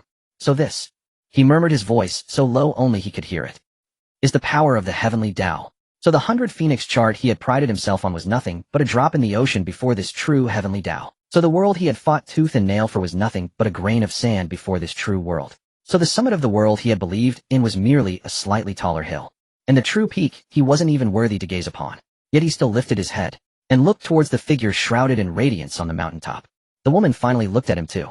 Across the cascading power of the heavenly Tao, across the shattered remnants of the 100 Phoenix chart, across the endless void and the fabric of rules, their gazes met. Her eyes still held no emotion whatsoever. But Chu Ye clearly saw it. Deep within that gaze something stirred ever so slightly. Just for an instant. Then the power of the heavenly Tao completely overwhelmed everything. Chu Ye's vision was plunged into boundless darkness. Darkness. Unfathomable darkness. Chu Ye felt himself falling. Not falling from a height, but falling from existence itself. His consciousness was dissolving like a sand sculpture meeting water, like morning mist facing the sun, like all things with form returning to the formless. So this is death, he thought. No pain, no fear, only a faint weariness, as if he could finally rest. How peaceful. His consciousness began to scatter, the final flicker of light about to be extinguished. Then, ding, a cold mechanical voice rang out from the depths of his soul. Host detected, facing absolute mortal peril. Backup energy activation protocol initiated. Current debt 100 million points. Activate. Host detected, facing absolute mortal peril. Backup energy activation protocol initiated. Current debt 100 million points. Activate. The system that had brought him to this world, given him the many children, many blessings system, and led him step by step to where he was today. Backup energy. Debt. 100 million points. Countless questions flashed through his mind, but lingered for less than 1,000th of an instant. Because there was simply no time to hesitate. Activate. His consciousness let out its final cry. Silence. A deathly silence. And then, boom, Chu Ye felt himself explode. No, his consciousness exploded, his soul exploded, everything about him, exploding into countless fragments, scattering into the endless void, into the power of the heavenly Tao, into the world that was erasing him. Then those fragments began to burn. It wasn't ordinary burning, but a combustion that transcended understanding, touching the very essence of existence. Each fragment expanded as it burned, was reborn in its expansion and in its rebirth. Awakened, Chu Ye opened his eyes. On the mountaintop, the woman's hand suddenly paused. She felt it. That existence which should have been erased by her, should have completely dissipated, should have been wiped from the annals of heaven and earth, was suddenly alive. Not only alive, but growing stronger at a terrifying rate she could not comprehend. Her brow furrowed slightly. It was the first true change in expression she had shown since her arrival. The power of the heavenly Tao continued to pour down. But this time, before the figure slowly rising to his feet, the descending force began to warp, dissipate, and dissolve. Chu Ye straightened his body. He looked down at his hand. It was still bleeding, cracks, still visible golden bones, but within his palm an indescribable power was surging. That power did not belong to the immortal realm. It did not belong to any celestial immortal. It did not belong to any realm he knew. It was. He raised his head, gazing at the woman on the mountain peak. A slow, subtle curve lifted the corner of his mouth. Seductive, domineering, and above all, the calm of absolute control. The woman met that smile, and her pupils contracted slightly. This was wrong. This was not right. She had lived for endless eons, holding dominion over the heavenly Tao for countless millennia. She had witnessed innumerable brilliant rebels against heaven, seen countless ants erupt from desperate situations, but never had a single person from the brink of utter ruin suddenly unleash such terrifying power. Even she felt a tremor of dread from that aura. You? She finally spoke, her voice no longer the indifferent tone from before, but laced with a tremor she herself hadn't noticed. Impossible. Chu Ye did not answer. He merely raised his hand and gently clenched his fist. Boom. The entire world began to tremble. It was not the tremor of heavenly Tao power being unleashed, but the shudder of the world's very origin being forcible. The sun and moon behind the woman, the mountains and rivers beneath her feet, the laws surrounding her. Everything, absolutely everything, was being violently torn, plundered, and refined by a force so brutally unreasonable, it defied comprehension. You. The woman's expression finally changed. She raised both hands, attempting to summon the power of the heavenly Tao to resist. But that power was too immense. Her heavenly Tao force in its presence was like a stream meeting a tsunami. Instantly overwhelmed, swallowed, and assimilated. This is... Her voice finally trembled. This is impossible. Chu Ye still did not answer. He simply stood there, hand raised, methodically refining the world's power into his 100 Phoenix chart bit by bit. The shattered 100 Phoenix chart began to reform. Not only did it reform, it expanded wildly. The original 100,000-mile landscape now stretched for millions, tens of millions, hundreds of millions of miles. The once barren world began to surge with new life, new laws, and new order. It was a brand new world fused with the origin of the heavenly Tao. And the master of this world stood in the void, smirking as he watched her. The woman's veil trembled. She had lived for endless epochs, witnessed countless inconceivable events, but never, not once, had a moment felt like this. She couldn't understand it. She couldn't comprehend it at all. She had clearly driven him into a corner, had utterly suppressed him, had everything firmly within her grasp. Yet in the next second, everything flipped. He became the sovereign. She became the fish on the chopping block. It defied the heavenly Tao. It defied every rule she knew. Why? She finally voiced the question, her voice hoarse, as if asking why for the first time in countless eons. Chu Ye finally looked at her. Their eyes met. In his gaze was no longer the despair and struggle of before, but a lofty condescending look of one gazing upon an ant. A look she knew all too well. It was the very look she had given him. Why? He repeated her question, the smile deepening at the corners of his mouth. Because. He paused. You shouldn't have provoked me. As the words fell, he raised his hand and made a grasping motion in the air. The woman shuddered, an irresistible force imprisoning her in place. She struggled, summoned the heavenly Dao's power, exhausted every means at her disposal. It was useless. Before that force, she was like he had been before her. Insignificant as a speck of dust. All she could do was watch. She watched as this world was refined away bit by bit, watched her own origin essence being drawn out, watched the heaven and earth she had governed for endless ages being kneaded, reshaped, and devoured in his hands like dough. Her face turned pale as paper. Her gaze shifted from disbelief to panic to confusion and finally settled into silence. A profound silence. She no longer struggled or resisted. She simply floated there, gazing through the shimmering light, trembling and fragile at the man who was refining her world away. She couldn't understand. She didn't comprehend. She couldn't fathom it. It was clearly impossible. Clearly. Chu Ye felt her gaze upon him and turned his head. Their eyes met once more. This time he saw behind her radiant light. Her eyes were no longer as cold as the heavenly Dao, but filled with bewilderment, confusion, and a deeply hidden trace that she herself refused to acknowledge. Fear. He smiled. Now, he said, it's your turn. The heavenly path was collapsing. Not a gradual disintegration, but a fundamental collapse from the very root. Like a colossal tree ripped from the earth, trunk, toppling branches, scattering everything that once existed, losing its anchor in an instant. Chu Ye stood in the void, the radiance of the 100 phoenix charred around him, now dazzlingly bright. That light was no longer the dying glow of a broken world, but the breathing of a brand new world growing at a furious pace. He held up his hand. His 5 fingers loosely clenched as if gripping the very lifeline of heaven and earth.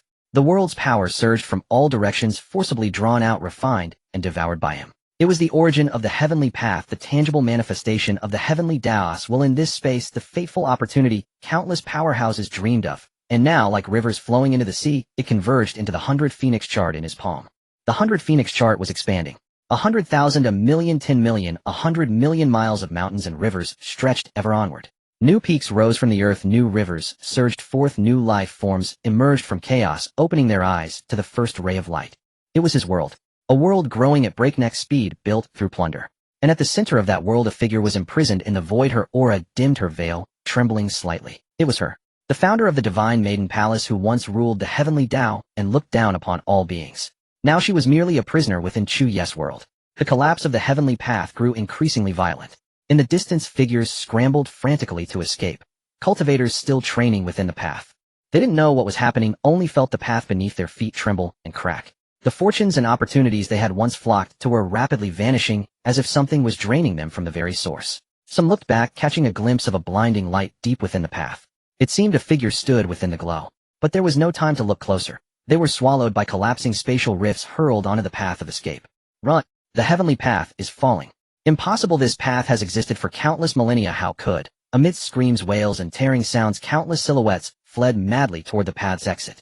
But Chu Ye didn't spare them a single glance. His gaze was fixed solely on the imprisoned figure within the 100 phoenix chart. She finally moved. Behind her veil, those eyes that were once as cold as the heavenly Dao now peered through the barriers of the 100 phoenix chart, gazing at the collapsing heavenly path outside. Gazing at the dissipating origin essences. Gazing at the fading fortunes. Gazing at that heaven and earth she had governed for endless ages being devoured, refined, and reduced to nothingness bit by bit. Her gaze was vast and hollow. Like a deity looking down upon the rise and fall of mortal realms, only to realize she had become part of that rise and fall herself. Stop, she spoke. Her voice was no longer aloof but carried a hint of hoarseness, a trace of difficulty, and a deeply hidden emotion she herself was unwilling to acknowledge. A plea. Chu Ye's movements paused slightly. He turned his head, his gaze piercing through the barrier of the 100 phoenix diagram, landing upon the imprisoned figure. What did you say? His voice was soft, so soft it seemed he hadn't heard clearly. But she knew he had. She was silent for a moment, then spoke again. Stop. This time her voice was clearer, yet more strained. If the heavenly path completely collapses, it will affect the origin world. She said, each word seeming forced through clenched teeth. You will destroy the entire realm. Chu Ye looked at her. He looked at the visage faintly visible beneath the flickering, fading light. The veil covered most of it, but could not conceal the breathtaking contours. It was a face capable of outshining the sun and moon, yet now it was as pale as paper. He suddenly smiled. Seductively. Playfully. And with a hint of something indefinable. Destroy the entire realm. He repeated her words, his tone as if savoring an amusing joke. Then he raised his other hand, pointing towards the collapsing heavenly path outside the 100 Phoenix diagram. You mean those ants scurrying away? Those beings still clinging to life in the outer world. Those mortals you once looked down upon and could erase at any moment. His voice gradually turned cold. What do I care? The woman fell silent.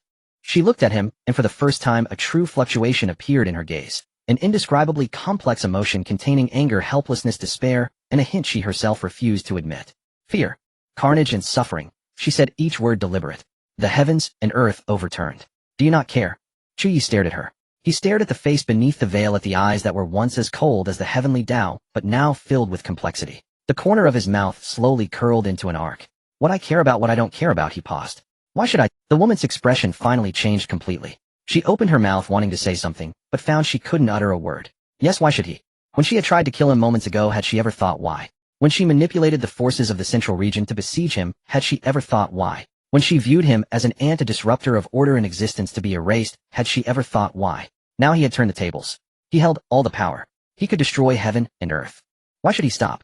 The woman lowered her gaze. The light enveloping her completely dimmed, revealing the truly peerless visage beneath the veil. It was a face of unreal beauty, a breathtaking face, now etched with silence. Boundless silence. Chu Ye looked at her.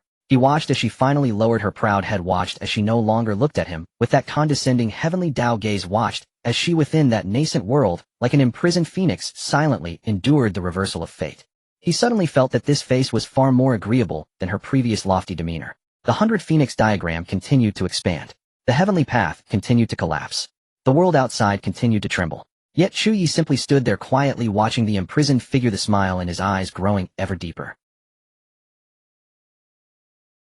System notification: target detected, name unknown, incarnation of heavenly Dao, physique heavenly Dao, body origin, level cultivation, peak of heavenly immortal realm, limited by the rules of this world, actual rank exceeds display, range compatibility 100100, perfect score evaluation, the soul incarnation nurtured by the origin of the heavenly Dao over countless eons, governing the rules of this world. Her visage bearing power, bloodline, and divinity all represent the pinnacle of their dimensions. Special notice: this is the first time the system has detected a perfect score target. Recommendation for host: spare no effort or cost. Chu Ye's gaze fell upon the lines of text materializing in his mind. 100 points. A perfect score. He had seen countless peerless beauties, had subdued the 2 generations of palace masters of the Guanghan Immortal Palace, possessed the great Qin Empress Qin Nishang the western regions, which Queen Jiuyou the northern regions, Su Qingyue and Madame Huayu of the Wanling Tian sect. Each was an unmatched existence among thousands. But never had there been one with a perfect score. Never had there been one who made the system use a term like legendary. The corner of his mouth slowly curled into an arc. Within that arc was surprised delight and a burning, almost fervent desire for conquest. He raised his head, his gaze piercing through the barrier of the 100 Phoenix diagram, landing on the imprisoned figure. She still floated there silently, her radiance dim, her veil slightly lowered. But looking again, details previously overlooked beneath that fading light began to emerge one by one. The brows and eyes above the veil were the creator's most meticulous work, the curve of every eyelash perfectly placed, as if calculated by the very rules of the heavenly Dao to achieve perfection. The contours beneath the veil hinted at a peerlessly beautiful curve. More would be gaudy, less would be plain. It was precisely this perfect balance that made one yearn to lift the veil and see for oneself. Her figure, shrouded in light, was gracefully unreal. It was not beauty in the mortal sense, but a perfection that transcended aesthetics, touching the very essence of existence. It was as if her very presence defined the meaning of beauty. And then there were those eyes. Eyes once as cold as the heavenly Dao, now filled with complexity. Within those eyes dwelled the divinity of endless ages, the majesty of one who governed heaven and earth, the unwillingness and confusion of having her situation reversed by him, but more than anything, a bone-deep lofty pride. That pride told her, you are the daughter of the heavenly Dao, the incarnation of its rules. How can you bow your head to a mortal? But reality told her, you are imprisoned, your world is collapsing, and your life and death hang on his whim. He smiled. A deep, slow, playful smile. Then he spoke. I know what you're thinking. His voice crossed the 100 Phoenix diagram, reaching the woman's ears. Hidden within her grace, he smiled. A deep, slow, playful smile. Then he spoke. I know what you're thinking. His voice crossed the 100 Phoenix diagram, reaching the woman's ears. The woman raised her eyes to look at him. You're thinking, I am the daughter of the heavenly Dao, the incarnation of its rules. How can I bow to you? You're thinking, Chu Ye said, each word deliberate. Even if I die, I must die with dignity. The woman was silent, but her eyes betrayed her. Chu Ye's smile deepened. But have you ever considered, he paused, raising his hand to point at the collapsing heavenly path outside the 100 Phoenix diagram, at the scattering origins, at the heaven and earth being devoured. If you die, what happens to this world? The woman's pupils contracted slightly. The heavenly path is just the beginning. Chu Ye's voice was soft, yet it struck her heart like a heavy hammer. If I continue to refine, the next will be the origin world. Those mountains and rivers you have governed for eons, those living beings you have watched over for countless millennia, those who once knelt before you, revered you, and begged for your protection. They will all die. Not one will remain. The woman fell silent. A profound, enduring silence. So long that the 100 Phoenix chart expanded another ring, so long that the collapse of the heavenly path grew ever closer, so long that the fleeing cultivators had vanished beyond the horizon. Then she spoke. Her voice was hoarse, yet still carried that heavenly, indifferent coldness. What do you want? He looked into her eyes, which were finally no longer looking down from on high, and saw a crack finally split across the forced calm on her peerless visage.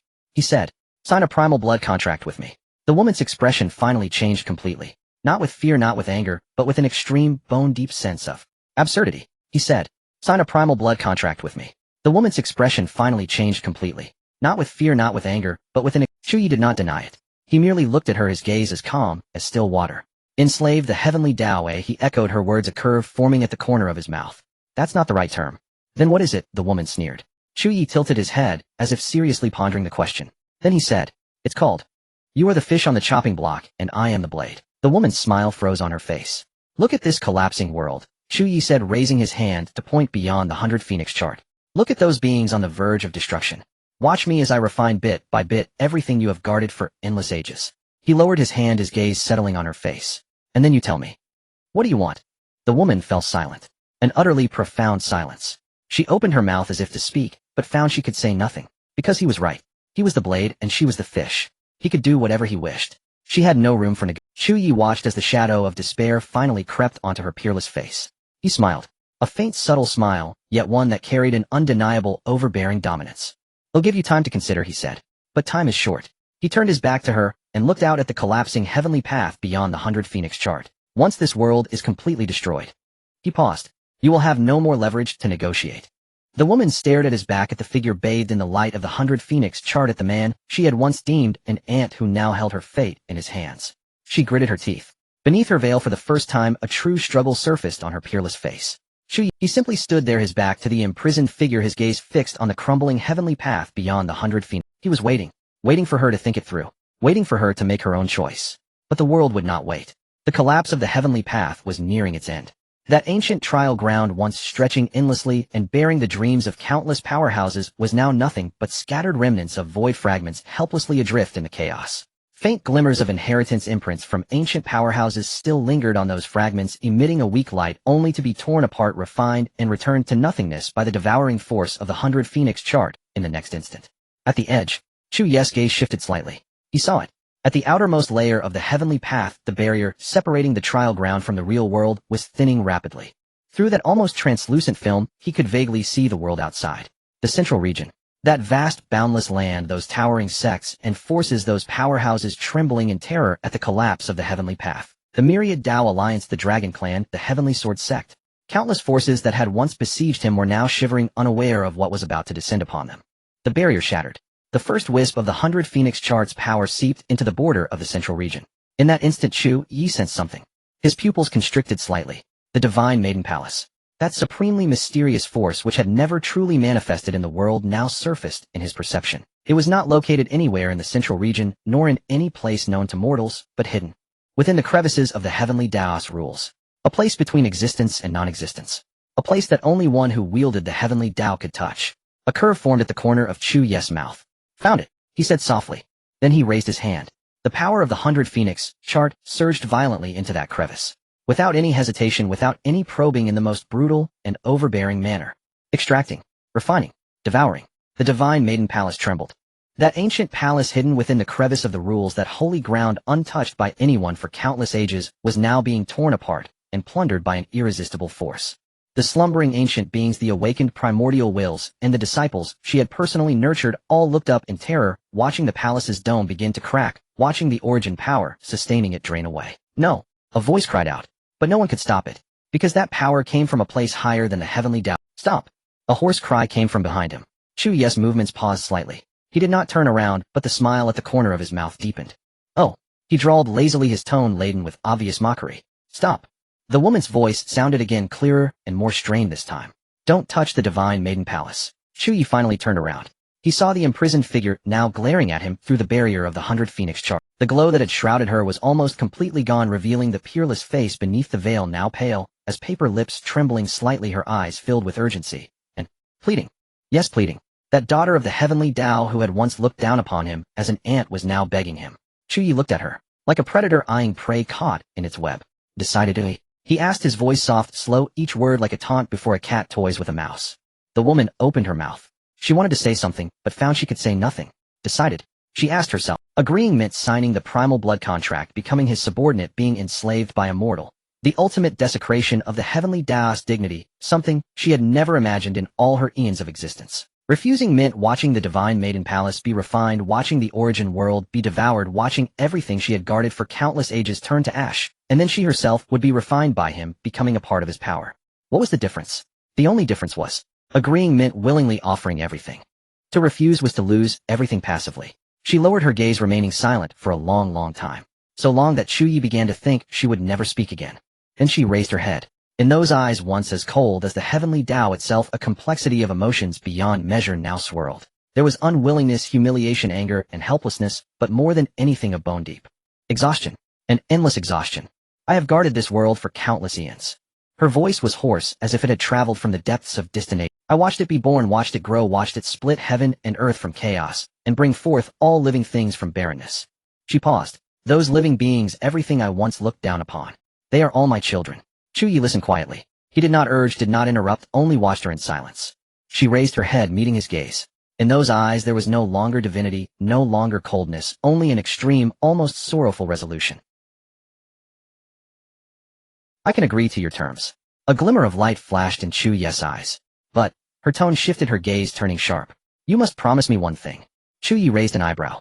Speak. The woman took a deep breath and slowly said, you can refine the world, but do not destroy its living beings. They are innocent. Chu Ye looked at her, looked at those eyes that had finally shed all pretense at the earnestness and compassion written upon that peerless face. He suddenly smiled. A faint, subtle smile, yet laced with a strange emotion. Innocent. He repeated, when you manipulated the central domain forces to besiege me, did you ever consider my Dao companions innocent? Did you ever consider my people innocent? Did you ever consider, he paused, his gaze deepening, me innocent? The woman was silent. She could not refute it. Seeing her silence, Chu Ye's smile deepened. However, he shifted his tone. I agree. The woman's head snapped up, a glimmer of disbelief flashing in her eye. Chu Ye met her gaze, speaking each word deliberately. I can refrain from destroying the living beings. I can even spare this world you guard, and not refine it completely. But, he raised his hand, pointing at her. You must willingly offer your origin blood contract.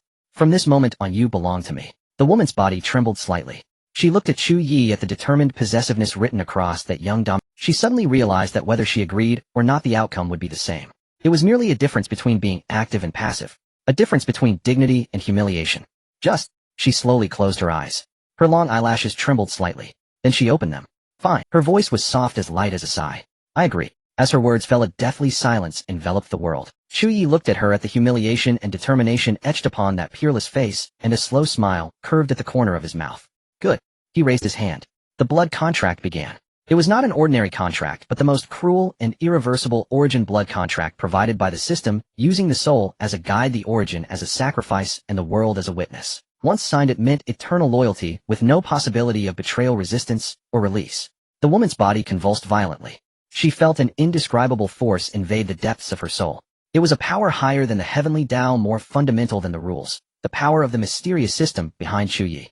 That force was forcibly extracting her origin, everything she had accumulated over endless eons, the very foundation of her existence as the daughter of Heaven's Dao. It hurt. Not a physical pain, but the agony of her soul being torn asunder, her origin being ripped away. It was a pain beyond any description in language, instantly draining all color from her peerless face. Fine beads of sweat formed on her forehead, and she bit her lower lip so hard it nearly drew blood. But she did not cry out. She gritted her teeth, enduring the torment of her soul being torn, allowing her origin to be drawn out bit by bit and meld into Chu Ye's body. It was her everything. Her accumulation over endless eons. Her very essence as the daughter of Heaven's Dao and the incarnation of this world. And now it was being taken from her piece by a man she had once regarded as an ant. Her vision began to darken, her consciousness to blur, her body to tremble.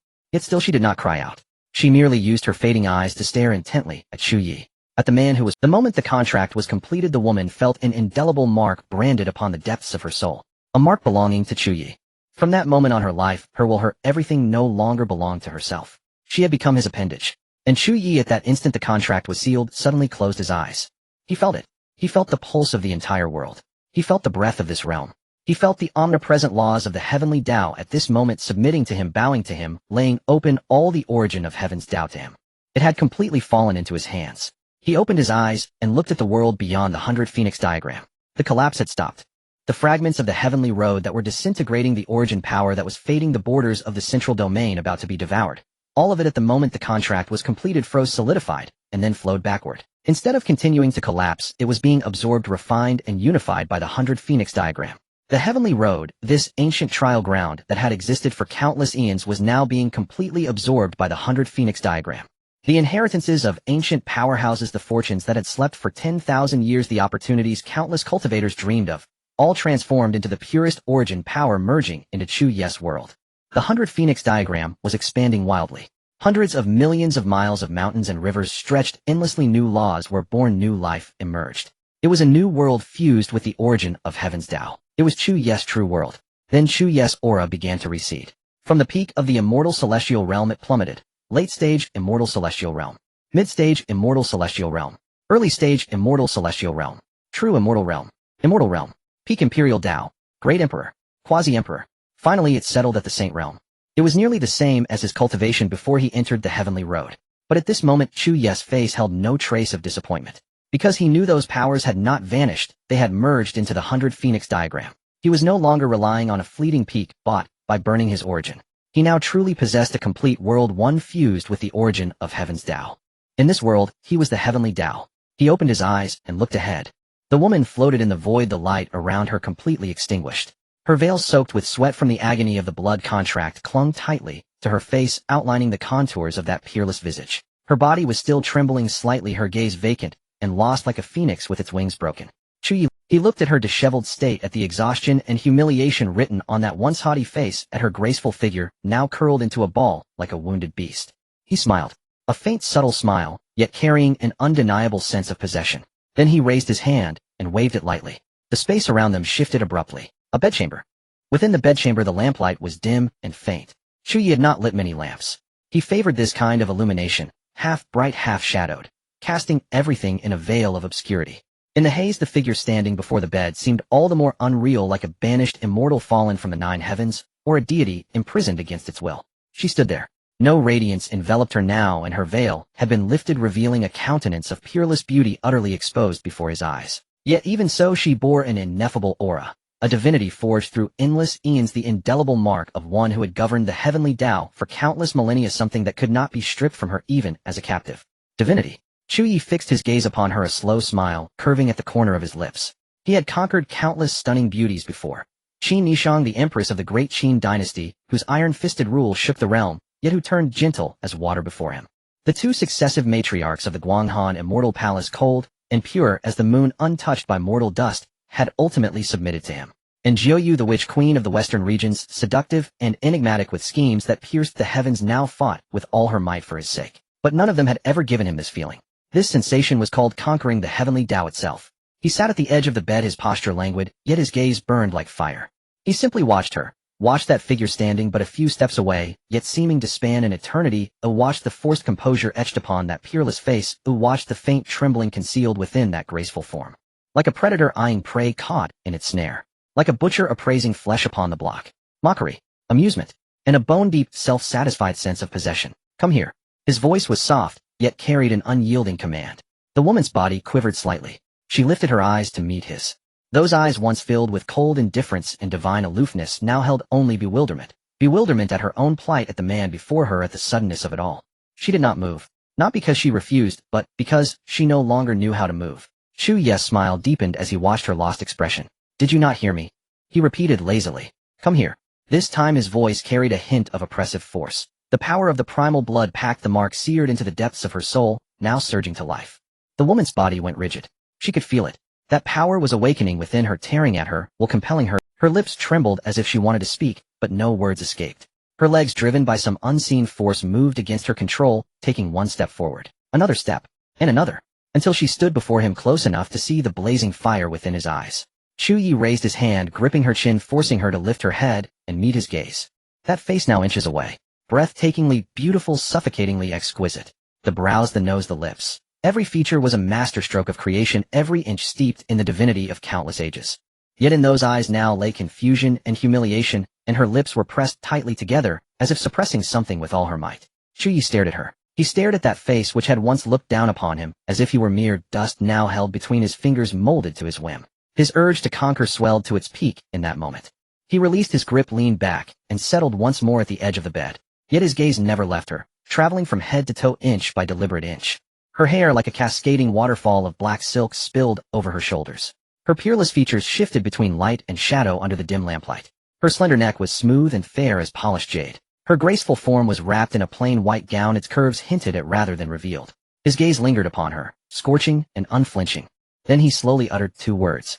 Disrobe. The woman's body convulsed violently. She lifted her head. In her eyes there was no longer confusion, but instead, utter disbelief. Shame. Humiliation. And beneath it all a sliver of profound terror. She parted her lips, wanting to speak, to refuse, to resist, to use the pride amassed over countless eons to tell him, "You will never have your way." But the words died in her throat. Because that force surged again. The power of the primal blood pact raged within her, tearing at her, while crushing her resistance bit by bit. Her hands began to tremble. Then against her will they rose. "No," she screamed in her mind. "Please, no." But her hands still found the edge of her garment. The first layer fell. It was the outer robe, white as snow, embroidered with faint cloud patterns. It hit the floor with a soft rustle, yet to her ears it sounded like a clap of thunder. She closed her eyes, her eyelashes trembling violently. The second layer. The inner garment, equally white, thin as a cicada's wing. As it slipped away, it revealed her slender shoulders, skin fairer than snow, delicate as silk. Her breathing grew ragged, her chest heaving. The third layer. The final undergarment. Her hand hovered over it, shaking uncontrollably, unable to go on. She opened her eyes and looked at Chu Ye. Those eyes were filled with a silent plea, a desperate, hopeless entreaty. Chu Ye watched her. He watched her like this. Watched the humiliation and pleading written across that peerless face, watched that exquisite form trembling behind its last veil of cover. His gaze grew ever more fervent. Not because of the hints of her figure, but because of that divinity. Even at this point, even with only that final scrap of covering left, she still radiated that unassailable divinity. It was the pride of the heavenly Dao's daughter, the mark of her eternal dominion over heaven and earth, the one thing she clung to even as a captive. And now that divinity was trembling, being eroded layer by layer, crumbling piece by piece. Chu Ye spoke, his voice low and hoarse. "Continue." The final layer fell away. In that instant the entire bedchamber seemed to brighten. Not from any actual light, but because her form was so perfect that even the lamplight seemed to pause in reverence. Her skin, white as snow, glowed with a soft halo under the dim light. Every curve was exquisitely proportioned, not a line too full, not a line too lean. Her long legs were straight and evenly shaped, her waist so slender it could be circled by 2 hands. Above, a breathtaking swell, below, a graceful rounded curve.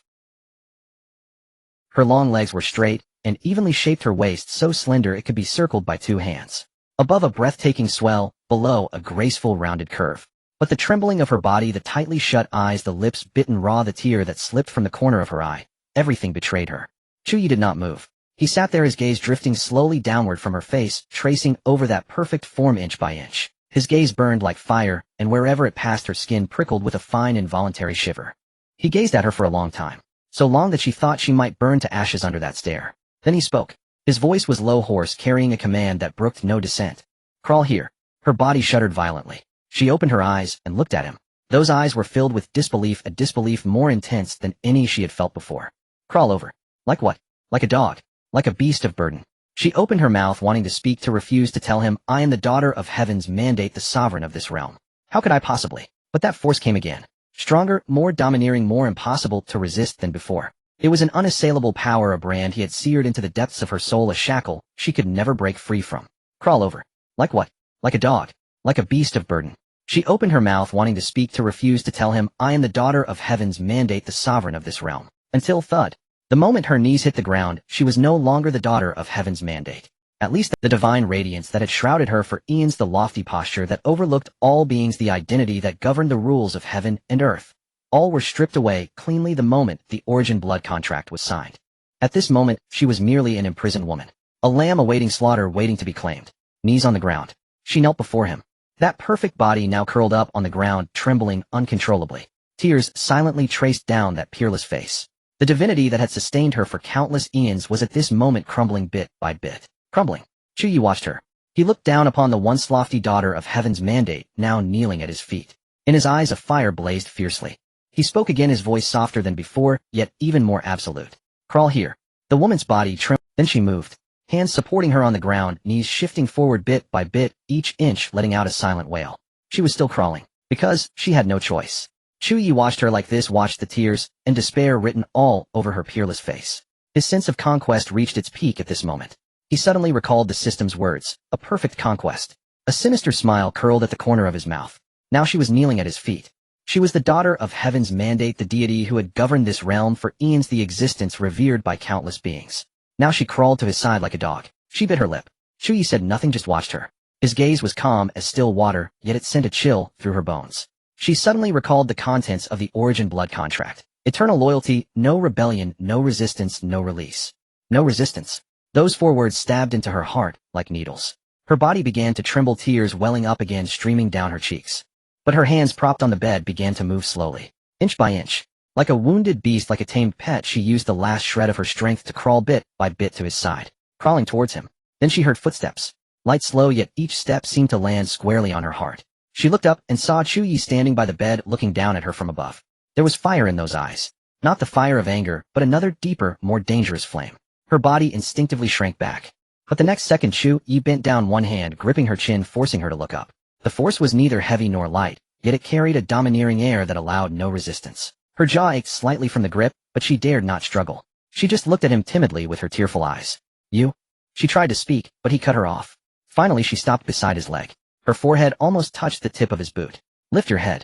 His voice. She slowly raised her head, looking at him through a haze of tears. That peerless face was now etched with humiliation and fear. Tears blurred her delicate features, her lips were bitten pale, and she looked like a pear blossom drenched by a violent storm. Chu Ye watched her. Watched this face that had finally fully submitted before him. He reached out, gripped her chin again, and lifted her face higher. Good, he said. Then with a slight force in his hand, he lifted her entire body up from the ground. The next second, she felt the world spin. There was no tenderness, no foreplay, not even a moment for her to prepare. There was only dominance. Absolute, unquestionable dominance. Her nails dug deep into her palms, tears bursting from her eyes. She opened her mouth to scream, but no sound came out. She could only bite down hard on her lower lip. She squeezed her eyes shut, not daring to look anymore. But Chu Ye gave her no chance to escape. He shattered the divine shell that had wrapped her for eons, piece by piece. That layer of divinity was peeling away bit by bit. The lofty daughter of Heaven's Mandate was disappearing bit by bit. In her place stood a woman possessed by him, drowning in desire. Chu Ye heard her cries, and a sinister smile curled at the corner of his mouth. He had yanked her ruthlessly from the clouds into the mud, forcing her to fully recognize the identity she dared not believe. That layer of divinity was peeling away bit by bit. The lofty daughter of Heaven's Mandate was disappearing bit by bit. In her place stood a woman possessed by him, drowning in desire. Chu Ye lowered his head, looking at the delicate body in his arms. A month. A whole month. He rose from her, his gaze falling on her face. That once lofty, world-despising countenance was now filled with blankness and dullness. The divinity of the daughter of Heaven's Mandate was already shattered, leaving only a sense of powerlessness after being utterly ravaged. Like cracks on fine porcelain, it gave rise to a kind of broken beauty. Her body assumed a familiar position, a muscle memory conditioned over the past month. She was ready to endure, ready even to be roughly handled again. Chu Ye watched. There was no pity in his heart, only an ultimate sense of conquest. He reached out, gripped her chin, lifted her face, and forced her to look at him. In those eyes, once as cold as Heaven's Mandate, once as proud as a deity, there was now only a void. But deep within that void a faint spark still flickered. The last shred of dignity, the last trace of stubbornness of the daughter of Heaven's Mandate. Good girl. Chu Ye said softly, his thumb stroking her soft lips. She gave no response, just looked at him hollow. Chu Ye smiled, then turned over and pressed her beneath him again. Outside, a rift in the sky stretched across the heavens like a wound torn in the firmament, seeping a faint blood-red glow. That bloody scar ran from east to west, spanning 10,000 miles, a shocking sight. Then came the rain. A torrential downpour arriving without warning. The rain fell on the skin, carrying an indescribable chill, as if the sky itself were weeping, as if this realm were enduring some unspeakable humiliation. Raindrops struck the ground, and the splashes seemed to carry a faint, elusive trace of blood. But upon closer inspection there was nothing. Ordinary people merely felt a sense of oppression. This rain is unsettling, a farmer muttered, looking up at the sky and wiping the rain from his face. Indeed, it's stifling, another person chimed in. It's normal for rainy days. They did not know this was anything but normal. But those with profound cultivation did. Above the ruins of the myriad Dao Alliance in the central domain, several surviving elders floated in the rain, letting the downpour soak their robes. Their faces were grim to the extreme, their eyes filled with terror. The heavens have changed, one elder murmured, his voice trembling.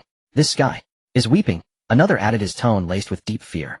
They did not know what was happening, but they could sense that this world was enduring a colossal impact, a disturbance at the very foundation of its essence. That disturbance emanated from the deepest core, reaching into the spiritual souls of every powerful cultivator, causing their hearts to palpitate, their minds to stifle, and their breath to catch.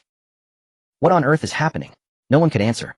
The might of heaven is inscrutable. In a dim chamber, a room not large, yet seemingly containing the entire universe. Countless stars rotated slowly in the void, flickering in and out of existence, tracing mysterious trajectories. Those paths were sometimes clear, sometimes blurred, as if deducing something, or perhaps narrating a tale. At the center of the room sat a figure, the heavenly fate elder. He wore simple hemp robes, his hair and beard were pure white, and his wrinkles were as deep as carved lines. He had been sitting there for so long that a thick layer of dust had settled upon him, so long that he seemed to have turned into a sculpture.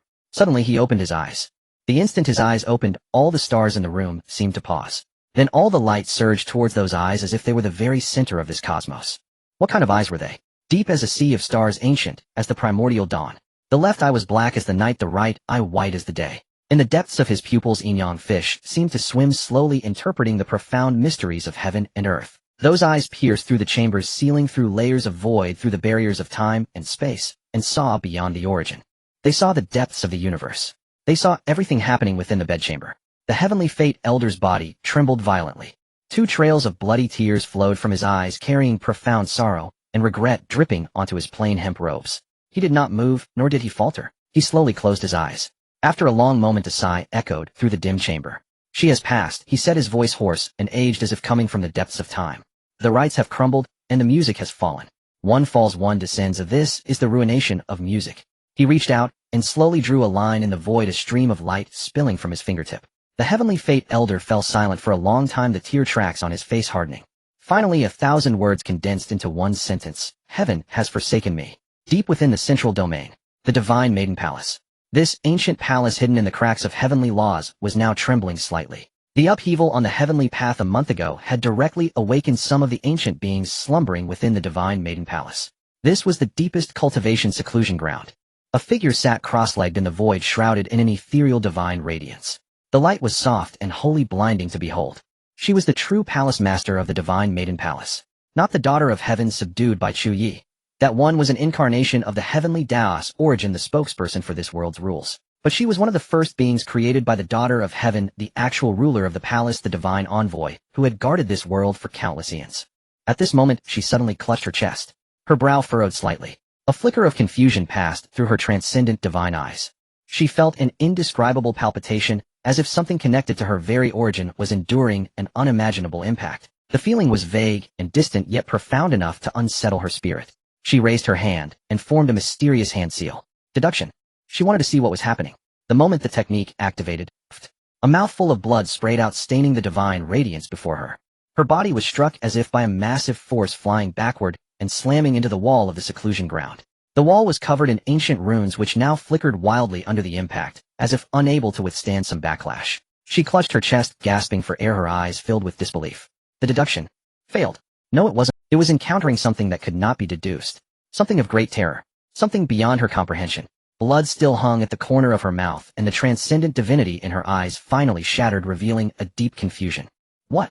She murmured, her voice hoarse. Is going on? No one could answer her. Only the tottering divine maiden palace outside the seclusion ground trembled silently in the rain. The rain continued to fall. 1 day, 2 days, 3 days. 10 days, 20 days, a month. The rain was sometimes light, sometimes heavy like weeping, sometimes torrential, as if the sky were splitting apart. The bloody scar in the sky never faded, instead it grew deeper in color over time, like a coagulated wound that would never heal. Ordinary people went from initial oppression to gradual habituation and finally to numbness. They still worked at sunrise and rested at sunset, only occasionally glancing up to mutter, "Why won't this rain stop?" But those with profound cultivation grew more and more terrified, for they could feel the emotions in the rain growing increasingly complex. From the initial sorrow and humiliation to later struggle and resistance, and now resignation. Complete resignation, as if this world had finally accepted something. Deep within the ancient Phoenix Pavilion, the bedchamber, on the bed, a month had passed. Chu Ye looked down at her. Her delicate body was covered in marks, black and blue, a shocking sight. Every mark was an imprint he had left, proof of this month of madness. And on that face once as proud as a god or Buddha, there was now only a blank, dazed expression. The daughter of heaven's eyes were open, staring at the empty air above the bed, her pupils unfocused and vacant. Those eyes once held the turning of stars, the alternation of sun and moon, the flow of heavenly laws. Now there was nothing. Only a void. A void left after complete destruction. A satisfied smile curled at the corner of Chu Ye's mouth. He reached out and pulled her into his arms. She leaned against his chest obediently like a tamed cat, docile and quiet. Only occasionally would a faint spark flicker in those hollow eyes, the last shred of dignity, the final rebelliousness of the daughter of heaven. But it would flicker once and then die out. Chu Ye caressed her long hair, his gaze drifting toward the sky beyond the bedchamber. Rain was falling there, a torrential downpour. He smiled. His smile ran deep, brimming with satisfaction and dominance. This rain was the heavens weeping, proof of his conquest over the Tao of heaven, the mark of his existence. He lowered his head and pressed a kiss to her forehead. Time slipped by unknowable in its passing. She lay limp upon the bed, bereft of even the strength to stir a finger. Her dark tresses lay in disarray, clinging to her cheeks, her neck, her chest. Her skin glowed with a flushed warmth and her eyes were veiled in a hazy mist. Chu Ye leaned down, gripping her chin to force her gaze upon him. She lifted her eyes to meet his deep-shadowed stare. Within them she saw only the unyielding arrogance of total control, the delight of fulfillment, and a hunger, darker, rawer, more consuming than before. In the end he uttered nothing. He simply closed his eyes. Deep within the chamber the eternal lamp of beast bone burned steadily, casting its warm glow across the vast bed. Chu Ye reclined against the bed's edge, holding in his arms the figure who had once stood so far above all others, yet now curled within his embrace. Her breathing was soft and shallow, her long lashes resting upon her eyelids, trembling faintly now and then. As if even in dreams, she found no peace. That peerless face, now stripped of all divinity and aloofness, bore only the languor of exhaustion and a trace of clinging tenderness she herself had yet to recognize. Chu Ye gazed down at her, his eyes tracing from her brows to the tip of her nose, then to those slightly swollen lips. Another month had passed, and he had never once paused. Not that he lacked the will to stop. He simply could not. The divinity within her was the deadliest of poisons, making every touch feel like the first, every conquest a brand new beginning. He wanted to shatter her. To hear her cry out beneath him. That sound wrenched from the depths of her divine nature, laced with humiliation and surrender alike. That sound stirred him more than any celestial melody, intoxicated him more than any reward. And now at last she lay utterly soft within his arms. Like a tamed phoenix, she had folded away every feather and every shred of pride, leaving only the most tender core for him to mold as he pleased. Chu Ye's fingers traced gently across her cheek. She frowned slightly, but did not wake. Instead she burrowed deeper into his embrace. He smiled. His smile was one of deep, replete satisfaction. Then ding. The familiar chime of the system resounded with, "Host has completed the conquest of the daughter of heaven's Tao. Target score 100 perfect. Difficulty SS rank. Evaluation unprecedented. Distributing rewards." A glimmer of light flickered in Chu Ye's eyes. The system's rewards had never once disappointed him. And this time, having conquered a perfect score, daughter of heaven's Tao, what could the prize be? The next instant a cascade of information flooded his consciousness. Cultivation, elevated sage realm, emperor realm, great emperor. A surging power erupted from the depths of his soul, flooding his entire being. This was no mere increase in strength. It was a leap across the very strata of existence. Chu Ye felt his perception expand without bound. The power of the world, which once required deliberate effort to command, now merged seamlessly with him. With every breath, he could stir the laws of heaven and earth. Great emperor. It was a realm countless cultivators would spend entire lifetimes chasing. And he had reached it, obtained World Seed 1. A fist-sized orb of light materialized within his sea of consciousness, transparent with faint swirls of chaos and spinning nebulae visible at its core. It was the embryo of a world, a seed capable of birthing an entirely new universe from nothing. Plant it anywhere and it would nurture an independent realm complete with its own laws, its own beings, its own heavenly Tao. Obtain vessel of heavenly Taos, origin 1. An ancient scroll surfaced in his mind, inscribed with countless arcane runes, each one flowing slowly, as if alive with living law. This artifact could contain the very origin of this world's heavenly Tao. Once refined, he would hold absolute dominion over the realm's fortune, resources, and laws, becoming its master in the truest sense. Obtained Kunlun Mirror 1. An ancient bronze mirror descended into his sea of consciousness, its surface smooth as still water, yet it reflected nothing at all. It was a legendary primordial artifact capable of piercing through past and future, shattering all illusions, and freezing the flow of time and space. With it, no scheme, no hidden danger could ever escape his sight. Obtained Pill of Life and Death 10. 10 pills hovered in his consciousness, each radiating 2 opposing auras, one of life, one of death. The living could consume them to defy fate itself, the dead could take them to rise again. Even one whose soul had scattered and body turned to ash could with a single lingering wisp of thought be restored, soul and flesh reborn whole. Obtained rare herbs grand package 1. A phantom vault materialized in his mind, brimming with countless celestial treasures. 10th of Sandy-year-old Ganoderma, 9-leaf blue lotuses, dragon blood, orchids, phoenix, nirvana grass. Each one, if brought to the outside world, would ignite a storm of bloodshed. And now they were merely a package. The system's notifications continued, but Chu Ye no longer paid them any heed. He lowered his gaze to the woman in his arms, the smile on his lips deepening. 1 month, he murmured softly, his fingers brushing her cheek. You've given me more than I ever imagined. As if sensing something, her lashes trembled, and she slowly opened her eyes. Her gaze still held the haze of waking. Meeting Chu Ye's eyes, she faltered for a moment, then tried to look away, only to realize she was cradled in his arms with nowhere to escape. Chu Ye watched her, his smile growing ever more replete. Awake? He asked, his voice low and gentle, yet laced with an indefinable possessiveness. She bit her lower lip and said nothing.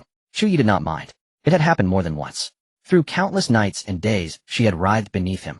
From initial stiffness and resistance to helpless endurance, and finally, to utter surrender. He recalled the night before, when she had finally shattered at her peak, her hands weakly clutching his shoulders, her nails raking red lines across his back, her cries indistinguishable from weeping or ecstasy.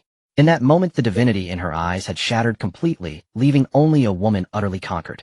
And now, like a tamed phoenix, she curled in his arms, yielding to his every whim. In that moment, the divinity in her eyes had shattered completely, leaving only a woman utterly conquered.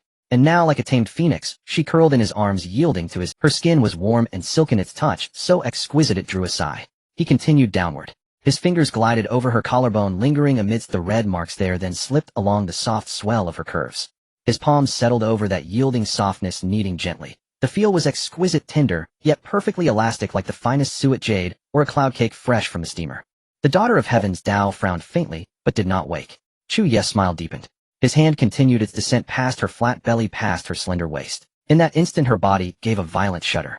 Her hand lifted slightly, as if to push him away, but she lacked even the strength to raise it.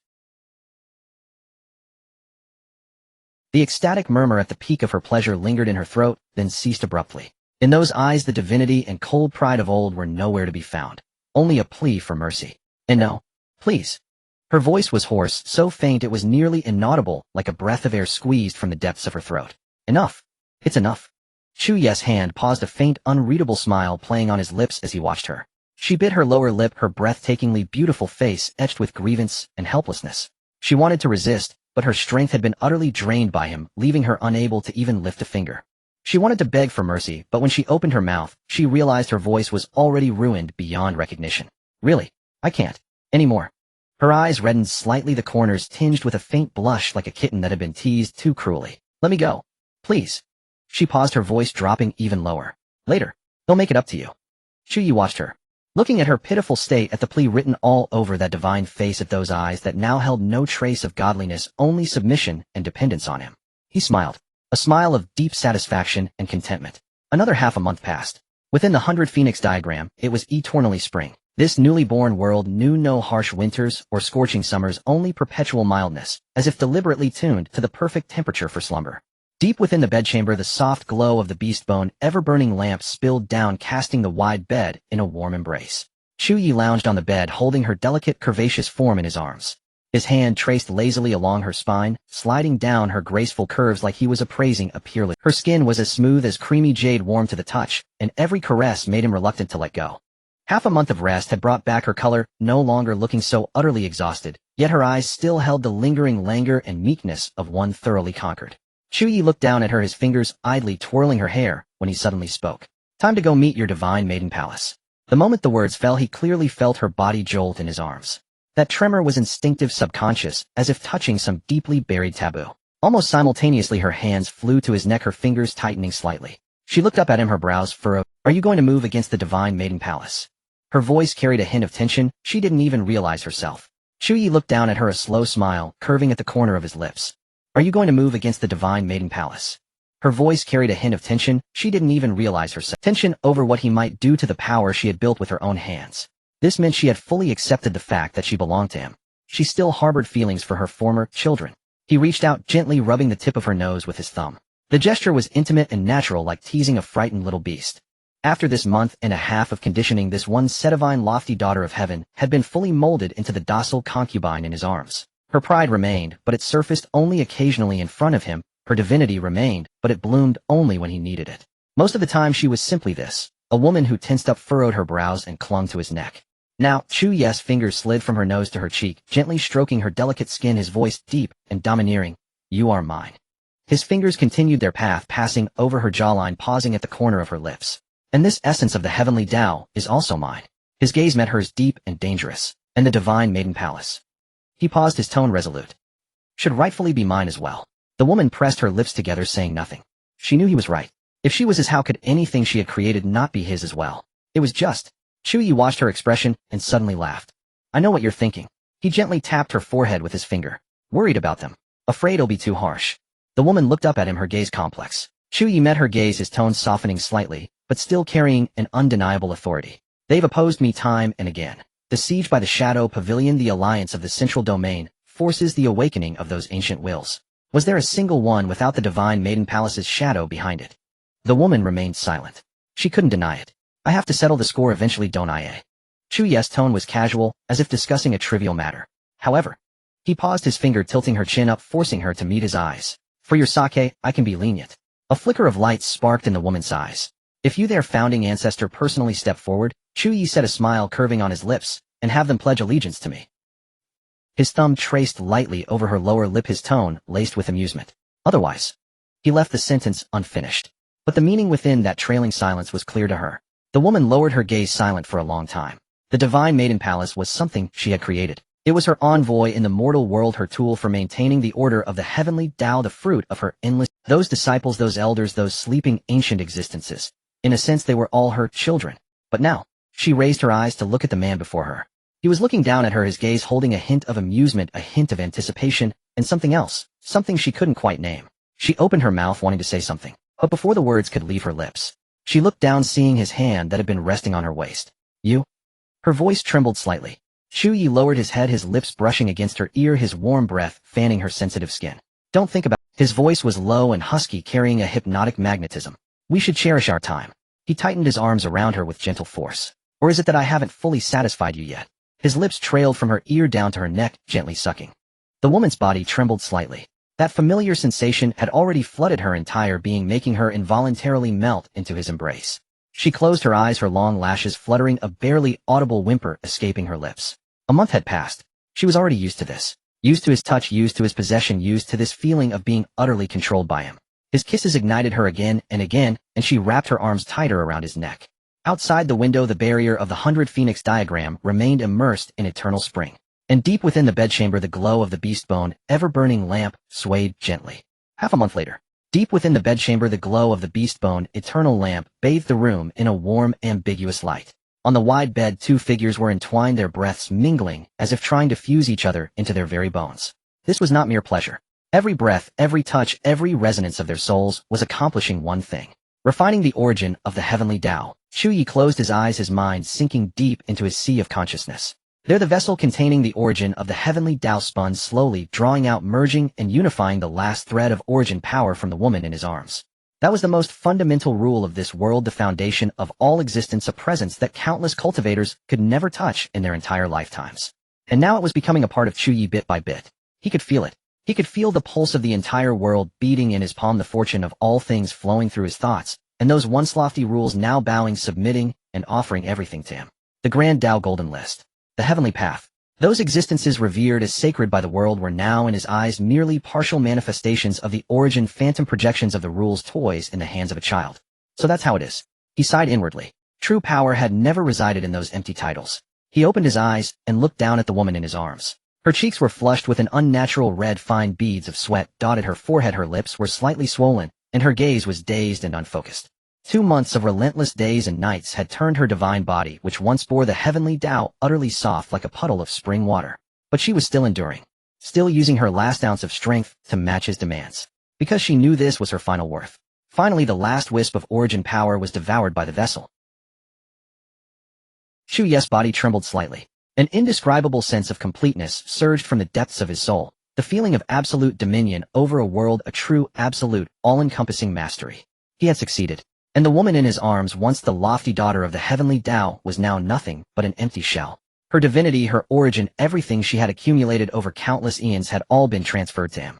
She still retained her celestial, immortal cultivation, her peerless beauty, and the foundation of her heavenly Tao body. but these were all mere facades. Should Chu Ye wish it, a single thought could cast her down into the dust, turning her into an ordinary woman with no power to resist.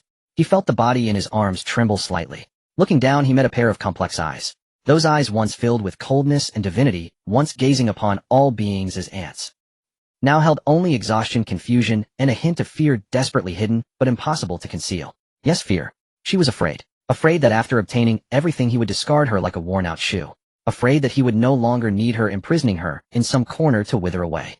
Afraid of falling from her lofty position as the daughter of the heavenly Dao to becoming a dispensable plaything. She opened her mouth, her voice hoarse and barely audible. You have obtained everything. Chu Ye looked at her, saying nothing. She lowered her gaze, her lashes trembling. I am of no use to you anymore. As her words faded, she felt the arm around her tighten. Then her chin was gently lifted by a hand. She met his deep eyes and saw no coldness, no disgust, only an emotion she couldn't decipher, complex to the extreme. No use. Chu Ye repeated her words, a curve forming at the corner of his mouth. Within that curve was amusement, indulgence, and a possessiveness that made her heart skip a beat. Who said that? His fingers slid from her chin to her cheek, gently caressing her flushed skin. There are still many useful things about you. Her face grew even redder. Chu Ye's smile deepened at her reaction. Slap. A crisp sound echoed clearly in the bedchamber. Her body jolted violently, a flash of shame crossing her eyes, but she dared not resist. She merely bit her lower lip and lowered her gaze. Listen. Chu Ye's voice rang out low and domineering. Outside you remain the lofty daughter of the heavenly Dao, the embodiment of the rules, the existence revered by all beings. His fingers lifted her chin, forcing her to look at him. But before me. He paused. You just need to be a qualified. Her pupils contracted slightly. She understood. He wouldn't abandon her, wouldn't strip her of everything. On the contrary, he would let her keep her lofty identity and continue to enjoy the reverence of all beings. But the premise for all this was, before him, she must lay down all her pride, all her dignity, all her former divinity, and just be a woman, his woman. She was silent for a long time, so long that Chu Ye thought she wouldn't answer. Then she suddenly moved. Her graceful body trembled slightly in the ambiguous light, yet it carried a desperate Allen posture. In her eyes there was shame, struggle, but more than that, a calm acceptance of her fate. Then she leaned down. This was her first time being proactive. In those days and nights past, she had always been the passive one, taken by him, broken by him, sent to peaks, and plunged into abysses time and again. Her body had long grown familiar with his every touch, but her heart always held a line of defense. The last pride of the daughter of the heavenly Dao, the dignity she refused to let go. But now that line of defense had crumbled. She pressed close to him, kissed him, and used the techniques he had once forced her to learn, pleasing him, catering to him, serving him bit by bit. Like the humblest favored concubine, craving her master's affection. Her movements were clumsy and unskilled, yet carried a desperate determination. Her lips trailed from his Adam's apple to his chest, then from his chest to his abdomen. Each kiss was as light as a feather, yet burned like a branding iron. Chu Ye didn't move. He just lay there, letting her act, a flicker of surprise in his eyes. He hadn't expected her to go this far. The once lofty daughter of the heavenly Dao was now like a tamed cat, writhing over him, begging for his affection in the most humble manner. His hand threaded through her hair, stroking gently. Good, he murmured. Just like that. Her body trembled slightly, but her movements grew even more fervent. The beast-bone eternal lamp in the bedchamber burned quietly, casting their entwined shadows on the wall like an ancient and enchanting scroll. Chu Ye reclined against the bed's edge, holding in his arms the figure who had once stood so far above all others, yet now curled within his embrace. Her face was buried in his chest, her breathing weak, and even like she had finally fallen into a deep sleep after utter exhaustion. Chu Ye looked down at her, his gaze uncharacteristically tender. His hand gently traced her back, feeling the warmth of her skin and her gradually steadying heartbeat. This woman was once his greatest enemy. Now she was his most precious treasure. He suddenly recalled the system's evaluation of her. Beauty, figure, strength, bloodline, divinity, all at the pinnacle of their dimensions. A legendary existence, theoretically unconquerable, uncontractable, unsubduable. But at this moment, she lay in his arms like a tamed cat. Chu Ye smiled. A smile of satisfaction, of contentment, of triumphant pride. A long time passed. So long that the 100 Phoenix painting world outside the window witnessed 2 cycles of sunrise and sunset. She finally awoke. Opening her eyes, she met his gentle gaze. A faint blush crept across her cheeks, and she instinctively tried to look away, but he only pulled her closer. Awake! His voice was low and tender, as if he were handling the most precious treasure. She bit her lower lip and let out a soft mm. Chu Ye lowered his head and pressed a kiss to her forehead. Get up, he said. It's time to go. Her body stiff. Go. Where? Chu Ye seemed to read her confusion, a smirk curving at the corner of his lips. The Divine Maiden Palace, he said. Your domain. It's ours now. Her pupils contracted slightly. The Divine Maiden Palace. The force she had personally founded and ruled for eons, the sacred ground hidden in the cracks of the rules, the foundation that had once been her final trump card. Now she was to go there with him. She didn't know how to feel. Chu Ye propped himself up and reached out to pull her from the couch.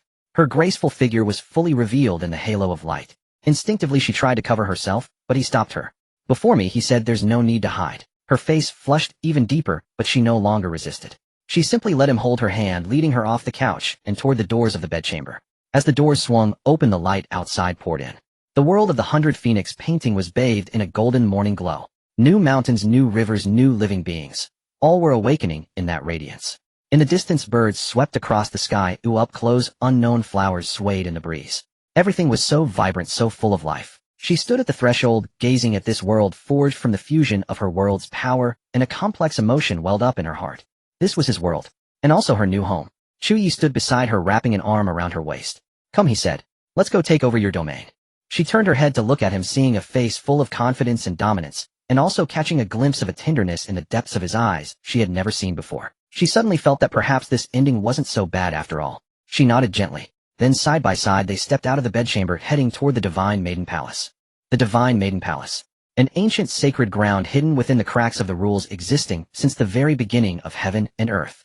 For countless eons it had been the most mysterious and transcendent force in this realm, never partaking in mortal conflicts, never heeding the rise and fall of sects, only silently watching over the vicissitudes of all living beings. And at this moment, in the deepest palace of the sacred ground, a figure seated cross-legged slowly opened their eyes.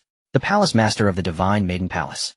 Since the daughter of heaven's Dao created the Divine Maiden Palace, she was the 9th palace master. To sit on this throne, one must possess supreme talent, temperament, beauty, and cultivation. And she was the most outstanding of all the generations. Number 1 on the great Dao rankings.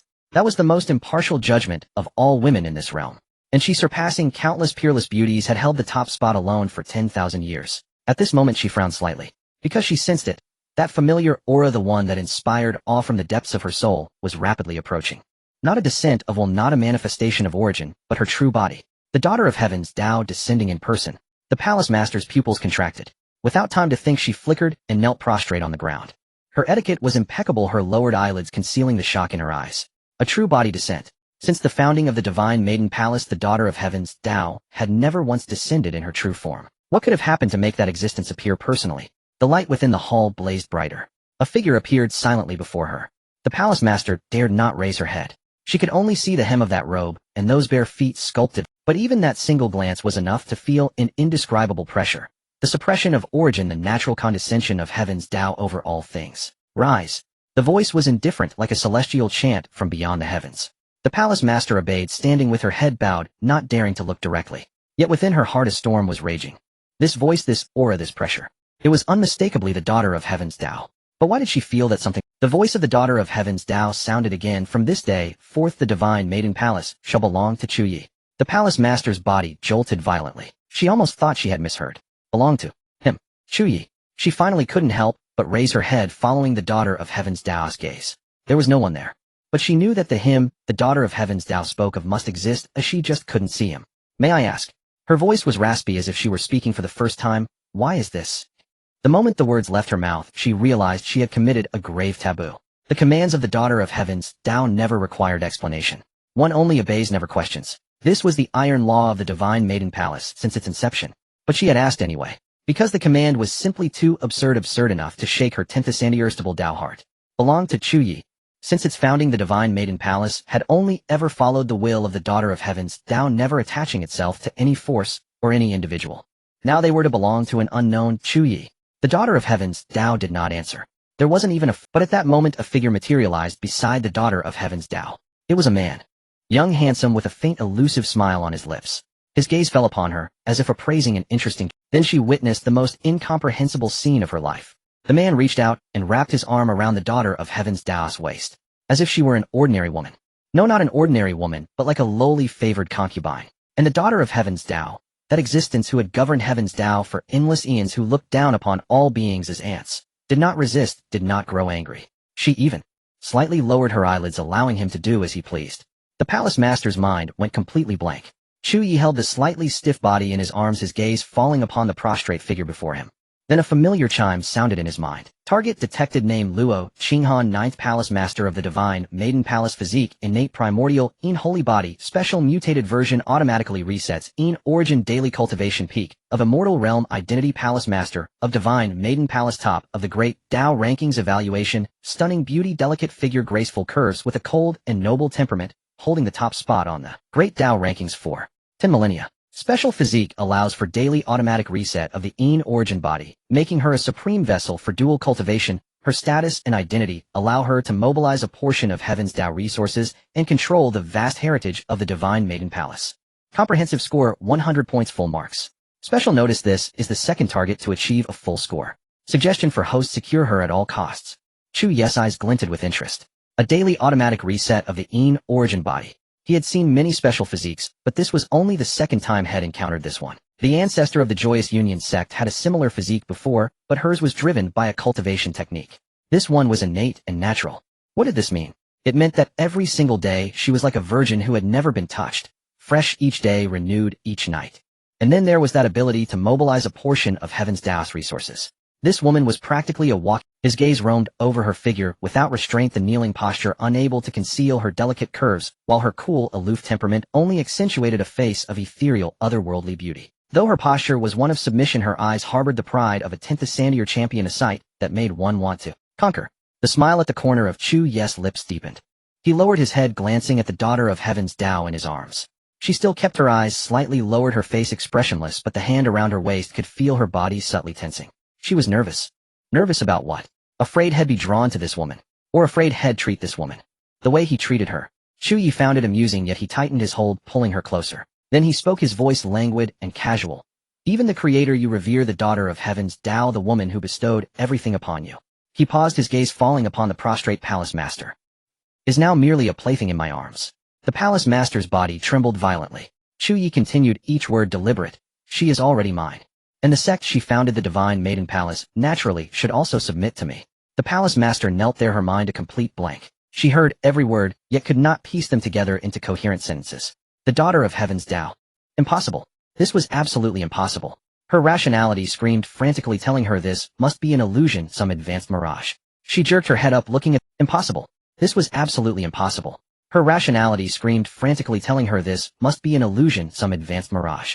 She jerked her head up, looking at the daughter of heaven's Dao. She sought to find denial, anger, even the slightest hint of refutation on that being's face. What she found was nothing. The daughter of heaven's Dao stood within that man's embrace, held by the waist, treated with an attitude of extreme possession and utmost disdain. Her face remained impassive, still as indifferent as the heavenly Dao itself. But her eyes were fixed on that man. Within that gaze lay obedience, dependence, and subservience.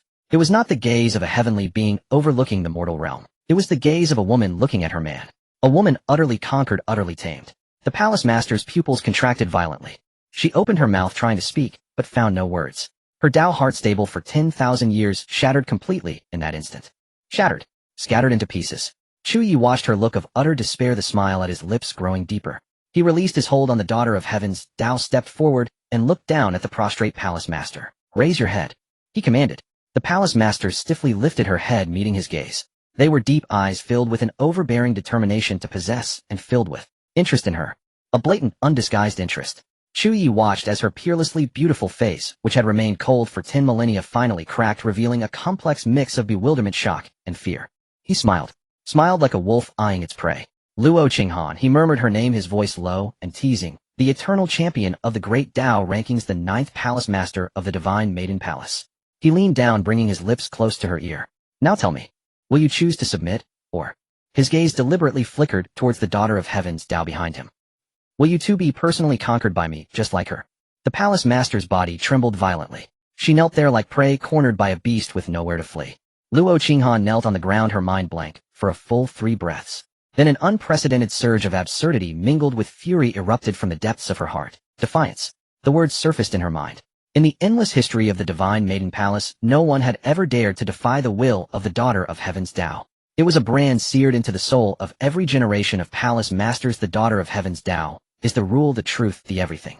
But now, as she looked at the figure held in that man's embrace, at that face once as cold as the heavenly Dao, yet now etched with submission, the brand within her heart was violently shaking. Fake. It must be fake. You are not her. Luo Qinghan raised her head, her voice as cold as frost. The daughter of heaven's Dao gave no answer, didn't even look at her. Chu Ye raised an eyebrow, watching the scene with keen interest. Luo Qinghan stood up. Her movements were slow, carrying the unique composure and dignity of a 10th Sandier palace master.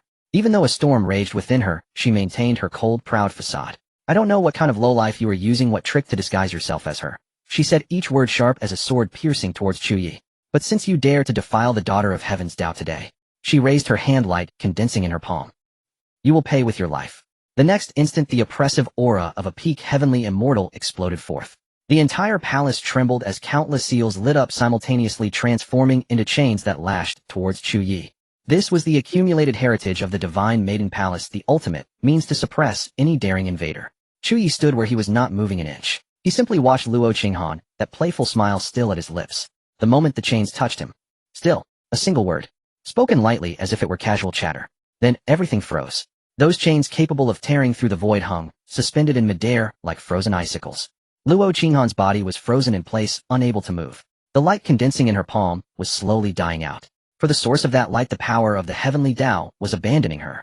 Luo Qinghan's pupils contracted violently. She felt it. The power suppressing her, the power she could not resist, was the essence of the heavenly Dao itself.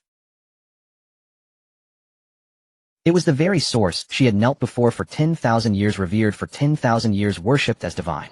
And now it poured out from this man, effortlessly crushing all her resistance. You? Her voice was hoarse, true fear appearing in her eyes for the first time.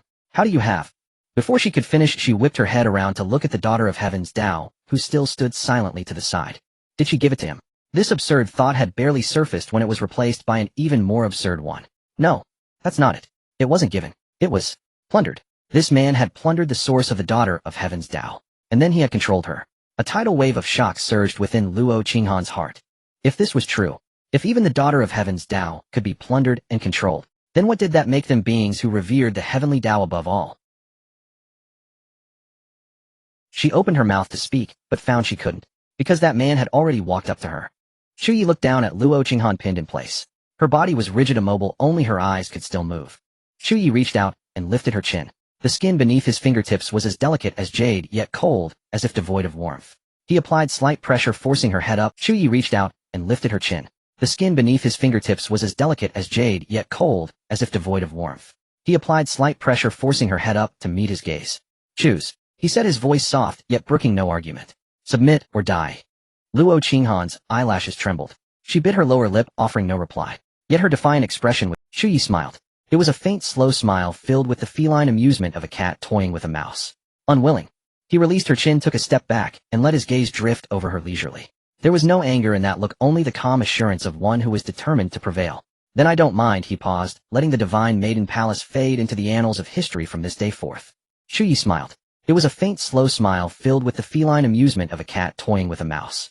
Unwilling, he released her chin, took a step back, and let his gaze. And you, its self-proclaimed messengers, he said. If you refuse to bow to me, what reason is there for your existence?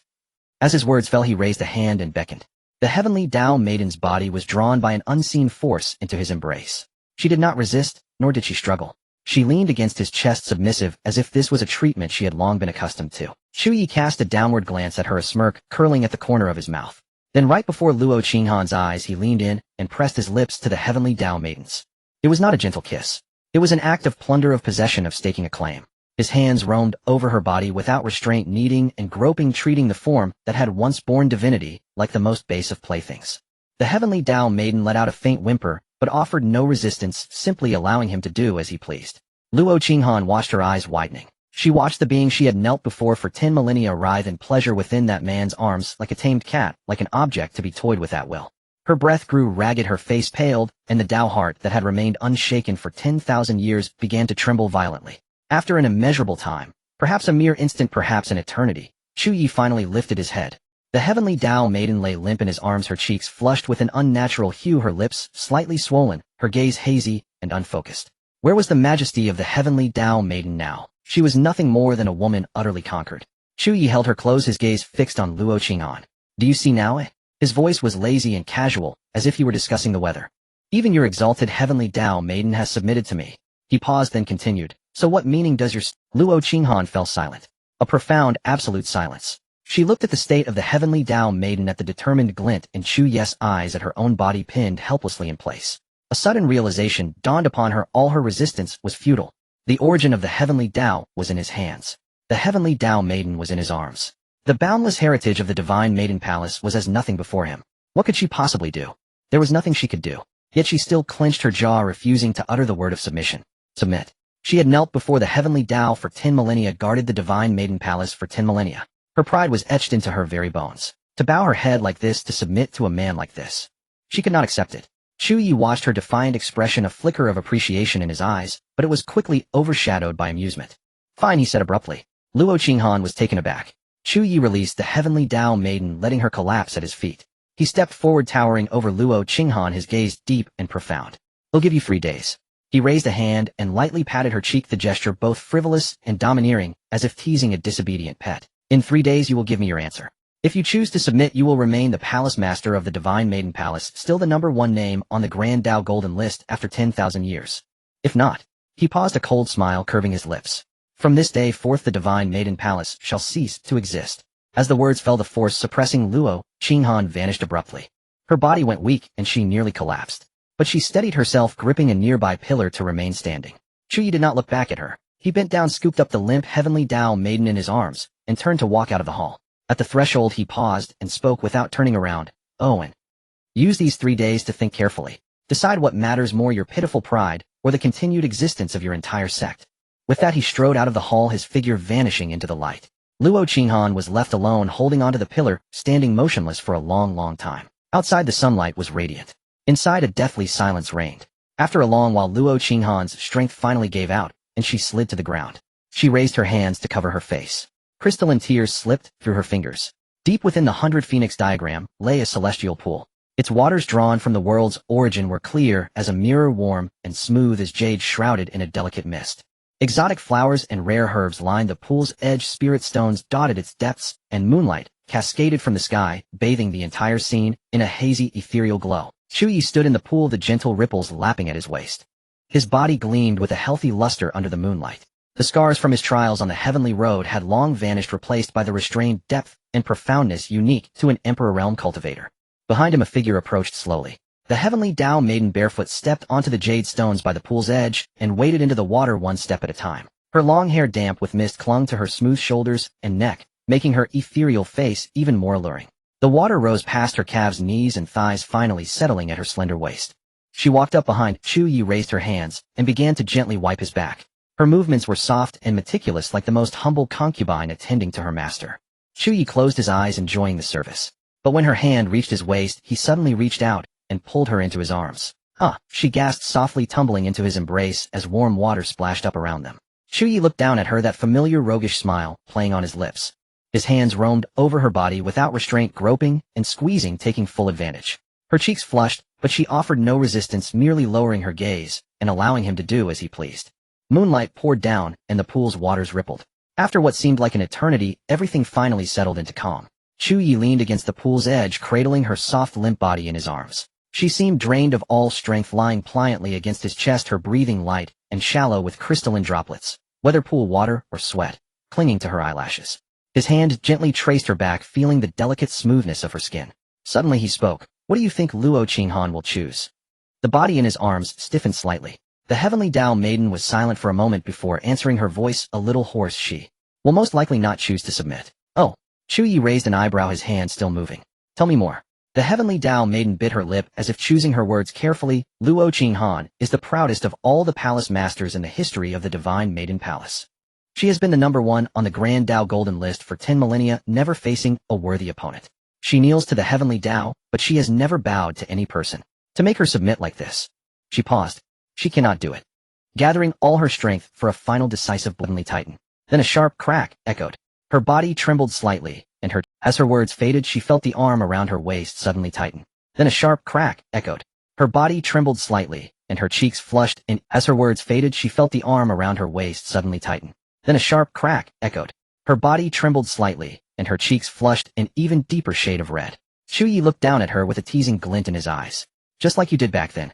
He traced a finger across the tip of her nose, an intimate gesture laced with a hint of mockery. "Truly a woman who never learns her lesson." The daughter of heaven bit her lower lip, offering no reply. However, the faint blush creeping up to the tips of her ears betrayed her shyness. Chu Ye's smile deepened at her reaction. He then suddenly dropped his playful demeanor, his gaze turning profound. If Luo Qinghan does that. He paused, letting the silence hang in the air. Then don't blame me for disregarding your feelings and leaving the goddess palace no path to survival. The daughter of heaven's body trembled slightly. She lifted her head to meet his gaze. In those eyes once as cold and indifferent as the heavenly Tao itself, a complex storm of emotions now swirled. Reluctance, inner conflict, but above all a sense of serene acceptance after resigning to fate. After a moment of silence, she raised her hand and wrapped her arms around his neck. The action caused her entire body to press against him, her graceful form molding against his chest as her warm breath ghosted across his neck. Then she spoke, her voice soft and gentle, carrying a captivating charm she had never shown before. My lord. Chu Ye raised an eyebrow. It was a title she rarely used. The daughter of heaven continued. I beg, my lord, please show what mercy you can. Chu Ye said nothing, simply watching her. She knew he was waiting for her to elaborate. She pressed her lips together before continuing. The goddess palace is not just Luo Qinghan. There's the palace master, 2 deputy palace masters, and 3 supreme elders. My lord could. She paused as if carefully choosing her words. Divide and conquer. A glint of appreciation flickered in Chu Ye's eyes. Divide and conquer. An excellent idea. The 2 deputy palace masters and the 3 supreme elders were certainly not ordinary individuals to have risen to such positions. Their loyalty to the goddess palace was beyond doubt, but what they truly knelt before was the will of the heavenly Tao. And now the source of the heavenly Tao rested in his hands. A smile curved at the corner of Chu Ye's mouth. He lowered his head and planted a kiss on her forehead. Clever, he said. That's a reward for you. The daughter of heaven's face grew even redder, yet she didn't pull away. Instead, she buried her face against his chest, nuzzling him gently. Moonlight spilled down, and the celestial pool was serene. Holding her close, Chu Ye's gaze drifted beyond the celestial pool towards the direction of the goddess palace. What would be the outcome in 3 days' time? He found himself anticipating it. Within the 100 Phoenix diagram, by the shores of the celestial pool, 7 full days and nights passed. Chu Ye finally released the woman in his arms, who had become as soft as water. He brushed his fingers through her sweat-dampened hair, his tone sated and languid. Go. The daughter of heaven lay prostrate on the couch, feeling as if all the strength had drained from her bones, barely mustering the energy to lift her eyelids. But at his words, her lashes fluttered. A complex emotion flickered in her eyes. Relief, gratitude, and a hint of something she herself was reluctant to acknowledge. Contentment. She had earned this opportunity with 7 days and nights of devoted effort. The chance to persuade the 3 supreme elders not to follow Luo Qinghan into their doom. As if reading her thoughts, Chu Ye reached out and pinched her cheek playfully. What's wrong? Feeling wronged? She shook her head, her voice hoarse and barely audible. No. Chu Ye raised an eyebrow, not pressing further. Then go. Don't disappoint me. At the very depths of the goddess palace, there existed a void space independent of all rules. There were no palaces or furnishings here, only 3 floating lotus platforms, each bearing a seated figure. These were the previous palace masters of the goddess palace, the 1st, 3rd, and 5th generations. After retiring, they had secluded themselves here, untouched by worldly affairs, appearing only when summoned by the heavenly Tao. All 3 possessed breathtaking beauty, each with a distinct temperament.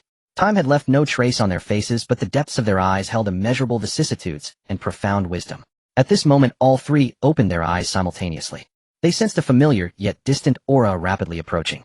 The daughter of heaven, arriving in her true form. A flash of light emanated from the lotus platforms as the 3 figures knelt in unison. Their postures were respectful and devout, yet a barely perceptible shock was hidden deep within their eyes. A true form descent. Since their seclusion, the daughter of heaven had never appeared in her true form. What could have happened? Light coalesced, and a figure materialized silently within the void. The daughter of heaven stood before them, shrouded in a faint radiant glow. A veil concealed most of her features, revealing only a pair of eyes as indifferent as the heavenly Tao itself. Her aura was ethereal and majestic, an innate suppression stemming from the very source, instilling instinctive reverence in all living beings. The 3 supreme elders knelt low, not daring to raise their heads. Rise.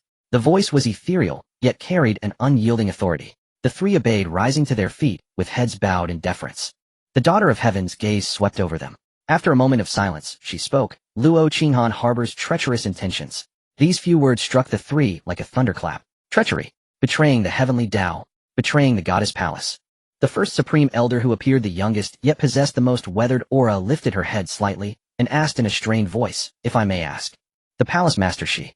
Before she could finish, she was silenced by a look from the daughter of heaven. That gaze was devoid of any emotion, yet it made her very soul tremble. My will is the will of the heavenly Tao. Luo Qinghan intends to defy it, dragging the goddess palace into irredeemable ruin. As for you all. She paused. What should be done? The 3 supreme elders fell silent. They had knelt to the heavenly Dao for 10 millennia, loyalty was etched into their very bones. Luo Qinghan was someone they had watched grow up, the most exceptional palace master in history. But if she truly defied the heavenly Dao, the answer had already formed in their hearts. But at that moment the daughter of heaven's body suddenly trembled slightly. It was an incredibly subtle tremor, almost imperceptible. Yet as beings at the pinnacle of the heavenly immortal realm, their senses were exceptionally sharp. They vaguely sensed a flicker of instability in the daughter of heaven's aura. A fluctuation. No, it wasn't her aura. They dared not dwell on it, nor even lift their heads. They only faintly heard a barely suppressed, extremely soft muffled groan coming from the daughter of heaven. That sound resembled. A thought simultaneously flashed through the minds of the three supreme elders only to be immediately extinguished. It was blasphemy, a desecration of the heavenly Dao. How could they dare to think such a thing? And yet that sound was unmistakably. Within the 100 Phoenix chart, Chu Ye reclined upon a soft couch, condensed from primordial essence, a colossal luminous screen floating before him. The screen displayed the void deep within the goddess palace. Three supreme elders knelt in prostration, while the daughter of heaven stood amidst the emptiness, majestic and sacred. A familiar roguish smile tugged at the corner of his lips as his finger lightly tapped a floating sigil seal before. The seal emitted a faint glow, revealing within it an exceedingly thin thread that pierced through the void, connecting to that majestic figure upon the screen. This time her face flushed, a visible crimson spreading from her cheeks to the very tips of her ears, and even the radiance enveloping her seemed to tremble. Her lips pressed tightly together as she fought to suppress something within, yet a faint, barely audible muffled groan still escaped. Chu Ye watched this scene, the amusement in his eyes deepening. With a mere thought he could trigger it at any moment, causing that lofty daughter of heaven to tremble within his grasp. That feeling was more satisfying than conquering any other woman. He gazed at her face on the screen, forcibly maintaining an air of authority, yet unable to hide its flush, at her subtly quivering eyelashes, and at those eyes once as cold as the Tao of heaven, but now filled with endurance. He smiled, a smile of supreme satisfaction. "Continue," he whispered.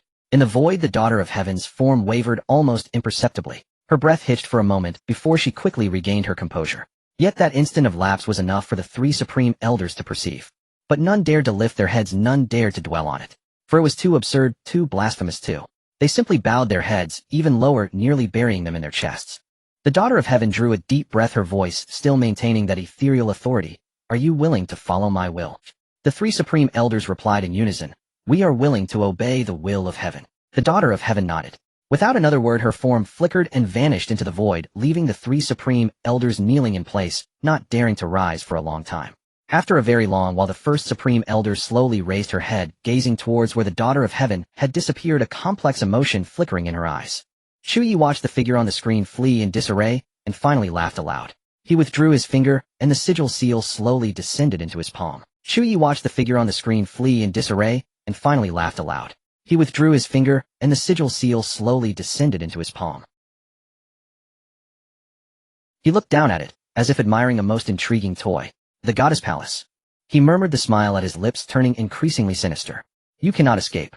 In the distance the waters of the heavenly pool remained placid, the moonlight still bright. Chu Ye rose and walked towards the depths of his bedchamber. He knew that before long that disheveled figure would come back to his embrace, and continue to be his most obedient, beloved concubine. And at the goddess palace the three supreme elders had already entered the game. Next it was time to see how Luo Qinghan would make her move. At the goddess palace's grand council hall the atmosphere was as heavy as lead. Luo Qinghan sat high in the seat of honor, her palace robes accentuating her graceful curves. Her cold, peerlessly beautiful face held no superfluous expression save for a trace of barely perceptible resolve hidden deep within her eyes. Below, three figures stood silently to one side.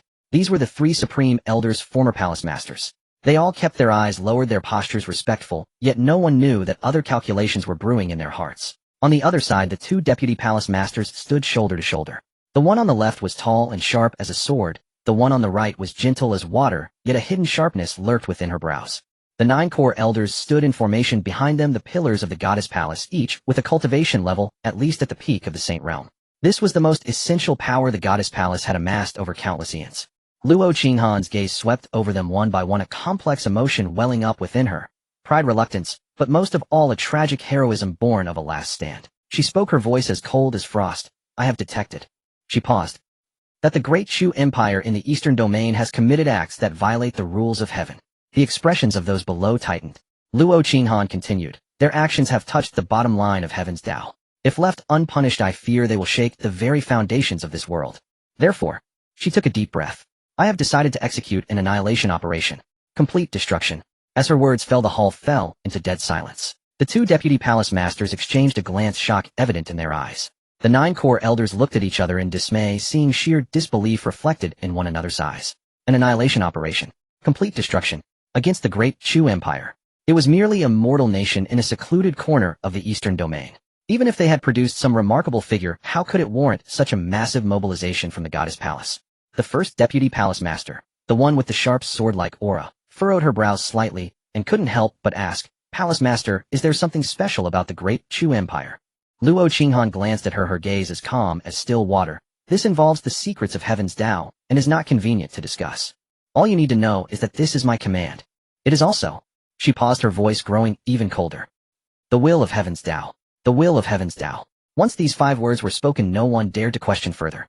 But the 3 supreme elders remained silent with downcast eyes as if they had heard nothing. Yet deep behind their lowered eyelids, each harbored a flicker of complex emotion. The will of heaven's Dao? They had just met the true daughter of heaven. And that existence had said something quite different. Luo Qinghan did not notice their reaction. Or perhaps she no longer had the energy to pay attention. Her entire mind was consumed by this gamble. She knew full well that the probability of success was extremely low. So low as to be almost negligible. That man controlled the very origin of heaven's Dao, possessing the power to crush everything.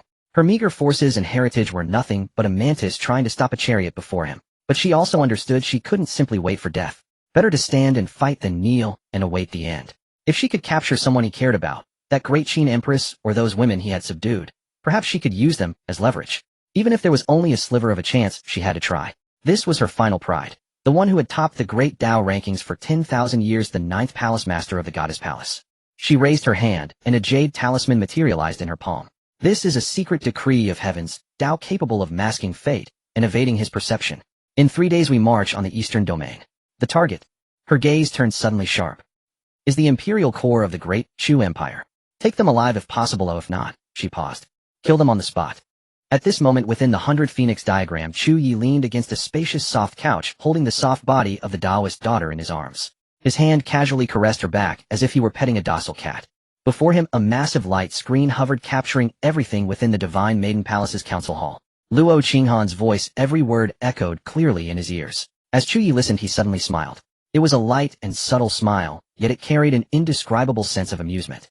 He lowered his head to look at the Taoist daughter in his embrace. Her cheeks still held a hint of the flush from earlier, but her eyes had regained some clarity, and she was currently gazing at the figure in the light screen, her expression complex. "The spokesperson you trained," he spoke lazily and casually. "Is this the best they can do?" The Taoist daughter's body stiffened slightly, and she did not reply. Chu Ye's fingers tilted her chin, forcing her to raise her head to meet his gaze. The smile in his eyes deepened, holding a hint of teasing, a hint of indulgence, and perhaps a touch of disappointment. "Just like you," he said. "Deserving of a beating." The Taoist daughter bit her lower lip, her cheeks instantly flushing. She lowered her eyelids, not daring to look at him or the impassioned figure in the light screen. How embarrassing. The spokesperson she had personally trained, the Divine Maiden Palace she had presided over for countless years, the 9th generation palace master, she had high hopes for, chose to attack a mortal empire, to capture his woman as leverage. Chu Ye gazed at her embarrassed expression, his amusement deepening. He raised his hand and gently brushed her nose. "What's wrong?" "Not convinced." The Taoist daughter shook her head, her voice as soft as a whisper. "No." Chu Ye raised an eyebrow, his gaze returning to the light screen. Luo Qinghan was still assigning tasks, delegating personnel, and arranging routes, ensuring every detail. After observing for a moment, he suddenly spoke. "You know, if she were to find out that among those she gathered," he paused, his gaze meaningfully sweeping over the 3 figures in the light screen that remained silent with their heads down. "3 of them are already mine. What expression would she have?" The Taoist daughter's body trembled slightly. She did not answer because she already knew the answer. That expression would surely be magnificent. Chu Ye withdrew his gaze and pressed a light kiss on her forehead. The kiss was gentle, yet it carried a sense of assured determination. "Let her struggle," he said. "Let her think she is resisting. Let her think there is still hope." And then, he paused, a wicked smile appearing at the corners of his mouth. At the moment of her greatest triumph, crush all her fantasies in one fell swoop. That would be interesting. The Taoist daughter remained silent, burying her face in his arms. She understood this feeling all too well. Because a month ago she was gradually crushed, conquered by him, ultimately willingly lying in his embrace.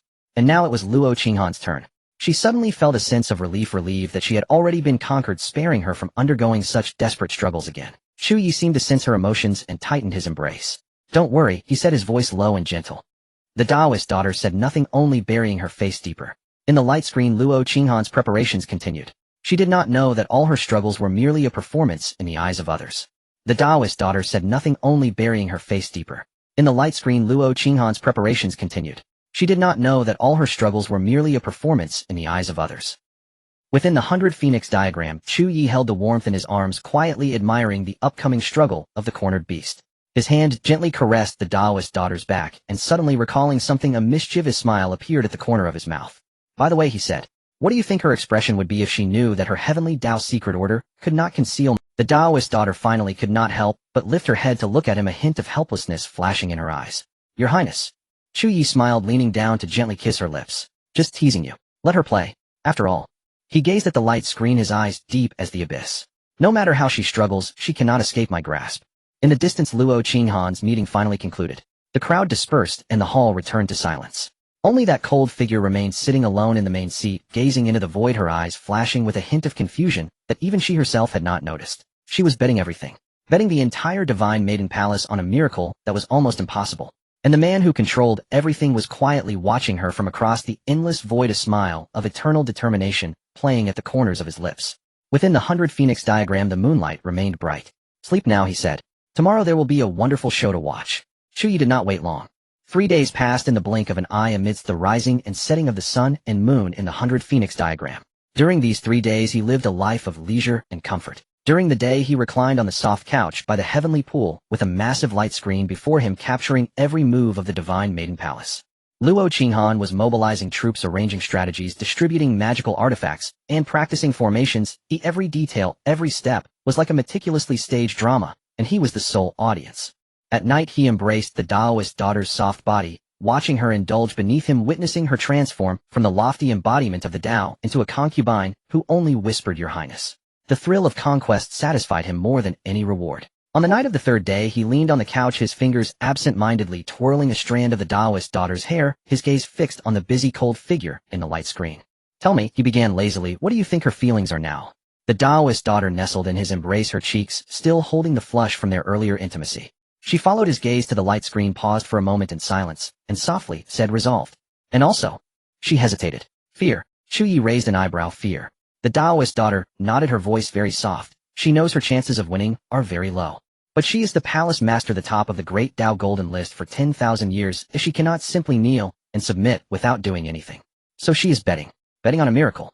But deep down she is clear. There is no miracle. Chu Ye looked down at her, a hint of appreciation flashing in his eyes. Well said. But she is the palace master, the top of the great Tao golden list for 10,000 years, if she cannot simply kneel and submit without doing anything. So she is betting. Luo Qinghan was making the final confirmation of the strategy, surrounded by 2 vice palace masters and 9 core elders. Her expression remained cold, but there was a hint of fatigue in her eyes, the mark of 3 sleepless days burdened with everything. Tomorrow, Chu Ye said softly, a smile curling at the corners of his mouth. Let me see how much fun you can bring me. The next day, in front of the Divine Maiden Palace before the void teleportation array, Luo Qinghan stood at the center of the array in white robes. Behind her were 2 vice palace masters, 9 core elders, and 36 guardian fairies, a total of 48 people, all core combatants of the Divine Maiden Palace. 3 supreme elders stood to one side, not participating in the action, which was Luo Qinghan's arrangement. They were too experienced. If anything went wrong, the Divine Maiden Palace would still need someone to oversee the situation. At least that was how she thought. Unbeknownst to her, the 3 supreme elders, standing with lowered eyes, were contemplating something entirely different. Depart. At Luo Qinghan's command, the teleportation array blazed with brilliant light. 48 figures vanished into the void. Eastern domain, the Great Chu Empire. Above the imperial city, the void suddenly tore open. 48 figures emerged in succession, robes fluttering with an ethereal aura, yet carrying a chilling, killing intent. Luo Qinghan stood at the forefront, her gaze like lightning sweeping over the imperial city below. Countless mortals bustled about, utterly oblivious to the impending catastrophe. A flicker of reluctance passed through her heart, but it was suppressed in an instant. Those who achieve greatness are not bound by trivialities. Proceed with the plan, she said in a low voice. Capture the imperial core, alive the rest. She paused. If there is any resistance, show no mercy. Yes. They responded in unison just as they were about to act. The void suddenly froze. Luo Qinghan's pupils violently contracted. She felt it. An immeasurably vast power surged from all directions, completely sealing this heaven and earth. It was not ordinary power, but the origin of the heavenly Tao. The origin of the heavenly Tao belonging to that man. No. Before she could finish, the void tore open once more. A figure slowly stepped out. Chu Ye.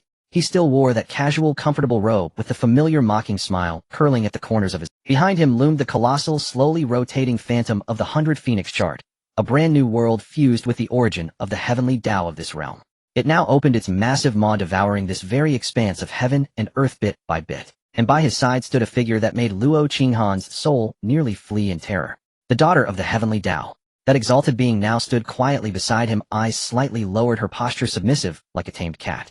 Chu Ye's gaze swept over the 48 shocked figures before finally resting on Luo Qinghan's face. He smiled. "I've been waiting for you," he said. His voice was soft, yet it thundered like a clap of thunder in everyone's hearts. Luo Qinghan's mind went completely blank. She had imagined countless scenarios of being discovered, intercepted, or defeated hidden, but never once had she imagined a scene like this. That man had known all along. He had known everything, yet he let her mobilize her troops, let her devise her tactics, let her lead her entire core fighting force into this trap. He had been waiting all this time. Like a cat watching a mouse, watching her self-righteous struggles, watching her futile and meaningless flailing. And she, like a clown, had pranced right under his nose for 3 days, thinking herself so clever. Ridiculous. Utterly ridiculous. Her body began to tremble. Not from fear, but from despair. Complete and utter despair. Chu Ye watched her, the amusement in his eyes deepening. He raised his hand and gave a casual wave. The 100 Phoenix chart unfurled with a roar, enveloping all 48 figures. The 2 Vice Palace Masters instinctively tried to resist, but were instantly suppressed by an irresistible force, unable to move. The 9 core elders and the 36 guardian fairies, none were spared. Only Luo Qinghan remained standing in the void, clinging to her last shred of dignity. Chu Ye looked at her like a bird trapped in a cage. "Palace Master Luo," he spoke, his voice dripping with amusement. "That 3-day performance was quite impressive.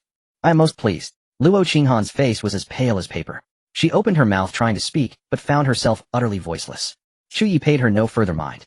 His gaze swept over the suppressed figures. The 2 Vice Palace Masters, the 9 core elders, the 36 guardian fairies. Each was a peerless beauty, each was the accumulated heritage of the divine maiden palace's endless years. Then he looked towards the 3 supreme elders who had appeared in the void at some unknown point. 3 seniors, he spoke, his tone as gentle as casual conversation. "You've seen enough of the show. It's time to get down to business." The 3 supreme elders exchanged a glance, then knelt in unison. "We are willing to obey the will of the heavenly Tao." Luo Qinghan's pupils violently contracted. She stared at the 3 kneeling figures, at their reverent postures, at the 5 words they uttered. "We are willing to obey the will of the heavenly Tao." That was the posture reserved for the daughter of the heavenly Tao by everyone in the divine maiden palace. But now they were kneeling to that man. Her body swayed, nearly falling from the void. "You? All of you." She pointed at the 3 supreme elders, her fingers trembling so violently she could barely form a fist. The 3 supreme elders did not look at her. The 3 supreme elders slowly rose and walked to stand behind him, a posture of submission, a mark of allegiance. Watching this, the 3 supreme elders slowly rose and walked to stand behind him, a posture of submission, a mark of allegiance. Watching this, Luo Qinghan felt her entire world crumble. Her proud deployment, her meticulously planned ambush, her desperate allure-nothing gamble. It was all a joke. Chu Ye watched her utterly dejected state, his smile deepening. He stepped forward, walking towards her 1 step at a time, each step feeling like it landed directly on her heart. Finally, he stopped before her, looking down at her from his superior height.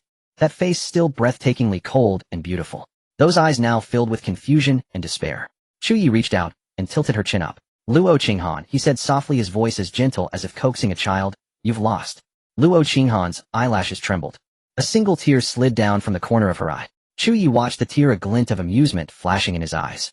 "But don't be afraid." He released her chin and took a step back. A single tear slid down from the corner of her eye. Chu Ye watched the tear, a glint of amusement flashing in his eyes. Luo Qinghan stood still, unmoving for a long time. Behind her were the suppressed figures who once followed her. Before her stood the man who controlled everything and crushed all her hopes. And in the void, the 100 Phoenix chart continued its slow rotation, like a satiated beast digesting its freshly swallowed prey. She opened her mouth. Her voice was so hoarse it was barely audible. Luo Qinghan stood in the void, behind her the suppressed figures who once followed her. Before her the man who controlled everything and crushed all her hopes. She opened her mouth, her voice hoarse and barely audible. The words reached her lips, then were swallowed back. Chu Ye raised an eyebrow, not urging her, just quietly watching like a bird trapped in a cage, still trying to struggle. Luo Qinghan took a deep breath, forcing herself to calm down.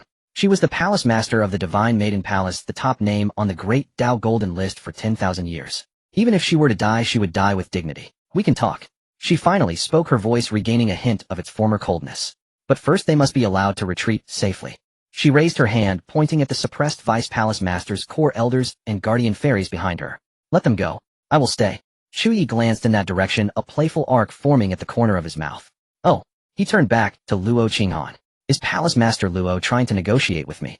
Meeting his gaze, Luo Qinghan said each word distinctly yes. Otherwise, she paused, a flash of resolve crossing her eyes. I won't hesitate to self-destruct right here. You would get nothing. As her words fell, a violent power began to surge within her, a sign of a heaven immortal realm peak expert burning her very essence. Her last and only bargaining chip. She knew this chip was laughable. She knew that before this man's self-destruction might not harm him in the slightest. But she also knew this man was interested in her, a raw possessive desire to conquer. As long as she held even a shred of value to him, he wouldn't just watch her die. This was her final leverage. Chu Ye, he watched the determination written across her ethereally cold, peerlessly beautiful face, and the last flicker of defiance burning in her eyes. He suddenly smiled. The smile was light, faint, yet carried an indescribable amusement. Self-destruct. He repeated her words, his tone savoring them like an interesting joke. Then let me see you do it. Luo Qinghan's expression shifted subtly. Chu Ye continued, his voice lazy and casual. Let me witness the integrity of the one who has held the top spot on the great Dao ranking for 10 millennia, the 9th Palace Master of the Divine Maiden Palace. He paused. Just how great that integrity truly is. Luo Qinghan's pupils contracted slightly. She hadn't expected this reaction from him. She thought he would be wary, hesitant, that he would compromise to possess her like the villains in those storybooks, who always yielded for fear of losing the beauty. But he didn't. Not only did he not yield, he smiled and told her to go ahead. Her heart sank to the depths. But she had no way back now. She clenched her jaw, urging her innate essence. And then she froze. That violent power churned and roared within her, yet could not breach the final barrier. Like a beast trapped in a cage, no matter how it struggled, it couldn't escape the invisible prison. She pushed again. Still nothing. She desperately burned her essence. It was still useless.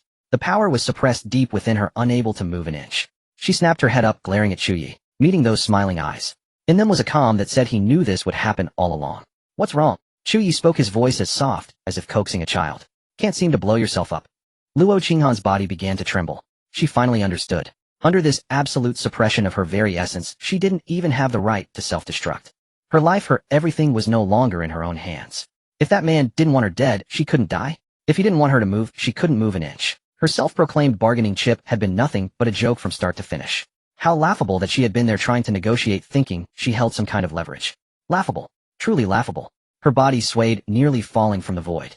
Chu Ye stepped forward, his arm wrapping around her waist, a natural dominant gesture, as if she belonged there in his embrace. She stiffened against his chest, not struggling, unable to struggle. Chu Ye looked down at her, a flicker of pity in his eyes. Not sympathy, but the condescending pity of one looking down upon an ant. Luo Qinghan, he said softly, do you know? Every word you just said, every expression you made. He paused. I saw it all, including that thought of yours to self-destruct.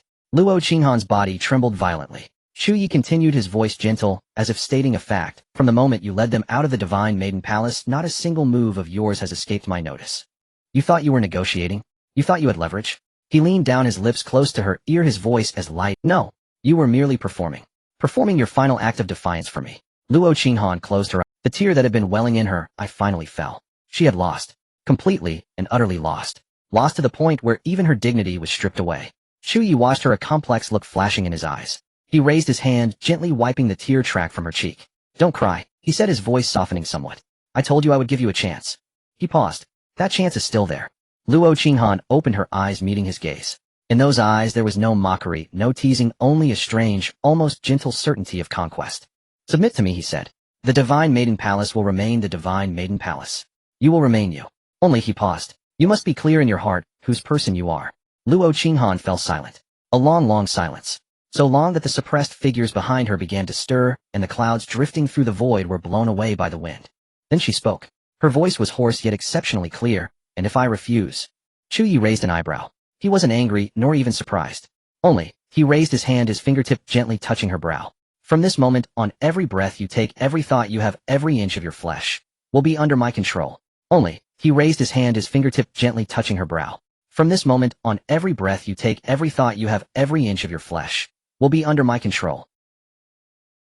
What you can do, what you cannot do is mine to decide. You wish to die, and you cannot. You wish to live, and that is not up to you either. He withdrew his hand, stepped back, and looked at her. You are still the Palace Master of the Divine Maiden Palace, still the eternal #1 on the great Dao ranking. But your world, he paused, has already collapsed. Luo Qinghan stood still, unmoving for a long time. She looked at this man, at his young and handsome face, at those eyes that seemed to see through everything, at the unchanging, knowing smile on his lips. She suddenly realized that every word he said was true. Whether she agreed or not, the outcome would be the same. It was merely a difference between acting willingly and being forced. Only a difference between dignity and humiliation. Only. She closed her eyes. After a very long time she opened them again. In those eyes the former coldness and defiance had mostly faded, leaving only a numbed calm that came with accepting one's fate. She slowly knelt, kneeling before him. No words, no actions, just kneeling. But the posture itself said everything. Chu Ye looked down at her kneeling form, at her scattered black hair, at her face. Peerlessly beautiful. Finally, he smiled.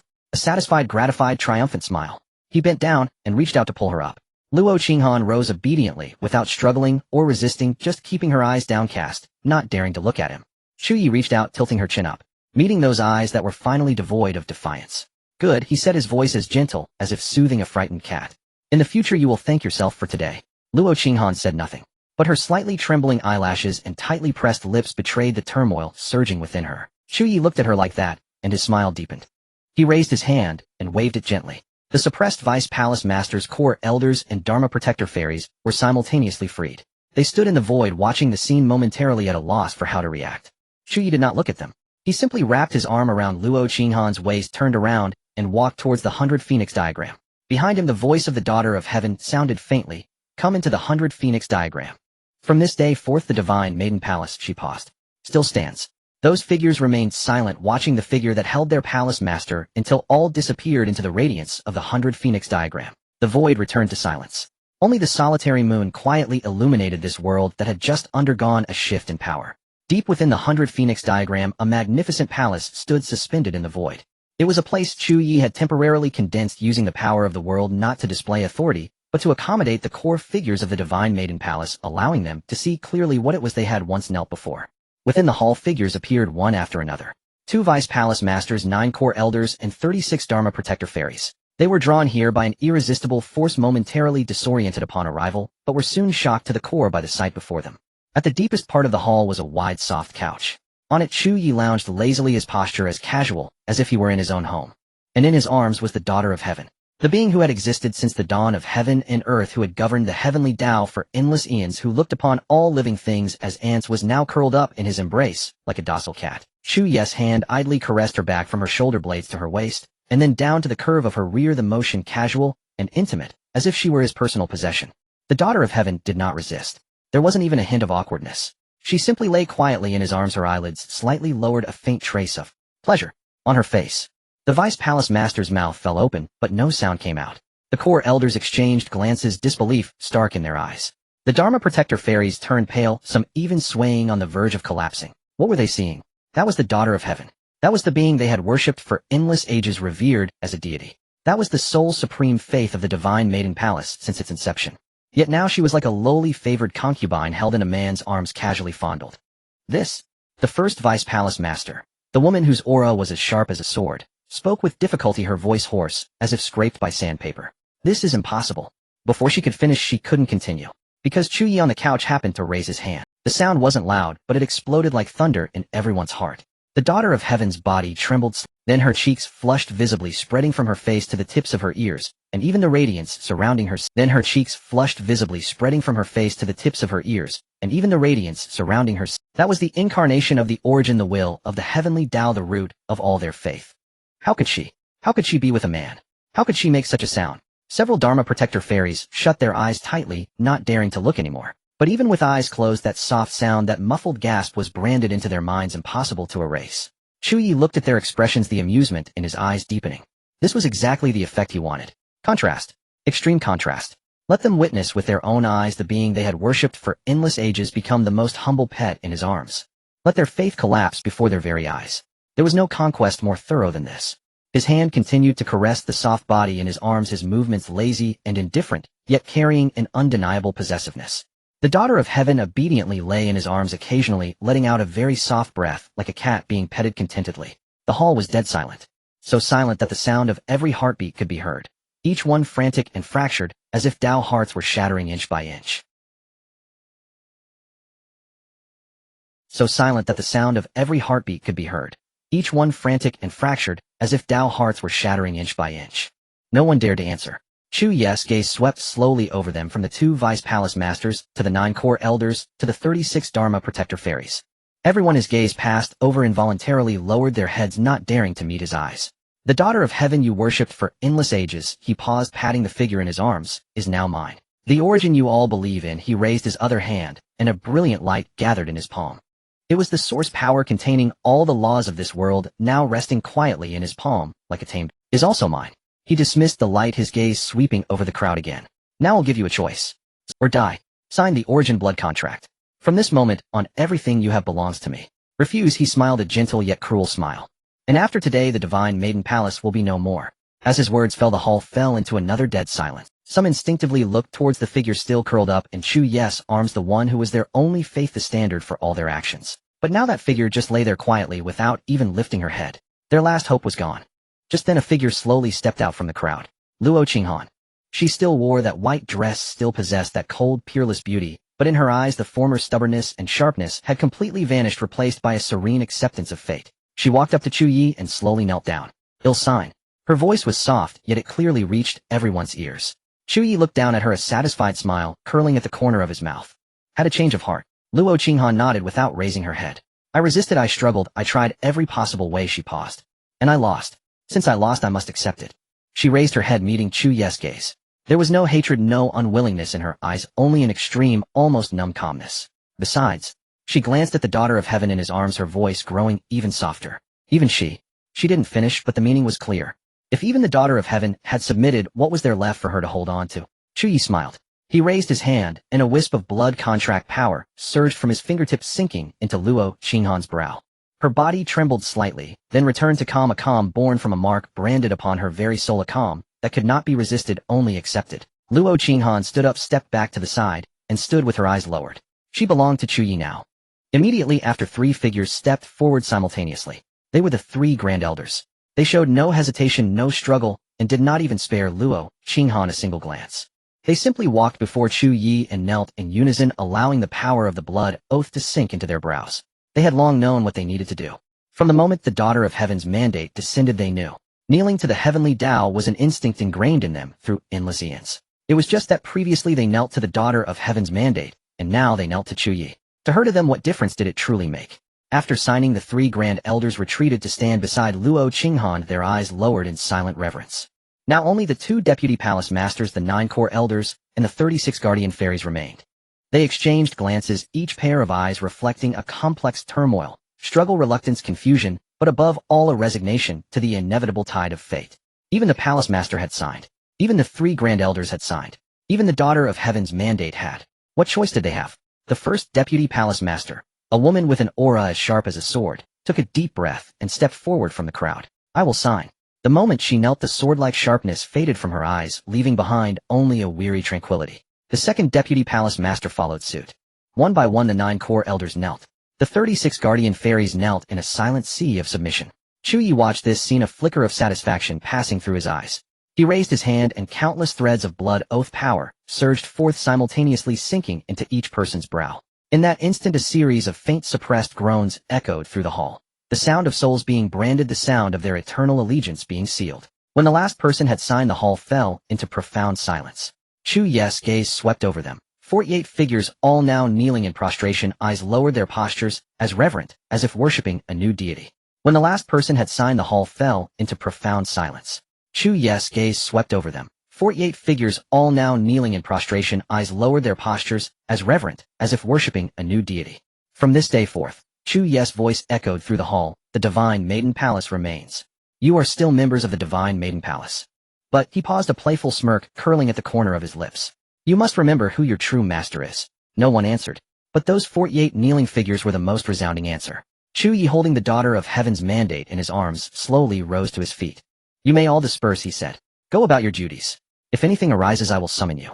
The 48 figures rose as if pardoned and hurriedly retreated towards the exit.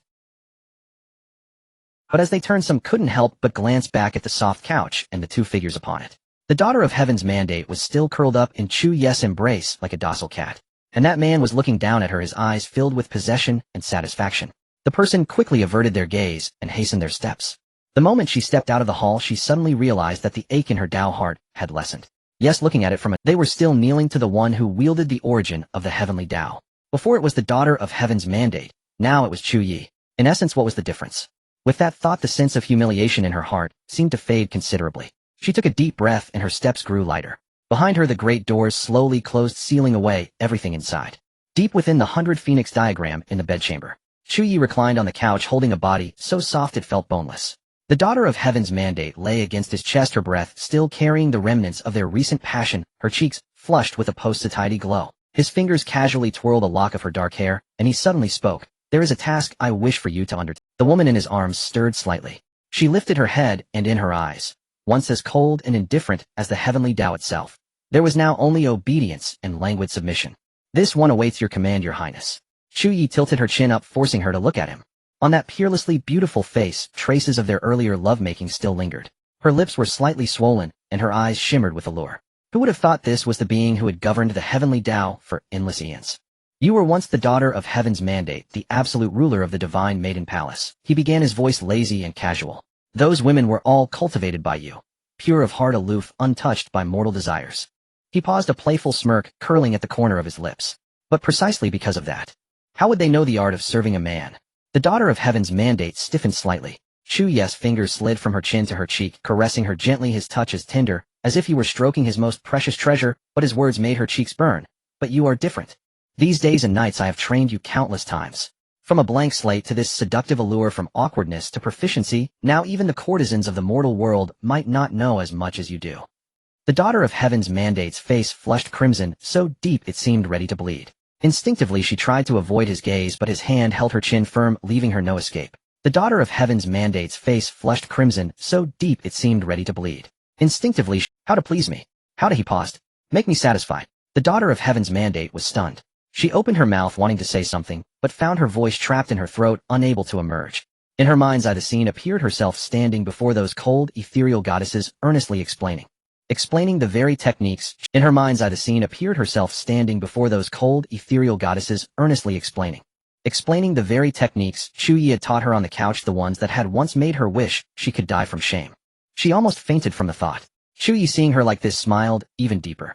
He released her chin, and his hand slid down from her neck past her collarbone over the curves of her body until finally, rip! A sharp sound. The gossamer thin robe was brutally torn open from the chest. Her perfect form was instantly exposed, glistening with a soft luster in the dim, ambiguous light. But that perfect body was now covered in a dense array of marks, love bites, scratches, and various other unnameable imprints, spreading from her neck down to her stomach and further to her inner thighs. They were shocking, yet carried a strange, indescribable erotic beauty. The daughter of heaven's mandate let out a soft cry and instinctively tried to cover herself, but he pinned her wrists down. His gaze slowly traveled over her body, as if admiring his finest masterpiece. Look, he whispered, his voice low and husky. All of these were left by me. Each mark records your descent from the divine. Each moment of heat brought you one step closer to that lofty, untouchable form. His finger gently traced a love bite, the motion so soft, it was almost reverent. And now, he lifted his head, meeting her dazed eyes. You will carry these marks and teach them. Let them know how the gods they once worshipped now serve their master. Let them know how fragile their so-called purity and lofty detachment are. He smiled. In the face of truth, the daughter of heaven closed her eyes. Her body trembled slightly, whether from shame or something else she knew not. But when she opened them again, only submission remained in her gaze. Very well, she said, her voice barely a whisper. I will teach them. Chu Ye smiled. A smile of profound satisfaction. He turned and pressed her beneath him, her mark-covered body quivering under his weight. No rush, he murmured, lowering his head to kiss the corner of her lips. Go tomorrow. Tonight, his voice was low and dangerous. We will have a review session. So you don't forget. Before the daughter of heaven could react, she was swept into another storm. That night the sounds from the bedchamber scarce. Chu Ye poured out all the desire he had accumulated into her. The daughter of heaven could only barely cope, using every skill she had learned to please the man above her. Her body had long grown accustomed to this, claiming, even beginning to meet his movements. The acts that once shamed her now flowed with practiced ease. The sounds she once couldn't bear to utter now escaped her lips as naturally as breathing.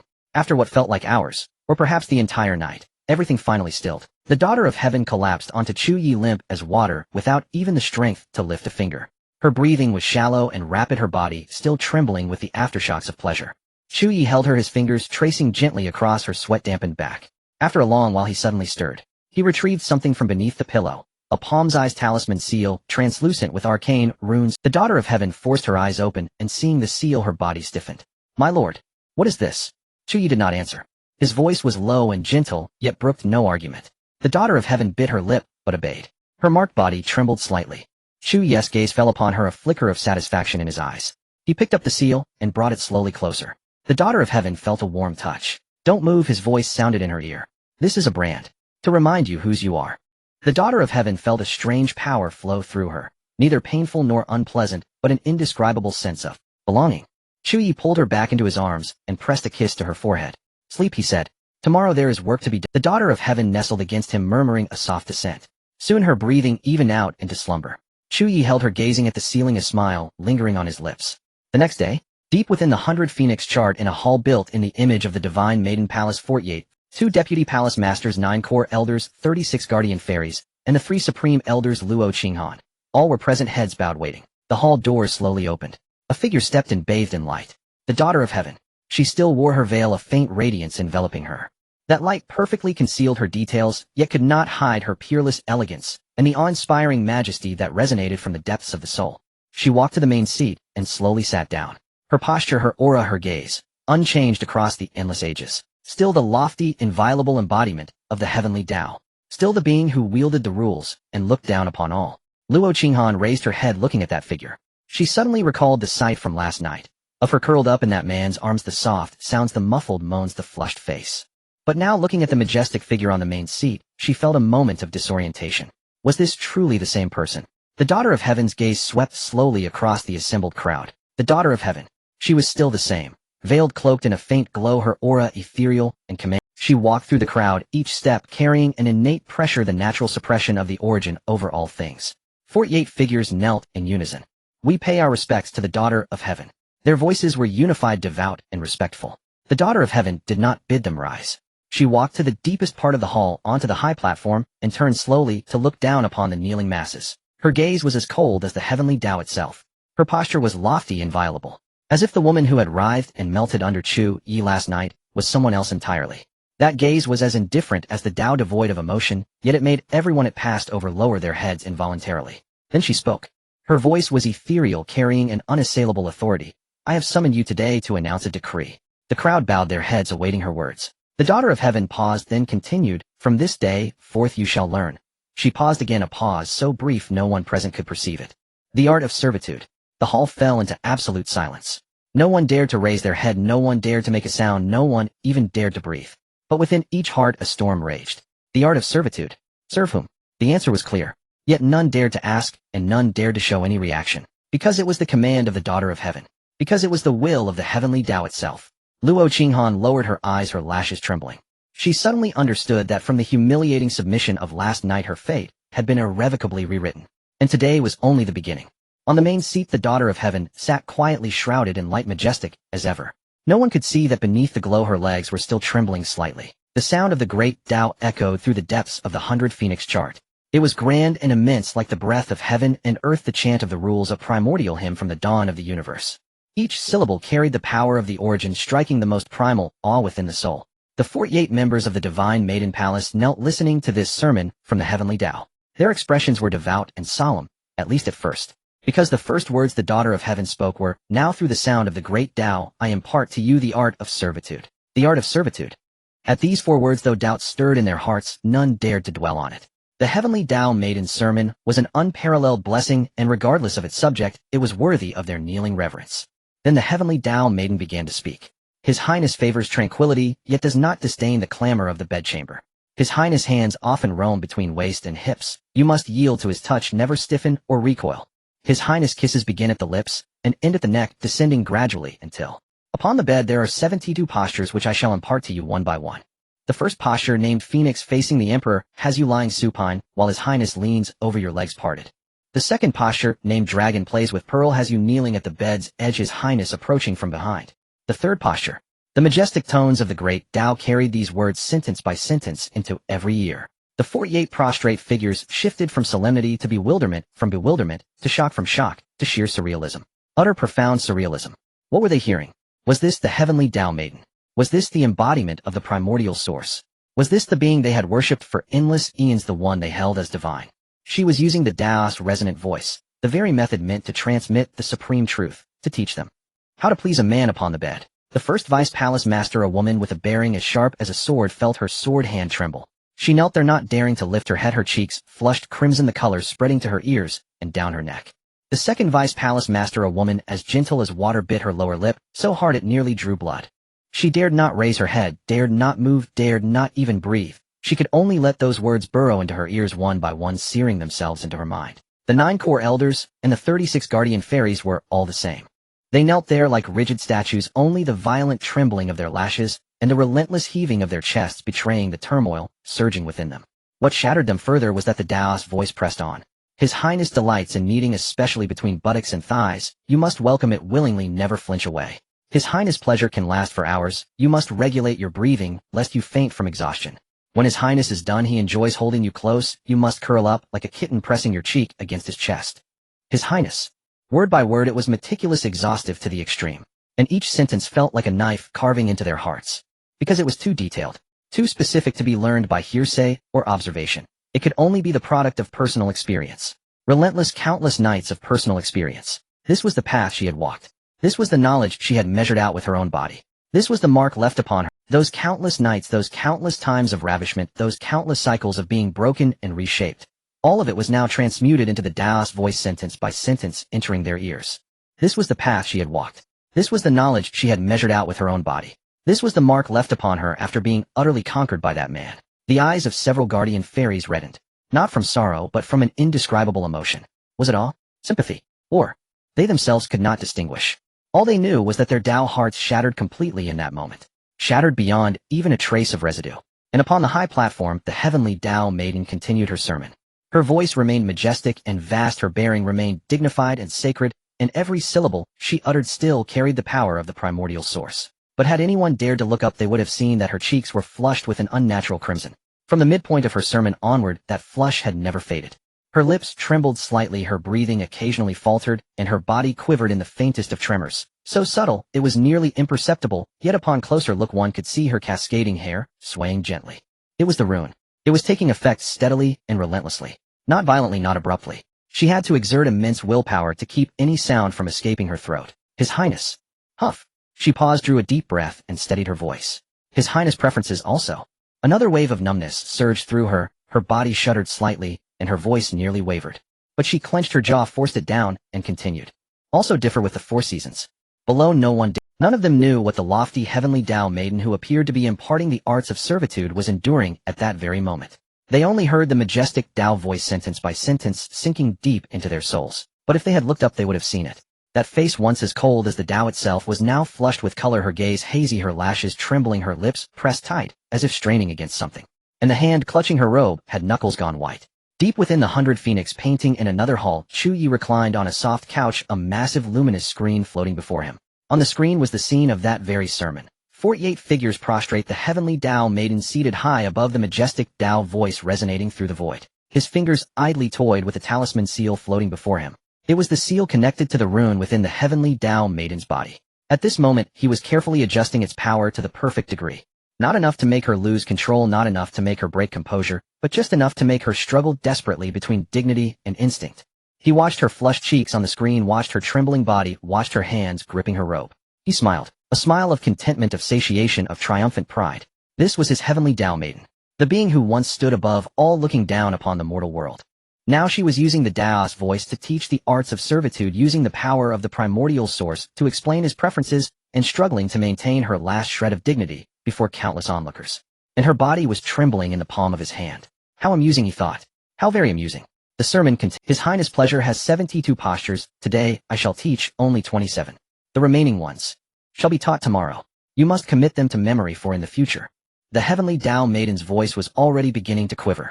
Not from fear, not from weakness, but from that overwhelming numbness surging from the depths of her soul, eroding her, well, bit by bit. She was nearing her limit. But she had to hold on. This was what she had promised him. This was her final dignity as the heavenly Dao maiden. She took a deep breath, forcibly steadying her voice, and continued. When serving His Highness in the future, you must. The rune pulsed again. Her body jolted violently, and a faint, barely audible muffled groan escaped her throat. The sound was extremely faint, barely audible. But those who knelt on the ground were all existences at the heavenly, immortal realm. How keen was their perception? They heard it. In that instant, 48 figures trembled simultaneously. No one dared to raise their head. No one dared to confirm what that sound was. But that single muffled groan was enough to make them understand. The daughter of the Dao, whom they revered as a deity, and who was imparting the great Dao, was at this very moment enduring something unspeakable. Within that muffled groan there was pain suppression struggle, and something even they dared not dwell upon. Allure. 48 people knelt there, their heads bowed, even lower, almost buried into their chests. No one spoke. No one moved. Only the magnificent voice of the great Dao continued to resonate. His Highness. The voice trembled once more. His Highness. Another extremely faint muffled groan. And another. The 48 people felt their hearts turn to ashes. At this moment, their Dao hearts shattered beyond repair. That Dao voice at this moment shattered beyond repair. After what seemed like an eternity, the voice of the heavenly Dao finally uttered its last syllable. Today's instruction concludes here. You may all withdraw. The 48 people felt as if they had received a pardon, hastily rising and retreating towards the hall's exit. As they rose, no one dared to look back, no one dared to cast a single glance at the high platform. Only after stepping outside the hall, only after the massive doors slowly closed behind them, did they finally dare to gasp for air. The first Vice Palace Master leaned against the wall, her face pale as paper. The second Vice Palace Master clung to a pillar, her body still trembling slightly. The 9 core elders exchanged glances, their eyes filled with confusion, bewilderment, and a trace of surrealism they themselves were reluctant to acknowledge. They had lived for countless eons, weathered countless storms, yet never imagined they would experience a day like this. Using the voice of the great Dao to listen to the daughter of the heavenly Dao teach the arts of the bedchamber. And the one teaching during the process made such sounds. They felt their Dao hearts were not merely shattered, but utter. Outside the hall there was utter silence. Inside the hall the daughter of the heavenly Dao lay limp on the high platform, her entire body, trembling, her cheeks, flushed, her gaze unfocused. She raised a hand to cover her face. They only heard that magnificent voice of the great Dao, sentence by sentence, penetrating deep into their souls. From halfway through the explanation, that flush had never faded. That face, once as cold and indifferent as the heavenly Dao itself, was now tinged with a rosy flush, eyes hazy, eyelashes trembling, lips tightly pressed, as if desperately suppressing something. A river finally released. And upon the high platform the daughter of the heavenly Dao continued her explanation. Watching that slender figure, every syllable he uttered still contained the power of the primordial source. But if anyone dared to look up at her, they would see that her cheeks were flushed with an unnatural redness. She smiled with profound satisfaction. What a fulfilling day it had been. 3 months later, deep within the 100 Phoenix diagram, a majestic palace loomed indistinctly amidst the clouds and mist. It was the traveling palace that Chu Ye had reforged using the world's primordial source, even more magnificent and private than the previous Tianqi sleeping hall. This was his true harem. Inside the hall the spring atmosphere was intoxicating. On the wide soft couch, Chu Ye lounged lazily against the edge, his arm wrapped around the familiar form of the daughter of the heavenly Dao. She still lay docilely in his arms, her cheeks flushed, her breathing slightly ragged, clearly having just weathered a storm of passion. Below the couch figures knelt on both sides. 2 Vice Palace Masters, 9 core elders, and 36 guardian fairies, 47 in total, had all shed their former coldness and pride, now clad in light soft palace robes, kneeling upright on cushions, their postures gentle and submissive. Their gazes dared not meet the man on the couch directly, only slightly lowered. When they occasionally stole a glance, a complex, inexpressible emotion surfaced in their eyes. 3 months. For 3 entire months this man, through relentless day and night instruction, had transformed each one of them from lofty goddesses of the divine maiden palace into women who understood how to please a man. Initially they resisted, felt indignation, experienced the collapse of their Dao hearts. But the daughter of the heavenly Dao personally demonstrated, personally taught, personally told them that serving him well was the very meaning of their existence. No one could defy the will of the daughter of the heavenly Dao. Even fewer could defy the will of that man. And so day after day, night after night, in groups of 3 and teams of 5 they took turns. Gradually they learned submission. They learned how to yield and receive him gracefully, how to please him with their voices and bodies, how to massage him when he was weary, and how to actively cater to him when his desires arose. 3 months later, all 48 members of the Divine Maiden Palace, including Luo Qinghan and the 3 Grand Elders, had become his women. Luo Qinghan was currently kneeling at the very front. She still possessed that cold, peerlessly beautiful appearance, but the sharpness in her brows and eyes had long been worn away, leaving only a faint, resigned gentleness. Her constitution was special, replenishing her yin essence daily. Over these 3 months, she was summoned to serve him almost every few days. From initial stiffness and resistance, she had now progressed to actively accommodating him. The 3 Grand Elders knelt behind her. They had the deepest seniority and the longest lifespans, but on the couch, they were merely 3 women at his disposal. Those well-maintained bodies had long been fully developed and ripened, and every session of service left Chu Ye extremely satisfied. At this moment, everyone in the hall had gathered awaiting the man's next command. Chu Ye's fingers gently stroked the smooth back of the daughter of the heavenly Dao in his arms, his gaze sweeping over the kneeling crowd, a glint of satiated amusement flashing in his eyes. 3 months, he had maxed out the system. Every time he conquered a woman of the Divine Maiden Palace, the system granted a reward. And these women, each one was a peerless beauty with unique constitutions and noble statuses. 2 vice palace masters, 9 core elders, 36 guardian fairies, plus Luo Qinghan, and the 3 grand elders, 48 people in total, and he had received 48 rewards. His cultivation base had skyrocketed from the early Emperor realm straight to the peak of the Emperor realm, only a hair's breadth away from the immortal realm. Cultivation techniques, elixirs, magical artifacts, divine powers, world force. Countless rewards piled up like a mountain. The 100 Phoenix diagram expanded under his control time, and again, now forming a grand cosmos rivaling the outside world. And what satisfied him most was the enhancement brought by the fusion of bloodlines and constitutions. Now even without relying on the heavenly Dao's primordial source, he could traverse the void with his physical body alone and contend with heavenly immortals. He was no longer the desperate fighter who had sacrificed his own source in the heavenly path. He was the true lord of the heavenly Dao. Chu Ye lowered his head and pressed a kiss to the forehead of the daughter of the heavenly Dao in his arms. She tilted her head up slightly, meeting his gaze, her eyes filled with utter submission and dependence. In these 3 months, she had long grown accustomed to this dynamic, even beginning to savor the feeling of being possessed and cherished. Rise. Chu Ye patted her rear. She obediently rose and knelt beside him. Chu Ye sat upright, his gaze sweeping over the assembly in the hall. These past 3 months, he began, his voice languid and casual. You have learned well. The crowd lowered their heads, not daring to respond. Chu Ye continued, from this day forth the Divine Maiden Palace shall be formally incorporated into the 100 Phoenix chart, becoming a part of my harem. Luo Qinghan bowed her head. Yes. Chu Ye then looked towards the 3 grand elders. The 3 esteemed seniors shall remain as grand elders, assisting Luo Qinghan bowed her head. Yes. Chu Ye then looked towards the 3 grand elders. The 3 esteemed seniors shall remain as grand elders, assisting Luo Qinghan.